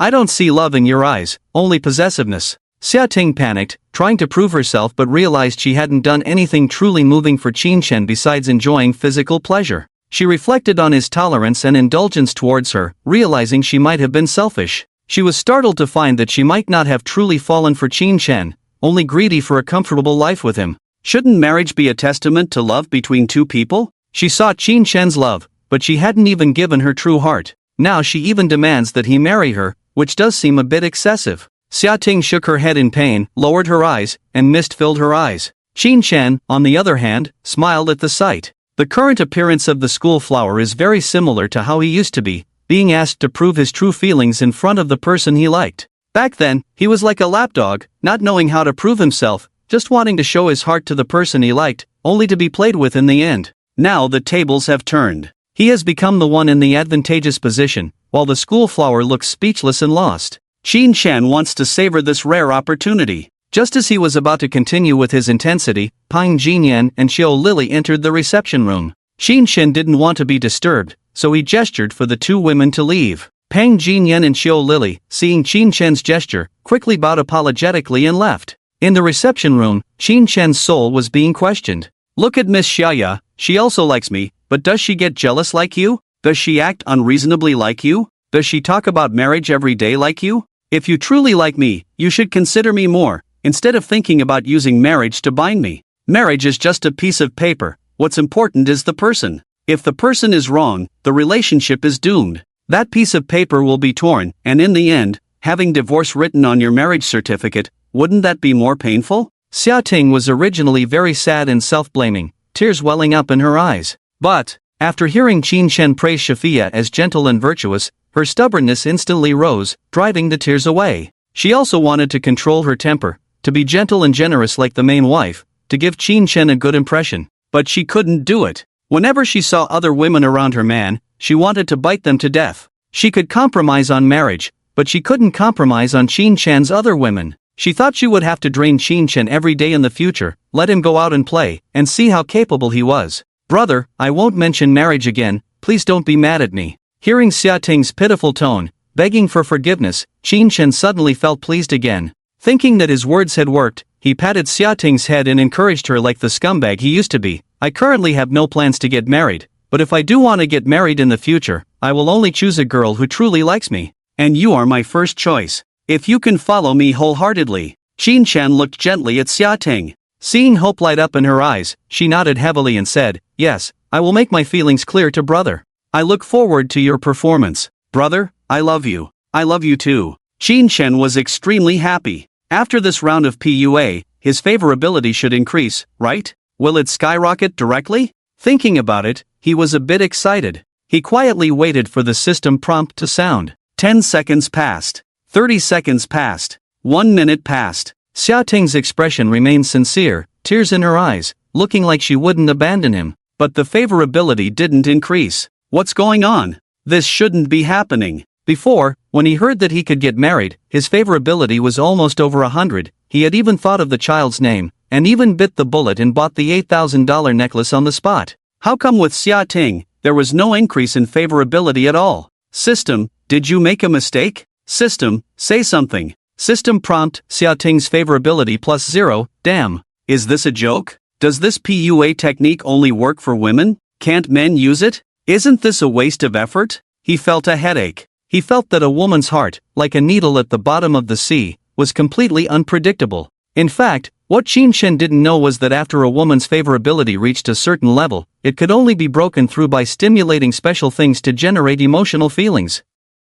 Xia Ting's heart was filled with guilt at the moment, as well as possessiveness towards him. She didn't fall in love with him at all, so the favorability level of 79 remained unchanged. Although Xia Ting sincerely intended to grow old with Qin Shen, she didn't have any feelings for him. It's not her problem. All women are the same. Even if the other party is the world's richest man, women will at most kneel down to serve because of money, but who can know what they really think? The system-defined 80 points of favorability prove that women, regardless of wealth or status, want to walk with their men. With 100 points of favorability, even if that man is worthless, has been to jail, has a disease, lost all his money, abuses his wife, abuses his children, women will still follow him wholeheartedly, hoping he will change for the better. Even if everyone opposes it and thinks it's not worth it, she will still stick with him until death. There are many such foolish women in the world. Once they fall in love, they will be reckless and act like moths to a flame. Men in love are the same, but in modern society, people are not very friendly to men in love and even give them derogatory nicknames. Qin Shen used to be a man in love, and now, he still is. It's just that with greater ability, he can have more objects of affection. But he still couldn't figure out women. He hoped that by talking, he could obtain a strong physique, but now it seems not so simple. So he wanted to do something to make Xia Ting fall in love with him. What kind of tricks should he use? He fell into contemplation. Congratulations on becoming an esteemed Rolls-Royce owner. May the goddess of flying light up your brilliance. In the blessings of the sales manager, Qin Shen waved to them with a smile and walked out of the 4S store. He told Xia Ting that he had to deal with something and would accompany her later, then got into Wang Gang's car. Xia Ting looked reluctant when Qin Shen was about to leave. She wanted to cling to him, but when he said he had something to do, she didn't feel it was appropriate to ask, so she drove home alone in a gloomy mood. Later, she remembered that she could show off in front of her mother today by picking up the car, and now she had another Rolls-Royce Phantom under her name, which lifted her spirits. She imagined her mother's surprised expression and drove the car back home meal by meal. To her surprise, her mother was not there, but her father, who had no classes in the afternoon, was resting at home and saw her return with such a good car. Thinking she was fooling around outside, he gave her a beating without a word. Xia Ting was so angry that she protested by fasting on the spot. These are stories for another time. Back to Qin Shen. He sat in the car and asked Wang Gang, "Brother Wang, if you were very rich and wanted a woman to fall in love with you, what would you do?" The straightforward man replied, "Give her money and say I love you." That's risky. Is there a more reliable way? Buy her delicious food to make her fat, so she won't have other men to choose from and will obediently follow you. Qin Shen was speechless. Is there a faster way? Like doing something romantic? Wang Gang confidently said, then buy her a gold ring, flowers, and lipstick. My wife likes these things. Alright, focus on driving. Yes, boss. Men who have served in the military are truly tough. Qin Shen shook his head, feeling that he had asked too much. When pursuing a girl, just buy her things she likes. Such a simple question, yet he still had to ask others. Qin Shen took out his phone and opened Xiahongshu to find the villa that Xia Ting said she really liked last time. He planned to create a little surprise and see if he could get something out of it. He quickly found the contact information. He made the call, and it was still the same agent as last time. Even though he had stood someone up last time, it was Xia Ting who made the call, so Qin Shen didn't feel embarrassed. Hello, this is Angel Real Estate, may I ask who is calling? Xin Shen answered with a question. I saw a villa on your Zaya Honshu that I want to buy as a gift for my girlfriend. Does she need to be present to sign? The agent was taken aback and honestly replied, if the house is under your partner's name, then she needs to be present to sign. I mean, I want to surprise her and buy it secretly. This could be a bit tricky. We would need to arrange some authorization documents. Can we meet to discuss this? Sure, give me your address. Alright, my surname is Zhang, and I'm Zhang Daji. May I ask for your surname? Qin, like Qin Shi Huang. Alright, Mr. Qin Shi Huang, our address is XXX. Just give me a call when you're coming, I'll be at the office. Okay. Zhang Daji hung up the phone, patted his mouth with his hand, feeling dissatisfied with mistakenly calling the customer Qin Shi Huang. However, he vaguely remembered a few days ago, a customer with the surname Qin had called to see a villa. He had waited at the villa entrance for 2 hours, but the person never showed up and didn't answer the phone.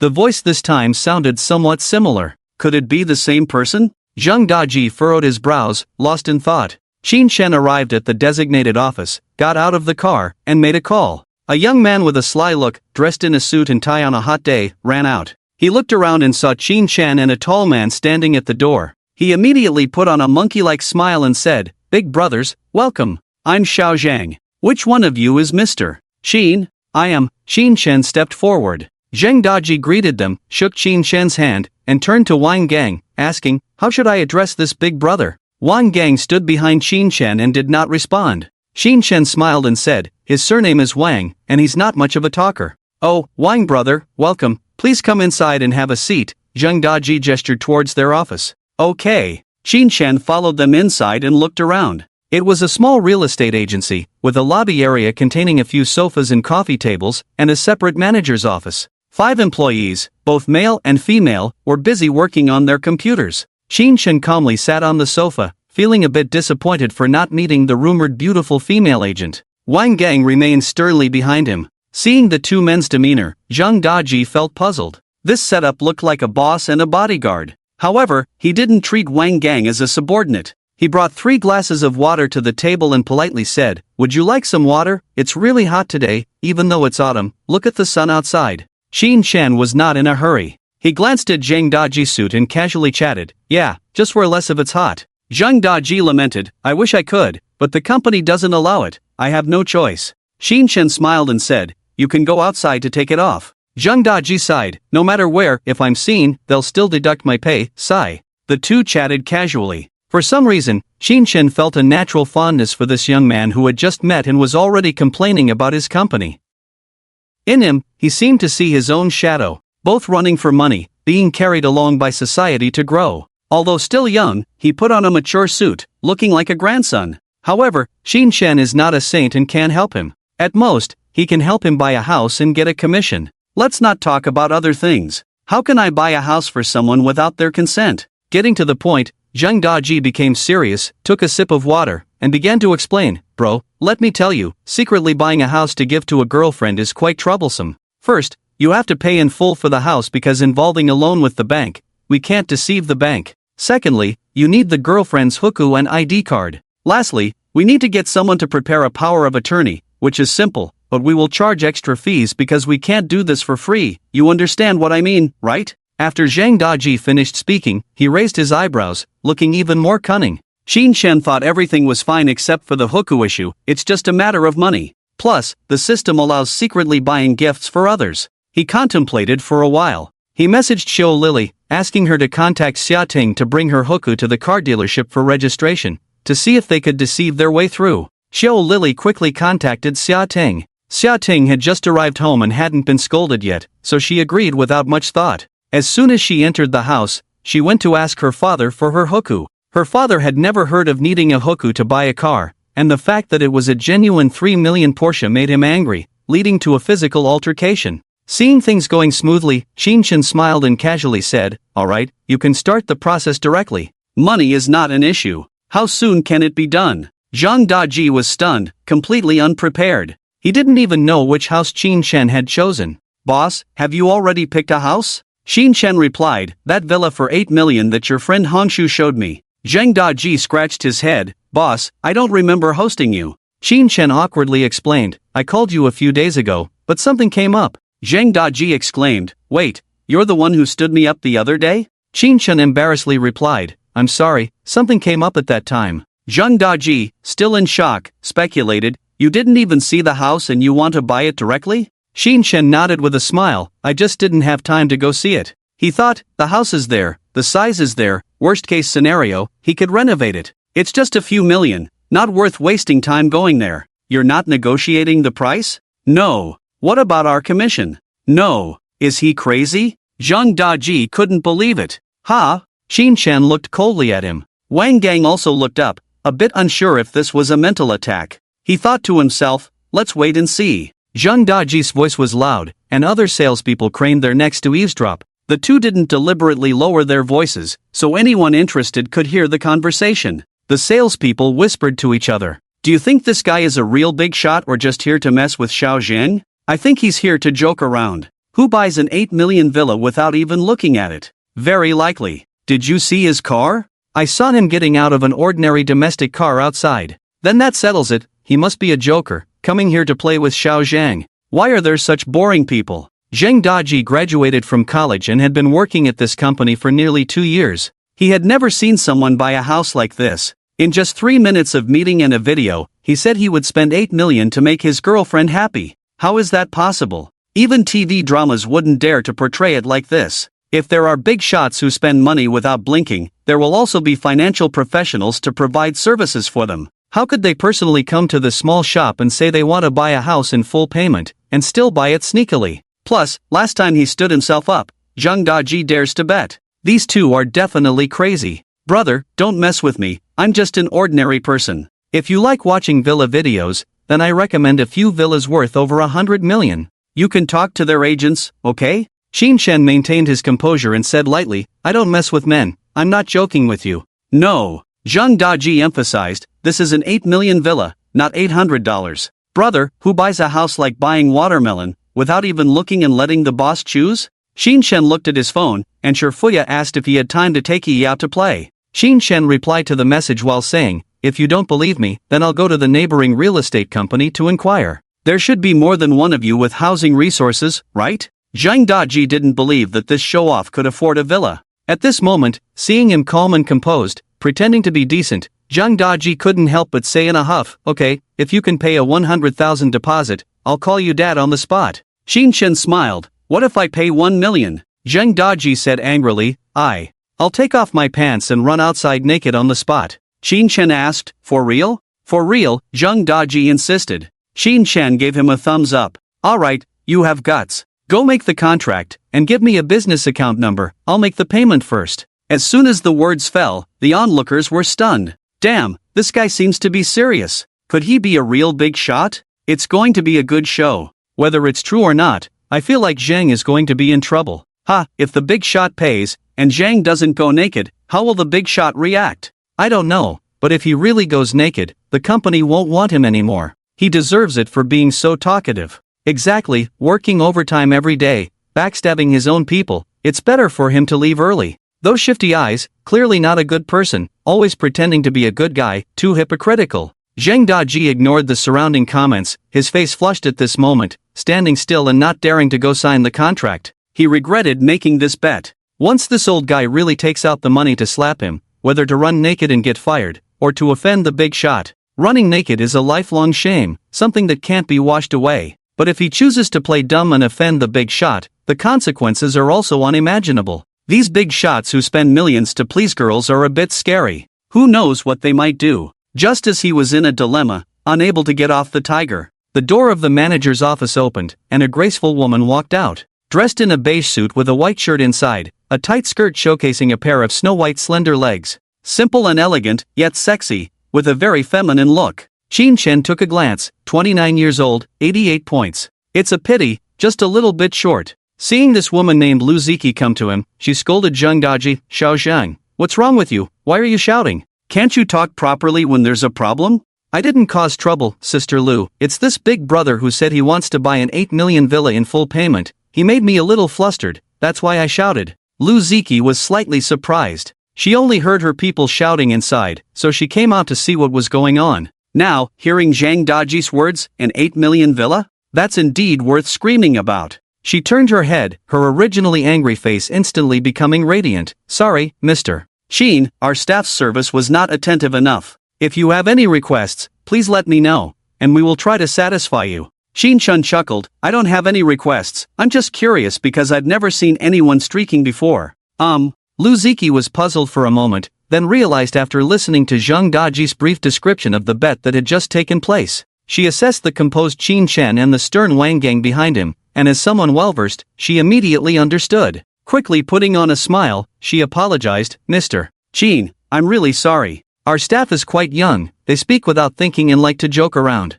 Please don't take it seriously, streaking is not good for our company. The manager hurried over to plead, with Zheng Daji bowing and admitting his mistake behind him. Qin Shen didn't want to make things difficult for this worker. After all, he hadn't said anything too outrageous, just had some doubts. Qin Shen smiled and said, I just mentioned it casually. Forget it, let's quickly work on the contract. Lu Ziki spent some effort persuading him, feeling proud that she had managed to appease such a high-quality client. She thought Qin Shen was being so magnanimous because of her beauty, so she took the initiative to say, Thank you for your generosity, Mr. Qin, let's have dinner together another day. Okay, Qin Shen casually replied, continuing to chat with Shafia on his phone. Lu Ziki was very satisfied and took the opportunity to invite him to her office for tea. She also asked Zheng Daji to prepare the earnest money for buying a house. Seeing Qin Shen letting him off so easily and still wanting to continue buying a house, Zheng Daji was overjoyed and couldn't help but exclaim, Brother, you're awesome.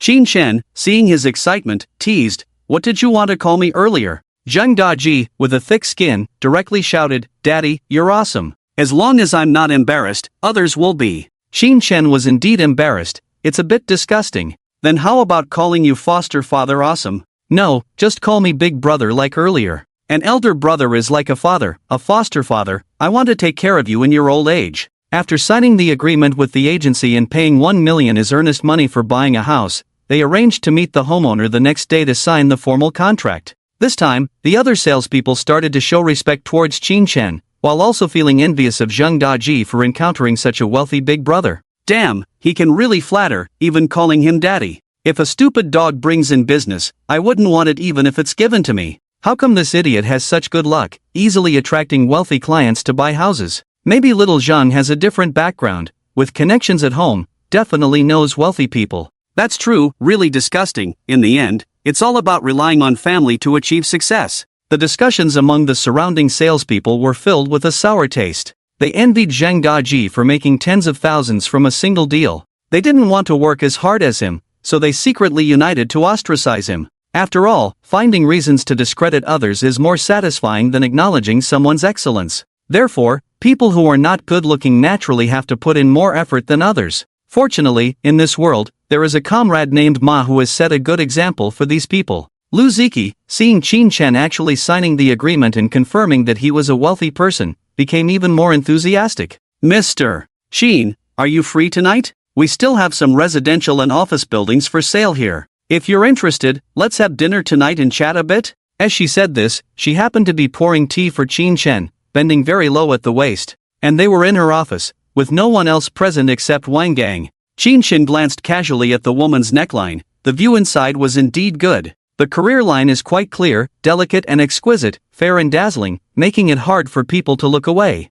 I don't know why, but since becoming wealthy, there have been many such scenes. Qin Shen just took a simple glance and then withdrew his gaze, not having much thought about the small buns. Let's talk about the office building later, I don't want to deal with these things now. Lu Ziki maintained a posture of pouring tea and flicked her hair by her ear, hinting, how about we just have a simple meal without discussing work? She thought Qin Shen was the type of man who wouldn't let go once he set his sights on something, so she decided to make a move first. After all, for a man who would buy a villa worth 8 million without even looking at it, it was necessary to have a meal and communicate. Lu Ziki considered herself naturally beautiful and irresistible. As long as she took the initiative, even the wealthiest man would submit to her. But she didn't expect Qin Shen to stand up and leave. He only left his sentence, I won't have the meal, I'm busy today.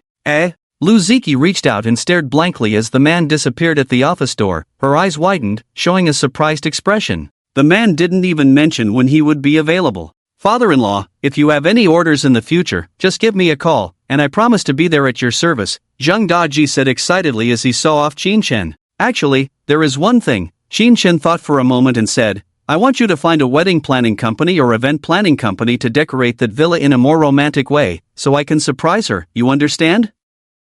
Understood, understood. I'm very good at creating a romantic atmosphere. Back in the dormitory, all 3 roommates relied on me to help them win their girlfriends, Zheng Daji proudly said. Oh, do you have a girlfriend? Qin Shan asked curiously. Zheng Daji's smile suddenly became forced, and he awkwardly said, let's not talk about that. Due to his appearance and poor family conditions, Zheng Daji's difficulty in pursuing girls was hundreds of times greater than others. After graduation, he was busy with work, always thinking about how to sell houses, working overtime every day to find housing sources, learning sales skills and eloquence, shooting videos, and posting them on various platforms to attract traffic. Sometimes he was so busy that he didn't even have time to eat, let alone chase girls. He planned to save enough for a down payment, buy a house, and then consider the other half, as having a house would give him the confidence to talk to girls. But with his current salary, he would have to work hard for at least 3 or 4 years to afford a down payment for a house. His parents had little savings and couldn't help him, so everything had to rely on him.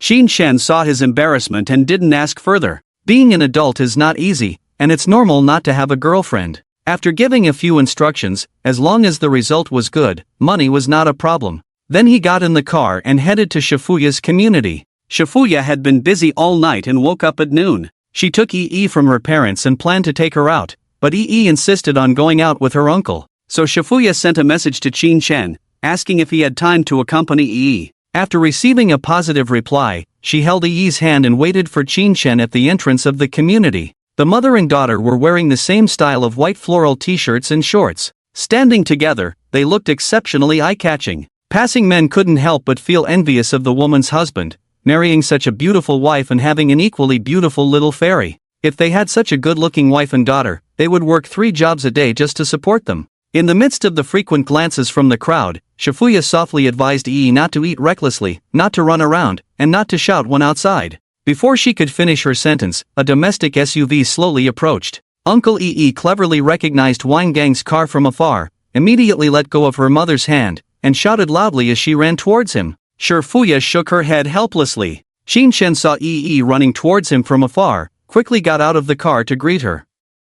When she reached him, he squatted down to welcome the little princess. Did Yi miss me? Missed you. Yi threw herself into Qin Shan's arms, raised her little hand, and said in a childish voice, I missed you before bedtime, in the morning, and just now. Ha ha. Seeing Yi's serious expression, Qin Shan's heart melted. He picked her up and tickled her, making her giggle, then said affectionately, Yi is so good. How about Uncle taking you to the beach to catch crabs today? Great. Yi excitedly wiggled in Qin Shan's arms, kicking her little feet. Shifuya, seeing the two of them so happy, couldn't help but smile. She approached and said, Yi, don't move around, be careful not to fall. Yi, ignoring her mother's warning, smiled and said, it's okay, Uncle won't let Yi fall. Qin Shan also assured, sis, don't worry, I got this. Shifuya helplessly said, do as you wish, but if you fall, don't come crying to me. Yi danced around, showing off her stability like a rock. After playing around, the 3 of them sat in Wang Gang's back seat together.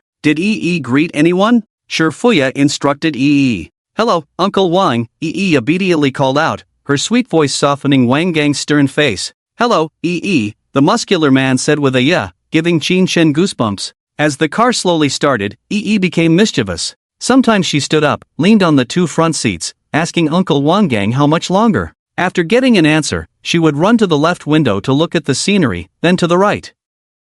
She was very restless. Shifuya chatted with Qin Shan about the bar arrangements. She asked about changing the bar's name, renovating it, and whether Luo Ji's people needed to be cleared out. Qin Shan was just a delivery guy, not experienced in bar management. These decisions affecting business turnover could be good or bad, so he pretended to understand and vaguely responded. Shifuya found it amusing that Qin Shan relied on her for decisions, thinking he was fulfilling his promise when he sent her to the bar. She felt trusted and valued, which was comforting. She changed the topic and asked, brother, are we really going to the beach later? Yes, I promised Yi yesterday. But going to the beach so suddenly, Yi didn't bring her swimsuit or sunscreen. Those things are available at the store there, no need to worry about money. Shifuya suddenly remembered her young days when she dreamed of wearing a white dress to walk by the sea. Looking at the confident Qin Shan, her cheeks blushed unknowingly. Alright, I'll listen to you. Jiancheng is a coastal city known for its unique seaside scenery, delicious seafood,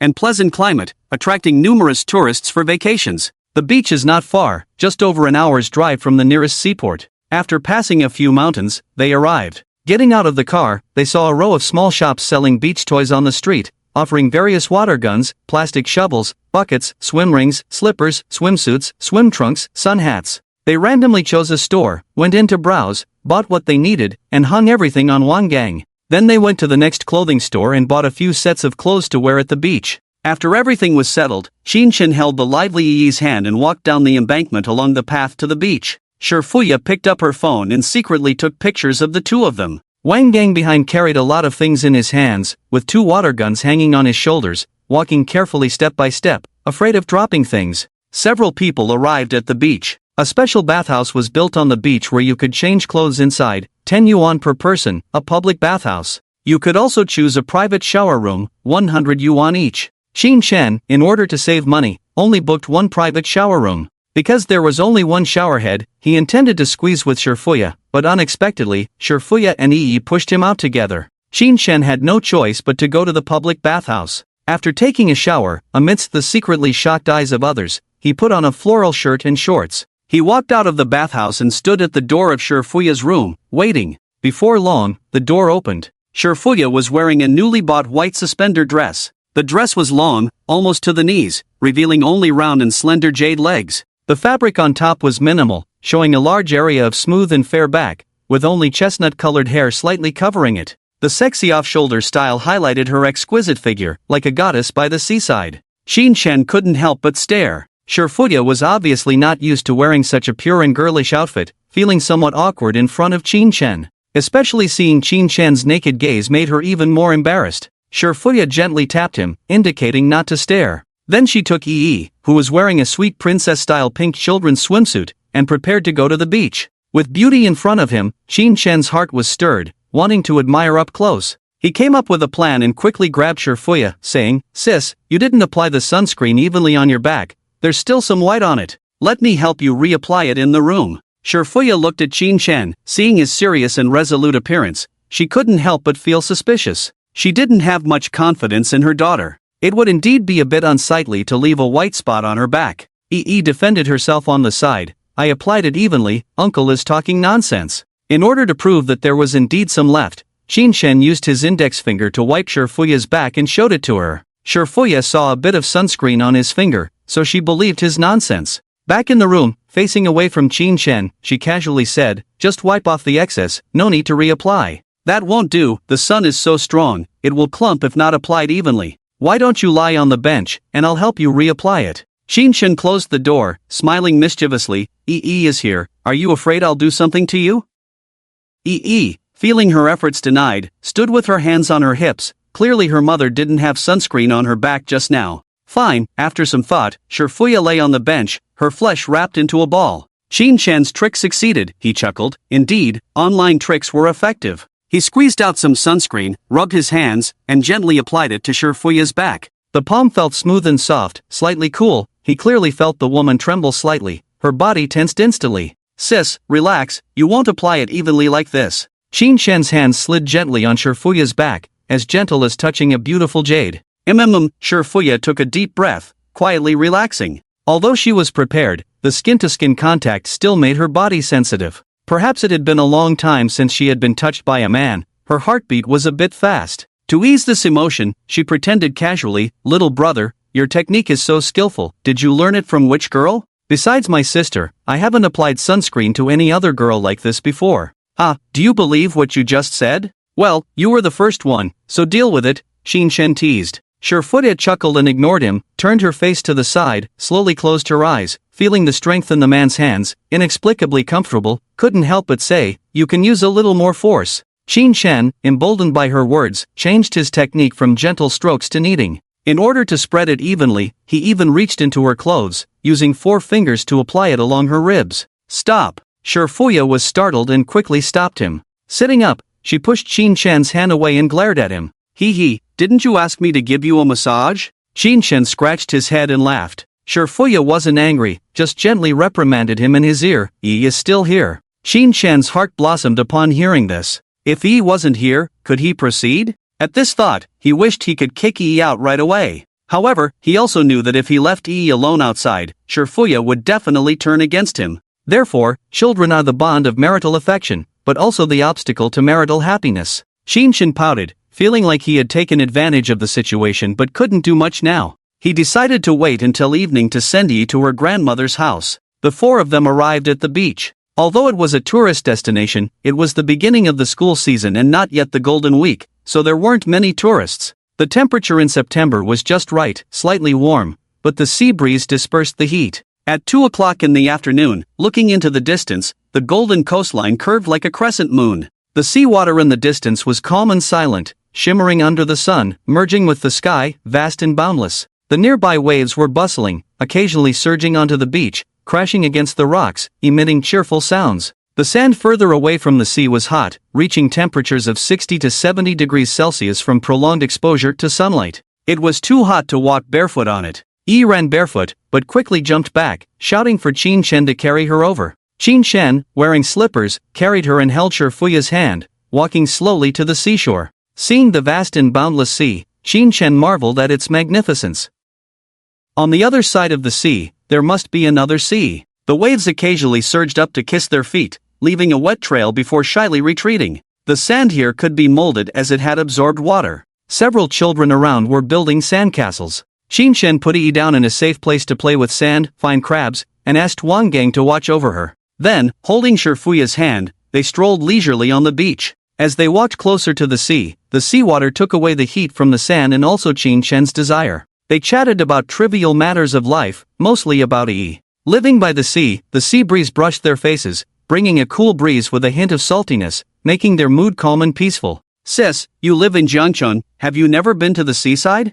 "No. You should come out and see the beauty of the world. When I was young, I did want to travel around, but I never had the chance. Later, after Yi was born, I was even busier and had no time to go out and play." "No one took you out to play?" "No. What about him? He's always thinking about making a name for himself, busy with big things every day. How could he have time to come to such romantic places?" "Did your brother used to work in a high-risk profession?" Qin Shen asked in surprise. "Yes, he died in a fight." Fuya's expression was calm, as if she was talking about someone else's husband. "Impressive," Qin Shen praised. "That line of work was indeed too risky. If he had lived until today, he would definitely be like Brother Luo, a wealthy man." "What a pity. It's okay, win some, lose some. How about you?" "What about me?" "Sister, you don't seem to have been here before." "Ha, indeed, I haven't been here before. I passed by this area before and took a glance. I thought it would be nice to bring someone I like to walk by the seaside someday."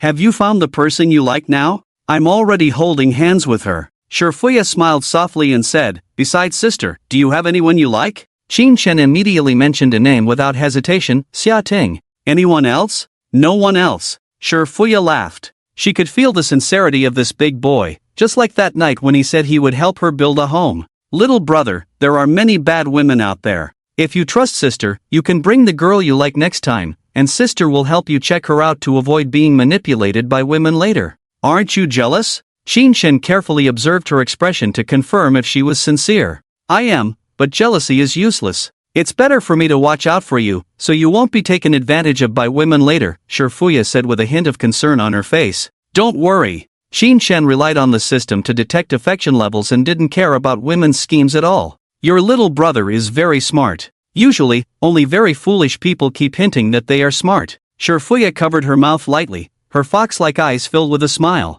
"Since you are so smart, do you know what I want to do now?" Qin Shen smirked. "I don't want to know." Qin Shen removed her hand covering her mouth in advance and kissed her, holding her waist and pulling her into his arms with a bit of force, tasting her fragrance lightly. Slowly releasing her body, he left a harsh remark. "I'll tell you tonight how fools act." Fuya blushed slightly, gently glanced at Qin Shen, did not respond, but seemed to agree to something happening at night. Qin Shen was excited. The two of them stayed for a while before going back to find Yi. After digging for a while, Yi did find some treasures. A moon shell, a starfish, 4 or 5 crab shells the size of fingernails, and a few unknown small seashells. Qin Shen exclaimed repeatedly, praising Yi for being talented and smart. The little girl dug even more vigorously. Since they were at the seaside, they naturally wanted to play on the sea. Qin Shen's waist pouch was bulging, and when he saw a high-speed yacht for rent by the seaside, he suggested, "Sister, there's a yacht over there.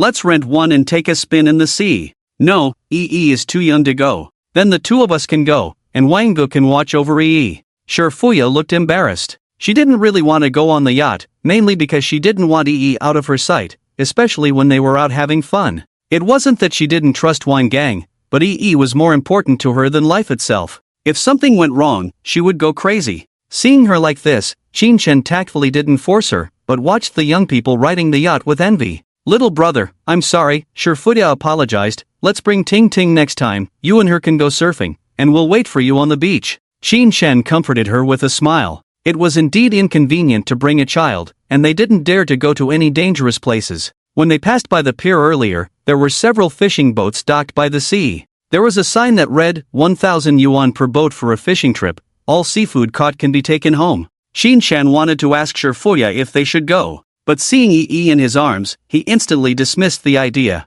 In case of an accident, who would he choose to save, the mother or the daughter? Such a choice, who could make it? Most importantly, Qin Shen himself didn't know how to swim, so he would be the one waiting to be rescued. This made Qin Shen think about going back to learn how to swim. Accompanied EE to play in the sand for a while, dug a pile of holes, found nothing, but EE caught a crab. He threw down the shovel in anger, and with Shurfuya, they went to the sunny beach behind, rented a shelter for $100, and lay on chairs sunbathing. The shelter had 2 lounge chairs and a small round table. Wan Gang came over, took out chilled drinks from his bag and placed them on the table, then silently went back to watch the children. Shurfuya put on sunglasses brought from the car, placed her hands flat on her abdomen, and lay on the chair with her eyes closed. The sun was just right, the breeze was gentle, the cool wind moved her skirt, slowly revealing the enticing view on her legs. With delicate features, wearing sunglasses added a cold and glamorous aura. The white dress on her added a touch of fresh sweetness. Remembering the first time he saw Shurfuya, her coldness made people feel stripped,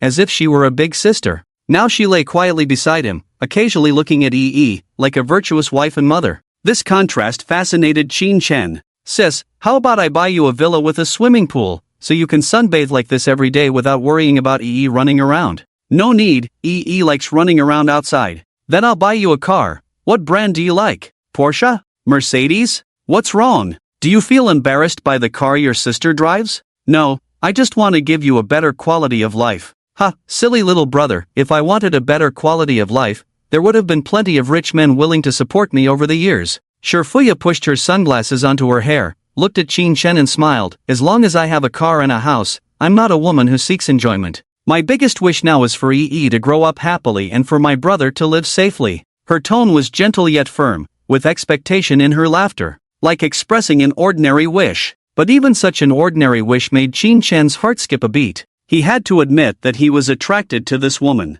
After graduating from high school, no one cared about his personal life, let alone wished him a safe and peaceful life. Everyone only cared about how high he could fly, how far, and whether he had money. Shurfuya's attitude of accepting everything as long as nothing went wrong touched him inexplicably, like a true family member. Qin Shen said emotionally, but I want to give you a better life, buy you a good car and house, hire maids and servants, make you more comfortable. Shurfuya smiled gently. Silly little brother, have you forgotten the 220 million you have invested in me? I will buy things I like when I see fit in the future. You can rest assured, I won't save you money. Qin Shen knew he couldn't rush things, so he no longer forced her to accept his gifts. Wooing a woman is an art, and with a woman like Shurfuya, who had enough money and giving her more wouldn't make a difference, he didn't know how to make her fall completely in love with him. Qin Shen lay on the chair lost in thought, only to hear Shurfuya's voice, come give sister a massage. He immediately jumped up. Smiling, he ran to Shurfuya and, imitating Peng Jinyan's technique, lightly scratched from her chin to her ear. Shurfuya closed her eyes, enduring the unusual comfort.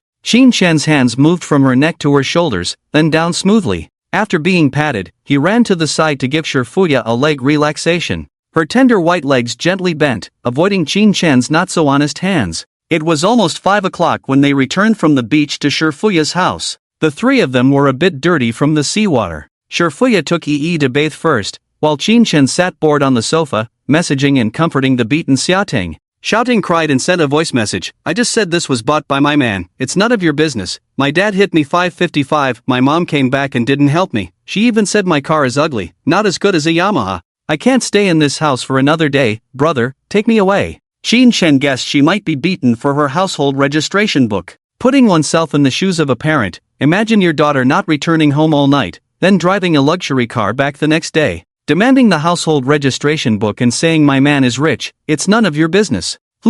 Difficult to evaluate. There are many ways to seek death, shouting chose the most direct way. Hopefully, her dad won't be angered to death. Shinshin comforted her a bit, thinking that raising a daughter is really tiring, having to serve her like a princess since she was young, and worrying about her being taken advantage of when she grows up. But raising a son seems troublesome too. Mischievous, fighting, causing trouble, going out to dig a big hole is also worrying. Shinshin sighed, thinking about the troubles of having children. He was starting to feel hesitant about having kids. At this time, Shifuya finished bathing and walked out. She was only wearing a blue silk suspender nightgown. The milk silk satin was smooth and soft, the cold tones complemented her skin as white as jade, the lace at the neckline exuded sensuality and elegance, the skirt swayed, creating ripples. She exuded a charming and gentle feminine charm, which excited Shinshin again. If there wasn't that annoying little guy by her side, he would have pounced on her now. The little guy was wearing a Pikachu children's pajamas. As soon as he went out, he rushed towards Shinshin, like an electric mouse. He plunged into Shinshin's arms, shouting, "Uncle, help me blow dry my hair."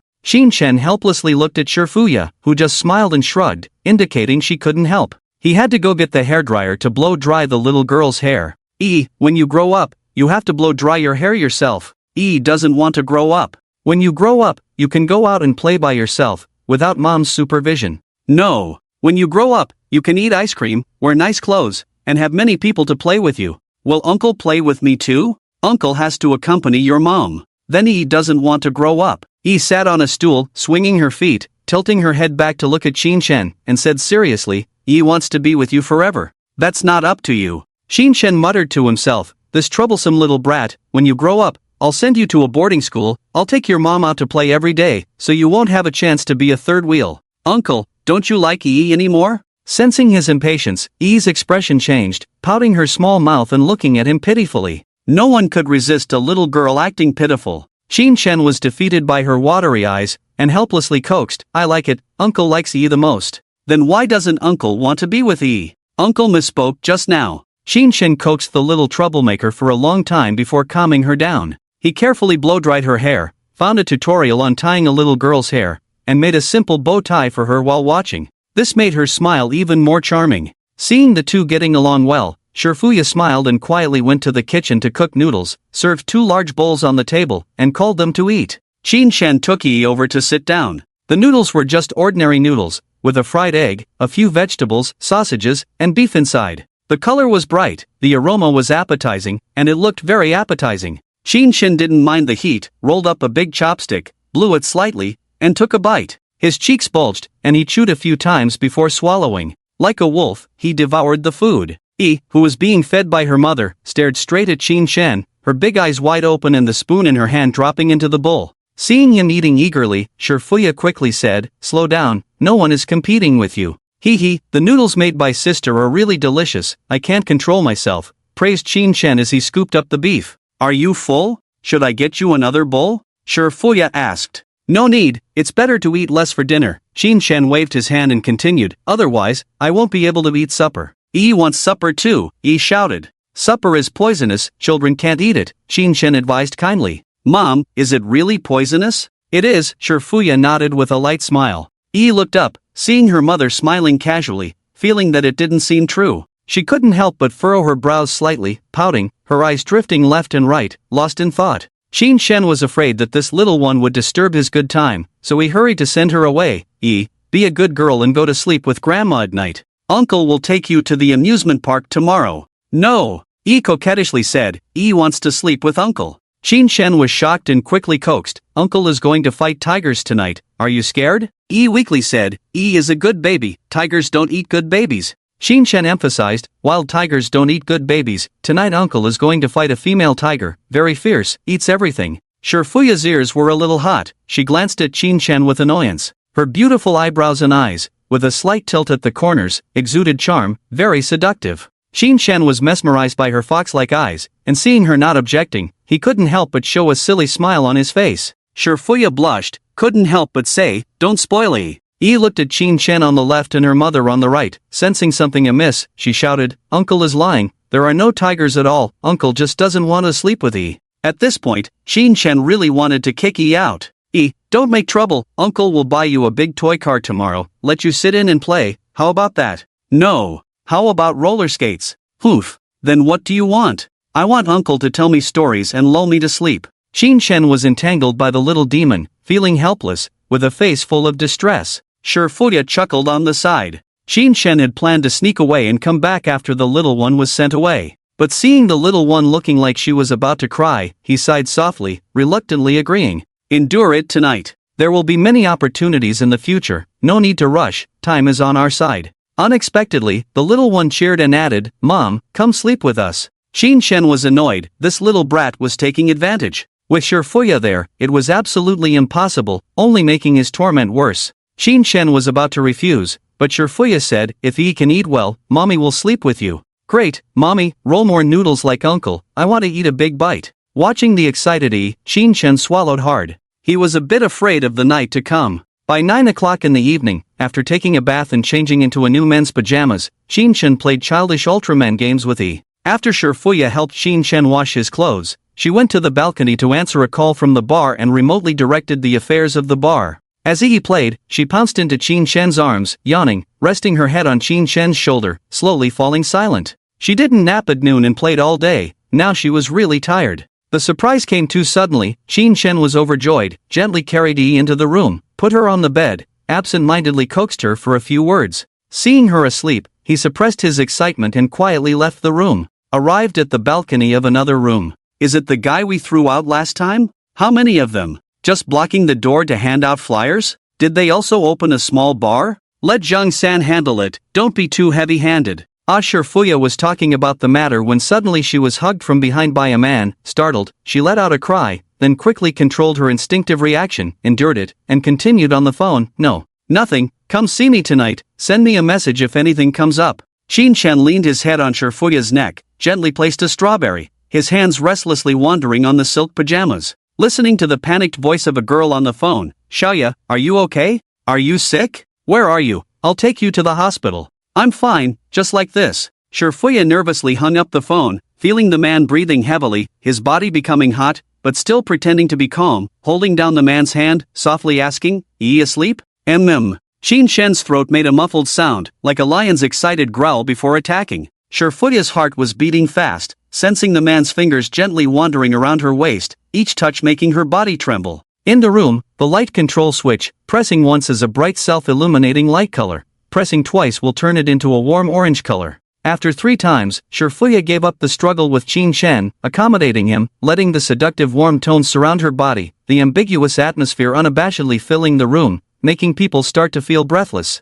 The two ended a round of PK. Qin Shen lay on the bed smoking, the woman next to him had no objections to his smoking. Unlike the passionate Xia Teng, Shifuya was too accommodating, allowing herself to be willful, allowing everything, without bottom-line accommodation. Watching her gently wipe the sweat for him, Qin Shen completely lost his temper. Sis, if you spoil me like this, I will become bad. I didn't expect you to be that good anyway. The next morning, 7:30 a.m., Qin Shen woke up and found Shifuya was not by his side. He got up and went to the next room, seeing her holding sleeping. Qin Shen didn't disturb them, simply washed up, and went downstairs. He planned to have breakfast downstairs and bring back a loving breakfast for them. On an early autumn morning, the temperature was just right, the air was fresh and refreshing. The sun rose early, shining warmly on the body. As he walked out of the neighborhood, more people appeared on the street, workers rushing to work, elders taking children to school, and elderly people coming out to buy groceries. Qin Shen stood at the entrance of the neighborhood, enjoying the peaceful scene.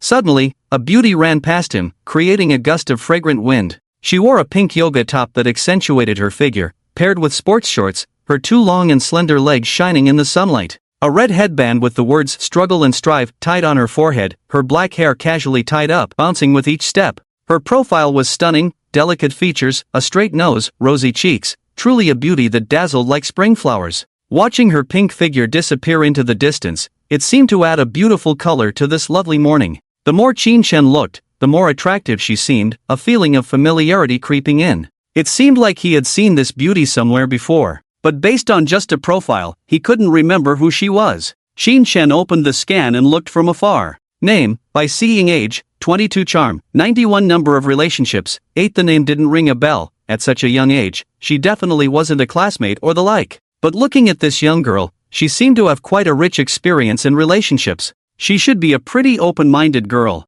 Qin Shen didn't have much thoughts about her as a person, but he did have some thoughts about her running style. His back was a bit sore these days, having worked hard 3 times last night, increasing his favorability a bit. If this continues, he's afraid his body won't be able to handle it. Suddenly inspired, he wanted to exercise and go for a run. So he followed her, running behind the young lady. When she ran, he ran, when she walked, he walked. This made the young lady look back at him frequently. After Qin Shen had money, he felt good about himself, raised a clean smile, and nodded at her. This smile made the young lady a bit embarrassed, her eyes avoiding his gaze, shyly running away. Qin Shen thought he had scared her off, shook his head helplessly, and gave up the chase. He just thought the young girl was pretty, and it was pleasant to watch her run, so he followed for a bit. Since she didn't want to communicate with him, he couldn't force it. He walked slowly ahead, looking around for a breakfast shop on the street. Later, he noticed the young lady in front was running slower and slower, even looking back at him, as if hinting for him to catch up. Qin Shen smiled, didn't catch up, and continued walking at his own pace. Bai Xiying noticed the man suddenly stopped chasing her, so she stopped and waited for him to come over, smiling as she asked, "Hey handsome, you look familiar, have we met before?" As Qin Shen approached, he saw her beautiful face, like a rose just shedding its greenness, blooming with charm. Especially her bright peach blossom eyes, seeming to have flowing water inside, intoxicating and aesthetically pleasing, along with her sweet voice. Qin Shen remembered. When he used to deliver food, he had delivered meals to this girl several times in the past. At that time, she was wearing a flesh-colored yoga suit, as if she was live streaming at home. The thin fabric clung tightly to her body, showcasing her figure vividly with every move. It left a deep impression, along with her highly recognizable dimples and sweet voice. Qin Shen remembered her instantly, along with her 200-pound friend. That time, this beauty was as bold as she is now, asking if he, the delivery guy, could fix her computer because it kept lagging during her live streams. If her friend hadn't been so robust, he almost went in to help her fix the computer.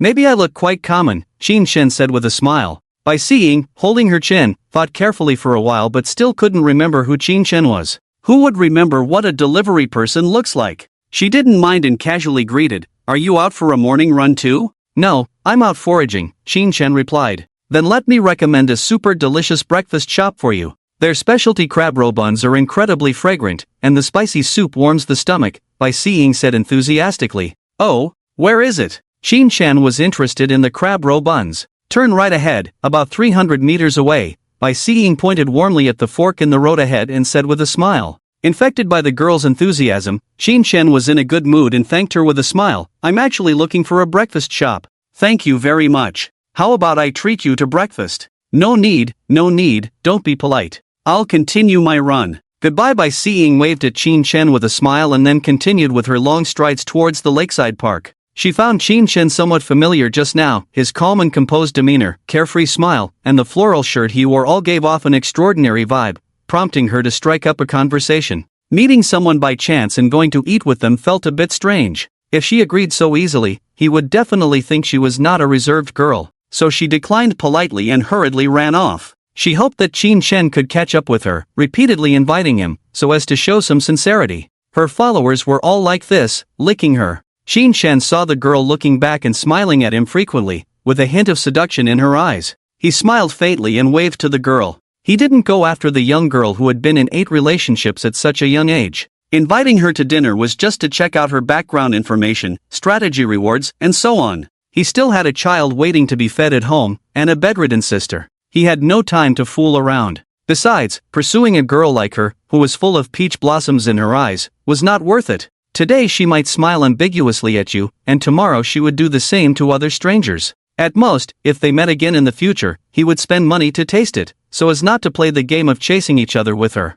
Besides, he now had 2 women living in his heart, and a little one. He couldn't accommodate other women for the time being. Qin Shen strolled leisurely for a while and found the steamed bun shop she mentioned. The shop was large, decorated with a distinctive style, resembling an ancient restaurant. The fluttering flags read, "Top Scholar Crab Soup Buns." There weren't many customers, with only 3 tables eating. Steamers on the stove emitted white smoke. Takeout orders were constant, and the exclamation "Oh my god" from little Yu was often heard. Qin Shen went in and found the price list. Looking closely, it read, crab soup buns, 20 each, small buns, 30 for a basket, 5 buns. He was shocked. This was too expensive, a bun costing 20 yuan. He remembered that in the past, 2 large meat buns and a soy milk only cost 5 yuan. In the past, a meat bun cost 3 cents, larger than a face. Were the buns here made of gold? Xin Shan ordered a crab soup bun to taste it. Sitting at the table with the bun, he followed the waiter's instructions, bit into the bun filled with soup, waited for it to cool slightly inside, then gently sucked a mouthful of soup. The soup was clear, not greasy, thick but not oily, and delicious. He swallowed the whole bun, the fragrant crab filling spreading throughout his mouth, with a salty granular texture, probably stir-fried crab filling. Whether it was worth the price, he didn't know, but the taste was indeed good. Expensive things had their reasons. Xin Shen was very satisfied, so he ordered 2 portions of large and small buns with soy milk to go. He also ordered 2 portions of fried dough sticks and tea eggs. He didn't care if the 3 of them could finish it. The total bill was 160 yuan. Xin Shen paid inside that times had indeed changed when he had to pay 100 yuan for breakfast. Shaking his head, he hurried back to Shifuya's home to prevent the buns from getting cold. Shifuya's home had a fingerprint lock on the door. Xin Shen's fingerprint was recorded yesterday. Upon entering, Xin Shen found that Shifuya had not yet woken up, but Yi was awake, sitting alone in the living room reading children's books. When the little girl saw him return, she ran over and whispered, "Uncle." Xin Shen rubbed the little girl's head and whispered, "Go wake your mom up for breakfast." "Mom usually sleeps in the morning, we can't disturb her," Yi said in a hushed voice, looking serious. Her appearance was obedient and sensible. Xin Shen glanced at the half-open door of the room. He saw Shifuya's graceful figure still lying on the bed, a thin blanket outlining her enticing curves. Xin Shen's heart stirred. He laid out breakfast on the table, handed Yi a pair of chopsticks, regardless of whether she could use them, and said, "Yi, eat first. Uncle will go ask Mom if she wants to get up." With that, he walked into Shifuya's room, closing the door behind him. Yi furrowed her little brows slightly. She was afraid that Xin Shen would disturb her mother's sleep, and even more afraid that her mother would get angry and scold her uncle. When the time came, she didn't know whom to help. She stared straight at the closed door, a hint of worry showing on her cute little face. "Darling, wake up." Xin Shen came to the bed excitedly, bent down, kissed Shifuya's pretty face, and whispered softly in her ear. The beauty on the bed made an indistinct murmur, her long eyelashes trembling slightly, but she still had no intention of opening her eyes. Her graceful body moved slightly on the bed, as if protesting against being disturbed in her beautiful dream. With her eyes closed, she lost her enchanting charm, but exuded endless tenderness and gentleness. Half-curved phoenix eyes hide amber, and cherry-red lips. Xin Shen looked at her delicate face and the kiss marks on her collarbone. Unable to resist, he lifted the thin blanket and covered her with his hand. Shifuya was sleeping soundly at this moment, feeling someone teasing her. She opened her eyes drowsily and saw her man. First, she glanced at the closed door, then reached out her fair hands and actively wrapped them around Xin Shen's neck, opening a pair of beautiful fox eyes and softly saying, "Little brother, don't be naughty." Just a little. Xin Shen sniffed the faint fragrance on her body, slowly pulled off the thin blanket, and got into bed. Shifuya gently dissuaded, "It's not good for the body to be too frequent." "It's okay, we're not there yet," Xin Shen said confidently. "It's not good to be hungry. I'll go make breakfast for you first, and then we'll talk," Shifuya coaxed softly. "No need, I've already bought breakfast," Xin Shen said proudly. Shifuya had no choice but to gently pinch Xin Shen's face. Just then, there was the sound of someone turning the doorknob outside. "Uncle, open the door quickly and let Yi come wake up Mom," a mischievous child shouted outside. "Yi, go eat first, come back after you're full." Xin Shen was startled and hurriedly responded, "Yi wants Mom to feed her," Yi continued to shout. Xin Shen got angry and simply ignored Shifuya and pounced on her. Shifuya smiled and used her knee to stop him. "Little brother, let's eat first." Xin Shen looked aggrieved. "Sis, how can you bear it?" Shifuya used a little trick and gently pushed Xin Shen down with her foot, coaxing softly, "Yi is still young, she can't go hungry. After she finishes eating, I'll take her to Grandma's house, okay?" Xin Shen was so angry that he gritted his teeth and said, "Sis, you mentioned that international private school before, it's boarding from elementary school, right?" "Yes, but I don't plan to send Yi there now." "Why?" "Because Sis is rich now." Shifuya hugged Xin Shen's neck, kissed his forehead, and said with a smile, "I have time to accompany her now, so I don't need to consider whether it's noble or not. As long as she's happy, she can go to any school. You will help me take care of her, right?" Shifuya affectionately rubbed against Xin Shen's face and asked softly. Thinking about the days ahead, with Yi following Shifuya everywhere, he would have to compete with Yi to be happy with her mother. He suddenly felt extremely desperate. Squeezing out a smile that wanted to cry but couldn't, he replied, "Of course, I will raise her as my own daughter." Shafia chuckled lightly, knelt in front of Qin Shen, her beautiful eyes flashing with a hint of cunning. "Should I let Yi call you daddy?" Qin Shen was stunned, caught off guard by Shafia's sudden attack. Qin Shen really liked Yi. This little girl was obedient and cute, innocent and lively. Her running and jumping made people feel happy. Sometimes he also wanted a daughter like her. But the time was too short. Qin Shen was not ready to be a father yet. After all, being a father is completely different from being her uncle. As an uncle, all you need to do is spoil her, but as a father, you have to worry about her food, clothing, shelter, education, and future. Qin Shen felt that he couldn't do it. He couldn't promise something he couldn't fulfill. So he chose silence once again. Shafiya saw his dilemma and suddenly smiled lightly, saying, "Silly little brother, I was just joking, don't think too much." Qin Shen knew she wasn't joking. Since he had decided to be with this woman, dealing with her daughter was inevitable. Instead of letting her hide her feelings, it was better to talk openly. "Sister, I also want to be Yi's father, but..." Shafiya gently covered his mouth with her hand, stopping his explanation, and said with a smile, "No need to say, sister understands your difficulties. Sister has no unreasonable thoughts. Yi has you as her uncle." Shafiya knew very well that as a wealthy young man, regardless of his willingness, his family would never allow him to adopt a non-biological daughter. Their relationship was destined to be kept secret. Perhaps he would agree to let Yi call him dad at home, but outside, he could only be her uncle. This was undoubtedly cruel for Yi, better off always having him as her uncle. The reason she asked that probing question contained a glimmer of hope. If he could really be Yi's father, allowing the two of them to step out of the shadows and live openly in the sunlight, how wonderful would that be? But reality was always so ruthless. From his deep eyes, Shafiya saw his struggle and dilemma. She retreated. Her uncle was fine, she should be content. Qin Shen had no idea what Shafiya was thinking. He found this woman understanding and caring, and even after rejecting him, he didn't lose any affection for her, instead comforting himself.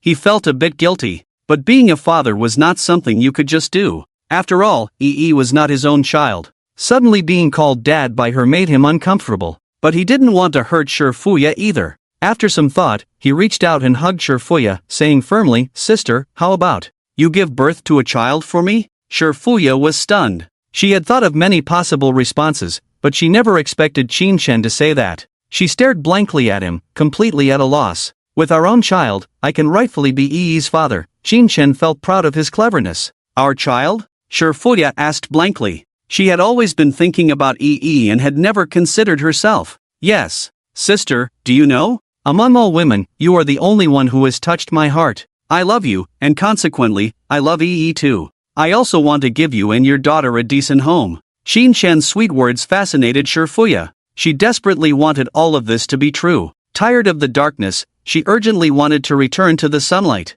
Carefully, she asked, "Aren't you worried about what others might say?" "Of course, but you are my woman, a little gossip doesn't matter." Qin Shen smiled and said, "Besides, our child can call Yi's sister." Yi can't call me uncle anymore, right? Isn't that better? Listening to the man's joke, Shafiya was deeply moved. If everything happened as he said, with a child, the two of them could openly be together. Yi would have a father, and he would have his own child. Wouldn't all problems be solved? However, all of this depended on this man staying alive.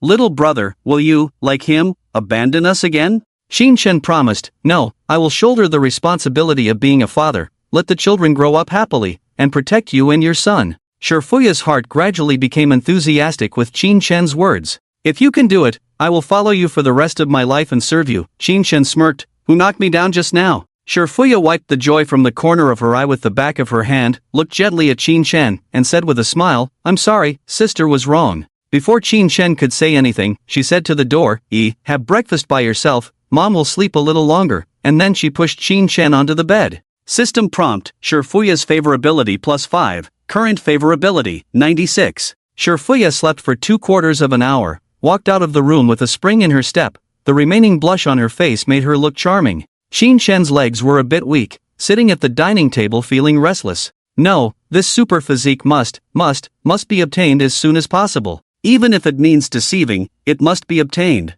"Uncle, did mom hit you?" Yi ran over, seeing Qin Shen looking listless, reached out her little hand to touch his cheek, and said with concern, "Mom was very fierce this morning, Yi didn't dare to disturb her." Yes, Mom was very fierce, Qin Shen said with lingering fear. Next time Mom hits you, you cry, then Mom will stop, Yi whispered in Qin Shen's ear, imparting her experience. What if I can't cry? Qin Shen asked curiously. The little girl earnestly taught, you won't not cry, uncle, you cry first, and you will cry eventually. Such a young child, knowing how to fake cry? So, women are born to cry, is that right? Qin Shen felt he had gained a new understanding of women. What are you two talking about? So secretive, Shifuya walked out of the kitchen with hot buns, smiling. We're not talking about anything. Yi immediately climbed back into her child's chair, sitting obediently, and said, Yi wants to eat xiaolongbao. Didn't Yi eat just now? Shifuya asked. Yi wants to wait for Mom to eat together, Yi sweetly replied. Shifuya picked up a xiaolongbao, tested the temperature, put it on Yi's plate, and said softly, Yi is growing up now, she needs to learn to eat by herself. Yi grabbed the bun with her hand, vigorously shaking her head, Yi doesn't want to grow up. Qin Shen looked enviously at Shifuya helping Yi wipe her mouth, peel the tea egg for her, feeling a myriad of emotions. It's better to be a child, carefree, eating and drinking, and having someone feed you. Anything can be solved by just shedding a few tears. Shifuya caught Qin Shen's gaze and smiled as she peeled an egg for him. Little brother, you should eat one too, replenish yourself. Qin Shen rubbed his waist, took a fierce bite of the egg, and said, you wait, one day, I will make you replenish yourself too. He felt his masculinity was being questioned and wanted to prove it at that moment. Shifuya chuckled, suddenly remembered something, glanced coquettishly, and cautioned, don't take medicine randomly, it's not good for your health. Don't worry, I don't need to take any medicine at all, Qin Shen insisted. He noticed that Shifuya seemed to have become much more cheerful. Previously, she was reserved and calm. Except for Yi, she seemed indifferent to everything else, but now her smile was becoming more lively, and her speech was increasingly feminine. She even learned to tease herself. Is uncle sick? Yi, worried upon hearing about medicine, asked.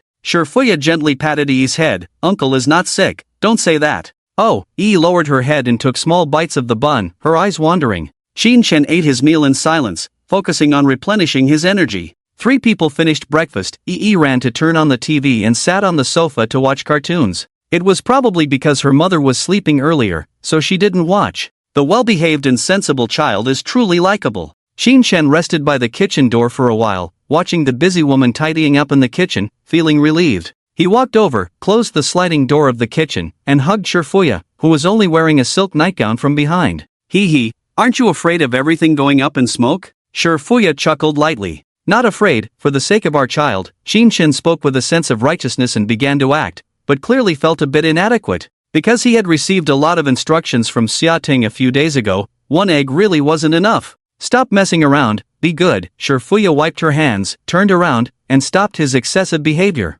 Qin Shen, seeing no chance, stopped fooling around. After hugging for a while, smelling the faint fragrance of the woman, he couldn't help but worry. Sis, what if we can't have a child? Hee, that's not my concern. Yi has proven that I can give birth. If there's a problem, it must be yours. Shifuya's curved eyes were full of gentle teasing. Qin Shen was choked up, wanting to prove himself, but his superhuman physique wasn't at hand, making him feel a bit uneasy. Shifuya comforted him by rubbing his cheek with her cold little hand, saying, be good, it's okay. With medical technology so advanced now, if you're anxious, we can go for IVF. Qin Shen inexplicably became nervous. Hearing Shifuya's words, it seemed like they could have a child at any moment. The feeling of suddenly becoming a father was irresistible, like needing to pee but not being able to. Shifuya glanced at him, not letting him off, and asked softly, do you want a boy or a girl, or twins? Qin Shen asked blankly, can we choose? Shifuya smiled meaningfully, I don't know either, you can go to the hospital and ask. Let nature take its course, as long as the child is as well behaved as Yi, Qin Shen said in a panic. What? Don't you have confidence in your own genes? Shifuya lifted Qin Shen's chin with her hand, with a mischievous smile. The two were very close, separated by 2 thin pieces of clothing, yet they could feel the softness of the woman's body. Qin Shen got a little angry. Rest assured, I can definitely give birth to a super baby for you. Shifuya provocatively said, I'll wait and see. You wait. Qin Shen knew that things would definitely go wrong if he continued like this, so he decisively left a harsh word and sneakily went to watch cartoons with Yi. He paid no attention to the piercing laughter behind him. Qin Shen watched the cartoon for a while. He thought the Wang Wang teen was actually quite good, telling the story of a little boy and 5 rescue dogs helping others. The content was positive, the plot exaggerated, and very eye-catching. with the little girl beside him watching and shouting, "Mau Mau, Archie, rescue, go." Shifuya brought over washed grapes and placed them on the table, watching together. Shinshin suddenly felt that watching cartoons was also a joyful thing. A virtuous wife, a well-behaved daughter. If it weren't for the worldly noise, he truly wished to continue living this simple life. But life is always full of troubles. Shinshan's phone kept ringing. The first call was from Wang Gang, saying he got the car. Xiating was also at the 4S store, asking what to do? What to do? You ask me, who do I ask? After careful consideration, Shinshin decided to let Wang Gang ask Xiating if she wanted to come watch cartoons together. Wang Gang straightforwardly asked. The answer was that Miss Xia seemed very angry and drove away. Shinshin hung up helplessly, about to send a message to appease her, when the second call came in. It was Cho Lily who called, agreeing to be a nanny housekeeper and asking about today's work arrangements. Shinshin's villa hasn't been bought yet, so where are the work arrangements coming from? He asked Cho Lily to come here first to introduce herself and also to explain the future arrangements for picking up and dropping off EE. The third call was from the agent, confirming the appointment with the landlord to sign the contract at 1 p.m. The fourth call was from Jiang Manhwa, saying she was alone in the hospital and wanted to drink milk tea. Shinshan was momentarily confused. What the heck? What does it have to do with me if she wants to drink milk tea? Who are you? Are we familiar with each other? Shinshan asked in confusion. This made Shifuya and EE next to him turn their heads to look at him. Shinshan, I know you still love me. I've seen your behavior over the years. Are you deliberately trying to provoke me recently? Do you want me to break up with others and be with you sincerely? Fine, I promise you, from now on, I will only treat you well. Shinshin quickly tried to hypnotize her to forget about himself. However, he realized that hypnosis required direct eye contact, which gave him a headache. He interrupted Jiang Manhwa's incessant confession and begged, "I'm sorry, it was my immaturity that led me to be interested in you. I won't pursue the money I spent on you these years. Let's forgive each other, okay?" To his surprise, Jiang Manhwa's voice grew louder, piercing his eardrums with sharp soprano. "I've deleted everyone else for you. What else do you want from me? Do you want me to strip naked and stand in front of you for you to forgive me?" Shinshin really wanted to tell her, "Even if you strip naked, I won't look at you." "Stop, Jiang Manhwa. I'll tell you one last time, I don't want to see you again, please don't harass me in the future." "Shinshan, are you still a man? Your girlfriend was beaten into the hospital, and you don't even care to look, and you want to break up with me? We have absolutely no relationship from start to finish. I warn you not to speak nonsense." "Fine, since you want to cut ties with me, then give me 2 million, and I won't bother you again. Take a look at yourself. What makes you worth 2 million? Shinshan chuckled in anger. Is there really such shameless person in the world? Despite all the excessive things she did, she still came asking for money? Does she really think the world revolves around her? You have 3 days. If you don't pay, get ready to become famous online, Jiang Manhwa threatened before hanging up. Shinshan listened to the busy tone on the phone, his fingers turning white from being clenched. At that moment, he really felt the urge to get rid of that woman. Once someone suddenly becomes rich, the people around them will turn envious. The closer the relationship, the more they feel entitled to benefit from them. In the first hospital, in a regular ward, Jiang Manhwa lay on the hospital bed, gritting her teeth as she flipped through her past records. She couldn't accept being dumped just because her lickspittle suddenly had money. Even though they never officially dated, they had been chatting for so many years, and he had been fantasizing about her for so long. He should compensate her for the loss of her youth. And she wasn't asking for much. He won 9 million, what's wrong with giving her 2 million? If Shinshin didn't pay, she planned to go to his parents and tell them how their son had mistreated her. She would also sit outside Shinshin's house and cause a scene. If after exhausting all means he still refused to pay, she would send the chat records to everyone around Shinshin, letting everyone know how despicable he used to be. Is it the same woman as last time? Shifuya, seeing Shinshin's unhappy expression, asked with concern. Yes, Shinshin frowned and nodded. Do you want me to handle it for you? Shifuya smiled slightly. How would you handle it? Shinshin asked in confusion. You don't need to know. Anyway, she definitely won't come bother you again, Shifuya said lightly. The last time she saw that woman, she had already planned how to educate her, but out of respect for Shinshin, she didn't act. Now that she came to her door, there was no reason to let her off. Any means could be used to deal with such disgusting people. Shinshin looked at the woman in front of him with a smile on her face, feeling secretly alarmed. He now realized that this seemingly virtuous and gentle woman was once his elder brother's woman and had many tricks up her sleeve. After some contemplation, Shinshin chose to refuse. Not because he was soft-hearted, but because he was worried about Shifuya's safety. Some things, once investigated deeply, could easily be uprooted, very dangerous. He was a law-abiding citizen and couldn't act recklessly. Moreover, a woman like Jiang Manhwa didn't seem like a decent person at all. She must have some handle on her that could be checked first. Xincheng took his phone, thinking about who would be suitable to handle this matter. Coincidentally, Kyulalai had just arrived at the door. Xincheng immediately went to open the door. "Hello, boss," Kyulalai greeted, bowing slightly with her hands clasped in front of her belly. "Good morning, Xiujie, come in and have a seat. I have something to ask you." Xincheng smiled at her. Kyulalai carefully changed into slippers and walked into the house, which was obviously not a wealthy residence. After a quick look around, the house was not large but clean and tidy, with a strong feminine touch and signs of regular cleaning. Seeing the beautiful woman on the sofa and the child next to her, Kyulalai immediately understood. She guessed that this was probably the boss's hidden mistress outside, and should also be one of his mistresses. She immediately bowed and said with a smile, "Madam Qin, I am the housekeeper of Mr. Qin. Please take care of me in the future." It didn't matter if she said the wrong thing, saying the right thing could leave a good impression.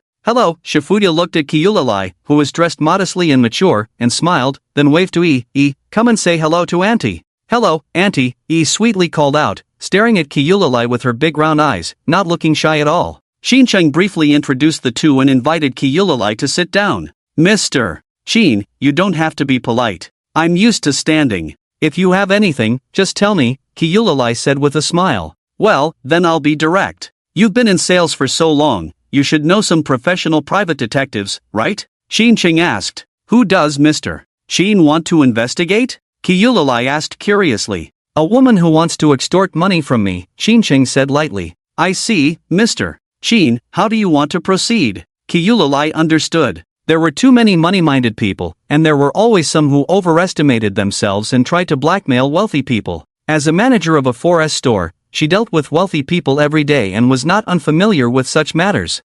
Go play in the room." Shifuya didn't want to hear the following conversation, so she promptly sent her to the room. Said, "Oh," and took her book, obediently returning to the room. Xincheng watched her close the door and calmly said, "From what I understand, that woman probably had relations with a group of men before. I want to hire a private detective to gather evidence of her past illegal activities and then hand it over to her current boyfriend to report to the police. Do you understand what I mean?" Kyulalai's expression became serious, nodding in agreement. "I understand. As long as she has really committed illegal acts, I can definitely help find relevant evidence to ensure she receives the appropriate punishment." As a manager, Kyulalai knew many people. Dealing with such morally corrupt women, even if there was no evidence now, she couldn't guarantee they wouldn't make mistakes again soon. As long as the other party wasn't some rich young lady or noblewoman, investigating would be effortless. "Alright, then I'll leave this matter to you. Can you handle it in 3 days?" Xinchen said calmly. "The time is a bit tight, and it might be a bit troublesome to operate." Xiao Lily looked hesitant. "Investigating is simple, but if nothing is found, everything will have to be replanned."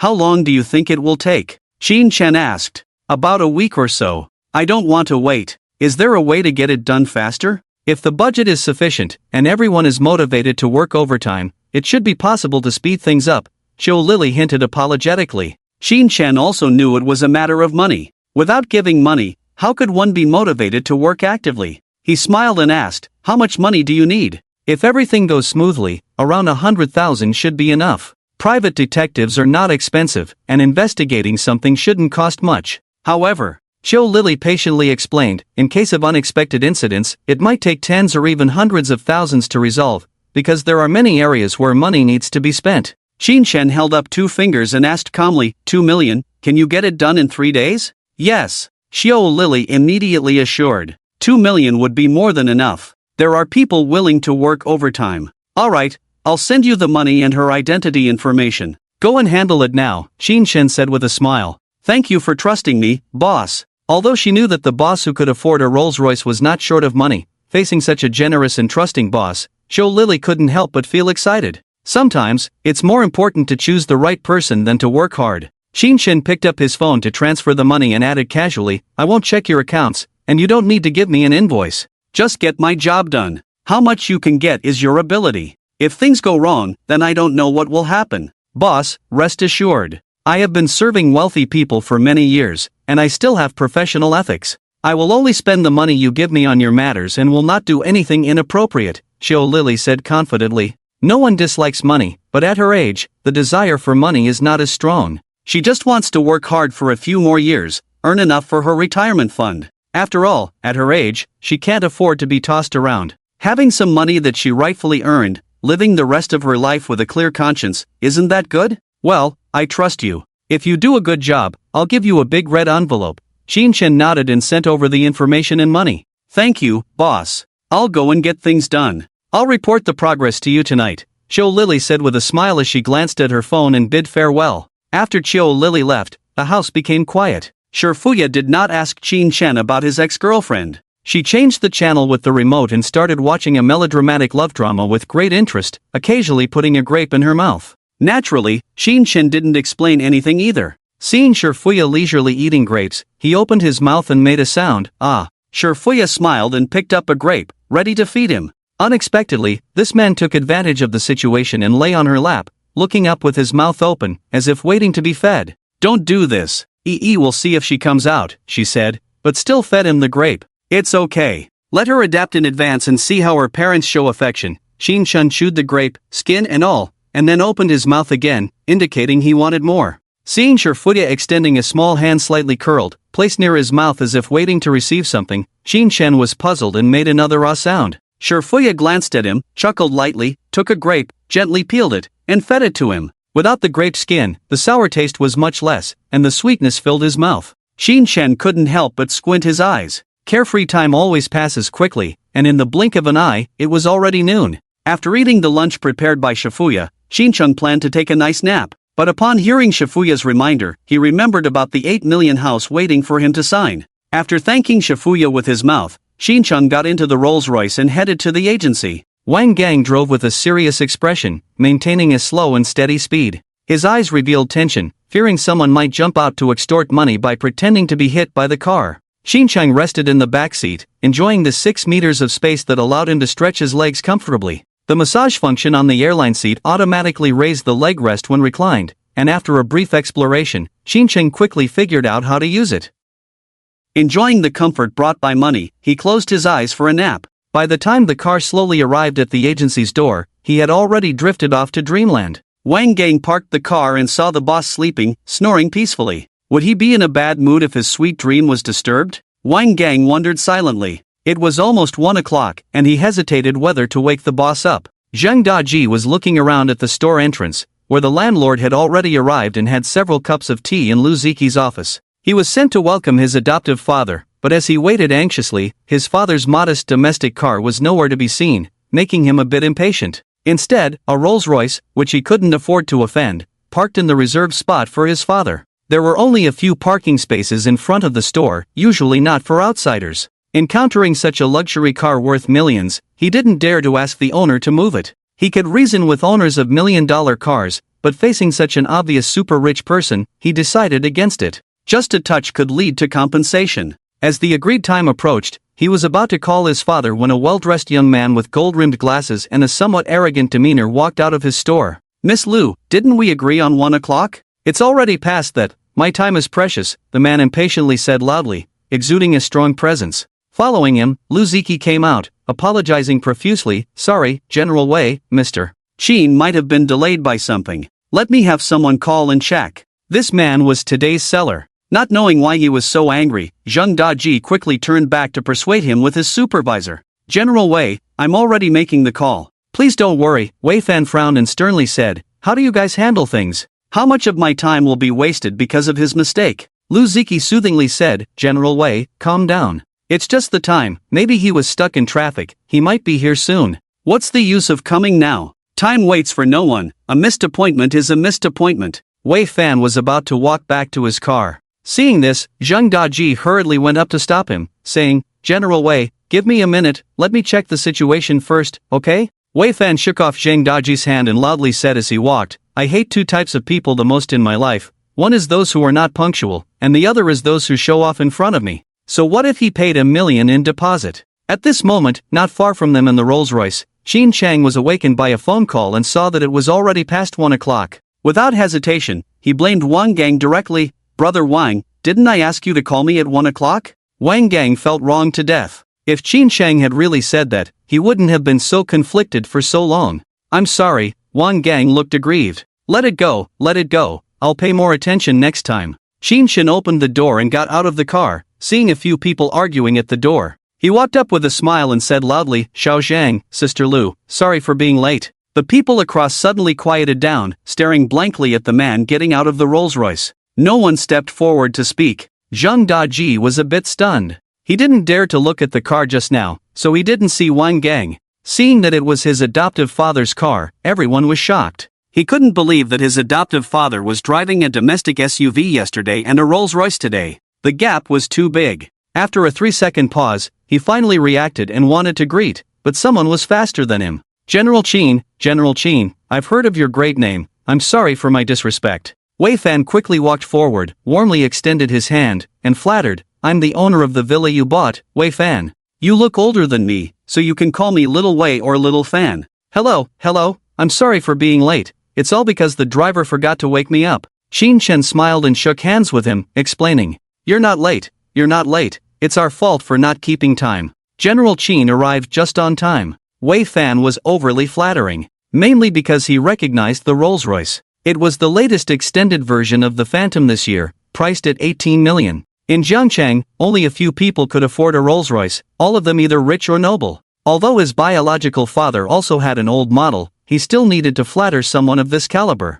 Lu Ziqi's eyes lit up when she saw Qin Shen's car. She hurried over and held Qin Shen's hand, coquettishly saying, I've been waiting for General Qin, I was getting anxious. Without letting go, she then hugged Qin Shen's arm and said, Come in and have a seat, I'll make tea for you. Feeling the overwhelming enthusiasm, Qin Shen exchanged pleasantries with them, and the two of them escorted him into the store. Zhang Daji was unable to utter a word about his adoptive father, his face turning red with embarrassment. After half an hour of chatting and socializing, Qin Shen learned that Wei Fan was a typical second-generation rich kid with 2 older brothers and a younger sister. He was not favored in the family and was cut off financially by his father for going out and partying all the time. His father arranged for him to work in the company, but he refused. So he decided to sell the house his father gave him and start his own business. Qin Shen didn't care why he was selling the house and directly signed the purchase contract. The full payment for buying the house was not too complicated, just online signing, transfer of ownership, and tax payment.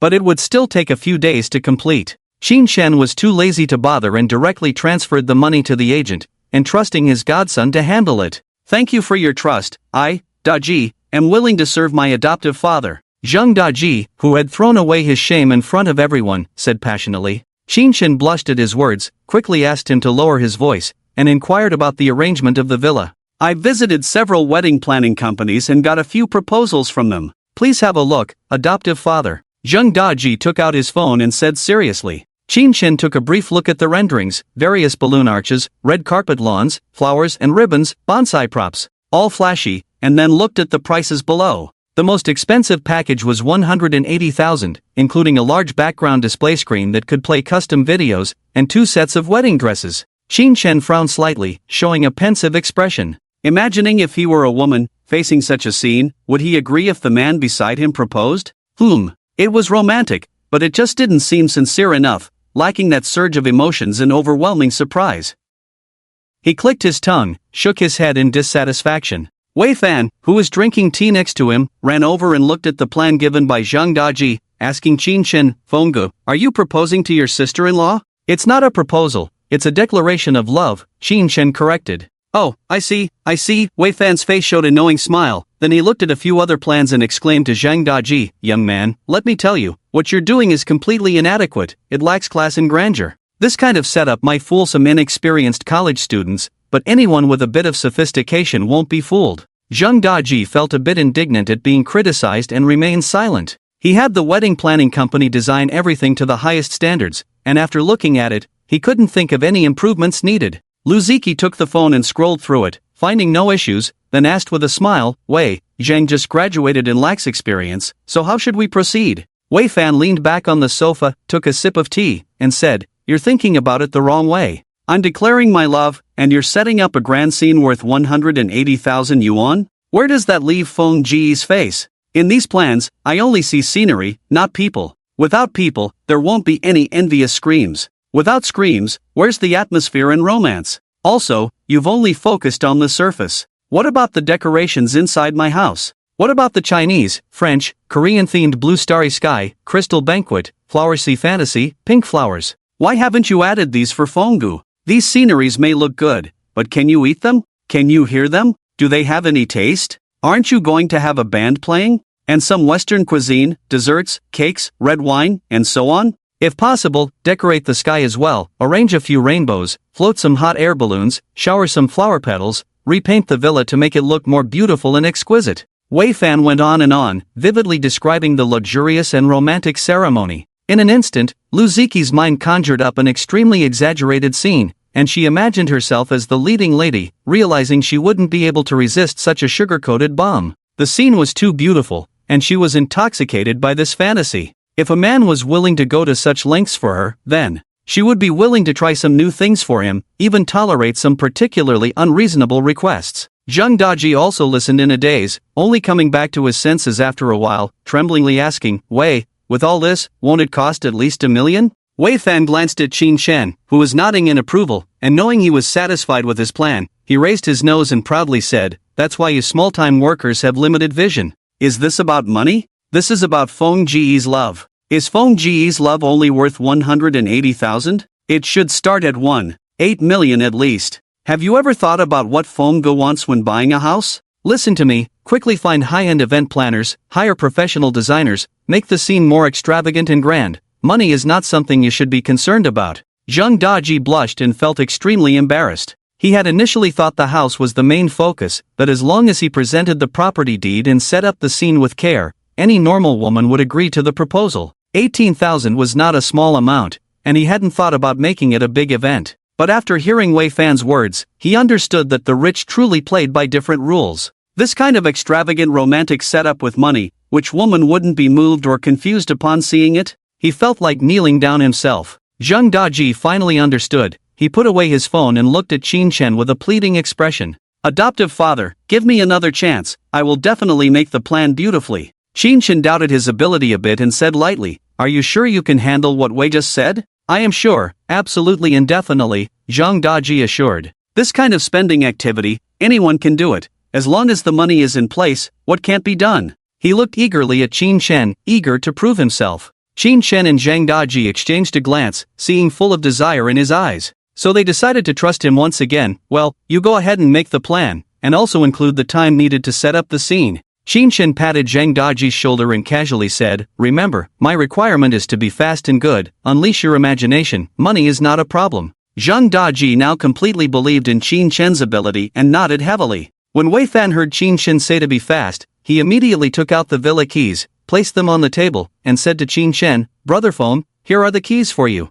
It will take 5 or 6 days for the house transfer procedures to be completed. During this time, you can have people come and set up the scene. Hee, thanks, brother, Qin Shen smiled. Hearing himself upgraded from Mr. Wei to brother, Wei Fan smiled brightly. It's nothing, it's my honor to help brother Feng. With the matter settled, Qin Shen got up to bid farewell. He added Wei Fan as a friend and made plans to hang out when they were free. In Lu Ziqi's reluctant gaze, he got into the Rolls-Royce without any nostalgia. He instructed Wang Gang to return to the Shifuya family. On the way, Qin Shen suddenly remembered a school beauty he hadn't comforted yet, so he quickly sent a message to Xia Ting. Qin Shen, baby, are you still angry? Xia Ting, has your big baby finished accompanying you? She is just my sister, not my baby, only you are.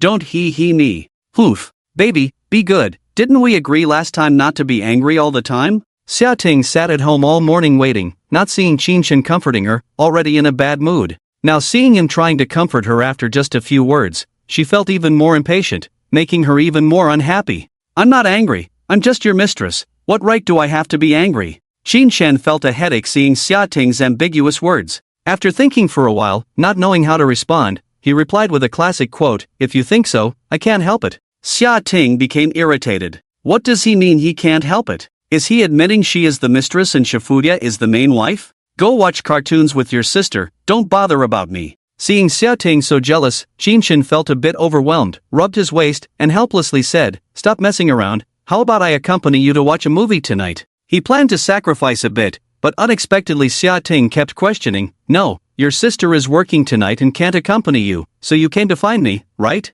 Am I just a substitute in your eyes? This morning, you asked me to go to her house to serve you together. What do you think I am? Have you ever considered my feelings? Faced with the school beauty's accusations, Qinshen felt somewhat helpless. He gave his all by giving her a car and a house, but this woman not only didn't appreciate it but also acted willfully and irrationally, getting angry and jealous for no reason. Compared to the gentle and generous Shifuya, she seemed like a child. The most crucial point was that, seeing her like this, it seemed like she was very averse to Shifuya. Qinshen's beautiful dream shattered, feeling very sad and not wanting to say a word. He decided to wait for the villa to be ready and then make a passionate confession. Stir up a big wave. If she still doesn't warm up to him, then it's over. Maybe what she wants, he can't provide. On the other hand, Xia Ting, seeing that Qinshen was not responding, felt that she might have been too harsh. Just as she was hesitating whether to apologize, she suddenly thought that he might be lying in another woman's arms at the moment, being intimate with her.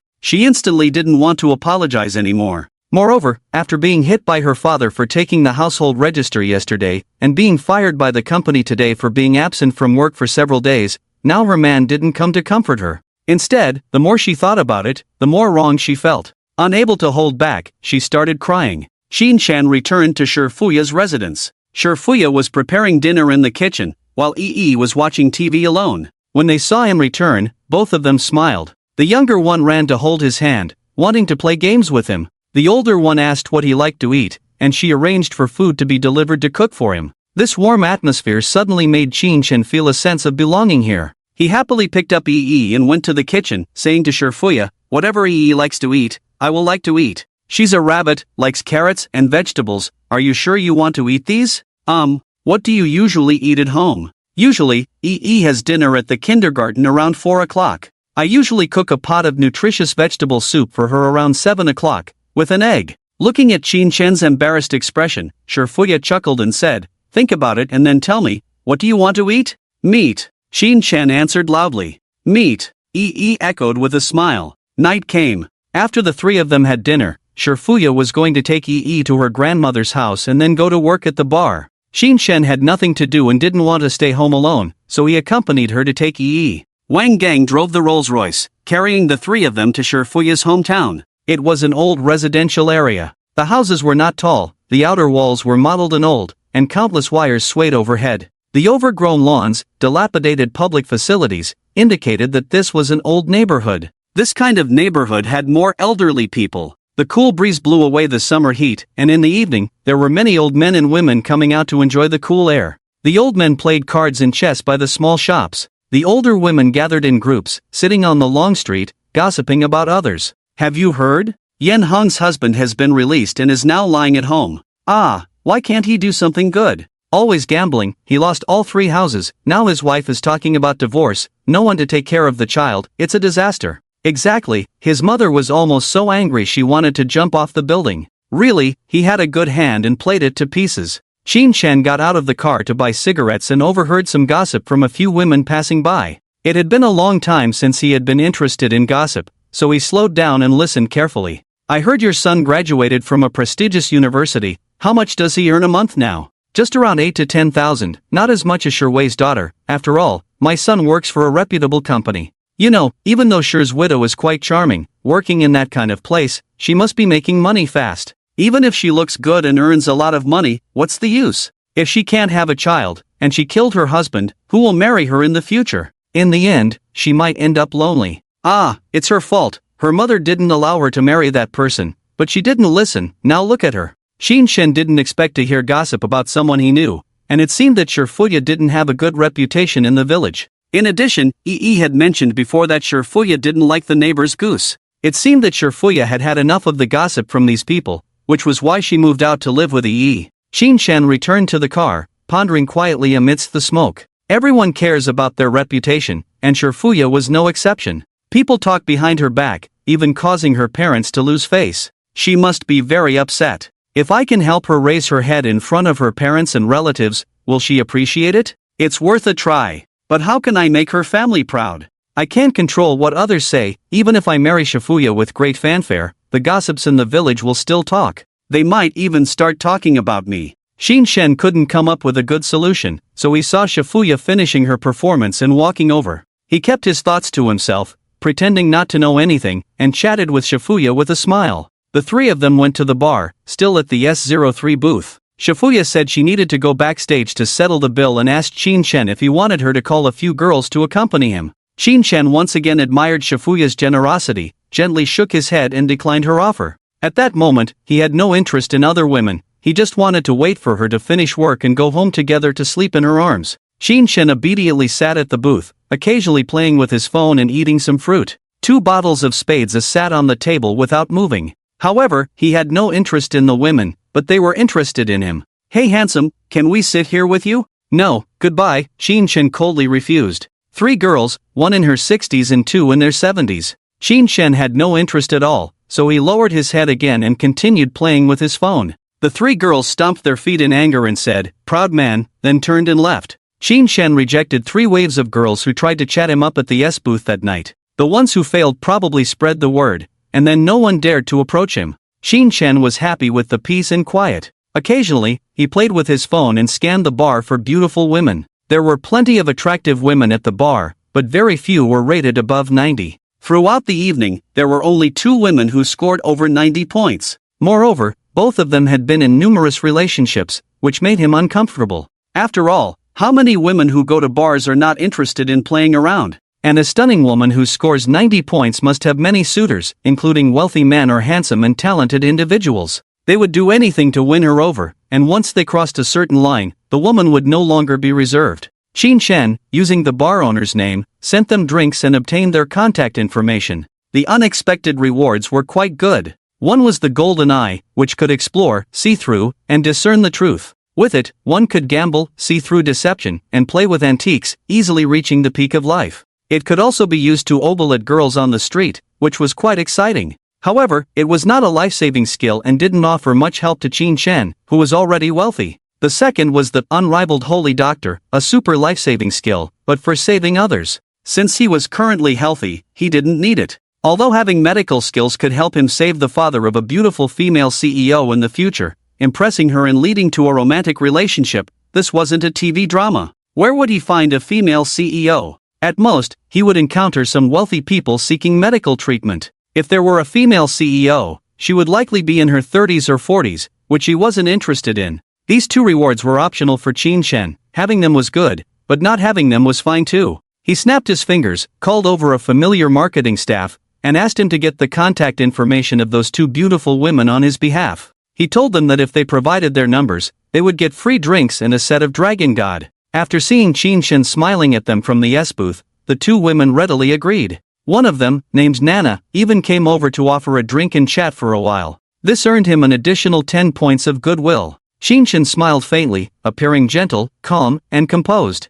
No excitement at all for seeing beautiful women. This made Nana feel that the handsome guy in front of her was a wealthy man with a broad knowledge. She wanted to approach him, but her boyfriend was waiting for her below, so it was not appropriate to be too forward. Plus, the man in front of her seemed not very interested in her, so she just exchanged a few words and left. Shin Shen's motivation was not very strong at the moment, so he did not engage deeply with her. After she left, Shin Shen suddenly noticed a girl in the bar who had never been in a relationship. He was surprised, and upon closer inspection, her charm was less than 70. In the dimly lit environment, she was dressed provocatively, and judging by her figure alone, he almost deceived himself. He shook his head and looked away. Seeing the number 0, he remembered Zhong Wanwan, who he had forgotten. These days, he had been immersed in the tenderness of Shifuya and almost forgot about her. Thinking that tomorrow was Friday and the little rabbit was about to be born, he became excited. It seemed that he needed to save some energy tonight, in case he was criticized for eating spicy hot pot tomorrow. It was already 11:30. Cho Lily sent today's progress report. President Shin, I have hired 3 private detectives and obtained her personal information, home address, and recent life situation. I didn't find her work information, but she has a lot of debt, mostly small loans, totaling 200,000. From some photos in her social circle and online posts, it seems that she buys branded clothes, jewelry, and bags with the loans. According to the investigation, she has a record of checking into hotels with her ID card over 200 times, sometimes with different people. We also found records of her abortions and cosmetic surgeries at the hospital, as well as expenses at entertainment venues. There are also ongoing cases of marriage fraud. The related illegal videos will be found as soon as tomorrow morning. If nothing is found, the detectives will try to gather information from the hotels they have visited. Qin Shen looked at the pile of reports and marveled at the methods of private detectives, while also feeling satisfied with Chiu Lily's work. I understand. Once you have the information, hand it over to her current boyfriend, Bao Hongbiao, and then observe his actions.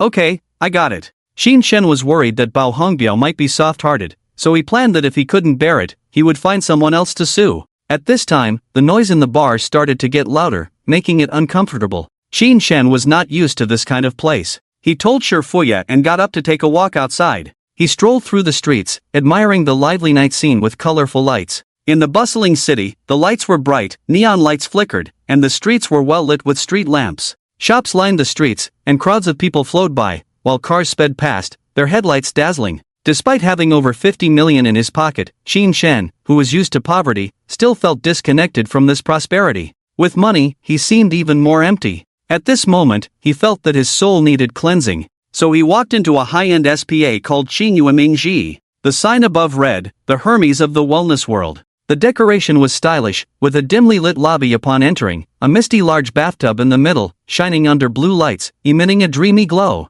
Some elegant bonsai trees and stones were placed nearby, pleasing to the eye. Two sweet-looking girls in professional suits stood at the front desk, welcoming him with smiles. "Hello, sir, welcome to Qinyuemingji. Are you alone?" Qin Shen knew without looking that the system would only give these girls a score of 70 to 80, not 90. Alone. Do you have a reservation? Have you been to our store before? Although Qin Shen was doing it for the first time, he concealed it very well and did not show any signs of nervousness on the surface, because he had previously strategized at the bar how to act like a seasoned veteran. That is, speak less and go with the flow. Okay, you can take a look at the packages here. The relaxing SPA is originally priced at 399, but for members, it's only 320. The receptionist handed the price list to Qin Shen, scanning it at a glance. What meridian adjustment for 468, lymphatic drainage for 699, Thai massage for 888, and finally an immersive high-end SPA for 1888. Qin Shen casually asked, "Is this 1888 legitimate?" The receptionist smiled and said, "Of course, it's legitimate. We don't have anything illegitimate here, sir." "Alright, I'll take the 1888 one." Qin Shen nodded in satisfaction. The receptionist's eyes lit up, and after paying, she smiled and bent down to guide him. "Sir, the room is on the 3rd floor, please follow me.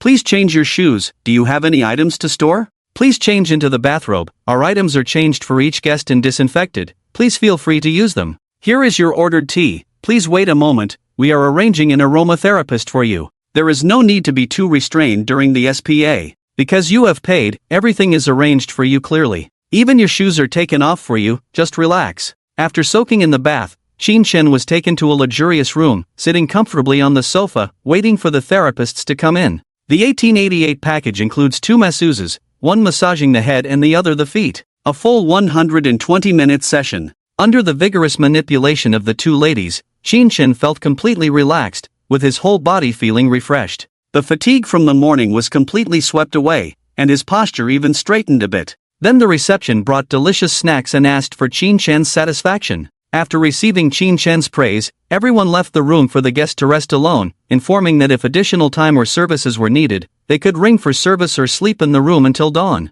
Qin Shen thought to himself, no wonder so many people like to come for a SPA, the service and attitude are really great, and the body indeed feels rejuvenated and relaxed. After resting for a while, Qin Shen left the club happily after Shifuya finished her work, and went to escort Shifuya home. On the way, Qin Shen recommended the neighboring health center to Shifuya, praising their professional health techniques. Upon hearing this, Shifuya asked considerately if she should learn the techniques to help with massages. Touched by her offer, Qin Shen said he had already learned and didn't need her to learn elsewhere. He could teach her himself. Back home, the energetic Qin Shen led the freshly bathed Shifuya to the room and gestured for her to lie down. Accommodating him, Shifuya allowed him to practice the Thai massage he had just learned that day. Thai massage involves large stretches and is quite intense. Accidentally, Shifuya's towel came off. Qin Shen felt guilty for his mistake and was almost in tears out of anxiety. A night of silence. Early the next morning, Qin Shen urgently asked Zheng Daji if the plan was ready. If he didn't hurry to confess his love to Xia Ting,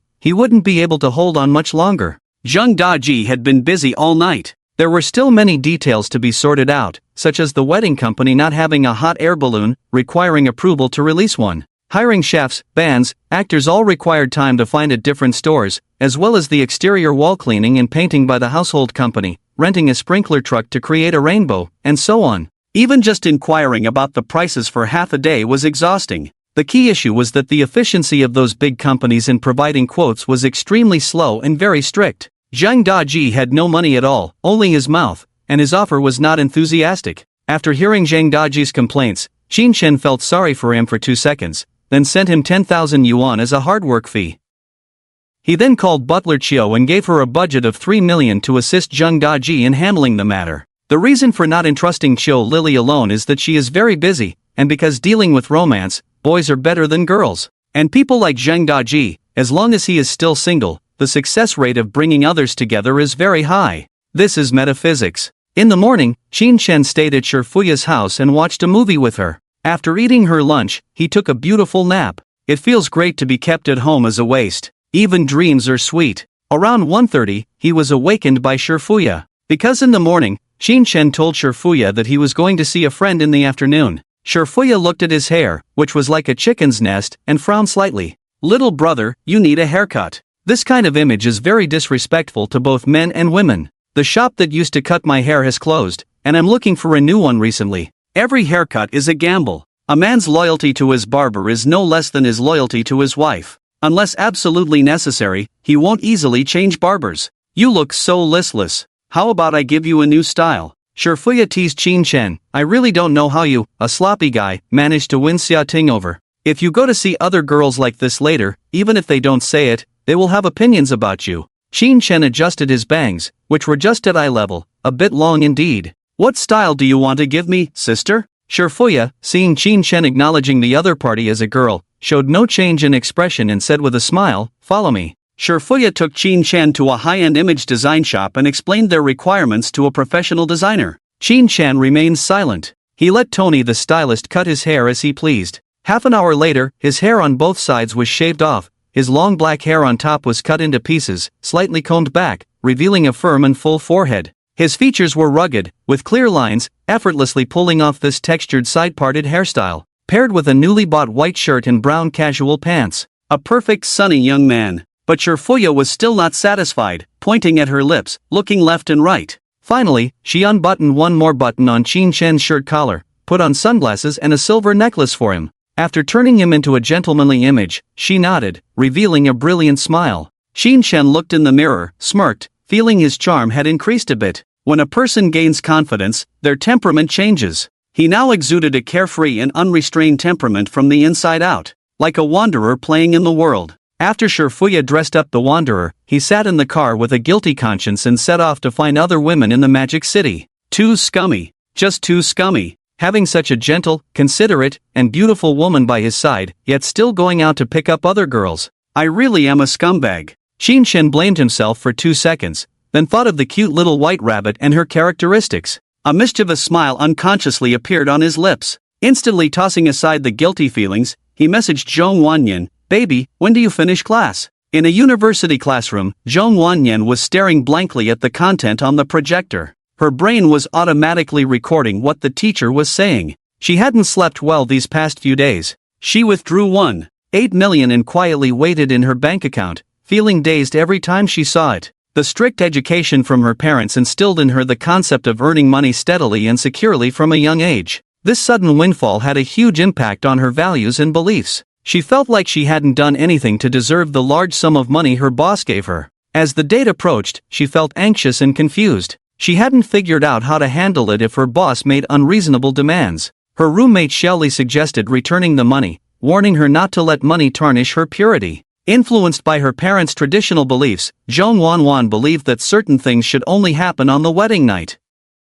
But she couldn't bear to return the money. It was 1.8 million, an amount that would take an ordinary person decades to earn. She was torn, silently praying that her boss was a decent person and wouldn't take advantage of her. She was so preoccupied that she couldn't focus even in class. When she received a message from Qin Shen, she panicked for a moment but replied honestly, 5 o'clock. Shortly after, another message popped up on her phone. "Okay, I'll treat you to dinner." Zhong Wanwan's eyelashes trembled, her heart beating fast, and she typed with a slight tremor, "Wasn't it supposed to be on Saturday?" The cold text didn't convey her nervousness but rather a sense of detachment. Seeing her reluctance, Xin Shen asked if she had plans for the day. "No." "Then let's meet today. Why do you seem unwilling?" Xin Shen wondered. Logically, after sending so many gifts, shouldn't the female anchor have flown over to curry favor with him that same day? They would surely use all means to keep the top donor happy. But why was Zhong Wanwan so quiet, as if hoping he would forget about her? "No."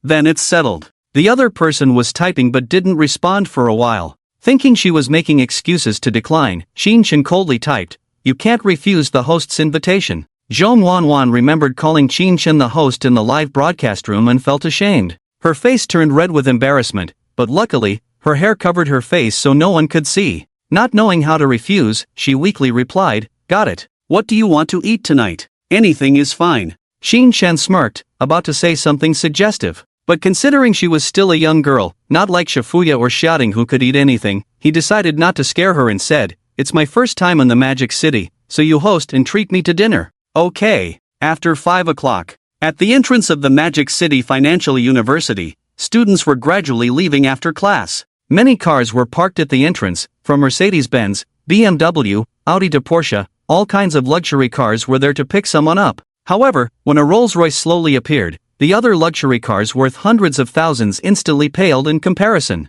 Everyone's gaze followed the Rolls-Royce as it moved slowly. "Wow, a Rolls-Royce Phantom, which big shot is here? A car worth millions is so cool, when can I drive this car? Impressive, finally seeing a real Rolls-Royce Phantom, I've only seen it in pictures before, is this a new model? So domineering. Humph, a Rolls-Royce is nothing, when I get rich, I'll get you a Bugatti. I prefer Lamborghini's scissor doors, I'll work hard to get one in this lifetime."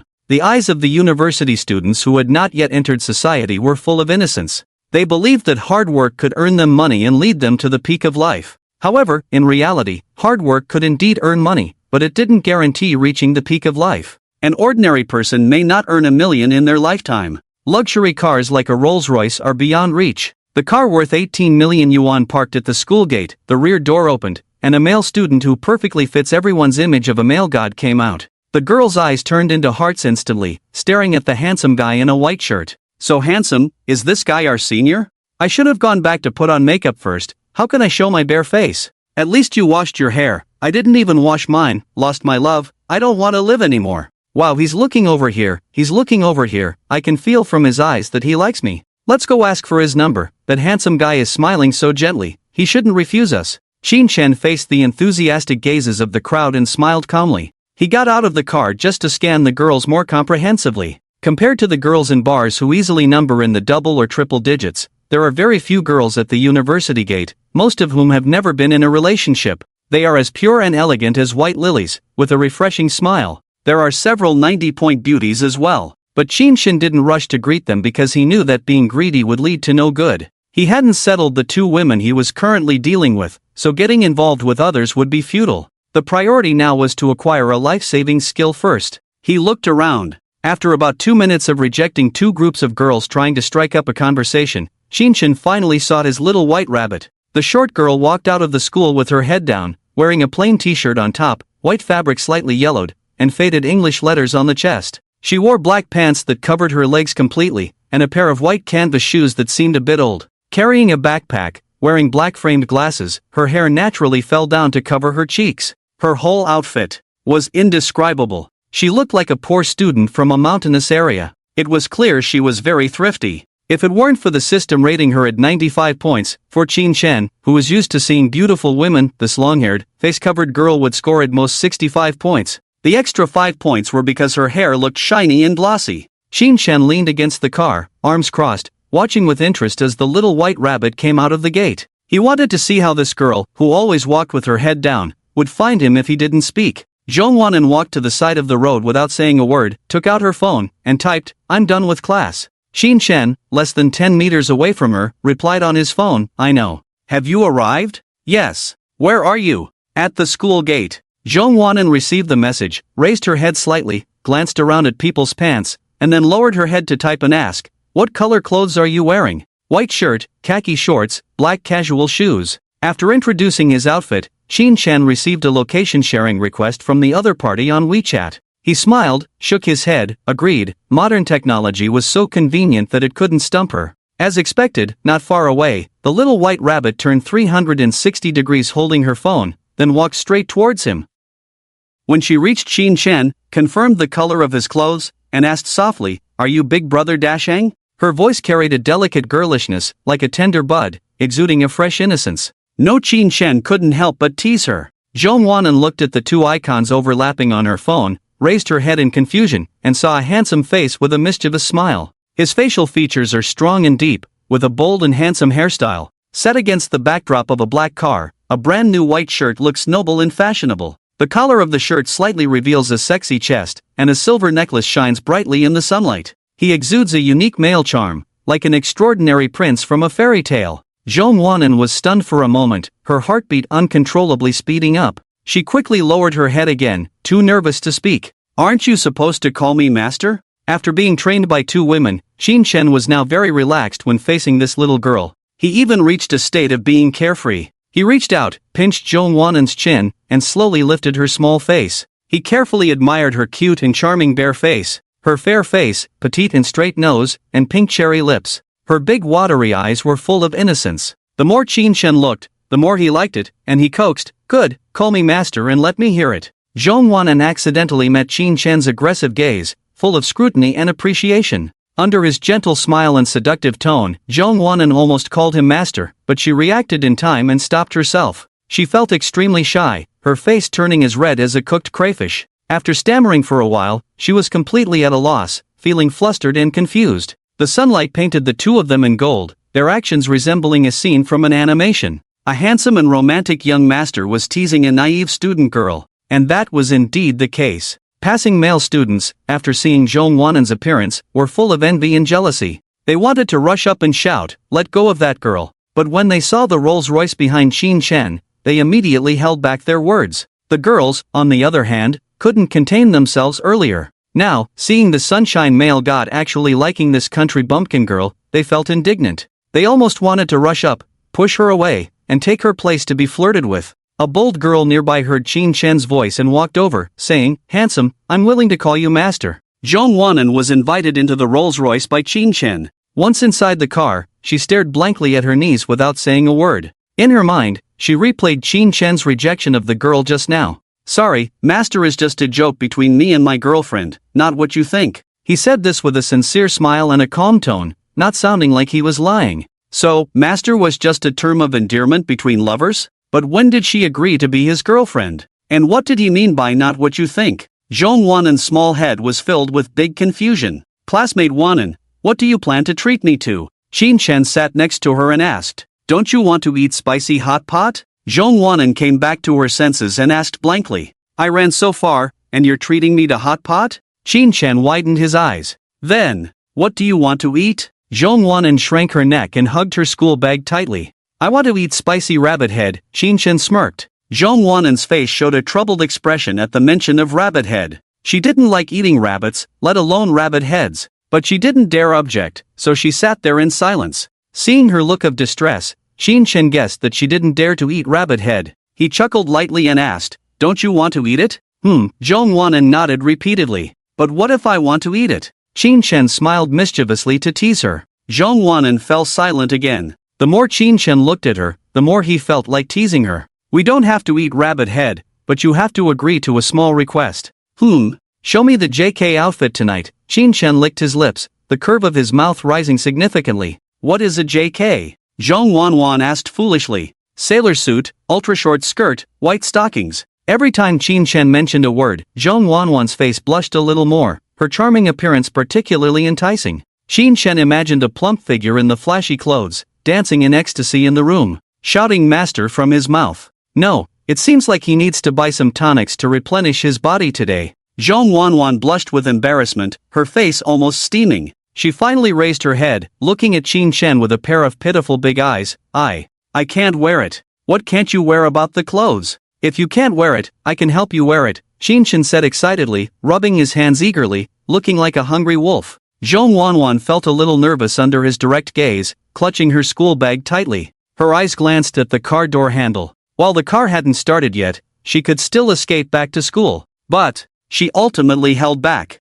because she felt that big brother Dasheng didn't seem like a bad person. Although he looked a bit mischievous on the outside, she could sense his inner kindness. If she insisted on disagreeing, he probably wouldn't force himself, right? With innocent fantasies, the little white rabbit arrived in the city center by car. The two found a high-end and luxurious tea restaurant and had a casual meal. Since Zhong Wanwan was treating, Xin Shen let her order. Unexpectedly, she ordered all vegetarian dishes. Dishes like vinegar eggplant, refreshing celery, moon snow melting tofu soup, and hot and sour crab with bean noodles. In the end, Xin Shen couldn't bear it and added sweet and sour spare ribs. The 5 dishes cost $900, making Zhong Wanwan feel distressed for a long time. $900 could cover her living expenses for 2 months. Seeing her stingy appearance, Xin Shen said on the spot, "Wanwan, I've rewarded you with over 3 million, and you can't even bear to treat me to a $900 meal?" Zhong Wanwan embarrassedly said, I don't have it." Xin Shen said seriously, "You do.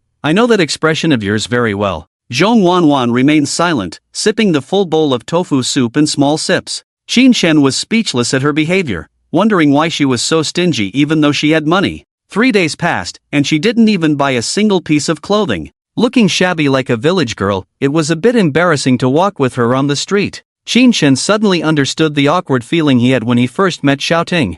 Back then, with his poor appearance, Xiaoting was willing to embrace him, showing how brave and open-minded she was. Xin Shen didn't despise Zhong Wanwan either, reaching out his hand in front of her and instructing, "Hold on." Zhong Wanwan was stunned for a moment, going through intense mental struggles. Finally, she hesitantly reached out her 2 small hands and grabbed Xin Shen's wrist. Xin Shen took 2 steps, then stopped with a black line on his face, because Zhong Wanwan didn't hold his arm like lovers do, but instead held his hand in front of her, walking with a distance of 1 arm's length between them. They looked like he was guiding a blind person in front of him. Especially with her head down, it was very similar. Xin Shen said angrily, "How can you walk like this?" Zhong Wanwan let go of his hand, looking somewhat embarrassed. Seeing that she was unwilling to walk arm in arm with him, Xin Shen thought of walking in a different posture as a couple. He slowly reached out his hand and hugged towards Zhong Wanwan's waist, only to see Zhong Wanwan agilely dodge, jumping 2 meters away, looking nervous and full of panic in her shy eyes. Xin Shen sighed inwardly. Young girls really don't understand. After giving a gift of 3 million, she wouldn't even hold hands. She was afraid of being hugged. Would she have a breakdown sleeping at night? Xin Shen shook his head, worried that the girl was not prepared and might end up in trouble. Compared to this reserved girl, Xia Ting, who was enthusiastic and unrestrained, was much more appealing. Xin Shen suddenly missed Xia Ting, her cheerful smile, playful antics, and pouting when angry. Being with her was always joyful, unlike this timid girl who was as timid as a rabbit. Wanwan, can you stop being so scared? "I won't eat you," Xin Shen said kindly, walking up to her and taking her small hand, softly saying, "If you don't like that, let's start with holding hands, okay?" Apart from her father, Zhong Wanwan had never held hands with any other boy. At this moment, her hand was surrounded by a large, warm hand, and the touch made her momentarily stunned, forgetting to pull away. Seeing that she didn't refuse, Xin Shen relaxed slightly, smiled at her, and led her towards the mall. "Come on, let me take you to buy clothes," Xin Shen said. Encouraged by his smile, Zhong Wanwan finally gathered the courage to say, "Brother, can I not wear those clothes?" Xin Shen's face instantly turned serious as he firmly said, "No." Zhong Wanwan fell silent again, her eyes fixed on the ground, looking somewhat reluctant. Those clothes were too embarrassing, she really couldn't wear them. Xin Shen didn't care whether she was willing or not and insisted on taking her to the mall. It was already 7 o'clock in the evening after dinner, and the sky had darkened. But the mall was brightly lit, almost like daytime. The appearance of the two attracted the attention of passers-by in the mall because their combination was somewhat unusual. The boy was dressed exquisitely, looking like a dashing young gentleman, while the girl was dressed too plainly in old, yellowed clothes and worn-out shoes. With a plain middle-parted hairstyle covering her face, she looked somewhat awkward. Passers-by couldn't help but comment, "Wow, that guy looks so stylish, so sunny, a bit like an idol star. He looks like Cohen Ge, mischievous and lovable. What to do if I fall for him? I really want to be his girlfriend, I can earn money to support him. Stop dreaming, his shirt is a new Prada design, worth tens of thousands, he's a rich handsome guy." Why is a rich handsome guy holding hands with a country bumpkin? Is he into exotic tastes? Even hillbillies? Such a pity, so handsome, didn't expect him to be blind. Zhong Wanwan, who rarely visited the mall, heard the surrounding gossip and felt the unreasonable gazes scrutinizing her. She lowered her head even more, afraid to look at the people around her. Qin Shen's sharp features matched with his gorgeous clothes, making him look like a noble young master with an extraordinary temperament. She, on the other hand, was just a girl from the countryside, not at all matching Qin Shen. Feeling somewhat inferior, she subconsciously wanted to break free from his hand and run far away. But before she could make a move, Qin Shen stopped in front, frowned, and confronted the two women who were speaking the loudest around them. "Auntie, even if I were blind, I wouldn't look at you. I advise you to mind your own business. And you, please don't speak ill of others in front of my girlfriend. If your mother knew you were bad-mouthing others outside, she would be devastated." Qin Shen's words silenced the surroundings. Zhong Wanwan looked up in disbelief at Qin Shen, who stood up for her, feeling a mix of emotions, standing still. The two heavily made-up women opposite were dumbfounded. They had never expected this rich handsome guy to speak so harshly and curse at their mothers. The two of them reacted immediately. "I'm not even 30 yet. Who are you to call me auntie? Just because you look handsome doesn't mean I won't scold you. You dress like a model, scumbag. You're out of breath from being praised. You're only fit to deceive this naive girl who hasn't seen the world." Qin Shen looked at the ugly faces of these two gossipy women, hesitating whether to spit in their faces. But he was worried that Zhong Wanwan's short legs might not run fast enough, and if he retreated, they might catch up to him. It would be ugly if they got into a fight. Just as he was hesitating, a tall man of 1.9 meters suddenly appeared behind them, walking aggressively towards them. It turned out to be Wang Gang, who saw his boss being mentally attacked and hurried to stand up for her, ready to go and knock down those two women. Qin Shen was delighted and quickly said, "Brother Wang, help me argue with them for half an hour. Don't use violence." After speaking, Qin Shen pulled Zhong Wanwan and turned to leave. This place was about to become a place of conflict, not suitable for staying long. Upon hearing the boss's request, Wang Gang was stunned. He wasn't good at arguing. Couldn't he just knock them down? Worst case, he could go to the police station for a cup of tea. Arguing was a high-level skill he had never been good at since he was a child. How could he possibly out-argue those two shrews? Watching his boss walk away, Wang Gang furrowed his brow deeply. The two women, seeing Qin Shen's helper approaching, immediately lowered their voices. They whispered to themselves that this stern-looking big guy was most likely the bodyguard of the handsome and wealthy man. Those who could afford bodyguards were important figures, either rich or noble, not someone like them, ordinary people, could afford to provoke. Since the main character had left, they didn't want to continue the entanglement. They held hands and coldly snorted before turning and leaving. But they didn't expect to hear a clear curse from behind. F***K. The two women stopped in their tracks, turned around, and glared fiercely at Wang Gang. Wang Gang felt weak in his heart. He only knew this one phrase for arguing. If the other side started arguing, he would definitely lose. But the boss had given orders, so he had to obey. Therefore, he gritted his teeth and, with a stiff neck, cursed at the two women again. F***K. The two women were so angry at the big guy's vulgar language that they felt like exploding. They couldn't help but want to retort. But this big guy was just a bodyguard following orders, and arguing with him wouldn't hurt their master. It was meaningless to argue with him. Moreover, he was tall and strong. If they got angry and hit him, they would only end up paying for medical expenses, and they couldn't do anything to them. So they glanced at each other, swallowed their anger, just glared at Wang Gang, said nothing, and turned to leave. Seeing both groups of people leaving him, Wang Gang thought for a moment, then chased after the two women and continued to curse. F***K. The two women hesitated for a moment, then quickened their pace to leave. Wang Gang relentlessly followed them, bluntly saying, F***K. Qin Shen didn't know how much psychological trauma his command had caused to the two girls who liked him. Leading Zhong Wanwan to the entrance of a high-end women's clothing store, he gently advised, "You heard it too. Everyone says you look outdated. Why don't you quickly change into some nice clothes?" "I'm sorry." Zhong Wanwan looked guilty. She felt very sad for embarrassing Qin Shen. "Sorry, my foot. Stop moping around all day. You're so pretty. What's wrong with wearing nice clothes?" Qin Shen thought she was apologizing for not wanting to change clothes, and couldn't help but get a little angry. He grabbed her shoulders, looked straight at her, and asked, "I just don't understand. Now that you have money, there's no need to continue to suffer. Why do you still dress shabbily, walk with your head down all the time? Can't you be more normal like other girls?" In the eyes of Zhong Wanwan, a thin mist appeared, and she lowered her head as Qin Shen spoke, saying in a low voice, "My mom said I'm prone to trouble if I raise my head, so she told me not to raise my head when studying. It's not a good thing for a poor girl to be too beautiful." Zhong Wanwan's mother worried that others would disturb her studies, so she kept telling her that she had a face that brought bad luck, and that people around them would be unlucky if they saw their family. And indeed, the facts confirmed what her mother said. In high school, there were boys who wanted to jump off a building to pursue her, but ended up breaking their legs. This incident led to Zhong Wanan's family being criticized and even sued by the boy's parents. It was only after the school intervened that the situation was resolved. In most cases, schools would choose to deal with the parties involved in such incidents. However, because Zhong Wanan had good grades, was well-behaved, and obedient, she was loved by her teachers, which prevented her from being expelled from school. Instead, they supported this girl who was focused on studying and not interested in love. But through this incident, the teachers also advised her to keep a low profile and not attract too much attention. Since everyone advised her not to show her face, as a good child, she could only keep her head down and remain silent all day. She started live streaming because she thought the audience was far away and it wouldn't matter. But it still brought trouble. Someone paid $3 million to see her wear embarrassing clothes. She didn't know if this was good or bad,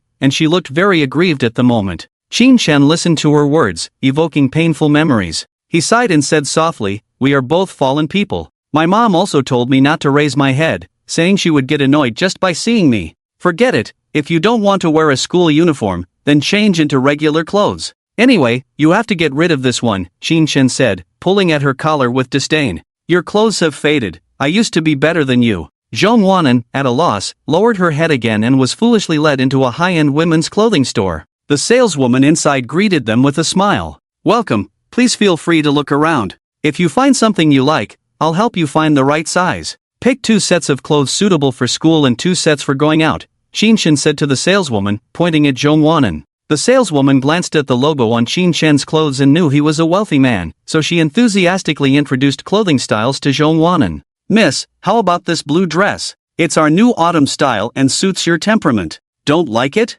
Then how about this red jacket with a white vest inside, suitable for students? I think your figure is great. These tight denim shorts will accentuate your figure, and any polo shirt will look great with them." The saleswoman successively picked out 5 or 6 pieces of women's clothing that looked very nice and put them on Zhong Wanan for comparison. But seeing that she didn't want to try them on, the saleswoman felt a bit embarrassed. Qin Shen, feeling impatient, said, "Don't ask for her opinion, just take her in and help her try them on." The saleswoman sighed inwardly, finding it difficult to serve wealthy people. She reluctantly picked up a white sleeveless dress and tentatively said to the blank-faced Zhong Wanan, "Miss, please follow me to the fitting room." Zhong Wanan looked at the length of the dress, which was just above her knees, not too short. With Qin Shen constantly nodding his head to signal her to change clothes, she gritted her teeth and, in order not to embarrass herself in front of men again, resolutely followed the saleswoman into the fitting room. "Wow, miss, you have such a great figure, it's so big. What skincare products do you use?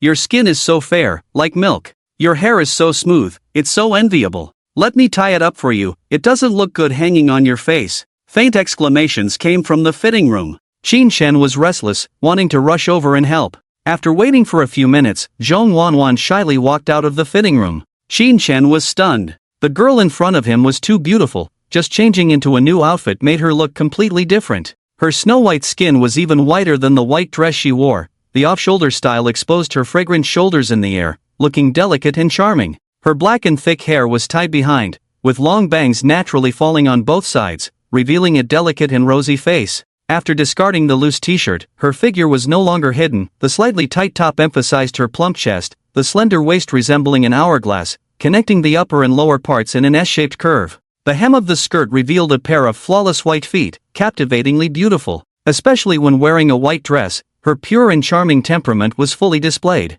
At first glance, she looked like a goddess of first love. Qin Shen finally woke up from her dreamy beauty. No wonder the system gave her a score of 95. Such a peerless beauty deserved a perfect score. Qin Shen was moved by Zhong Wanwan. Usually, girls like men for various reasons, while men often only consider one aspect, whether she is pretty or not. Qin Shen had always treated her as an immature female anchor with impatience. Now, after changing into a new outfit, Qin Shen immediately softened and approached her, praising, "Baby, you are so beautiful, like a fairy. You would have been one of the 4 beauties in ancient times." Zhong Wanwan was already a bit shy, and hearing Qin Shen's words made her even more embarrassed. She lowered her head, her eyes wandering around, looking unable to withstand the praise. Qin Shen's index finger moved, praising more explicitly. "Now I understand what national beauty and heavenly fragrance means. Really, you are like an angel in my dreams." His greasy tone made the female customers nearby who were choosing clothes feel nauseous. One of the female customers turned her head to look at Qin Shen disdainfully,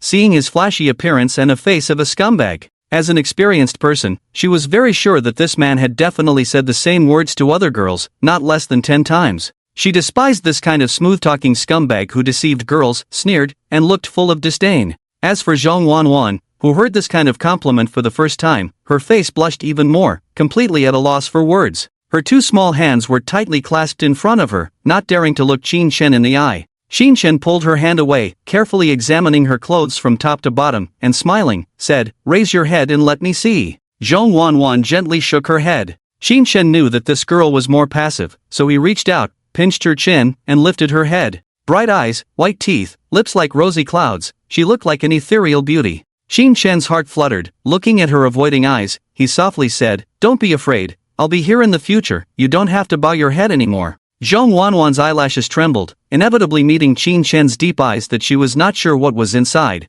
but her intuition told her that continuing like this was very dangerous. Under the gorgeous lights, the two were very close to each other. The man lifted the woman's chin, and the woman's gentle breath brushed against the man's hand. For a moment, no one spoke, and an ambiguous atmosphere surrounded them. Following his experience of kissing in public, Qin Shen slowly leaned towards Zhong Wanwan. Zhong Wanwan's pupils dilated, looking as if in a daze, staring at Qin Shen who was about to kiss her, her brain unable to process this information, and then exploded with a bang. Her eyes instantly lost focus, her brain went into protection mode, and she stupidly stared blankly. The salesperson, to avoid witnessing this, consciously stepped aside and did not disturb them. Kissing in public is a common thing in modern society. She didn't think it was a big deal. But just now, the female customer couldn't bear it anymore. Seeing Qin Shen acting so lawlessly, bullying the girl on the street, she immediately jumped out and shouted, "Hey, do you, as a grown man, have no shame? Did the girl agree for you to kiss her?" Qin Shen froze for a moment, and seeing the girl in front of him regaining her composure, he quickly stepped aside. He was so angry that he wanted to hit someone. He was so close to succeeding, maybe that kiss would have been the little white rabbit's first kiss. Seeing the opportunity slip away like this, Qin Shen turned to the woman next to him and angrily said, "I'm kissing my girlfriend, what's it to you?" The woman was dressed in a neutral style, quite beautiful, 25 years old, named Chi Siren, rated 78 by the system, with 2 dating experiences. She was a pretty serious girl, and she didn't know why she was so cruel to interrupt her own flirting. "Your girlfriend? Ha!" Chi Siren mocked. "It's obvious that you are meeting for the first time, do you think I can't see through it?" Chi Siren didn't even look at the angry Qin Shen, walked to the panicked Zhong Wanwan's side, took her hand, and comforted her softly. "I saw it just now, he forced you to change clothes, he only wants to satisfy his own desires, he doesn't really like you. Men like him, who are playboys, specifically deceive naive girls like you, little sister, don't fall for his tricks." Zhong Wanwan, held by Chi Siren, felt a little relieved. She glanced at Qin Shen secretly, saw his displeased expression, and was a little worried that he would get angry. She weakly explained, "Big brother Dashing is a good person, I believe in him." Chi Siren glanced lightly at Qin Shen and said disdainfully, "All men are the same, not good people." She used to be a pure girl, but later met scumbags and was deceived completely. Since then, she no longer believed in men. She was only interested in women now. "Come with sister, don't pay attention to this stinky man," Chi Siren said, grabbing Zhong Wanwan and preparing to take her away. "I can't leave." Zhong Wanwan was a little flustered, trying to pull her hand back, but it was held tightly. "Why? Is it because he bought you clothes?" Chi-Si looked at the clean-faced Zhong Wanwan and said domineeringly, "Little sister, if you want money, I have it too. I'll buy you this dress." Zhong Wanwan felt that there was something unusual about the woman, shook her head repeatedly and said, "No need, I have money myself." "Little sister, only women understand the happiness of women. Being with these men who only care about your appearance, you are destined not to be happy," Chi Siren said seriously, stroking Zhong Wanwan's hand. "How much did he give you? If that man can afford it, so can I. If you come with me, I'll give you 10,000 a month, how about that?" Zhong Wanwan heard about the money, remembered the over 3 million Qin Shen had rewarded her, if calculated as a monthly amount. 17 million would take 26.5 years to pay off. By then, she would be almost 50 years old. Moreover, it seemed like the other party had ulterior motives, and her actions were a bit creepy. Zhong Wanwan was scared and struggled hard, even started apologizing nervously. "I'm sorry, I don't want your money. If you think it's too little, I can add more." Rarely did she see such a pure and tempting girl, who looked so innocent. Chi Siren didn't want to let go no matter what. "Let go of that girl." Qin Shen finally realized what the woman wanted to do and shouted immediately. He had practiced this line many times, and now he shouted with great momentum. As the words fell, the store fell silent. She Siren was stunned by the shout, standing still without reacting. Xin Shen went straight up, pulled Zhong Wanwen out of her hands, stared at Chi Siren with hatred, and exclaimed in shock and anger, "Damn it, you stupid idiot, who allowed you to touch my girlfriend?"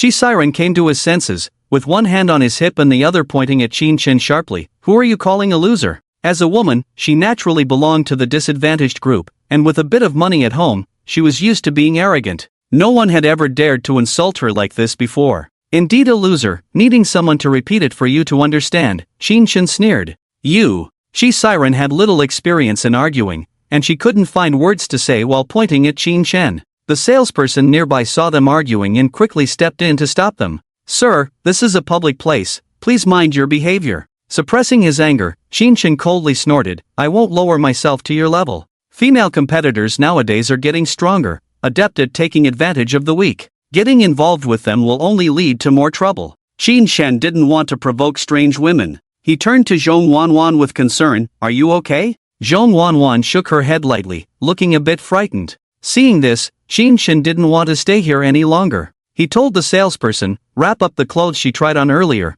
along with this one, and let's pay for all of them." The onlookers were surprised at the nonchalant manner, considering the expensive prices of the clothes here. Some cost thousands, even tens of thousands. By casually asking to wrap them up without even checking the prices, this man was definitely wealthy. Chi Siren also noticed his wealth, and under the gaze of the crowd, she didn't say anything more, just glaring at him fiercely. The salesperson secretly delighted, thinking that wealthy people are indeed generous. It was worth serving him diligently for half a day. She asked with a smile, "Sir, do you have a membership?" "No," Xin Shen replied indifferently. "Having a membership can give you a discount. These outfits can probably upgrade your card to a diamond level, enjoying an 8% discount," the salesperson enthusiastically promoted. "No need, it's not worth the trouble for this amount of money." Xin Shen then turned to Zhong Wanwen, saying, "You have clothes now, we'll go buy you underwear later." Zhong Wanwen had calmed down by now, blushing faintly at the mention of buying underwear. She murmured, "It's not necessary.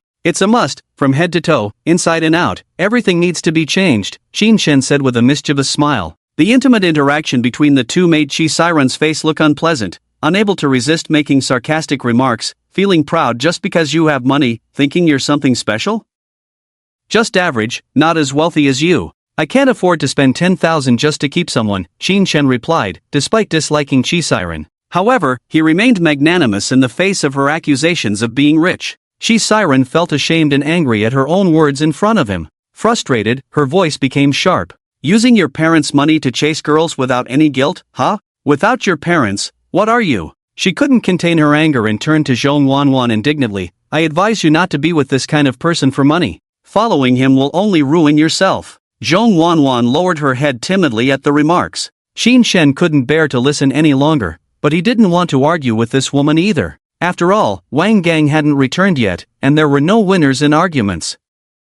Whenever he thought back at night, he always felt he hadn't handled things well. So, he changed his approach. Xin Shen lazily pulled his ear and said to the salesperson in the store, "What's going on, miss? Why are there flies buzzing around here? It's affecting people's shopping mood." After a brief thought, the salesperson stood by Xin Shen's side and advised Chi Siren, "Miss, please don't disturb others, okay? Did I say something wrong? Just because he's rich, he can do whatever he wants? Can't you see that this girl is clearly being deceived by him?" Chi Siren continued to shout. "Miss, we are a normal couple, please do not maliciously speculate about others." The shopping guide smiled politely and continued, "If you insist on this, I will have to ask the security guard to come and maintain order." Her meaning was clear, causing a scene would get you kicked out. Chi Siren only felt a surge of anger rushing to her head, her face turning pale. As a high-quality woman, when has she ever suffered such humiliation? "I spent 80,000 in your store, I am a VIP member, dare you touch me and try?" With that, she took out a gold card from her bag and threw it in front of the shopping guide. Snap! The sound of the gold card hitting the ground silenced the shopping guide. She was just a shopping guide, how could she dare to drive a VIP customer out? 80,000 was already a diamond-level member, with the right to complain. If things really escalated, when the higher-ups sent someone to investigate, she would not only have to apologize but also have her salary deducted. The shopping guide had no choice but to try to appease the situation. She bent down to pick up the gold card and handed it back respectfully. "I'm sorry, miss, I apologize for my words and actions, please don't be angry, we will provide you with high-quality service. She Siren showed a victorious smile, sneered at Qin Shen, and said coldly, don't think you're the only one with money, I just don't want to squander it like you. Qin Shen, seeing this disgusting woman still blabbering, started to get annoyed. Since the shopping guide had softened because of money, he had to use money to support her. Hey, beauty, how much do I need to spend here to have the right to kick someone out? This. We don't have the right to kick people out here, the shopping guide was puzzled. Let me rephrase, how much do I need to spend to have everyone in this store serve only me? Qin Shen took out his phone, scanned the bank payment code in front, ready to give her a surprise. The shopping guide seemed to have guessed something and became excited, saying, our million-level black card members can have this kind of service. Okay, get a card for my girlfriend, I'll top up 2 million, please provide me with the service you mentioned as soon as possible, Qin Shen said, transferring the money. Showing the phone to the shopping guide, he said, go to the front desk and check if the payment went through. The shopping guide hurriedly ran to the cashier, while the girl at the cashier's desk looked at the computer screen in shock and exclaimed, oh my god, where did 2 million come from? Her exclamation caused a commotion among the people in the store. When Qin Shen and the woman were arguing, others in the store had gathered around to watch the show. Now, hearing that this handsome guy had actually thrown out 2 million, their eyes widened in astonishment. Although they suspected he was wealthy, they never expected him to be this rich. Throwing out 2 million just to kick someone out? That's so cool. This is what it means to be truly rich and willful. Zhong Wanwan was also dumbfounded. Looking at the indifferent Qin Shen, a hint of fear appeared in her eyes. She felt that big brother Dasheng had a bad temper. He always liked to throw money around. Last time, he got into a fight with someone and threw 3 million as a reward. It was too scary. She looked at the shopping guide who came over to bow 90 degrees, wondering if she should ask if the money could be refunded. Thank you, Mr. Qin, for your support to our store. Please wait a moment, we will arrange the top-notch service for you immediately. The shopping guide bowed deeply, her face beaming with a very warm smile, like a beautiful chrysanthemum. The other shopping guides had received instructions and were ready to serve Qin Shen. Their store was a second-tier brand, and 2 million was enough to buy all the clothes in the store. Even if they had to close the store to serve the big shot, they could. No need, just get rid of the fly that was here earlier. Qin Shen pointed at Chi Siren, who looked constipated. Chi Siren saw him throw out 2 million, looking as if he had eaten shit. The fact that the man could produce so much cash was enough to prove that he and herself were not on the same level. Faced with such a big shot, she couldn't say a word with a gloomy face. Miss, I'm sorry, but you are disrupting our normal business operations, please leave. The salesgirl smiled politely once again, but compared to her attitude when she picked up the card earlier, she now stood straight. There was a hint of satisfaction in her smile. Why do you have the right to drive me away? I am your VIP, is this how you treat customers? Be careful, I will expose your behavior of licking the rich to the media. Chi Siren was furious, although she dared not cause trouble for Qin Shen, she had no patience for such lowly workers. Miss, please don't make it difficult for us. If you continue to cause trouble, I will have to call security, the salesgirl said. Not waiting for her response, she took out her phone and started calling. Hello, security room, we have a customer causing trouble here, please come over. Dealing with such unreasonable customers who also affect the mood of black card members, she believed it was necessary to call for help. Even if the head office boss came, he would probably applaud her actions. Humph, you just wait, I will definitely expose your store and report you to the Consumer Association.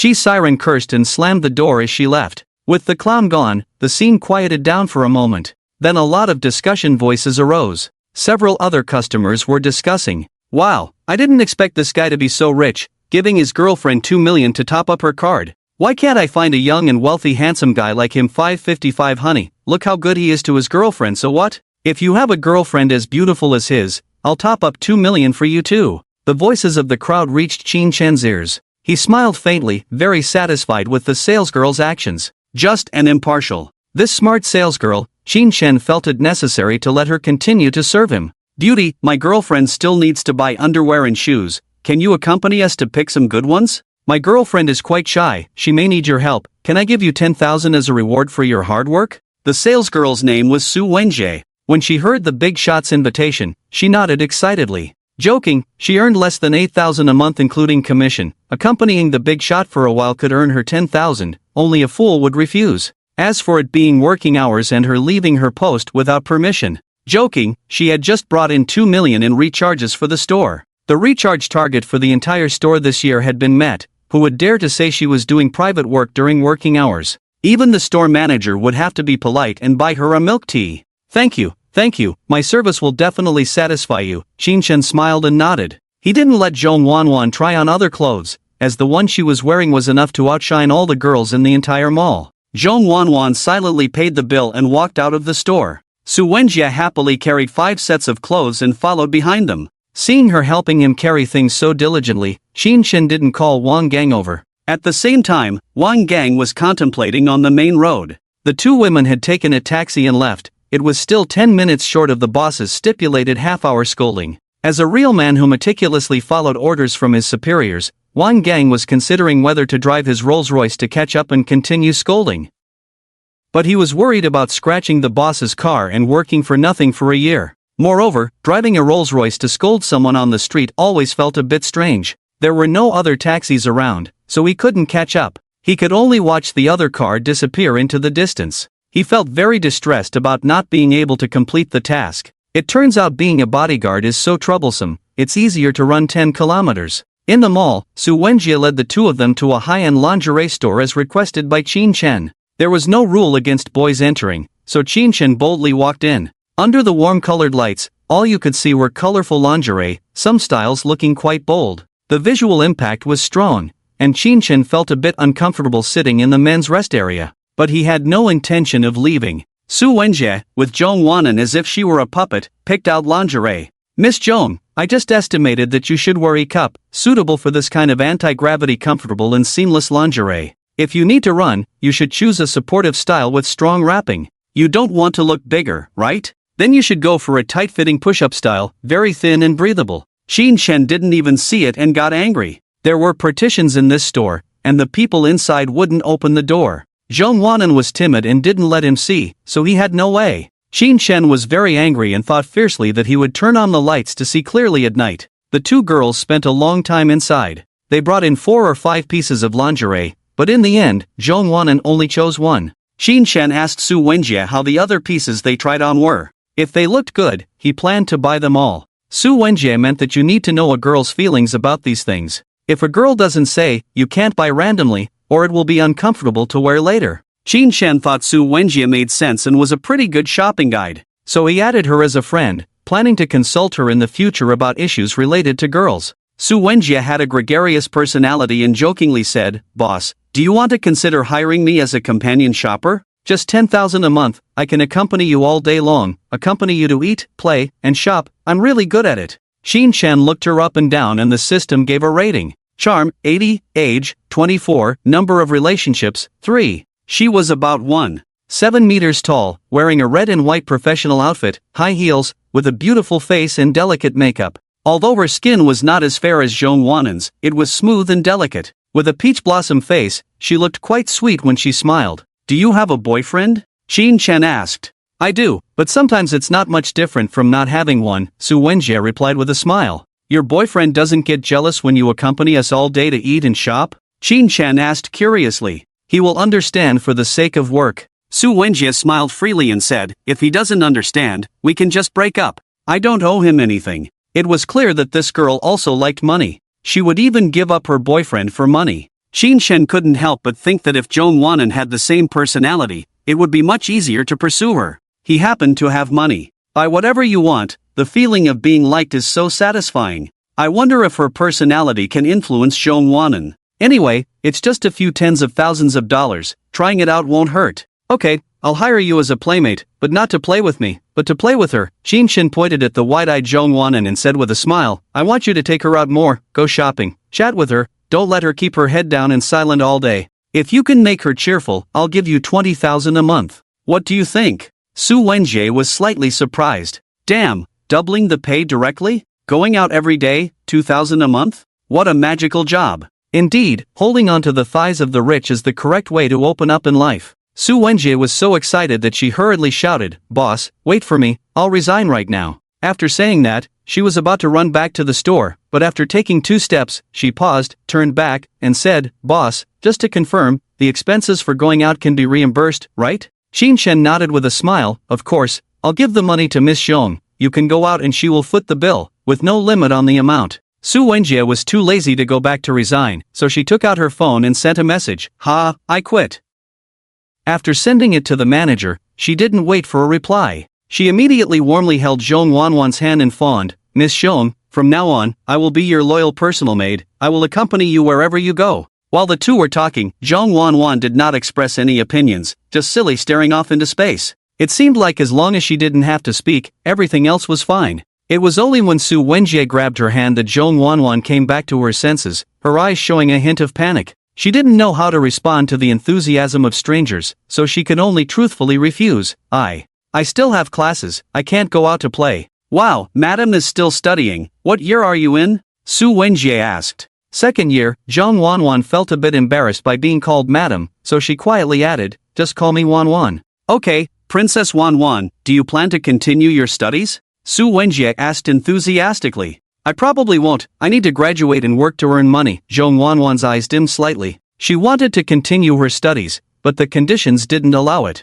Everyone hoped that this college student would find a high-paying job and then everyone could live a good life. "That's okay, just study seriously during the day to graduate, and you can come out to play at night. How about I take you to the Oriental Pearl Tower? I've never been there and I really want to see it." Su Wenjie gently shook Zhong Wanwan's hand, with a hopeful look that was hard to refuse. "Princess Wanwan, I will rely on you for my work in the future. Please don't let me be unemployed, I beg you." Qin Chen quite liked this straightforward girl's personality. It just so happened that he would be returning to Jiangcheng in the future, while Zhong Wanwan would still be studying here. It wouldn't be bad to leave someone here to help take care of this silly white rabbit. Although Su Wenjie seemed very money-minded people were easier to control. As long as she worked diligently, the money he provided would completely satisfy her. "Don't take my girlfriend to shady places. If she gets bullied, I will be furious," Qin Chen reminded. "Boss, rest assured, I am a decent girl. I never go to places like nightclubs and bars. Who would go to such places?" Su Wenjie said, then caught a glimpse of the boss dressed like a regular nightclub patron, and immediately stopped talking, awkwardly laughed a few times, and hastily explained, "I didn't mean you, boss." "You don't need to emphasize it again." Qin Chen's face darkened. Su Wenjie stuck out her tongue, and whispered to Zhong Wanwan like a close friend, "The boss seems very easygoing, handsome and gentle, not at all like those rich second generations with bad tempers." Zhong Wanwan kept her head down, silent. "I'm not flattering, I'm just telling the truth. Those rich second generations who come to my store act all high and mighty, not treating us working folks as human beings. Especially the way the boss smiles, so charming, haven't you noticed? It gives you a feeling of being loved by the world." Zhong Wanwan couldn't help but sneak a glance at Qin Chen and saw him smiling at her. That sunny smile made her slightly dazed. She quickly blushed, turned her head back, lowered it, and her ears were slightly hot. Qin Chen chuckled lightly at the sight, without saying anything. Although he couldn't hear clearly what Su Wenjie was saying, he roughly knew that she was praising herself. It's not bad to spend 20,000 yuan on a blower to help blow the wind. The three of them walked around and arrived at a women's shoe store. Zhong Wanwan obediently sat down, took the shoes handed by Su Wenjie, and prepared to try them on. Qin Chen had a very gentlemanly demeanor. Without saying a word, he grabbed Zhong Wanwan's delicate feet and was about to change her shoes. Zhong Wanwan, feeling a man holding her ankle, trembled all over, then suddenly exerted force like a rabbit, pulling her foot back, not even wearing the shoes and running far away. She hid behind Su Wenjie, pursed her lips, and looked at Qin Chen with a pair of startled big eyes. Qin Chen sat on the sofa, looking embarrassed. The others in the store thought it was just a playful interaction between lovers, smiled slightly, and didn't mind. They just felt that young people were really creative. Su Wenjie comforted her for a while before letting her relax, telling her not to let others help her put on shoes. Qin Chen sighed. Seeing her so timid, he didn't make things difficult for her anymore and let her try on several pairs of shoes by herself. Her feet were also very small. After taking off the flesh-colored short socks, they looked crystal clear and white as snow. Wearing wedge-heeled sandals, she stood tall and graceful, exuding the charm of a young girl next door who was growing up. It made people drool.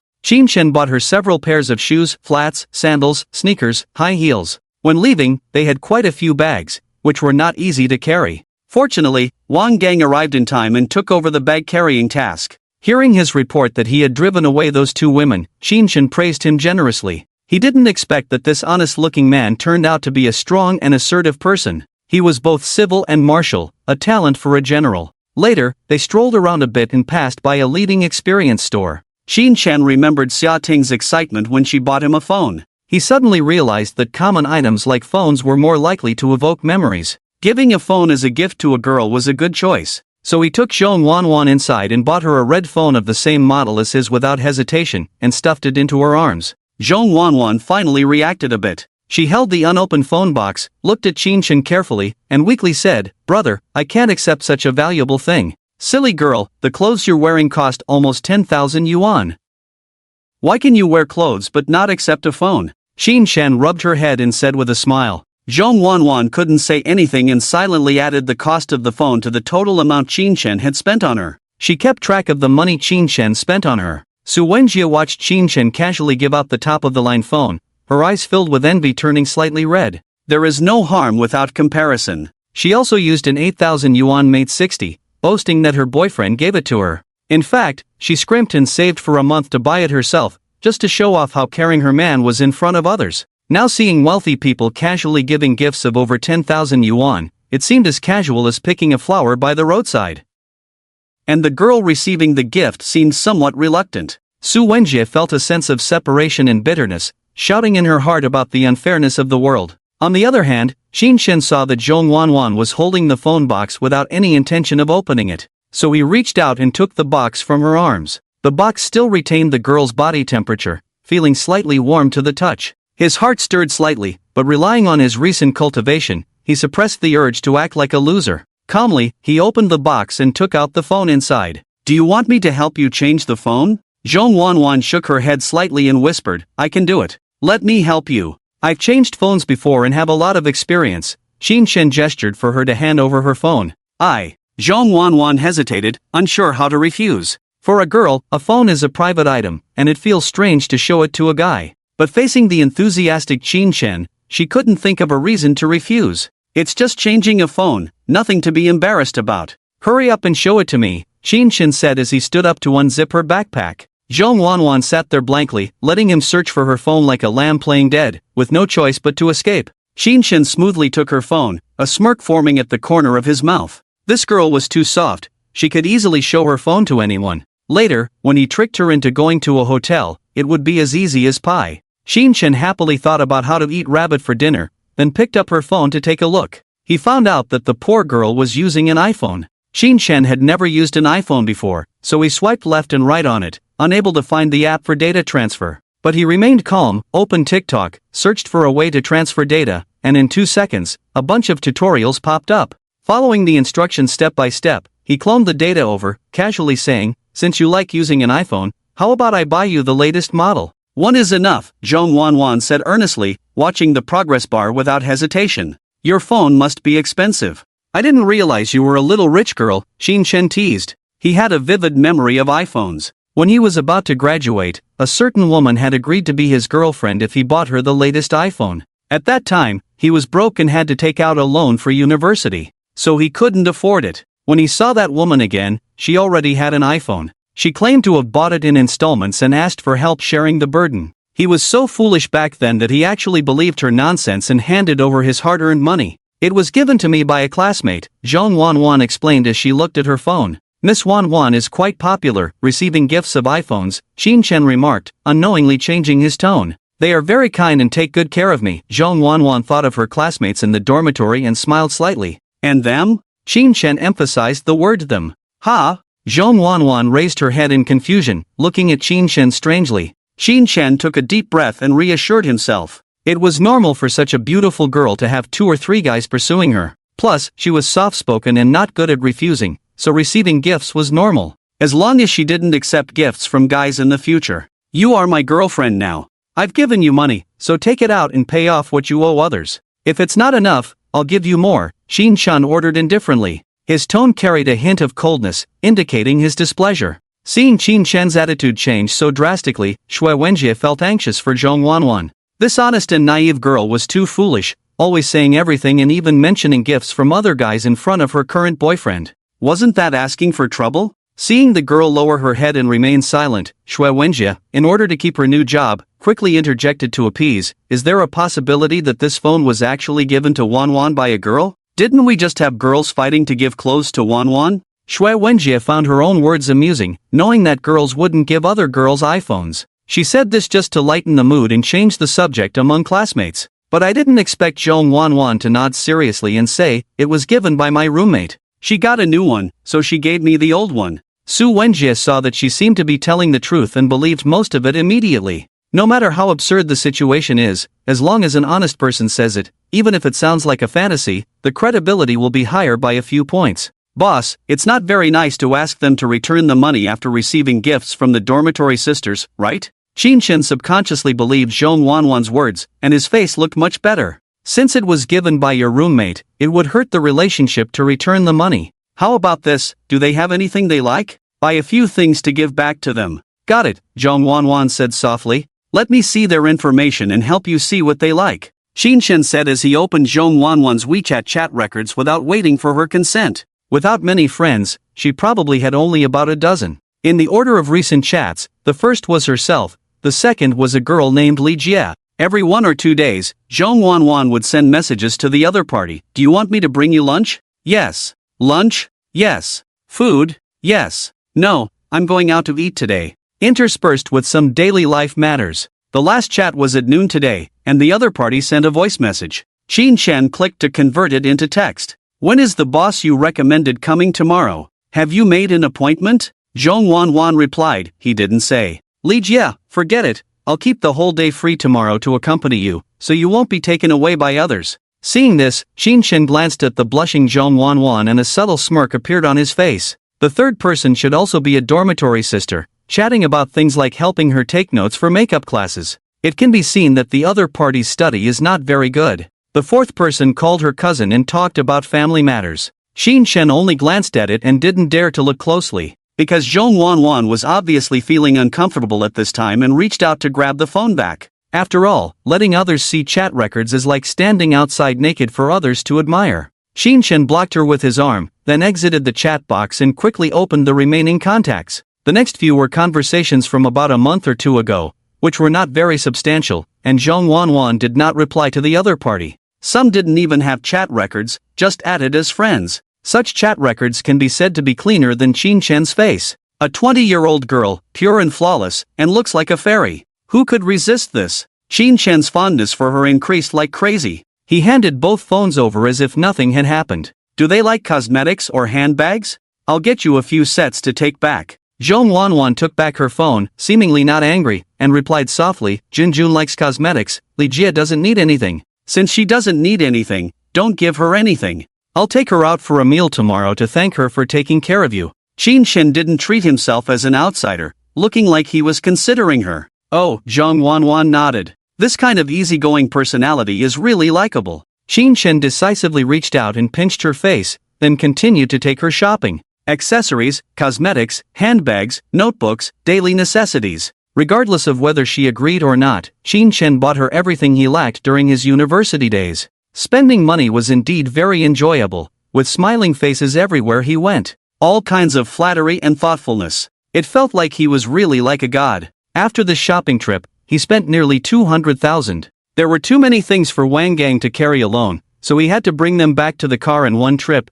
and then come back to pick up more. However, Zhong Wanwan was not as happy as imagined. As time passed, she seemed more and more nervous. At first, she would reply with a word or two, but later on, she dared not speak and her voice even trembled. Qinshen thought she was afraid because she was facing the unknown, but she shouldn't be afraid after tonight. At 9:30 in the evening, Zhong Wanwan looked uneasy, tugged at Qinshen's sleeve, and courageously said, "Brother, our school closes at 10:30. And then? Qinshen asked with a smile. Can I go back first? Zhong Wanwan looked up at him with pleading eyes. What do you think? Qinshen made a strange laughing sound. Zhong Wanwan stared at him blankly for a while. In his laughter, she slowly lowered her head, tears gathering in her eyes, forming a crystal clear transparent color. Didn't I tell you not to bow your head? Qinshen said as he tried to lift her chin, but the next second, a drop of water fell on the back of his hand.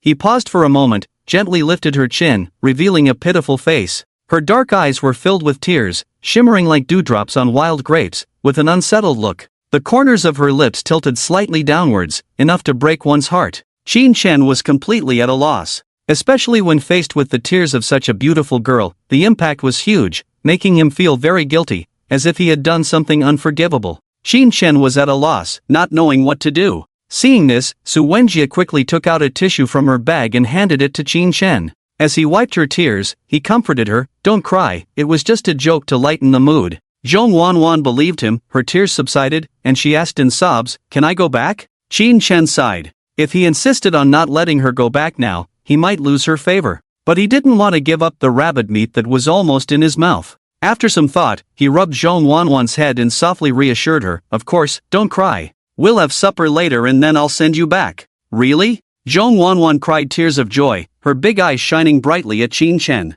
"Yes," Qin Chen affirmed with a smile. "Thank you, brother." Zhong Wanwan smiled through her tears, feeling relieved after releasing the pressure of the night. She thought Qin Chen was a very good man. System prompt was Zhong Wanwan's favorability plus 10. Qin Chen saw the system prompt and remembered that this girl's favorability seemed to not have a single-digit number. Every time it increased by plus 10, she was so innocent and cute. After a night of shopping without gaining any favorability, agreeing to let her go back actually increased it by 10 points. Qin Chen sighed helplessly and said, "I'm starving. Let's go to the snack street across the mall and have some barbecue skewers or stinky tofu." As they passed by Wang Gang, he whispered, "Buy me some effervescent tablets later." Wang Gang nodded silently. He didn't know what the boss was up to, but he liked clear tasks like this. The group arrived at the snack street, which was much more standardized than the one in Jiangcheng, with no tricycles or roadside stalls. The signs were uniform, without any highlights. Unlike Jiangcheng, where they would put up neon signs in the middle of the road, hanging over people's heads.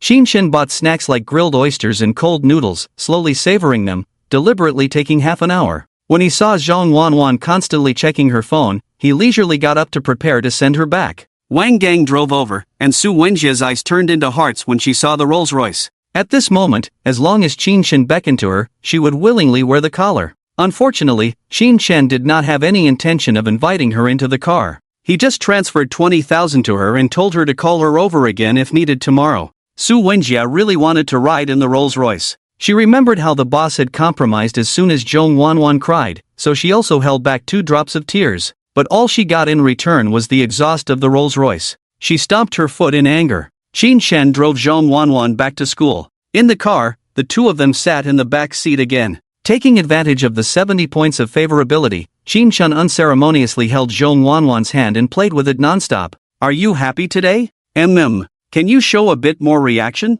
I came all the way to see you, you know." "Thank you, brother. Just thank you? Don't you want to show more?" Qin Chen smiled and looked at her expectantly, waiting for her response. The starry sky roof of the Rolls-Royce looked especially romantic at night. The gorgeous lights paired with soothing music created a very atmospheric feeling. The guy next to her, wearing a white shirt, looked at her affectionately. Zhong Wanwan couldn't help but feel her heart racing and nervously asked, "How should I show it?" Qin Chen didn't say anything, just pointed to his mouth where he had just eaten oysters and raised his eyebrows at her. Zhong Wanwan understood his meaning, and her cheeks instantly turned red, unable to speak. At the age when youth blossoms like flowers, girls all have various youthful fantasies. A handsome, wealthy, gentle and caring Prince Charming falls in love with them, and the two embark on a romantic love story. Zhong Wanwan was just an ordinary girl who had also had such dreams. And Qin Chen's image perfectly embodied what a true Prince Charming is. In just a few hours of contact, she had deeply imprinted Qin Chen in her heart.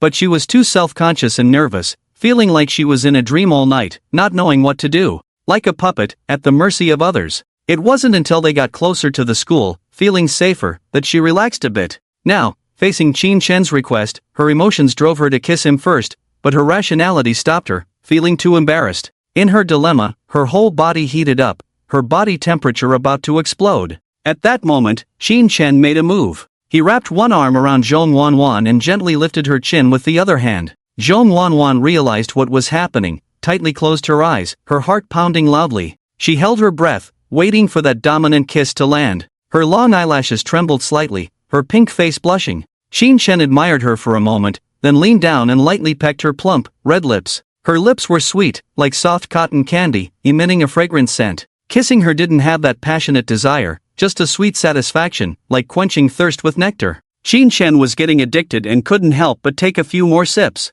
He almost kissed her to suffocation. It felt like a century had passed. After their lips parted, Zhong Wanwan slumped in her seat. Qin Chen's bold and intense actions made her feel like she was immersed in an ocean of love, surrounded by warm seawater, unable to breathe, unable to escape. Each time she tried to resist, it was futile, as he kept taking from her endlessly. Is this what kissing feels like? Confusion was evident in her eyes. Her nerves were highly tense, the man's breath putting her blood circulation in a very hyperactive state. A strange palpitation arose in her heart. The dopamine released in her brain made her want to do it again. In a state of extreme impulse, she could do anything except solve math problems. Zhong Wanwan set aside her shame and took the initiative to hold Qin Shen's neck, offering her lips to him. Unlike just now, this time she slightly opened her lips, clumsily learning Qin Shen's kissing technique, indulging in pleasure. After a long time, until her own underwear was almost undone, Zhong Wanwan woke up. She quickly pushed away his body, straightened out her messy clothes. Sorry, I couldn't help it just now. Qin Shen scratched his head and smiled. Did I hurt you? Zhong Wanwan shook her head, blushing and not speaking. She felt incredulous about her own initiative and shyly wanted to get off the car. Qin Shen couldn't bear to let this girl go back to school now. Wanwan, what did you put on your lips? Why is it so sweet? Zhong Wanwan blushed like an apple, not daring to look at him. Qin Shen tilted his head and thought for a moment, jokingly said, You kissed me just now, does that mean you like me? No, Zhong Wanwan hurriedly denied. Qin Shen's smile stiffened, his expression becoming somewhat unnatural. This girl really doesn't know how to flirt, such a straightforward rejection, how should he respond? Seeing that he seemed to be getting angry, Zhong Wanwan quickly explained, It's not that I don't like you, I just haven't started working yet, so I can't be with you. Why? Qin Shen asked curiously. They want me to finish school before finding a partner, now they want me to focus on studying, Zhong Wanwan said weakly. Qin Shen guessed that they should be Zhong Wanwan's parents or elders. The education and values of the older generation are in conflict with those of modern young people. When in college, it's the age of blooming youth. If they don't date now, by the time they graduate at 22 or 23, where will they find an outstanding life partner? Once they enter society, they have even fewer interactions with the opposite sex. Most only have colleagues and blind date partners, and as they get older, the people around them become more practical, making it harder to find the right person. What do you think? Qin Shen asked. I've spent a lot of money on my education, I want to earn money to repay them after graduation, Zhong Wanwan said sincerely. But you have money now, Qin Shen puzzled. I have so much, I dare not use it, Zhong Wanwan's eyes flashed with worry. She felt that if she spent his money, she would be at the mercy of others in the future. Although she is very poor now, at least she is free, and there is still a possibility of making money in the future. If she just spent his money recklessly, she wouldn't have the right to speak up in front of him. Silly girl, you are my woman now, there's nothing you can't use, Qin Shen pinched her face, smiling and said, Don't worry, use this money first, tomorrow I'll take you to buy a plane or yacht, you don't have to work in the future, just enjoy life with me, do what you like. Qin Shen's voice suddenly stopped, his brows furrowed, his expression instantly filled with pain. What's wrong with you? Zhong Wanwan was listening absent-mindedly, but when she looked up and saw this man with wide eyes, sweating profusely, and a pale face, she was suddenly startled. What was even more frightening was the large amount of foam coming out of his tightly clenched teeth, like a crab blowing bubbles. Brother, don't scare me, what's wrong with you? Zhong Wanwan exclaimed. She saw Qin Shen clutching his stomach about to fall to the ground. She quickly unbuckled her seatbelt, supported Qin Shen with her body, then patted the front seat of Wang Gang, urgently saying, Uncle, it seems like something's wrong with my brother, please stop the car quickly. Wang Gang slowly stopped the car, turned to look at Qin Shen, and exaggeratedly shouted, The young master's gastritis has flared up, it should be caused by the snacks just now, we must take him to the hospital now. Then hurry and take him to the hospital. Zhong Wanwan was even more nervous, her face full of anxiety as she shouted back. No, it's okay, enduring this old problem for a while won't hurt. Let me take you back to school first, Qin Shen said weakly. I'll take you to the hospital first, don't speak, let me massage you a bit. Zhong Wanwan anxiously squatted in front of Qin Shen, slowly rubbing his stomach. Meanwhile, Wang Gang drove straight to the farthest hospital. On the way, Qin Shen couldn't bear the pain, tightly embracing Zhong Wanwan's body, burying his face in her neck, taking a deep breath. The girl's scent intensified his pain, and he couldn't help but take another deep breath. The fragrance of the girl and the mature woman were completely different, like the pure and elegant scent after the rain hits the gardenia, and like a lingering scent of clear cedar at the tip of the nose. Qin Shen took several breaths, feeling a bit short of oxygen, and couldn't help but lean on her chest. Zhong Wanwan was solely concerned about his condition and didn't notice anything amiss. She even squatted a bit higher to make it easier for Qin Shen to lean on. The posture of half-squatting with a raised hip was very seductive. Qin Shen's mind was filled with thoughts of pouncing on her. However, this was a critical moment. Revealing his intentions would not be conducive to tonight's plan. He suppressed his desires, slowly let go of her, leaned back on the seat, and asked, Brother, are you feeling better? Zhong Wanwan nervously asked. Feeling better now, thank you. Xinshen weakly smiled at her. Your stomach is not good, why did you eat spicy food? Zhong Wanwan scolded. I don't usually eat it, but I couldn't resist taking a few bites when I saw you so happy today. Xinshen's words made Zhong Wanwan both heartbroken and delighted. She wiped his mouth with a napkin and said softly, don't eat it in the future, get well first. Xinshen placed his hand on top of her small hand on his stomach and said with a smile, it's okay to eat occasionally, it's not a big problem. All serious illnesses start from small problems, especially gastrointestinal issues, which require examination and adjustment, Zhong Wanwan said seriously. Xinshen stroked her hair and said with relief, I understand, will you accompany me to the hospital for a checkup? Zhong Wanwan nodded. Wanwan, you're so good, I like being with you, Xinshen said with a smile. Zhong Wanwan blushed quietly, then realized that they were very close, and their posture was a bit ambiguous. She shyly lowered her head, glancing around. After about 20 minutes of driving, because Zhong Wanwan was not Xiaoting, nothing happened between the two in the car.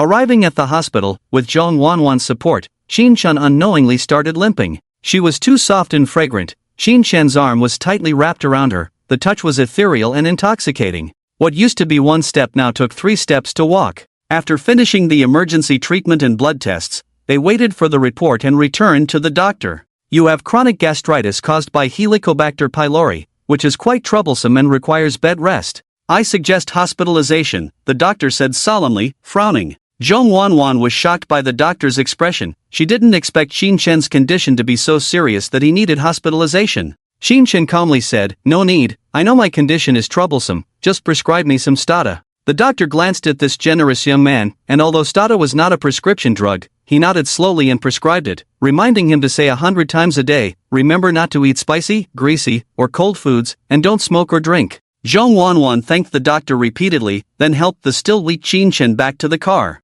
Looking at his pitiful appearance, Zhong Wanwan worried, is it still painful? The pain is gone after taking the medicine, just feeling weak, Xinshen forced a smile. Don't eat those foods next time, Zhong Wanwan advised. Got it. Xinshen looked at her concerned eyes, smiled apologetically and said, sorry for delaying you from going back to school. It's okay, as long as you're okay, Zhong Wanwan replied softly. Stay at the hotel with me tonight to take care of me, I promise not to touch you, Xinshen revealed a sly smile. Zhong Wanwan had been worried about Xinshen's health, so when she heard that he needed her to take care of him, she didn't think too much and agreed. However, as they arrived at the hotel, Xinshen walked with vigor and urgency, and the strength with which he held her hand didn't seem like he needed someone to take care of him. This made Zhong Wanwan gradually feel something was amiss. When she realized that she should have been back in the dormitory at this time, but now she was inexplicably in the hotel, her alertness rose, and she finally reacted belatedly. She seemed to have fallen into a trap. In fact, all adult girls, as long as they haven't drunk alcohol, will instantly sober up when they follow a boy into a hotel. No matter how exquisite the lies or affectionate the tactics were before, they were all useless. They were very clear about what they were about to face. Zhong Wanwan was no exception. Her hands and feet were cold with nervousness at the moment, and her eyelashes trembled. She stiffly followed Xinshen into the hotel. Xinshen had booked the Cloud Suite at the W Hotel on the Bund a long time ago. It cost 40,000 yuan per night. This was a very popular internet-famous hotel with many visitors and full occupancy all year round. The room he booked was on the top floor. The Cloud Suite was a 2-story loft design with a 270-degree curved floor-to-ceiling glass perimeter. The view was stunning, with a modern feel of the night in the city, and the windowsill in the room offered an unobstructed view of the Oriental Pearl Tower. The reason he chose this hotel instead of the more expensive Amanyanjian was that this W hotel had a super king-size bed that could rotate. Upon entering, one could see what looked like 4 huge black pedals on the ceiling, extending 4 suspension columns to suspend a 3-meter circular hanging bed in the air.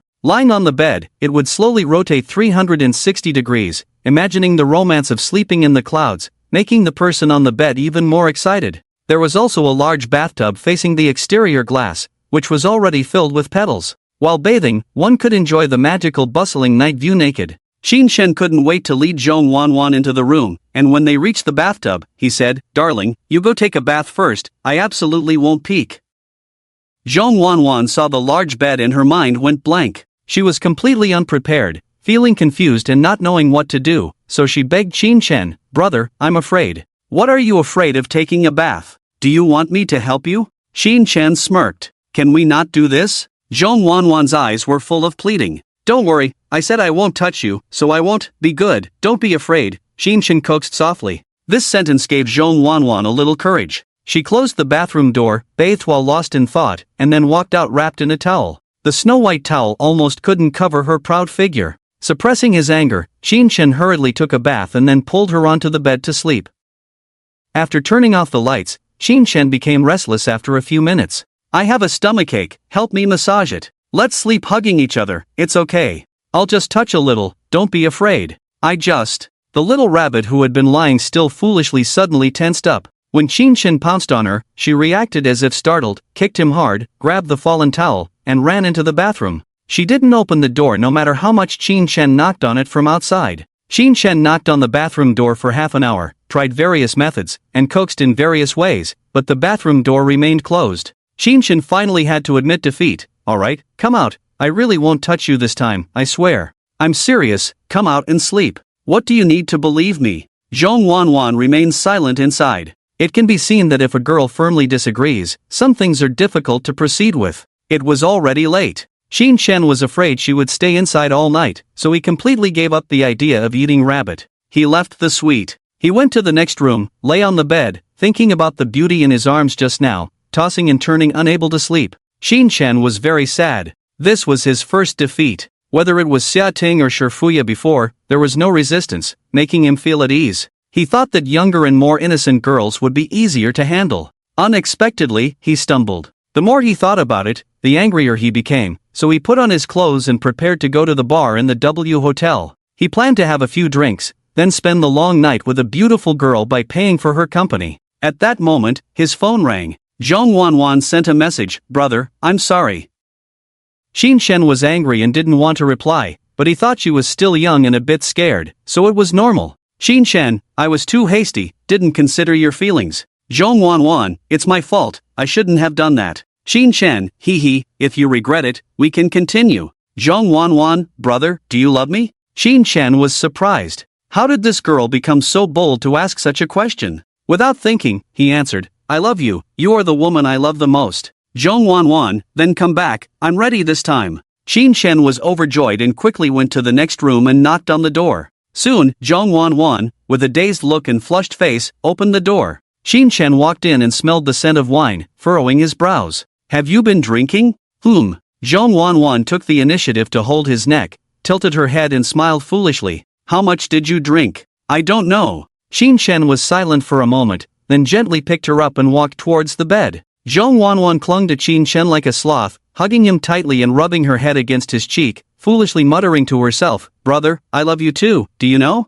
When I saw you this afternoon, I was stunned, you are so handsome, even more handsome than in the photos. I really want to be with you, but they say I'm a country bumpkin, I'm afraid I'm not good enough for you. Shin listened to the girl's murmurs. Looking at the two opened bottles of wine on the table, he knew this silly girl had drunk a lot.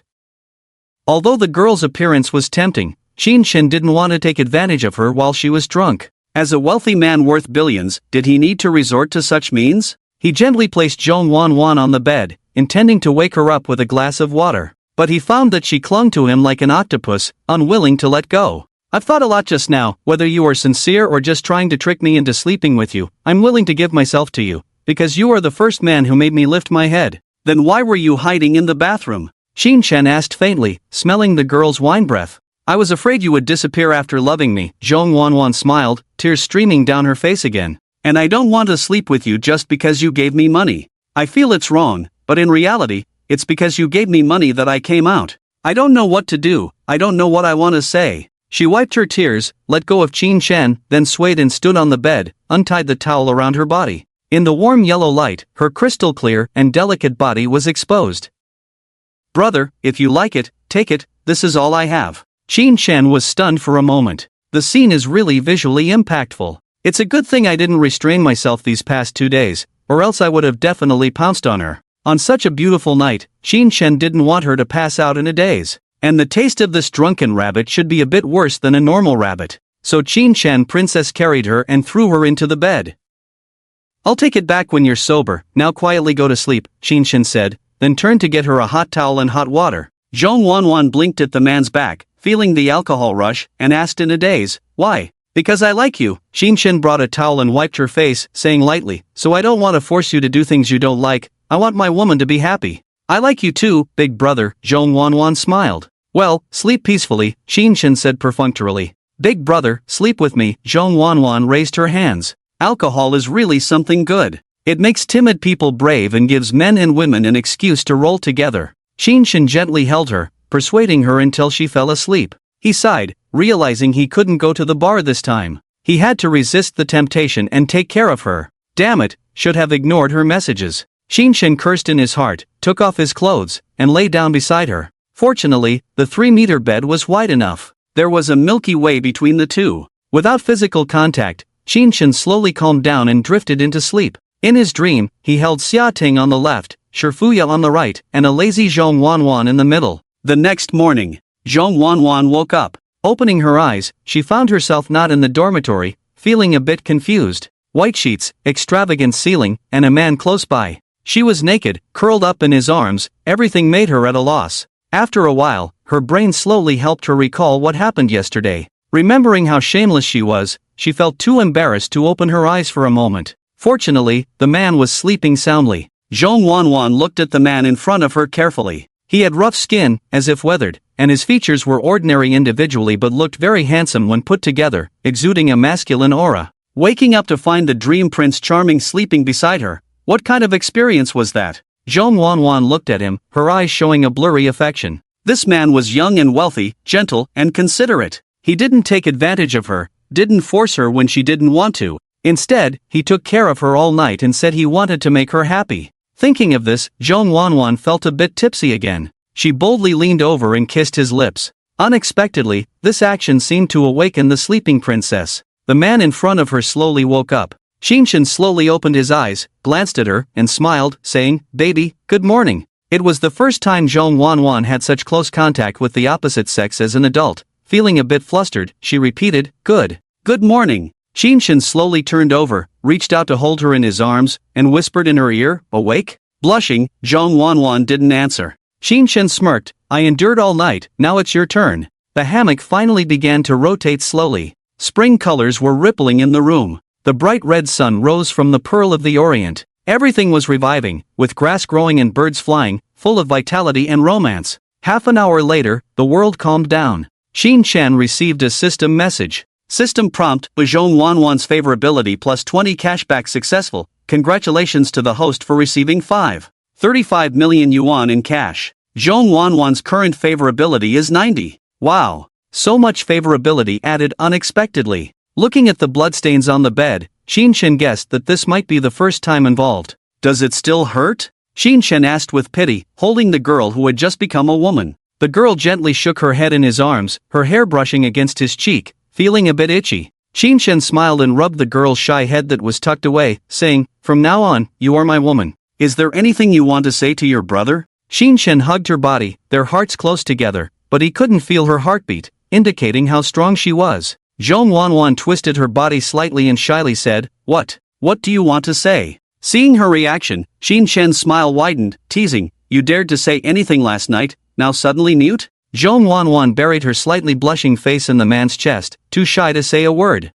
I still prefer the straightforward you from last night." Shinshin joked a few times. Seeing her still silent like an ostrich, he said some typical scumbag lines like, "I will take responsibility," coaxing her eyes to sparkle again. After everything was over, Shinshin carried the exhausted Zhong Wanwan to take a bath, and when they recovered, they sat on the sofa in bathrobes to rest. They ordered breakfast from the hotel, eating while overlooking the bustling city outside the window, enjoying the morning sun at 9 o'clock. When people look down from a high place, they always feel a sense of ambition. Shinshan also had this feeling. A beauty in his arms, the world in his hands, this is the ultimate romance for a man. Looking at the distant skyscrapers, the idea of starting an entertainment media company came to mind again. Now holding 65 million yuan in cash, it could be converted into 650 billion in lickspittle gold. Enough to make waves and create a big shot in the entertainment industry. Thinking about being the company's boss in the future, surrounded by all kinds of stunning beauties, superstars flattering him, and international directors bowing before him,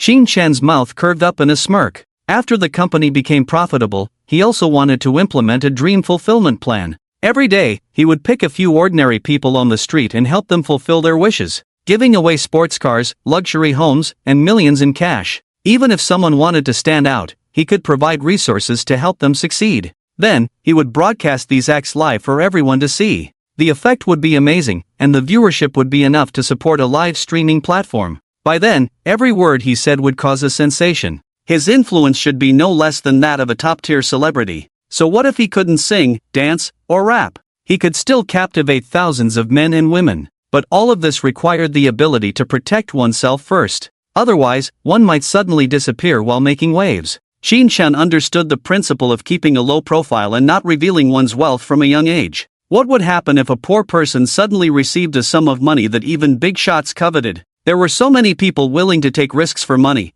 and once their background was exposed, a few tranquilizer darts could take them away.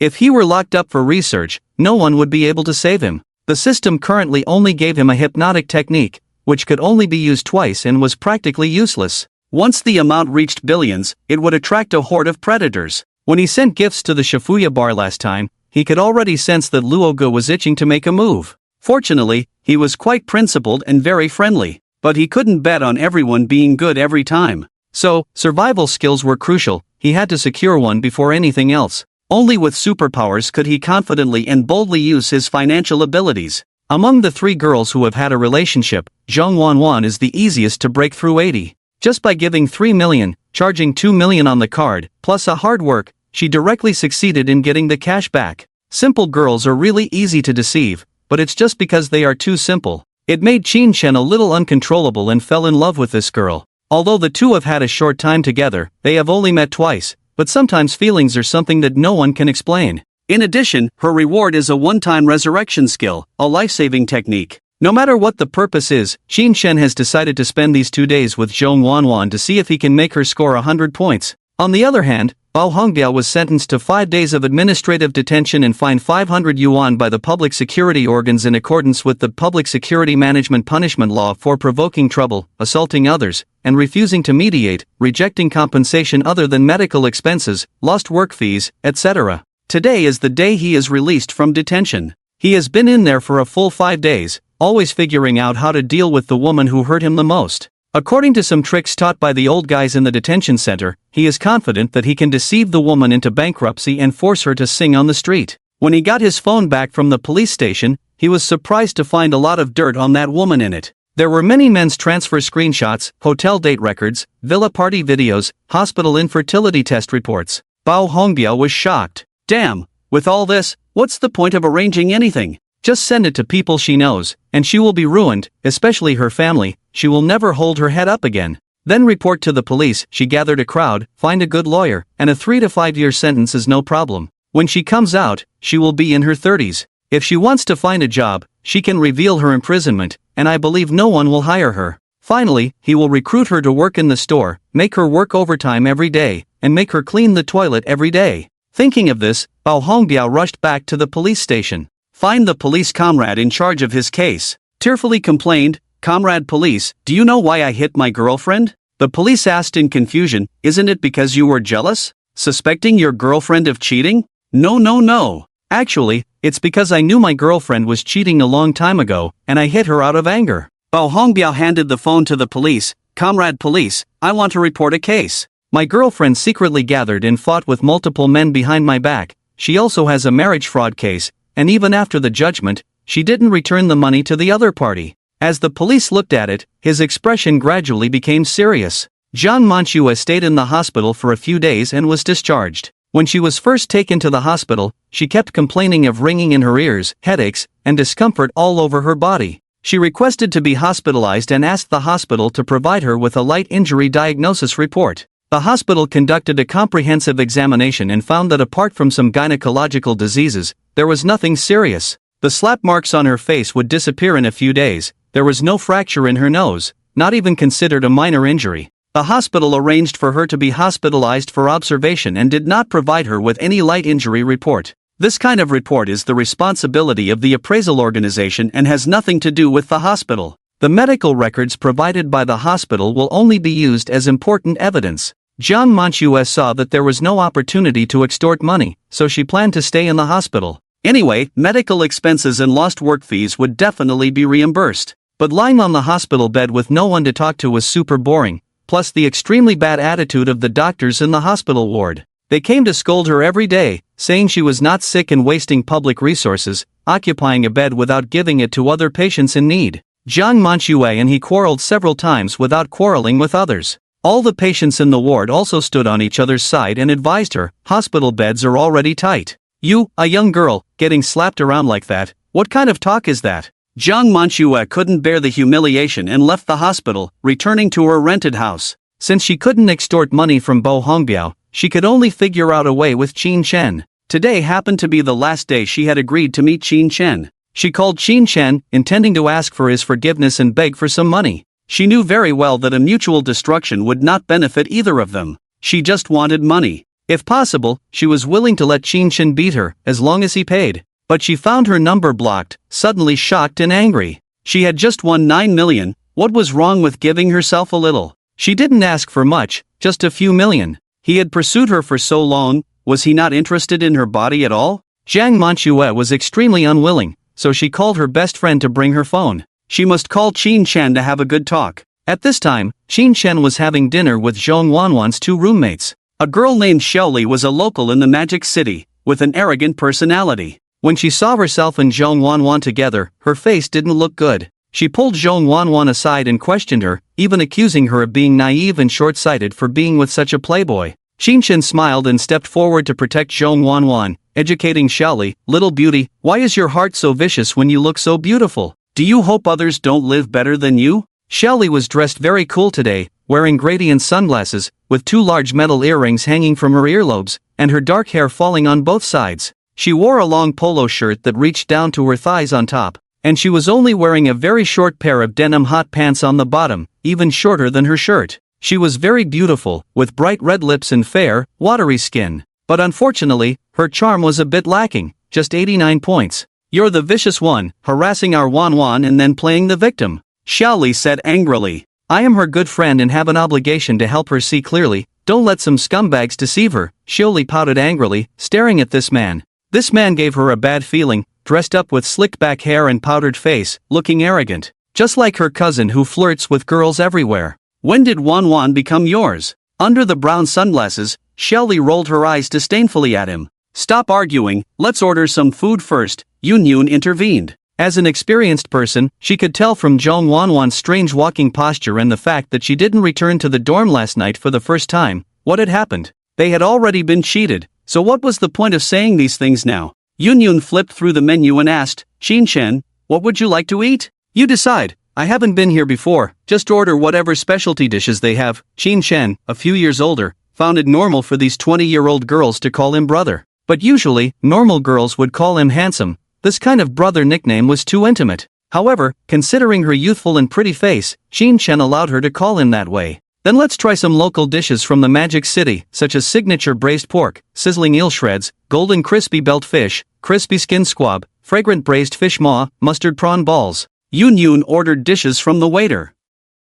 They were currently at a private restaurant recommended by Xiaoli. Detached Western-style house, with a classical and elegant environment, very high-end. The price is not very expensive, around 300 to 400 per person, but it is said that it is very difficult to book here, only old residents of the city can eat here. "Brother can't eat spicy, tell him not to put chili," Zhong Wanwan reminded cautiously. "The local cuisine here tends to be sweet rather than spicy," Yun explained. "It's okay, a little bit won't hurt," Qin Chen reassured. Xiaoli heard this and suspiciously looked back and forth between Zhong Wanwan and Qin Chen, asking, "Wanwan, you seem to care a lot about him." Xiaoli, being a local, usually goes home on weekends, so she didn't know that Zhong Wanwan had become Qin Chen's girlfriend yesterday. Seeing Zhong Wanwan feeling embarrassed by the question, Qin Chen smiled and spoke for her. "It's refreshing, can't she care about her man?" "Humph, arrogant man." Xiaoli frowned. "Before they get married, I won't let you take advantage of Wanwan." Qin Chen smiled, looking at the cool girl from head to toe, provocatively asking, "What if I insist on taking advantage?"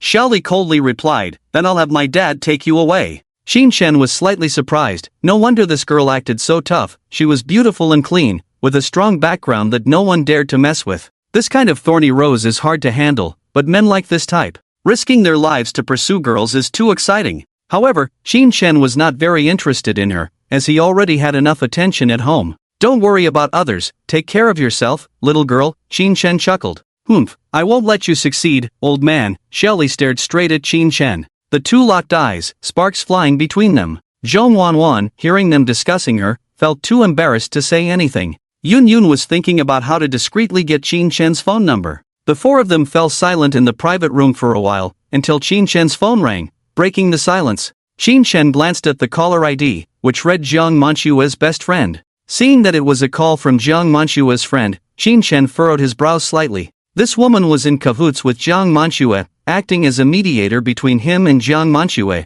She often conveyed requests that Jiang Manchua couldn't directly make, such as needing money when she was broke, or when she was sick and needed financial help. When he was about to give up, this woman would come and persuade him. This time, they had a falling out, so what else could she say? Qin Shen answered the call with a smile, curious to hear what this woman had to say. "Hello, Qin Shen, I want to talk to you," came the annoying voice from the phone. Qin Shen's expression changed slightly, coldly saying, "Jiang Manchua?" The three girls at the table perked up their ears upon hearing the girl's name. "It's me, Jiang Manchua," in front of her friend, began to emotionally say, "Qin Shen, we promised to be together back then." Qin Shen immediately interrupted, "Stop, I don't want to hear about the past. If there's nothing else, I'll hang up. Take care of yourself." Jiang Manchua urgently said, "Wait, listen to me, I promise not to bother you again." After a moment of contemplation, Qin Shen decided to hear her out, thinking that a dying person's words are good. "Okay, go ahead and speak," he told Jiang Manchua before apologizing to Zhong Wanwan with a smile and excusing himself to take the call. "Okay," Zhong Wanwan obediently nodded.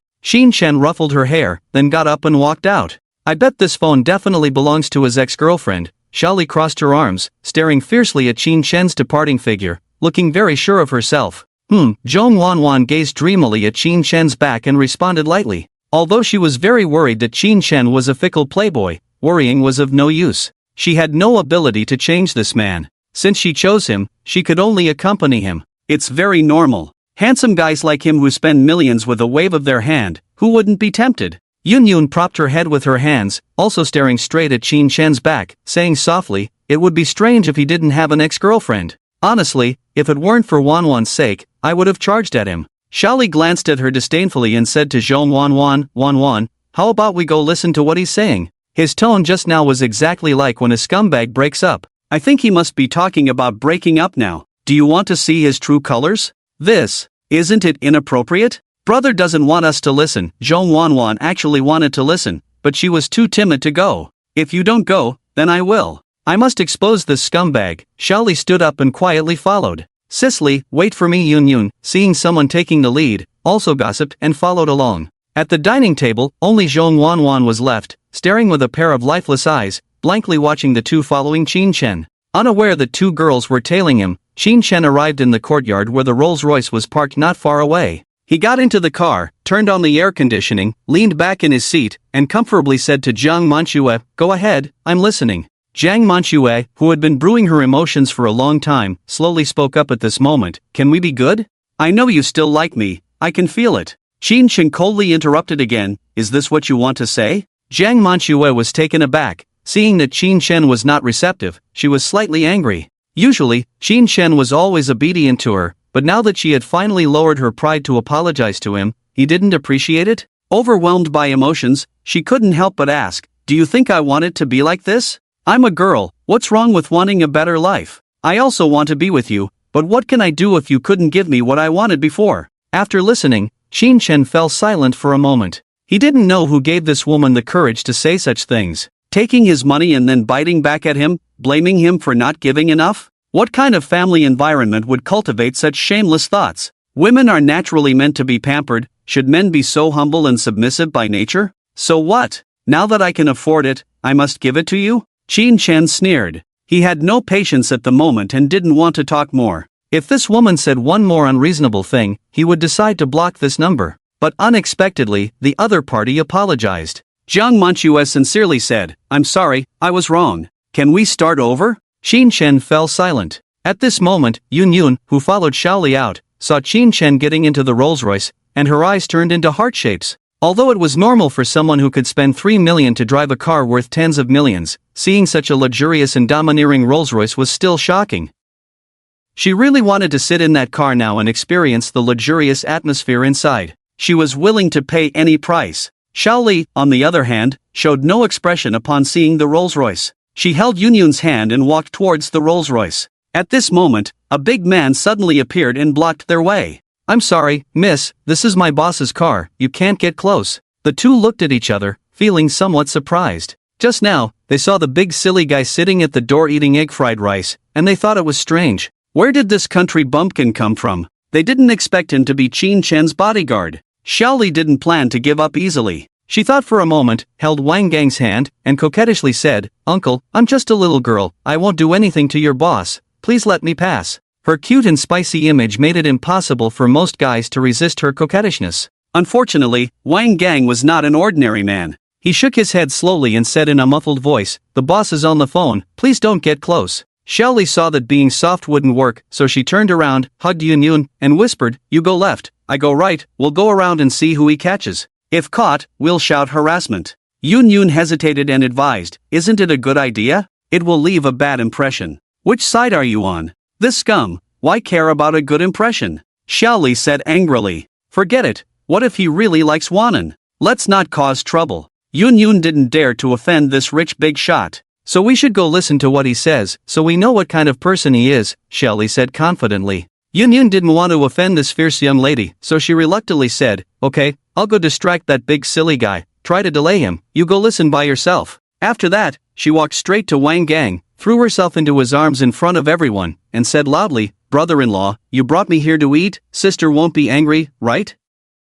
The two stood not far from the door, attracting the attention of passers-by and the restaurant customers peeking out. Wang Gang was dumbfounded, his face turning as red as a pig's liver, trying to push her away. He didn't notice the other girl sneaking around behind him. Xiaoli crouched beside the Rolls-Royce, not caring if the car door was hot, and pressed her ear against the door. She heard Qin Chen's indifferent voice from inside, "We're done, please don't bother me anymore." Xiaoli smirked, confirming her suspicions. With just that sentence, Qin Chen was labeled a scumbag in her heart. She stood up, nodded at Yunyun, and walked towards the restaurant. She wanted to talk some sense into Wanan, to make her realize that following such a scumbag would not lead to happiness. Yunyun finally let go of the speechless Wang Gang. On the other side, Jiang Manhwa was desperately trying to salvage the relationship. "I promise to delete all other men, leaving only you. Can we be happy together in the future?" Jiang Manhwa's voice was extremely disgusting. Qin Chen, hearing these words, wanted to strangle her. He regretted being with this woman in the first place. She still treated him like a fool. Qin Chen was furious, but he quickly calmed down. He knew that getting angry wouldn't help. Tit for tat was the only way to resolve his anger. "It's too late, you're about to leave me soon," Qin Chen sighed. He had received information from Chiu Lily in the morning. Bao Hongbiao had been released from prison and had reported to the Public Security Bureau. If they acted quickly, law enforcement officers were probably on their way to Jiang Manhwa's house. So, most likely, the next time they met would be 3 to 5 years later. By then, his career should have developed, and it probably wouldn't be easy for her to see him. "How could I ever leave you? I will never leave you. I won't fool around anymore. How about having a big chubby boy with you in the future?" Jiang Manhwa was still using her disgusting voice to invade Qin Chen's ears. Qin Chen wanted to ask her a bunch of gynecological diseases, plus infertility. What kind of thing could she give birth to? But he didn't voice his doubts. Compared to meaningless insults and sarcasm, there was something else he wanted to do now. Qin Chen adjusted his tone and said with an emotional voice, "Manhwa, are you serious? Do we still have a chance?" When Jiang Manhwa heard Qin Chen's tone loosening a bit, as if he was about to change his mind, her heart blossomed with joy. This lick dog just couldn't forget about himself. As long as she pretended a little, she could control him tightly. Next, as long as she met him, seduced him with her body, she would definitely make him hand over the money obediently. She didn't know how much of the 90 million he had spent recklessly. If the remaining money was less than half, she would definitely not let him off. While Jiang Manhwa was thinking to herself, she said softly to Qin Chen, "Silly, of course we still have a chance. You have to believe me. I don't believe you. You have been lying to me, you have never loved me." Qin Chen suddenly choked up, his voice full of grievance. "I haven't lied to you. Your kindness to me over the years, I have silently kept in my heart," Jiang Manhwa said, already thinking about how to cheat Qin Chen out of his money. "I don't believe you, I don't believe you. You just want to cheat my money." Qin Chen's voice sounded a bit hysterical, feeling unrestrained. When Jiang Manhwa heard that the other parties seemed to be getting smarter, she panicked and said, "I didn't. What do you want me to do to believe that I really like you?" If you really have me in your heart, then how much money have I given you in the past 3 or 4 years, do you remember? Qin Chen questioned. Jiang Manhwa roughly calculated in her mind, not much in the first 2 years of studying, but more than 3,000 each month in the last 2 years. It was about 80 to 90,000 in total. This amount of money was not enough for the expenses of those rich second generations in a bar, but it was stable, coming every month. If nothing unexpected happened, today was the time to pay. He said last time that he would give himself 4,000 as salary. Unfortunately, there was the incident with Bo Hongbiao. Including the necklace, you have spent nearly 100,000 on me. I remember it very clearly, Jiang Manhwa said vaguely, exaggerating a bit. Okay, give me back the 100,000, and I will start over with you, Qin Chen said seriously. Alarm bells rang in Jiang Manhwa's mind. Was this man trying to cheat her money? She hesitated and said, have you spent all of the 90 million? Qin Chen directly sent her a screenshot of his bank balance of 65 million, along with a photo of himself sitting in the car. Let her check on WeChat. I bought a Rolls-Royce and a villa these days, leaving less than 65 million. Jiang Manhwa saw the bank balance and the Rolls-Royce that Qin Chen had casually taken a photo of, her eyes immediately turning red. The thought of this money soon belonging to her made her blood boil. She believed strongly that all of this was true, otherwise Qin Chen wouldn't have so many women around him. At this moment, a demonic whisper came through the phone. I want the 100,000 to buy off the mistakes you made in the past. From now on, we will start anew, just like when we first met. I will love you as before. But I have met other women recently, and I have to share my money with them. I can't give it all to you, at most I can give you 20 million. You better make up your mind soon, or in a few days, I will meet more girls, and there won't be a place for you. Jiang Manhwa, listening to the other party's detailed arrangement of future money, gradually believed his words. If he was lying to her, he could have just given her all the money. Only when you have sincerely considered yourself will you plan and arrange things like this. And with the other party's blatant 65 million lying there, how could they possibly care about your 100,000? She heard Qin Chen say he was going to hit on other girls in the end. She was immediately anxious. 20 million is already very little, it can't be any less. Okay, I promise you, we'll buy out our past and start over. Remember to specify that it's the money for returning gifts. I'll wait for your transfer. Qin Chen couldn't suppress the joy in his heart, his voice became excited. After hanging up the phone, he removed her from the blacklist on WeChat and quietly waited for the transfer notification. Jiang Manhwa didn't pay attention to Qin Chen's abnormality. Her mind was full of thoughts on how to exchange 100,000 for 20 million. But she only had 50,000 yuan on hand, still lacking 50,000. Small loans couldn't be obtained anymore. Where could she get 50,000 yuan from? Thinking about it, she looked at her best friend she had called. Jiang Manhwa's best friend knew all about Qin Chen's deeds. At this moment, hearing Jiang Manhwa say she was only 50,000 short of getting 20 million, she was excited. After all, Qin Chen's previous dog-like behavior was too ingrained in people's minds. Now that he had money in a proper manner, he shouldn't give up on his first love. Jiang Manhwa promised herself to take 1 million out of the 20 million. Who wouldn't do business that turns 50,000 into 1 million? She immediately took out 50,000 from her credit card and gave it to Jiang Manhwa. Jiang Manhwa, excitedly receiving the money, transferred it over, specifying that it was the money for the gifts Qin Chen had given her over the past 4 years, cutting ties with the past. Qin Chen replied with an okay gesture. He then told her that he was in the Magic City these days, meeting friends, and might return in 2 days, asking her to wait obediently at home. Jiang Manhwa promptly replied that she wouldn't go anywhere, just waiting for him to come back home. After receiving a flying kiss emoji from Qin Chen, she excitedly hugged her best friend to celebrate, happily fantasizing about how to spend 20 million. She planned that after getting the money, she would first call a few handsome KTV attendants, sing and drink, and party all night. Then she would buy designer bags, fly first class, and become a true socialite in the socialite circle. She would also buy a house for her retirement, and buy some nice clothes for her parents, who always looked poor in their worn-out clothes, embarrassing her. As she was thinking about the climax, the doorbell rang. Jiang Manhwa thought it was a surprise prepared by Qin Chen for her. Her heart blossomed with joy. She said he would come back in 2 days, but as soon as she heard she was going to have his child, he hurried over without delay. Jiang Manhwa was very satisfied with Qin Chen's performance and decided to avoid him as much as possible when playing in the future.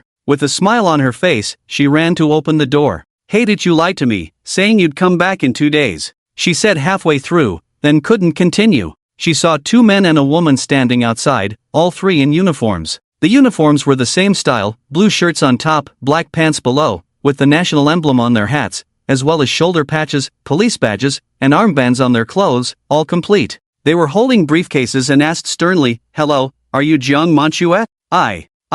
Jiang Manhwa was dumbfounded, not sure whether to admit it or not. But the police didn't wait for her response, they directly said, "Jiang Manhwa, you are suspected of multiple fraud cases and organizing debauchery. You are now under mandatory summons, please handcuff yourself." Boom! A thunderbolt struck in Jiang Manhwa's mind. She stood motionless at the door, constantly recalling what she had done in recent years. I didn't, we did it voluntarily, she said with a pale face, explaining anxiously. "Having multiple partners is illegal, please cooperate with our work," the police said coldly. Jiang Manhwa's stiff hands were pulled up by the female police officer and handcuffed. In an instant, she felt her scalp go numb, her heart in turmoil. The thought of possibly going to jail made her want to cry, beg for mercy, argue, throw a tantrum, and plead not to be taken away. But in front of the three stern-faced police officers, she didn't dare to do so. At that moment, she had a sudden inspiration and shouted loudly, "I didn't do it willingly, they forced me." The police officer's expressions gradually became more serious.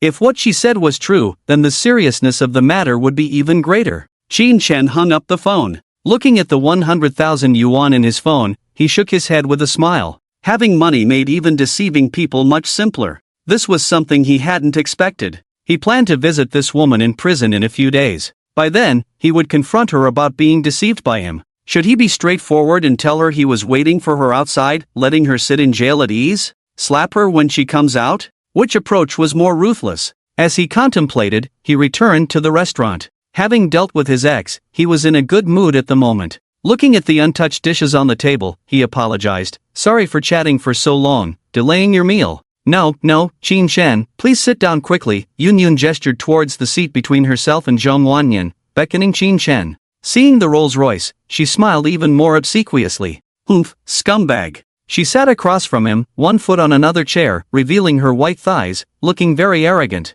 Zhong Wanyan kept her head down, silent and somewhat lost. Xiaoli had been talking about Qin Chen and his ex breaking up since she came back. She even imitated Qin Chen's tone, saying, "How much money have I spent on you over the years?" Zhong Wanyan was very worried that one day Qin Chen would say the same thing to her. Qin Chen was the kind of man who, after playing with someone, would kick them away. She really didn't know what to do. Seeing Xiaoli's carefree attitude, Qin Chen inexplicably wanted to discipline her. "Girl, have some manners, will you find a husband like this in the future? What business is it of yours whether I find a husband or not?" Xiaoli glared back defiantly. "Then does it concern you if I'm a scumbag?" Qin Chen kissed Zhong Wanyan's cheek in front of her, tilting his head arrogantly. Xiaoli was furious, and she coldly picked up her phone and dialed 110, saying, "I'm calling the police now to report you for molesting women." Qin Chen's face turned cold. They were a legitimate couple, so what if the police came? But calling the police over a trivial matter was too sensitive. He stood up and walked towards Xiaoli with a fierce momentum.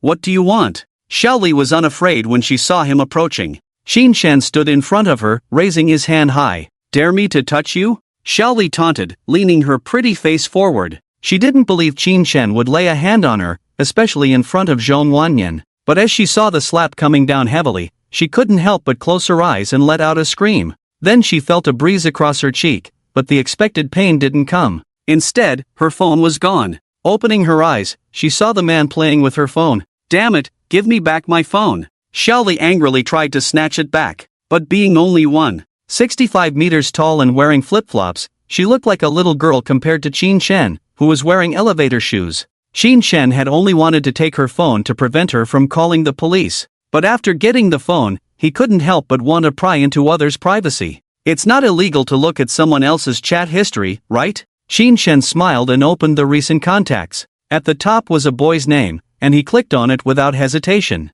Chat records show the conversation between the two. "Boss, the senior you are interested in, we have already tied him up for you, locked in the classroom. Hurry up, Xiaoli." "Xiaoli, when did I show interest? Why don't I know?"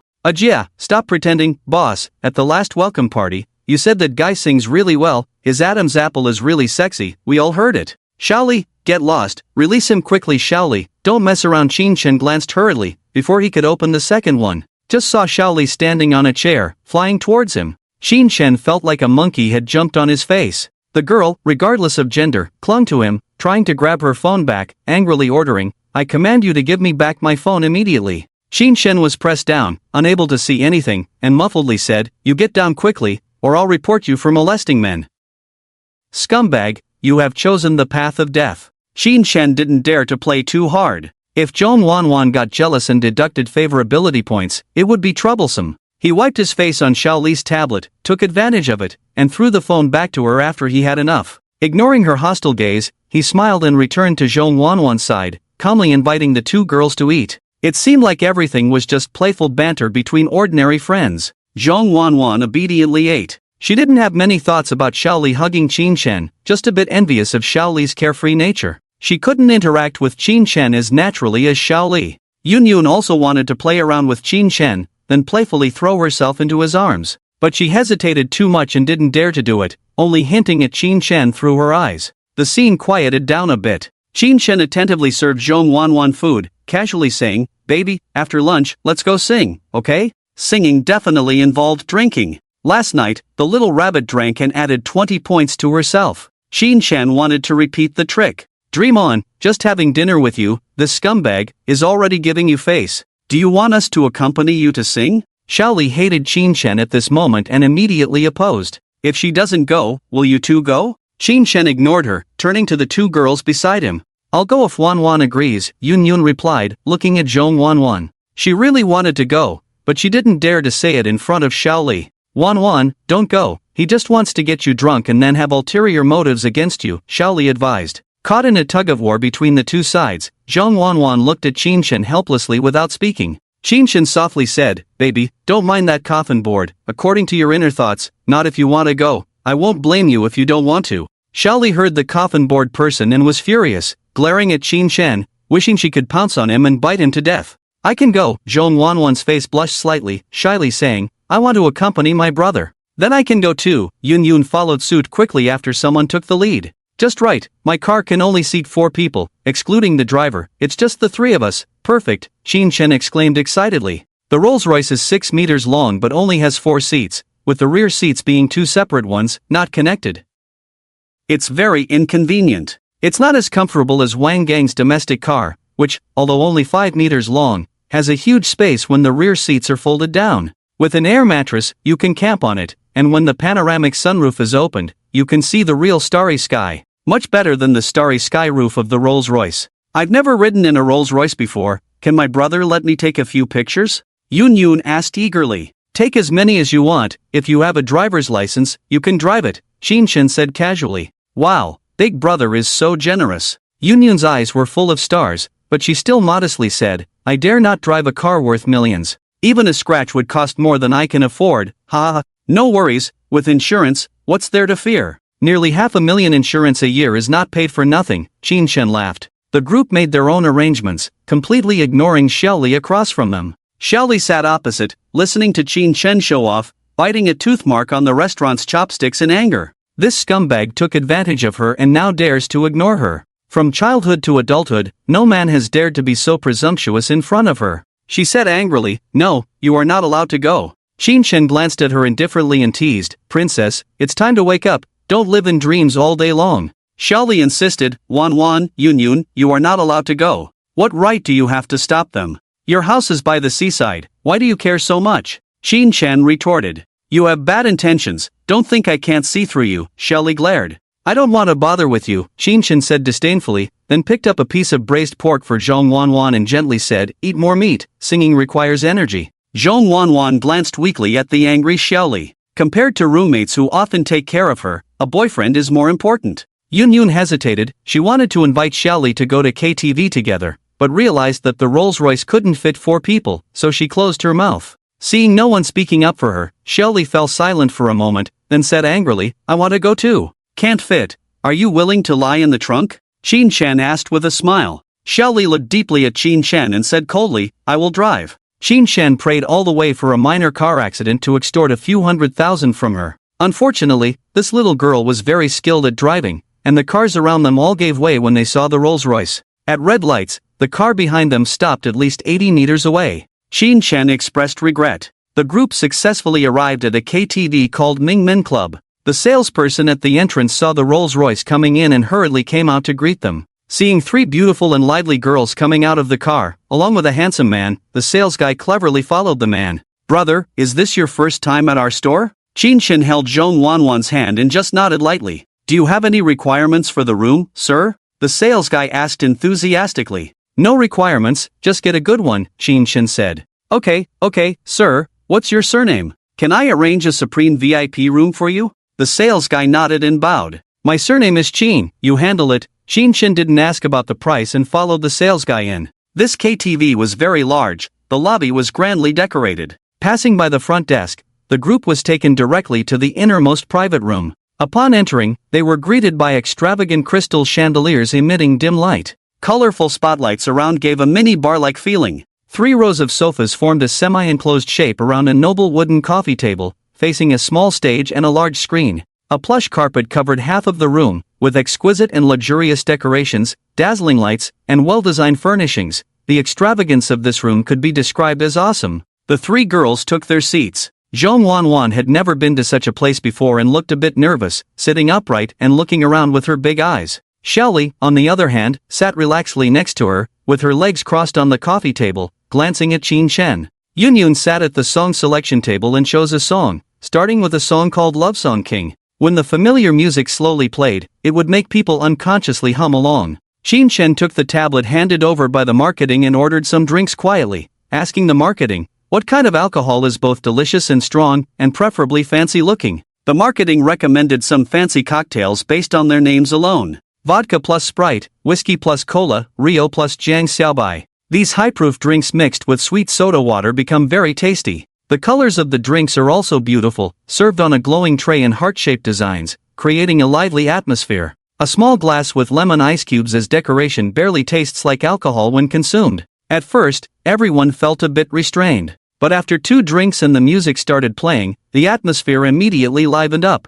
Zhong Wanwan blushed, wearing a light yellow spaghetti strap dress bought for her yesterday, with a bow headband on her head. Her dress reached mid-thigh, a significant improvement from the knee-length dress she wore before. With her fair skin, proper posture, and innocent beautiful big eyes stealing glances at herself, Qin Shen sighed inwardly. No one can resist this level of beauty. If not for the 2 annoying guys beside her, this VIP room would have turned into a battlefield. Qin Shen sat next to her, picked up a dice cup containing 5 dice, and handed it to Zhong Wanwan. "Let me teach you a bluffing game. Shake the cup, look at your dice, and guess the total number of dice between us, such as how many 3s or 4s there are in total. We take turns calling out numbers, only increasing the count. If I say 5 3s, you can only say a number higher than 5 4s. If you don't believe we have 5 3s, you can choose to reveal my dice. If the total dice count is more than 5 3s, you drink, otherwise, I drink." This dice shaking game is the most basic and can be played by multiple people, making it a quick drinking game.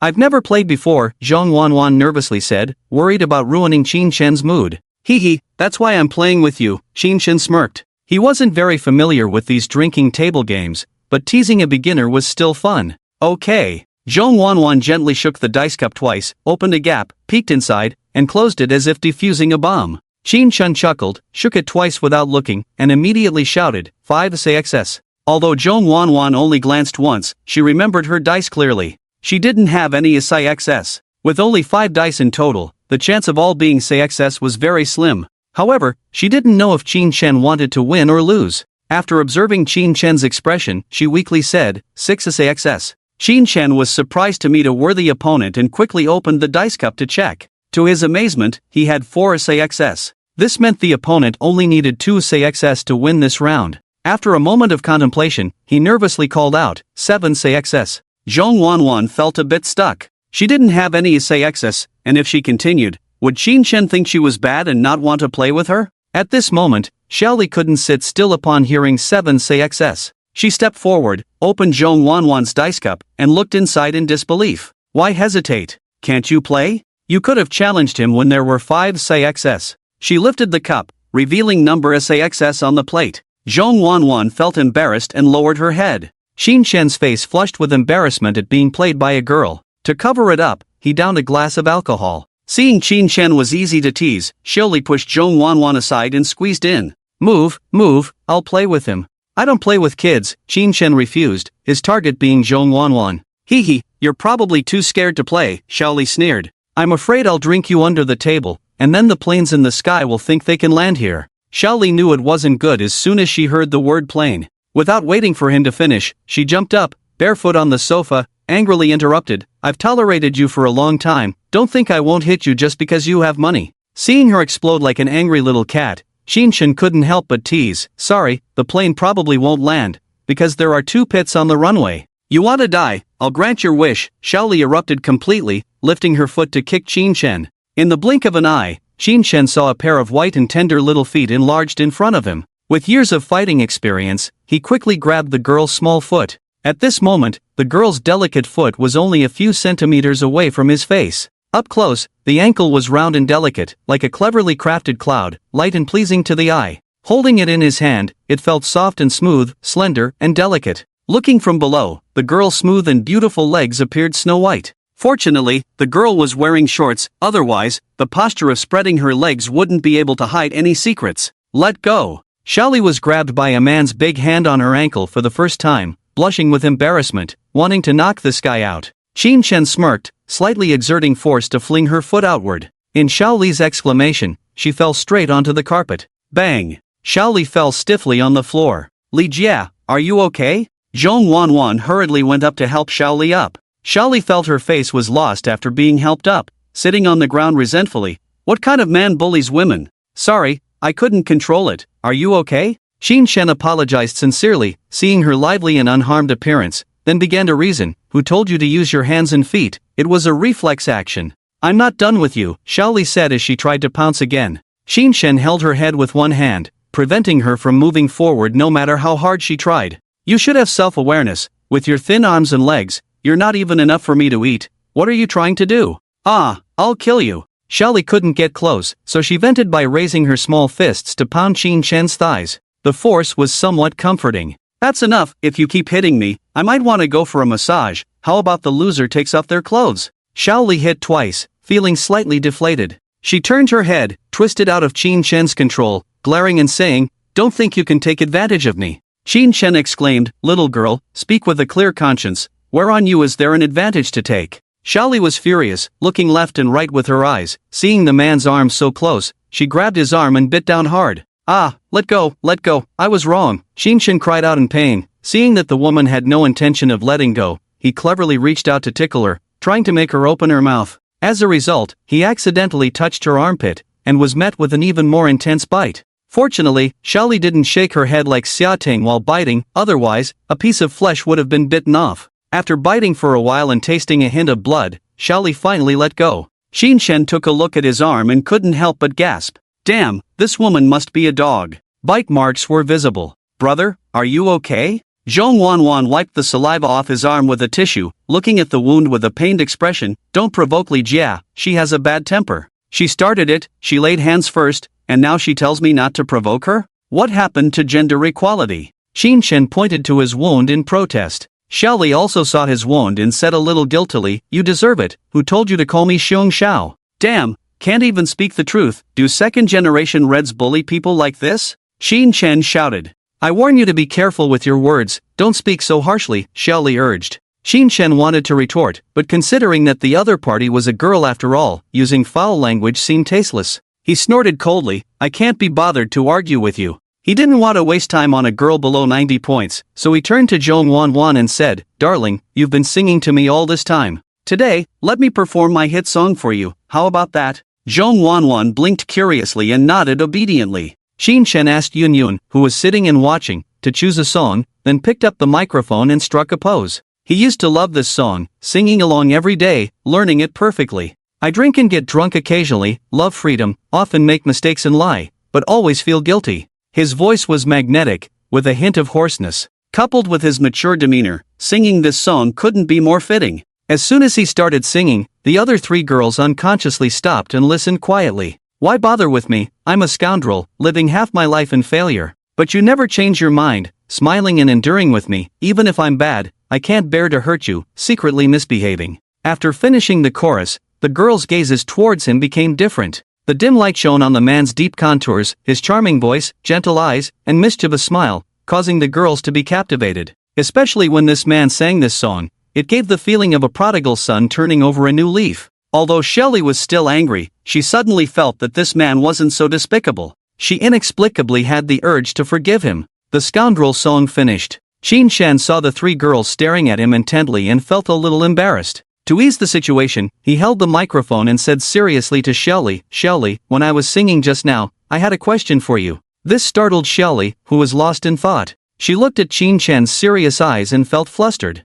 Adolescent girls love to fantasize, and at this moment, Shelley's mind was filled with images of Qin Shan suddenly confessing his feelings. Just after singing a love song, what did he want to say to her? Shelley's heart raced, her ears burning, and she hesitantly asked, "What? What do you want to ask?" But Qin Shan, pointing to the bite mark on his arm, asked sternly, "Have you had a rabies vaccine?" Shelley was stunned, then realized and became angry and embarrassed, grabbing a pillow from the sofa to chase after Qin Shan. Qin Shan ran away laughing. The private room was filled with a cheerful atmosphere. Zhong Wanwan watched the two playfully. People with confidence seemed to be able to act as they pleased. She didn't know where her confidence lay, so she could only sit quietly and daydream. Seeing the young girl looking a bit unhappy, Qin Shan immediately stopped fooling around. He couldn't tease and play around with Zhong Wanwan as freely as he did with Shelley because there was something he wanted from Zhong Wanwan, which made him unable to be carefree. "Darling, what are you thinking?" Qin Shan sat beside her, one hand around her waist. "Nothing," Zhong Wanwan forced a smile. "You saw, she was the one who made the move. I didn't provoke her actively," Qin Shan quickly explained. I know," Zhong Wanwan said, looking down. Seeing that she was still unhappy, Qin Shan brought 2 glasses of wine and said, "Don't overthink it, come and have a drink with me." Zhong Wanwan obediently took the glass and clinked it with his, drinking in small sips. "Let's play dice again, this time you can't let me know, okay?"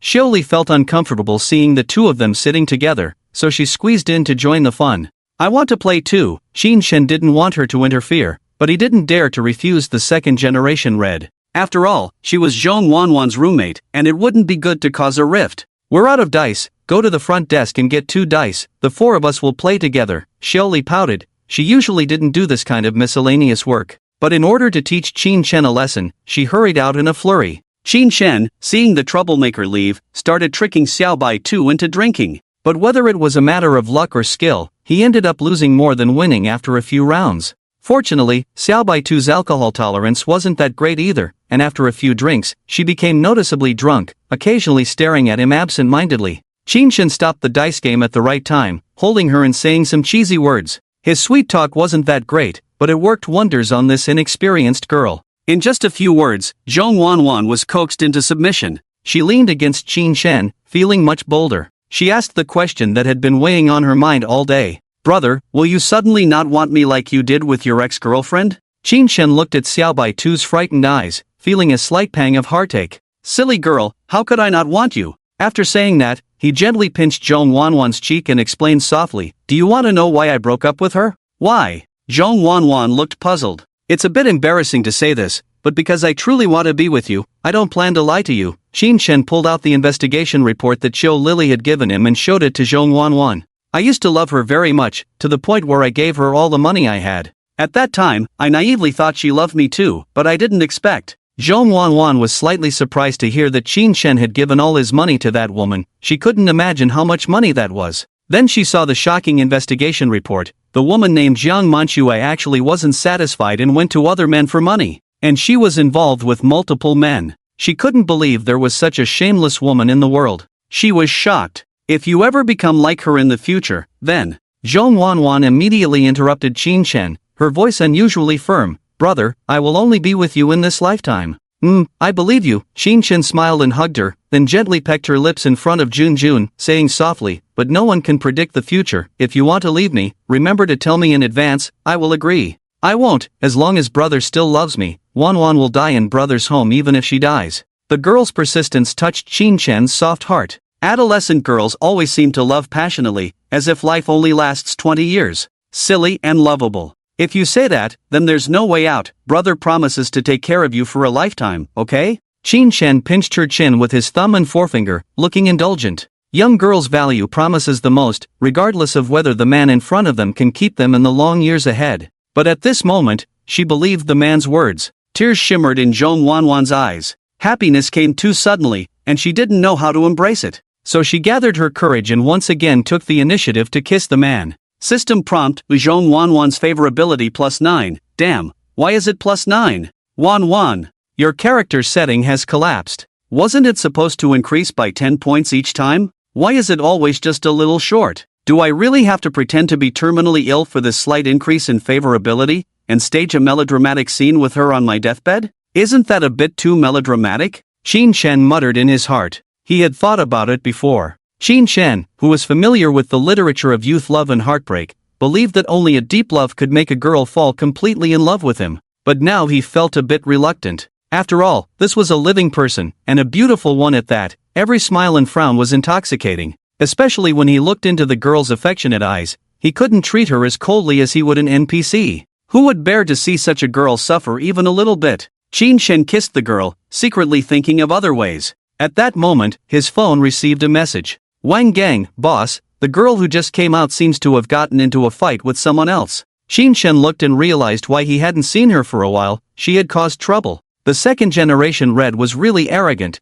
daring to be unruly anywhere. He casually made up a reason, asked Zhong Wanwan and the two to stay in the private room, then hurriedly called Wang Gang standing at the door and walked towards the scene. Xiaoli had just rushed to the front desk to get dice. As she passed an open private room door, she accidentally bumped into a girl running out from inside. The girl was dressed in a cool manner, with a pink camisole and a short skirt, carrying a bag and looking extremely flustered. After bumping into her, the girl didn't even apologize, steadied herself and was about to run. Xiaoli wasn't temperamental, politely said sorry. But then a tattooed man came out from inside, grabbed the girl's hand. The man was burly, with a rough and deep voice. Damn, the drink isn't finished yet, why are you running? Brother, please let me go, I won't take this order. The girl pleaded with a bitter face. I'm not paying you, what's wrong with my brother touching you a bit? The tattooed man said as he tried to pull the woman into the private room. Is that called touching? The girl clung to the doorframe, refusing to go in. I'm only responsible for accompanying drinks, we agreed on this from the beginning, please, brother, find someone else.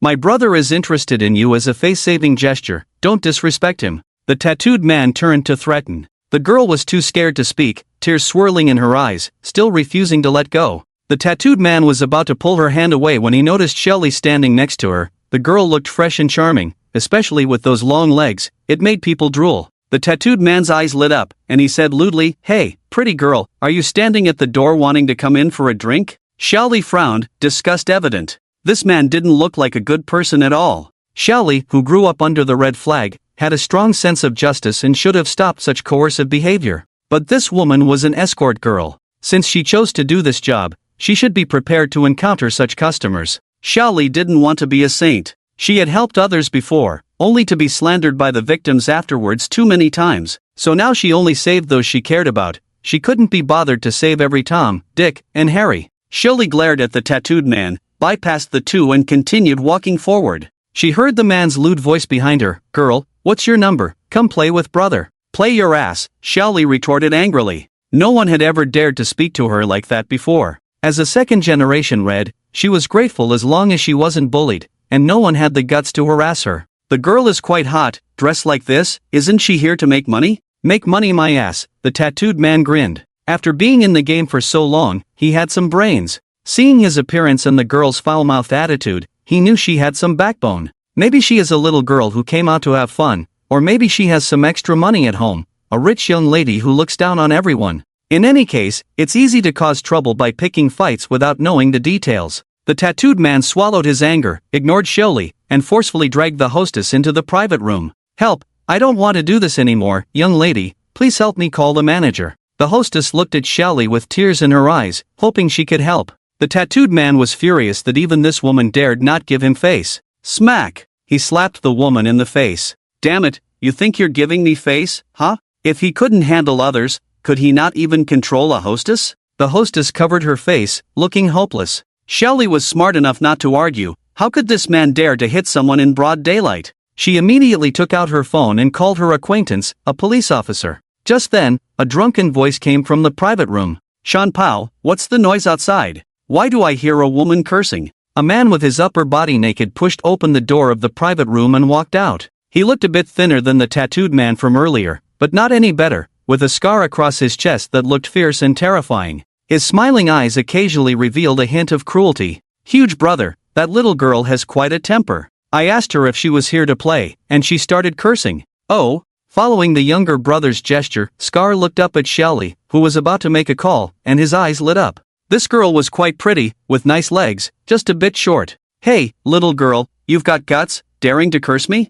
Scar said as he walked slowly towards her. Shelly didn't answer him. She took 2 steps back, waiting for the call to connect. But to her surprise, she heard a busy tone on the phone. She knew the other person was busy. She quickly dialed her uncle, the director's number. At that moment, Scar suddenly stepped forward and snatched her phone. Then he grabbed her hand and pulled her into the room. Little brat, come in and play with me. Shelly screamed and cursed. Let go, you stupid jerk. If you don't let go, I'll make sure you regret it. I actually wouldn't mind staying a few days, if you have the guts, come on. Taking advantage of his strength, Scar dragged Shelly into the room. With the door slamming shut, the room darkened. Shelly looked at the drunken man and felt a little uneasy. Because people like him could do anything when drunk. If she was violated here, even killing these bastards wouldn't make up for her loss. Thinking of this, she quickly stated her identity. My father is Zhuang Jingji, the head of the Zhuang family in Modu. Behave yourself if you know what's good for you. The Zhuang family in Modu was an old and influential family, mostly officials, and Zhuang Jingji was a big shot in charge of the Modu's armed forces. Those in the underworld couldn't possibly not know this name. Xiaoli's identity was usually kept secret, especially in public, as it could negatively impact her father and draw unwanted attention. But now she had no choice. If she didn't reveal her cards, who knows what might happen? Who are you trying to scare? If you're the Zhuang family's daughter, then I'm the Jade Emperor. Scar didn't believe it at all. A girl picked up randomly in a KTV claiming to be the Zhuang family's daughter? Ridiculous. Behave and drink with me. If you make me happy, maybe I'll let you go, otherwise. He, in his drunken state, said, even if you are a real rich girl, I'll still have my way with you. Seeing that even mentioning her father didn't work, Shelly finally felt a hint of fear. She didn't dare to gamble on whether the other party would dare to do such a thing. She desperately tried to calm herself down, her eyes fixed on the door, thinking about how to escape. But there was a sneaky little lackey guarding the door, his height just enough to block the glass on the door, preventing people outside from seeing inside. Zhuang Xiaoli swallowed hard and stammered, Big brother, you are still young, please don't go down the path of crime. Ah, damn, that's hilarious. Scarface man laughed wildly before his face suddenly turned cold. This was the sentence he hated the most. His eyes flashed with a terrifying light, boldly saying, I really want to taste what the daughter of a big shot tastes like. With that, he grabbed Zhuang Xiaoli's shoulders and tried to kiss her forcibly. Zhuang Xiaoli's heart was pounding with nervousness. When all her defenses failed, she could only pray that someone would come to her rescue. Help me! Zhuang Xiaoli screamed at the top of her lungs. But the soundproofing of this KTV room was notoriously good. No matter how loud she screamed for help, it was useless. As she watched the man's fat face getting closer, she felt like she was suffocating. Just when she was in despair, there was a sudden bang. The door of the room was kicked open, and the little lackey at the door was kicked to the ground. Zhuang Xiaoli turned to look and saw a tall and dignified man walking in from outside. He stood there tall and straight, like a pine tree, his broad and powerful shoulders seemed to be able to shield everything. With a handsome face exuding a playful smile under the dim light, he had an unparalleled charm. Seeing the newcomer, Zhuang Xiaoli was overjoyed and shouted, Scumbag! Save me! Qin Shen's smile froze, he gave her a disdainful glance and asked, Miss, didn't you tell them who your father is? They don't believe me, Zhuang Xiaoli said anxiously. Why are there so many brainless people in this world? Qin Shen sighed, then, after assessing the situation, he admired the Scarface man holding her and said, Brothers, you guys are playing big, daring to touch even her? Impressive! Scarface man narrowed his eyes, sizing up Qin Shen and the tall man behind him, and asked coldly, Who are you, bro? Wang Gang entered the room, his gaze sharp, scanning these tough guys one by one. He judged that these people's combat power was not as good as Luo's 2 henchmen, so he probably wouldn't need to use wolf repellent spray without weapons. He thought to himself, what a pity. I've had it for so long and haven't had a chance to test its effectiveness. Who I am is not important, but I advise you to let go of this woman, or you won't be able to bear the consequences. Qin Shen, relying on his superpowers, said calmly with a smile.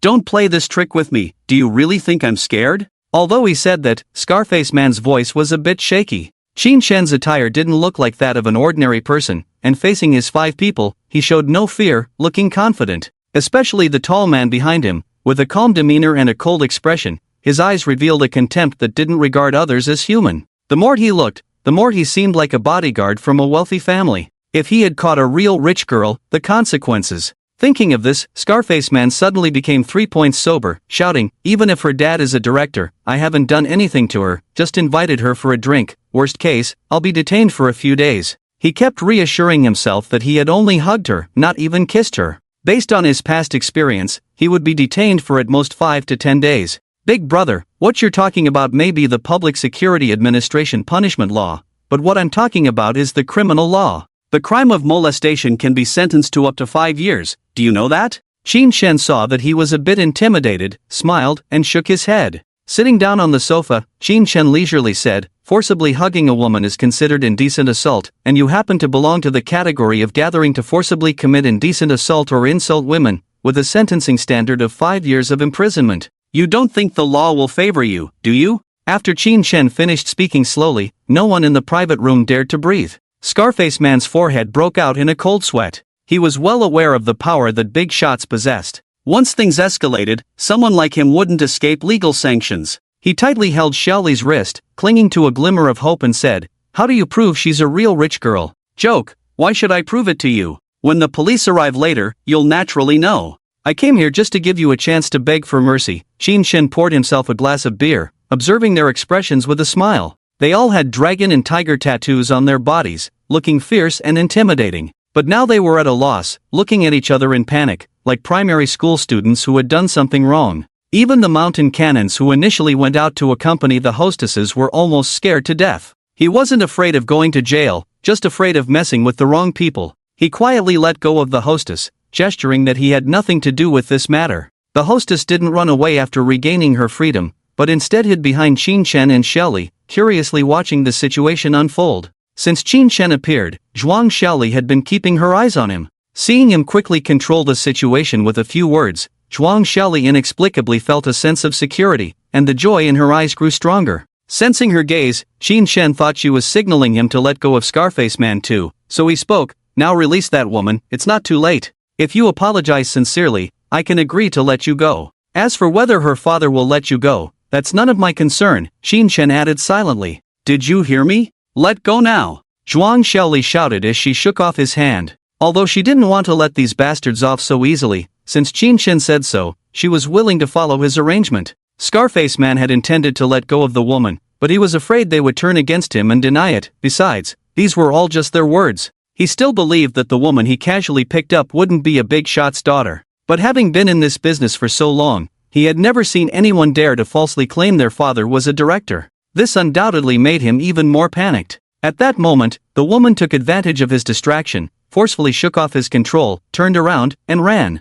Scarface Man instinctively reached out to grab the woman's clothes to stop her. Unexpectedly, with a ripping sound, the woman's polo shirt tore apart, revealing her smooth and beautiful bare shoulders with a hint of lace. Everyone was shocked. Zhuang Xiaoli was particularly startled. She quickly ran towards Qin Shen and hid in his arms. Qin Shen stood up, his brows furrowed. I didn't mean to." Scarface Man felt like things had taken a turn for the worse, tremblingly said. At this moment, a large group of people walked into the private room. The KTV boss, Hua Jianjun, received a call saying that a big customer who drove a Rolls-Royce had arrived at the shop. He quickly drove to the shop, intending to make friends with such a wealthy person. However, upon entering, he saw the sales guy who called him leading a bunch of security guards to handle the situation. Only after inquiring did he learn that the big customer claimed his woman had been taken into another private room by someone. Hua Jianjun was immediately alarmed. People who could afford a Rolls-Royce were either rich or noble, with a net worth of at least hundreds of millions.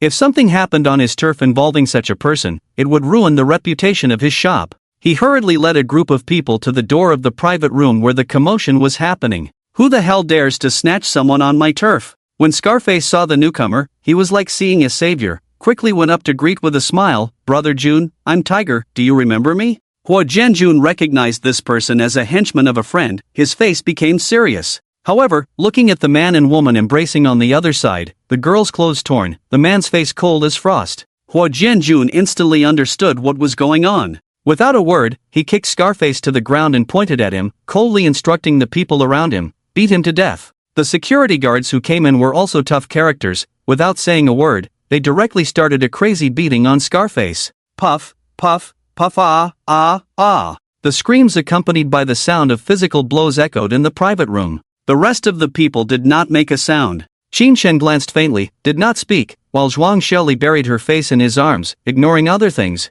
Ah, stop, I was wrong. Scarface on the ground begged with a painful expression. His few brothers looked at each other, tacitly sneaked into a corner, afraid of attracting attention. At this moment, in the VIP private room, Yun waited for a while, unable to bear the loneliness, said to Zhang Wanyan, "What's going on?" "It's fine that Xiaoli hasn't come back for a long time, but why isn't your man back either?" She seemed to be provoking in her words. However, Zhang Wanyan did not catch on, replied blankly, "I don't know. I have to say you are really generous. Just now they were flirting and you didn't react at all. I would have been furious long ago," Yun said indignantly. "They are fine like this," Zhang Wanyan's eyes flashed with a hint of envy. "Fine like this? Let me tell you, men need to be managed, otherwise who knows what they might be doing next door." Yun became more and more excited, suggesting, "Why don't we go out and look for them?" "You go, I'll wait for him here." Zhang Wanyan stared blankly at the photo on her phone screen, not lifting her head to speak. He said before leaving that she shouldn't wander around.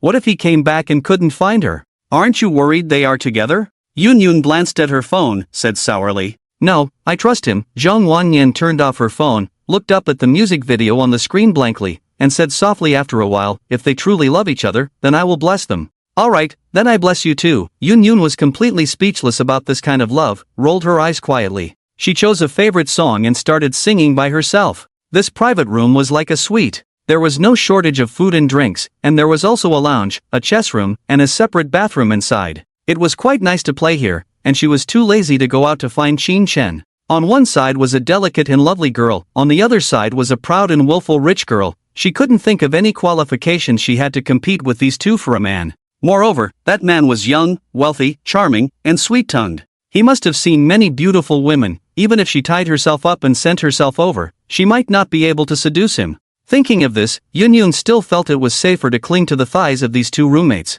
By pleasing both sides, no matter who Qin Shen ended up with, she could be the bridge in between, helping them pass messages. If that man wanted to keep both, he would have to bribe her. Yun grinned, happily sang a few songs. The door of the private room was pushed open. Their VIP room was locked, and except for the card holder, outsiders couldn't enter. Only Xiaoli and Qin Shen walked in. Yun's eyes narrowed. Indeed, she noticed something unusual. Xiaoli was wearing Qin Shen's white shirt, while Qin Shen himself put on a t-shirt from who knows where. These two. Things are progressing too fast, right? They went out for half an hour, and all their clothes disappeared? Yun's eyes were full of shock. "Xiaoli accidentally tore her clothes just now, so I lent her mine to wear," Qin Shen explained with a smile when he came in and saw the strange looks of the two women. Then he walked over to sit next to Zhong Wanan, hugged her and kissed her, saying, "Wanan is so well behaved, unlike some people who can tear their clothes just by going out." Zhong Wanan felt a little embarrassed by the kiss. She didn't know what had happened between them, but from Qin Shen's tone, it seemed like something unpleasant had happened. She glanced at the angry Zhuang Xiaoli and asked with concern, "Sisterly, are you okay?" Before entering this private room, Zhuang Xiaoli still thought Qin Shen was a good man. After coming in, for some reason, she couldn't help but feel angry. "I'm fine." She sat on the sofa, turned her face away, and snorted coldly. Zhong Wanan was still a little worried. "Don't mind her, princess syndrome is like this, just let it air out." Qin Shen took the microphone and handed it to Zhong Wanan, smiling and saying, "Sing a song for your brother, 7 Miles Fragrance, I didn't get enough of it last time." Zhong Wanan was attracted by the microphone, her face slightly red. She softly said, Qin Shen asked Yun to help choose a song, then sipped his drink and listened to Zhong Wanan's pure and ethereal singing voice, feeling very relaxed. Zhuang Xiaoli gritted her teeth and stared at Qin Shen on the side, cursing him in her heart. Bastard, just now he was comforting her, now he's acting like he doesn't know her. Scum, playboy, scumbag, big stud, sooner or later, he'll end up in a pigsty. Qin Shen once again felt Zhuang Xiaoli's burning gaze and said strangely, "What are you looking at me for? Let me tell you, I'm the man you'll never get. Don't be a toad wanting to eat swan meat." Unable to bear it any longer, Zhuang Xiaoli ran over and pinched Qin Shen. "You're the toad." Qin Shen was pinched speechless, and he didn't dare to make any more moves, lest Zhong Wanan would have opinions. After Zhuang Xiaoli finished, she insisted on having a drinking contest with him. They spent the whole afternoon arguing, singing, drinking, and unconsciously playing until evening. During this time, the KTV boss came over, pretending to be familiar, and gave them a bottle of Richard Hennessy. Qin Shen secretly checked the price, over 50,000. Later, the boss also gave Zhuang Xiaoli a shopping card, saying it was a consolation gift. Zhuang Xiaoli refused to accept it. She was very sensitive to this kind of thing because of her strict upbringing. The boss didn't force her, and when he left, he bowed his head and looked at Qin Chen and Zhuang Xiaoli with awe in his eyes. He said he would wait for Qin Chen to be free another day and invite the scar-faced boss to apologize to Qin Chen and Zhuang Xiaoli together. Qin Chen casually responded, and Zhuang Xiaoli flatly refused. It was clear that these people were trying to climb up to her father. This was why Zhuang Xiaoli dared not boast about her father's identity everywhere. Once involved with these people or targeted by them, it would be extremely dangerous. After singing, they settled the bill. The receptionist said the boss had waived the fee. Qin Chen insisted on asking about the price, and the receptionist said the private room fee was 12,000, and the drinks were over 6,000. Qin Chen transferred 20,000 to him, saying, "Consider it your tip, no need to tell your boss." The receptionist's eyes turned red when he saw the money, and he mechanically accepted it. He had originally planned to pocket the money, but his honest nature made him think that the money should be considered the private room fee. He thought that if there were any misunderstandings between the boss and the customers, it would be troublesome for him later. So he foolishly went to tell the boss that he had taken the money. Huo Jianjun was furious and scolded the receptionist. But in the end, due to his honesty, he didn't fire him or ask him to hand over the money Qin Chen had given him. He just asked him to find a way to take care of Qin Chen. The receptionist was overjoyed and, following industry rules, posted on social media every day, hoping Qin Chen would come to play. The circle of friends of the second generation of the rich is now basically occupied by the service industry, mostly filled with advertisements for dining, drinking, entertainment, etc. Some spoiled rich second-generation individuals, their daily routine consists of waking up at noon, opening their circle of friends to browse, contacting the person when they see an interesting post, and asking for services. They play until 3 or 4 in the evening, occasionally all night. It can be said to be extremely hard work. Qin Chen's circle of friends is gradually leaning towards that direction as well. Advertisements for SPA clubs, KTV, luxury car sales, hotels, etc. Just as they were singing at KTV, Peng Jinyan sent a message saying her cat can do backflips. Qin Chen curiously asked her to take a video to see. The result was a mirror on the ground, reflecting a woman performing a split. That cool outfit was even less than what her cat wore. Qin Chen, who was honest, watched the video she sent seriously and firmly reported it. Strictly eliminate bad practices. Qin Chen and the others had already left KTV and it was almost evening. Zhuang Xiaoli saw that Qin Chen was from out of town, so she suggested taking him to see the iconic Oriental Pearl Tower in the Magic City. Qin Chen was also curious about what was inside the Oriental Pearl Tower, and coincidentally Zhong Wanwan had never been there. So they bought the most expensive VIP ticket on WeChat, one for 368, which also included a buffet at the revolving restaurant in the sky. This price was affordable even for the previous Qin Chen. Walking into the Oriental Pearl Tower, they waited in the fast-track area without queuing for about 10 minutes before taking the super-fast elevator. The elevator speed was really fast. In just 40 seconds, they were sent more than 200 meters high, faster than a bungee jump. The second sphere of the Oriental Pearl Tower is about 260 meters from the ground, and the group entered the main sightseeing level. Standing on the completely transparent glass walkway, the feeling of being in the air made his bladder slightly contract. But as a man, he still pretended to be fearless. However, with each step, his calves felt a bit weak. Zhong Wanwan couldn't bear it, tightly holding Qin Chen's arm, closing her eyes and not daring to take a step. Through the girl's dress, Qin Chen could clearly feel her body trembling. Fortunately, he had eaten well in the morning, so he didn't react out of hunger. Seeing the girl looking nervous as if she was about to cry, Qin Chen hugged her and comforted her softly. "Don't be afraid, the tempered laminated glass can withstand 1 or 2 tons of weight. With your light weight, even 100 more would be fine." Zhong Wanwan trembled and said, I'm a little afraid of heights." "Ha, but weren't you not afraid of heights in the room last night?" Qin Chen asked curiously. Remembering what happened last night, Zhong Wanwan's cheeks turned red, and her voice was almost inaudible. "I was too nervous last night, I didn't look outside." "What about this morning?" Qin Chen teased. "After taking a shower, weren't you sticking to the glass?" Zhong Wanwan's shy face turned even redder. She hid in Qin Chen's arms without saying a word. "Hey, are you guys going to show affection here?" Zhuang Xiaoli, who was leading the way as a tour guide, turned back dissatisfied. After spending the afternoon together, her attitude towards Qin Chen had changed significantly. From strong resistance at the beginning to now reluctantly considering him a friend. She gradually accepted the fact that Qin Chen and Zhong Wanwan were together. "We haven't started showing affection yet, do you want some?" Qin Chen joked. "I advise you not to affect the city's appearance," Zhuang Xiaoli said coldly. "Kids, go play on your own, don't disturb the adults talking about love. Qin Shen was not polite to Zhuang Xiaoli at all. 89 points, flat-chested, with a big dad, and a stubborn and willful personality. Even if there were any of these 4 traits, Qin Shen wouldn't want to deal with them, let alone all 4 together. He is now a billionaire with the right to choose. Qin Shen's natural and unpretentious attitude was very appealing to Zhuang Xiaoli. The only thing she found fault with Qin Shen was his sharp tongue.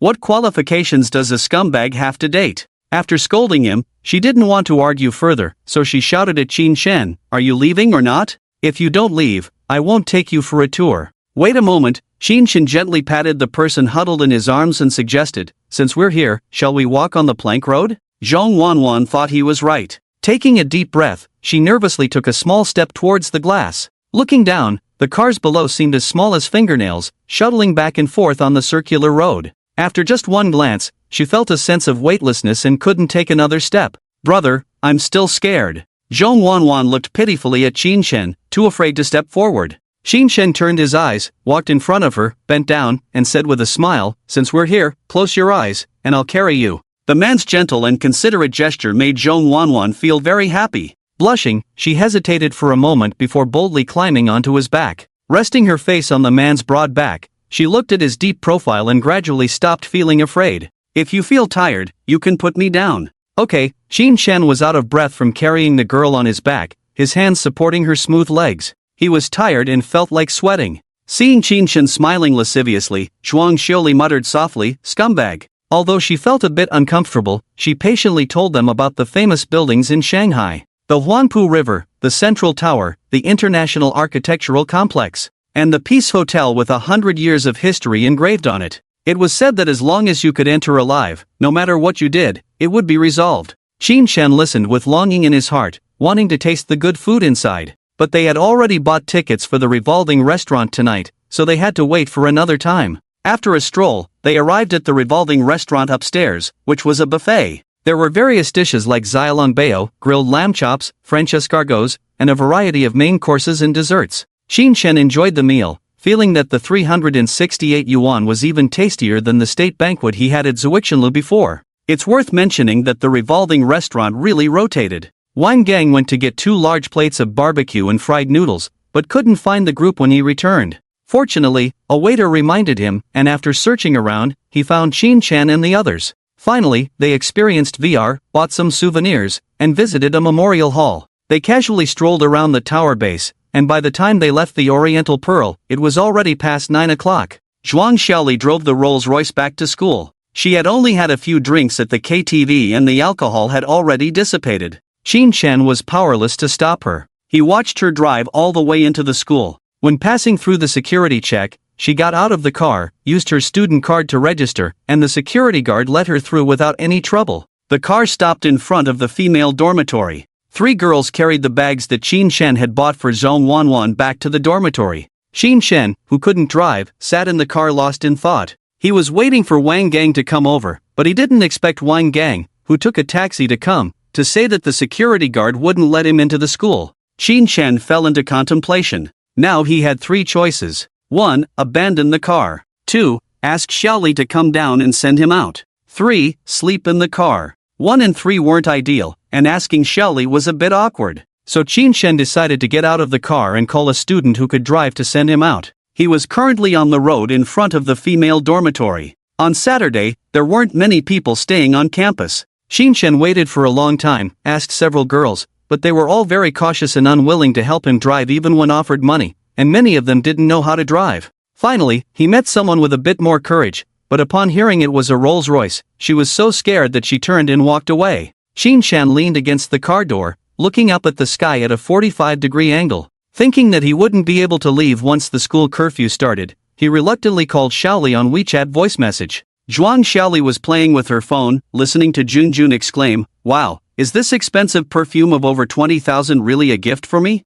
And this set of cosmetics too? Zhuang, you are so good to me." "It's all bought by him," Zhuang said shyly. "That's also because of you, he bought them." Zhuang, you are so charming, let me give you a hug." "No, don't be shy. How did you feel last night?" Junjun raised her eyebrows mischievously, her eyes sparkling. "Nothing. Nothing happened," Zhuang replied nervously. "What do you mean nothing happened? Was it your first time? Junjun looked curious. What? Zhuang, did you spend the night with him last night? Zhuang Xiuli put down her phone and turned to look at Zhuang in shock. Feeling embarrassed by their gaze, Zhuang didn't want to answer, so she took the newly bought towel and shower gel and went into the bathroom to shower. Junjun nodded at Zhuang Xiuli, smiling gossipy. She didn't come back last night, she must have spent the night with him, just look at how she walks. This scumbag. Zhuang Xiuli was very angry, feeling like someone had stolen the little white rabbit she had taken care of for a year. She was very sad, helpless, and anxious,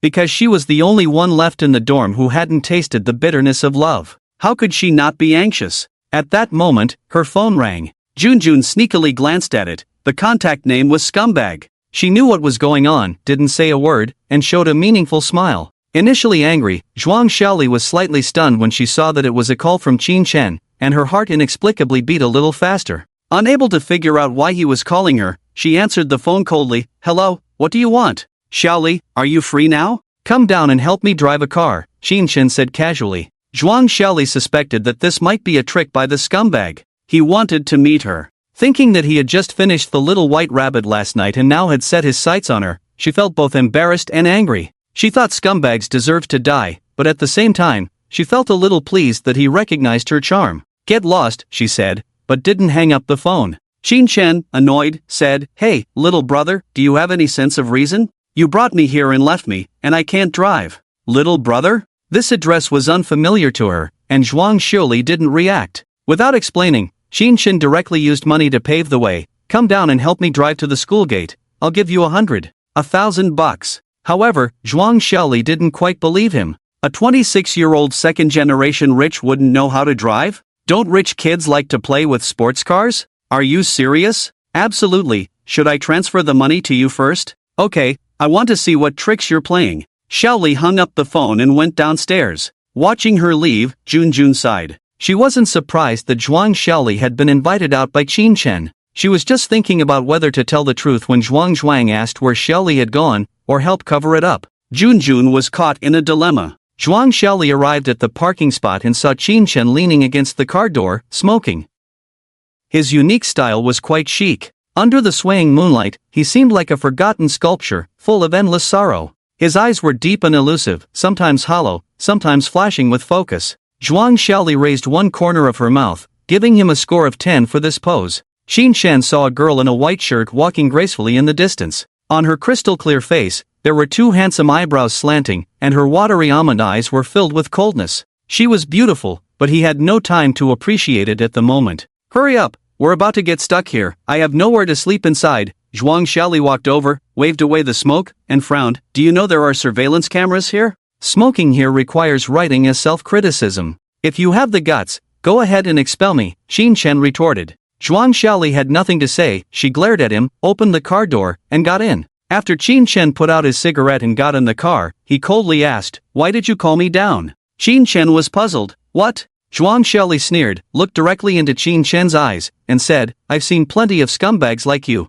I'm not as easy to fool as Zhong Wanan. Give up on me. Qin Chen looked at the girl in front of him in confusion. Without thinking, he reached out and touched her forehead to check her temperature. What's gotten into you? Zhuang Xiaoli was taken aback by the sudden attack. She stared at Qin Chen with wide eyes and exclaimed, What are you doing? You're not running a fever. What's wrong with you acting so nervously? Hurry up and drive. Can you afford to delay my billion-dollar deal? Qin Chen urged impatiently. Seeing that Zhuang Xiaoli didn't start the car but instead glared at him fiercely, Qin Chen felt a headache coming on. Miss, please don't be like this. You can watch me as long as you want when we get to the school gate. Can we drive now? Zhuang Xiaoli silently started the car and headed towards the school gate, wanting to see what else Qin Chen had to say. After a minute or two, the Rolls-Royce drove out of the school gate. Qin Chen saw Wang Gang on the side of the road and breathed a sigh of relief. Alright, stop here, park the car. Zhuang Xiaoli stopped the car, put it in park, and sat in the driver's seat without moving.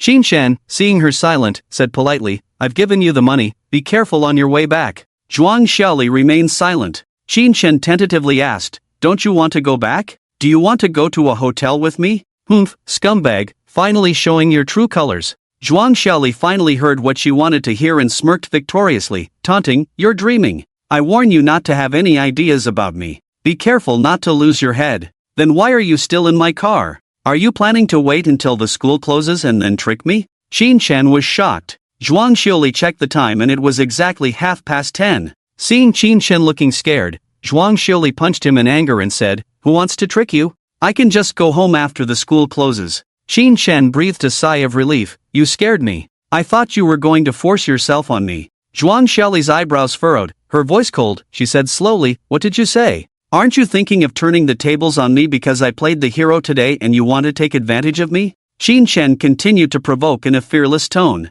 Zhuang Xiuli broke through again, turned around and sat in the seat, using the Foshan shadowless kick on Qin Shan. The girl's legs looked slender, fair, and soft, but kicking hurt. Qin Shan couldn't defend against her legs with his fists, so he was forced out of the car and sneaked into the back seat. Zhuang Xiuli was determined not to give up and chased after him. They fought and bit each other, giving Qin Shan a good beating. Qin Shan also fought back, slapping her on the buttocks a few times. The two of them were quite lively in the car. Wang Gang waited on the side of the road for a while. Seeing the car finally stop shaking, he gently opened the car door and sat in the driver's seat. Glancing at the boss slumped in the back seat and the blushing Zhuang Xiuli, Wang Gang was full of worry. 5 days, 4 women. And each one was like a stunning beauty. As a man in his 30s, he knew the limits of a man's body. If the boss continued like this, his health would collapse within 2 years, and then no one would pay him a salary. But he was just a bodyguard, not the boss's father, so he couldn't say much. He could only silently drive the boss's 4th girlfriend home. Along the way, Qin Shan and Zhuang Xiuli teased each other playfully. Qin Shan was calm and indifferent, while Zhuang Xiuli was willful and unrestrained. The two got along very well, as if they had been friends for years, sometimes arguing fiercely, sometimes treating each other politely. The next day, at noon, Qin Shan was not disturbed by a woman for the first time and slept until he woke up naturally. He was indeed tired. Every time he opened his eyes these days, there was a different girl. Each girl had her own unique charm, some enchanting and graceful, some beautiful and fragrant. Most of them were lying naked in bed, making people restless. As the saying goes, the plan for the day is determined in the morning. Qin Shan's legs were a bit weak every morning. Today was the only morning he felt energetic. He picked up his phone and saw it. Wow! There were 7 or 8 contacts on WeChat with red numbers below. In the past, even if he threw his phone away for a week, no one would bother him. Now, in just half a day, so many messages popped up. Life had indeed become more colorful after using the gold coin modifier. Qin Shan rubbed his eyes and opened the message with the most notifications from Qiu Lily. She reported that Jiang Manchua's case still had ups and downs. It was estimated that the verdict would not be reached so soon. She couldn't intervene further and could only assist the police with providing evidence. The whole thing cost over 600,000. Then there was the arrangement for Qin Shan's villa. According to the plan he had chosen, the site was already being set up. It would take about 3 days and cost nearly 2 million. Yesterday, Qin Shan mentioned wanting to start a media company. He asked her to help find a suitable office space. She found information online and personally visited 3 places, recommending them to Qin Shan. One was unfinished, which Qin Shan passed on without looking. He didn't have time to wait for someone to renovate slowly. The other 2 were already renovated, one larger at over 4,000 square meters, renting at 60 per square meter, and not for sale. The other was 1,200 square meters, a standalone office building with 3 floors and a large terrace. The interior was well decorated, previously used for advertising creativity, giving a high-tech feel. The location was excellent, right next to Jiangqing Cultural Square. The surrounding commercial facilities were mature, with everything you need for living and transportation. It was selling for 15,000 per square meter or renting for 100 per square meter per month. Qin Shan carefully read Qiu Lily's report and realized the convenience of being wealthy. Everything was taken care of by others, and he only needed to give orders and make simple choices. He was satisfied with Qiu Lily's performance. In response to these 3 matters, he replied with 3 sentences. Just keep an eye on the progress of the case, no need to waste time on that woman anymore. For the villa arrangement, focus on quality and speed up the process. Go negotiate with the owner of the office building for me, see if you can get a lower price, especially for the 1,200 square meters one. I want to buy it. Qin Shan planned to buy this real estate in his own name. It feels empty to buy in the name of a woman. Anyway, the money in hand is useless, the bank interest rate is so low, it's better to buy a building. Even if you don't use it yourself,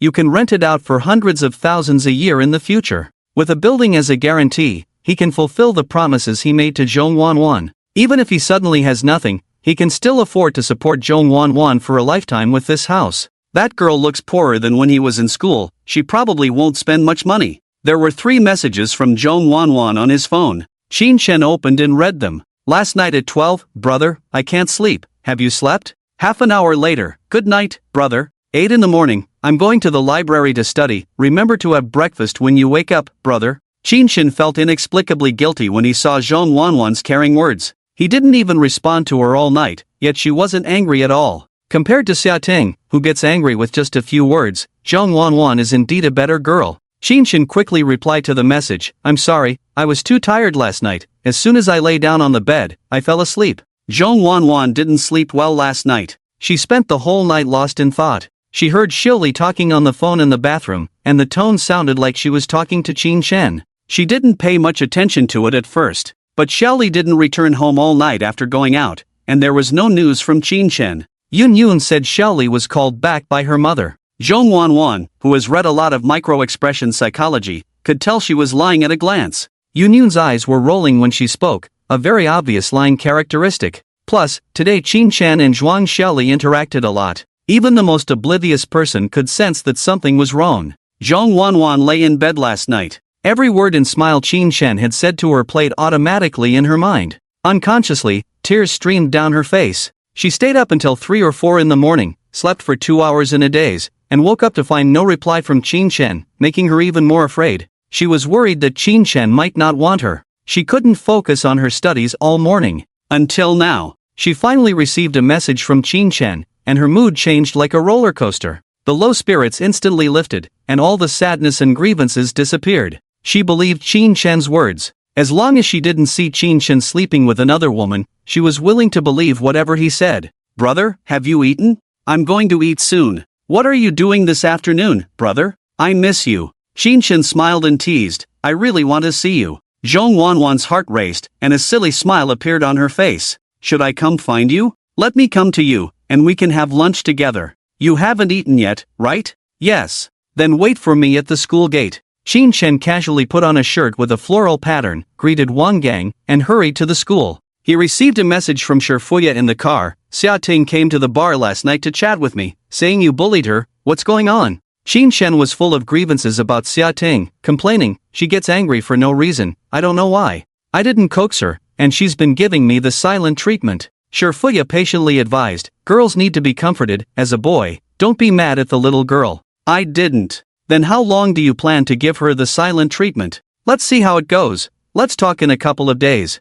I really like this girl, she's lively, enthusiastic, naive, and romantic. Don't let her down, you know? Rather than having him bring back a girl he doesn't know, it's better to have Xia Ting, a girl with principles, accompany him. At least this girl won't do stupid things for money. Sherfuya was extremely worried about Qin Shen's ability to judge people. No problem. Qin Shen remembered Xia Ting's kindness, clicked on her WeChat, and edited a few lines of text. After seeing the last sentence she posted, he angrily deleted it one by one. Have you ever considered my feelings? Among the 3 women, she had the lowest favorability and was the only one who was angry and ignored people every day. The other 2 women were one gentle and generous, and the other cute and innocent, never showing a bad attitude towards themselves. It was this girl who was coaxed the most but had the worst temper. Qin Shen loved and hated Xia Ting. He planned to ignore her for 2 more days and give her a surprise after the villa was ready. At this moment, Xia Ting was sitting listlessly in a rich man's villa. Ting Ting, let me tell you, whether you have money or not, life is the same. Look at me, so rich, but can only drink sugar-free milk tea, right? Living in a villa, so what? Feeling empty, lonely, sleepless, and unable to sleep every day. It may seem happy to others, but only you know that such days are tasteless and bland like chewing wax. Don't be fooled by that scumbag. For women, sincerity is the most precious. In modern society, no one starves to death. As long as the man is willing to work hard, sincerely treats you well, considers your feelings, and coaxes you every day, what does it matter if he is a little poor? Yang Wanjin took a sip of milk tea, lying on a lounge chair next to the swimming pool, earnestly advising Xia Ting. As Xia Ting's best friend, she felt it was necessary to give Xia Ting a clear understanding of happiness. Your husband has a 9-figure net worth, so you can have whatever you want and naturally don't care about money. You may be tired of the life of a rich wife, but I haven't experienced it yet. Xia Ting rolled her eyes. She used to be able to accept a husband with a 7-figure net worth, as long as life was secure, a man like her father would be fine.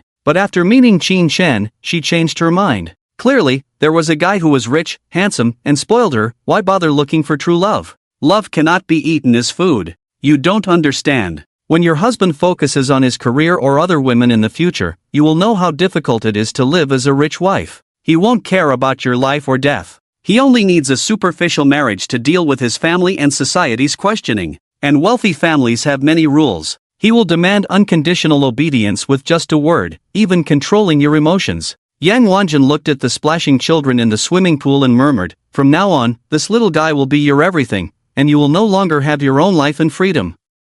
Don't be so scary, it makes me afraid to get married. Xia Ting was getting goosebumps from the complaints of this mansion's grumbler, but she had to admit that her best friend had become much quieter after marrying a wealthy man, with no vitality in her eyes, as quiet as a dead water. "Anyway, I suggest you choose someone who loves you. Life is short, don't be a slave to money like me." Xia Ting held her phone, intending to apologize to Qin Shen and make amends, but after listening to her best friend's words, she felt a bit panicked. She was afraid that Qin Shen would become indifferent to her like her best friend's husband. Just like now. Clearly, things could be resolved with just a word from him. Why make the girl apologize and lower her head? If she bowed down this time, she would definitely have to do it again next time. Xia Ting hesitantly closed her phone and fell into a silent reverie. Qin Shen arrived at the school gate and saw a petite girl waiting nervously with her head down. Their delicate light pink fingers intertwined, showing her nervousness. She was wearing a tight tank top inside, a light-colored coat outside, and a brown plaid skirt,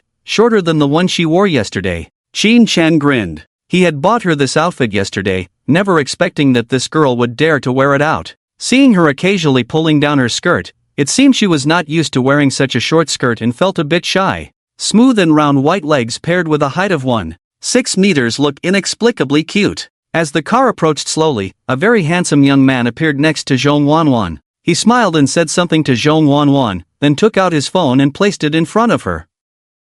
Qin Shen clearly saw Zhong Wanwan shake her head slightly, but the young man refused to give up, desperately explaining something. Indeed, a girl like Zhong Wanwan, with a lovely figure, would still attract the attention of many boys even if she lowered her head and couldn't see their faces clearly. Qin Shen got out of the car and walked quickly over. He heard the young man still talking. "Excuse me, classmate, I just need one more person. Can you do me a small favor?" My psychology teacher really assigned us a social practice assignment, adding 10 strangers on WeChat in a day. This pickup method seemed a bit cliché. What a useless way to pick up girls. A real man doesn't need these crooked ways. Qin Shen whistled at Zhong Wanwan and casually interrupted the young man. "Hello, beauty, let's get acquainted." The young man looked up at the sound. He saw a man in a floral shirt and white trousers, looking righteous but arrogant when he smiled. He felt angry that his approach was interrupted. "Classmate, isn't this a bit unfair? I was chatting with this beauty. What's the meaning of you coming over to interrupt?" When Zhong Wanwan saw that it was Qin Shen who came over, she immediately showed a sweet smile. She walked quickly to Qin Shen, looked up at him, and said obediently, "Brother."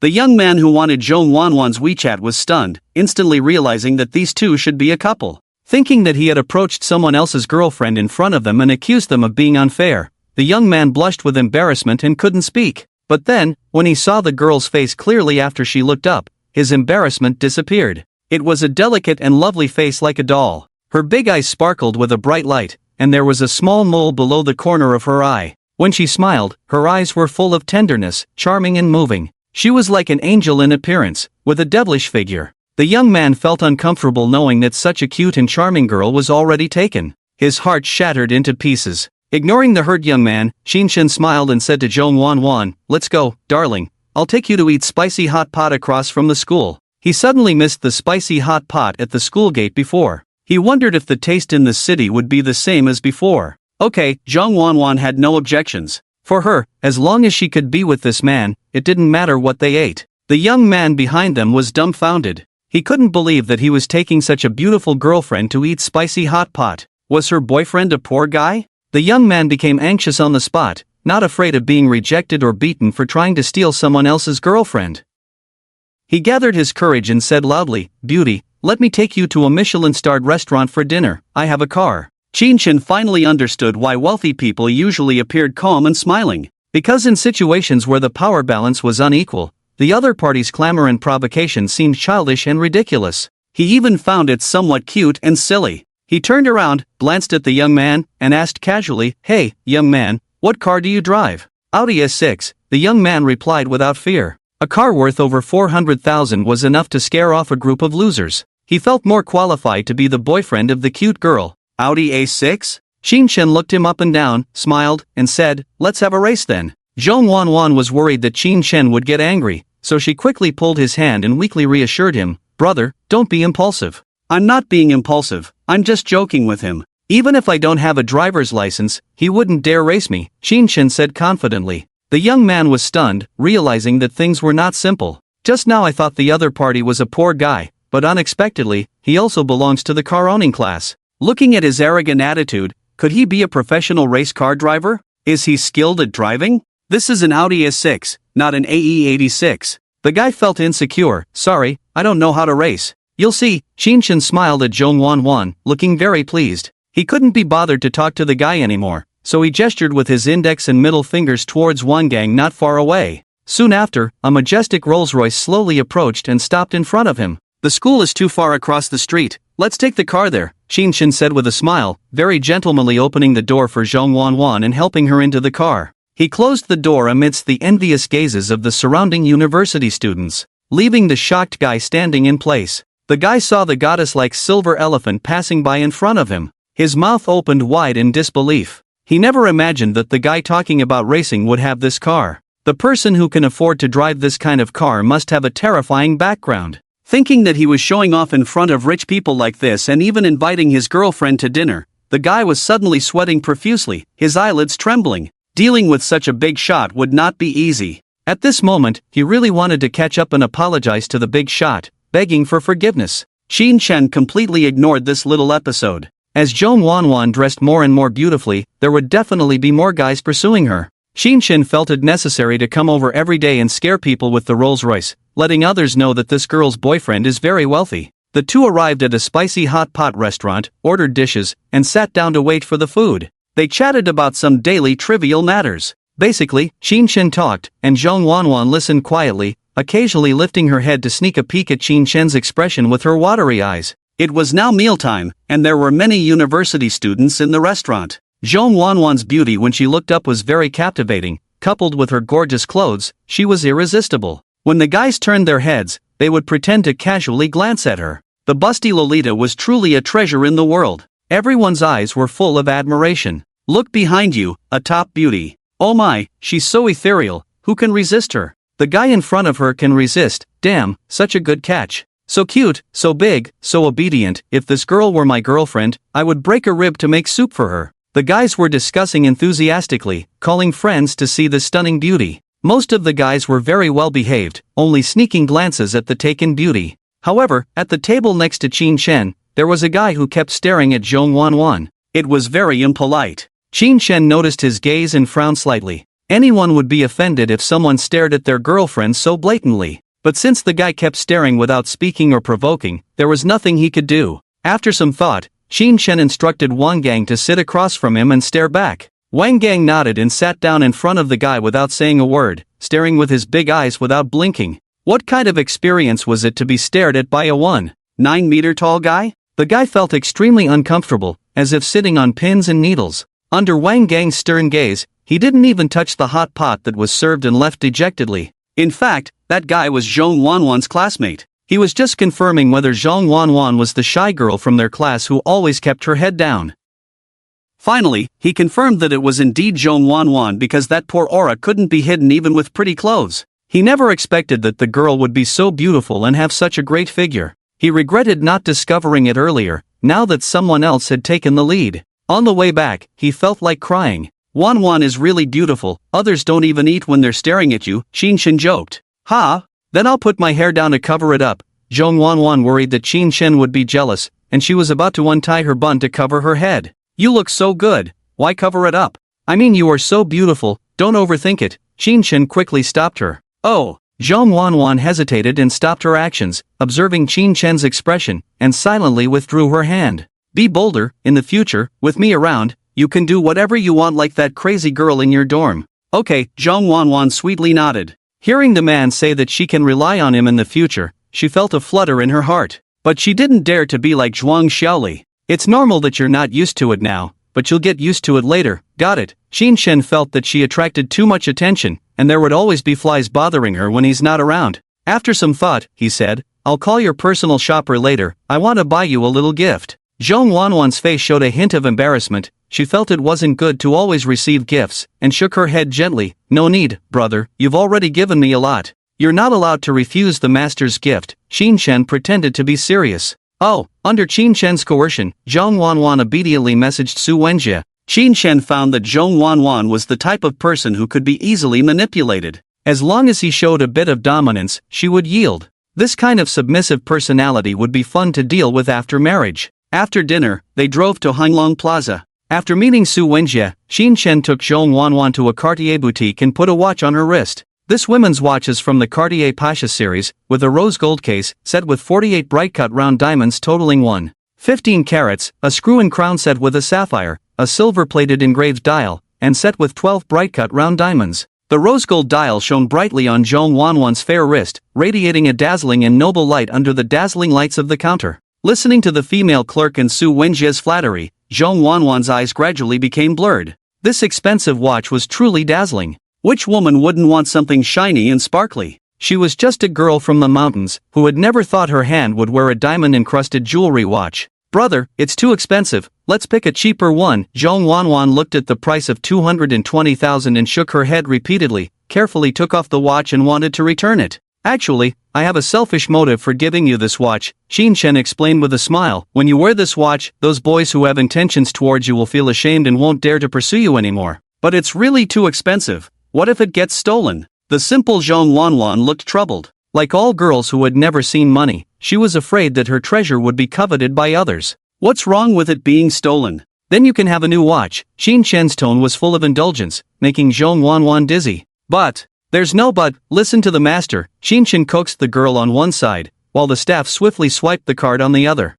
200,000 was not a small amount, enough to scare off some self-aware boys. Xin Shen gave her this watch also hoping to minimize disturbances from idle people. As for why he didn't buy the 2 million watch, a young girl wearing such an expensive watch would attract too much attention and be very dangerous. Xin Shen didn't want to hear news of her being robbed. After buying the distinctive Cartier watch, Xin Shen took the two girls to stroll around Hanlong Plaza. Here, all the luxury brands were sold, mostly clothes, bags, and the like. Zhong Wanwan didn't seem very interested in these things. She never understood why a simple t-shirt could be sold for such a high price. However, she is particularly fond of jewelry. Several people came to Van Cleef & Arpels, and Xin Shen picked out an 18K gold pearl mother-of-pearl necklace from the Alhambra series for her. The clover-shaped necklace was worn on her fair neck, looking noble yet a bit playful and cute. The price was also over 200,000. After buying it, Xin Shen could feel that Zhong Wanwan was starting to like him more and more. The eyes full of affection said it all. On the way back to school, Xin Shen opened the mist function on the partition glass between the rear and front seats.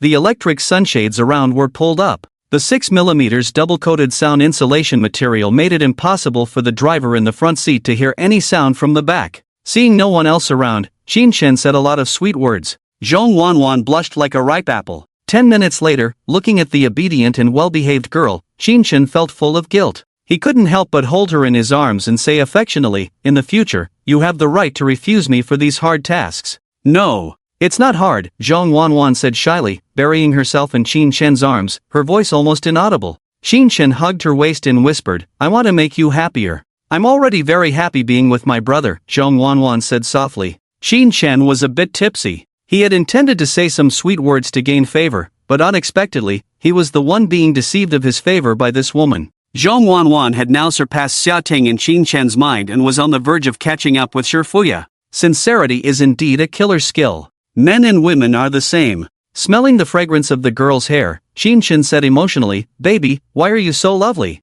I won't be able to leave you like this. Zhong Wanwan didn't say anything, looking shyly at Xin Shen. The starry eyes in her eyes were more beautiful than the starry sky. Faced with such an eye-catching attack, Xin Shen couldn't help but exclaim that he couldn't resist. He wished he could marry this girl on the spot. Fortunately, he had a natural fear of marriage. Coupled with a lingering lack of confidence, he held back his words of marriage and instead turned it into a soul-searching question. Wanwan, if one day I suddenly have no money, will you still follow me? Although he knew the answer to this question, he still asked it. Perhaps this was a common problem for those who suddenly became rich. Shen looked up at the starry sky and waited quietly for a few seconds, not hearing the expected yes without hesitation. Instead, he heard her answer firmly, "Brother won't be without money. I gave some of your money to my family, and there is still 1.28 million left. I will take good care of this money for you." Shen sighed deeply, and the innocence of this girl once again refreshed his understanding. He had to intensify his questioning. "What if I have a lot of debts? Then, do I have to take back all of this money to repay the debts?" Zhong Wanwan said weakly. Her expression looked pitiful. Shen had intended to lie to her and say yes, but this sentence was too difficult to say. It felt like he would be struck by lightning as soon as he said it. The words reached his lips, took a turn, and he smiled to reassure her, "Of course. No need, what I give you is yours." Zhong Wanwan patted her bulging purse, took a deep breath, relaxed, and said with a smile, "Then let Wanwan take care of brother in the future, but you can't be so extravagant and wasteful." She remembered the hotel that cost 40,000 yuan a night, feeling heartbroken and unable to breathe. Shen listened to the girl's comforting words and felt touched inexplicably. He was defeated by Zhong Wanwan's innocence and kindness. This girl was thinking of supporting him with the money he gave her? How little she thought of herself. Shen had the urge to transfer a few billion to this girl. Real money. Let her know her brother's capabilities. But if he transferred too much at once, he might be investigated later. Shen was a little worried that this girl couldn't handle it, feeling conflicted for a moment. Seeing him silent, Zhong Wanwan thought he really owed money outside and comforted him softly, "Brother, don't worry, I can work in the future to help you repay the debt." What a silly and sweet thing to say, thinking about helping her husband repay debts before getting married. Looking at the worried look on the little girl's face, Shen couldn't help but laugh. "How much salary do you want?" "Ha?" Zhong Wanwan was puzzled. "What is your expected salary?" Shen asked again. Zhong Wanwan hesitated and said, "I should have an annual salary of 200 or 300,000. She had investigated the average salary of senior students, and it was easy to earn tens of thousands in a slightly larger company. With a little effort, she should be able to reach that level. I'll give you 10 million, by 20 years of your working time, accompany me to eat, drink, play, and enjoy life, how about that?" Shen's tempting smile was like deceiving a child with candy. "Ha?" Zhong Wanwan was dumbfounded. Working has always been part of her life plan. Now suddenly someone told her not to work, just to enjoy life, undoubtedly had a certain impact on her concept of life. "Tomorrow, go increase the credit limit of your bank card, or apply for a Longxing card. Longxing requires a 1 million savings deposit to open an account, and you happen to have it." Shen instructed her. "Brother, don't you owe money anymore?" Zhong Wanwan asked in confusion. "Yes." Shen rubbed her little nose and smiled. "Didn't I just owe you 10 million? Zhong Wanwan was a little at a loss. She felt like she hadn't done much, just pinched her leg, and the man wanted to give her 10 million. It felt unreal to her. "Are you serious, brother?" Her voice was full of disbelief, and she began to look at Shen with a dazed expression, as if she might faint at any moment. "Yes, go get the card tomorrow and send me a photo, got it?" Shen liked her silly look, looking cute and lovely. I don't need that much money," Zhong Wanwan panicked. "Whether you need it or not, go get the card tomorrow, got it?" Shen had to show his authority as the master. Zhong Wanwan finally believed that Shen was serious. This was 10 million. Now it was just placed lightly in front of her. Zhong Wanwan was completely stunned. It would take at least 30 years of work to earn this much money. Subtracting childhood and old age, a person can only work for about 30 to 40 years in their lifetime. This was equivalent to giving out all the money she would earn in her lifetime. Then she wouldn't need to worry about money in her life, and she could even continue to pursue a master's or doctoral degree, fulfilling her dream of becoming a professor. Imagining being able to educate others, Zhong Wanwan couldn't help but daydream. Suddenly she thought of something. Her expression became awkward, hesitant to speak, and after a while, she shyly said, "Brother, can I use this 10 million to buy something?" Shen was stunned and asked, "What do you want to buy?" "I want to buy a house for you," Zhong Wanwan said shyly, "then we'll have a home." Shen was captivated by Zhong Wanwan's affection. Fortunately, the car stopped in time, or he almost couldn't bear it. After sending the happy Zhong Wanwan back to school, he returned to the hotel room. He told Wang Gang that he would return to Jianqing tomorrow. Zhong Wanwan had to go to school on Monday, and there was no chance to be intimate with her here. After all, he had already eaten the spicy rabbit head, and there was no rush to build up the last bit of goodwill. It was not realistic to make a woman fall in love with him completely in just 2 days. Shen planned to use his true feelings to gradually win her over. take 10 days or half a month to slowly work on it. If it still didn't work, he would consider using some despicable tricks. For example, bring a clean white handkerchief and pretend to cough up some blood. Or you can also find a few hooligans to act as heroes to save the beauty. It is said that it is now popular to take care of an amnesiac rich young master. Arrange a small car accident, pretend to have amnesia to deceive the little girl Qin Chen. He held a glass of red wine standing in front of the French window, quietly enjoying the charming night view of the magic city, chatting with his phone in Zhongwanwan. Girls who have just fallen in love feel that even a minute apart feels particularly long. Zhongwanwan may be shy when speaking, but not when typing. A series of caring and loving emojis make this man who was almost 30 unable to resist the feeling of spring. Qin Chen used to think that his roommate and girlfriend looked lascivious when chatting, but when it was his turn, the reflection of his smile on the glass was not any better. This sweet love is indeed intoxicating. The two chatted for more than 2 hours, until midnight before bidding each other good night. Zhong Wanwan went to sleep obediently with a peaceful smile. Qin Chen, on the other hand, did not sleep and continued chatting with Shifuya, while Wang Gang on the other side took a bunch of cleaning tools to clean the back seat of the Rolls-Royce. Although he couldn't hear any movement from the back seat on the road, based on his previous experience, he felt it was necessary to tidy up. Wang Gang carefully checked and found the back seat spotless, not even a napkin. He couldn't help scratching his head in confusion. It seems like it doesn't need cleaning. The next day, back in the familiar Jiangcheng, Qin Chen awkwardly realized that he seemed to have nowhere to stay. These days, he has been busy between various women, trying to deceive them with his true feelings. He hadn't had time to buy himself a decent house. He looked at the 50 million cash in his hand, operated to deposit 10 million into the system. Lick dog gold balance, over 136 million. This 100 billion is enough to spend on women. He should set aside 40 million to decorate something for himself. Subtracting the office building he is about to buy, there are still over 20 million left. He can consider buying a decent house. After searching online for the wealthy area of Jiangcheng, he found a nice community called Lianhu New City. This is a newly built high-end property located by the lake in the new city, with an opening price of over 30,000. For a second or third tier city, this kind of housing price close to a first tier city is considered a wealthy area. The community has an elegant environment, strict management, and convenient living, known as the benchmark of prestigious living in Jiangcheng. Qin Chen was mainly attracted by the private clubs around him. Private chefs, private tutors, swimming gyms, leisure and entertainment clubs.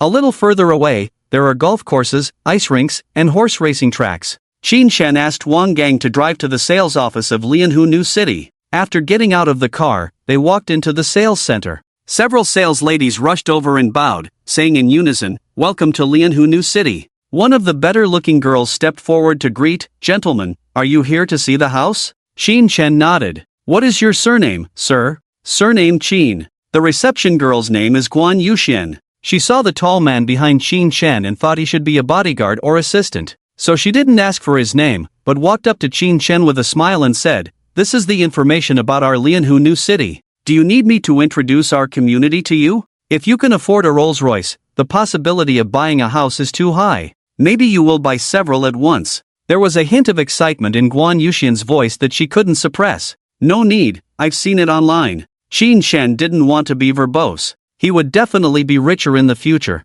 and buying a house here was just a transition. When his company takes off, he will definitely buy land and build a private estate of hundreds of acres. Otherwise, there is no place for private jets to park. Then may I ask what kind of layout you need? Do you have large single-floor apartments, better decoration, higher floors, and better location? Qin Chen was picky. Yes, what you are talking about should be our building king here. The 8th building here is all large single-floor apartments of over 200 square meters. It is the best building in the entire community, meticulously designed in terms of lighting, layout, feng shui, and orientation. Guan Yuxian led Qin Chen to look at the sand table model, tirelessly introducing the advantages of Building 8.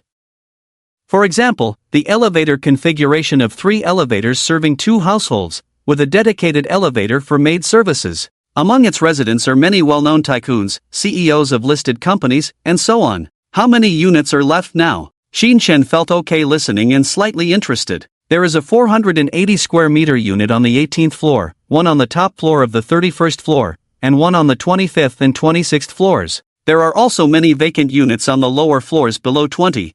Guan Yuxian listed them all. Qin Chen thought for a moment and asked Guan Yuxian, "Which unit do you think is better?" "Ah, Guan Yuxian was slightly stunned for a moment but immediately reacted. Big shots are very likely to place an order with just a casual question. She quickly picked the most expensive unit among the remaining ones. If you don't mind homophones, I recommend you buy the unit on the 18th floor, Mr. Xin. Guan Yuxian asked Xin Chen to sit on the sofa and introduced the layout of the 18th floor to him. First of all, the 18th floor is a golden floor, with excellent views, lighting, fresh air, strong privacy, and no worries about mosquitoes and noise. And the space on our floor is super large, with a great discount. Buying it is earning. Xin Chen felt something was wrong. If it's so good, why hasn't anyone bought it? Because many big bosses are superstitious and very sensitive to numbers, Guan Yuxian explained. Oh, Xin Chen nodded thoughtfully. He was quite satisfied with the 18th floor, but he didn't have a strong desire to buy. Looking at the units on other floors, they were either too small or too large.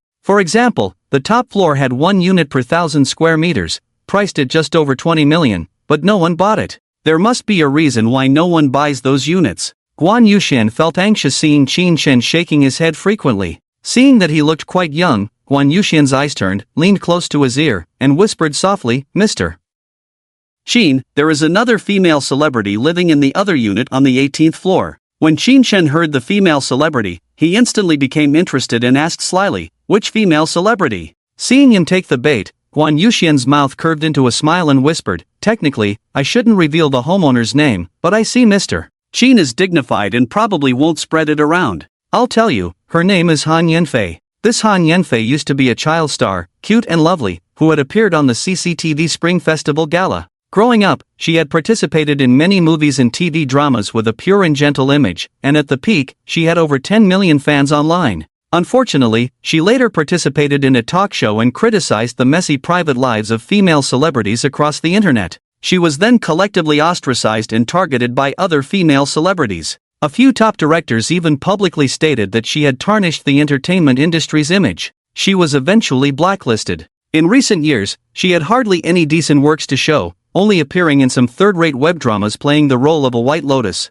Xin Chen took out his phone, glanced at her photo, and read, name, Han Yanfei, age, 22, charm, 93, number of relationships, 0. Since she is a celebrity, there are hardly any unattractive ones. But this girl had been in the entertainment industry for so many years and still maintained a clean image, which was quite something. No wonder she had the confidence to criticize other female celebrities. Xin Chen had a deep impression of Han Yanfei's childhood appearance. At that time, she was adorable on the screen, with a pair of innocent eyes that seemed to speak. Every movement and expression exuded a youthful and lively demeanor. Later, Xin Chen was busy with work and didn't pay much attention to this girl. Looking at the photos, the girl still had a charming smile. He didn't know what kind of girl she was in real life. Then please take me to see this house. If it's suitable, I'll take it. Xin Chen nodded and said to the sales lady. Having a beauty as a neighbor, what more could one ask for on the 18th floor? He only believed in the system, not in God. Moreover, he thought that this girl who had been acting since childhood, with rich experience in the entertainment industry, would be helpful for his future media company. As a newcomer about to enter the entertainment industry, it was necessary to communicate more with such female stars. Seeing Xin Chen nod, the sales lady quickly took the access card and led him to Building 8 to view the house, taking the elevator to the 18th floor. Upon entering, at first glance, Xin Chen fell in love with this house. The 3.4-meter ceiling height looked refreshing, the 26-meter living room appeared spacious and bright, and the huge French windows were refreshing. Being in such a spacious area made one feel peaceful. In the middle was a fluffy long carpet, adorned with luxurious sofas and coffee tables, with some potted plants placed by the windows. The design included 5 bedrooms, 6 bathrooms, a children's room, a maid's room, a master bedroom, a guest room, and a study. The master and guest bedrooms had balconies where one could enjoy unobstructed views of green mountains, water, and lakes. The house was fully furnished, with a 100-inch TV, a double-door refrigerator, and a 2.8-meter king-size bed. For Xin Chen, who was lazy to decorate, this move-in-ready house was perfect. How much? He asked immediately. Total price of 14 million, already about 3,000 lower per square meter than other floors, Guan Yuxian said with an increasingly cheerful smile. She could tell that Xin Chen was quite satisfied with this house, and the likelihood of a deal was high. For such a rich person, buying a house should be as easy as buying groceries. If they liked it, they might just pay without hesitation.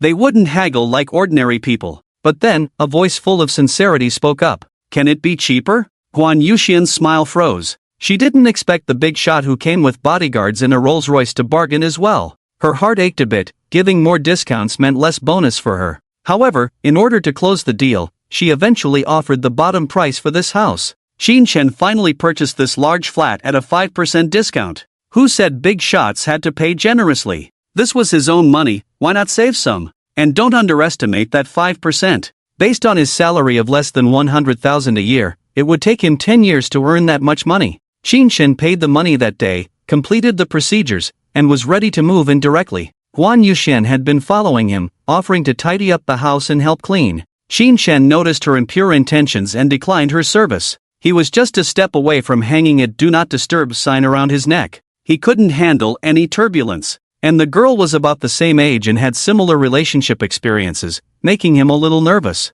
Back in his own house, he carefully admired every corner, leaving his scent on the bed by rolling around. Shin Chen was in a very cheerful mood. He took a few photos of the house, added some text, and posted them on his social circle. Looking for roommates, single women who can cook, rent-free, interested parties please send photos. This social circle post blocked 3 girls he had interacted with before. He mainly wanted to show off his new house and maybe catch some attention. This post quickly received over 100 likes. The last post that got over 100 likes was when he posted a picture of his Porsche. Indeed, houses and cars were what people cared about. Shin Chen lay on the bed, feeling content, watching the comments popping up from time to time.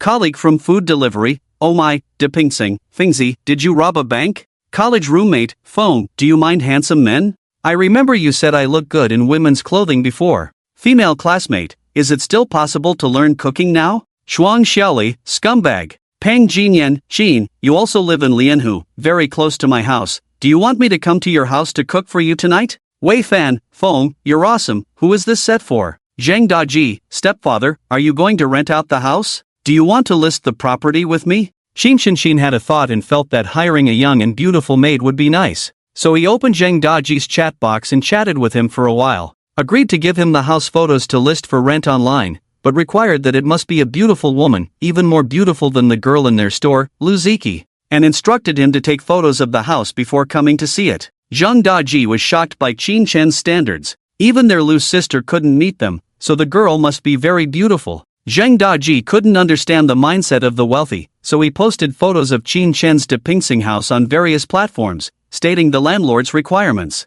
Soon, the number of views increased. On the other side, Qin Chen was chatting with his college roommates. He wanted to invite them for a meal. Unfortunately, they were all out, and they couldn't meet once a year. It was very uncomfortable not being able to show off his wealth. He lay on the bed, feeling bored, and remembered the little star living opposite. So he asked Wang Gang to buy some fruits and visit this neighbor. Qin Chen arrived at the neighbor's door, waited for Wang Gang to leave, pressed the doorbell. After waiting for a while, no one opened the door. He pressed it a couple more times, still no response. Qin Chen guessed that Han Yanfei might be filming outside. Disappointed, he was about to leave when the elevator door opened. A girl with large sunglasses walked out, wearing a plain printed t-shirt, loose jeans, and slippers. Although the sunglasses covered her eyes, they highlighted her exceptionally fair and delicate face, like milk. A petite nose, bright red lips, and cheeks that still retained a hint of baby fat, with 2 shallow dimples on the sides. Her exposed toes were delicate and crystal clear, walking lightly.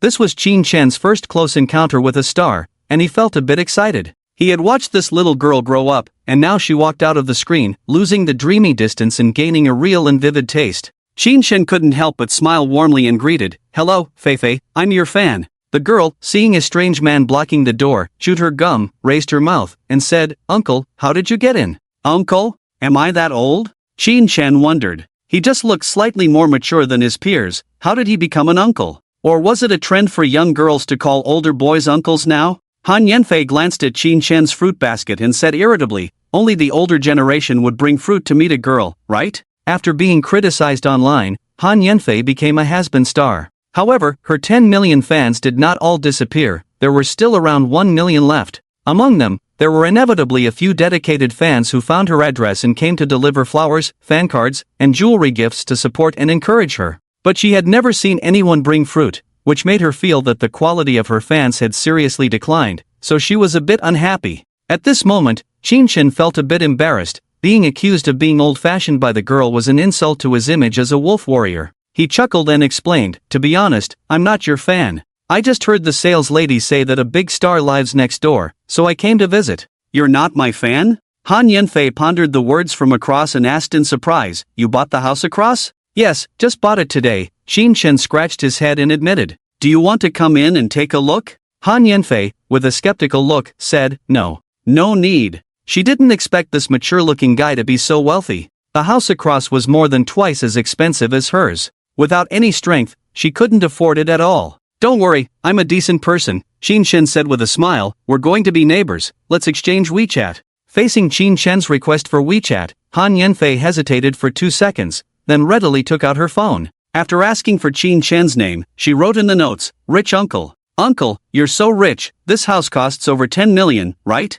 Knowing that Xin Shen was wealthy, she put on a sweet smile and said enthusiastically, yes, 14 million, very expensive. After buying it, I can only eat dirt now, Xin Shen joked. Instead of showing off wealth, playing poor was more effective in getting closer. Indeed, Han Yanfei joked, will you still buy me fruits? I thought girls like to eat fruits. Xin Shen naturally handed over the fruits for gift inspection. Han Yanfei relaxed her guard, took the fruits, glanced at them, and smiled in thanks. Since he was the wealthy owner next door, there shouldn't be anything fishy in the fruits. If you need any help in the future, you can always come to me. I'm a kind-hearted person, you'll know after spending time with me. Xin Shen, achieving his goal, presented himself as a friendly neighbor to the young girl. Okay, uncle, the young girl stood at the door, smiling. Xin Shen didn't say anything more, waved his hand, and went back into his house. It was good enough to exchange contact information on the first meeting. They could gradually deepen their communication in the future, letting her know that he was truly a kind-hearted man. Sitting on the sofa after returning home, Xin Shen looked at her information and furrowed his brows slowly. Got his database update, name, Han Yanfei age, 22 height, 163 centimeters weight, 46 kilograms charm, 93 occupation, idol artist characteristics, reserved plus sharp-tongued favorability, 10 number of relationships, 0 strategy reward, divine level acting consumed amount, 0.008 million yuan. Xin Shen couldn't quite understand this skill. He inwardly cursed the system for being unfair. Appearance was more important than acting skills. Presenting himself as a perfect male god, then having a king-level singing voice. Just stand on stage and sing randomly. Those 90-point love-brain girls would start self-strategizing. Favorability would skyrocket to 100%, receiving a bunch of superpowers every day. Then become invincible, live as long as the heavens, rule all humanity, and sow seeds across the world. Acting skills were useless. He wouldn't become a star in the future, at most, he would cameo as a role like Yin Jiping, get into character quickly, enjoy a couple of episodes, then exit with a boxed meal.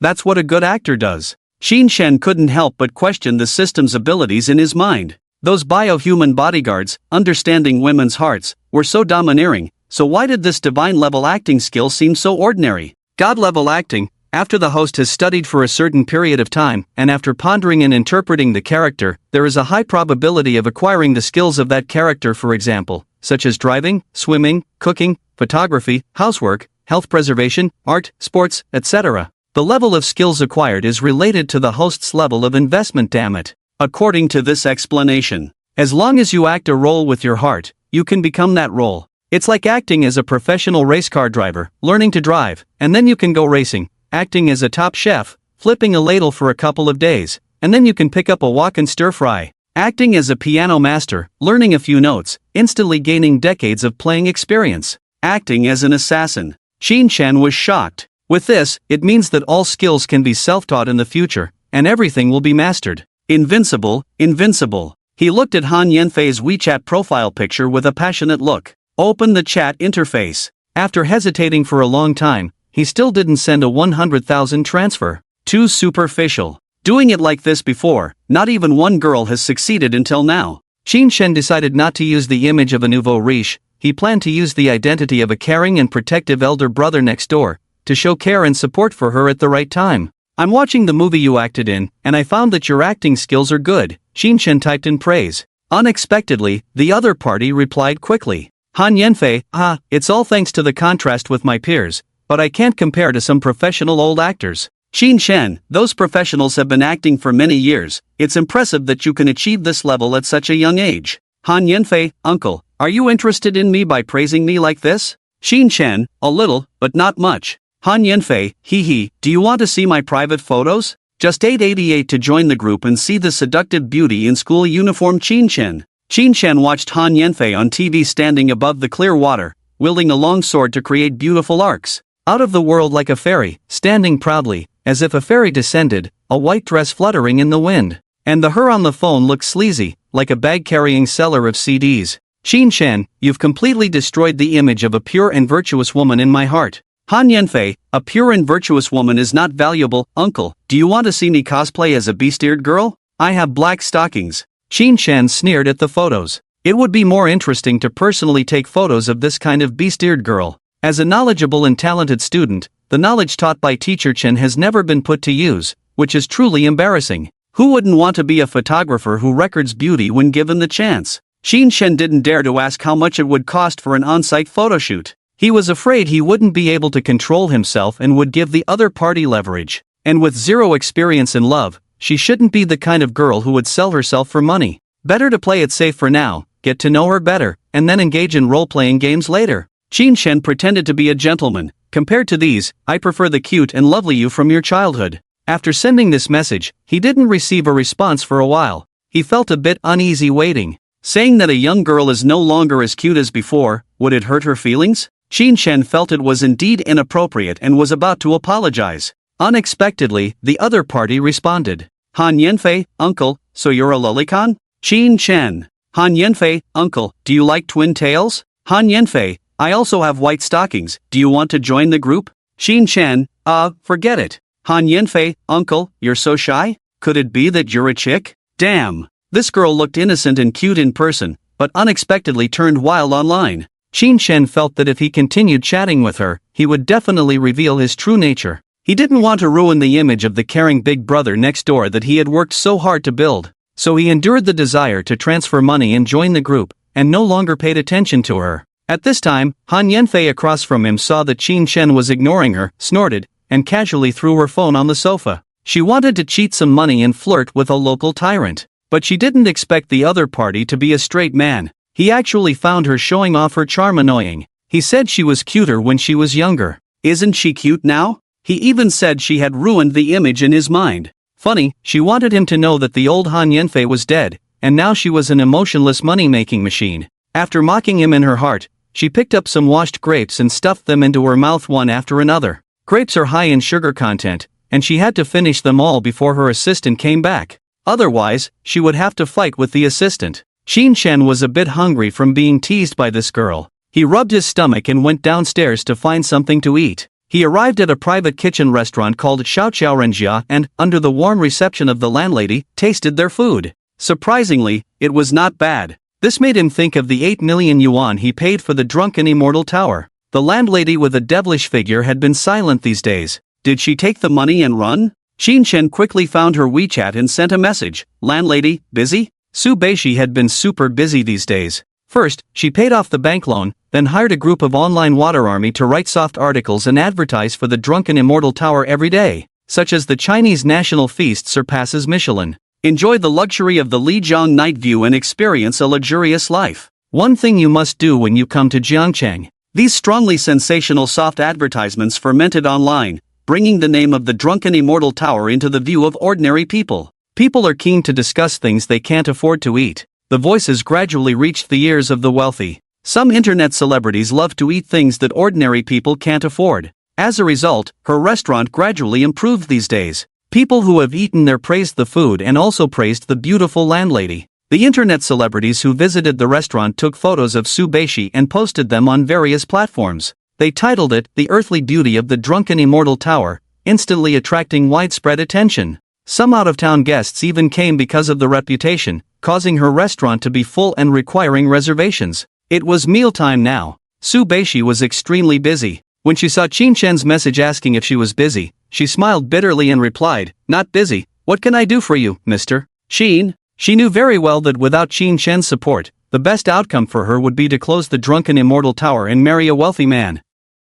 So Qin Chen's matters had to be her top priority. She guessed that Qin Chen wanted her to accompany him. She was already prepared. She just didn't expect Qin Chen to be so powerful. In just a few days, he had already won over those two sisters. Now it was her turn. Su Beishi was a little nervous. Qin Chen, do you like taking photos? Su Beishi? She remembered the first time Qin Chen chatted with her, he wanted her to take selfies. She could tell that Qin Chen really liked photography. Su Beishi glanced at her own figure, blushed slightly, and replied, I haven't taken any, does Mr. Qin want to take photos of me? Qin Chen, I suddenly felt like playing around, how much do you charge? Su Beishi, no need, as I said when I borrowed money, anything is fine. Su Beishi, Mr. Qin, send me the address, I'll come over now. Qin Chen felt a little embarrassed by her frankness, but thinking of her stunning figure, he quickly pushed aside any guilt he felt. It's so satisfying to spend money. Who needs goodwill? It's such a hassle to please others.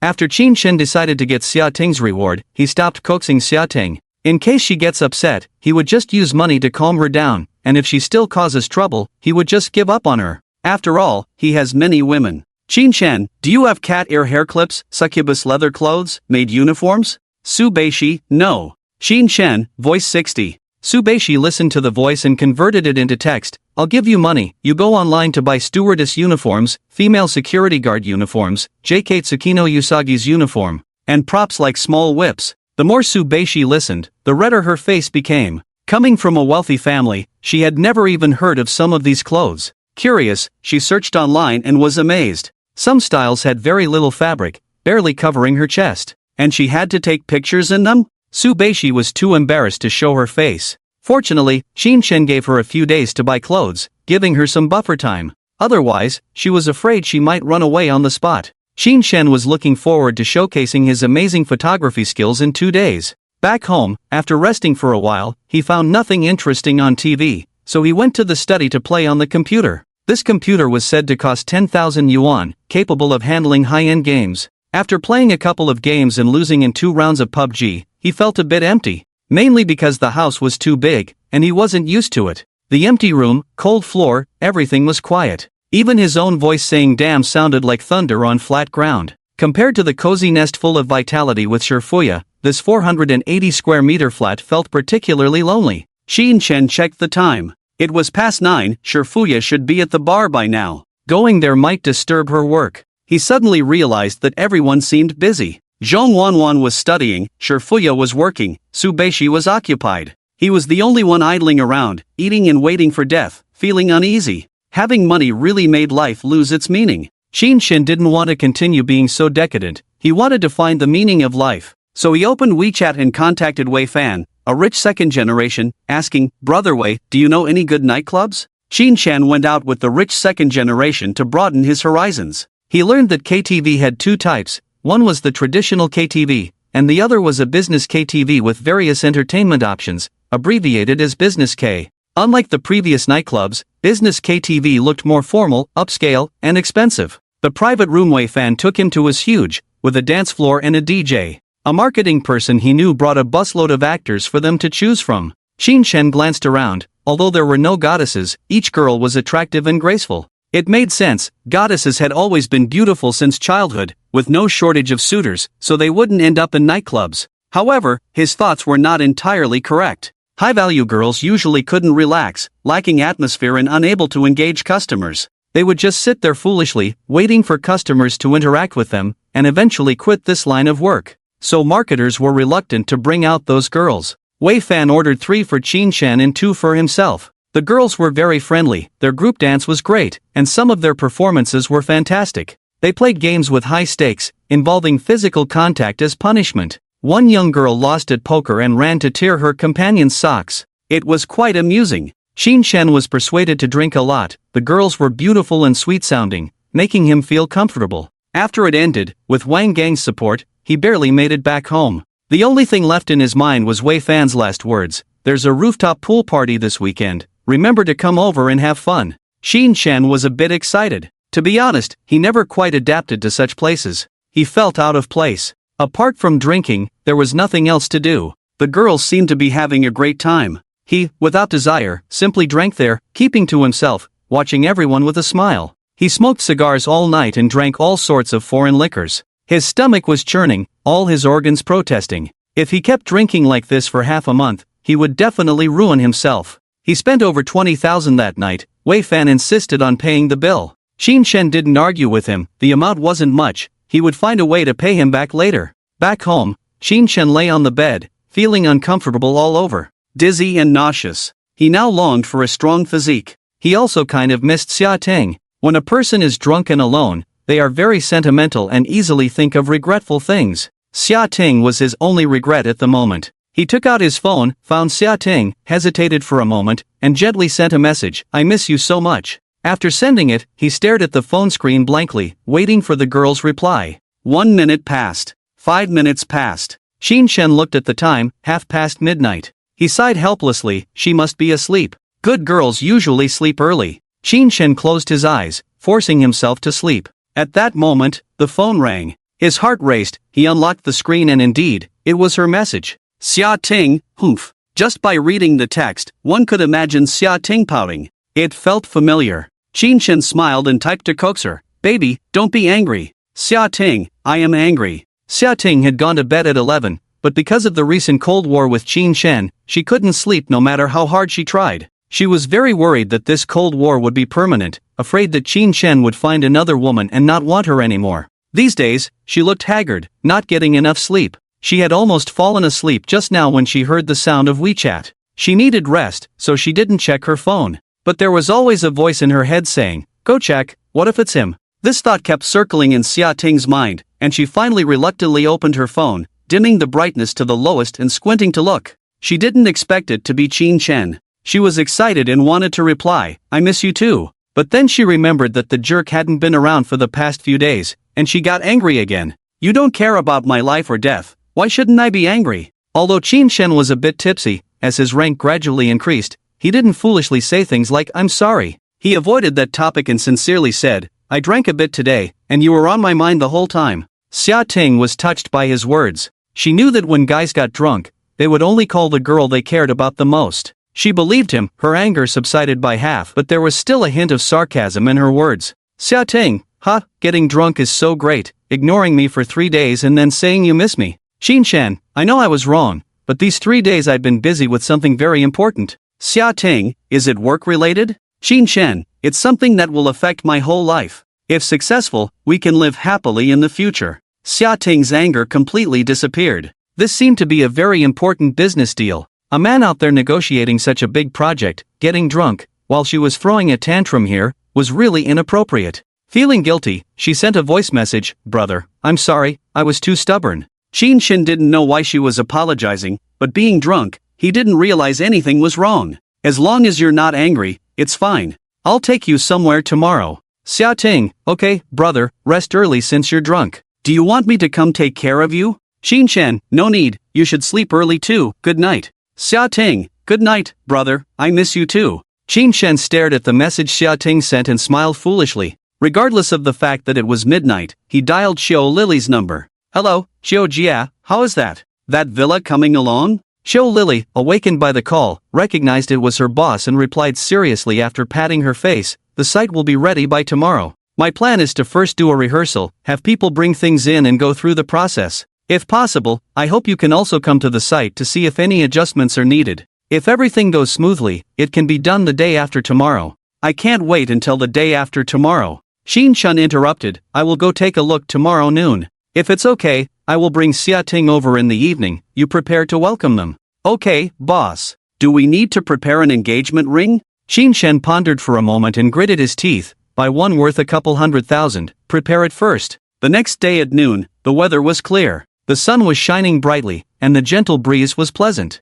Building No. 9 in the Four Seasons Villa area of Zhangchang was bustling at the moment. The villa's exterior had been painted, looking completely refreshed compared to the surrounding villas. A huge hot air balloon hung overhead, with a line of words written on it. The iron gate at the entrance had been removed and replaced with an arch made of balloons. There were many extras and atmosphere teens in the yard. They were gathered together, eating boxed meals. The rich in Jiangcheng are so wealthy, making such a big scene just to propose. I bet the wedding will cost millions. I envy the leading lady today. If my boyfriend proposed to me like this, I would marry him even without a house. With so much money, how could he not have a house? I heard the groom is giving away this villa today. Seriously? As they chatted, members of the wedding planning team ran over with a loudspeaker, shouting, "Stop chatting, the boss is coming to inspect the venue soon. Quickly put away the boxed meals, stand in the positions rehearsed this morning, start the music, turn on the screens, hold off on the flowers and colored paper for now, or we'll have to clean up again."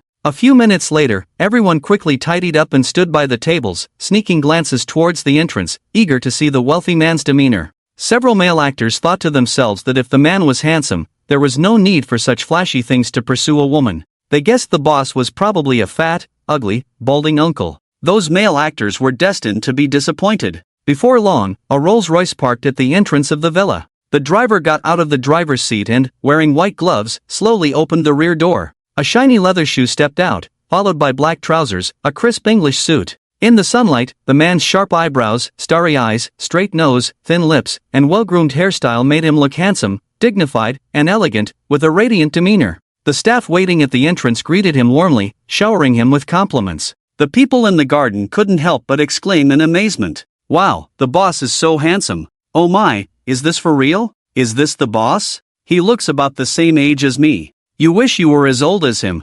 I can tolerate him being richer than me, I can tolerate him being more handsome than me, but I can't tolerate him being better at pretending than me. What's the use of being handsome? He still can't get me." "Sister, wipe your drool before saying that." Qin Shen, under everyone's gaze, calmly walked into the villa. Looking around, the decorations were indeed well done. Balloons and flowers were everywhere, the sky had just been misted with water, creating a real rainbow, and the air was filled with a sweet scent. On the circular stage in front, there was a huge picture frame as the backdrop, with a large outdoor screen displaying Xia Ting's photos, mostly beautiful school photos from childhood to adulthood. It took a lot of effort to collect these photos, and Qin Shen found many people to help, believing that the parties involved would be touched when they saw them. "Qin, is there anything else that needs adjusting?" Xiao Lily asked with a smile beside Qin Shen. "Not bad," Qin Shen nodded in satisfaction. "We didn't hire a professional band, just rented some instruments for the actors to sit there and pretend, actually playing music through the sound system,"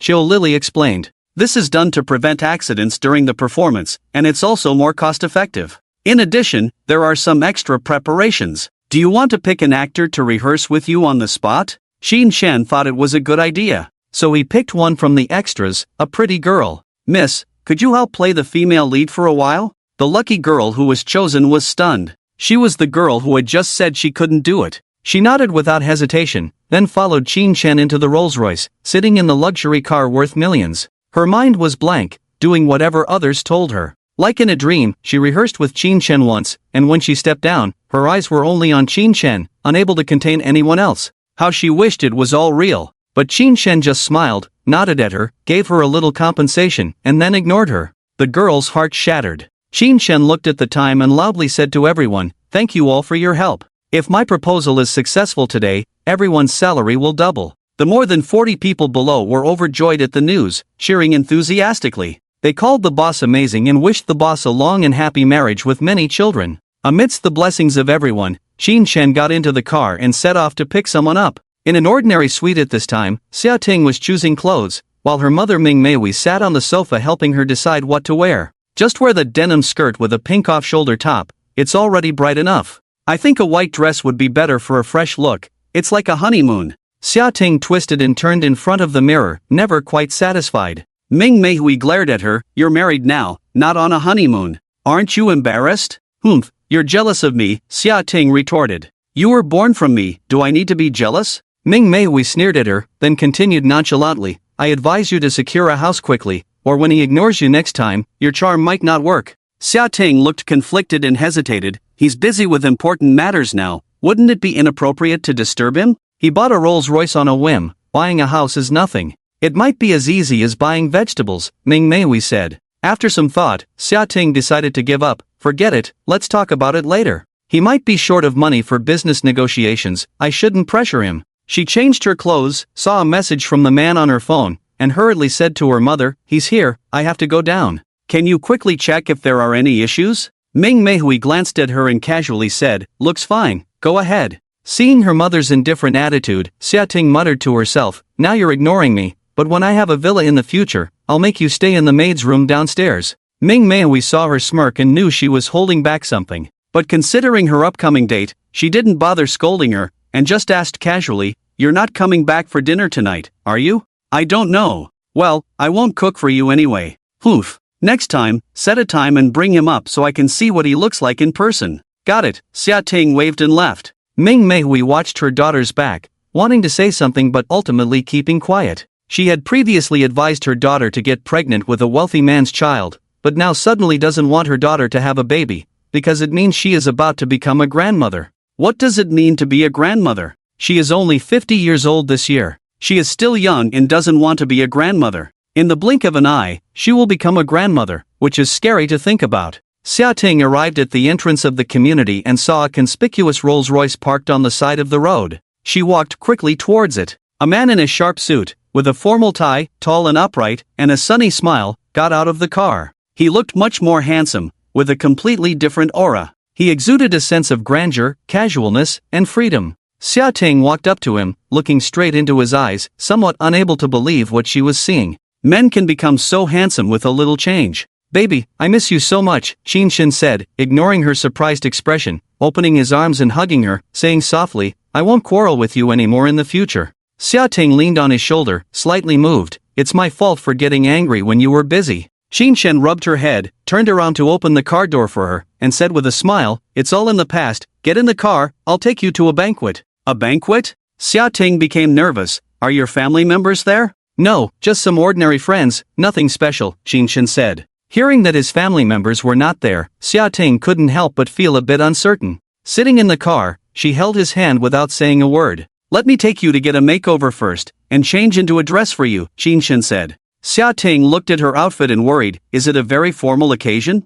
I haven't been to such a wealthy people's banquet before. She had only been twice in her life, not knowing anyone there, standing awkwardly with a glass of wine, feeling super embarrassed. Don't worry, you are the most beautiful girl in the room. They should be the nervous ones, Qin Shen reassured her with a smile. Tell me what I should pay attention to, so I won't embarrass you later, Xia Ting said uneasily. There's nothing to worry about, just walk with me, Qin Shen said confidently. Xia Ting was still uneasy, thinking that she would have to attend such occasions frequently in the future. She quickly took out her phone and started to search on Baidu for aristocratic social etiquette and banquet rules. In the makeup room of the wedding company, Xia Ting watched as the makeup artist put a princess crown on her head, and several assistants brought a white evening gown with a slightly long hem. A photographer held a camera and took pictures of her. Behind her, the clothes rack was filled with wedding dresses and red bridal gowns. Plus, with Qin Shen dressed so formally, Xia Ting felt that something was not quite right. Brother, is my outfit too extravagant? Qin Shen, who was playing with his phone next to her, looked up and nodded repeatedly.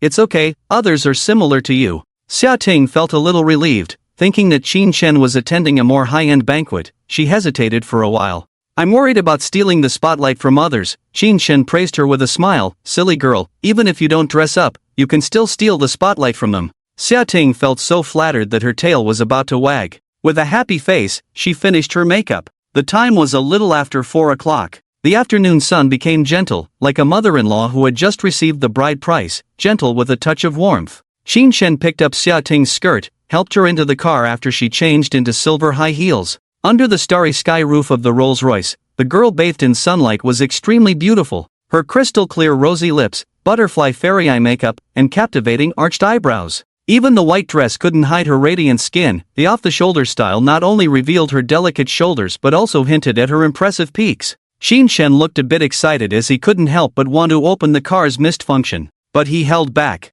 There would be plenty of opportunities after this success. A small forbearance is better than a big plan. The car drove slowly, and Qin Shen kept praising Xia Ting's beauty in the car, stirring up her emotions, laying the groundwork for the upcoming love proposal ceremony. The joy of reunion combined with sweet words from the man made Xia Ting feel very happy, floating in ecstasy. Her eyes looking at Qin Shen were full of infatuation. For a moment, she hoped to be with the man in front of her forever. Her bright eyes made Qin Shen a bit uncomfortable. Fortunately, the journey was not far. Before Qin Shen broke his rationality, the two arrived at their destination. The car stopped. The performance began. Qin Shen got out of the car and, as rehearsed earlier, opened the car door for Xia Ting, holding her hand to help her out of the car. Baby, we're here. Xia Ting had been looking at Qin Shen all along, and only now, after getting out of the car, did she realize they were in a villa area. The villa in front of her looked very familiar, but because it was too fancy, she didn't recognize it for a moment. Under her feet was a long red carpet leading all the way into the yard. White flowers were placed on both sides, each one real and blooming beautifully. Many balloons floated in the sky, mostly white with a mix of pink. Looking up, There was a huge hot air balloon with a cute message written on it, "Baby, let's love each other." Just standing outside, one could feel the strong romantic atmosphere inside. Xia Ting was very envious. Who could understand the bitterness of attending someone else's romantic wedding? She glanced at Qin Shen, wanting to tell him she wanted a wedding like this in the future. But they had just become boyfriend and girlfriend, so saying that might seem like pressuring him to marry her. So she changed her question, "Brother, is this your friend's wedding?" "Well, something like that." Qin Shen saw that she hadn't realized yet, so he didn't reveal it and just let her inside with a smile. Bang, bang, bang. As they walked through the balloon arch, 5 or 6 fireworks exploded, and ribbons fell from the sky. Whoosh! A large group of people in the yard faced the two, smiling and applauding. Xia Ting was startled, then she heard the melodious music and saw a staff member with a high-pressure water gun on a moving scaffold spraying a beautiful rainbow. Under the rainbow was a grand stage with various snowboards in different shapes, adorned with flowers and decorations. In the largest frame, she saw her own photo. She covered her mouth lightly, widened her eyes, and looked incredulously at the screen in front of her. Just then, rose petals fell in front of her, making everything seem dreamlike. "I've been setting up here these days, wanting to give you a surprise. How is it? Are you satisfied?" Listening to the man's gentle voice and smelling the intoxicating fragrance of flowers, Xia Ting finally realized she was the protagonist of this event. Her heart was pounding hard. She couldn't believe what she was seeing, and the people around them showed gentle smiles. "Brother, what you said about a lifetime of happiness, is this it?" "Yes, you are my greatest happiness." Thinking of Qin Shen's words from last night, a mist appeared in Xia Ting's eyes, and her vision gradually blurred. She opened her mouth, wanting to say something, but the guilty feeling made her unsure how to speak. Thinking that this man had been preparing carefully for her these past 2 days, while she was being petty and sulking, blaming him for not comforting her, Xia Ting felt guilty and wanted to cry. But with so many people watching, she was afraid of ruining her makeup by crying and tried hard to hold back her tears. At this moment, Qin Shen reached out his arm in front of her and smiled, saying, "Come, hold on to me, accompany me on stage. I have prepared a special gift for you. Come up and listen to me, and I will give it to you." Xia Ting took the tissue handed by Chiu Lily and dabbed at the corner of her eye. Then she softly murmured, took Qin Shen's hand, and silently walked over. Her heart was in turmoil at the moment. Touched and guilty intertwined, vanity and anticipation entwined. Before she could even guess what the gift was, the answer was revealed. Suddenly, 2 workers appeared on the roof of the villa. They unfurled a giant red bow, slowly hanging it on the surface of the villa. The bow hung down with 2 colorful ribbons, and someone on the side of the villa's window tightened and secured the ends of the ribbons. When the white villa was adorned with the bow, turning into a large gift, Xia Ting was shocked. She stared foolishly at everything, her pupils trembling slightly, tears about to well up again. "I'm sorry, I bought this villa in your name without your consent." Qin Shen's apology was what every girl wanted to hear. "Before, you said you wanted to add my name because my father disagreed, but now it doesn't matter. I'm willing to add my name for you," Qin Shen finished, taking out the red property deed and handing it to her, saying, "When we have time tomorrow, we will go to the real estate bureau to add my name, okay?" Xia Ting, at a loss, took the property deed, looked at the emblem on it, the golden light making her eyes soar. She looked up at the man with a face full of indulgence. She wanted to rush over and bite him to vent her excitement, but Qin Shen didn't let her. He took out a microphone from somewhere and began to express his love passionately. "I have fallen for you. Not because of how you look, but because at special times, you give me a feeling that no one else can. It's not that you have all the qualities I like, but I like all your qualities. I like you, at all times. I also like some people when they are like you." Qin Shen finished. Some girls below had already started crying. Soft and soothing music played in the courtyard. Petals floated in the sky. The setting sun cast a blush, turning the sunlight golden. The light fell on Qin Shen's suit, making him look like a hero draped in colorful light. A guy who gives cars, houses, and is gentle and romantic. And handsome to boot. Who the hell is this godly boyfriend? The girls below cried more and more, some even making sounds. Especially the girl who rehearsed with Qin Shen at noon. Her eyes were red, biting a corner of her handkerchief, pulling down with all her might. She wished she could kick away the crying female lead and stand in front of the boss to enjoy the confession. On the stage, Xia Ting's tears of emotion couldn't be stopped, the tissue in her hand getting wet. She looked tearfully at Qin Shen, her heart in chaos. Qin Shen brought a tissue to help her wipe her tears. "Don't cry, baby," Xia Ting asked in sobs. Are you telling the truth?" "Yes, I am, trust me," Qin Shen affirmed gently. Xia Ting couldn't help but hug him tightly, crying out her confession. "Brother, I like you too.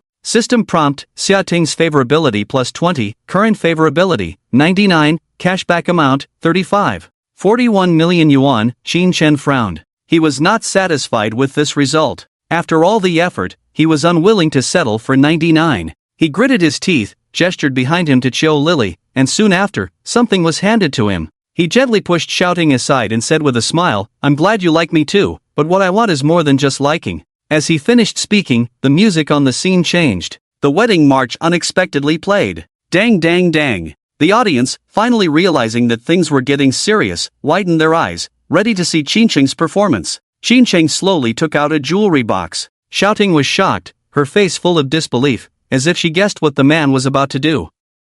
At that moment, time seemed to slow down. All sounds faded away from her. Only the man in front of her remained, smiling, slowly kneeling down. He opened the square red box. Inside lay a diamond ring. "Don't be nervous, I don't mean anything else. I just want to say to you on this ordinary day, I love you, will you marry me?" The man's words were like Cupid's arrow, gently piercing Xiaoting's heart. Xiaoting was intoxicated. The surprise came so suddenly and fiercely that she couldn't resist. She could only fall to the ground, kicking her legs, watching herself being captured. The man's gaze was very gentle, and she lost herself in it, feeling no pain. However, her animal instinct made her sense danger, struggling to wake up. But the man's grip was too strong. No matter how hard she tried, she couldn't break free. Until she was bound, she resigned herself. She heard a saying somewhere, "If you love, love deeply." Over the years, she had never truly fallen in love with any man. Even her first love was just because she wanted a free breakfast. The money saved from breakfast could be used to buy nail polish. She didn't feel anything for the group of kids in high school.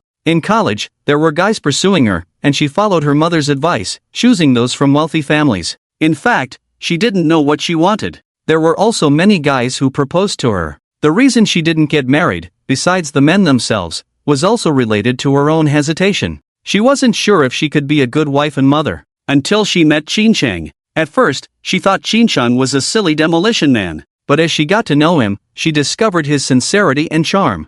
A man so wealthy willingly knelt down and proposed to her. Xiaoting believed he wasn't just playing around. He should be serious. Xiaoting was completely moved. She decided to try to truly love once. Even if she ended up battered and thrown back into the forest, she had no regrets. "I do." System prompt, Xiaoting's favorability plus 10, current favorability, 109. Congratulations to the host for obtaining the exclusive reward of the goddess, Super Physique. Super Physique, based on the body's own qualities, it receives a 5-fold amplification. Amplification includes regeneration speed, muscle strength, bone density, strengthening of internal organs, and so on. In an instant, Qinsheng's body seemed to have been baptized, experiencing an unparalleled sense of refreshment. He clearly felt an infinite surge of power in his body. His brain even gave him the illusion that he could take on 10 opponents. Qinsheng knelt on the ground, unable to contain his excitement, clenched his fist and slammed it into the stage floor. Bang! The not-so-thin floor was smashed on the spot.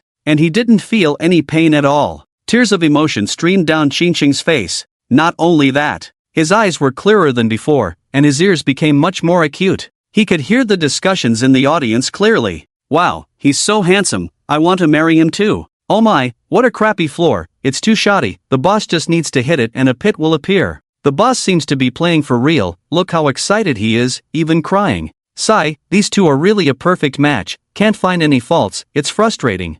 I really want to have such a sincere relationship, even if I have to be a little poor, I can accept it. Hey girl, add me on WeChat and let's get to know each other? Sorry, you're not my type." Qinsheng saw that no one was suspicious and breathed a sigh of relief. When he heard that Qiu Lily was going to talk to the wedding company, he gave her a look to signal that everything was fine. Qiu Lily then let go of the wedding company, but she was already planning to use this as a reason to deduct money from the other party. Knocking a hole with just one hit, this is clearly a shoddy project. What if there are safety issues? Xiaoting saw Qinsheng pounding the floor in excitement and quickly squatted down to stop him from hurting himself. "Honey, don't do this, I've already agreed to you. I'm just excited, hee hee." Qinsheng helped her up. "I know, I'm excited too.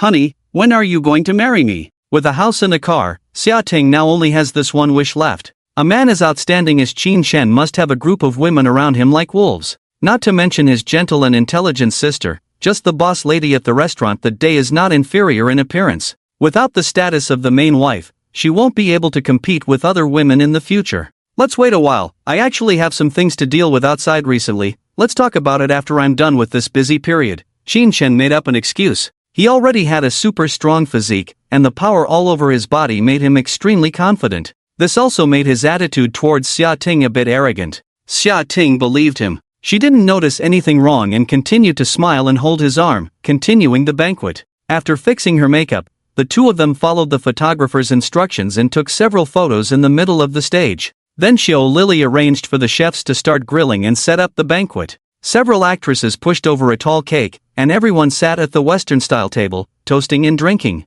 Qin Shen and Xia Ting held their wine glasses, accepting waves of blessings from the extras. When the music ended and the crowd dispersed, it was already 8 o'clock in the evening. It had been 2 to 3 hours of commotion. Xia Ting's feet were sore. Supporting her beloved man, she led him into the villa and up to the 3rd floor. In the dark, she turned on the indoor lights. "Honey, you go take a shower first." Qin Shen had drunk a lot. He wanted to see if his super strong physique could handle 1,000 cups. In fact, it could. He drank every toast. And it wasn't red wine, it was strong liquor. Normally, he would have been so drunk that he wouldn't know where he was lying down. Now he just had a bit of a flushed face and a slightly dizzy head. He thought washing his face would allow him to have another round. Sitting on the bed, he supported his body with his hands behind him, looking at the charming Xia Ting under the light. Qin Shen wanted to test his super strong physique. He unbuttoned his shirt and ordered, "Come here, kiss me." Xia Ting looked at him displeased. "Kissing is fine, just don't be so aggressive." She walked over and inadvertently saw Qin Shen's abs, surprised. "Wow, brother, how come I didn't see your 8-pack abs before?"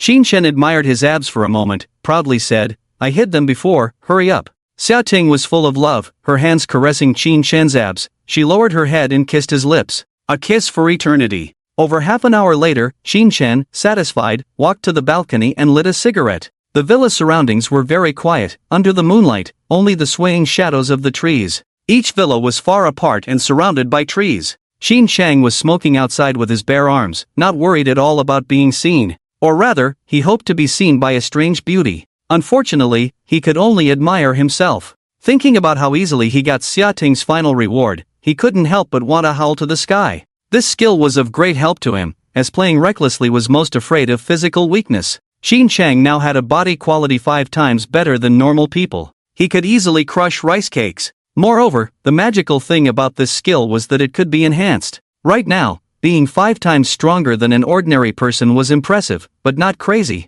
If he worked out to become a strong man, with a 5 times bonus, he would be like a little Superman. Thinking of this, he decided to go back tomorrow and buy a full set of weightlifting equipment. He would also hire a beautiful female trainer to teach him fitness. After lifting weights, he could even lift people, he. He finished smoking outside. Thinking about today's schedule, there would be wedding staff coming later to set off fireworks, right in front of his villa. Qin Sheng hesitated whether to ask Xiao Lily to cancel this activity. After all, the reward was already in hand. But considering that the fireworks had already been bought for tens of thousands of dollars, they couldn't be returned. He might as well just enjoy the show. The villas here allowed fireworks, but the timing couldn't be too late. Xia Ting finished brushing her teeth, holding her slightly aching cheek next to Qin Shang, looking resentful. "You've changed." Qin Shang thought she was praising him, feeling happy, about to show off, but then heard Xia Ting continue, "I can feel that you seem to have suddenly gained something and then looked down on me." Qin Shang was shocked. This girl was too sensitive, but ordinary people couldn't think of things like the system. So he wasn't flustered and casually said, "Don't overthink it, I just had a bit to drink and got excited." Xia Ting leaned in front of him, pitifully saying, "Honey, I'm a little scared of you like this." "Scared of what?" "I've said, as long as you don't leave me, I won't leave you either." Qin Sheng thought that in the future, he would have to find more girls, and he might not have time to accompany her, feeling a bit reluctant. He had always been kind-hearted. So he made her a promise, "If one day, you don't want to waste time on me, just tell me, and I will let you go." Xia Ting panicked, "I won't leave, you are the first man who moved my heart, I don't want anyone else but you." Qin Shang, a scoundrel, said, "Then rest assured, you are also the first woman who moved my heart, I will try to make time to accompany you." Xia Ting was stunned. Didn't he say during the proposal in the afternoon that they would always be together? Why did he suddenly say he would make time to be with her? "Honey, are you very busy with work?" "Yes, very busy. In the future, I may not come home at night. You have to be prepared mentally," Qin Sheng said truthfully. His journey was the vast sea of stars, to see more beautiful scenery. With so many people to take care of in the future, how could he manage them all? For the girls who had already received the reward, seeing them once a month was enough. Although he still had feelings for Xia Ting, her quick-tempered nature ranked third in Qin Cheng's heart. Zhong Wanwan, on the other hand, could be seen 3 or 4 times a month. Hearing Qin Cheng's words, Xia Ting fell silent for a moment, feeling lost, and said, "Brother, do you despise me?" Even the way she addressed him had changed. Qin Cheng was very familiar with this. It was a sign that Xia Ting was about to get angry. "How could I despise you, darling? I've been really busy lately." Qin Cheng smiled and hugged her slender waist, comforting her a few words for her hard work just now. Xia Ting didn't let him off, asking directly, "You said you've been setting up the scene for me these 3 days. You're so busy. Why did you have time to set it up for me? Were you lying before, or are you lying now?" Qin Cheng was speechless. After pondering for a while, he decided not to explain. Anyway, since he had already received the reward, he had no intention of pretending anymore. "I just finished the college entrance examination. Who finishes the exam and still practices questions?" Qin Chen wanted to brush it off. But Xia Ting insisted on being serious, angrily saying, "Finished the exam? Am I just your test paper? Then what do you want?" Qin Chen replied indifferently. Xia Ting fell silent for a moment, took off the ring from her ring finger, and said seriously, "I agreed to your proposal, so when are you going to marry me?" Qin Chen awkwardly smiled, "Let's say in the next 2 or 3 years, after I stabilize my career." Xia Ting didn't say anything more, her eyes fixed firmly on the man in front of her. Seeing a hint of panic in his eyes, Xia Ting knew he was lying. He never intended to marry her. If that's the case, then, was all of this just a game to him? Was she being played? In an instant, a towering anger flashed in Xia Ting's eyes. Hee, she chuckled lightly. Then she stuffed the ring into the man's mouth. "Let's just pretend that we never did this. I'll give you back your car and house. I don't want to see your things," she said and walked away. System prompt, Xia Ting's favorability -1, system prompt, Xia Ting's favorability -1, system prompt, Xia Ting's favorability -1. When a person is in extreme anger and sadness, they have no expression. Xia Ting, who turned around, didn't cry or make a scene. The light in her eyes was gradually fading. Qin Chen actually liked Xia Ting a lot. The things he said in the afternoon were mostly from his heart. Xia Ting was beautiful and warm, like a blooming rose. Although she would occasionally have emotional outbursts, it was precisely this thorny rose that made her irresistible. Most of the girls Qin Chen met after becoming wealthy were very obedient and gentle towards him. Few were like Xia Ting, who would get jealous. Sometimes Qin Chen felt happy to coax this cute and straightforward girl. Moreover, she had given him a very precious adult gift. He was referring to a powerful physique. Compared to material possessions like cars and houses, a strong body was a treasure that many people dreamed of. Now that he had just obtained it, he had angered her. He seemed like a scumbag. Standing on the 3rd floor, Qin Chen watched Xia Ting walk out from the 1st floor. He couldn't help but feel the urge to stop her. He shouted at Xia Ting's back, "Hey, can you not leave?" The woman didn't turn back, her steps didn't falter, looking resolute. Qin Chen clicked his tongue. His attempt to stop her had no effect, making him slightly annoyed. It was like giving a beggar $1, and the beggar didn't thank him. He was the boss now, so why was she acting up? Qin Chen also became resolute and said, "If you walk out that door, I won't come looking for you again in the future." Xia Ting paused at his words, frozen in place. The scene suddenly quieted down, with only the sound of the evening breeze rustling the leaves. At that moment, Xia Ting suddenly wasn't angry anymore. It was just a breakup. Not a big deal. Maybe getting engaged in the afternoon and breaking up at night was a bit rushed, and she needed time to adapt. Just being played for a few days. He did show some intention by offering money. It was her own fault for being naive and believing in love. Even dogs don't believe in such things, yet she did. She deserved to be played. Oh well. What else could she do? Xia Ting chuckled self-deprecatingly, took a deep breath, turned slowly. Her once lively eyes were now dull and lifeless. "Stop looking for me, I won't let you find me." The girl's voice was hoarse, as if holding back some grievance. Her hollow eyes seemed to have lost all enthusiasm for the future, leaving only a dense sadness. Qin Chen didn't see her tears, only the girl's face with a touch of desolate smile. His heart was fiercely tugged, causing intense pain. "Take care, big brother, I'm leaving first," the girl in a white dress said, then silently lowered her head and turned away. A hint of fluorescence seemed to flash in the corner of her eye, but it was obscured by her dark hair, making it unclear. Only the lonely figure shimmered brightly in the moonlight, like a princess about to bid farewell. Once the pitch-black curtain fell, she would be gone from sight. Qin Chen felt a bit panicked and quickly shouted, "Wait!" The girl didn't stop and walked away swiftly in her silver high heels. She was not a girl without anyone to care for or love her. Although her family didn't have much money, her father had already saved 1,000,000 yuan as her dowry. Her open-minded mother never forced her to marry. As long as Xia Ting was willing, she could stick to her parents carefree until old age. She had the right to choose to leave. She didn't care for the man who played with her feelings. She liked money, but not if it came from that man. She would rather not have it. As the girl reached the door, about to disappear from view, Qin Shen felt extremely anxious. He wanted to rush down to stop her, but a voice in his head kept telling him, if she wants to leave, let her go. What's so great about it? You've got everything you wanted, no need to chase after her anymore. Besides, you'll have many more women in the future, one less won't make a difference. Breaking up is a test that every alpha male must go through. You need to let go to gain something. If she doesn't leave, how will you find the next one? If you feel guilty, find a way to secretly give her the money, so she can live without worries. For a moment, Qin Shen was swayed by these words. However, the system kept reminding him of Xia Ting's decreasing favorability, making him inexplicably afraid. Thinking that Xia Ting hadn't eaten much today and had been accompanying him while sipping on alcohol, Qin Shen felt guilty. He spoke up, trying to persuade her, can you finish your meal before leaving?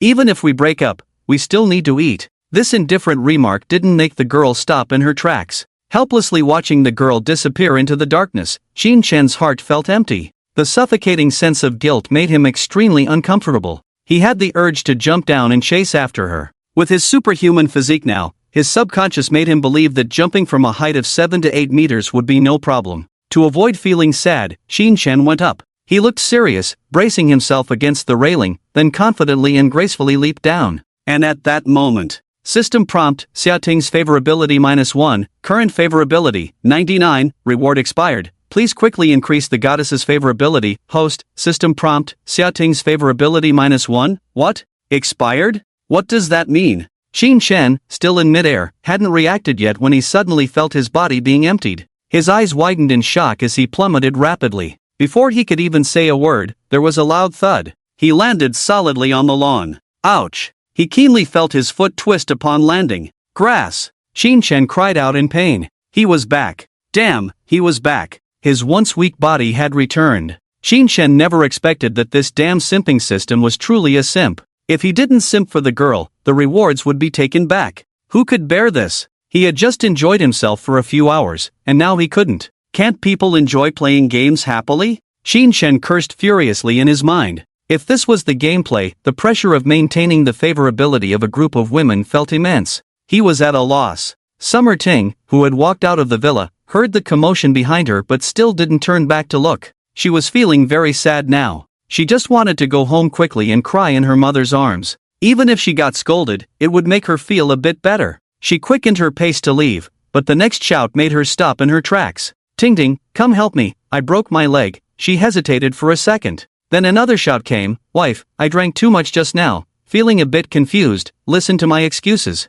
The unfamiliar address made Xia Ting dazed for a moment. Then she came to her senses, angrily walked back to the villa gate, looked at the man on the ground, and said angrily, haven't you had enough fun? I haven't played, I really like you. So what do you want from me? Come help me up. Qin Shen smiled, trying to coax back the strong physique. The good news is that Xia Ting's favorability rating is at 95, not dropping further. Maybe there's still a chance. Xia Ting saw Qin Shen sitting on the ground, bloodstains on his hands, looking painfully distressed. It seemed like he really fell. For some reason, most of her anger dissipated, and she even felt a little sorry for him. After all, he was the man she loved. Even if she hated him, she couldn't bear to see him like this. Xia Ting walked over, looked down at the man, and said coldly, right now, I just want to kick you to death. You can't bear it, come on, give me a hug. Qin Shen endured the pain, reached out a hand, pretending to want a hug. What are you up to now? Xia Ting frowned. Nothing, just lost my balance when I jumped down.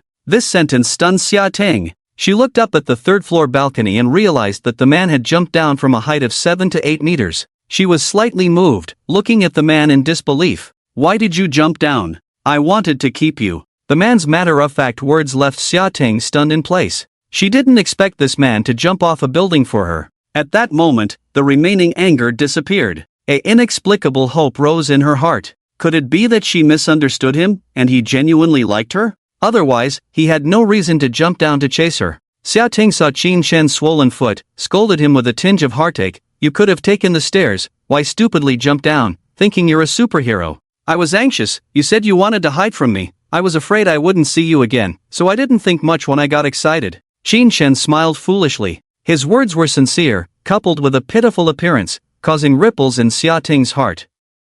She squatted down, reached out a hand, gently stroked his ankle, and softly scolded, silly. Qin Shen laughed, thinking this woman was quite easy to coax. Xia Ting placed Qin Shen's hand on her shoulder, trying to help him up. Can you still walk? Should I call an ambulance? Qin Shen sat on the ground, didn't get up with her help, but instead pulled her into his arms. No need to call an ambulance, just sit with me. You're so swollen, why pretend to be strong? Xia Ting said angrily. Qin Shen chuckled and mysteriously said, have you heard of a saying that a girl's true love kiss can heal all of a guy's pain? Xia Ting spat at him, blushing. At this time, you're still thinking about that? I meant a kiss. Where did your mind go? Qin Shen looked surprised. Xia Ting angrily pinched his arm. Don't think that because you jumped from the 3rd floor for me, I'll forgive you. Then what do you want me to do? Qin Shen endured the pain, said without changing his expression, when I'm healed, how about I perform a jump from the 5th floor for you? No jumping allowed. Xia Ting frowned, glaring at him angrily. Just kidding, I'm not that stupid, Qin Shen laughed. Xia Ting struggled to get up, wanting to call Wang Gang to take him to the hospital. Unexpectedly, the man didn't let her get up but instead held her legs like a princess, laying her across his lap. To avoid stepping on his feet, Xia Ting had to reach out and hug the man's neck, trying to get as close to him as possible. The man's bare upper body made Xia Ting slightly warm. To shift the focus, she complained softly, didn't you tell me not to come back? Qin Shen, holding the girl's soft shoulders, smiled and said, how could I bear to let you go?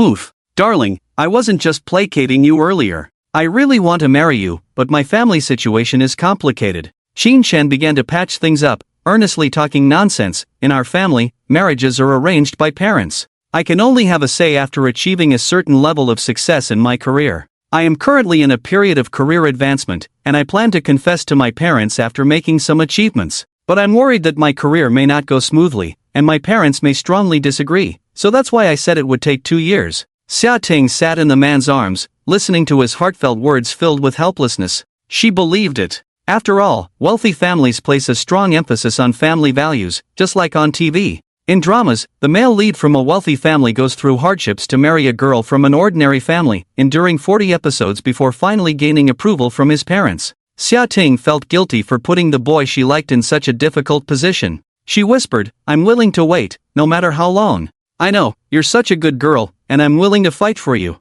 Qin Shen said this with sincerity. He liked the woman in his arms. The key was that she was too easy to deceive. Which man could resist a beautiful, warm-hearted, and naive girl? Looking at her slightly guilty eyes, Qin Shen leaned in appropriately. The sweet entanglement quickly opened her heart again. She responded emotionally, her beautiful face blushing gradually. Her body squirmed restlessly. After a while, the two separated their intertwined lips. Xia Ting involuntarily touched the man's stomach, then realized something was off.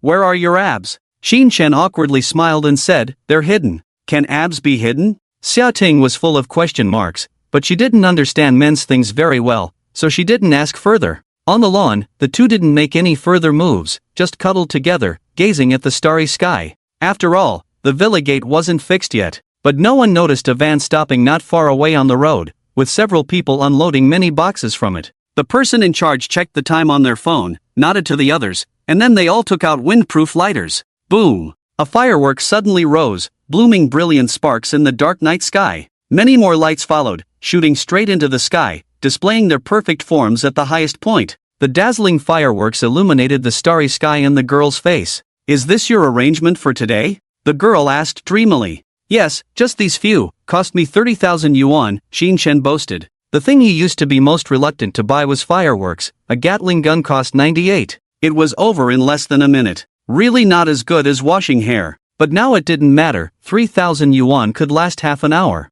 Do you like it? Yes, I like it. Xia Ting stared at the brilliant fireworks without blinking. The colorful patterns were reflected in her black pupils. The summer night breeze was particularly gentle. Lying on the lawn with the man's arm as a pillow, she felt a bit intoxicated. Women are emotional creatures. The agitated emotions came quickly. She couldn't help but say emotionally, brother, can you say it again in the afternoon? Qin Shen became excited, suppressing his excitement, and said softly, "Don't worry, I can say it for a lifetime if you want to hear it. I like you." The man's sweet words fascinated Xia Ting. Amidst the fireworks, she faced Qin Shen, closed her eyes. "You can kiss me now." System prompt, Xia Ting's favorability +5. Qin Shen's heroic spirit rose again, tears of emotion streaming down his face. This strong feeling is something that those who have not experienced it will not understand. He turned his left foot and found that even the pain had diminished by half. Looking at Xia Ting, who was shy and charming, Qin Shen did not kiss her. Instead, he lifted her steadily and walked upstairs. The joy of regaining what was lost needed to be released. "Ah," Xia Ting exclaimed, looking at Qin Shen in disbelief, "isn't your foot swollen?" "Didn't I say before, a kiss from a beloved woman can make me forget the pain," Qin Shen said with a smile. "Put me down quickly, your foot won't get better like this," Xia Ting urged. She released her hand from around the man's neck, wanting to get down. Normally, if a girl does not cooperate, it is difficult for a man to princess carry a woman. But Xia Ting let go of her hand and was surprised to find that the man's arms were steady. The firm and powerful embrace made her feel like a few pounds of a little kitten. Xia Ting was surrounded by an overflowing sense of security, her eyes misty and shimmering. "Brother, why do you feel like you've changed again?" "You haven't experienced the real change yet," Qin Shen said with a wicked smile. He entered the villa, closed the door with his heel, changed the way he held the girl, facing her like a sloth hugging a tree, and slowly walked up the stairs. Each step was difficult, but with each step, the girl cheered him on.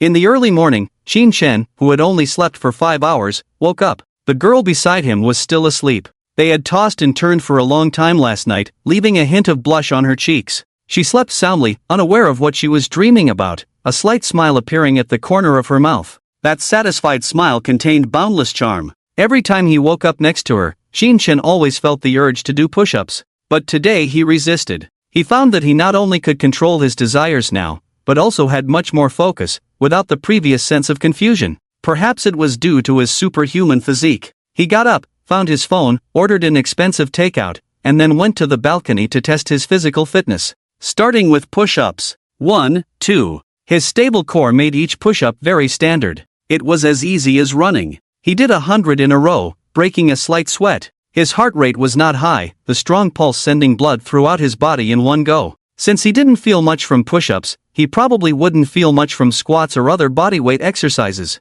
Qin Shen stood up, looked at the ground he had jumped from last night, and remembered that his foot hadn't been treated yet. He checked his leg on the railing and miraculously found that the swelling had disappeared, and there was no pain at all. The fivefold healing speed was terrifying. It had almost fully recovered overnight. If he had gone to the hospital, it would have taken at least a week to heal. Qin Shen was greatly amazed, looking down at the grass below, eager to try. When the scar heals, the skin itches. But this time, he didn't jump down using his hands, but his feet. Qin Shen hated that the sky wasn't high enough, so he stepped on the railing and jumped up confidently. In midair, he drew a perfect arc. With a light snap, he landed steadily on the grass without a sway. The man jogging on the opposite side was dumbfounded. In the early morning, something strange happened. Someone jumped from the 3rd floor, landing like a zombie with straight legs. The man rubbed his eyes, unable to believe what he saw. He hesitated whether to go up and check, but was afraid of being eaten by zombies. When he saw Qin Shen coming down and starting to run, he felt a bit relieved. Being able to run meant he was not a zombie. However, Qin Shen's speed made him doubt life again. Are there really cultivators in this world? Watching Qin Shen's sprint, the man's eyes widened with a desire for immortality. He decided to buy a cultivation book tomorrow and try meditating. No, he would go buy it now. The man hurried back home, abandoning his running plan for the 3rd day. Qin Shen was unaware that his unintentional actions made people think he was a deity. However, he noticed several people watching him outside the gate. His speed was indeed a bit frightening. Roughly estimating, he should only take about 4 to 5 seconds for 100 meters. Through training, he could probably get faster. To avoid drawing attention, he stopped and returned to the villa. He called Qiu Lily to have someone come and repair the door. Then he went to the 3rd floor, entered the bathroom, and started showering. Feeling his firm muscles, Qin Shen couldn't stop laughing. This body was amazing. Although it couldn't withstand bullets, ordinary knives should be able to resist, as long as he wasn't stabbed in a vital spot.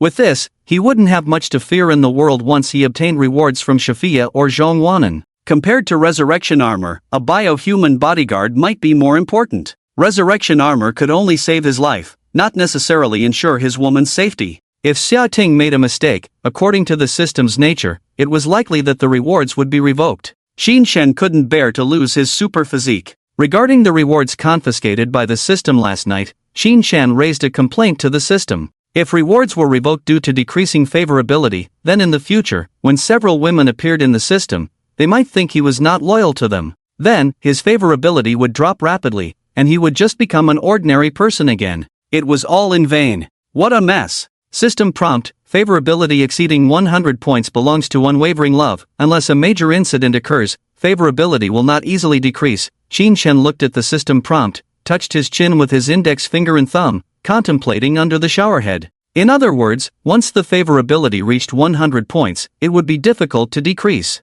He would only lose favorability if he did something outrageous, like saying he would break up with Xia Ting yesterday. When Xia Ting left in anger, her favorability hadn't dropped below 100 points. But when he said, "I won't look for you after you leave," she completely gave up. Moreover, even when Xia Ting saw him kissing Shafia, her favorability didn't decrease. This meant, it was his fault? Damn, how could he be wrong? It was all the system's fault. Friendly reminder: the system does not make mistakes. The host's behavior last night was too beastly. Xin Shen. The system's sarcasm was the most lethal. Xin Shen had to admit that he had become arrogant after receiving the rewards, feeling invincible and unable to resist temptation. Others would at least pull up their pants before doing anything. He didn't even bother with that. Arrogance indeed led to destruction. Xin Shen decided to be a good person, and a scoundrel in the future. He would treat every woman around him well. Since he received the system's guarantee, his next goal was to make Shafia fall in love with him. Xin Shen already had some ideas about this. It just takes some time. Xin Shen happily finished bathing, and when he came out, Xia Ting woke up. Looking at herself in a daze, she opened her arms. "Honey, hug." Xin Shen walked up with a smile, bent down, and let her wrap her arms around his neck. "Good morning, princess." The girl rubbed her face against his, murmuring incomprehensibly. Xin Shen stood up straight, seeing that she still didn't let go, hanging on him crookedly. So he patted her, smirked, and said, "Didn't eat enough last night?" Xia Ting slowly woke up, feeling weak. She wanted to say again, but she was a bit sore from last night's ordeal, unable to withstand any more storms, so she reluctantly let go of his hand and got into the blanket. With almond eyes peeking out, she shyly looked at Xin Shen. "I'm full. Hee hee, do you still want to eat?" "I meant breakfast. You tore all my clothes, how can I eat?" Xia Ting pouted. "Don't worry, I've already asked Xiu Jie to bring it over," Xin Shen said gently. Being taken care of by a guy, Xia Ting's eyes were full of contentment. She quietly reached out from the blanket, held Xin Shen's hand, and had a happy smile on her face. "If you want to add something to the house later, just let her do it. I'll give you 5 million, spend it as you like." Xin Shen pinched Xia Ting's nose and indulgently said. The way the man gave money was simply shining. Xia Ting, who was already a bit eager, couldn't help it. She forcefully pulled Xin Shen onto the bed, ignoring the soreness of her body, and pounced on him. "Honey, I love you," she said, and kissed Xin Shen on the face. Xin Shen was only wearing a bathrobe, and with just one move, the belt of his clothes was untied, revealing his strong upper body. The two of them quickly got intimate. The delivery guy was very angry. He had been hung up on 3 times by the customer on the phone. If it weren't for this being a villa, he might have gone directly to the platform for handling. He waited at the door for a full hour, finally waiting for the customer to pick up the food. Looking at the wealthy person who was not much more handsome than himself, he felt both sour and angry. Fortunately, Xin Shen gave him a service fee of 200 yuan, making him smile again.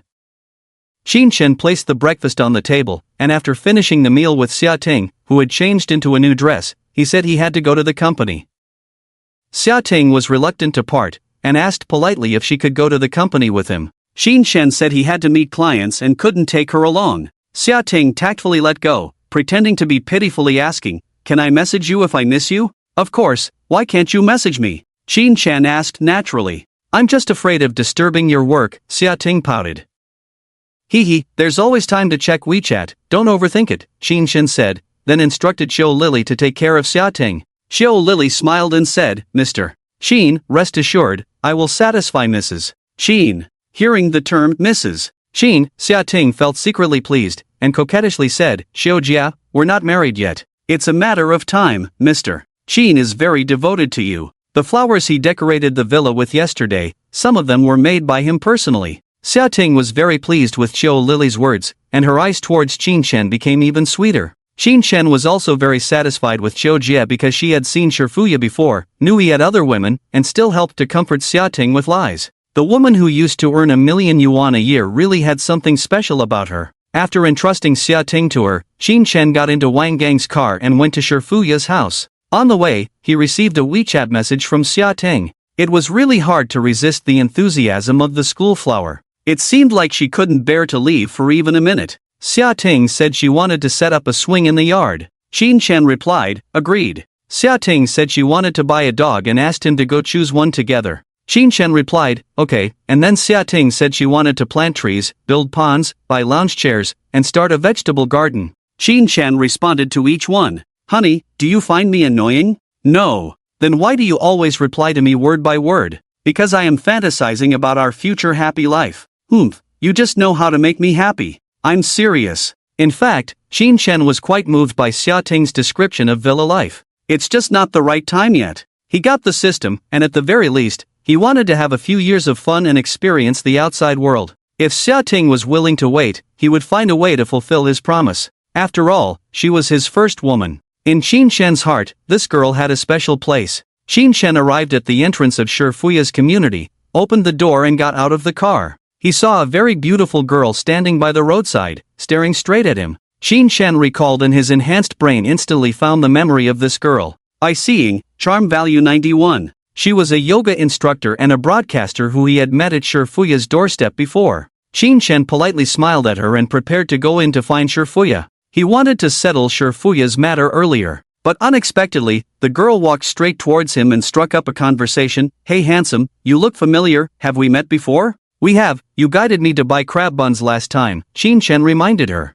We are so fated, let's exchange WeChat. Bai Xiying took the initiative to open the QR code and approached with a smile. I'm Bai Xiying, a dance student, occasionally doing live broadcasts. This girl was quite pretty, with a palm-sized face, delicate features, cherry red lips, bright eyes, and white teeth. Especially the dimples at the corners of her mouth looked particularly sweet. Qin Shen smiled and scanned his phone. He was a man with strong kidneys now, so he wouldn't refuse what came to him. Bai Xiying successfully added the WeChat of the Rolls-Royce owner, showing a self-satisfied smile on her face. So rich, so young and handsome, a perfect diamond bachelor. Compared to all the fish in her pond, the quality was high. She was thinking about how to win over Qin Shen. Can you tell me your name, handsome, so I can add a note? I'm Qin Shen, you can call me Mr. Qin Shen said politely. He appeared distant because this girl was too open. Last time he saw her, she had been in 8 relationships. But now, it was 9. In just a few days, a new member had joined. She didn't seem like a good girl no matter how you looked at it. Mr. Qin sounds too old-fashioned, you're so young, I'll call you Brother Foam, and you can call me Cece. Why not Ying? Qin Shen knew why she didn't choose Ying, because it sounded like a baby's cry. Because my live broadcast room is called Thinking of Thoughts, Bai Xiying said. Okay, let me know when you go live later, I'll come and support you. Qin Shen wanted to see what rewards she offered, but felt it wasn't appropriate to send red packets in person, as it seemed like a monetary transaction. Okay, thank you Brother Foam. Bai Xiying operated her phone, constantly stealing glances at Qin Shen, and asked, do you know what Brother Foam does? I used to be in investments, now I plan to develop into the entertainment industry, maybe start a celebrity brokerage company, Qin Shen casually said. Is it the kind of agency that nurtures newcomers for debut? Bai Xiying asked in surprise. Well, we will find some newcomers with high looks, spend a lot of money to train them, let them become idol trainees, and then select the most hard-working and talented girls from them, tailor-made for them a few movies that cost over $1 billion.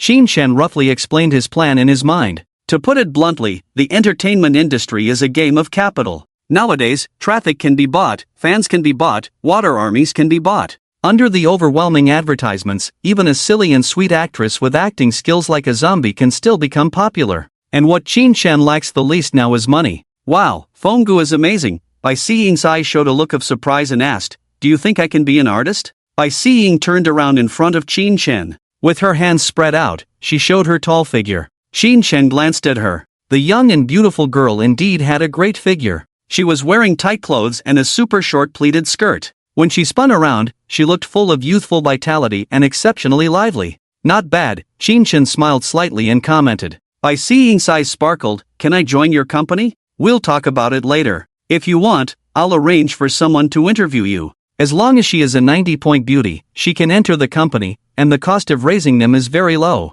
Even if they can't make money for themselves, occasionally coming to the office to help type is also good. But the company hasn't opened yet, so Qin Shen didn't say too much. Really? Bai Sisi said happily, that's great. I'm a graduate of an art school. Although I'm not majoring in performance, I will learn with dedication. Most girls dream of becoming big stars. Her eyes looking at Qin Shen at this moment were full of hope. Although investing billions sounds like bragging, a man who can afford a Rolls-Royce, even if he brags, someone will believe it. Just as the two of them were chatting happily, a Maserati stopped next to them. A well-dressed man got out of the car. White shirt, black trousers, well-proportioned figure, shiny hair, wearing gold-rimmed glasses, under 30, dressed like a successful person. As soon as the man got out of the car, his eyes stared at Qin Shen fiercely, not very friendly. Sisi, who is this guy? The man didn't see Qin Shen's car and didn't know Qin Shen's status. He only saw his girlfriend chatting and laughing with another guy, which made him very angry. Meanwhile, Qin Shen's Rolls-Royce was looking for a parking space. Wang Gang was very picky about parking spaces and didn't stop at the free ones. Qin Shen politely smiled at him and asked Bai Siying, is this your boyfriend? Bai Siying was a little flustered. Carelessly chatting too much, she forgot that she was waiting for her boyfriend. She nodded at Qin Shen and went up to hold her boyfriend's hand, explaining, Wenhao, this is my Fenggu, who might be my boss in the future. I'm discussing work with him. Xu Wenhao was her new sugar daddy, who had given her 50 to 60,000 yuan. They happened to be in the same city, so they met up to hang out. They met yesterday and found that apart from being a bit short, the other aspects were okay. He bought her a bag worth over 30,000 and gave her various gifts. He was a very high-quality local tyrant, so Bai Siying wanted to maintain a good relationship with him. What future boss? Aren't you a live streamer? Xu Wenhao said inexplicably. Fenggu said I have the potential to be a star, so I want to try a different path, Bai Siying explained quietly. Xu Wenhao frowned, feeling like he was being tricked by his girl, and said angrily, you believe whatever he says? Qin Shen, seeing that the girl already had a boyfriend, felt a bit disappointed and didn't talk to them anymore. He turned around and left. Stop, who allowed you to leave? Xu Wenhao shouted. His attitude of questioning and blaming seemed as if Qin Shen had committed some unforgivable crime. Bai Siying heard that her boyfriend seemed to be causing trouble, anxiously holding his hand, saying, Wenhao, don't be like this. Qin Shen stood still, turned around to look at him, and said coldly, are you talking to me? Who else if not you? Xu Wenhao shook off the female anchor's hand, cursing, trying to deceive my girlfriend as a talent scout and still want to run. Do you really think I'm a pushover? Qin Shen chuckled lightly, too lazy to argue. Seeing this man aggressively seeking justice, he probably didn't know that his girlfriend had approached him first. Qin Shen felt sorry for this kind of fool. With his hands in his pockets, he tilted his head arrogantly and said, what do you want to do then? Xu Wenhao didn't expect Qin Shen to admit it so straightforwardly, and was stunned for a moment. Bai Siying immediately stepped forward to Qin Shen and said, Fenggu, sorry, you should go back first, I will explain to him. It's okay, I want to see what he wants to do to me. If he had approached his girlfriend and been discovered by a man, he should apologize, but now he hadn't done anything wrong, so why should he be bossed around? Do they think I'm a pushover too? With Qin Shen's strong physique, he was particularly tough at the moment. Xu Wenhao, seeing him flirting with his girlfriend and still looking self-righteous, angrily said, do you know who I am? I don't care who you are. Daring to flirt with someone else's girlfriend, do you believe I'll have someone beat you up? Ha ha. Qin Shen laughed and said to Bai Siying, beauty, explain to me if I flirted with you. Bai Siying was caught in the middle and was anxious. She didn't want to offend either side, so she said vaguely, can you two not argue because of me? The taste of tea was strong,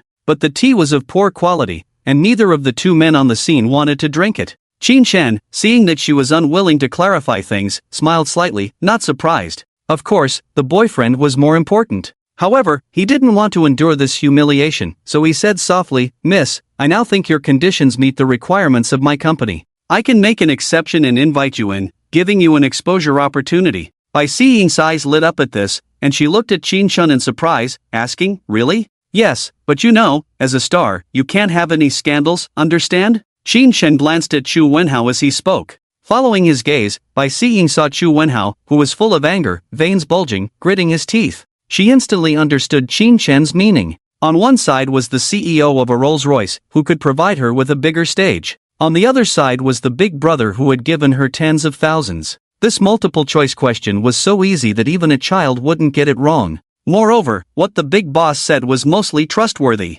Bai Siying made up her mind. Just as she was about to speak to Chu Wenhao, she heard him say first, Cici, do you believe the words of such a person? Wenhao, if you continue to be unreasonable, I will really be angry. I'm being unreasonable? He is obviously trying to deceive you, are you stupid? Chu Wenhao was so angry that his liver hurt. The profession of talent scout was outdated, and this silly girl actually fell for it. He really felt the urge to call someone to beat up that man now. You dare to scold me. By seeing caught his flaw invented, you actually called me stupid. If you dare scold me today, you will dare to hit me tomorrow.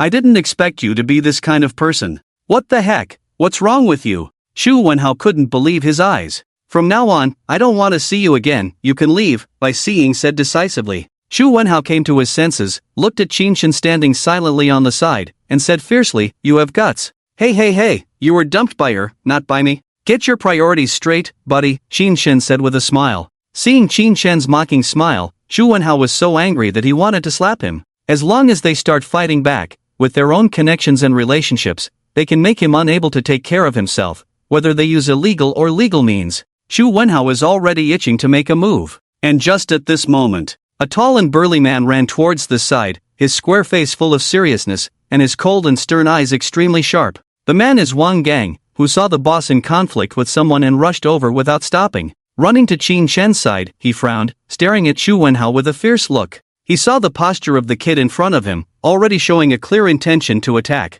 Thinking that he had not kept an eye on him, the boss was almost beaten by someone. Wang Gang was very worried. How could he be at ease pulling sure in the future? And the less than 1.7-meter tall Chu Wenhao is currently dominated by fear. The fierce gaze, the condescending look, and the silent indifference. Chu Wenhao, looking up, is very afraid that the other party will kill him. Is the car parked? Qin Shen asked. Wang Gang nodded, his eyes not moving. Then let's go up, Qin Shen said, then instructed by Seeing, handle your boyfriend yourself, don't bring personal matters to the company. Okay, brother phone, By Seeing responded. Qin Shen turned and walked slowly. There was a constant quarrel behind him. You slut, you run to lick when you see a rich person, are you not ashamed? Everyone has the right to pursue happiness, please don't interfere with me. Fuck you, if you want to break up, give back the tens of thousands I gave you. Okay, I'll give it back to you now. After I return it, just wait to be arrested by the police. Why should I be arrested? Qin Shen speculated that Bai Siying had some leverage over that man. It's probably about the relationship between men and women. A girl who keeps a handle on such matters is definitely not an ordinary person. We should pay more attention to her in the future. Qin Shen thought as he sat in the elevator and arrived at Shifuya's floor. He opened the door and went in.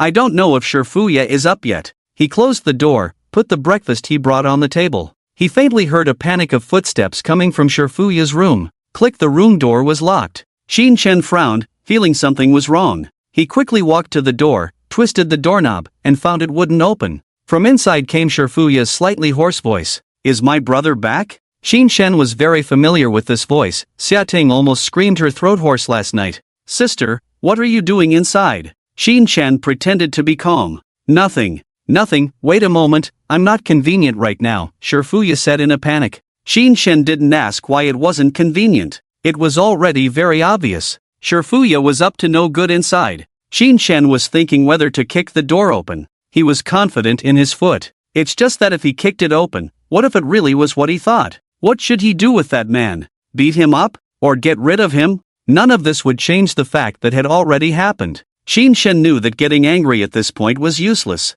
He calmed down for a while before suppressing the annoyance in his heart and said coldly, when will you be free? How about you come later, brother? I'm not feeling well today. I may not be able to accompany you, she said calmly, as if she wasn't ashamed of being blocked by her own man. Qin Shen also calmed down because of his superhuman physique. His brain was not clouded by anger, and he began to think rationally. Without seeing the man inside, he couldn't conclude that Shifuya had betrayed him. So first, he had to make sure if there was anyone inside. And confirming this was very simple, just look at a photo. Qin Shen found the photo he secretly took of Shifuya and scanned it. Number of love affairs, 3. Qin Shen was furious. Mad, really cheating on her man. He remembered clearly that when he first met Shifuya, she was the second. Qin Shen's eyes were filled with evil fire, clenched his fists, and the bones made a crackling sound. Just when he was about to lose control, images of Shifuya being gentle with him flashed in his mind. In the end, he softened his heart and put down his raised leg. I'm going out, there's breakfast on the table, he said, turning and walking towards the door.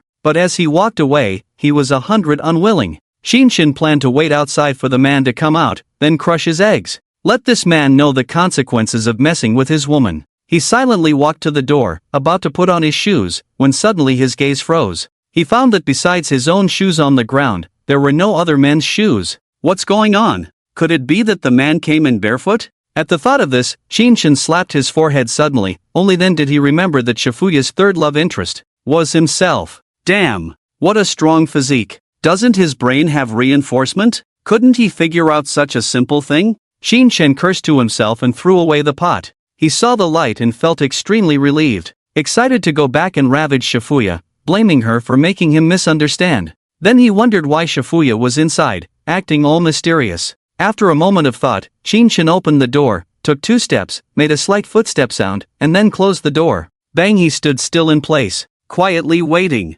Time passed by. About 10 minutes later, there was a faint sobbing sound from inside. Shinshin felt something was wrong. Was Shifuya crying? How is that possible? In his mind, Shifuya was like the Ice Queen, fierce but never crying. What's going on today? Shinshin was puzzled and thought about kicking the door. After waiting for a while and seeing no sign of stopping inside, he took out his phone and sent a message. Sis, have you had breakfast? After a while, he received a reply, yes. Don't lie to me. Not lying to you. Then tell me if I bought buns or egg pancakes. You have 20 seconds to answer. If you can't, I'll beat someone up. After sending the message, Shinshin heard a hurried footsteps from the room. Then the door was opened. Shinshin saw Shifuya's appearance. She was dressed in a decent black fitted long dress at home, the hem covering her knees, the shoulders padded high. Her dark hair draped behind her, looking like she had dressed up. Her face was still beautiful, but her fox-like eyes were swollen, with a hint of tears. And on her fair face, there were 4 distinct red marks. Shinshin's face turned cold when he saw this, his anger even stronger than before. The slap mark on the woman's face felt like it was on his own face. Shinshin's nostrils widened, spewing out raging anger, and he said slowly and sternly, "Who did this?" Shifuya was startled to see Shinshin at the door, hurriedly retreated into the room, ready to close the door. Shinshin moved quickly, took 3 steps to catch up, firmly blocked the door, and said in a deep voice, "Sis, if you don't explain clearly, then I'll have to find out myself." With the man's brute force, the door slowly opened. Shifuya reluctantly stopped resisting, turned her face away, and said, "I accidentally injured myself." Shinshin stepped forward, hugged Shifuya's waist, raised his other hand high behind her, and then struck down heavily. Smack-ah! Despite holding back some strength, Shifuya still cried out from the slap. "I told you, lying will get you hit," Shinshin said sternly. "It's my own fault." Shifuya pushed the man's chest, trying to break free, but was firmly held by the man and couldn't move. She helplessly coaxed, "Little brother, don't ask. It's none of your business. My sister was beaten, you say it's none of my business?" Shinshin angrily said, "Tell me who did it. I'll take care of his whole family." Shifuya quickly covered Shinshin's mouth, carefully warned him, "Don't talk nonsense, you can't afford to mess with him." Shinshin chuckled in anger. As long as he was willing to be recruited, there was no one in this world he couldn't handle. Whether it was participating in sports competitions to bring glory to the country, or spending money to disrupt the financial system of enemy countries, Huaxia needed him, and would support him. No one had a stronger background than him in this world. "You just tell me who the other party is, leave the rest to me. If I don't beat him up today, consider him lucky," Shinshin boasted shamelessly. Shifuya gave him an exasperated look and mentioned the name of the person who slapped her. "Shirwegwa, my dad, go beat him up." Shinshin was dumbfounded on the spot. When Shinshin heard that the person who hit her was her father, he immediately backed off. He thought he had just gained superhuman strength and a foolish villain had come to give him experience, but it turned out to be a big boss. He couldn't fight back or argue, so what could he do? "Why did your dad hit you?" Shinshin asked tentatively. "My dad has a quick temper, he didn't want me to work at the bar, and I argued back," Shifuya casually covered up. In fact, the real situation was that after dropping EE off at school today, her parents wanted her to come home to meet someone. When she got back, the man was already there, sitting in her old house, drinking tea awkwardly. He was a man in his 30s, dressed neatly and politely. Wearing black-framed glasses, he looked quite refined. After the introduction, it was revealed that he had a car, a house, a legitimate job, but was a bit introverted, and had been divorced once. It was said that his ex-wife ran off with a wealthy man. Shifuya had told her parents many times to calm down and not make a scene. She didn't want to go on blind dates anymore. But her parents insisted on finding a stepfather for EE, saying they couldn't let people laugh at them. Shurfuya felt helpless. She directly showed the man the tattoo on her wrist and informed him of her workplace at the bar. The refined man was extremely embarrassed. How could there be a good girl in such a chaotic place like a bar? Seeing how beautiful Shurfuya was, he estimated that she had dealt with many men. Marrying her would bring a lot of trouble.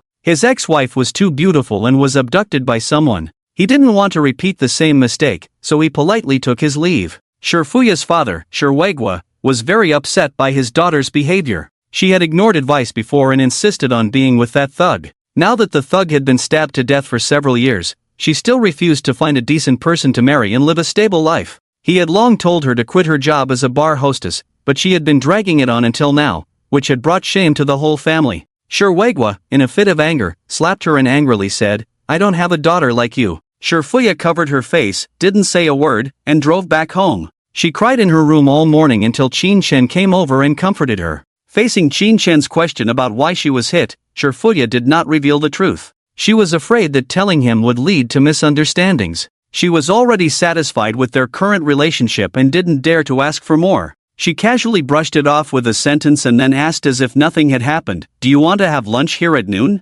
I'll cook for you." "Don't bother cooking, I'll have the hotel send over the food later," Qin Shen said. He keenly sensed that Shurfuya was hiding something. Qin Shen didn't inquire further, as this was someone else's private matter, and probing too deeply would seem nosy. If you want to know, you can only secretly check it yourself. He hugged Shurfuya and sat on the bed, touching the marks on her face, and said angrily, "Does it hurt? Your father is too much. How can he hit a girl's face?" "It's okay, it wasn't too hard. It will be fine in a while," Shurfuya comforted. "The more I think about it, the angrier I get. Even if it's your father, he can't hit my woman. If you see something wrong in the future, hide, you know?" Qin Shen said with concern. "I deliberately let him hit me," Shurfuya said, drawing circles on Qin Shen's chest with her fingers, and said softly. She wore a v-neck, and under the sexy collarbone was a snowy white area, which was very attractive from a close distance. Qin Shen was dazzled for a while before he realized it. He cursed himself for not being a good person. His woman was hit, but he only wanted to take advantage.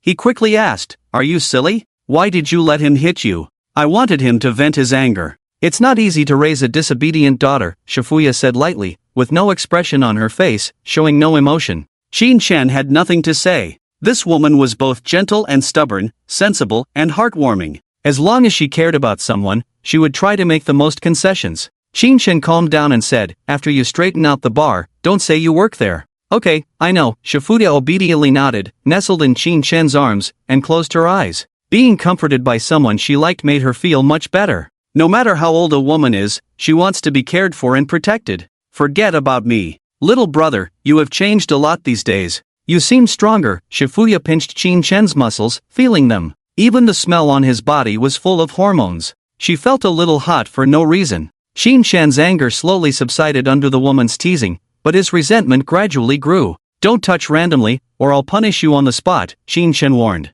Shurfuya chuckled lightly and stopped moving. Looking at Qin Shen's restrained expression, she smiled faintly. She knew what men came to her for. "Did my face disappoint you?" Qin Shen didn't expect her to be hit and still consider such things for him. He couldn't help but feel like a scumbag and said firmly, "Sis, do you think I only come to you for that purpose?" In fact, he did come with that purpose in mind. He had planned to work hard these days and sow a strong seed. If Shurfuya got the child he promised her, maybe her goodwill would be full. But this slap ruined his planting plan. Now that Shurfuya was in a bad mood, Qin Shen didn't dare to so forcibly. Seeing his exaggerated expression, Shurfuya blinked playfully and said with a light smile, "Then what are your hands touching?" "I can't control it. What can I do?" Qin Shen said confidently. Shurfuya gave him a white look and said, "Then should I turn around so you can't see?" After speaking, she reached back and flicked her hair, preparing to pull the zipper behind her. This kind of indulgent accommodation made Qin Shen feel a little guilty. He quickly stopped her. "Sis, don't do this. I'm a decent person." As he spoke, he got excited and accidentally tore open Shurfuya's dress, revealing her smooth and tender skin. A moment of exposure. A long time later. "I'll hire a nanny for you. In the future, let E come here to live so you don't have to go back to see your parents often," Qin Shen said slowly, exhaling smoke. He liked smoking in front of Shurfuya at this time, feeling a sense of accomplishment after conquering her. "No need, I'm not used to having another person around. I can take care of E myself in the future." Shifuya gently shook her head. Shin felt a little itchy from her hair, so he reached out to help her hair behind her ears, revealing her exquisite profile. The 4 imprints faded over time. If you don't look closely, you can hardly see them. Shin sighed, sis, you are so beautiful, why do you have such a busy life, not knowing how to enjoy blessings? Shifuya explained, I am quite picky and a bit of a clean freak. I'm afraid the maids will be scolded away. Let them scold. Shin couldn't bear it, doing everything by yourself, how hard it is. Hee, how hard can it be for a little brother like you, with a scent all over you in the morning, afraid that others won't know you had a girl with you yesterday. Shifuya raised her head, pointed at Shin's head with delicate fingers, and reminded with a smile, when you go out to see other girls in the future, remember to change your scent, be careful not to be found out. Shin lowered his head to smell his own scent, puzzled, really? Why can't I smell it? Of course, you can't smell it, you're not a woman. Shifuya glanced at him impatiently, showing off, and, I can tell that the scent on you is Tingting's. She didn't mind Shin going to Xia Ting's place. She just didn't want Shin to overwork himself. Shin was surprised, incredulous, damn, you can even tell that? Shifuya leaned her chin on Shin's shoulder, smiling, don't you know, when it comes to men cheating, every woman is Sherlock Holmes. Impressive. Shin felt a bit itchy, ready to teach Sherlock Holmes a lesson. He extinguished the cigarette in the overflowing ashtray on the bedside table. Then he leaned in again. Shifuya exclaimed, did you take medicine? Take a break, I was hiding my strength before. Shin said stubbornly. The room with closed curtains was dark. It wasn't until noon that light shone in. Shin lay on the bed feeling tired. No matter how strong his body was, it couldn't withstand such extravagance. Since he got his hands on it less than 12 hours ago, he spent half of the time fighting. If it were his previous body, it would have been exhausted long ago. Shin touched Shifuya's face, feeling that the enchantress was too enchanting. He couldn't control himself. Every time he touched her, he would have thoughts. Her long legs bent, her head resting on his chest, in a relaxed and somewhat lazy posture, the thin blanket covering most of her body. The soft light in the room shone on her skin, making it glow white. Shin swallowed his saliva. He suppressed unhealthy thoughts. The two lay quietly, enjoying the afterglow of passion. At this moment, time passed slowly, and the world became unusually quiet. It was as if all the disturbances had gone with the wind. Only the exchange of hearts remained. After a while, Shin felt he should say something. So he racked his brains and found some rustic love words to say to Shifuya. Most of them were said yesterday. Shifuya clearly appreciated it. But at this moment, there was a slight sound outside the room. Drip, drip, drip. Shin, with enhanced hearing, perked up his ears. He heard someone unlocking the door with a passcode. Who else knows the passcode to your house? Shifuya was still touched, wondering why Shin asked this question. Before she could answer, the sound of the door opening came from outside. Then someone walked in and closed the door. Bang! This sound hit the hearts of the two in the room. They were both naked. The two looked at each other. They looked like a cheating couple about to be caught. Shifuya was a little flustered, speaking in a hurry. Quick, hide! She lowered her voice, pulled Shin, looking around. Shin was stunned by her husband's return operation, and involuntarily became nervous. He was afraid of being killed by her husband for flirting with a married woman. He lifted the bedsheet and looked under the bed, only to find a small gap, too tight for his hand to fit in.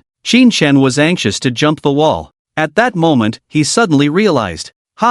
Isn't her husband dead? Why am I panicking? Sis, who is it? Why should I hide? Shin felt embarrassed by his earlier expression and raised his voice. Shifuya became more anxious and whispered, it's my parents, only they and you can come in. What? Your parents? Does that mean meeting the parents now? Shin suddenly panicked again, finding this scarier than Shifuya's husband coming back. He had never seen such a scene before and was frightened. He quickly looked around for a place to hide, but Shifuya's room was empty, and he couldn't find anywhere to hide. Shifuya ran barefoot to lock the room door. It was her second time locking the door today, and she did it skillfully. The footsteps outside were getting closer. She was a bit nervous. She didn't want her parents to see Shin at this moment. It would be awkward and leave a bad impression. Xiaoya, are you inside? A soft female voice came from outside. Just by hearing the voice, one could imagine a woman of great refinement. But this gentle voice made Shin's heart beat faster. He was extremely nervous. He asked Shifuya with his mouth how to handle the situation. Shifuya didn't know what to do either. She decided to wait and see what her parents wanted to do. Shin had never experienced being blocked by the girl's parents before, and going out now would definitely be embarrassing. He might even get beaten up. He didn't care about his own safety, but if Shurfuya's parents didn't allow her to see him in the future, what would he do? He had no intention of marrying Shurfuya, but if things escalated and her parents cut off their relationship, he would be in trouble. Qin Chen was sweating nervously. At that moment, there was a knock on the door from outside. Xiaoya, don't stay silent, I know you're inside. Shurfuya's mother was called Su Jinhua. She heard movement in the room and saw crab soup dumplings on the table, so she knew her daughter was inside. She sighed softly and comforted, Xiaoya, don't be mad at your dad, he's doing it for your own good. It's not easy for a woman to live alone. In the room, facing Qin Chen's questioning gaze, Shurfuya helplessly interrupted her mother's nagging. Mom, please stop, I know what to do. As long as you know, don't take your dad's words to heart, that's just how he is. Su Jinhua saw that her daughter finally spoke up and seemed fine, so she relaxed a bit and continued to say a few more words. Seeing that it was almost noon, she said, have you bought groceries? I'll make lunch for you, and then I'll go back. Shurfuya was a bit overwhelmed. She didn't expect her mom to stay for lunch. Qin Chen finally understood what had happened in the morning. It turned out that Shurfuya refused to go on a blind date and was hit by her father. Qin Chen was touched. He hugged Shurfuya and whispered, Sis, you've suffered. But Shurfuya was not in the mood for hugs at the moment. Her mother was outside. She pushed Qin Chen away, found his clothes and pants, handed them to him, and said, Put on your clothes first, I'll take my mom out for lunch later, you should leave quickly. After saying that, she started to dress herself and checked the neck and collar area in the mirror for any strawberry marks. Seeing her in a panic, Qin Chen felt guilty. As he put on his pants, he said, How about I go meet your parents? Shurfuya glared at him and said, You little brother, are you trying to get me in trouble? I just had an argument with my family today, and you show up in my room. They will think you are a wild man. Qin Chen shrank his neck. Indeed, even if he wanted to meet her parents, he couldn't do it by being caught in bed. Just then, a voice of confusion came from outside. Hey, Xiaoya, why are there a pair of large-sized shoes at your door? Qin Chen was nervous when he realized that his shoes had been discovered by her mother. Shurfuya also felt a tingling sensation on her scalp, looked around, and pulled Qin Chen to stuff him into the closet. Acting as if nothing had happened, she said, The seller sent the wrong item, I was going to return it, so I left it at the door. Is that so? Su Jinhua had a hint of suspicion and ran to the door, knocking and saying, Open the door, why are you locking the door in broad daylight? Qin Chen was now very anxious, worried that her mother would come in to check the room. He thought hiding in the closet was not safe, so he considered finding a hiding place, like jumping out of the window and hanging on the windowsill, or jumping to the corner of the doorway ceiling. But the risks were high, either scaring passers-by to death outside or scaring Shurfuya's mother to death, which was not appropriate. Just as he was contemplating, he suddenly remembered that he had two unused hypnosis techniques. Shurfuya's mother was so old, she couldn't possibly be 90 years old, right? If caught, he could just erase her mother's memory. Qin Chen, hiding in the closet, instantly calmed down. On the other side, Shurfuya's mental resilience was good. She calmly opened the door and walked out naturally. Mom, don't cook, there's no food in the fridge, let's go out to eat, Shurfuya said casually. Su Jinhua took the opportunity when the door was open to stretch her neck and take a good look inside. She didn't see anything belonging to a man. Seeing her daughter walk out openly, she briefly thought she had overthought it. Until she saw her daughter looking radiant, with a face full of peach blossoms, showing no signs of being upset in the morning, Su Jinhua became suspicious again. Are you hiding something from me? What could I be hiding? Shurfuya smiled. Su Jinhua, after seeing her daughter come out and closing the door, had a rough idea of what was going on. She grabbed her daughter's hand, took her to the kitchen, closed the kitchen door, and asked in a low voice, Is there a man inside? Mom, don't overthink, if I had a man, I would introduce him to you, Shurfuya said with a twinkle in her eye. Su Jinhua was already sure. Her daughter must be up to something. Thinking that she dared not bring him out openly to meet her, it was probably something unspeakable. She was angry. She glared at her daughter, feeling frustrated, and asked, Why do you never learn your lesson? Where did you pick up this one from this time? I don't understand what you're saying, Shurfuya said helplessly. Su Jinhua scolded softly, You want to repeat the same mistakes, don't you? Your father's reputation is already tarnished, have you ever thought about him? Finding some disreputable people. Shurfuya felt that Qin Chen inside the two rooms probably couldn't hear these words. She didn't want to argue and let her mother scold as she pleased. How did I raise such a troublesome child? You don't consider good suitors, only finding some social scum. Get rid of him quickly, do you hear me? Find a decent man who treats you well, stop being so willful. You're almost 30, you need to think about the future, don't keep focusing on those bad men. Shurfuya couldn't help but retort, How do you know he's bad? Her mother, seeing her finally admit it, became even angrier, accusing, he's hiding inside and doesn't dare to come out. Obviously he doesn't want to take responsibility for you. Is this kind of person a good man? Mom, stop talking, I'll handle my own affairs, you can go back, Shifuya said coldly. Her mother was so angry that she wanted to leave her alone.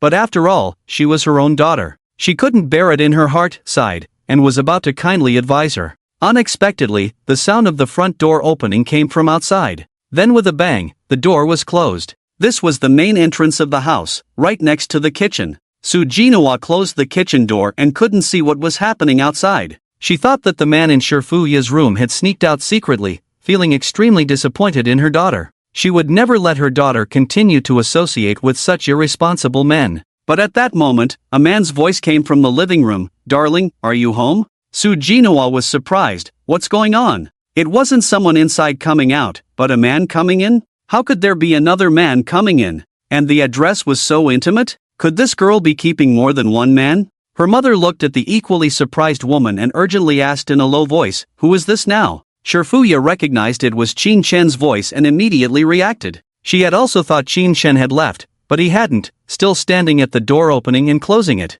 Shifuya found his actions somewhat amusing. Now he could pretend to have come in from outside, perfectly avoiding being caught in an affair. She replied, he's my boyfriend, we just started dating, I haven't had a chance to tell you. Sujinawa was astonished. Then who is the person in your room? Shifuya remained calm and turned the tables. What person in the room? What are you imagining? Since everyone was now out, Shifuya simply opened the kitchen door and formally introduced her mother. Mom, this is Qin Shen, 1 year younger than me. Qin Shen saw Shifuya's mother, a woman in her 50s, with bright skin and a healthy complexion. Her hair was permed into wavy curls, a favorite style of middle-aged women. There were faint wrinkles at the corners of her eyes and forehead, her figure slightly out of shape, but you could vaguely see similarities in facial features and eyes with Shifuya. When anyone gains weight, their looks take a hit. Shifuya's mother looked like an ordinary auntie. Meeting her mother-in-law for the first time, Qin Shen pretended to be surprised and nervous, quickly saying, hello, auntie, I'm Shifuya's boyfriend.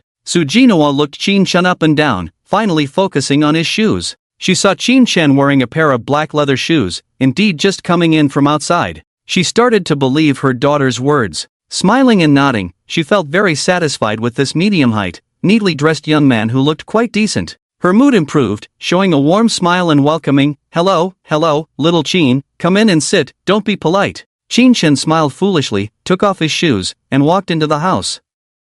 Shifuya followed, speaking to Qin Shen in a volume her mother could hear. Darling, my mom happened to come over today, sorry I didn't tell you in advance. It's okay, I should have visited earlier. Qin Shen sat on the sofa, smiling. In the closet, Qin Shen heard Shifuya's mother scolding her, feeling very angry at the defamation and insults. If he didn't stand up for Shifuya now, how could she hold her head up in front of her family in the future? How about it, am I smart? Qin Shen raised his eyebrows, whispered to Shifuya while her mother wasn't around. Hee, very clever, where did you get the shoes? Shifuya's eyes sparkled with curiosity. A magician never reveals his secrets, Qin Shen said proudly. At this moment, a tall man was sitting on the stairs outside the door. He only wore socks on his feet, the color of his zodiac year. He was torn between waiting for Qin Shen to return his shoes or going out to buy a new pair. It wasn't about money, but size 46 leather shoes were not easy to find. Also, wearing other shoes home might lead to an argument with his wife. It was well known that he wasn't good at arguing.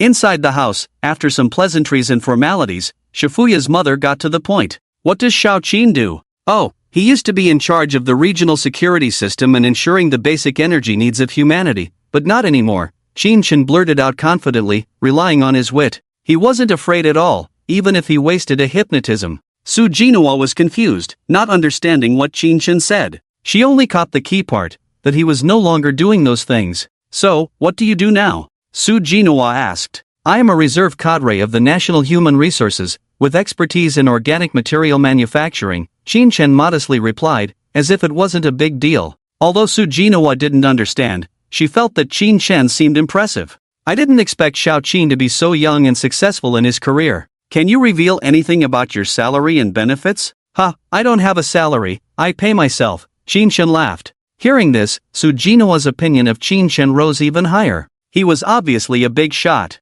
She busily cut fruits, bought groceries, and cooked to entertain Qin Chen. Qin Chen didn't refuse and watched her busyness with a smile. Under the warm hospitality of his mother-in-law, Qin Chen had a sumptuous lunch at Shifuya's house. The craftsmanship was unexpectedly good, with the taste of home-cooked dishes. Qin Chen praised the food repeatedly. Su Jinhua smiled with wrinkles on her face. During lunch, Qin Chen thought about the not-so-good reputation of the Shi family in the village. He considered whether to invest in building a few buildings and rent them out for free in Shifuya's name. Those villagers who relied on others wouldn't dare to gossip about them anymore. Reputation, as long as you have money and are willing to spend it, will naturally come. The issue of fast and slow. After lunch, Qin Chen, seeing that Shifuya's mother was reluctant to leave, prepared to leave. The building matter could wait, he would talk to real estate developers later. He politely bid farewell, disregarding Shifuya's mother's warm retention, and left Shifuya's house. He left behind his white sneakers and Wang Gang's leather shoes. Shifuya's mother saw them but didn't suspect anything, assuming they were spare shoes for Qin Chen. After Qin Chen left, Su Jinhua held Shifuya's hand and complained, "Why didn't you inform the family when you found a partner?" Shifuya calmly replied, "I was going to invite him over today to meet you all." Su Jinhua realized she hadn't given her time, blushed, and changed the subject. "How did your conversation go? How many people are there in his family? What does he do?" The conversation went well. "We plan to have a child first." Shifuya's calm voice startled her mother. Su Jinhua was so shocked that she stopped washing the dishes and hurried out to question, "What? Have a child before getting married? That's not right. Are you being deceived?" "Mom, don't worry, he won't deceive me," Shifuya reassured. "I think you are being deceived. He talks in riddles, and you can't understand a word. How much does he earn in a year?" Su Jinhua pressed on. "I don't know," Shifuya shook her head. See, I told you, silly girl, you can't even see a penny, yet you believe his nonsense. You really make me angry." Su Jinhua sat next to her daughter, ready to scold her. "But he gave me 60 million. Shifuya's words were like a heavy blow, interrupting her spellcasting. Su Jinhua widened her eyes in disbelief and exclaimed, "What? 60 million? Yes. Really?" Shifuya nodded lightly and said, "It's real money." "You?" Su Jinhua was dumbfounded, unable to react for a while. "What concept is 60 million? The residential buildings funded by the villagers in their village don't even cost 60 million. How rich must one be to give away so much money to a boyfriend or girlfriend?" Trembling, she said, You dare to take so much money?" Shifuya didn't answer, just took out 2 cards from her bag and placed them on the table, saying to her mother, "Each card has 5 million, one for you and one for Dad. It's my filial piety to you both. You can use it to buy things, don't hesitate to spend." Su Jinhua looked at the cards on the table without moving, worriedly asking, "What if he asks you to return it?" "He won't, he's not that kind of person," Shifuya smiled and said, "He's a big shot, with drivers and maids earning 2 million a year each, this amount is nothing to him." Su Jinhua anxiously asked, "How can we socialize with such wealthy families? Do they have any demands?" Shifuya held her hand and gently reassured, "Mom, don't worry, we're just dating now, don't think too far ahead." Su Jinhua thought of what her daughter initially said about having a child, and didn't know how to respond. This solid 60 million gave her no reason to blame her daughter. Giving birth to a child for 60 million. Where in the world does such a good deal exist? If she could bear a child herself, she would want to have one. But the price is too high, she would probably end up divorced if she did. She needed to think carefully. But her daughter didn't need to worry about divorce, she had already given birth to one child, so there was nothing to be concerned about. Su Jinhua waved her hand and took away 10 million from the table, saying, "I can't control you, just handle it yourself." Qin Chen returned home. He opened WeChat. Many people were looking for him. Not only classmates and friends, but even people he hadn't contacted before came running. They all asked the same question, "Was that marriage proposal on Douyin from you?" The class group chat exploded, constantly mentioning Qin Chen and Xia Ting, asking if they were together. Qin Chen was puzzled. He asked 2 familiar people and found out that the video of his proposal had been posted on Douyin yesterday, receiving nearly 1 million likes overnight. Qin Chen searched on Douyin and quickly found himself. The title read, "Is this the marriage proposal of a wealthy person? Giving villas, diamond rings, and a handsome man." The video first focused on the bow on the villa, then moved to the stage. Amidst the falling petals, the man made a heartfelt confession, then knelt down to propose. The stunning beauty opposite him was deeply moved, tears in her eyes as they embraced. It was truly a romantic scene. Among the tens of thousands of comments, "I've been hanging my dad upside down for 3 hours, he still won't admit he's a billionaire. Families, who understands, I showed it to my boyfriend, and he said it was staged. This guy is too charming. If my boyfriend looked like him, I would wake up laughing from my dreams. Which family's young master is this, making such a grand gesture, even with a hot air balloon? Buying diamond rings is a tax on intelligence. This comment only had a few thousand likes, but the one below it had tens of thousands. Only those who can't afford it would say a diamond ring is a tax on intelligence. This was bad. It was clearly going to be a hit. At noon, in the female dormitory of Modu University, Yoon sat on the bed, holding her phone and recording a video of herself. She pouted, one hand clenched into a fist placed on the side of her face, tilting her head to make a cute expression. After some beautification, this girl who scored less than 80 points looked even cuter in front of the camera than Zhong Wanyan. Shooting from the top down not only captured her whole body but also included Zhuang Sheli, who was sitting below with an indifferent expression. This video with a background of a girl's dormitory attracted a staggering number of fans online. The old perverts like to look at beautiful women, especially their roommates. Especially someone like Zhuang Sheli, who had fair and tender legs propped up on the desk, sitting on a chair playing with her phone, could further stimulate their voyeuristic desires. Zhuang Sheli was unaware of this, with the chair under her but only supported by two legs, leaning back against the chair back, gently swaying her body. This arrogant and comfortable sitting posture was exclusive to boys, but girls looked better sitting than boys. Yoon captured the scene she wanted and felt excited secretly. She was about to start the live broadcast. She needed to post a slightly provocative video first so that if people wanted to see more after watching the video, they would click into her live broadcast room. She added some popular music background using the editing software, wrote a few captions, and edited it into a short video of a dozen seconds. Just as she was about to finish, suddenly, Zhuang Sheli shouted, "Oh my god!" Yoon was startled, almost dropping her phone. She thought Sheli had discovered her secretly filming her, so she quickly apologized in a coquettish manner. "Sis Lily, I'm sorry, your legs are so beautiful, let me use them for a bit." "What the heck?" Zhuang Sheli turned to look at her, realizing she was being filmed without permission, and immediately became angry, saying, "Are you filming me again?" "Hee, this time I didn't show your face, just filmed your legs," Yoon said with a cheeky smile. She had found that videos without showing faces seemed to attract more viewers. Everyone was asking for photos in the comments. Fans and viewers would also show off photos they had taken before. Active interaction could bring more exposure. "Don't you have your own?" Zhuang Sheli glared at her impatiently. "Not as good looking as you, your legs can attract a bunch of old perverts," Yoon flattered. Zhuang Sheli felt secretly pleased but pretended to be displeased, saying, "Next time, let me know before filming, don't do it sneakily." "Okay, sis Sheli, you're so nice, I want to marry you," Yoon said happily. Zhuang Sheli waved her hand generously, then stood up, took her phone, walked to Yoon's bed, and handed her the phone, saying, "Let's get to the point. Look, does this guy look like Wanyan's boyfriend?" Yoon only took a second to recognize that she was referring to the very popular proposal scene. She had seen the video last night and watched it repeatedly. Judging from the voice and demeanor, there was a 90% chance it was the tycoon who drove the Rolls-Royce. Combined with a tall bodyguard at the scene, it was almost certain it was him. However, Yoon didn't mention it last night and kept the secret to herself. Both roommates had ambiguous relationships with that man, and she foolishly went to tell them that their men were cheating. She felt extremely stupid. When Zhuang Sheli came over to ask, Yoon wanted to evade the question. "Looks a bit like him, but it's too far to see clearly, probably not the same person," she said. "How could it not be him? It's obviously that scumbag," Zhuang Sheli said angrily. Sis Sheli, don't be angry first, this is obviously staged, just for attention," Yoon explained cautiously for Chen. "I'm not angry, I just feel sorry for Wanyan. How could she fall for such a scumbag?" Zhuang Sheli grumbled. Logically, it was none of her business and she shouldn't be bothered. But she didn't know why she was angry. Seeing that scumbag getting excited made her uncontrollably want to punch someone. Just as he got caught here, he ran off to propose to another girl. Shameless. Zhuang Sheli found a reason to be angry with herself and condemned Chen. "Oh, what if it's not the same person, just looks a bit alike," Yoon said. "How is that possible? Look at the way he smiles at that girl, exactly the same as when he smiles at Wanan."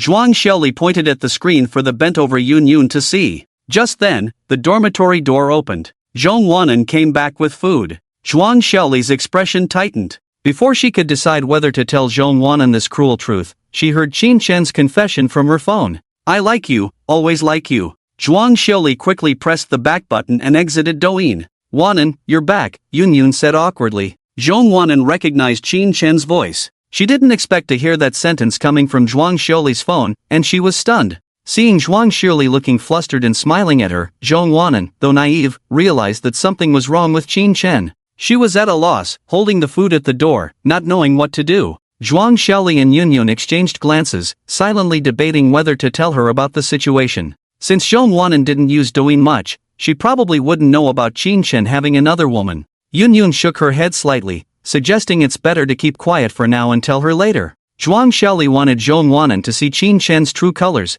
but for the innocent and lovely girl, it seemed too cruel. She hesitated for a while, thinking it wasn't right to jump to conclusions about the person in the video being Qin Chen without certainty, so she chose to keep this matter hidden. Zhuang Xiuli walked over as if nothing had happened, saying, "Wannan, why are you standing there? Come in." Taking the food from Zhong Wannan's hand, she exclaimed, "Wow, is it big plate chicken from the canteen today? I think the canteen only has this dish worth trying." Zhong Wannan remained motionless, letting herself be pulled into the conversation. "Wannan, what's wrong? Are you okay?"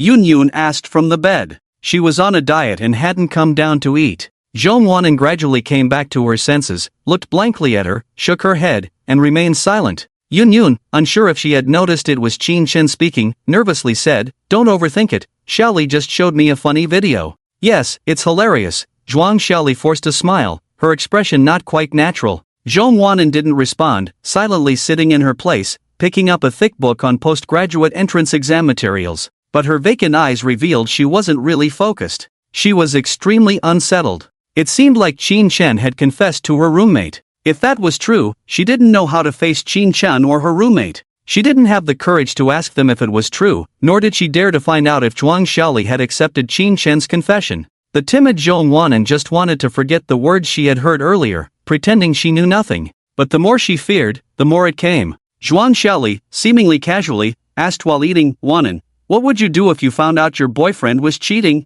Faced with Zhuang Xiaoli's meaningful question, Zhong Wannan's fingers holding the book turned slightly pale. Nervous and unsure how to respond, she softly said, "I don't know. That scumbag doesn't look honest at all. You better be prepared mentally, don't do anything rash later, understand?" Zhuang Xiaoli gently reminded. Zhong Wannan lowered her head and murmured in agreement. Yunyun couldn't bear it and spoke up for Qincheng, saying, "It could also be a misunderstanding. Your boyfriend is still good to you." "Nonsense, it's definitely a scumbag." Zhuang Xiuli got angry again and said to Zhong Wannan, "Your boyfriend is in Jiangcheng, right? I happen to have something to do in Jiangcheng this afternoon. If you're free, do you want to go check on him together?" Qincheng was unaware that the enemy was about to arrive on the battlefield. He just saw his video going viral and felt a bit troubled. Getting famous in this way meant that the whole internet would know he had a girlfriend. This would undoubtedly increase the difficulty of picking up girls for him. When he tried to chat up other girls later, they would all think he was a scumbag with a girlfriend,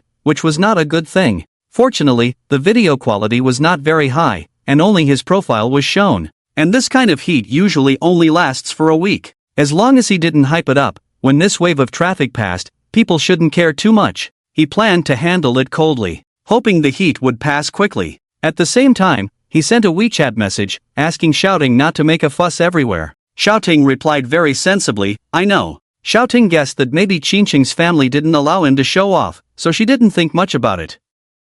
She didn't bubble up in the class group chat, pretending to be dead like Qincheng, neither admitting nor denying. The classmates couldn't stand not getting an answer and proposed having a class reunion in the group chat to get together. Qincheng didn't want to go. Class reunions weren't fun, and he had already moved past low-level interests, not interested in showing off wealth. The most beautiful girl had already been won over by him, and the rest probably weren't 90-point beauties. At most, he would just show off that he had pursued the campus belle. Moreover, if familiar classmates came and asked to borrow money, it would be embarrassing. He was willing to lend, but after lending, he might end up being resented. Sometimes people were like that. Lending money didn't bring any good. Qincheng didn't want to be put in an awkward position. However, Xiaoting wanted to show off her Porsche and begged Qincheng to go with her. Qincheng couldn't resist Xiaoting's coquetry and the temptation of cosplaying as Mai Shiranui. Imagining Xiaoting's enthusiastic personality, bouncing around in that revealing outfit, Qincheng felt ashamed of himself.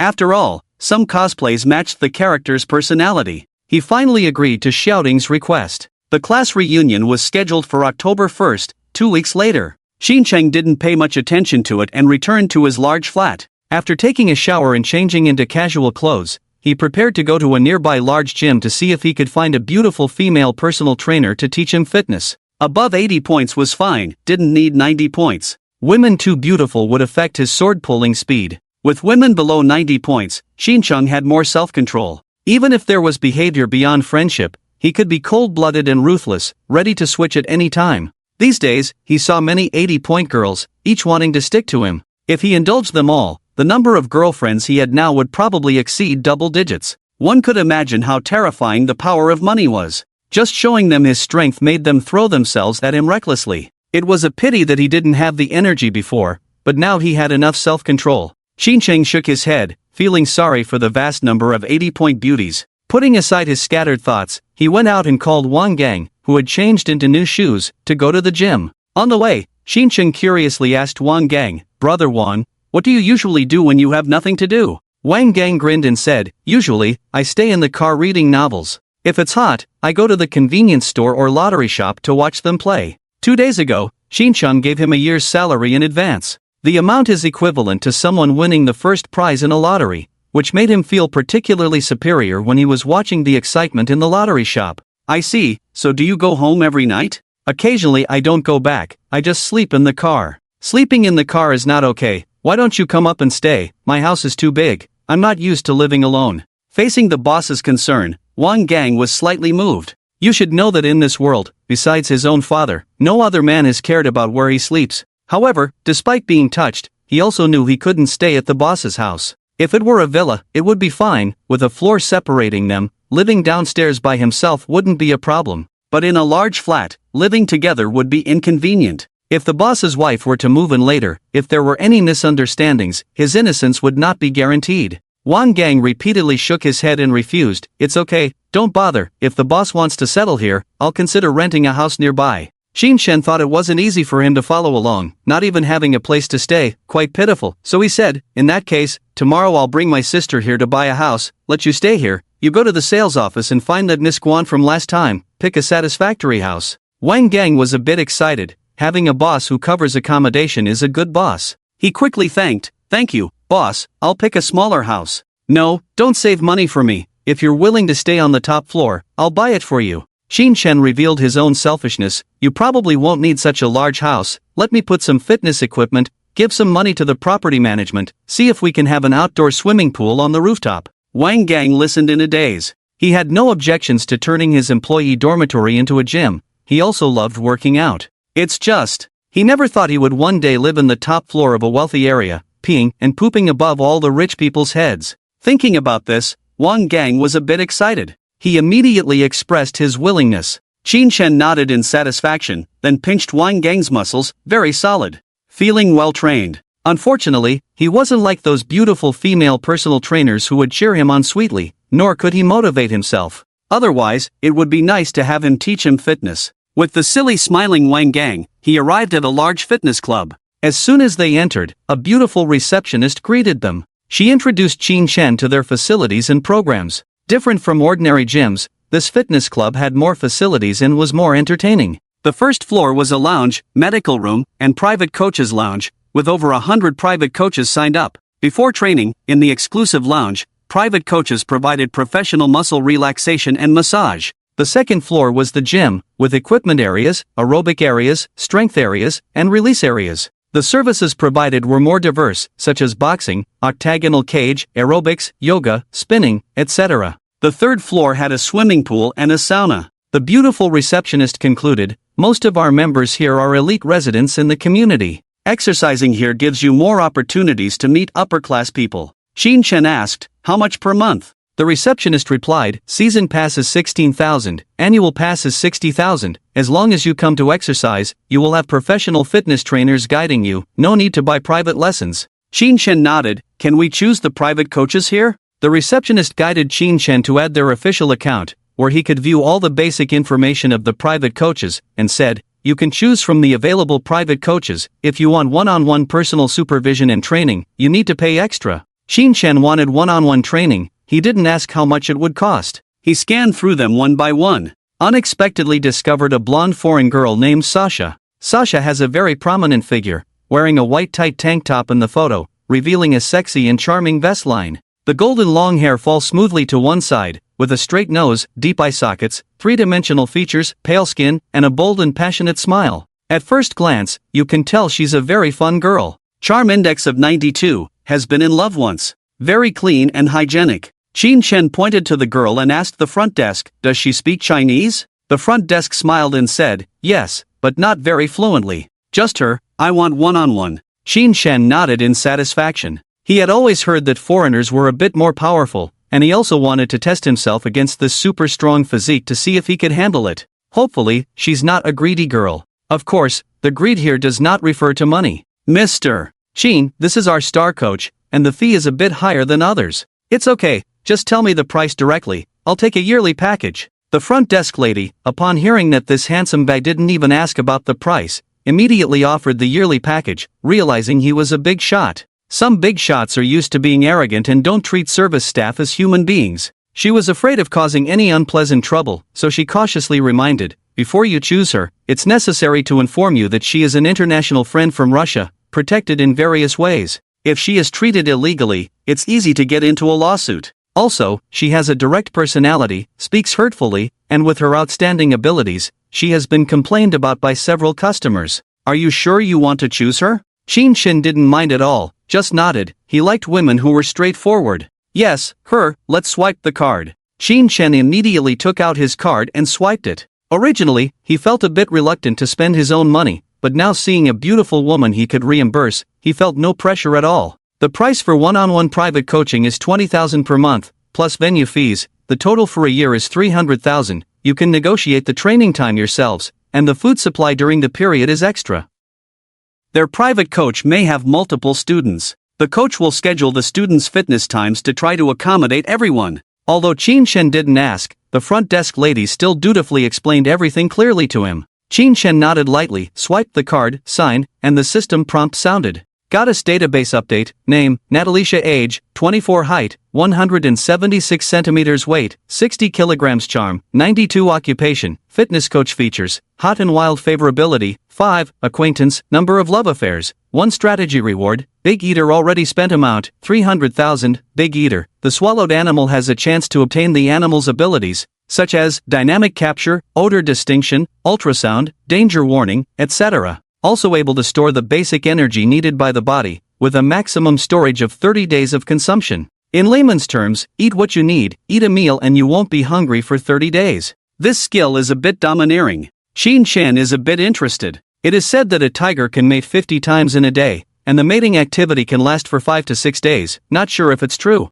With this skill, he can give it a try. Although tigers are protected animals. But if I'm alone in the deep forest and encounter a tiger attack, it should be okay for an emergency escape, right? Finally, when I'm starving to death, eating the tiger can also be considered an emergency escape, right? The only problem is that there are few tigers in the deep mountains now. To eat. Oh no, to escape, I can only go to uninhabited forests abroad. Qin Chen sat in the lobby's resting area, fantasizing happily on one side, and quietly waiting for his big eater Sasha to appear on the other. She didn't have class today, so she didn't come to work. The 2 front desk ladies looked at Qin Chen's back and kept discussing his wealth, guessing which family's son he was from his surname. Finally, through the circle of friends, they found out that Qin Chen had just bought a house in the neighborhood yesterday, a large flat worth over 10 million. Their eyes turned into heart shapes, completely defenseless against this wealthy handsome guy. They were thinking about how to strike up a conversation with him, even ignoring new customers coming in. Half an hour later, the personal trainer Sasha arrived and was led by the front desk to Qin Chen's side. She boldly reached out her hand and smiled, saying, "Hello, nice to meet you." The girls of the fighting nation were indeed extraordinary, with big smiles, arched eyebrows, and a perky nose. Her exquisite sapphire blue eyes could be electrifying when looking at you. She was tall, wearing sneakers, standing almost as tall as Qin Chen. Dressed conservatively in a long-sleeved sports jacket with a high zipper, it was hard to tell the depth. She also wore sports pants that didn't reveal much. Qin Chen gently shook her hand and said, "Hello to you too. I'm Sasha, your personal trainer." Sasha withdrew her hand and introduced herself in a formal manner. "I will help you with your fitness plan in the future," hoping for a pleasant cooperation. Sasha's tone was a bit unique, but her voice was pleasant, like a clear bird. Qin Chen nodded slightly and said, "Sure. How should I address you?" Sasha asked with her charming blue eyes. "Whatever you want to call me." Xin Shen had a plan in mind, wanting her to call him husband. Then I'll call you boss. Let me first give you a full body checkup, and then I'll tell you the fitness plan that suits you. Sasha had served several wealthy clients and didn't mind Xin Shen's indifferent attitude. She took Xin Shen to the medical room for various physical examinations. First was the weight, and surprisingly, Xin Shen's weight had reached 120 kilograms after an increase in bone density. At less than 1.8 meters tall, weighing 240 pounds, he was still so slim. Both the lady conducting the tests and Sasha, who saw the report, were incredulous. The body fat report showed that Xin Shen had only 8% body fat, leaving Sasha speechless.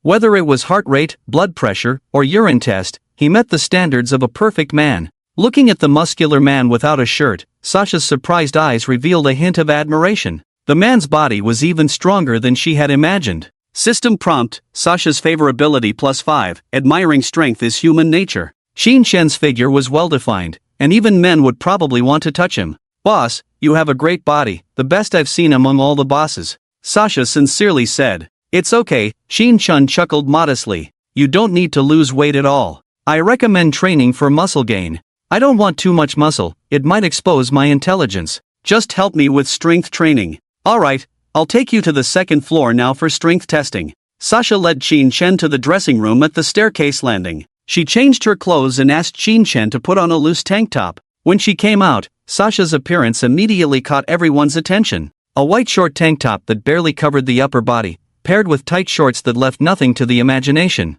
The fabric hugged her waist tightly, revealing a small round curve. Her snow-white skin made her look beautiful and fierce. Xin Shen was a bit excited, but his strong self-control kept it in check. Standing in front of the squat bar on the second floor, after watching Sasha demonstrate a few standard squats, Xin Shen almost lost control. The full curves, each squat made the blood boil. The shape was like a large peach. No wonder there were complaints from customers. With her fouls like that, who can stand it? If it's filmed and posted online, those dirty old men might bleed. Xin Shen closed his eyes, took a deep breath, lightly slapped his face, trying to wake himself up. It's time for working out.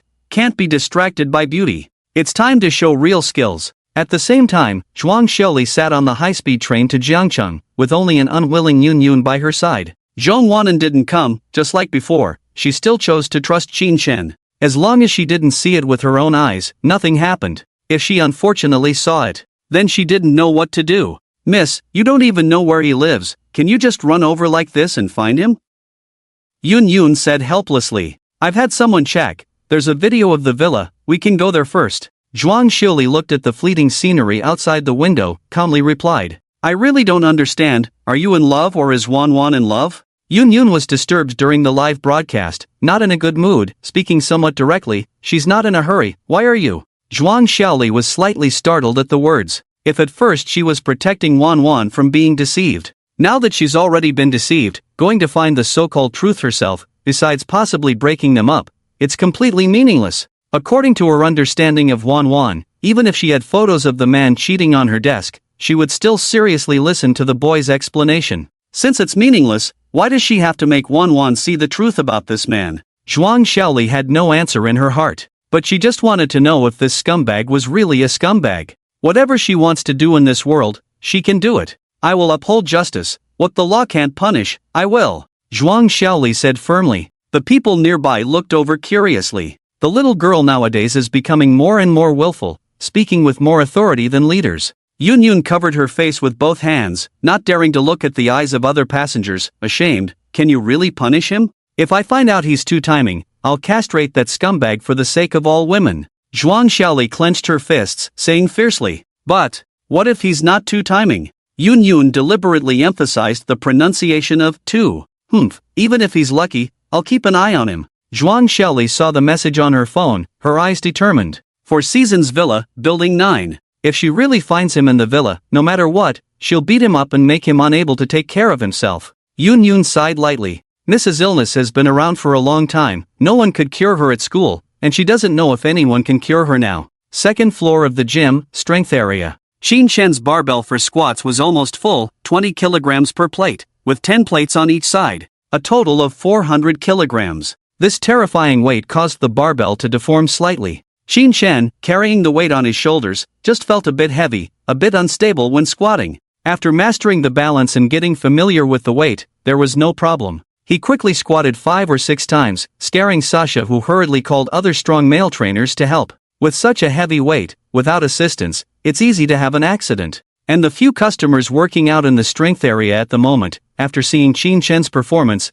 their eyes were about to pop out. What the hell, squatting 400 kilograms? What kind of concept is that? The world record is just over 500 kilograms. And for a normal person with fitness experience, being able to squat 140 is already impressive. The fitness coach can usually lift around 200 to 300 kilograms, with only a few daring to challenge 300 plus. Here, someone can actually lift 400 kilograms. It looks so easy, as if this is the limit of the bar, not his limit. They put down their small weapons and looked at Qin Shen as if he were a god. Even Wang Gang behind Qin Shen widened his eyes. He never thought his boss would be stronger than him. His highest record in the gym is only 210 kilograms. He is well aware of how strong 400 kilograms of force is, and with full force, he could easily knock himself, who weighs less than 200 pounds, flying. Why would someone so strong want to hire himself as a bodyguard? Wang Gang fell into contemplation. At this moment, 2 strong men hurried over and stood on either side of Qin Shen, as if they were going to help. After squatting about 10 times, Qin Shen felt a little tired. He is just starting to get into fitness, and his body is not quite adapted yet. He initially wanted to lift the barbell with both hands like weightlifters on TV, then drop it. But he was afraid of breaking the floor, so he slowly cooperated with the 2 strong men to put the barbell down. Standing up, he felt his legs full of a pumped feeling, with blood vessels contracting and expanding under the impact of blood, feeling very refreshing. Exercise can indeed release dopamine, and Qin Shen is getting a bit addicted. He really wants to squat a few more times. Boss, are you a superhuman? Sasha looked at Qin Shen incredulously, couldn't help but touch his chest muscles, and exclaimed. Qin Shen was stunned at her words and said with a smile, I don't think so, I still can't fly. The big eater doesn't know if he can gain the ability to fly. It probably won't be possible because he doesn't have wings, and flying hard might violate physics. Your body is amazing. I think you can only improve if you enter the national team, Sasha praised. It doesn't matter, just practice casually. As long as there is progress, Qin Shen said. Okay, I can only plan for you based on the highest intensity. First, a 100 kilogram weighted run, which can be done outdoors, and then you will need more professional fitness equipment. Sasha looked at the bent dumbbell bar and felt a bit embarrassed. The equipment here is completely fine for ordinary people, but for a superhuman, it's a bit inadequate. Seeing how effortlessly he lifted earlier, to reach exhaustion, it probably requires heavier equipment. Don't worry about that. I have the money and space. As long as you think it's useful for me, feel free to buy it. Qin Shen took out his phone, asked for the other party's bank card number, and after some thought, transferred 1 million. Professional fitness equipment is mostly expensive, and he wasn't sure. Sasha received a bank transfer notification and was shocked. How could someone casually give themselves 1 million? Without even signing a procurement agreement, isn't he afraid she might run away with the money? B-boss, are you asking me to buy it myself? Sasha stammered. Of course, you're more professional, so you should know more about these things. Qin Shen said casually, you buy first, if it's not enough, let me know. Sasha nervously said, it's more than enough. With this money, I can open a small fitness studio. After the 2 strong coaches unloaded the barbell plates, they looked at each other upon hearing Qin Shen's words. Their eyes were full of curiosity. How much did he give that made their star coach so excited? Several large dumbbells and barbells, plus racks, would cost at most tens of thousands. You're right. I want to set up a small gym. Why don't you come with me to see the site and figure out the best layout? Qin Shen warmly invited. Seeing the man's strong body, exaggerated wealth, and gentle smile, Sasha, who never accompanied guests to other places, inexplicably agreed. She followed Qin Shen out. System prompt, Sasha's favorability plus 10 current favorability 20. Qin Shen had a bold idea the moment he saw Sasha. That was to give her the 1,000 square meter penthouse. Foreign girls like it direct, right? Let's go all in at once. Anyway, it's the system's money, so who cares who it's given to? Besides, he can also work out in there. Qin Shen called the sales lady Guan Yuxian and, under her guidance, toured the top floor of Building 8 with Sasha.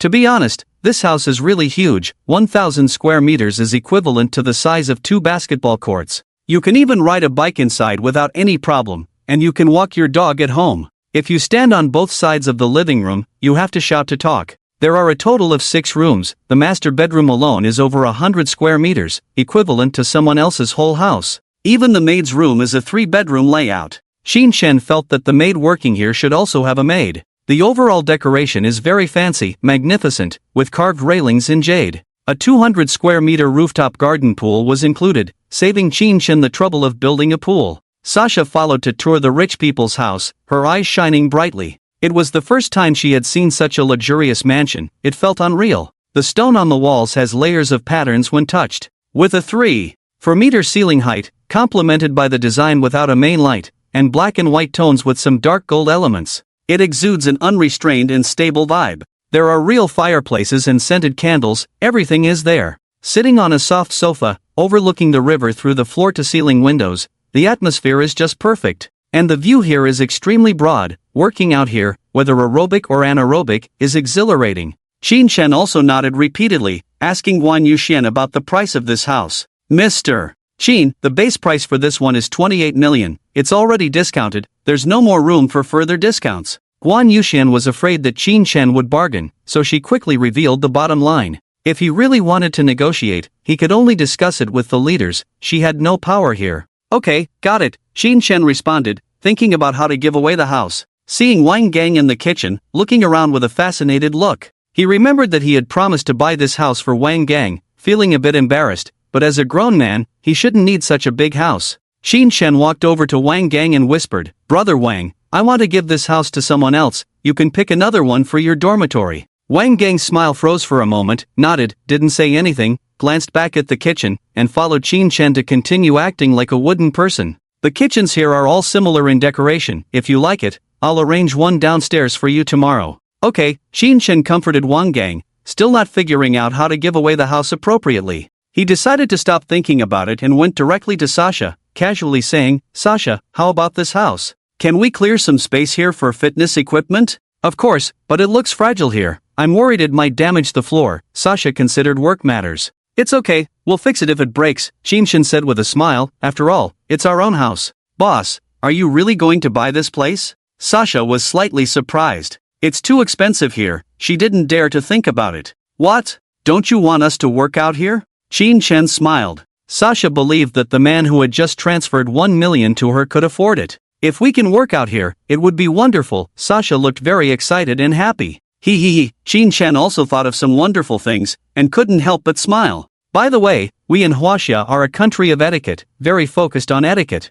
It's our first meeting, and I didn't prepare any gifts. How about I give you this house?" Xin Shen's tone was very casual, sounding like he was giving away tea leaves. As soon as he finished speaking, the room fell silent, with no one speaking. Among the 3 guests present, besides Wang Gang remaining composed, Guan Yuxian and Sasha stared at Xin Shen in disbelief.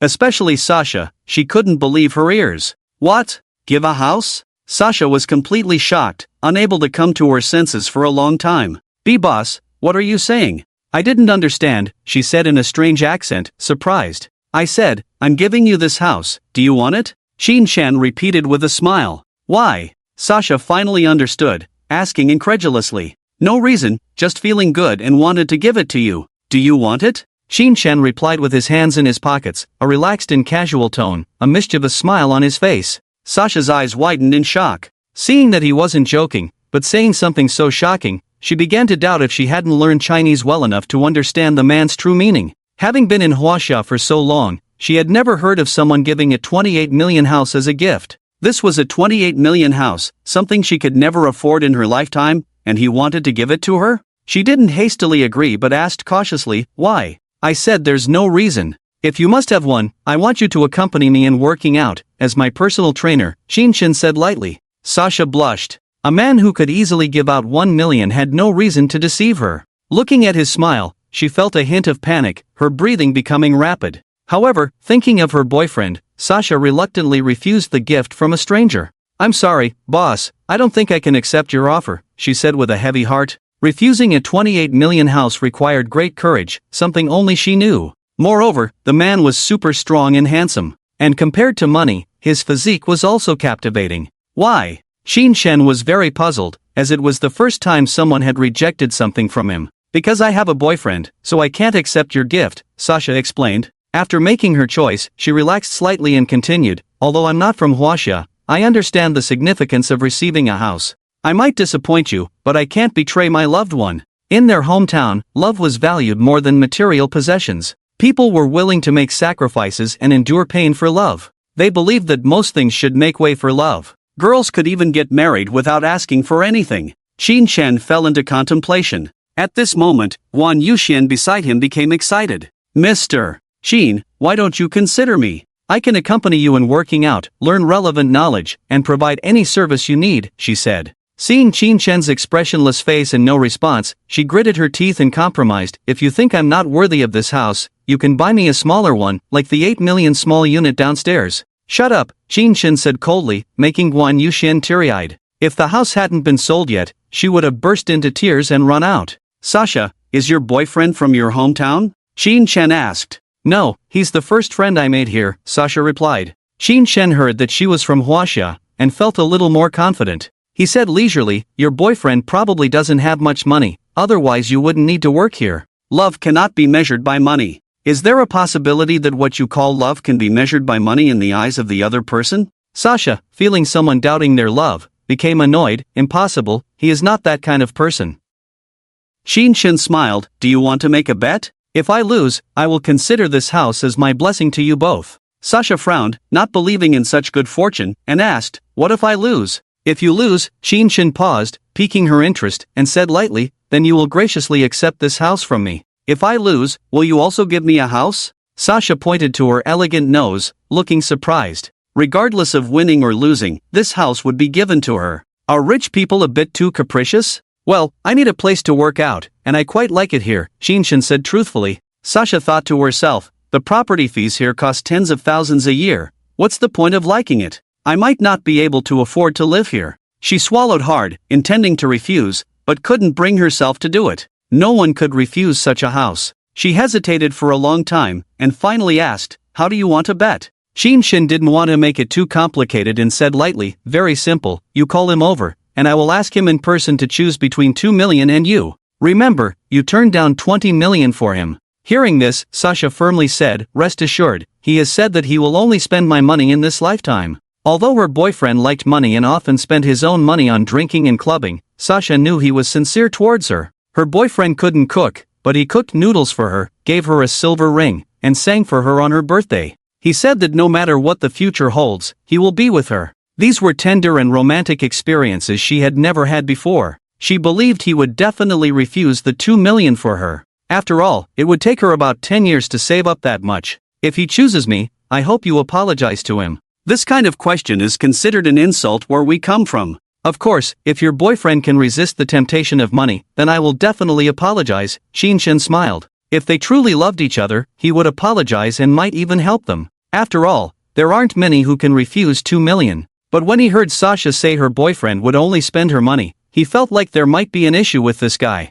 Normal guys wouldn't say such shameless things. I trust my boyfriend, Sasha said confidently. Let's wait and see. How long have you been together? Qin Shen inquired. Almost a year, he has been taking care of me since I arrived in Huaxia. Has the relationship always been good? Not bad, he often posts my photos on social media to show off. Sasha thought of something and couldn't help but smile, saying, your Huaxia guys are very serious and gentle, unlike the men in our hometown who drink excessively, are irresponsible, and have male chauvinism. The girls in our hometown have a good impression of your Huaxia guys. Being recognized by an international friend, Qin Shen, as a Huaxia man, felt inexplicably proud. This was the image created by the majority of devoted compatriots, shining brightly in the world. Just because of her directness, Qin Shen immediately said, let's go, this house will be yours sooner or later, let's go handle the paperwork now. Guan Yuxian was surprised and quickly came forward, bowing to open the door for Qin Shen. For the boss who spent over 13 million buying a house yesterday, she never doubted his ability to purchase a house.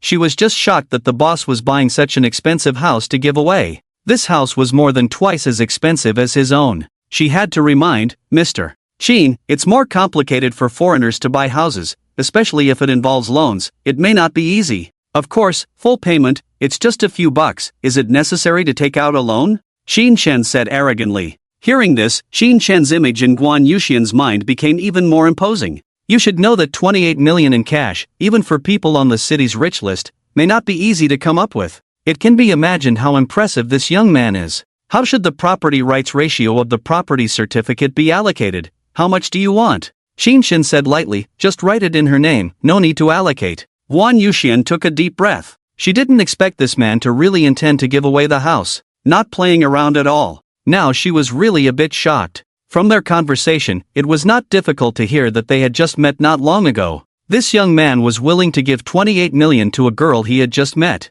Is this the lifestyle of the rich? She couldn't understand it all. Sasha finally realized that she was about to own an expensive house, her expression no longer as calm as before, her voice trembling slightly. Boss, are you really planning to give me this house? Yes, if your boyfriend can pass the test, then this house will be your marital home. If he fails, then this place will be our gym, how about that? Sasha thought for a moment and said seriously, if he fails, I am willing to be your exclusive training partner forever.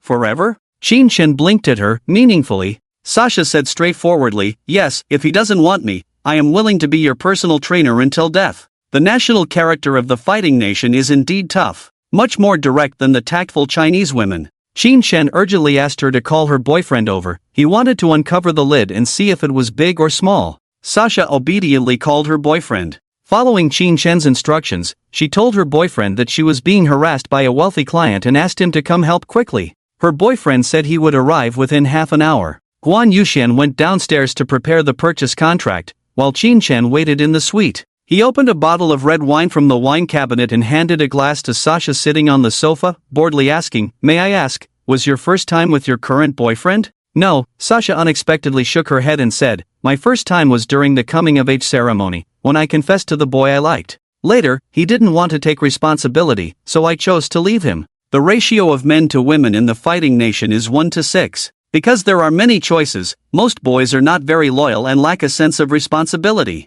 Compared to girlfriends, boys love themselves more. Once they feel uncomfortable, they will choose to break up and continue to find someone better. Qinshan nodded thoughtfully. He was very curious about the young man he had been talking to for so long but hadn't made a move yet. Have you not had a relationship in this year? He said he is a traditional boy. Every time I have needs, he always excuses himself saying we can only have a relationship after marriage. Talking about this topic, Sasha was also puzzled, but he always brags in his circle of friends and even makes me admit it, I don't understand. After hearing this, Qinshan was not feeling well. Could this guy have some hidden secrets? The full picture is unknown and will not be judged. Soon, Qinshan received a call from the security guard, saying that a young man wanted to enter and requested verification from the homeowner. Qinshan asked the security guard at the door to let him in. After waiting for a few minutes, the elevator to the 31st floor arrived. Shortly after, the doorbell rang, and Wang Gang was by the door, opening it casually. A polite young man walked in.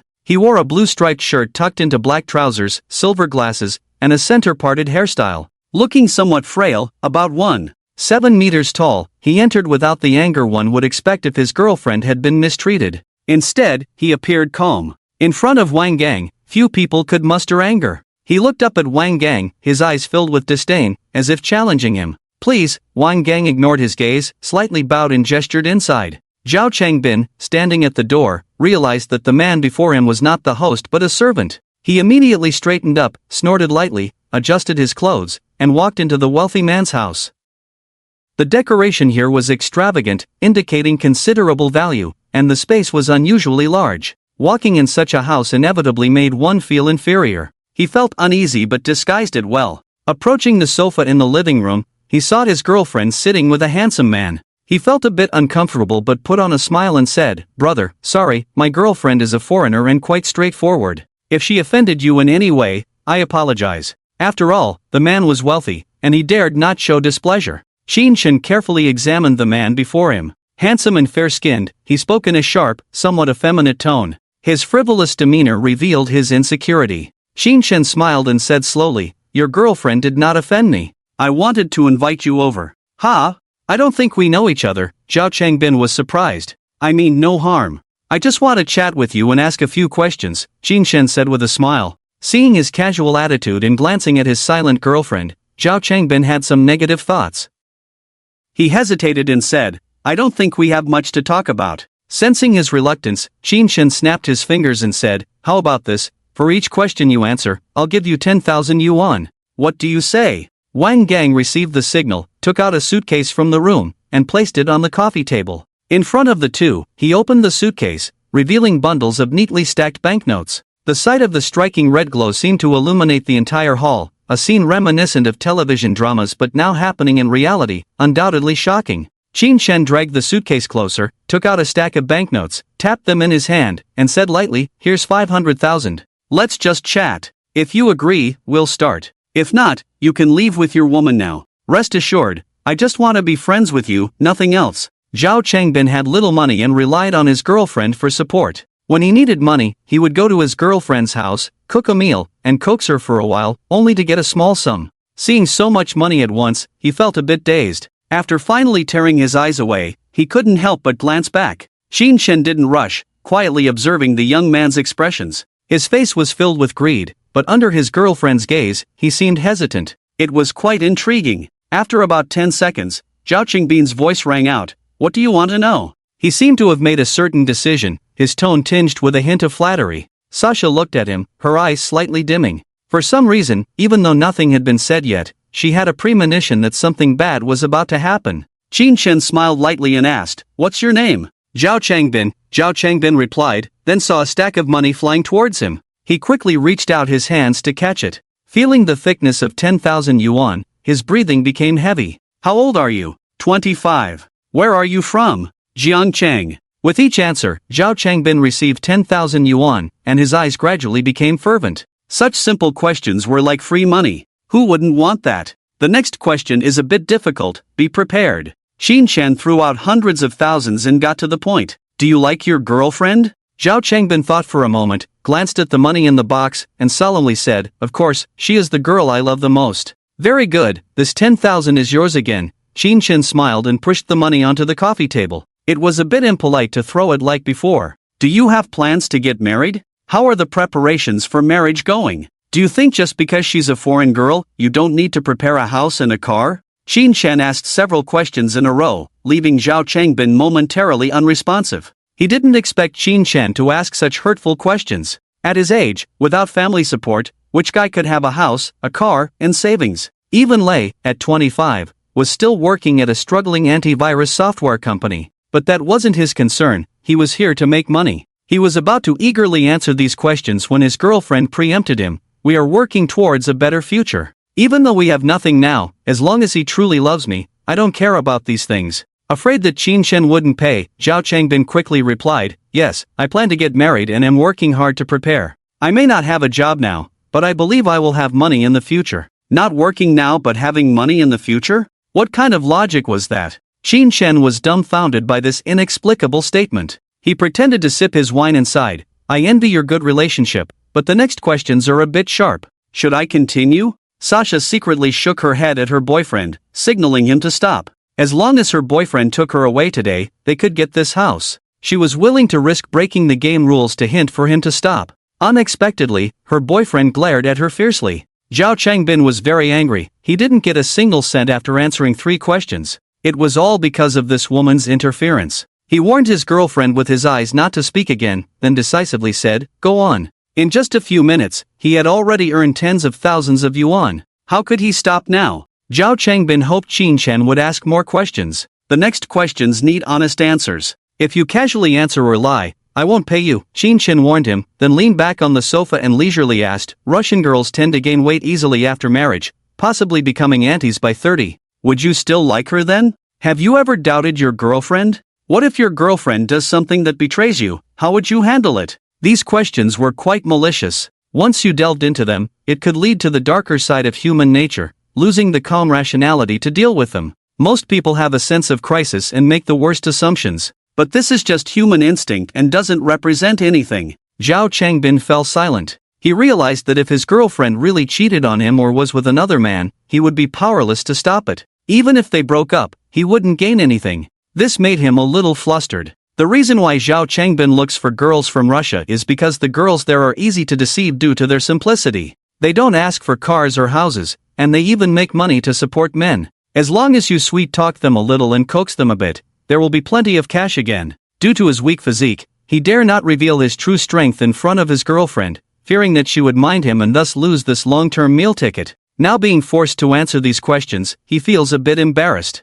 Looking at the stack of money in his arms, he gritted his teeth and reluctantly replied, "Even if her figure changes, I still love her. I have never doubted her, and I believe she would not do anything to betray me." His words touched Sasha a little. She looked at her boyfriend affectionately. If there weren't people around, she would probably excitedly hug her boyfriend. All right, Qin Chen applauded, praising loudly, "Zhao, you are indeed a kindred spirit, I really admire you. My questions are done, now you can leave with your girlfriend. Oh, by the way, for the next year, Sasha will be my personal trainer. If she is late coming back, I hope Zhao won't misunderstand." The sudden stop of the other party puzzled Zhao Changbin. He thought the other party would use money to pressure him to give up his girlfriend. He already had a rough estimate of the price for his girlfriend. As long as 1 million, he would respectfully send his girlfriend away. Anyway, with the money, he could deceive another one back. Unexpectedly, the wealthy man in front only gave him 170,000 and let him go? This made him a little unwilling. From the questions just now, he had already realized the fact that his girlfriend was leaving and couldn't be kept. This boss was rich and generous, and crucially, he was more handsome than himself. If he sincerely wanted to snatch his girlfriend, he had no way. He was only good at talking. If Sasha followed this wealthy man, spending time together day and night, being abducted in the end was just a matter of time. Instead of that, he might as well exchange her for some benefits. With this in mind, Zhao Changbin smiled like a lackey, repeatedly waving his hands to indicate, No, how could I misunderstand such a big shot like you? It's an honor for Sasha to be your personal trainer. It doesn't matter how late you train, if you want to train all night, just let me know in advance. Sasha felt something was wrong. Frowning, she said, "Night is the time for the body to rest and relax. We can't do intense exercise all night. We can't train all night." Qin Shin glanced at Zhao Changbin thoughtfully, smiled and said, "Yes, we are not up to no good. Zhao, you are overthinking." Sasha understood, raised her eyes to her boyfriend, and said seriously, "You should trust me more, I won't betray our love." Seeing that it was not convenient to discuss matters in front of his girlfriend, Zhao Changbin decided to talk to Qin Shen alone. He bowed his head and showed the QR code on his phone, saying, "Big brother, add me as a friend. We can contact each other on WeChat if we have something to discuss, everything can be negotiated." Qin Shen glanced at him, smiled and shook his head, did not add him as a friend, just said lightly, "No need, I prefer to be more direct. If you have something to say, you can say it to my face. If I'm in a good mood, I might agree." Agree to what? Zhao Changbin secretly pondered Qin Shen's words. Did he want him to negotiate the price in front of his girlfriend? But in that case, his girlfriend would definitely turn against him. His girlfriend was his only asset. Without prior agreement, he dared not take the risk. But with over 300,000 right in front of him, if he missed this opportunity, he didn't know if he would have another chance to chat with this boss. Thinking that his girlfriend might break up with him in the future, Zhao Changbin continued to hint with a stiff face, "Brother, you are really generous.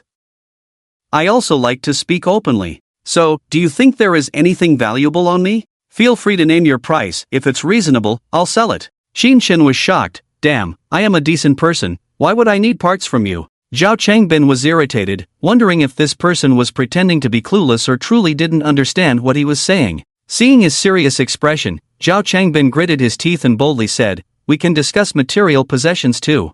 I might be able to offer help. Getting someone drunk or unconscious is also an option." Qin Shen was shocked once again. "Damn, this is illegal. Is this guy trying to set me up?" Sasha finally reacted a bit, incredulously looking at Zhao Changbin as if meeting him for the first time. "Are you talking about me?" Zhao Changbin hurriedly reassured her, "I'm talking about those girls I know from the bar, they are very open-minded." Sasha was not naive, she didn't believe her boyfriend's words. She sat back on the sofa, feeling empty inside, suddenly feeling that this person had become so unfamiliar, completely different from the man who used to care for her. Qin Chen also noticed the man's character. Initially, he didn't plan to do this, but to help Sasha see through this person, he snapped his fingers. Wang Gang entered the room again, carrying 3 suitcases when he came out. 3 identical sized, identical priced, and identical colored briefcases. As they were opened one by one and neatly placed on the table, the bright red color was enough to make one's heart flutter. No ordinary person could resist such temptation.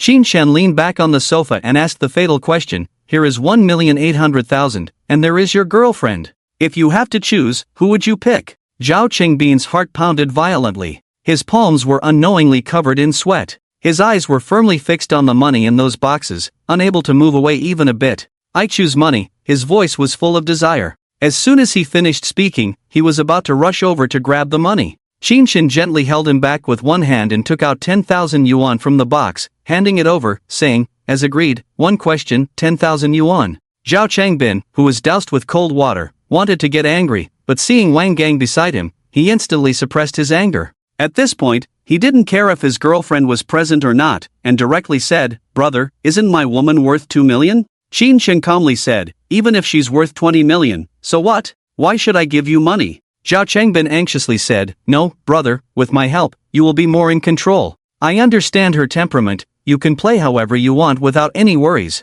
His words made Sasha's face increasingly unpleasant. She couldn't help but stand up and slap him. Smack! A loud slap resounded on Zhao Changbin's face. He spun half a circle from the impact, the burning pain on his face making him both shocked and angry. Holding his face, he looked up in disbelief, pointing at Sasha angrily, how dare you hit me? Sasha, with a cold face, took a step forward and slapped him again. Smack! As a fitness trainer, her strength was greater than that of an average man, and this slap directly swelled his face. Zhao Changbin screamed in pain, scared, he kept retreating, seeing Sasha relentless, he quickly threatened, don't come any closer, I'll call the police. Sasha was now filled with murderous intent, she didn't care about calling the police, she rushed forward and slapped him again. This time, the man's face blocked the slap. Damn, you despicable woman, do you believe I will expose you to the media, saying you are having an affair with someone else, caught by me, and then you hit people? Facing the man's provocation, Sasha clenched her fists angrily, wanting to throw a combination of punches at him. At this moment, Qin Shen spoke up. Put down the 180,000 in your arms. Whether you want to call the police or contact the media, it's up to you. I can accompany you to play slowly. Zhao Changbin thought left and right. Without this money, today's losses would be in vain, and he would even lose a girlfriend. After all, 180,000 is not a small amount. He made a decision, glared fiercely at the woman, turned around, and ran towards the door. Wang Gang followed and closed the door on the way out. In the room, only Sasha and Qin Shen were left. Sasha sat on the sofa, covering her face with her hands, crying loudly. Qin Shen hugged Sasha, using tissues to wipe away her tears. Recognizing a man early is a lucky thing.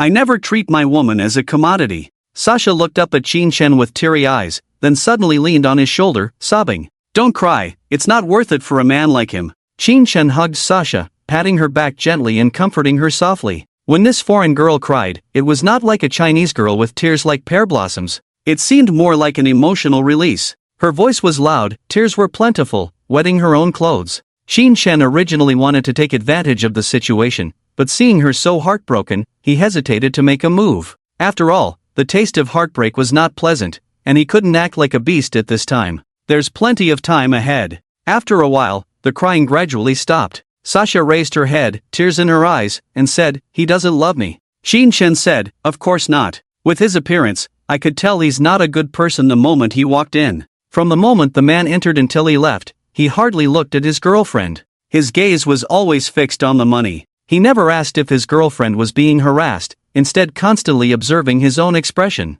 Qin Shen didn't know what a greedy look was like before, but he knew after seeing him. Sasha sat up straight, her tearful eyes looking at Qin Shen. Beneath her long eyelashes were a pair of blue eyes full of longing. Women are most vulnerable when they are sad. Qin Shen hadn't decided whether to act like a beast yet when the other party took the initiative to kiss him. She also unzipped her clothes, revealing her fair skin, seemingly wanting to vent her sadness in this way. Seeing it delivered to his lips, not accepting it would seem a bit unromantic.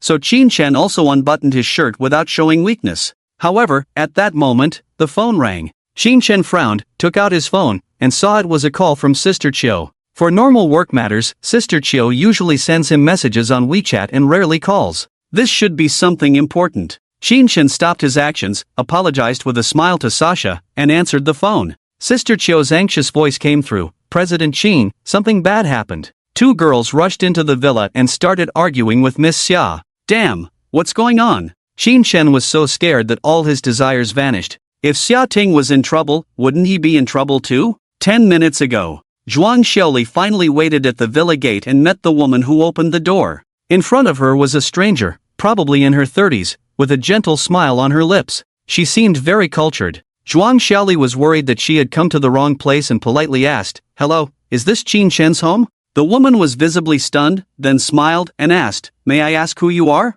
After handling so many cases with the police, Zhuang Xiaoli was sure that this woman must know Qin Shen. She stopped Yun Yun from introducing herself. Lan Ling said coldly, "Help me call out Qin Chen." The one who opened the door was Sister Chiu, and she saw that Zhuang Xiaoli's face didn't look good. She thought it was most likely a romantic debt caused by her own boss. She didn't dare to delay and quickly excused herself, saying, "Mr. Qin is not here today. Why don't you try contacting him by phone?" Upon hearing that Qin Chen was indeed the owner of this villa, Zhuang Xiaoli's eyebrows furrowed, and flames of anger shot out of her eyes. This scumbag, just a few days ago, in front of her, told Wan Wan that he wanted to be with her forever. After only 2 days of classes, he went to propose to someone else. Zhuang Xiaoli was itching with anger and said, "Is he hiding inside and not daring to come out?" Sister Chiu patiently explained, "No, Mr. Qin went out busy in the morning." Zhuang Xiaoli questioned, "Then when will he be back?" "I don't know, should I call and ask?" Sister Chiu took out her phone and prepared to dial Qin Chen's number.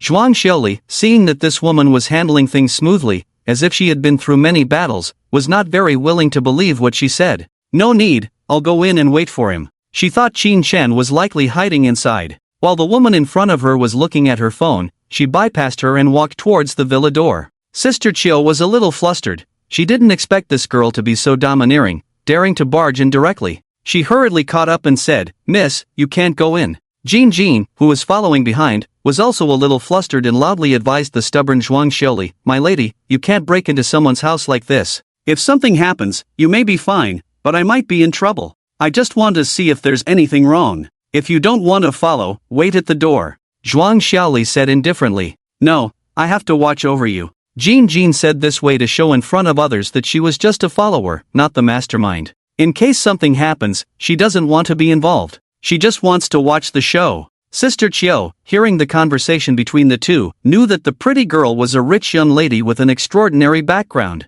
Now she dared not intervene anymore and could only follow along and advise, "Miss, this house doesn't belong to Mr. Qin. If you barge into someone else's home like this, the homeowner will be angry." When the homeowner knows what that scumbag has done, they will surely thank me. Zhuang Xiaoli pushed open the door and walked in. There were many flowers and balloons in the room that hadn't been dealt with yet. Various beautiful patterns were pasted on the purple background wall, and the staircase handrail was wrapped in a snow-white gauze curtain. The neon light hanging in the air seemed to be telling of past romance. The more she looked, the angrier she became and cursed, "Scumbag, deceiving girls is really something." Xia Ting, who was tidying up the room on the second floor, heard the commotion outside and felt that something was not right. She came to the staircase and quietly listened to the noise below. Sister Chiu downstairs spoke up, "Miss, what's your name? I'll call Mr. Qin and ask him to come back, okay? He's really not at home? Mr. Qin is really not here. Then you call the homeowner out, I have something to tell her."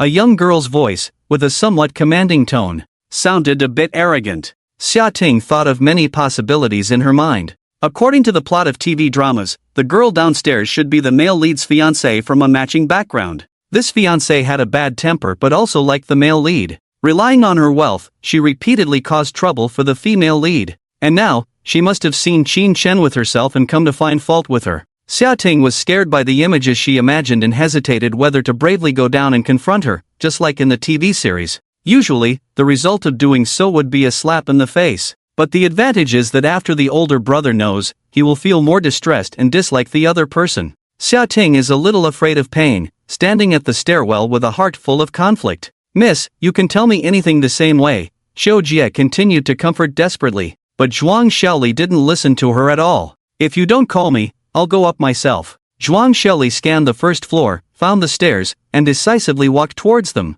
Xiu Jie was anxious. Seeing the girl's aggressive attitude, she estimated that nothing good would come out of it. She hurriedly ran ahead and blocked the stairwell. "Miss, please calm down a bit. This is a private place. If you continue like this, I will call the police," Xiu Jie tried to reason. Yun Yun shrank to the side, trying not to attract the attention of the two. She knew that her young lady was least afraid of the police. Sure enough, she heard the young lady say indifferently, "Go ahead, call the police. Call them to come and shoot me." A young girl barging into the house, calling the police wouldn't help much, right? At most, a verbal education? No police would arrest a barbaric girl who caused no harm for illegal entry, especially since she was a woman related to the boss. Xiu Jie now felt that the 2 million salary was really hard to earn. The boss's women were indeed unpredictable, always causing trouble out of nowhere. Without knowing the other party's identity, she dared not call the police, nor could she let her go up and confront Xiaoting. She was caught in a dilemma between the two. Just then, Xiaoting's calm voice came from upstairs. Xiao Jia, let her come up. I want to hear what she has to say. Xiaoting saw Zhuang Xiaoli at the stairwell. She secretly glanced at her hands and saw that her fingernails were not long. She breathed a sigh of relief. To prevent her from taking out strange things from her bag, Xiaoting had prepared a plastic shield within reach. So she wasn't very nervous. What do you want to tell me? Xiaoting crossed her arms, trying to hide her nervousness. But to outsiders, it seemed provocative, especially wearing a tight home tank top, highlighting her slender figure. Facing the empty-handed Zhuang Xiaoli, seeing the other's almost bursting roundness, she instantly felt unhappy. She asked coldly, "Did Qin Chen propose to you?" Xiaoting insisted, "So what if he did? Do you know who he is?" Zhuang Xiaoli approached her, speaking in a very unfriendly tone, as if lecturing someone. Xiao Jia, afraid that she would tear into Xiaoting, quickly stood in front of her and said softly, "Miss, speak nicely, don't get angry." With someone protecting her, Xiaoting gained more courage and said lightly, "No matter what his identity is, I only know that he is my man now." Despite speculating about Qin Chen's family, knowing that she definitely couldn't match up, Xiaoting didn't want to show weakness and clearly stated her attitude in a calm tone. "My man?" Zhuang Xiaoli inexplicably felt angry, trying hard to suppress her anger and said, "Do you know he has other women outside?" "I know, but so what?" "In the end, he will definitely marry me," Xiaoting stubbornly replied. "Damn, do you have no shame?" Zhuang Xiaoli pointed at her and scolded. Her man was fooling around outside, yet she didn't care at all, as if brainwashed by that scumbag, looking like she was completely devoted. This made Zhuang Xiaoli very angry. "I can be shameless, I just want him, that's enough." Xiaoting didn't care about her dignity at all in order to provoke the other party. Zhuang Xiaoli couldn't take it anymore and shouted, "Then call him back, I want to see who he will be responsible for." Xiao Jia also wanted to call Qin Chen back. In this situation, only the parties involved could resolve it better. As a servant, she really had no say. Moreover, she was a legitimate executive and had little experience in such a chaotic situation. She asked Xiaoting for her opinion with her eyes. Xiaoting shook her head. The other party didn't even slap her, so calling the man back at this time would only annoy him, with no benefits at all. In order to win the man's sympathy, Xiaoting was ready to start acting coquettish. She walked out from behind Xiaojia, stood in front of Zhuang Xiaoli, and said with a straight face, "No need to shout, anyone with eyes can see who should be chosen." As she spoke, her eyes stared straight at the other party's weaknesses, clearly implying something. Zhuang Xiaoli understood her meaning, her nose crooked with anger, and scolded, "You have no shame, your man is fooling around outside, harming innocent girls, and you're here showing off." Xiaoting, also angered by the scolding, retorted, "I have the right to show off, someone like you doesn't, and you dare to come and steal my man? Ridiculous. Who's stealing your man? Only a shameless stupid woman like you would treat that scum as a treasure. Little girl, have you not seen his good side? Oh, right, he probably has no interest in you, hee hee." Xiaoting imitated her mother's sarcastic tone, leaving Zhuang Xiaoli speechless. Zhuang Xiaoli thought of how that scum ignored her but cared so much for these plump girls. She instantly turned red with anger, her heart filled with a mix of sadness and indignation. Junjun, seeing the young lady arguing like never before, worried she would be bullied, immediately stepped in to help, saying, "Showing off with a few extra pounds, no shame at all. Do you know that Master Qin has women outside who are much older than you? And who are you?" Xiaoting faced the two without fear, her momentum strong. "What business is it of yours about me and him? I'm just a little maid, speaking up for my young lady." Junjun smiled, "Do you think just because Master Qin proposed to you, you can marry him? Don't be so naive. What makes you think you can marry him?" Junjun's words were like a sharp sword, hitting Xiaoting's weak spot directly. Xiaoting, almost exposed to her biggest fear, was on the verge of losing her composure. A hint of anger appeared on her face as she retorted, "None of your business, why do you care? It's not my business, I'm just reminding you not to mess with my young lady, otherwise not only will Master Qin be in trouble, but you will too," Junjun threatened arrogantly. Xiaoting, calming down from the thrill of arguing, realized she had provoked a young lady she couldn't afford to mess with. Seeing the other still sulking, looking upset, she felt a bit intimidated. She quickly swallowed back any more hurtful words. The female lead on TV had plot armor. She wouldn't die no matter what she did. But she wasn't the female lead. If she caused trouble for her family or Qin Chen, they might lose their car and house. Xiaoting shivered, a hint of fear in her eyes. She pondered how to salvage the situation, momentarily silent. No one else spoke, the atmosphere tense. The air seemed frozen, only the autumn cicadas outside made intermittent sounds. Xiao Jie, seeing the situation, had to call Qin Chen to come and resolve it. When Qin Chen arrived in a Rolls-Royce, changed into a new outfit, and hurried over, he felt the calm before the storm. Zhuang Xiaoli sat on the living room sofa with a cold face. Xiao Ting also had a cold expression, sitting beside her with an air of dignity. Only Junjun was secretly filming the villa with her phone. As he approached, all the girls' eyes turned to him. The atmosphere was unusually tense. Qin Chen composed himself, weighing the pros and cons. Facing Zhuang Xiaoli, he asked inexplicably, "Why are you here? Can't I come?" Zhuang Xiaoli was angry every time she saw this scum. Being exposed for playing both sides so calmly made him the worst kind of scum. Shouting waited for Qin Chen to come back, pretending to be sad and said with a grievance, "Brother, you finally came back." Qin Chen walked towards the sofa and sat between the two of them. He hugged Xiaoting's waist and comforted her softly. "What's wrong? Who bullied my precious one?" Xiaoting saw Qin Chen coming to comfort her first, and her slight grievance disappeared instantly. She didn't speak, just glanced at Zhuang Xiaoli, as if saying, "She's the one who bullied me." Qin Chen understood her meaning. He turned to Zhuang Xiaoli and scolded, "Hey, what's wrong with you? Skipping class and coming to my house to bully my woman. What's the meaning of this?" Xiaoting was secretly delighted to hear this and looked smugly at Zhuang Xiaoli. Zhuang Xiaoli felt uncomfortable hearing him defend another woman. She stared and asked, "By doing this, are you being fair to those who genuinely like you?" Qin Chen clicked his tongue impatiently and said, "Who are you to me? Why do you care so much?" Since Zhuang Xiaoli arrived, her mood had not been good. At this moment, being scolded by Qin Chen, she was stunned for a moment. Her nose tingled, and a mist of tears slowly appeared in her eyes. "Damn, miss, are you going to cry?" Qin Chen was surprised and stood still. He had always treated Zhuang Xiaoli as a brother, never having any improper thoughts because they were flatmates. If he tried anything, he might even be older than her. Both being men, how could she cry over a few words? What to do now? If her father found out, what would happen? Qin Chen quickly let go of shouting, stood up, and put his arm around Zhuang Xiaoli's shoulder, pleading, "Miss, can we talk it out? Your move is too unreasonable, making it seem like I did something to you. Get away, don't touch me." Zhuang Xiaoli shrugged her shoulder, trying to shake off Qin Chen's hand, but accidentally, her tears fell. Once the first tear fell, more followed. Zhuang Xiaoli was a bold and spirited beauty. With delicate features, a sharp face, and a cool and spicy style, she exuded a carefree and unrestrained image. Her crying was more impactful than other girls. Qin Chen was at a loss, but without thinking much, he reached out to wipe her tears. "Don't cry, I was wrong. What do you want me to do?" Shouting didn't feel jealous seeing Qin Chen's intimacy. From Qin Chen's humble behavior, it confirmed that the girl was indeed someone not to be messed with, making Shouting nervous too. She looked worriedly at Zhuang Xiaoli, afraid that if the miss was unhappy, she would retaliate against her and Qin Chen. "Scumbag, get your dirty hands off me." Because of someone's comfort,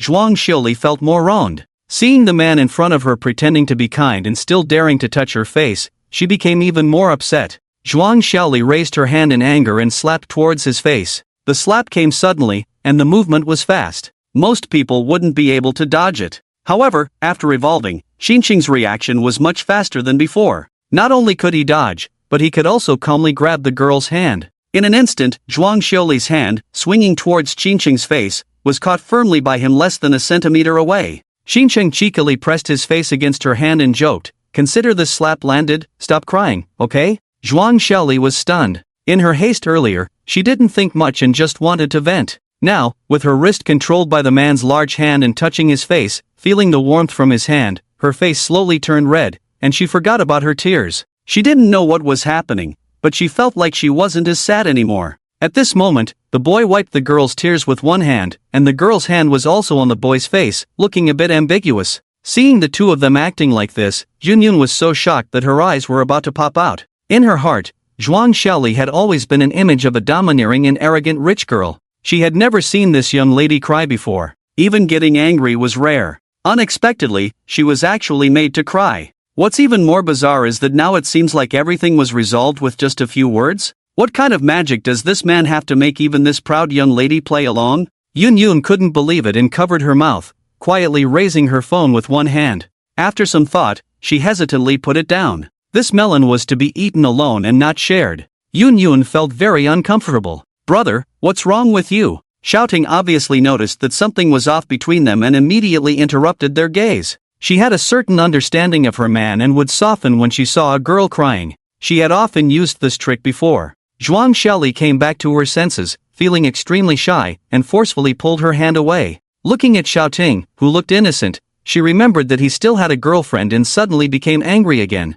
This scumbag dared to flirt with her in front of his girlfriend. Absolutely shameless, deserves to die. She removed Qin Shen's hand from her face angrily and scolded, "Scumbag, I hate you." "Damn, do you have no sense of reason? You hit me for no reason and say you hate me?" Qin Shen couldn't figure it out for a while, suddenly thought of a shocking possibility, and asked unbelievably, "You don't happen to like me, do you?" Zhuang Xiaoli, feeling angry and embarrassed, raised her foot to kick. "Even if all the men in the world die, I will never like scum like you." Qin Shen didn't dare to have physical contact with her again. He gave up the idea of grabbing her small foot with his hand, dodged her attack, and avoided her coming to hit and kick. Seeing that she still wanted to come forward, Qin Shen raised his palm and said, "Stop." Qin Shen's expression became serious, saying, "Miss, you came here today to argue with my girlfriend first, and now you're punching and kicking me. What did I do to provoke you?" "Humph, you know what you did." Zhuang Xiaoli stopped, hands on her hips, and said indignantly, "What the hell did I do?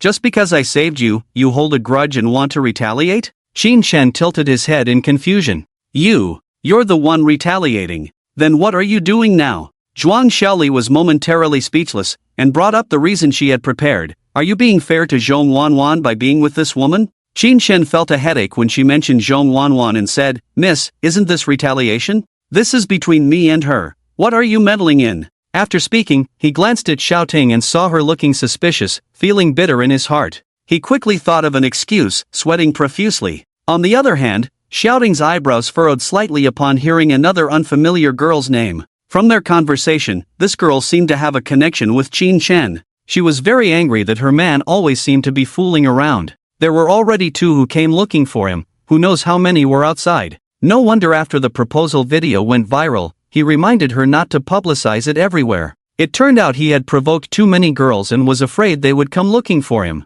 Xiaoting's heart felt like a bottle of seasonings had been overturned, with soy sauce and vinegar mixed together, unable to distinguish the taste. She looked at Qin Shen with resentment in her eyes, knowing she shouldn't ask at this moment, but still gently asked, "Who is Zhong Wanwan again?" Qin Shen thought for a long time, unable to lie in front of Zhuang Xiaoli, and finally had to confess helplessly, "A poor rural girl, looking pitiful, so I gave her some money." After speaking, he was afraid that Xiaoting would be unhappy, so he quickly held Xiaoting's hand and whispered softly, "Don't worry, I just want to help her. I never thought of doing anything to her. You are the most important person in my heart." Xiaoting's heart settled slightly after hearing Qin Shen's explanation. Just a poor girl without money or power, not a big deal. Sometimes, people tend to fall for the wrong person. Even though they know it's wrong, they can't help but be attracted. And once there is attraction, there will be continuous fantasies. Zhuang Xiaoli didn't know when she started thinking only about her roommate's boyfriend. She knew she shouldn't, but she couldn't control herself.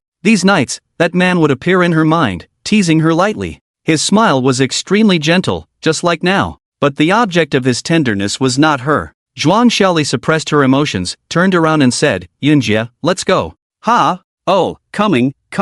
Yunjie, who was watching the scene on the side, was stunned for a moment and quickly ran over. Yunjie had a real eye-opener today. Compared to the melodramatic dramas on TV, the love of wealthy people in reality is much more materialistic. The girl opposite, upon hearing that her boyfriend had another woman, didn't dare to say much. She just gave a few words to save face, not crying or making a scene, looking obedient and charming. Bah, a woman who admires vanity. Yunjie sneered inwardly, took her young lady's arm, and walked towards the door. "Stop." A deep voice of a man sounded. Yunjie stopped first, pulling Zhuang Xiaoli to a halt. "You come and go as you please. Do you think this is your home?" Qin Shen, seeing that he had easily appeased a potential troublemaker, couldn't help but feel proud. "What do you want?" Zhuang Xiaoli didn't turn around, coldly said. Xiaoting didn't want any more trouble, so she grabbed Qin Shen's hand and said softly, "Brother, forget it, let them go." "No," Qin Shen insisted, "if we let her go this time, she will definitely come back to cause trouble again."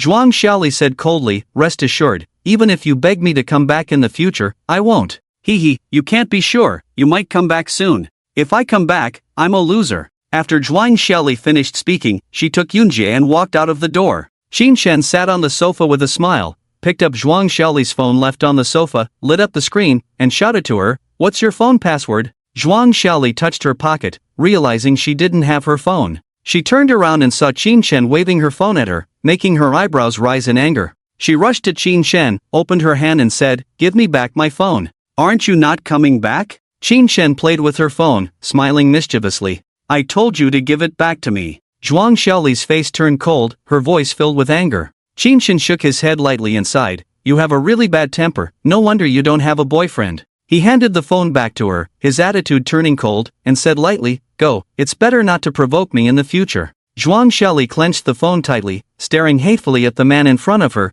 biting her lip to hold back her tears. Yun Ji apologized for her, "Mr. Qin, Xiaoli is sometimes too impulsive, please don't be angry with her." "I dare not be angry with her. If she gets upset and runs to her father crying, I'll be in big trouble," Qin Shen said leisurely. "In your eyes, am I only capable of bullying others with power?" Zhuang Xiaoli's voice trembled slightly, as if suppressing some emotion. Qin Shen retorted, "Otherwise?" Zhuang Xiaoli stared at him for a full 10 seconds, turned around, wiped away the rushing tears, and ran out. Junjun glanced around, awkwardly smiled at Qin Shen, and said, "Mr. Qin, goodbye in the Magic City," then hurriedly chased after them. "Miss, wait for me." Qin Shen watched them run far away, unable to understand the situation. Coming over to argue for Zhong Wanwan, how did it end up with her crying? If someone had to cry, it should be Zhong Wanwan, not her. Could she really like him? It didn't make sense, he hadn't done anything outrageous to her, let alone flirted with her. What was with her injured expression?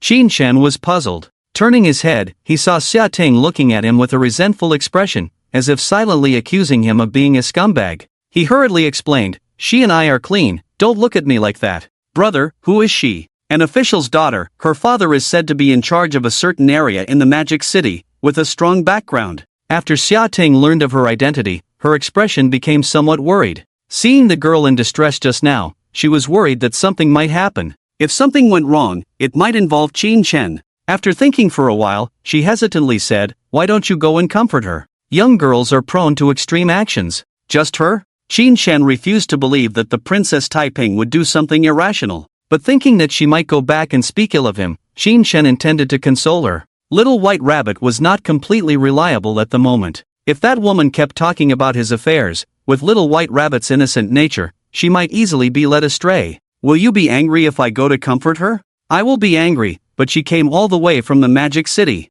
If something happens here, we won't be able to explain to her parents," Xia Ting said anxiously. "True, if she goes back and spreads rumors, the project I've worked so hard on might be ruined." After pretending, Qin Shen kissed Xia Ting on the cheek, ruffled her hair, and sighed, "My wife is so understanding. I'll do the host's duty and make sure they get back safely." "Well, you have to come back tonight, you know?" Xia Ting said anxiously. "Don't worry, I'm not interested in flat screens." After saying this, Qin Shen had already run far away, leaving Xia Ting alone at the door, lost in thought. Xiao Jia came out from an inconspicuous corner and comforted her. "Madam, it's okay, that girl doesn't seem like someone who would do something foolish." "I know, she's such a proud person, how could she do something so embarrassing?"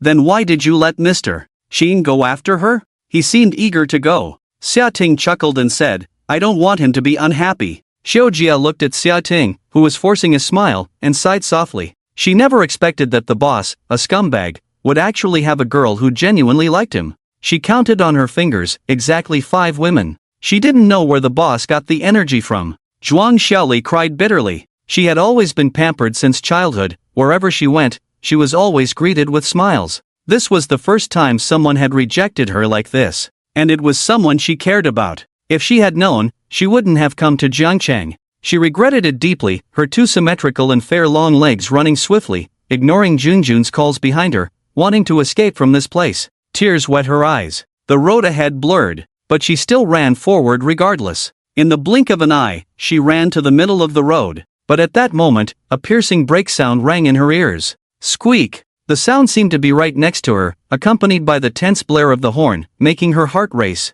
She paused, turned around, and saw a car speeding towards her in a blur. In an instant, her mind went blank. She stood there dumbfounded. The driver slammed on the brakes and jerked the steering wheel, but it was already too late. The girl suddenly darted out from around the corner, and he had accelerated a bit earlier because he wanted to catch the yellow light. The car was now approaching at nearly 100 yards. There was no time to avoid the collision. It seemed they were about to crash. Suddenly, a lightning-fast figure shot out from behind the girl. The speed was unbelievable. In the blink of an eye, the figure was by the girl's side. But it seemed too late. The driver saw that the front of the car had already covered half of the girl's body, indicating that the distance was very, very close. No matter how fast he was, he couldn't change anything, they might crash together. He closed his eyes in despair. As expected, a split second later, bang! The car hit a heavy object. Just by the sound, one could feel the force of the impact. The driver was drenched in sweat, too afraid to open his eyes.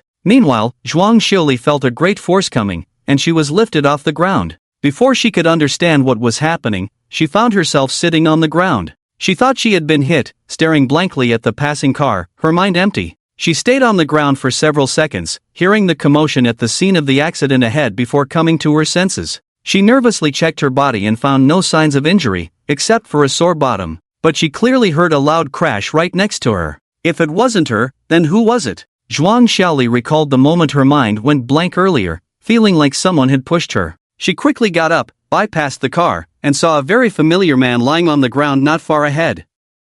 It seemed to be that scumbag. She panicked and ran towards him. The scene of the accident was chaotic, with many people rushing over. The first person to reach the man was not Zhuang Xiuli but Jian Jiayun, who had witnessed Qin Chen pushing her young lady and then being hit by the car and thrown several meters away. She was stunned and ran to Qin Chen, who lay motionless on the ground. She knelt down, crying out, "Ah, Boss Qin, you can't die." Everyone was shocked. This damn accident killed someone. It's a big deal. Zhuang Xiuli heard Jian Jiayun's voice and her heart skipped a beat. She hastened her steps to reach Jian Jiayun and saw Qin Chen lying motionless on the ground, feeling her scalp tingle. She couldn't believe that a person who was fine just moments ago had lost his life like this. Zhuang Xiuli trembled as she knelt on the ground, reaching out to check Qin Chen's breath. 3 seconds passed, but there was no warmth of breath. Her eyes gradually lost focus, landing on the man's face. Seeing his closed eyes, as if he would never open them again. His thin lips were quiet, devoid of their usual arrogance and smirk.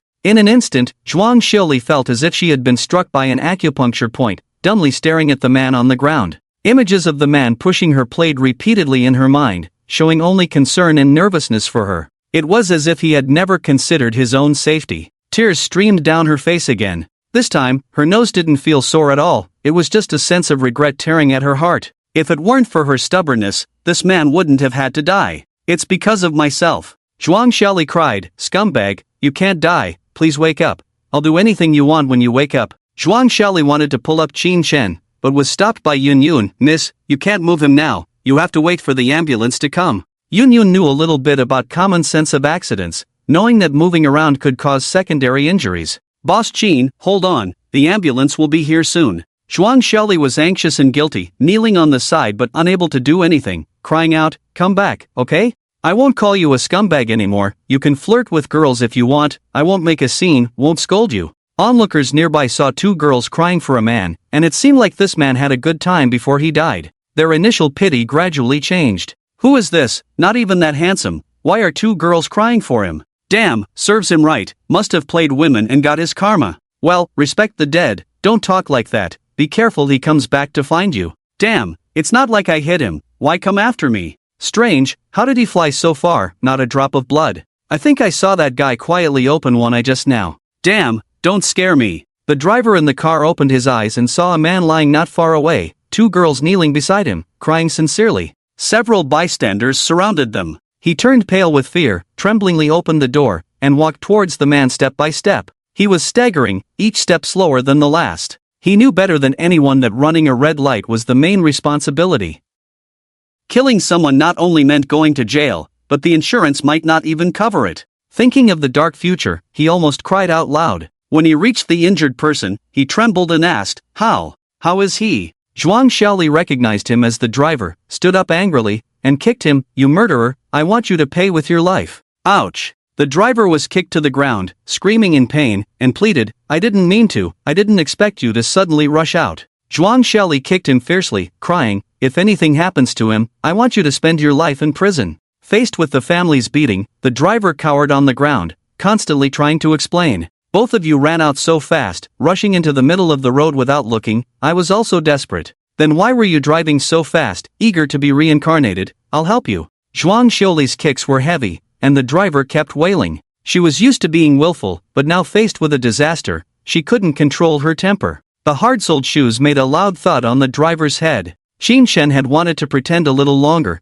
to make her feel guilty and sad. He didn't expect her to vent her anger on someone else. Hearing the driver's screams, Qin Chen was afraid she would do something bad, so he reluctantly opened his eyes, sat up under Yunyun's incredulous gaze, and shouted at Zhuang Xiaoli, who was full of anger, "Let go of that man." The people around were in an uproar. They started discussing in a flurry. "Damn, he's not dead? I heard a duong just now, and the person flew out. He's so damn tough, looks like nothing happened to him. Who has a video? I want to post it online." Truly a troublemaker for 1,000 years. Zhuang Xiaoli heard Qin Chen's voice, stopped in her tracks, slowly turned her head, and saw the man looking at her helplessly. Tears filled Zhuang Xiaoli's eyes again, and she rushed over to hug him, her voice choked with excitement. "You're still alive? You're hurting me." His body, which had just been hit by a car, was still aching, and now he was being hugged tightly by the girl. Qin Chen couldn't help but complain. Zhuang Xiaoli quickly let go of Qin Chen and asked worriedly, "Are you okay? What do you think?"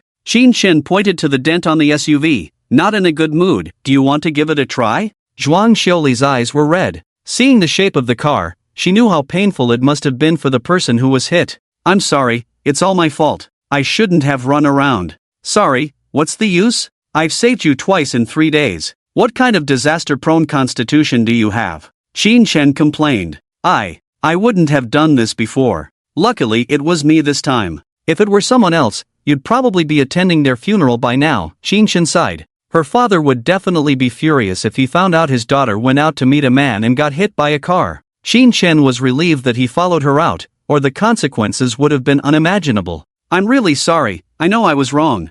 Zhuang Xiaoli's eyes were filled with tears as she spoke in a trembling voice. Her expression was full of self-blame, making it hard for others to bear. Qin Chen sighed deeply. Why didn't this chance of a hero saving a beauty fall on Little Rabbit or Shafia? This was the perfect time to banter and say some cheesy lines. Maybe the favorability rating could reach 100. Unfortunately, this girl had nothing on her, and her father was someone he couldn't afford to offend. If she were to fall in love with him, it would be troublesome. Who knows what chaos she might bring to his home? "You know it's your fault, yet you hit someone?" He was driving so fast in the city. If he had slowed down a bit, even if there was a collision, it wouldn't have been so serious. Zhuang Xiaoli saw Qin Chen's changing expression and his spirited demeanor, gradually calming down. She defended herself softly. Qin Chen shook his head, his face relaxing, and said coldly, "You broke traffic rules yourself, blamed others as soon as something happened, dared to act because you have your father's support. To be honest, I really can't stand your spoiled princess temper at all.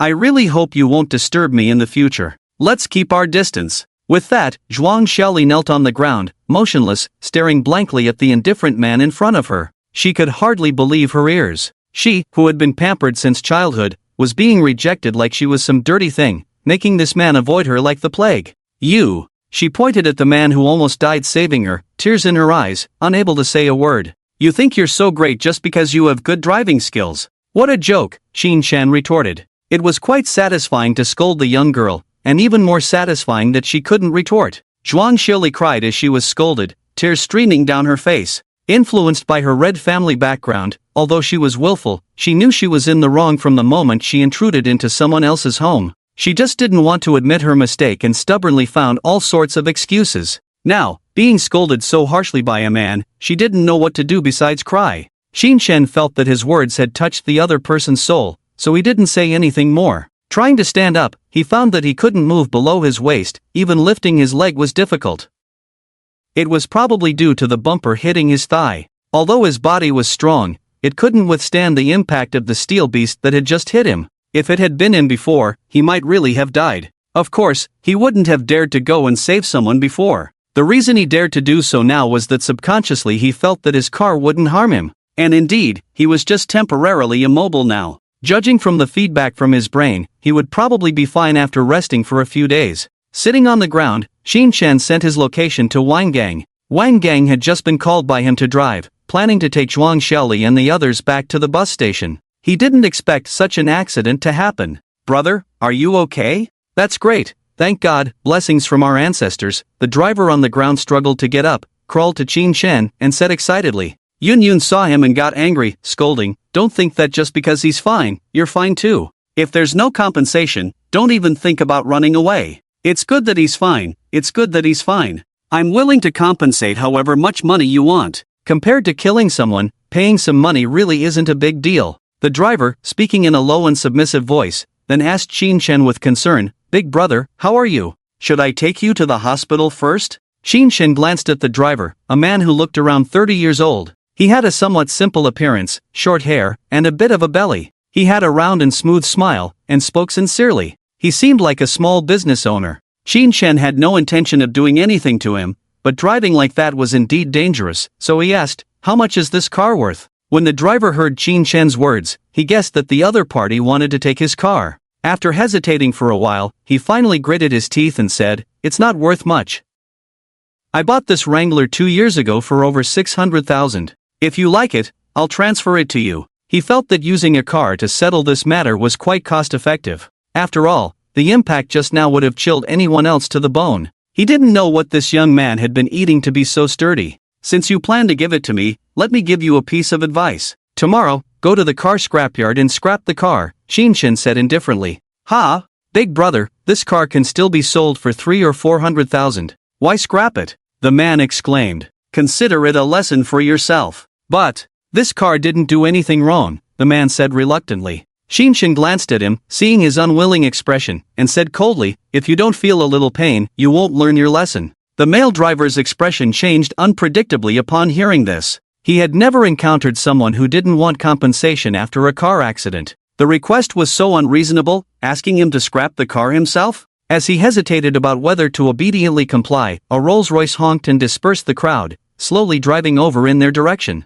As the car stopped, a burly man jumped out from inside, looking flustered as he ran over. "Boss, are you okay?" "I'm fine." Qin Shen didn't want to stay at the scene any longer, waving his hand lightly. "Help me up. Let's get in the car first." The driver who caused the accident was dumbfounded. "Damn, who did I hit?" "Sorry, boss." Wang Gang was full of self-blame as he helped Qin Shen, who couldn't move his leg, towards the car. "None of your damn business. That girl brought it on herself," Qin Shen said as he passed by the driver, giving him a piece of advice too. "You also have a problem. Your driving skills are lacking. I suggest you stop driving and ride a donkey in the future." The male driver broke out in a cold sweat even more than before. He could ignore the words of an ordinary person, but he dared not ignore the words of such a big shot. "Okay, big brother, I'll smash the car tomorrow." Qin Shen took a few more steps, noticing that Zhuang Xiaoli hadn't followed. He turned around and saw Yun Yun helping Zhuang Xiaoli up, who was sitting there motionless. Annoyed, he said to her, "How long are you going to sit there?" Upon hearing Qin Shen's words, Zhuang Xiaoli showed some reaction, and with a teary voice, she said, "Do you really hate me that much? Don't embarrass yourself in public. Get in the car and we'll talk," Qin Shen said, seeing too many onlookers around. He turned around and got into the car first, then waved to her. Zhuang Xiaoli stood up in a dejected manner and also got into the car. Wang Gang started the car and quietly drove away. Left behind were a group of onlookers and a driver with a pale face. Rich people are so arrogant. They just leave without even asking for compensation. I feel like something's not right. How come this rich guy wasn't hurt after being hit by a car? Who knows, maybe he drank some genetic potion, or wore exoskeleton armor, or he could be an alien. Sigh, we don't understand the world of the rich. At this moment, Qin Shen, who was mistaken for an alien, was lying on the seat. He seemed to be resting with his eyes closed, but in reality, he was chatting with the system in his mind. "System, are there any items to increase charm points?" "None, this system is so useless. Other systems have a mall with everything and even give newbies gift packages. This function is currently unavailable." Host is advised to unbind and wait for other systems. Qin Shen swallowed quietly, wondering if he had been playing with women too much, as he sensed a hint of jealousy from the system's cold responses. Then how can charm points be increased? Qin Shen became more serious. Female charm points fluctuate over time. What are the criteria for judging charm points? Appearance, figure, personality, abilities, genetics. Damn, so this is a cultivation game. Qin Shen's gaze turned to Zhuang Xiaoli, who was looking at him affectionately. He carefully examined her from head to toe. Appearance is okay, figure is not good, personality is not good. Not sure about abilities, but judging from her temper, she probably isn't that great either. To improve, he could try figure and personality. But she hasn't developed yet, so there's probably not much hope. Personality? How about training? Wangu, take them to the station first, Qin Shen instructed Wang Gang as he saw him automatically driving towards the hospital. He didn't want to go to the hospital, afraid that doctors would take an interest in his body, causing unnecessary trouble. "Boss, are you sure your body is okay?" Wang Gang asked worriedly. "It's fine. probably just a fracture. It'll be fine in a couple of days, Qinshan said confidently.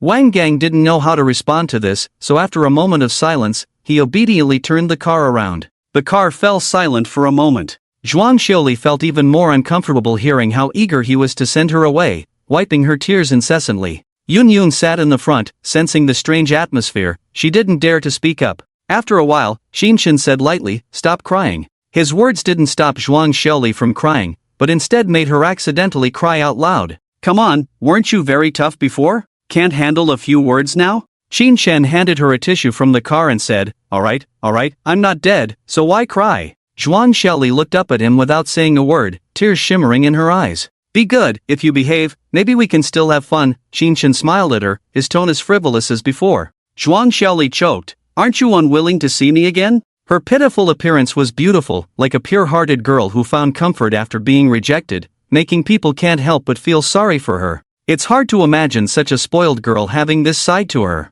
Qinshan couldn't help but smirk. "Yeah, if you keep acting like this, I really don't want to play with you. No manners, barging into other people's homes arrogantly. If it weren't for your dad, I would have hung you up and whipped you long ago." Seeing her silent, Qinshan continued with PUA, "I'm not like those who flatter you. I believe in treating each other with respect. If you are gentle with me and stop being so unruly, we might even become good friends. If her personality isn't that bad, the system might give her extra points. With the goodwill from saving her twice, getting rewards should be easy. Even if there are no extra points, having a big shot's daughter as a friend is a good thing. At the very least, it's a useful relationship that could make things easier in the future." Qinshan's mind was calculating rapidly. He looked at Zhuang Xiuli with anticipation. "But I don't know how to be gentle." Zhuang Xiuli's eyes showed a hint of panic, lowering her head, looking very uneasy. Qinshan smiled and said, "It's okay, I'll teach you. Just add a modal particle at the end of each sentence, for example."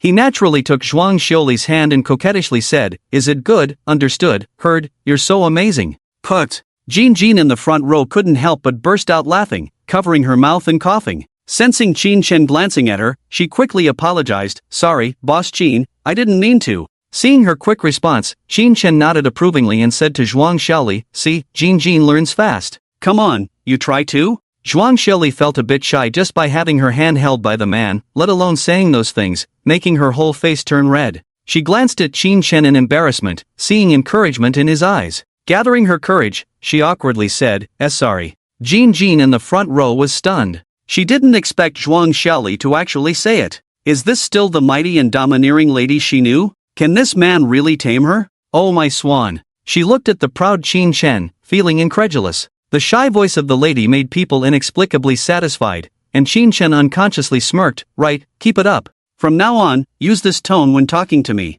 Zhuang Xiuli, seeing him accept her apology, relaxed slightly. She had been feeling guilty and upset just now, not having time to think too much. Now that she calmed down, she felt something was off. If this continued, where would she put her face? Absolutely not. "Once is enough, don't overdo it," Zhuang Xiuli said discontentedly. "Don't you want to be friends with me?" Qinshan smiled. Zhuang Xiuli rolled her eyes at him, thinking to herself, "Who talks like this between friends? You'd better let Wanan talk to you like this, I can't do it." After speaking, she took a tissue to wipe away tears and mucus. Slowly, she returned to her previous state. Qinshan was not in a hurry. It was unrealistic to make the fierce lady gentle all of a sudden. Let it happen gradually. After a brief silence, Zhuang Xiuli was a bit worried about Qinshan's health and asked, "Are you really not going to the hospital first? You're injured like this. It's nothing serious, just a fracture. You know you have a fracture and still say it's nothing?" Zhuang Xiuli widened her eyes and reached out to touch Qinshan's forehead. "Did you damage your brain? Can you tell if my brain is damaged by touching it?" Qinshan pushed away her hand, expressing dissatisfaction with her habit of touching without his consent. No manners at all. How can he train her in the future? Why so fierce? Zhuang Xiuli rubbed her hands, unconsciously adding modal particles without realizing it. "You don't need to send us back first, let's go to the hospital first." Jin also expressed concern. "Yes, Boss Jin, are you really okay? I saw you flying out from behind just now, it seems serious." "I've practiced light skills. It looks exaggerated, but I actually fly with skill." Qinshan casually found an excuse to brush it off. But he didn't expect Zhuang Xiuli to stare at him wide-eyed. "You know light skills? Why not? Can't I? Do light skills really exist? I've always wanted to be a martial arts heroine since I was a child." I went to the Shaolin temple and asked the elders. They all said there's no such thing as internal energy light skills in the world. You're really idle. Xin Shen had similar fantasies when he was young, but due to difficult family conditions, even eating was a problem, so he had no time to learn martial arts.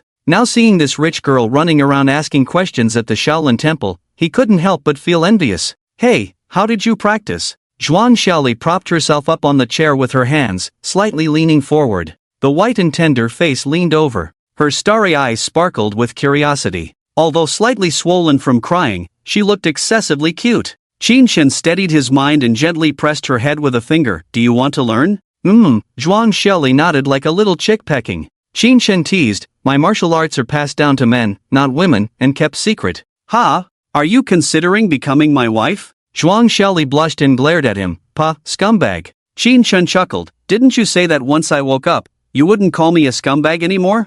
You also said you would listen to me. Now that I ask you to call me husband, you refuse? Zhuang Xiaoli, embarrassed and annoyed, retorted, dare to take advantage of me? Just because you're injured, you think I won't touch you? Qin Shen provocatively said, come on, I'll let you use one hand. Zhuang Xiaoli pouted, turned her head away, not wanting to deal with this bad man. Being with him, she would unknowingly get angry, her emotions always being manipulated by him, making her love and hate him. But she couldn't get angry. This man had just gotten injured saving her, and now she was thinking of hitting him. Not to mention whether she could beat him. Even if she did, what if his injuries worsened and he ended up lying in bed? Then she would have to take care of him. He was dreaming. Oof. As Zhuang Xiaoli thought about him lying in bed calling out pitifully, she inexplicably smiled. Qin Shen looked at her puzzled. Had this woman lost her mind? The two fell silent for a while. Before long, Zhuang Xiaoli couldn't help but speak again. Husband won't do. What? This sudden husband won't do left Qin Shen confused.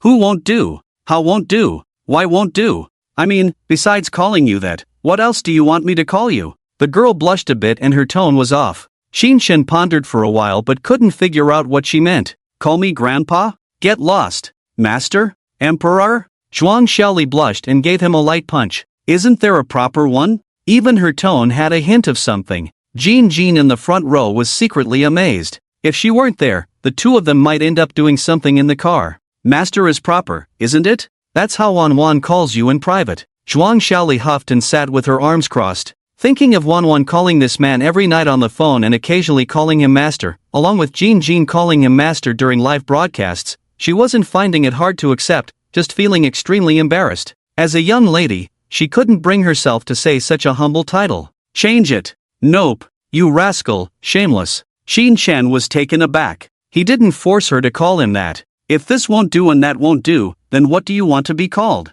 Zhuang Xiaoli's eyes flickered, and suddenly she thought of something, blushing as she lowered her head. She stole a glance at Qin Shen and shyly said, how about calling you brother? This proud little princess calling him brother was quite a feeling. It had more spirit than other soft girls. Qin Shen's mind stirred, jokingly saying, sure, outsiders can call me brother, but when there are no outsiders, you have to call me master. Pa, dream on, you scumbag. Most of the time on the road was spent bantering with Zhuang Xiaoli. Qin Shen enjoyed their way of interacting. Carefree, saying whatever they wanted without any reservations. Although this girl showed signs of liking him, Qin Shen had no intention of getting involved with this young lady for the time being. He wanted to wait until he had enough capital to properly train this girl. When they arrived at the station's parking lot, Qin Shen ruthlessly urged them to leave, hurry back, and don't run into the street with your eyes closed in the future. Scumbag, don't you need us to accompany you to the hospital? No need, no need. I won't go down to see you off. Have a safe journey. Zhuang Xiaoli opened the car door, looked back reluctantly at Qin Shen, saw him waving happily and smiling brightly. Zhuang Xiaoli snorted lightly, got out of the car without looking back. Qin Shen instructed, when you go back, don't tell Wan that I have other women, okay? Zhuang Xiaoli turned around and glared at him, unable to hold back her thoughts. Hey, can you not be so fickle? Realizing that her request was a bit strange, she added, don't we have Wan at home? Going out carousing all the time. This isn't carousing, I just want to give the girl who likes me a home. Scumbag, go to hell. Zhuang Xiaoli forcefully closed the car door, turned and walked away without looking back. This dog-like man would eventually die in a woman's arms. Qin Shen watched them enter the station. When their figures completely disappeared, he shook his head with a smile, sat in the car, tried to move his legs, and found it still very difficult to lift them. Although he could feel his bones slowly healing and cells continuously repairing damage, he estimated that he would need a few more days of rest to walk normally. This injury seemed quite serious. Qin Shen's thick nerves reduced his pain level by several degrees. What seemed like a life-threatening pain to others was like being hit with a stick in his eyes. It hurt, but he could bear it. What he was struggling with now was whether to recover at Shifuya's house or Xiaoting's villa. Qin Shen ultimately chose Xiaoting's villa because he had promised her he would come back, and he didn't want her to worry. Back at the villa, Wang Gang helped him inside. When Xiaoting saw Qin Shen in this state, she panicked and rushed over to support him, anxiously asking, "Brother, what happened to you? Why are you like this?" "Don't mention it, that little girl went crazy and ran into the middle of the road. I went to pull her back and got hit by a car accidentally," Qin Shen said truthfully. There was no need to make excuses for such things. If he lied and was caught, Xiaoting would inevitably become suspicious. Just now, passers-by said they would post a compilation of the accident online, and he didn't want any trouble. Is the injury serious? Where were you hit?" Seeing that Qin Shen couldn't even walk properly, Xiaoting was extremely worried and reached out to check his injury. Qin Shen placed a hand on her shoulder to stop her from moving around, and said with a smile, "It's nothing serious, just this leg is a bit weak, it'll be fine with some rest." Xiaoting insisted, "No, you need to go to the hospital for a checkup. In situations like this, you may feel fine, but it could actually be serious." Qin Shen reassured her, "Don't worry, I should be fine by tomorrow." Xiaoting anxiously said, "You can't even stand properly, don't force yourself." Seeing this, Zhou Jie stepped forward and said, "Mr. Qin, if you don't want to go to the hospital, I'll call a private doctor to come over." Qin Shen couldn't resist the two of them and reluctantly agreed. Private doctors charge for their services and keep their clients' information confidential. Moreover, they serve wealthy clients, so their medical skills and knowledge are not inferior. Before long, the doctor arrived with 3 assistants, carrying an unknown medical testing device to conduct a full examination on Qin Shen. It was confirmed to be a minor fracture, requiring bed rest. Thus, Qin Shen naturally became the emperor of the villa. Everything was taken care of for him, and he just needed to ask for what he wanted. Xiaoting stayed by his side at all times, taking care of his eating, drinking, sleeping, and other needs. In the evening, Qin Shen was not very comfortable due to his injury. "Most of the time, I can only lie down. Xiaoting is very low-key, obedient, and lovely." Qin Shen was very moved, cried many times, and said a lot of sweet words. Unintentionally, Xiaoting's favorability was raised to 110. It can be seen that deep companionship and a strong body are the secret to warming up emotions. Early the next day, Shifuya came. Because Xiaoting had shown off on her moments about having a villa, Shifuya decided to come and see. She brought a gift and rang the doorbell of the villa. Xiao Lily, seeing another woman of the boss, was scared and hesitant to open the door, afraid of causing trouble. "Xiao Jia, you're here too?" Shifuya remembered this woman who knew the current situation well and greeted her with a smile.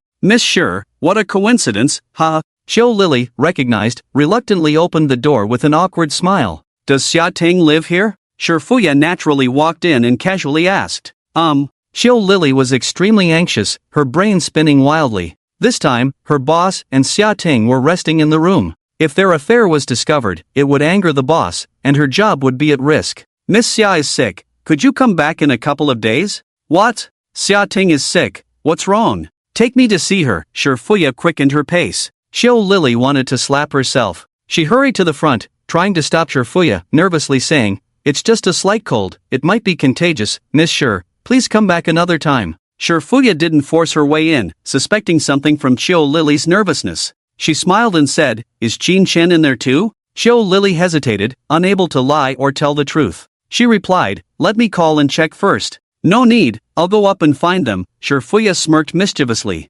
Thinking about catching them red-handed, she anticipated their reactions. "No, you can't go up. What if I insist on going in?" Xiao Lily panicked. With so many years of management experience, she had never been taught how to stop the original wife from catching the mistress. She was exhausted. Seeing Shifuya about to barge in like the girl yesterday, Xiao Lily almost wanted to kneel down and hold her legs. Just then, a voice came from the third-floor balcony. "Sis, why are you here?" Xiao Lily looked up and saw her boss coming out in a robe. She felt like she saw her backbone and looked excitedly at Qin Shen. Shifuya also stopped, looking at the man she longed for, and teased, "Stinky brother, you said you liked me yesterday, but today you're here sleeping with another woman." "Hee, sorry." Qin Shen scratched his head and said foolishly, "I'll come to accompany you tonight." Shifuya gave him a feminine look. Who cares?" Xiao Lily was shocked, unable to believe that they both knew about each other. The boss was really something. These two beautiful women, with their figures and looks, didn't seem like they would settle for less. Finding a rich man should be easy for them. She was amazed at her boss. Shifuya went upstairs and saw Qin Shen limping to hug her. She asked strangely, "Brother, what happened to you?" "Nothing, just got bumped by a car, minor injury," Qin Shen said. Xia Ting, who had put on clothes, came out of the room. She didn't expose Qin Shen but scolded him for running around with his injury. Shifuya asked with concern, "Why are you so careless? Have you seen a doctor?" "I did, just need to rest for a few days." "Really, you're such a grown-up but still worry people." Xia Ting chimed in, "Exactly, always trying to be strong, last time foolishly jumped from the third floor." Shifuya was surprised. "What happened, did you get hurt?" Xia Ting said, "My foot was swollen, just recovered in less than 2 days and now this happened again." "Little brother, you can't do this. What if something happens to you, how can we manage?" Shifuya was afraid that Qin Shen would have an accident, tears almost falling.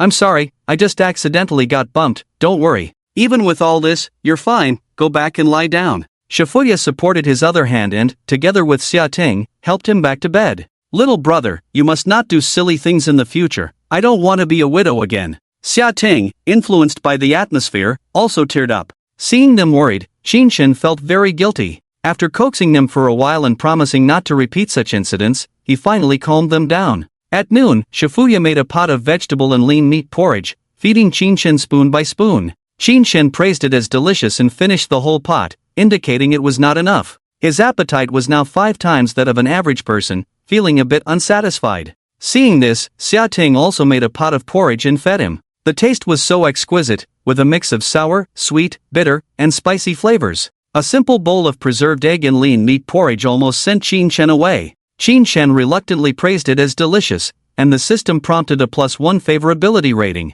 Holding back tears, he finished the porridge under Xia Ting's happy gaze. After that, he advised Xia Ting not to focus on becoming a housewife, suggesting she explore travel guides and enjoy outdoor activities to be a happy fool. Xia Ting, unaware of any issues, was inspired by the suggestion and gave up learning to cook. Shifuya's gentle demeanor gradually made Xia Ting accept her presence, and their relationship became closer, resembling sisters when together. However, even as sisters, Xia Ting's jealousy did not diminish. "Xiaoya, look, this is the video of my brother proposing to me." Xia Ting proudly placed her phone in front of Shifuya, beaming with joy. At that moment, Shifuya was helping tidy up the living room. She paused her work, curiously took Xia Ting's phone, and watched a man inside, kneeling down with a heartfelt speech, "I like you, at all times, I like some people."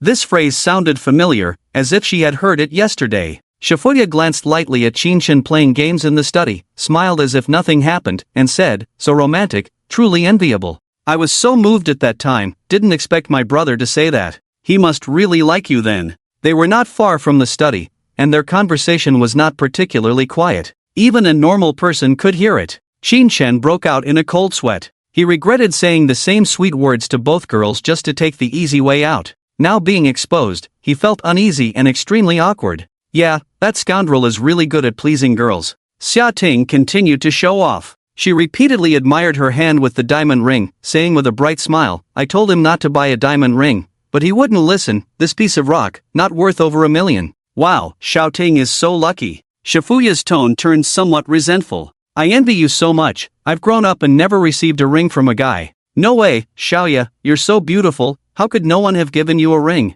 Xia Ting, making sure Qin Shen could hear, exclaimed in surprise, "Didn't that person give you one when you got married?" Shifuya didn't care whether Xia Ting mentioned her past in front of Qin Shen intentionally or unintentionally. She was calm and had no intention of competing with Xia Ting for any status. As long as Qin Shen loved her, it didn't matter who he married. "Sis, you weren't as lucky as me. Back then, you ran away from home and eloped with a man." "Ah, can you elaborate on that?" Xia Ting's eyes sparkled with gossip. "There's not much to say. At first, my parents didn't agree, but I stubbornly chose him. We didn't get married. He said he would marry me when he returned in glory, but I didn't wait for that," Shifuya said in a few simple words, making Xia Ting feel uncomfortable. She didn't expect Shifuya's husband to die before they got married. It was somewhat regrettable. Thinking of a woman who could never wear a wedding dress in her lifetime, Xia Ting instantly lost her jealousy and comforted Shifuya, "Sis, it's all in the past, don't worry. Let your brother buy you a ring. Hee, aren't you afraid that your sister will steal your man?" Shifuya chuckled. "What's there to fear? I live in his house, spend his money, and support other gigolos. As long as he's willing, I'm happy, Xia Ting said disdainfully. Ahem, Qin Shen coughed twice, glaring at her maliciously. Xia Ting felt intimidated by Qin Shen's gaze but maintained a tough facade. What are you looking at? If you dare to dump me again, I'll show you. Knowing he was in the wrong, Qin Shen avoided confrontation and continued playing games. He casually said, "Don't worry, I won't leave you all my life." Xia Ting scoffed, "That's the most shameless promise I've ever heard." After that, she looked at Shifuya with round eyes, wondering what Qin Shen would give her sister after giving her cars and houses. "Sis, what did he give you to win you over?" Shifuya glanced at the curious Xia Ting and said with a light smile, "Nothing much, just bought a rundown bar and asked me to help manage it." "A bar? Is it the one we went to last time?" "Yes." "How much did he buy it for?" "Several million." "Did he give it to you?" "Yes." Xia Ting fell silent. Compared to the multi-million-dollar business, the cheap ring didn't seem appealing anymore. She thought Qin Shen had given her the most, but she turned out to be a fool. Sitting on the sofa, she felt resentful. This woman was not only beautiful but also more outstanding and generous than her. Unfortunately, she couldn't bring herself to dislike her. If she were a man, she would definitely like this kind of woman. Xia Ting didn't know who to blame, so she angrily grabbed a broom to sweep. "Xiaoya, stop sweeping."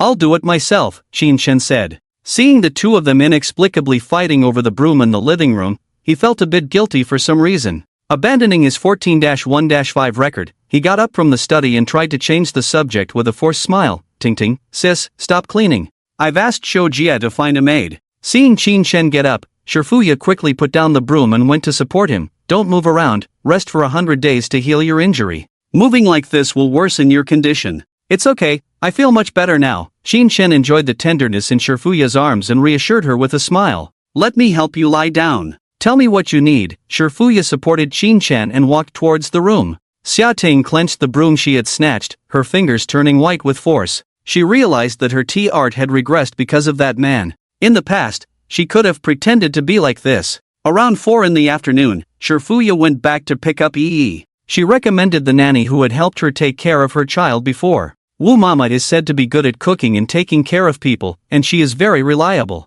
She had to accompany her daughter in preparing for the college entrance examination before, so she stayed at home for a while. Now that her daughter has graduated from high school, she has relaxed and plans to continue working as a nanny. Qin Shen agreed to let her come and see. A woman in her 40s, with a dignified appearance, a simple smile, and a clean and bright look.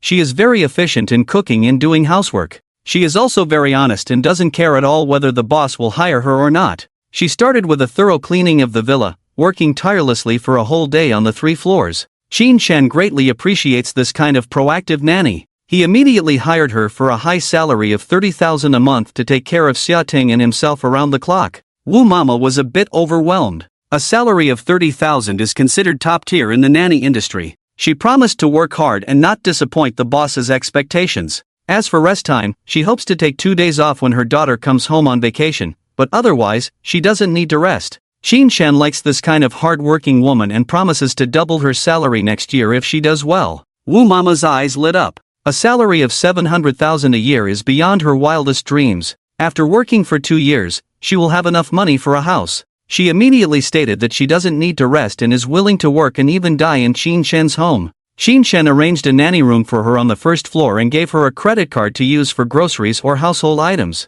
In the evening, the female celebrity Han Yanfei living across from him sent a WeChat message. "Uncle, is the recent popular marriage proposal video really you?" Qin Shen replied, "Yes." "Han Yanfei, it looks like you, sounds like you, and since you are so rich, I guess it must be you. You guessed right, but unfortunately, there's no reward. I didn't expect you to be like this, uncle. I thought you were a straight guy at first. And now, a slightly romantic straight guy." Qin Shen smiled faintly. He thought that if he had a girlfriend, those girls wouldn't actively chat with him anymore. Unexpectedly, not only did this girl actively chat with him, but she also praised him. Indeed, are guys with girlfriends more popular? No wonder his former roommate suddenly became popular with girls after getting a girlfriend, getting close to several girls. It turns out that girls like chatting with guys like that. "Han Yanfei, uncle, you're really good. I was moved to tears by the lines in the video." "Qin Shen, I don't believe it. Show me the video." Qin Shen was just joking.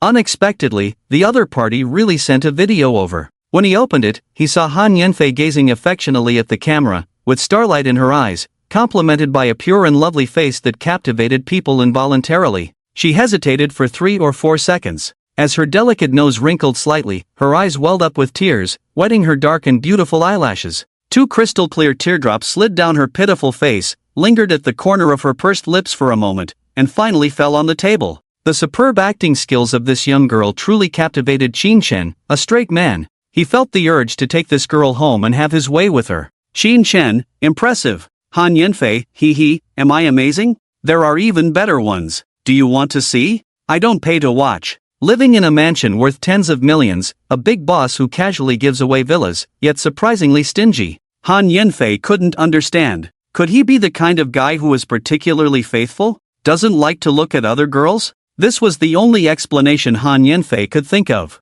If that's the case, then this uncle seems like a good person. System prompt, Han Yanfei's favorability +5. Qin Shen didn't expect that by rejecting her, he would actually increase her favorability. He realized that the other party might have mistaken him for a gentleman, so he quickly deleted the message he had typed on his phone. Just looking at it doesn't mean anything. And typed a new sentence, you don't need to take those photos, if you're short of money, I can lend you some. Han Yanfei looked at these words and felt more favorable towards this uncle who was willing to lend her money after meeting only once. I don't like owing money to others, why don't you buy something instead? What do you have? I can play games with you online, take cosplay photos, endorse your company, even a has-been star is still a star. What's your rank in 101? Top 1 million in the national server. So you're a gold-ranked god of war, my apologies. Han Yanfei blushed and typed, a big star playing games with you, and you care about ranks, such a typical straight man. Qin Shen, who had never reached gold rank, felt misunderstood. This sentence was his sincere respect. How much for playing games together? Wait a moment, let me check the market price. Han Yanfei had never done game companionship before, and after looking online, she found that the price for online companionship was pitifully low. Some people were willing to do it for 10 yuan per hour. The highest was only 100 yuan. Only offline companionship was more profitable, with some reportedly earning 2,000 yuan per session. She hesitated whether to go to Qin Shen's house to play games. After all, it was close to home, and that uncle didn't seem like that kind of person. Han Yanfei, friendship price, 500 yuan per hour online, offline price negotiable. Qin Shen was excited, not expecting offline companionship services. But he was currently at Xia Ting's house and couldn't do offline for now, so he could only try online first. Okay, log in and verify. He sent his ID over. Soon, a female player named Washed Away and Lead added him. After forming a team, the other party turned on the microphone. Hey, can you hear me? Her voice was clear and pleasant, like a warbler. Qin Shen didn't dare to speak because Xia Ting was doing aerobics in the living room, and he didn't want to be caught playing games with another girl. He put on his headphones and typed that his microphone was broken and the delivery hadn't arrived yet. Han Yanfei didn't suspect anything and started chatting with Qin Shen about what to play. She was very happy that she could play games and make money at the same time. Qin Shen preferred playing ADC, but after checking the other party's record with a tool, he found out that she was also an ADC, so he said he liked supporting instead. Han Yanfei was pleased that he didn't try to take her position and chose her signature hero, Caitlyn. Qin Shen picked a gloomy Thresh. With 5 times the reaction speed of an average person and super fast hand speed, his gaming level was now extremely terrifying. At critical moments, he could focus so much that the game seemed to slow down, giving him more reaction time. Every second for others was like a minute for him. It could be said that he had his own thoughts in every frame, even knowing the trajectory of minion attacks. With this body, he could now play professionally without any problems. Quite abnormal. Online, he helped Han Yanfei secure all the minions she missed. Whenever there was a chance, he would harass the enemy hero. When they reached the estimated kill line, he would go in with a combo, ignite, and then throw a lantern to bring in the enemy champion. Like feeding, fattening up the enemy champion. With a 20-minute quadra kill, he made her 1v3 on the spot.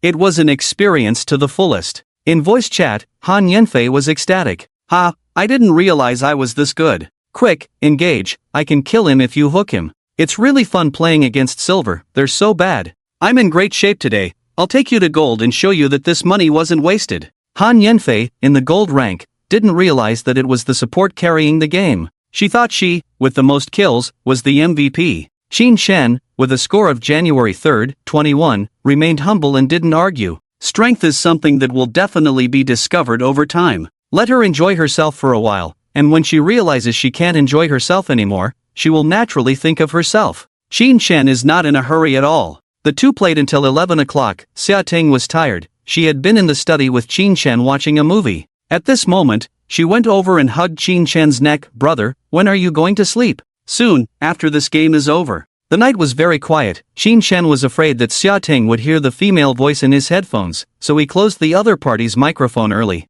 Who is this person washing away the lead makeup? Xia Ting doesn't like playing games and knows nothing about 101. However, with a woman's keen intuition, she found the ID that kept appearing on Qin Shen's screen very suspicious. "A gaming partner, helping me rank up," Qin Shen said calmly. "Is it a man or a woman?" Xia Ting asked softly. "You even want to check this?" "Darling," Qin Shen turned his head and kissed her, saying with a smile, "She's just a gaming partner, a tool to help me rank up." Xia Ting's doubts disappeared. It was just a gaming partner, not worth worrying about. "Oh, I was just asking casually." She leaned her soft body against Qin Shen's shoulder, whispered in his ear, "Brother, finish quickly, I bought a super sexy lace nightgown, pink."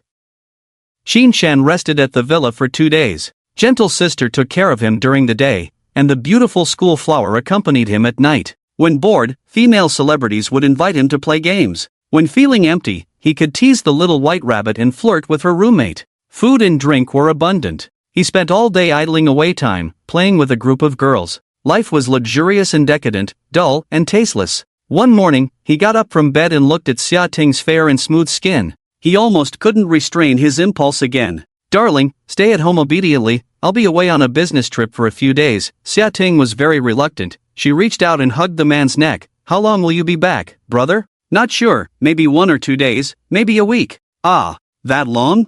"I'll try to come back early. If you're bored, you can go out with Xia Jie to play." Xia Ting hugged him tighter, wishing she could stick to him. For the first man she fell in love with, she didn't want to be apart from him for even a minute. "Be good, I can't take you with me now." Qin Shen rubbed her head. Xia Ting thought Qin Shen was going to deal with family matters and didn't make a fuss. She helped him dress neatly, kissed him goodbye, and watched him leave the villa reluctantly. Standing on the balcony, she gently rubbed her belly, silently praying that Qin Shen's seeds would be more powerful. Qin Shen worked the land for 3 days, tidying up Xia Ting meticulously, and his favorability reached 120. Now he could confidently go out and have fun. Sitting in the Rolls-Royce, Xiao Jia reported to him. His office building had been bought in the past 2 days. The company had also been registered. Recruitment information had been posted on various platforms, now waiting for office equipment to arrive, for the layout to be decorated, and for the staff to be in place. Qin Shen nodded frequently. Xiao Jia's work ability was still good.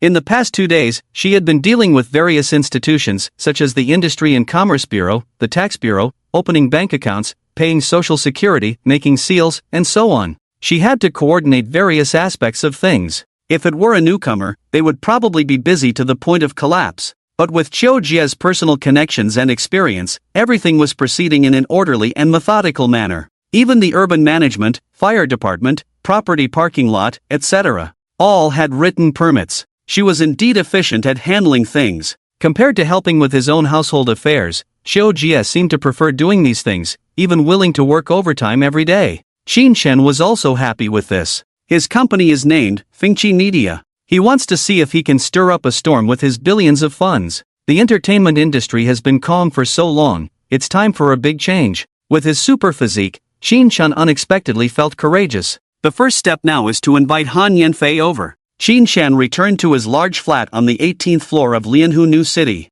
After taking a shower and changing into more casual clothes, he went out and pressed the doorbell across the hall. After waiting for a while with no response, Qin Shen took out his phone and sent a WeChat message. "Platinum God, are you not at home?" There was no reply from the other side. Qin Shen scratched his head and called the other person's phone. After a while, the call was answered by a soft female voice. "Hello, who is this?" Qin Shen recognized her as Han Yanfei's assistant, He Xiaojing. When playing games with Han Yanfei, this girl often came to encourage her to get up and move around. "Jingjing, I am Fei Fei's boss. Is Fei Fei too busy to play games now?" He Xiaojing did not recognize Qin Shen. She only knew that her star had taken on a gaming business privately. "Sorry boss, Fei Fei is currently filming and will get back to you later." "Oh, where is she filming? Can I come and take a look?" Qin Shen was curious about how the crew was working and whether there were many pretty girls there. "I'm afraid not, outsiders are not allowed in here," He Xiaojing hesitated. Send me the address, I'll come over later, Qin Shen said.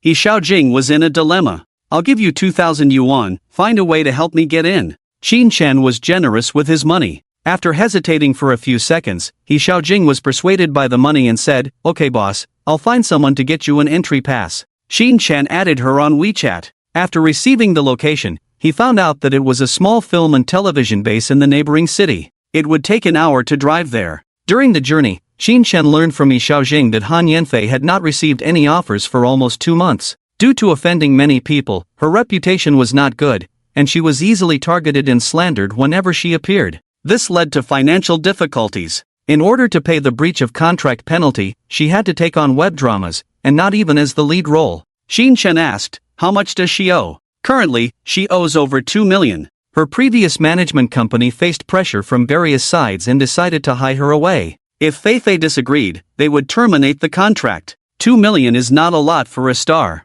As long as she was willing to lower her stance and cater to some producers or directors interested in her, paying off 2 million should be easy. Maybe she could even rise to fame and enjoy a luxurious lifestyle. But this girl preferred to work on low-quality productions rather than compromise with others. This showed that she was stubborn. Qin Shen liked this kind of girl. They drove in silence. Wang Gang drove at a steady speed and arrived at the entrance of the film and television base according to the navigation time. He Xiaojing was also waiting at the entrance. The girl was holding a sign with the words Qin Shen written on it, attracting attention. Qin Shen asked Wang Gang to stop in front of her, got out of the car, and smiled. "Jingjing, right?" He Xiaojing did not expect Qin Shen to drive a Rolls-Royce. Faced with such a big shot, she seemed a bit nervous. "Yes." Qin Shen glanced at her, 22 years old, around 70 points, slightly chubby, and had only been in love once. She was wearing a striped polo shirt, loose jeans, and carrying a bag. She seemed a bit shy. "Hello, I'm Qin Shen, thank you for your help." "Okay, boss Qin." He Xiaojing nodded and handed the crew pass to Qin Shen, saying, "They are currently filming, please follow me." "Thank you." Qin Shen followed her through the manned fence. Wang Gang came in without a pass, just because they came down from a Rolls-Royce. No one dared to stop such wealthy people. The group walked for a few minutes and took a brief tour. The film and television base has a total of 10 public space scenes, including ancient houses, stone bridges, ancient towns, arenas, inns, and other filming locations. Everything was done properly. Finally, they arrived at a movie studio that looked like a factory. The ceiling was very high, at least 6 meters. A group of people gathered in front of a green screen. Lighting boards, cameras, microphones, and various props crowded the scene. Qin Shen saw Han Yanfei wearing ancient costume here. She was not overly dressed up, but slightly powdered, with plain clothes and ink black hair, wearing a green smoke shirt, resembling a fairy draped in green water and thin smoke yarn, with skin like condensed fat and a fragrance like orchids, eyebrows as dark as distant mountains, eyes like autumn waves with affectionate gazes, beautiful like a fairy descending to earth. And this fairy was flirting with a young man on stage. Click. "No, do it again," the director frowned and angrily said into the microphone. "Feifei, can you do it? I want a seductive feeling. Do you understand what seduction means? Your eyes have no flavor at all, it's like teasing a dog." Han Yanfei looked a bit upset. Although she had rich acting experience, she was not very good at portraying a flirtatious woman. "Sorry, director. Sorry my foot, you've wasted so much time for everyone this morning. Do you think everyone's salary in the venue are free?" A person below, who was either a photographer or a production assistant, angrily accused. With him leading the way, others immediately joined in the criticism. "NG 10 times, can't you act at all? No wonder she's a has-been star, her acting skills are really hopeless. Such a waste of being so beautiful, but she's just a vase. She used to play young girls well, but now that she's grown up, she has no advantages." The scene suddenly became noisy. Han Yanfei, standing in the middle, felt extremely embarrassed by the comments. She was now playing the role of a courtesan in a brothel,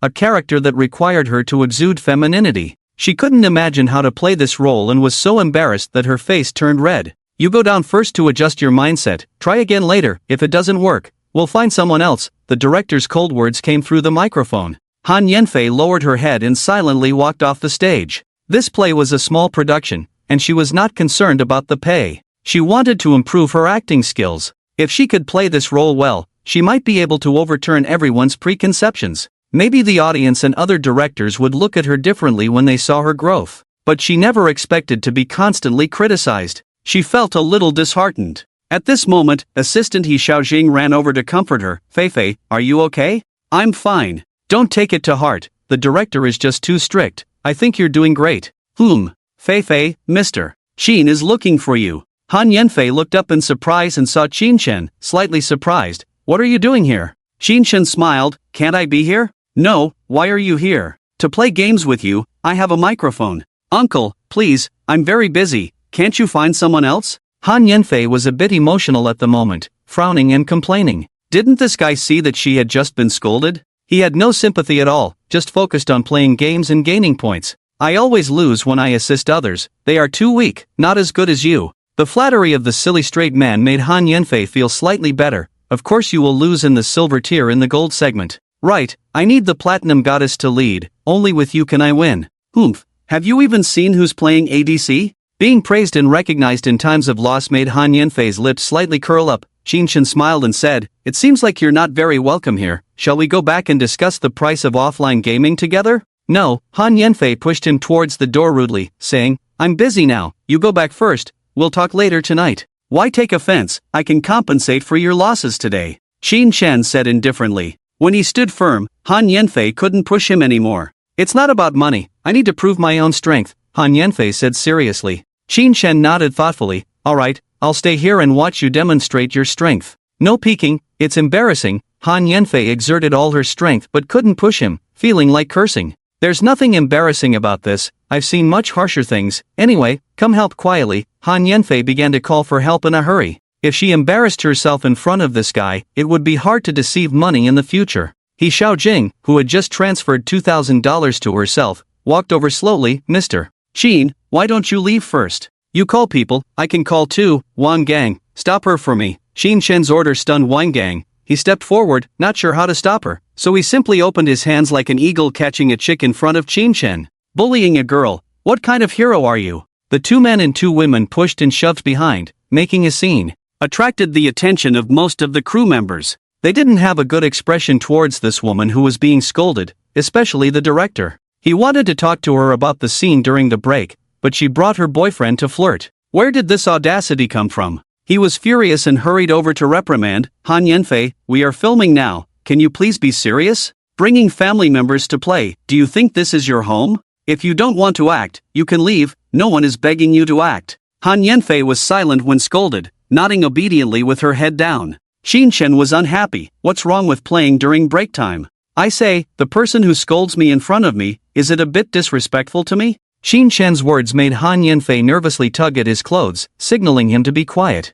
Who are you? The director looked puzzled at Qin Shen. Never mind who I am, you apologize to Fei now, or I will trouble you, Qin Shen said with an air of arrogance. The director had encountered some powerful second-generation rich kids. They really had the strength to say such things. He endured this anger and calmly said, I admit I was a bit harsh just now, but I still mean it. If you don't want to film, you can leave now, don't delay our shoot. He thought Qin Shen was from a wealthy family and had charmed Han Yanfei, wanting to show off in front of her. He wasn't very afraid of such people. After all, they were not in the same circle, he couldn't touch him, but it was best not to provoke if possible. Uncle, please leave first, don't disturb our shooting, Han Yanfei also persuaded Qin Shen. Qin Shen smiled and said to the director, I quite like your straightforward character, do you want to join me? The director looked a bit confused. Are you also a director? No, I am an investor, the director frowned and said, I don't want to waste everyone's time. We are a small production and don't have that much money to squander. 100,000, Qin Shen said calmly, can we delay you for an hour? The moment Qin Shen quoted the price, the director's face went from cold to warm, taking just a second. Both are actors, what face do they need? He smiled and said, young master, what are your requirements, just tell me. Han Yanfei stared dumbfounded at the director who changed his face like a Sichuan opera, and asked foolishly, Director, is my scene still being filmed? Yes, we will film it later. You rest first before filming. The director received the transfer of 100,000, his smile becoming more eager, his waist bending lower. He sincerely invited Qin Shen to his office. Mr. Qin, please come this way. What tea do you like? My office is simple, please don't mind. Han Yanfei watched him take Qin Shen away with a smile, feeling a bit uncomfortable. Just now, he was harsh on himself, but now seeing someone with money, he bowed and acted like a servant. She couldn't stand it. Director, I'm not acting. The director turned around, seeing Han Yanfei being stubborn, he said helplessly, my goodness, you've been causing trouble all morning, I've been patient with you, and now you come to tell me you're not acting, are you being fair to me? Han Yanfei's role had few scenes, just a few shots and a dozen lines. Filming for 2 or 3 days would be enough, with a salary of less than 10,000. Originally, if she didn't act, it would only waste half a day. He didn't care. But now it's different. The big boss next to her was here for her, just met and already spent 100,000 on her. If she left, how could she negotiate with the boss later? So the director had to smile and persuade her. I was angry just now, don't take it to heart. This scene is very important. If you can portray the feeling of a courtesan, it will be very helpful for your future acting career. You've made some progress just now, think about it, don't give up easily. After a few kind words of persuasion, the director finally appeased Han Yanfei. Then he looked at his watch, realizing time was short, so he clapped his hands to attract everyone's attention. He loudly announced to everyone, let's take a break, it's almost 11, that's it for the morning. After lunch, we'll start filming half an hour early. The on-site staff, hearing this, listlessly began to pack up their things. They heard the director talking to the man, knowing the director was going to attract investment. But this had nothing to do with them, they only felt it was affecting their rest time, each quietly complaining about the director and the investor. Damn, having money is so great, our time doesn't matter, right? Exactly, we've worked so hard for so long, all in vain, just thinking about it makes me angry. Work a day, get paid for a day, don't think too much, we're paid by the day anyway. I envy that Han Yanfei, finding a sugar daddy to support her, she'll probably be popular in the future. Exactly, female celebrities nowadays don't need acting skills, just find a good daddy. The voices were very low, only Qin Shen could hear. He realized he had indeed disrupted their normal filming and didn't say anything. But at that moment, a handsome young man stood up, walked angrily to the director, and questioned, Director Su, did Sister Hua invest so much money just to have you visit her home? Qin Shen looked him up and down, wearing a gorgeous robe, around 20 years old, with red lips and white teeth, handsome and cute. But his peach blossom eyes were full of a rebellious look. It was annoying to look at. Sorry, Mr. Fong, this is a special situation, please forgive us, the director awkwardly smiled. The male student known as Fong Xiao is the male lead of this drama, named Fong Jejun. This drama was created because he wanted to experience what it feels like to be the protagonist. His half-sister invested 8 million and organized this drama for him. Essentially, everyone on set relies on him for a living. If the film can't be made, do you still have the mood to drink tea with others? What kind of director are you?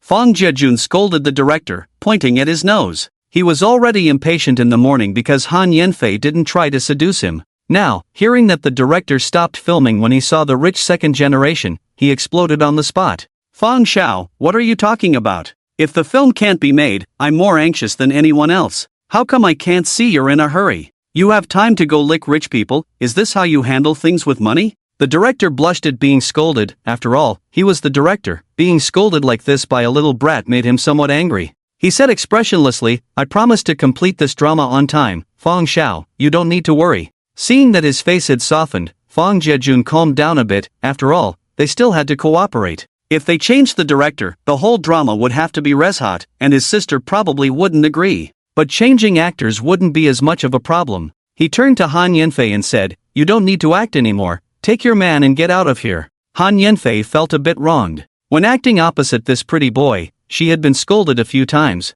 Now, hearing him drive her away, tears of anger almost welled up in her eyes. She couldn't control herself and said, why are you kicking me out? The director hasn't said anything. Fong Jejun arrogantly said, I'm the investor, I call the shots here, so get lost. You. Han Yanfei couldn't vent her anger, her face turning red. At this moment, Qin Shen understood why the other party was so arrogant. Qin Shen glanced indifferently, saying, kid, mind your words. Fong Jejun, seeing Qin Shen's extraordinary demeanor and the bodyguards behind him, cautiously asked, who are you? It doesn't matter who I am, I'm just reminding you to be more low-key as a person. What's it to you? Hearing Qin Shen's implication of investing just now, Fong Jejun didn't dare to offend this wealthy man, so after saying those words, he went to pressure the director again. Director Su, are you going to film this or not? If not, I'll find someone else. The director looked very troubled, hesitating, and stammering. Qin Shen joked, Director Su, it seems like you don't have much status in the drama. The director forced a smile and remained silent.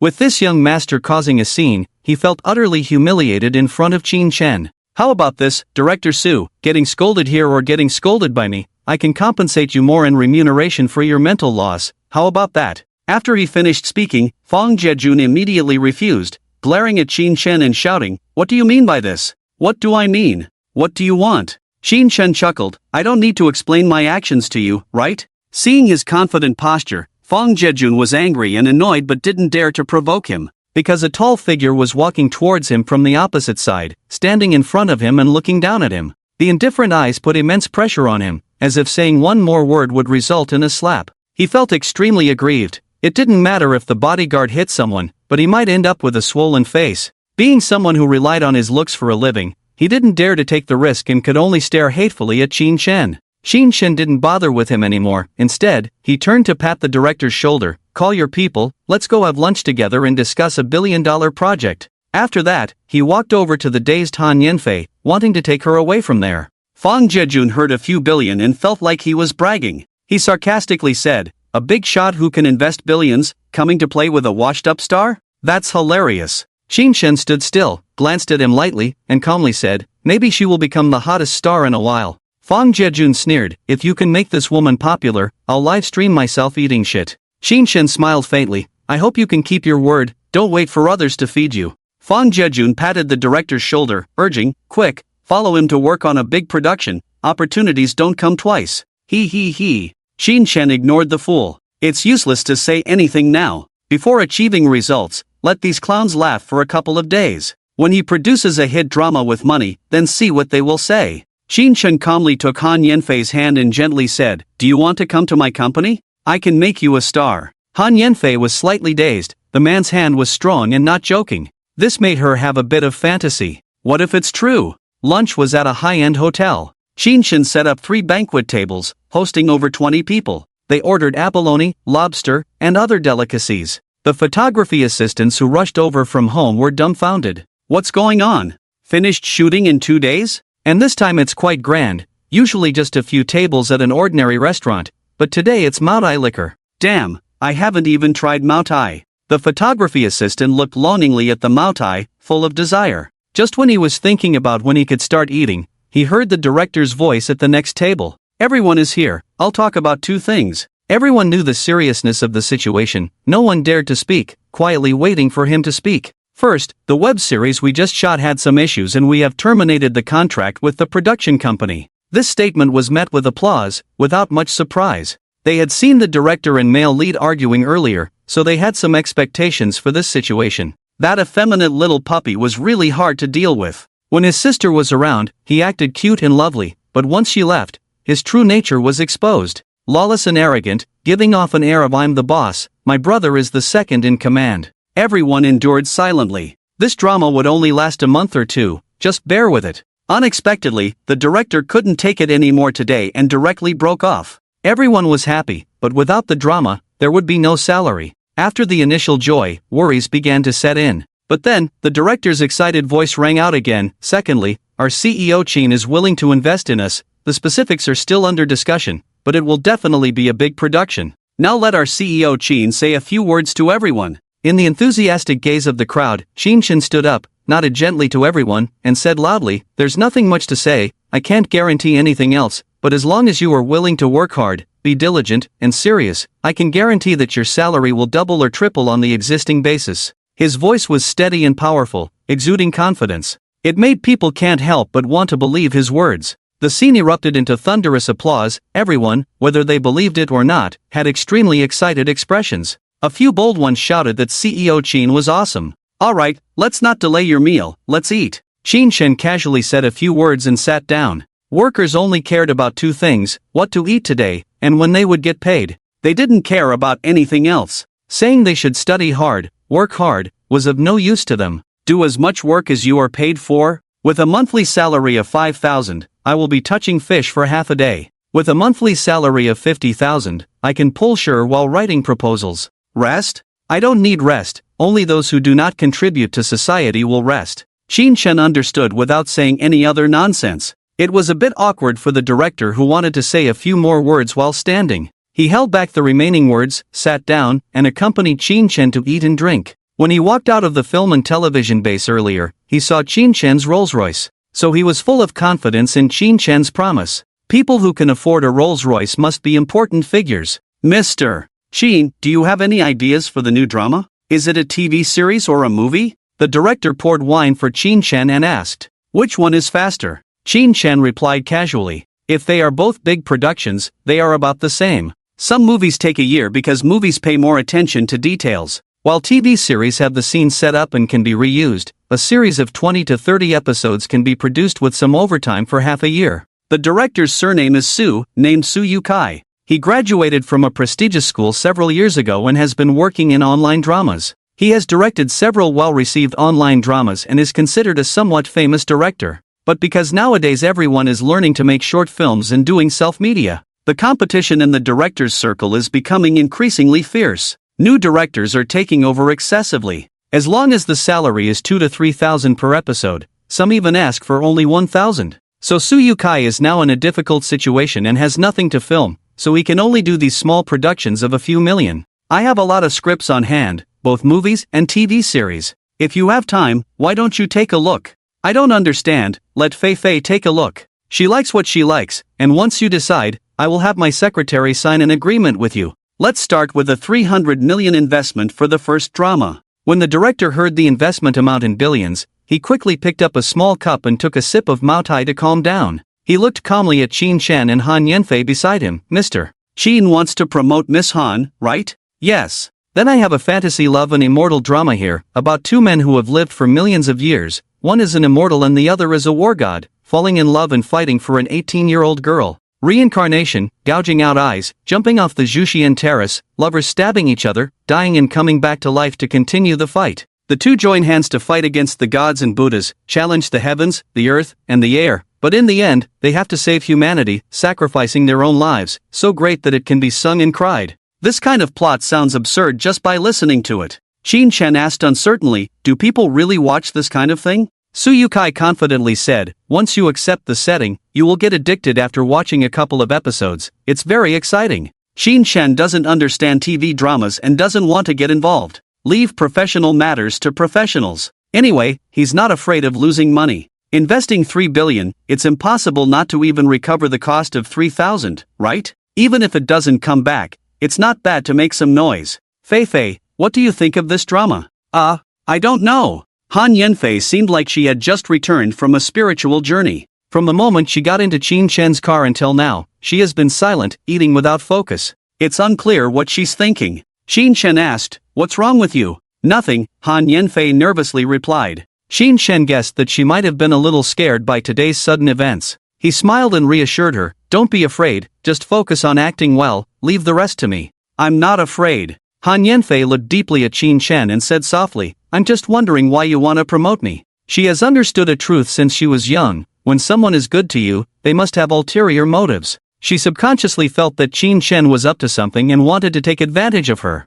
But through the exchange of playing games these past 2 days, she felt that Qin Chen was not the kind of man with ill intentions. She was very puzzled, not knowing why Qin Chen did this. Actually, there's no reason, I just think you're quite cute and wanted to help you, Qin Chen said truthfully. Han Yanfei looked straight at Qin Chen, only to see his eyes full of sincerity, without any pretense. She felt a strange palpitation in her heart. If what he said was true, wouldn't she be playing the leading lady role? A drama worth billions, just falling into her hands like that? But is there really a free lunch in this world? Looking at the exquisite dishes on the table, Han Yanfei nervously said, Uncle, even if you support me, I won't sleep with you. Qin Chen, munching on roasted lamb leg, nonchalantly replied, well, I have a girlfriend, so I don't need you to sleep with me. Seeing that he really had no interest in her, Han Yanfei suddenly felt unhappy. Being rejected so openly by a rich, handsome, and faithful man, she felt deeply hurt. Why are all the good men taken? Even though she's not bad herself, why doesn't he have any interest? A sense of competitiveness arose in Han Yanfei, and without thinking, she said, if I don't hold you responsible, will you sleep with me? Her delicate and pretty eyes narrowed slightly, her plump lips pouting slightly to show a bit of defiance. The young girl had bright eyes and white teeth, looking sweet and lovely. Especially dressed in ancient fairy attire, she had a special charm. Qin Chen liked her, but with so many girls around him now, and after days of hard work, he didn't have much desire at the moment. And after this period of tempering, he no longer felt as eager for girls as he did at the beginning. Anyway, whenever he wanted, there were women ready to serve him. Just like not feeling hungry when one is full. With food in front of him, he could eat it or not. He casually said, don't worry, I'm not interested in your body. After saying that and seeing the girl's disappointed face, Qin Chen added with a smile, but I do like seeing you smile, I used to like it a lot. Ha! The young girl suddenly showed a surprised expression. When you played that little princess before, I thought that when I made it big, I would definitely protect and cherish you. Qin Shen's words made Han Yanfei very happy. It was something to be proud of that her performance was liked by someone. However, thinking that this man only liked her past self and had no interest in her present self, Han Yanfei couldn't help but look at Qin Shen suspiciously and quipped, "Uncle, do you have a Lolita complex?" Qin Shen almost sprayed out his drink, coughing several times. After recovering, he said irritably, "Get lost, I'm not a pervert." Han Yanfei said seriously, "Perverts usually don't admit they are perverts." Qin Shen glanced at her sideways, "Are you saying you don't want to be the female lead anymore?" Han Yanfei immediately shrank her neck, showing a pleasing smile, and apologized obediently, I'm sorry, how could a good person like you be a pervert, right?" Qin Shen snorted coldly, looking at her with ill intentions, as if figuring out how to deal with her. Han Yanfei's smile froze, looking around nervously. Seeing the juice in front of her, she had a sudden idea, picked it up and said, "I misspoke, I'll punish myself with 3 cups." After saying that, she picked up a tall glass filled with juice and gulped it down. Then she eagerly reached for the large bottle of soft drink on the table. Her assistant He Xiaojing clenched her fists. 3 cups of sugar would exceed today's calorie limit. She wanted to stop Fei Fei from drinking more, but this was part of the social drink, and she didn't know how to advise her. She could only sit aside and worry. Han Yanfei didn't mind when she drank the 2nd cup, but she felt a bit full after finishing the 3rd cup, losing her appetite for anything. Sometimes, drinking 3 full cups of beverages doesn't feel any better than drinking a small glass of white wine. Qin Shen kept teasing her by feeding her food, watching her eat with a smile. Han Yanfei looked bitter, tempted by the female lead. She swallowed with tears. Then she picked up half a cup of juice and reluctantly toasted Qin Shen. Su Yukai saw them being so intimate, joking and laughing. He didn't dare to go over to persuade them to drink, so he chatted with Xiao Lily, who came over about work-related matters. Xiao Lily was stunned when she heard the boss say they were going to invest 3 billion to produce a drama. She was at a loss. She hurriedly took a high-speed train to the hotel, not in the mood to eat, just feeling anxious. Their company had just started, not even having a single cat, let alone cleaning. And now they wanted to start a 3 billion project directly? And it was the most complicated and troublesome drama. Their company didn't even have a finance department now. Suddenly asking her to step up as a producer, who could bear it? Faced with various professional questions from the director, she could only respond vaguely. "Let's eat first and discuss later." She was under a lot of pressure. She had no experience in such projects. Although she had been cramming knowledge in this area desperately these past 2 nights, the time was too short. She had only studied for 2 days. She forced herself to finish the meal and bid farewell to the director. Sitting in Qin Shen's car, ignoring Han Yanfei's presence, she directly said to the boss in the back seat, "Boss, our company urgently needs to hire people. We can't wait online anymore. We need to find a specialized headhunting company to recruit experienced talents in the industry." Qin Shen didn't quite understand these things, but he didn't like the faces of those experienced people. Those people relied on their connections and acted arrogantly, as if they were demanding him to work for them. He didn't expect to make money in the early stages of running this company. Anyway, it was a time to burn money now, and it didn't matter how it was spent. Give the newly graduated young people a chance, don't hire old hands. It's okay to make mistakes and lose money, as long as they are serious. Xiao Lily anxiously said, "Boss, do we have to hire young people for all positions like chief planner, supervisor, producer, coordinator, finance, and operations?" "Why not?" Qin Shen said indifferently, "Consider this project as a training ground for you all, give you half a year to grow, and after 6 months, directly eliminate those who don't meet the standards, keep those who are willing to learn and endure hardships, and continue to be responsible for bigger and more projects." This. Xiao Lily was speechless, shocked. How much money did the boss have to use a 3 billion project as a training ground? "Stop worrying about this and that," Qin Shen impatiently interrupted Xiao Lily. "You don't need to worry too much, the money is for you, spend it on Fei Fei. Our top priority now is to promote her. The 3 billion is just the production cost of the TV series, boldly find people to quote for other public relations expenses." Xiao Lily, sitting in the front row, was dumbfounded, turned her head in a daze, her heart churning with waves, unable to calm down for a long time. They had invested 3 billion, and they needed to continue to add funds? And telling her not to worry? Damn, with so much money, how could she not worry? "You can be carefree with your money, saying a word for a project worth several hundred million. I have to be responsible inside and out. In the early stages, the project needs to be approved, the core creative team needs to be formed, and the production costs need to be calculated. In the middle, control and coordinate the shooting production effectively, liaise with all units and personnel. In the later stage, negotiate and find cooperation with distribution platforms, promote and publicize your own films. With so much to do, if you don't care, who will? Just give that young director $3 billion directly and let him go wild? No one supervises, who knows what he will do with the money? Xiao Lily always thought that Qin Shen would only be irresponsible to young girls. Now it seems that he is equally irresponsible to older women like herself.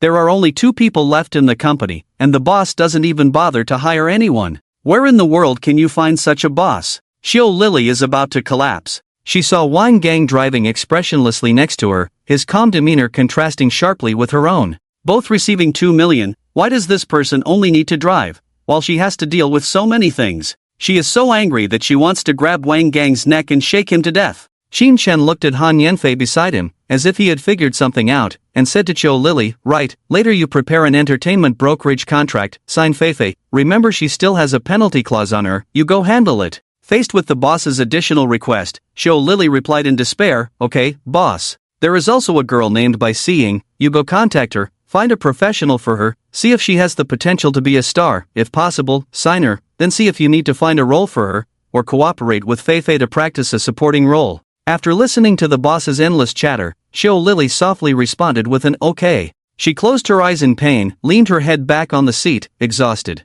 She didn't want to struggle. If the company went bankrupt, she could just resign. There was nothing to be afraid of. Her tightly closed eyes left behind 2 lines of tears that were too heavy to bear. Meanwhile, Qin Shen sitting in the back seat had no idea how complicated things were. He didn't care if the company would go bankrupt because his way of playing was different from others. The money in his system was never-ending, so he didn't start the company to make money but to spend money. Personally, no matter how much he spent, he wouldn't get much back. But if the company spent money, some would come back. The more spent, the more returned. The system had no restrictions on him spending money to please goddesses or indirectly funding dog-like behavior. The only restriction was that the goddesses needed absolute freedom. In other words, the contracts he signed couldn't have penalty clauses. In case he worked hard to make a girl famous and she ran away, Qin Shen would be helpless. Damn! Too damn helpless. However, since he was spending the system's money, Qin Shen had no room to protest. Spending the system's money and dating his girls was already a jackpot.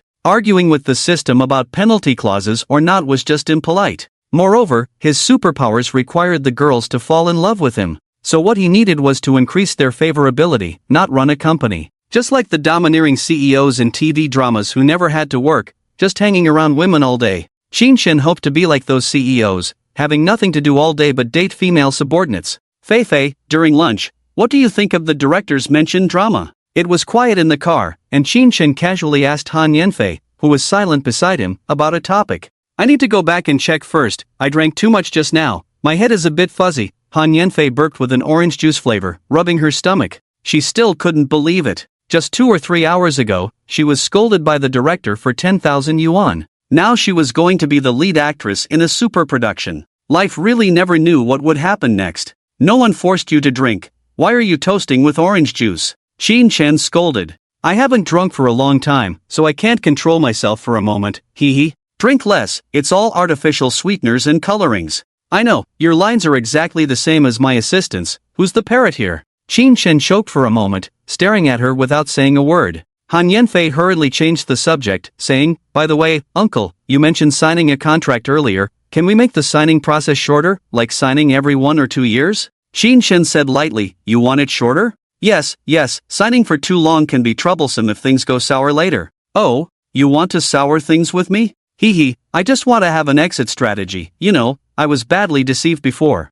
Han Yanfei began to complain about her previous company. She signed a 10-year contract with that entertainment company. It was the most precious 10 years of her life. Everything was going smoothly at first, with everyone praising her during her peak. But later, she was ostracized by the entire entertainment industry, losing her stardom. The company did not support her, but instead wanted to exploit her remaining value. They arranged for her to perform at entertainment venues or appear at events hosted by wealthy individuals. Han Yanfei disagreed, so the company hid her away. Being hidden away meant cutting off all her sources of income. Because she signed an exclusive contract, all commercial activities were handled by the agency, so she couldn't even work on her own. She had no choice but to terminate the contract, fought a long legal battle, and ultimately lost. How could a young girl compete with an entertainment company that had a professional legal department? So she had a natural fear of contracts. When she heard Qin Shen wanted to sign a contract, she hoped that, considering she had helped him succeed, he would be merciful and not sign for too long, fearing she wouldn't be able to endure it.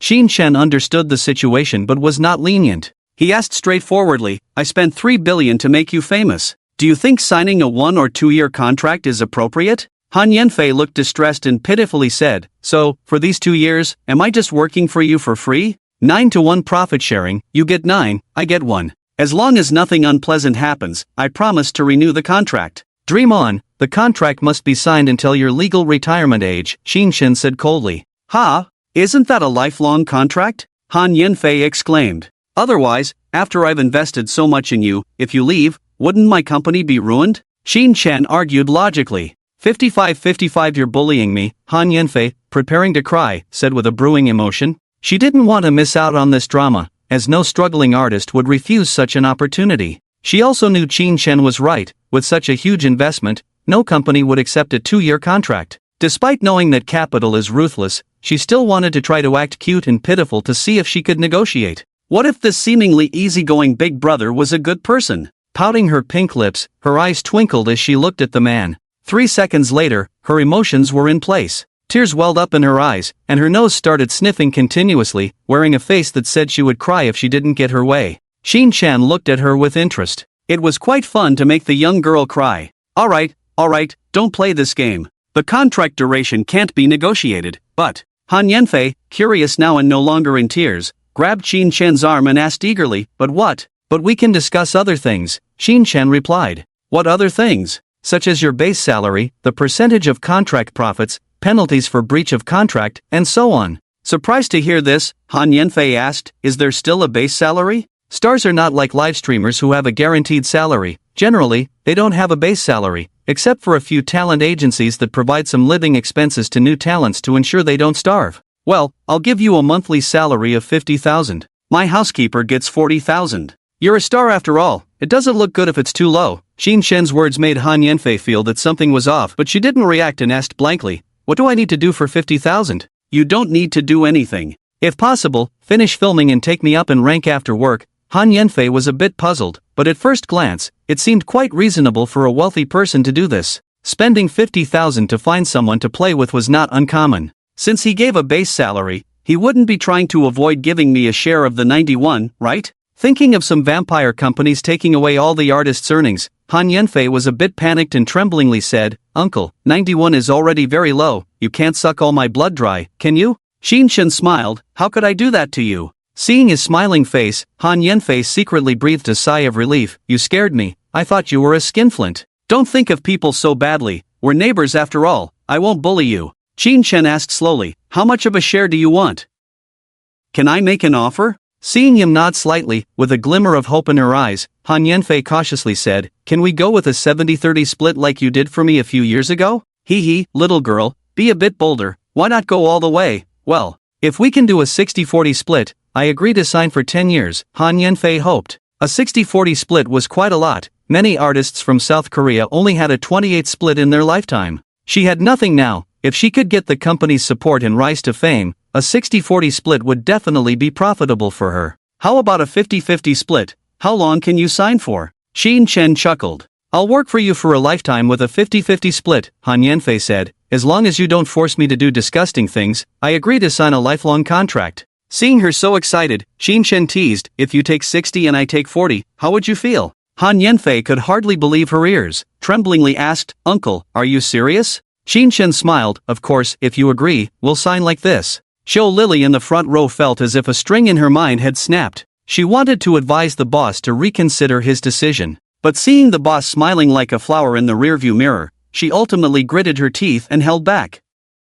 The treatment sounded outrageous, but if it was a permanent collaboration, she could reluctantly accept it. Han Yanfei was full of shock. A 50-50 split was the top treatment for a talent agency. Except for some superstars who ran their own studios and didn't need a talent agency, for stars like her who relied on the company for all resources, let alone a 50-50 split, they wouldn't even dare to think about a 40-60 split. Now, to have the tables turned and get 60% herself? What's the catch? Not making money anymore? Han Yanfei peeked around at Qin Shen, still unable to find where he hid his foxtail, suspiciously asked, "Uncle, I remember you only drank 2 bottles of Yangchuang at noon, you're not drunk, are you?" She moved closer, raised 2 fingers in front of Qin Shen and asked, "How many is this?" The little girl was mischievous, lively, and resembled Xiao Xiao from the movies. Wearing a printed slim-fit dress, the V-neck was quite open due to her leaning forward. Qin Shen glanced, then withdrew his gaze, calmly reminding her, "You're exposed." Han Yanfei looked down at herself and indeed found that she was exposed.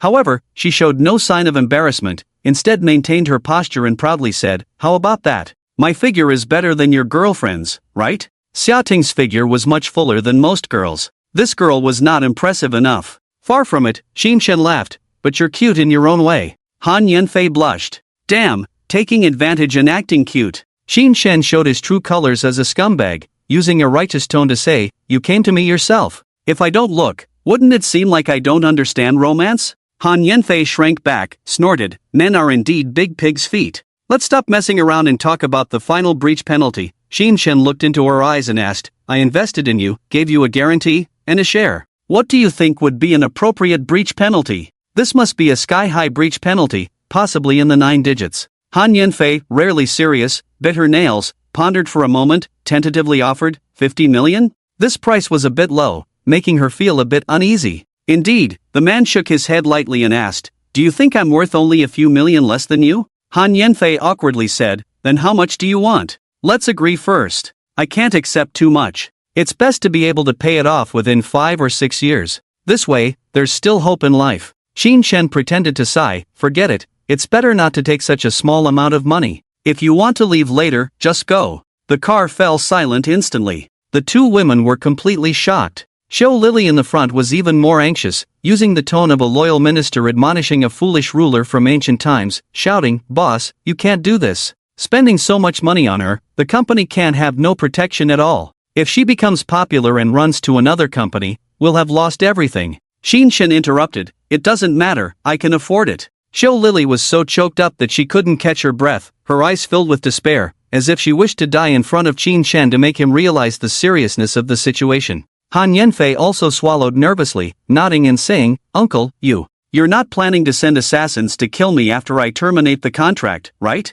If he didn't want money, then he must want her life. A wealthy and willful big boss could do anything. There were too many dirty things in the entertainment industry, with a bunch of stars committing suicide due to depression. Who knows if it was really suicide? Han Yanfei was so scared by her own imagination that she trembled. Then, a sharp pain hit her head, interrupting her thoughts. A cold voice sounded in her ear. "Calm down, we have no grudges. Why would I want to kill you?" Han Yanfei held her head, timidly saying, "How about we sign for 3 billion? I'll help you earn back the capital before terminating the contract, okay?" Qin Shen realized that the current situation was similar to the first time he wanted to give Xia Ting a house. Both times, the other party was suspicious. To avoid repeating the same mistakes, he held her hand, soothingly saying, "Don't worry, I just don't want you to be bound by these restrictions. I don't care about the breach penalty, I care about you as a person." Han Yanfei misunderstood something, looking at Qin Shen pitifully. "But, didn't you say you don't need me to accompany you?" "I'm not that kind of person," Qin Shen said firmly. "Then why are you so good to me?" Han Yanfei doubted. Facing this question, Qin Shen was prepared. He spoke in a gentle tone that could make a mother pig pregnant. "Do you believe that there is someone in the world who sincerely treats you well, without expecting anything in return, just hoping you can be happy?" "I don't believe it," Han Yanfei said decisively. As an artist in the entertainment industry, she was used to the darkness of human nature. People could do anything for money. She never imagined that one day, a man who cherished her, pampered her, and let her be free would appear. Faced with Qin Shen's affection, she only thought of one possibility. "Uncle, you don't want to be my father, do you?" Qin Shen helplessly replied, "What are you thinking?" Han Yanfei immediately started acting. "Uncle, I heard that you don't have children. Although my parents are not dead, they are almost like dead. If you don't mind, I want to take care of you in your old age." The young girl squatted in the car, acting with sincerity. The subtle yet eager look in her eyes was like a blatant seduction. Qin Shen managed to suppress his bad thoughts. He rubbed the girl's head and showed a gentle smile. "At most, I can only treat you like a little sister. You don't need to take care of me. I will take care of you in the future." With one sentence, the relationship between the two instantly became subtle. Han Yanfei was just playing around at first, but seeing the other person being so serious, she suddenly felt that things were getting strange. Especially when the man's hand touched her, she inexplicably felt a sense of happiness that she could rely on. Being alone outside for so long, she hadn't felt this kind of feeling in a long time. She squinted her eyes, enjoyed it for a while, and then said in a casual tone, "So, uncle, you like it when people call you brother?" "I am a more traditional man and cannot accept those strange names from the entertainment industry. You really lack romance, uncle." Qin Chen glared at her irritably. Han Yanfei chuckled and leaned on Qin Chen's shoulder. System prompt, Han Yanfei's favorability plus 20. Qin Chen was puzzled, not understanding what this girl was up to. But he hadn't spent any money yet and had managed to deceive her by 35 points. He was quite satisfied with this progress. On the way back, Qin Chen said a lot of deceiving words to the young girl. He promised that she could do whatever she wanted in the future, even if she wanted to go to heaven, he would help her. Han Yanfei did not increase her favorability further. Xiao Lily listened to the boss flirting. Unable to resist, she rubbed the goosebumps on her arms. The affection of the wealthy made it difficult for her, a woman in her 40s, to resist. If she were 20 years younger, maybe she could have a cheesy romance with the boss. At that time, she was still young and beautiful, like a flower, and was even named the campus belle. Alas, fate plays tricks on us. The car steadily returned to Jiangcheng and parked in the parking lot of Lianhu Community. The three of them arrived at the 18th floor and entered Qin Chen's home. After admiring the luxurious 480 square meter duplex for 3 seconds, Xiao Lily immediately took out her notebook and swiftly drafted the contract.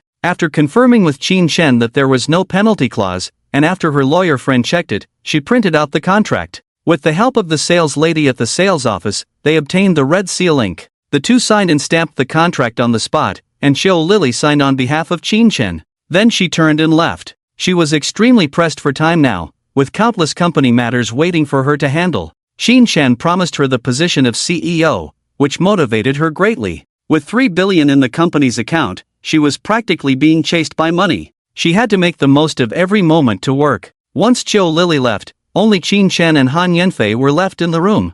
They remained silent for a while, neither of them speaking. After signing the contract, Han Yanfei felt quite emotional. She had never seen such an outrageous contract in her life. She didn't know if this wealthy man was serious or not. Without seeing real money, Han Yanfei couldn't help but feel anxious. Meanwhile, Qin Chen was thinking about how to approach this girl. Judging by her smooth-talking attitude, the usual tricks probably wouldn't work. Only sincerity could touch such a cunning girl. The two remained quiet for a few minutes. Qin Chen went to the fridge to get drinks and asked, "What would you like to drink?" "Coke, thank you." Being alone in a room with a man, Han Yanfei behaved much more obediently. She didn't make any more jokes. Faced with what might happen next, she was somewhat prepared. The man's house, car, driver secretary, and the 100,000 yuan he casually gave to the director. Not one does not indicate that the other party is really wealthy. If she can win the man's favor today, the 3 billion investment should have a good chance of materializing. Although ultimately she still has to rely on her body to gain favor, she feels that she can accept this handsome and gentle man. "Here, your mineral water." Qin Chen opened his own cola and drank almost half of it in one breath. Han Yanfei stared, asking, "Isn't this cola for me?" I suddenly remembered, Jingjing told me when she left quietly, that you can't drink beverages today. "Really, uncle, you are such a wealthy big boss, listening to a little assistant?" "Well, she said your blood sugar is a bit high. That annoying girl, saying everything, when she comes back, I'll tear her mouth apart," Han Yanfei said angrily. "Just drink mineral water," Qin Chen said. Han Yanfei took the mineral water, feeling a bit confused. She was touched by the care, but also annoyed by him drinking cola in front of her. After a while, she calmed down a bit. Watching the man's Adam's apple move, Han Yanfei felt a strange impulse. "Hey, uncle, be gentle later, it's my first time." "Put." Qin Chen almost sprayed cola on her face, but managed to turn his head in time. It was the first time he had seen a girl so bold to say such a thing, and the tone seemed off. If he took advantage of her now, it would just be a transaction between them. It would be difficult to improve her favorability in the future. It was not the time to show his fangs yet, so Qin Chen chose to endure. "Don't think too much, I don't mean that," he said seriously. Han Yanfei stood up, walked gracefully in front of Qin Chen with the graceful steps she had learned in the morning, and said with a seductive smile, "Stop pretending, uncle, it's just us here, you can do whatever you want." Her smile was charming, her eyes full of teasing. Qin Chen finally understood why the director called cut. It didn't seem like seduction, but rather like she wanted to tease him. He quickly took 2 steps back, creating distance, and said seriously, "Miss, please behave yourself. You just said you wanted to take care of me in my old age." Han Yanfei didn't expect the man to refuse at this moment. She looked embarrassed, and said hesitantly, "I was just acting, okay?" The girl's shy appearance was more charming than when she was teasing earlier. With her petite figure standing there like a budding lotus, she was a stunning beauty. Qin Shen sat awkwardly on the sofa. "Fei Fei, I think we need to have a serious talk." "Uncle, come on." Han Yanfei pressed her whole body against him, wrapped her arms around his neck, and knelt one leg on the sofa. Qin Shen felt it necessary to show her his strength. He raised his hand and, when the girl closed her eyes as if expecting a kiss, he slapped her hard on the back. Smack! The burning pain made Han Yanfei scream and jump up. "Damn, you're serious?" She turned her head and saw a red mark on her waist, with the fingerprint behind it now gone. Han Yanfei glared angrily at Qin Shen. "Don't think I won't hit you just because I have a good temper," Qin Shen said calmly. "You!" Han Yanfei was furious. For the first time, she took the initiative to lower herself to someone, only to be rejected by the man. Who would believe that? Did she really have no charm? Or did this man really not like her body? Tears welled up in Han Yanfei's eyes. Seeing the girl's eyes turn red, Qin Shen knew he had hurt her too much. He didn't go to apologize. This girl needed to be taught a lesson. Otherwise, if she acted out again, he might not be able to handle it. When the little girl leaned in, he could smell the unique fragrance of a young girl and feel her nervous heartbeat. "Fei Fei, do you know what you're doing?" Qin Shen sat on the sofa, calming himself down slowly. "I know, don't men like this?" Han Yanfei rubbed the sore spot, looking resentful. "What I'm asking is, do you like doing this?" The man's voice was calm, making one involuntarily ponder his words. Han Yanfei didn't know if she liked it or not, she just felt she should do it. "I like it very much. Uncle is young, rich, and caring. Who wouldn't like that?" "Are you sure?" Qin Shen said expressionlessly. "Is uncle afraid that his girlfriend will be unhappy?" Han Yanfei said indifferently, "If your girlfriend comes, I'll just hide." The girl's words were somewhat heartbreaking. What kind of experience would make a 22-year-old girl willingly degrade herself? Qin Shen stood up, reached out, and pinched her cheek, gently shaking it. "Are you not taking my words to heart at all?" "Ouch! Let go!" Han Yanfei grabbed the man's hand with both hands, trying to pull it away. Why is this man touching her mouth? Is he implying something? Han Yanfei's thoughts started to wander. But what the man said next surprised her. "I said I would make you happy and carefree, without worrying about money or pleasing anyone. You don't have to think about those bad things. With me around, you can live happily and carefree like before." Han Yanfei was stunned for a moment. She looked up at the man's calm face, his deep eyes making it hard to meet his gaze. She opened her mouth but didn't know what to say. After a while, she regained her senses and exclaimed, "Uncle, are you really planning to raise me like a daughter? If you go back to how you were before, I'm willing to raise you like a daughter." The man's eyes held tenderness, sincerity, and a hint of fondness. She had never seen such pure eyes before. The wealthy people in the entertainment industry used to look at her as if choosing a product, cold and chilling. Or they treated her like a toy, shamelessly without disguise. But the man in front of her had eyes free of desire and greed, gentle and intoxicating. Han Yanfei felt like crying for no reason. But she held back. "Uncle, are you infertile? Otherwise, why would you want to raise me as a daughter?"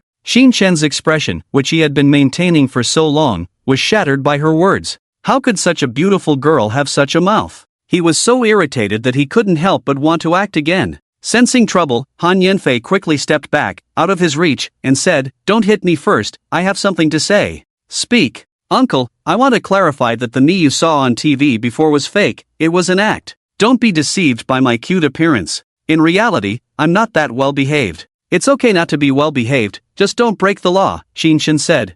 "I'm lazy and stupid, lazy and gluttonous, I like to curse people. Except for being slightly better at games than the average person, I don't have many good qualities." Han Yanfei blushed as she spoke, stealing a glance at Qin Shen's expression, seeing that he seemed indifferent. She continued weakly, "If I don't act, I'll eat and live off you all day, like a shut-in watching dramas and playing games, and criticize online celebrities every day. Would you still want to support me?" Qin Shen looked at her seriously, seeing hope in her eyes. It seemed like these were her ultimate dreams. Qin Shen rubbed his forehead, feeling a headache coming on before even starting to support her. "Do you think I would support you?" The young girl shyly grabbed Qin Shen's hand and coquettishly said, "You're such a good man, you shouldn't mind me being lazy, right?" "You're dreaming." Qin Shen pushed her away. It's really hard to act affectionate in front of such a mischievous girl. Only by losing his temper could he ease his mood. Han Yanfei weakly said, "Didn't you say you wanted me to be happy? I can only feel happy lying down. If you don't act, how can you criticize those celebrities? If you eat yourself into a 300-pound fat person, do you think I won't slap you away?" Humph, all talk, when it comes to action, you show your true colors, men. Xin Chen angrily pinched her face with both hands, pulling and tugging back and forth, making her delicate face turn red. Han Yanfei begged for mercy in pain. System prompt, Han Yanfei's favorability plus 20, Xin Chen didn't expect that beating her up would increase favorability? Does this girl have some strange attribute? After a beating, the relationship between the two became much closer. Later, Han Yanfei shamelessly came to Xin Chen to play a game. Xin Chen reluctantly played with her. Because all the operations were done on a small phone, Xin Chen's strength decreased a lot. However, winning a group of diamonds was still easy. The two sat on the sofa playing happily all afternoon. On the other side, Fang Jejun, who didn't win the argument, was furious. He went to an entertainment company called Tianyue Entertainment. He rushed into the general manager's office and cried to a fat woman in her 40s. "Sister Hua, they bullied me." The fat woman's face trembled with fat. She hugged her little puppy, comforting, "What's wrong? Who bullied you?" The director of that crew, to promote an expired vase, stopped filming my drama. Ah, is the director crazy? What happened exactly? Fang Jejun exaggeratedly recounted today's events. Basically, Xin Chen was unreasonable and arrogant, pretending to be someone else to please his woman and snatching someone else's person. The fat woman listened and got a bit angry. Where did this little nobody come from, daring to mess with the big boss? The fat woman's name was Hua Yanan. She came from Hong Kong and was a well-known agent and producer in the Chinese entertainment industry, having promoted several big stars. She had a big reputation in the entertainment industry, and everyone called her Sister Hua. Who is that vase the rich second generation wants to promote? It's that despicable person who publicly insulted you before, Han Yanfei. So it's that B*TCH, thinking she can turn things around by finding a backer. Hua Yanan angrily took out her phone, dialed a number.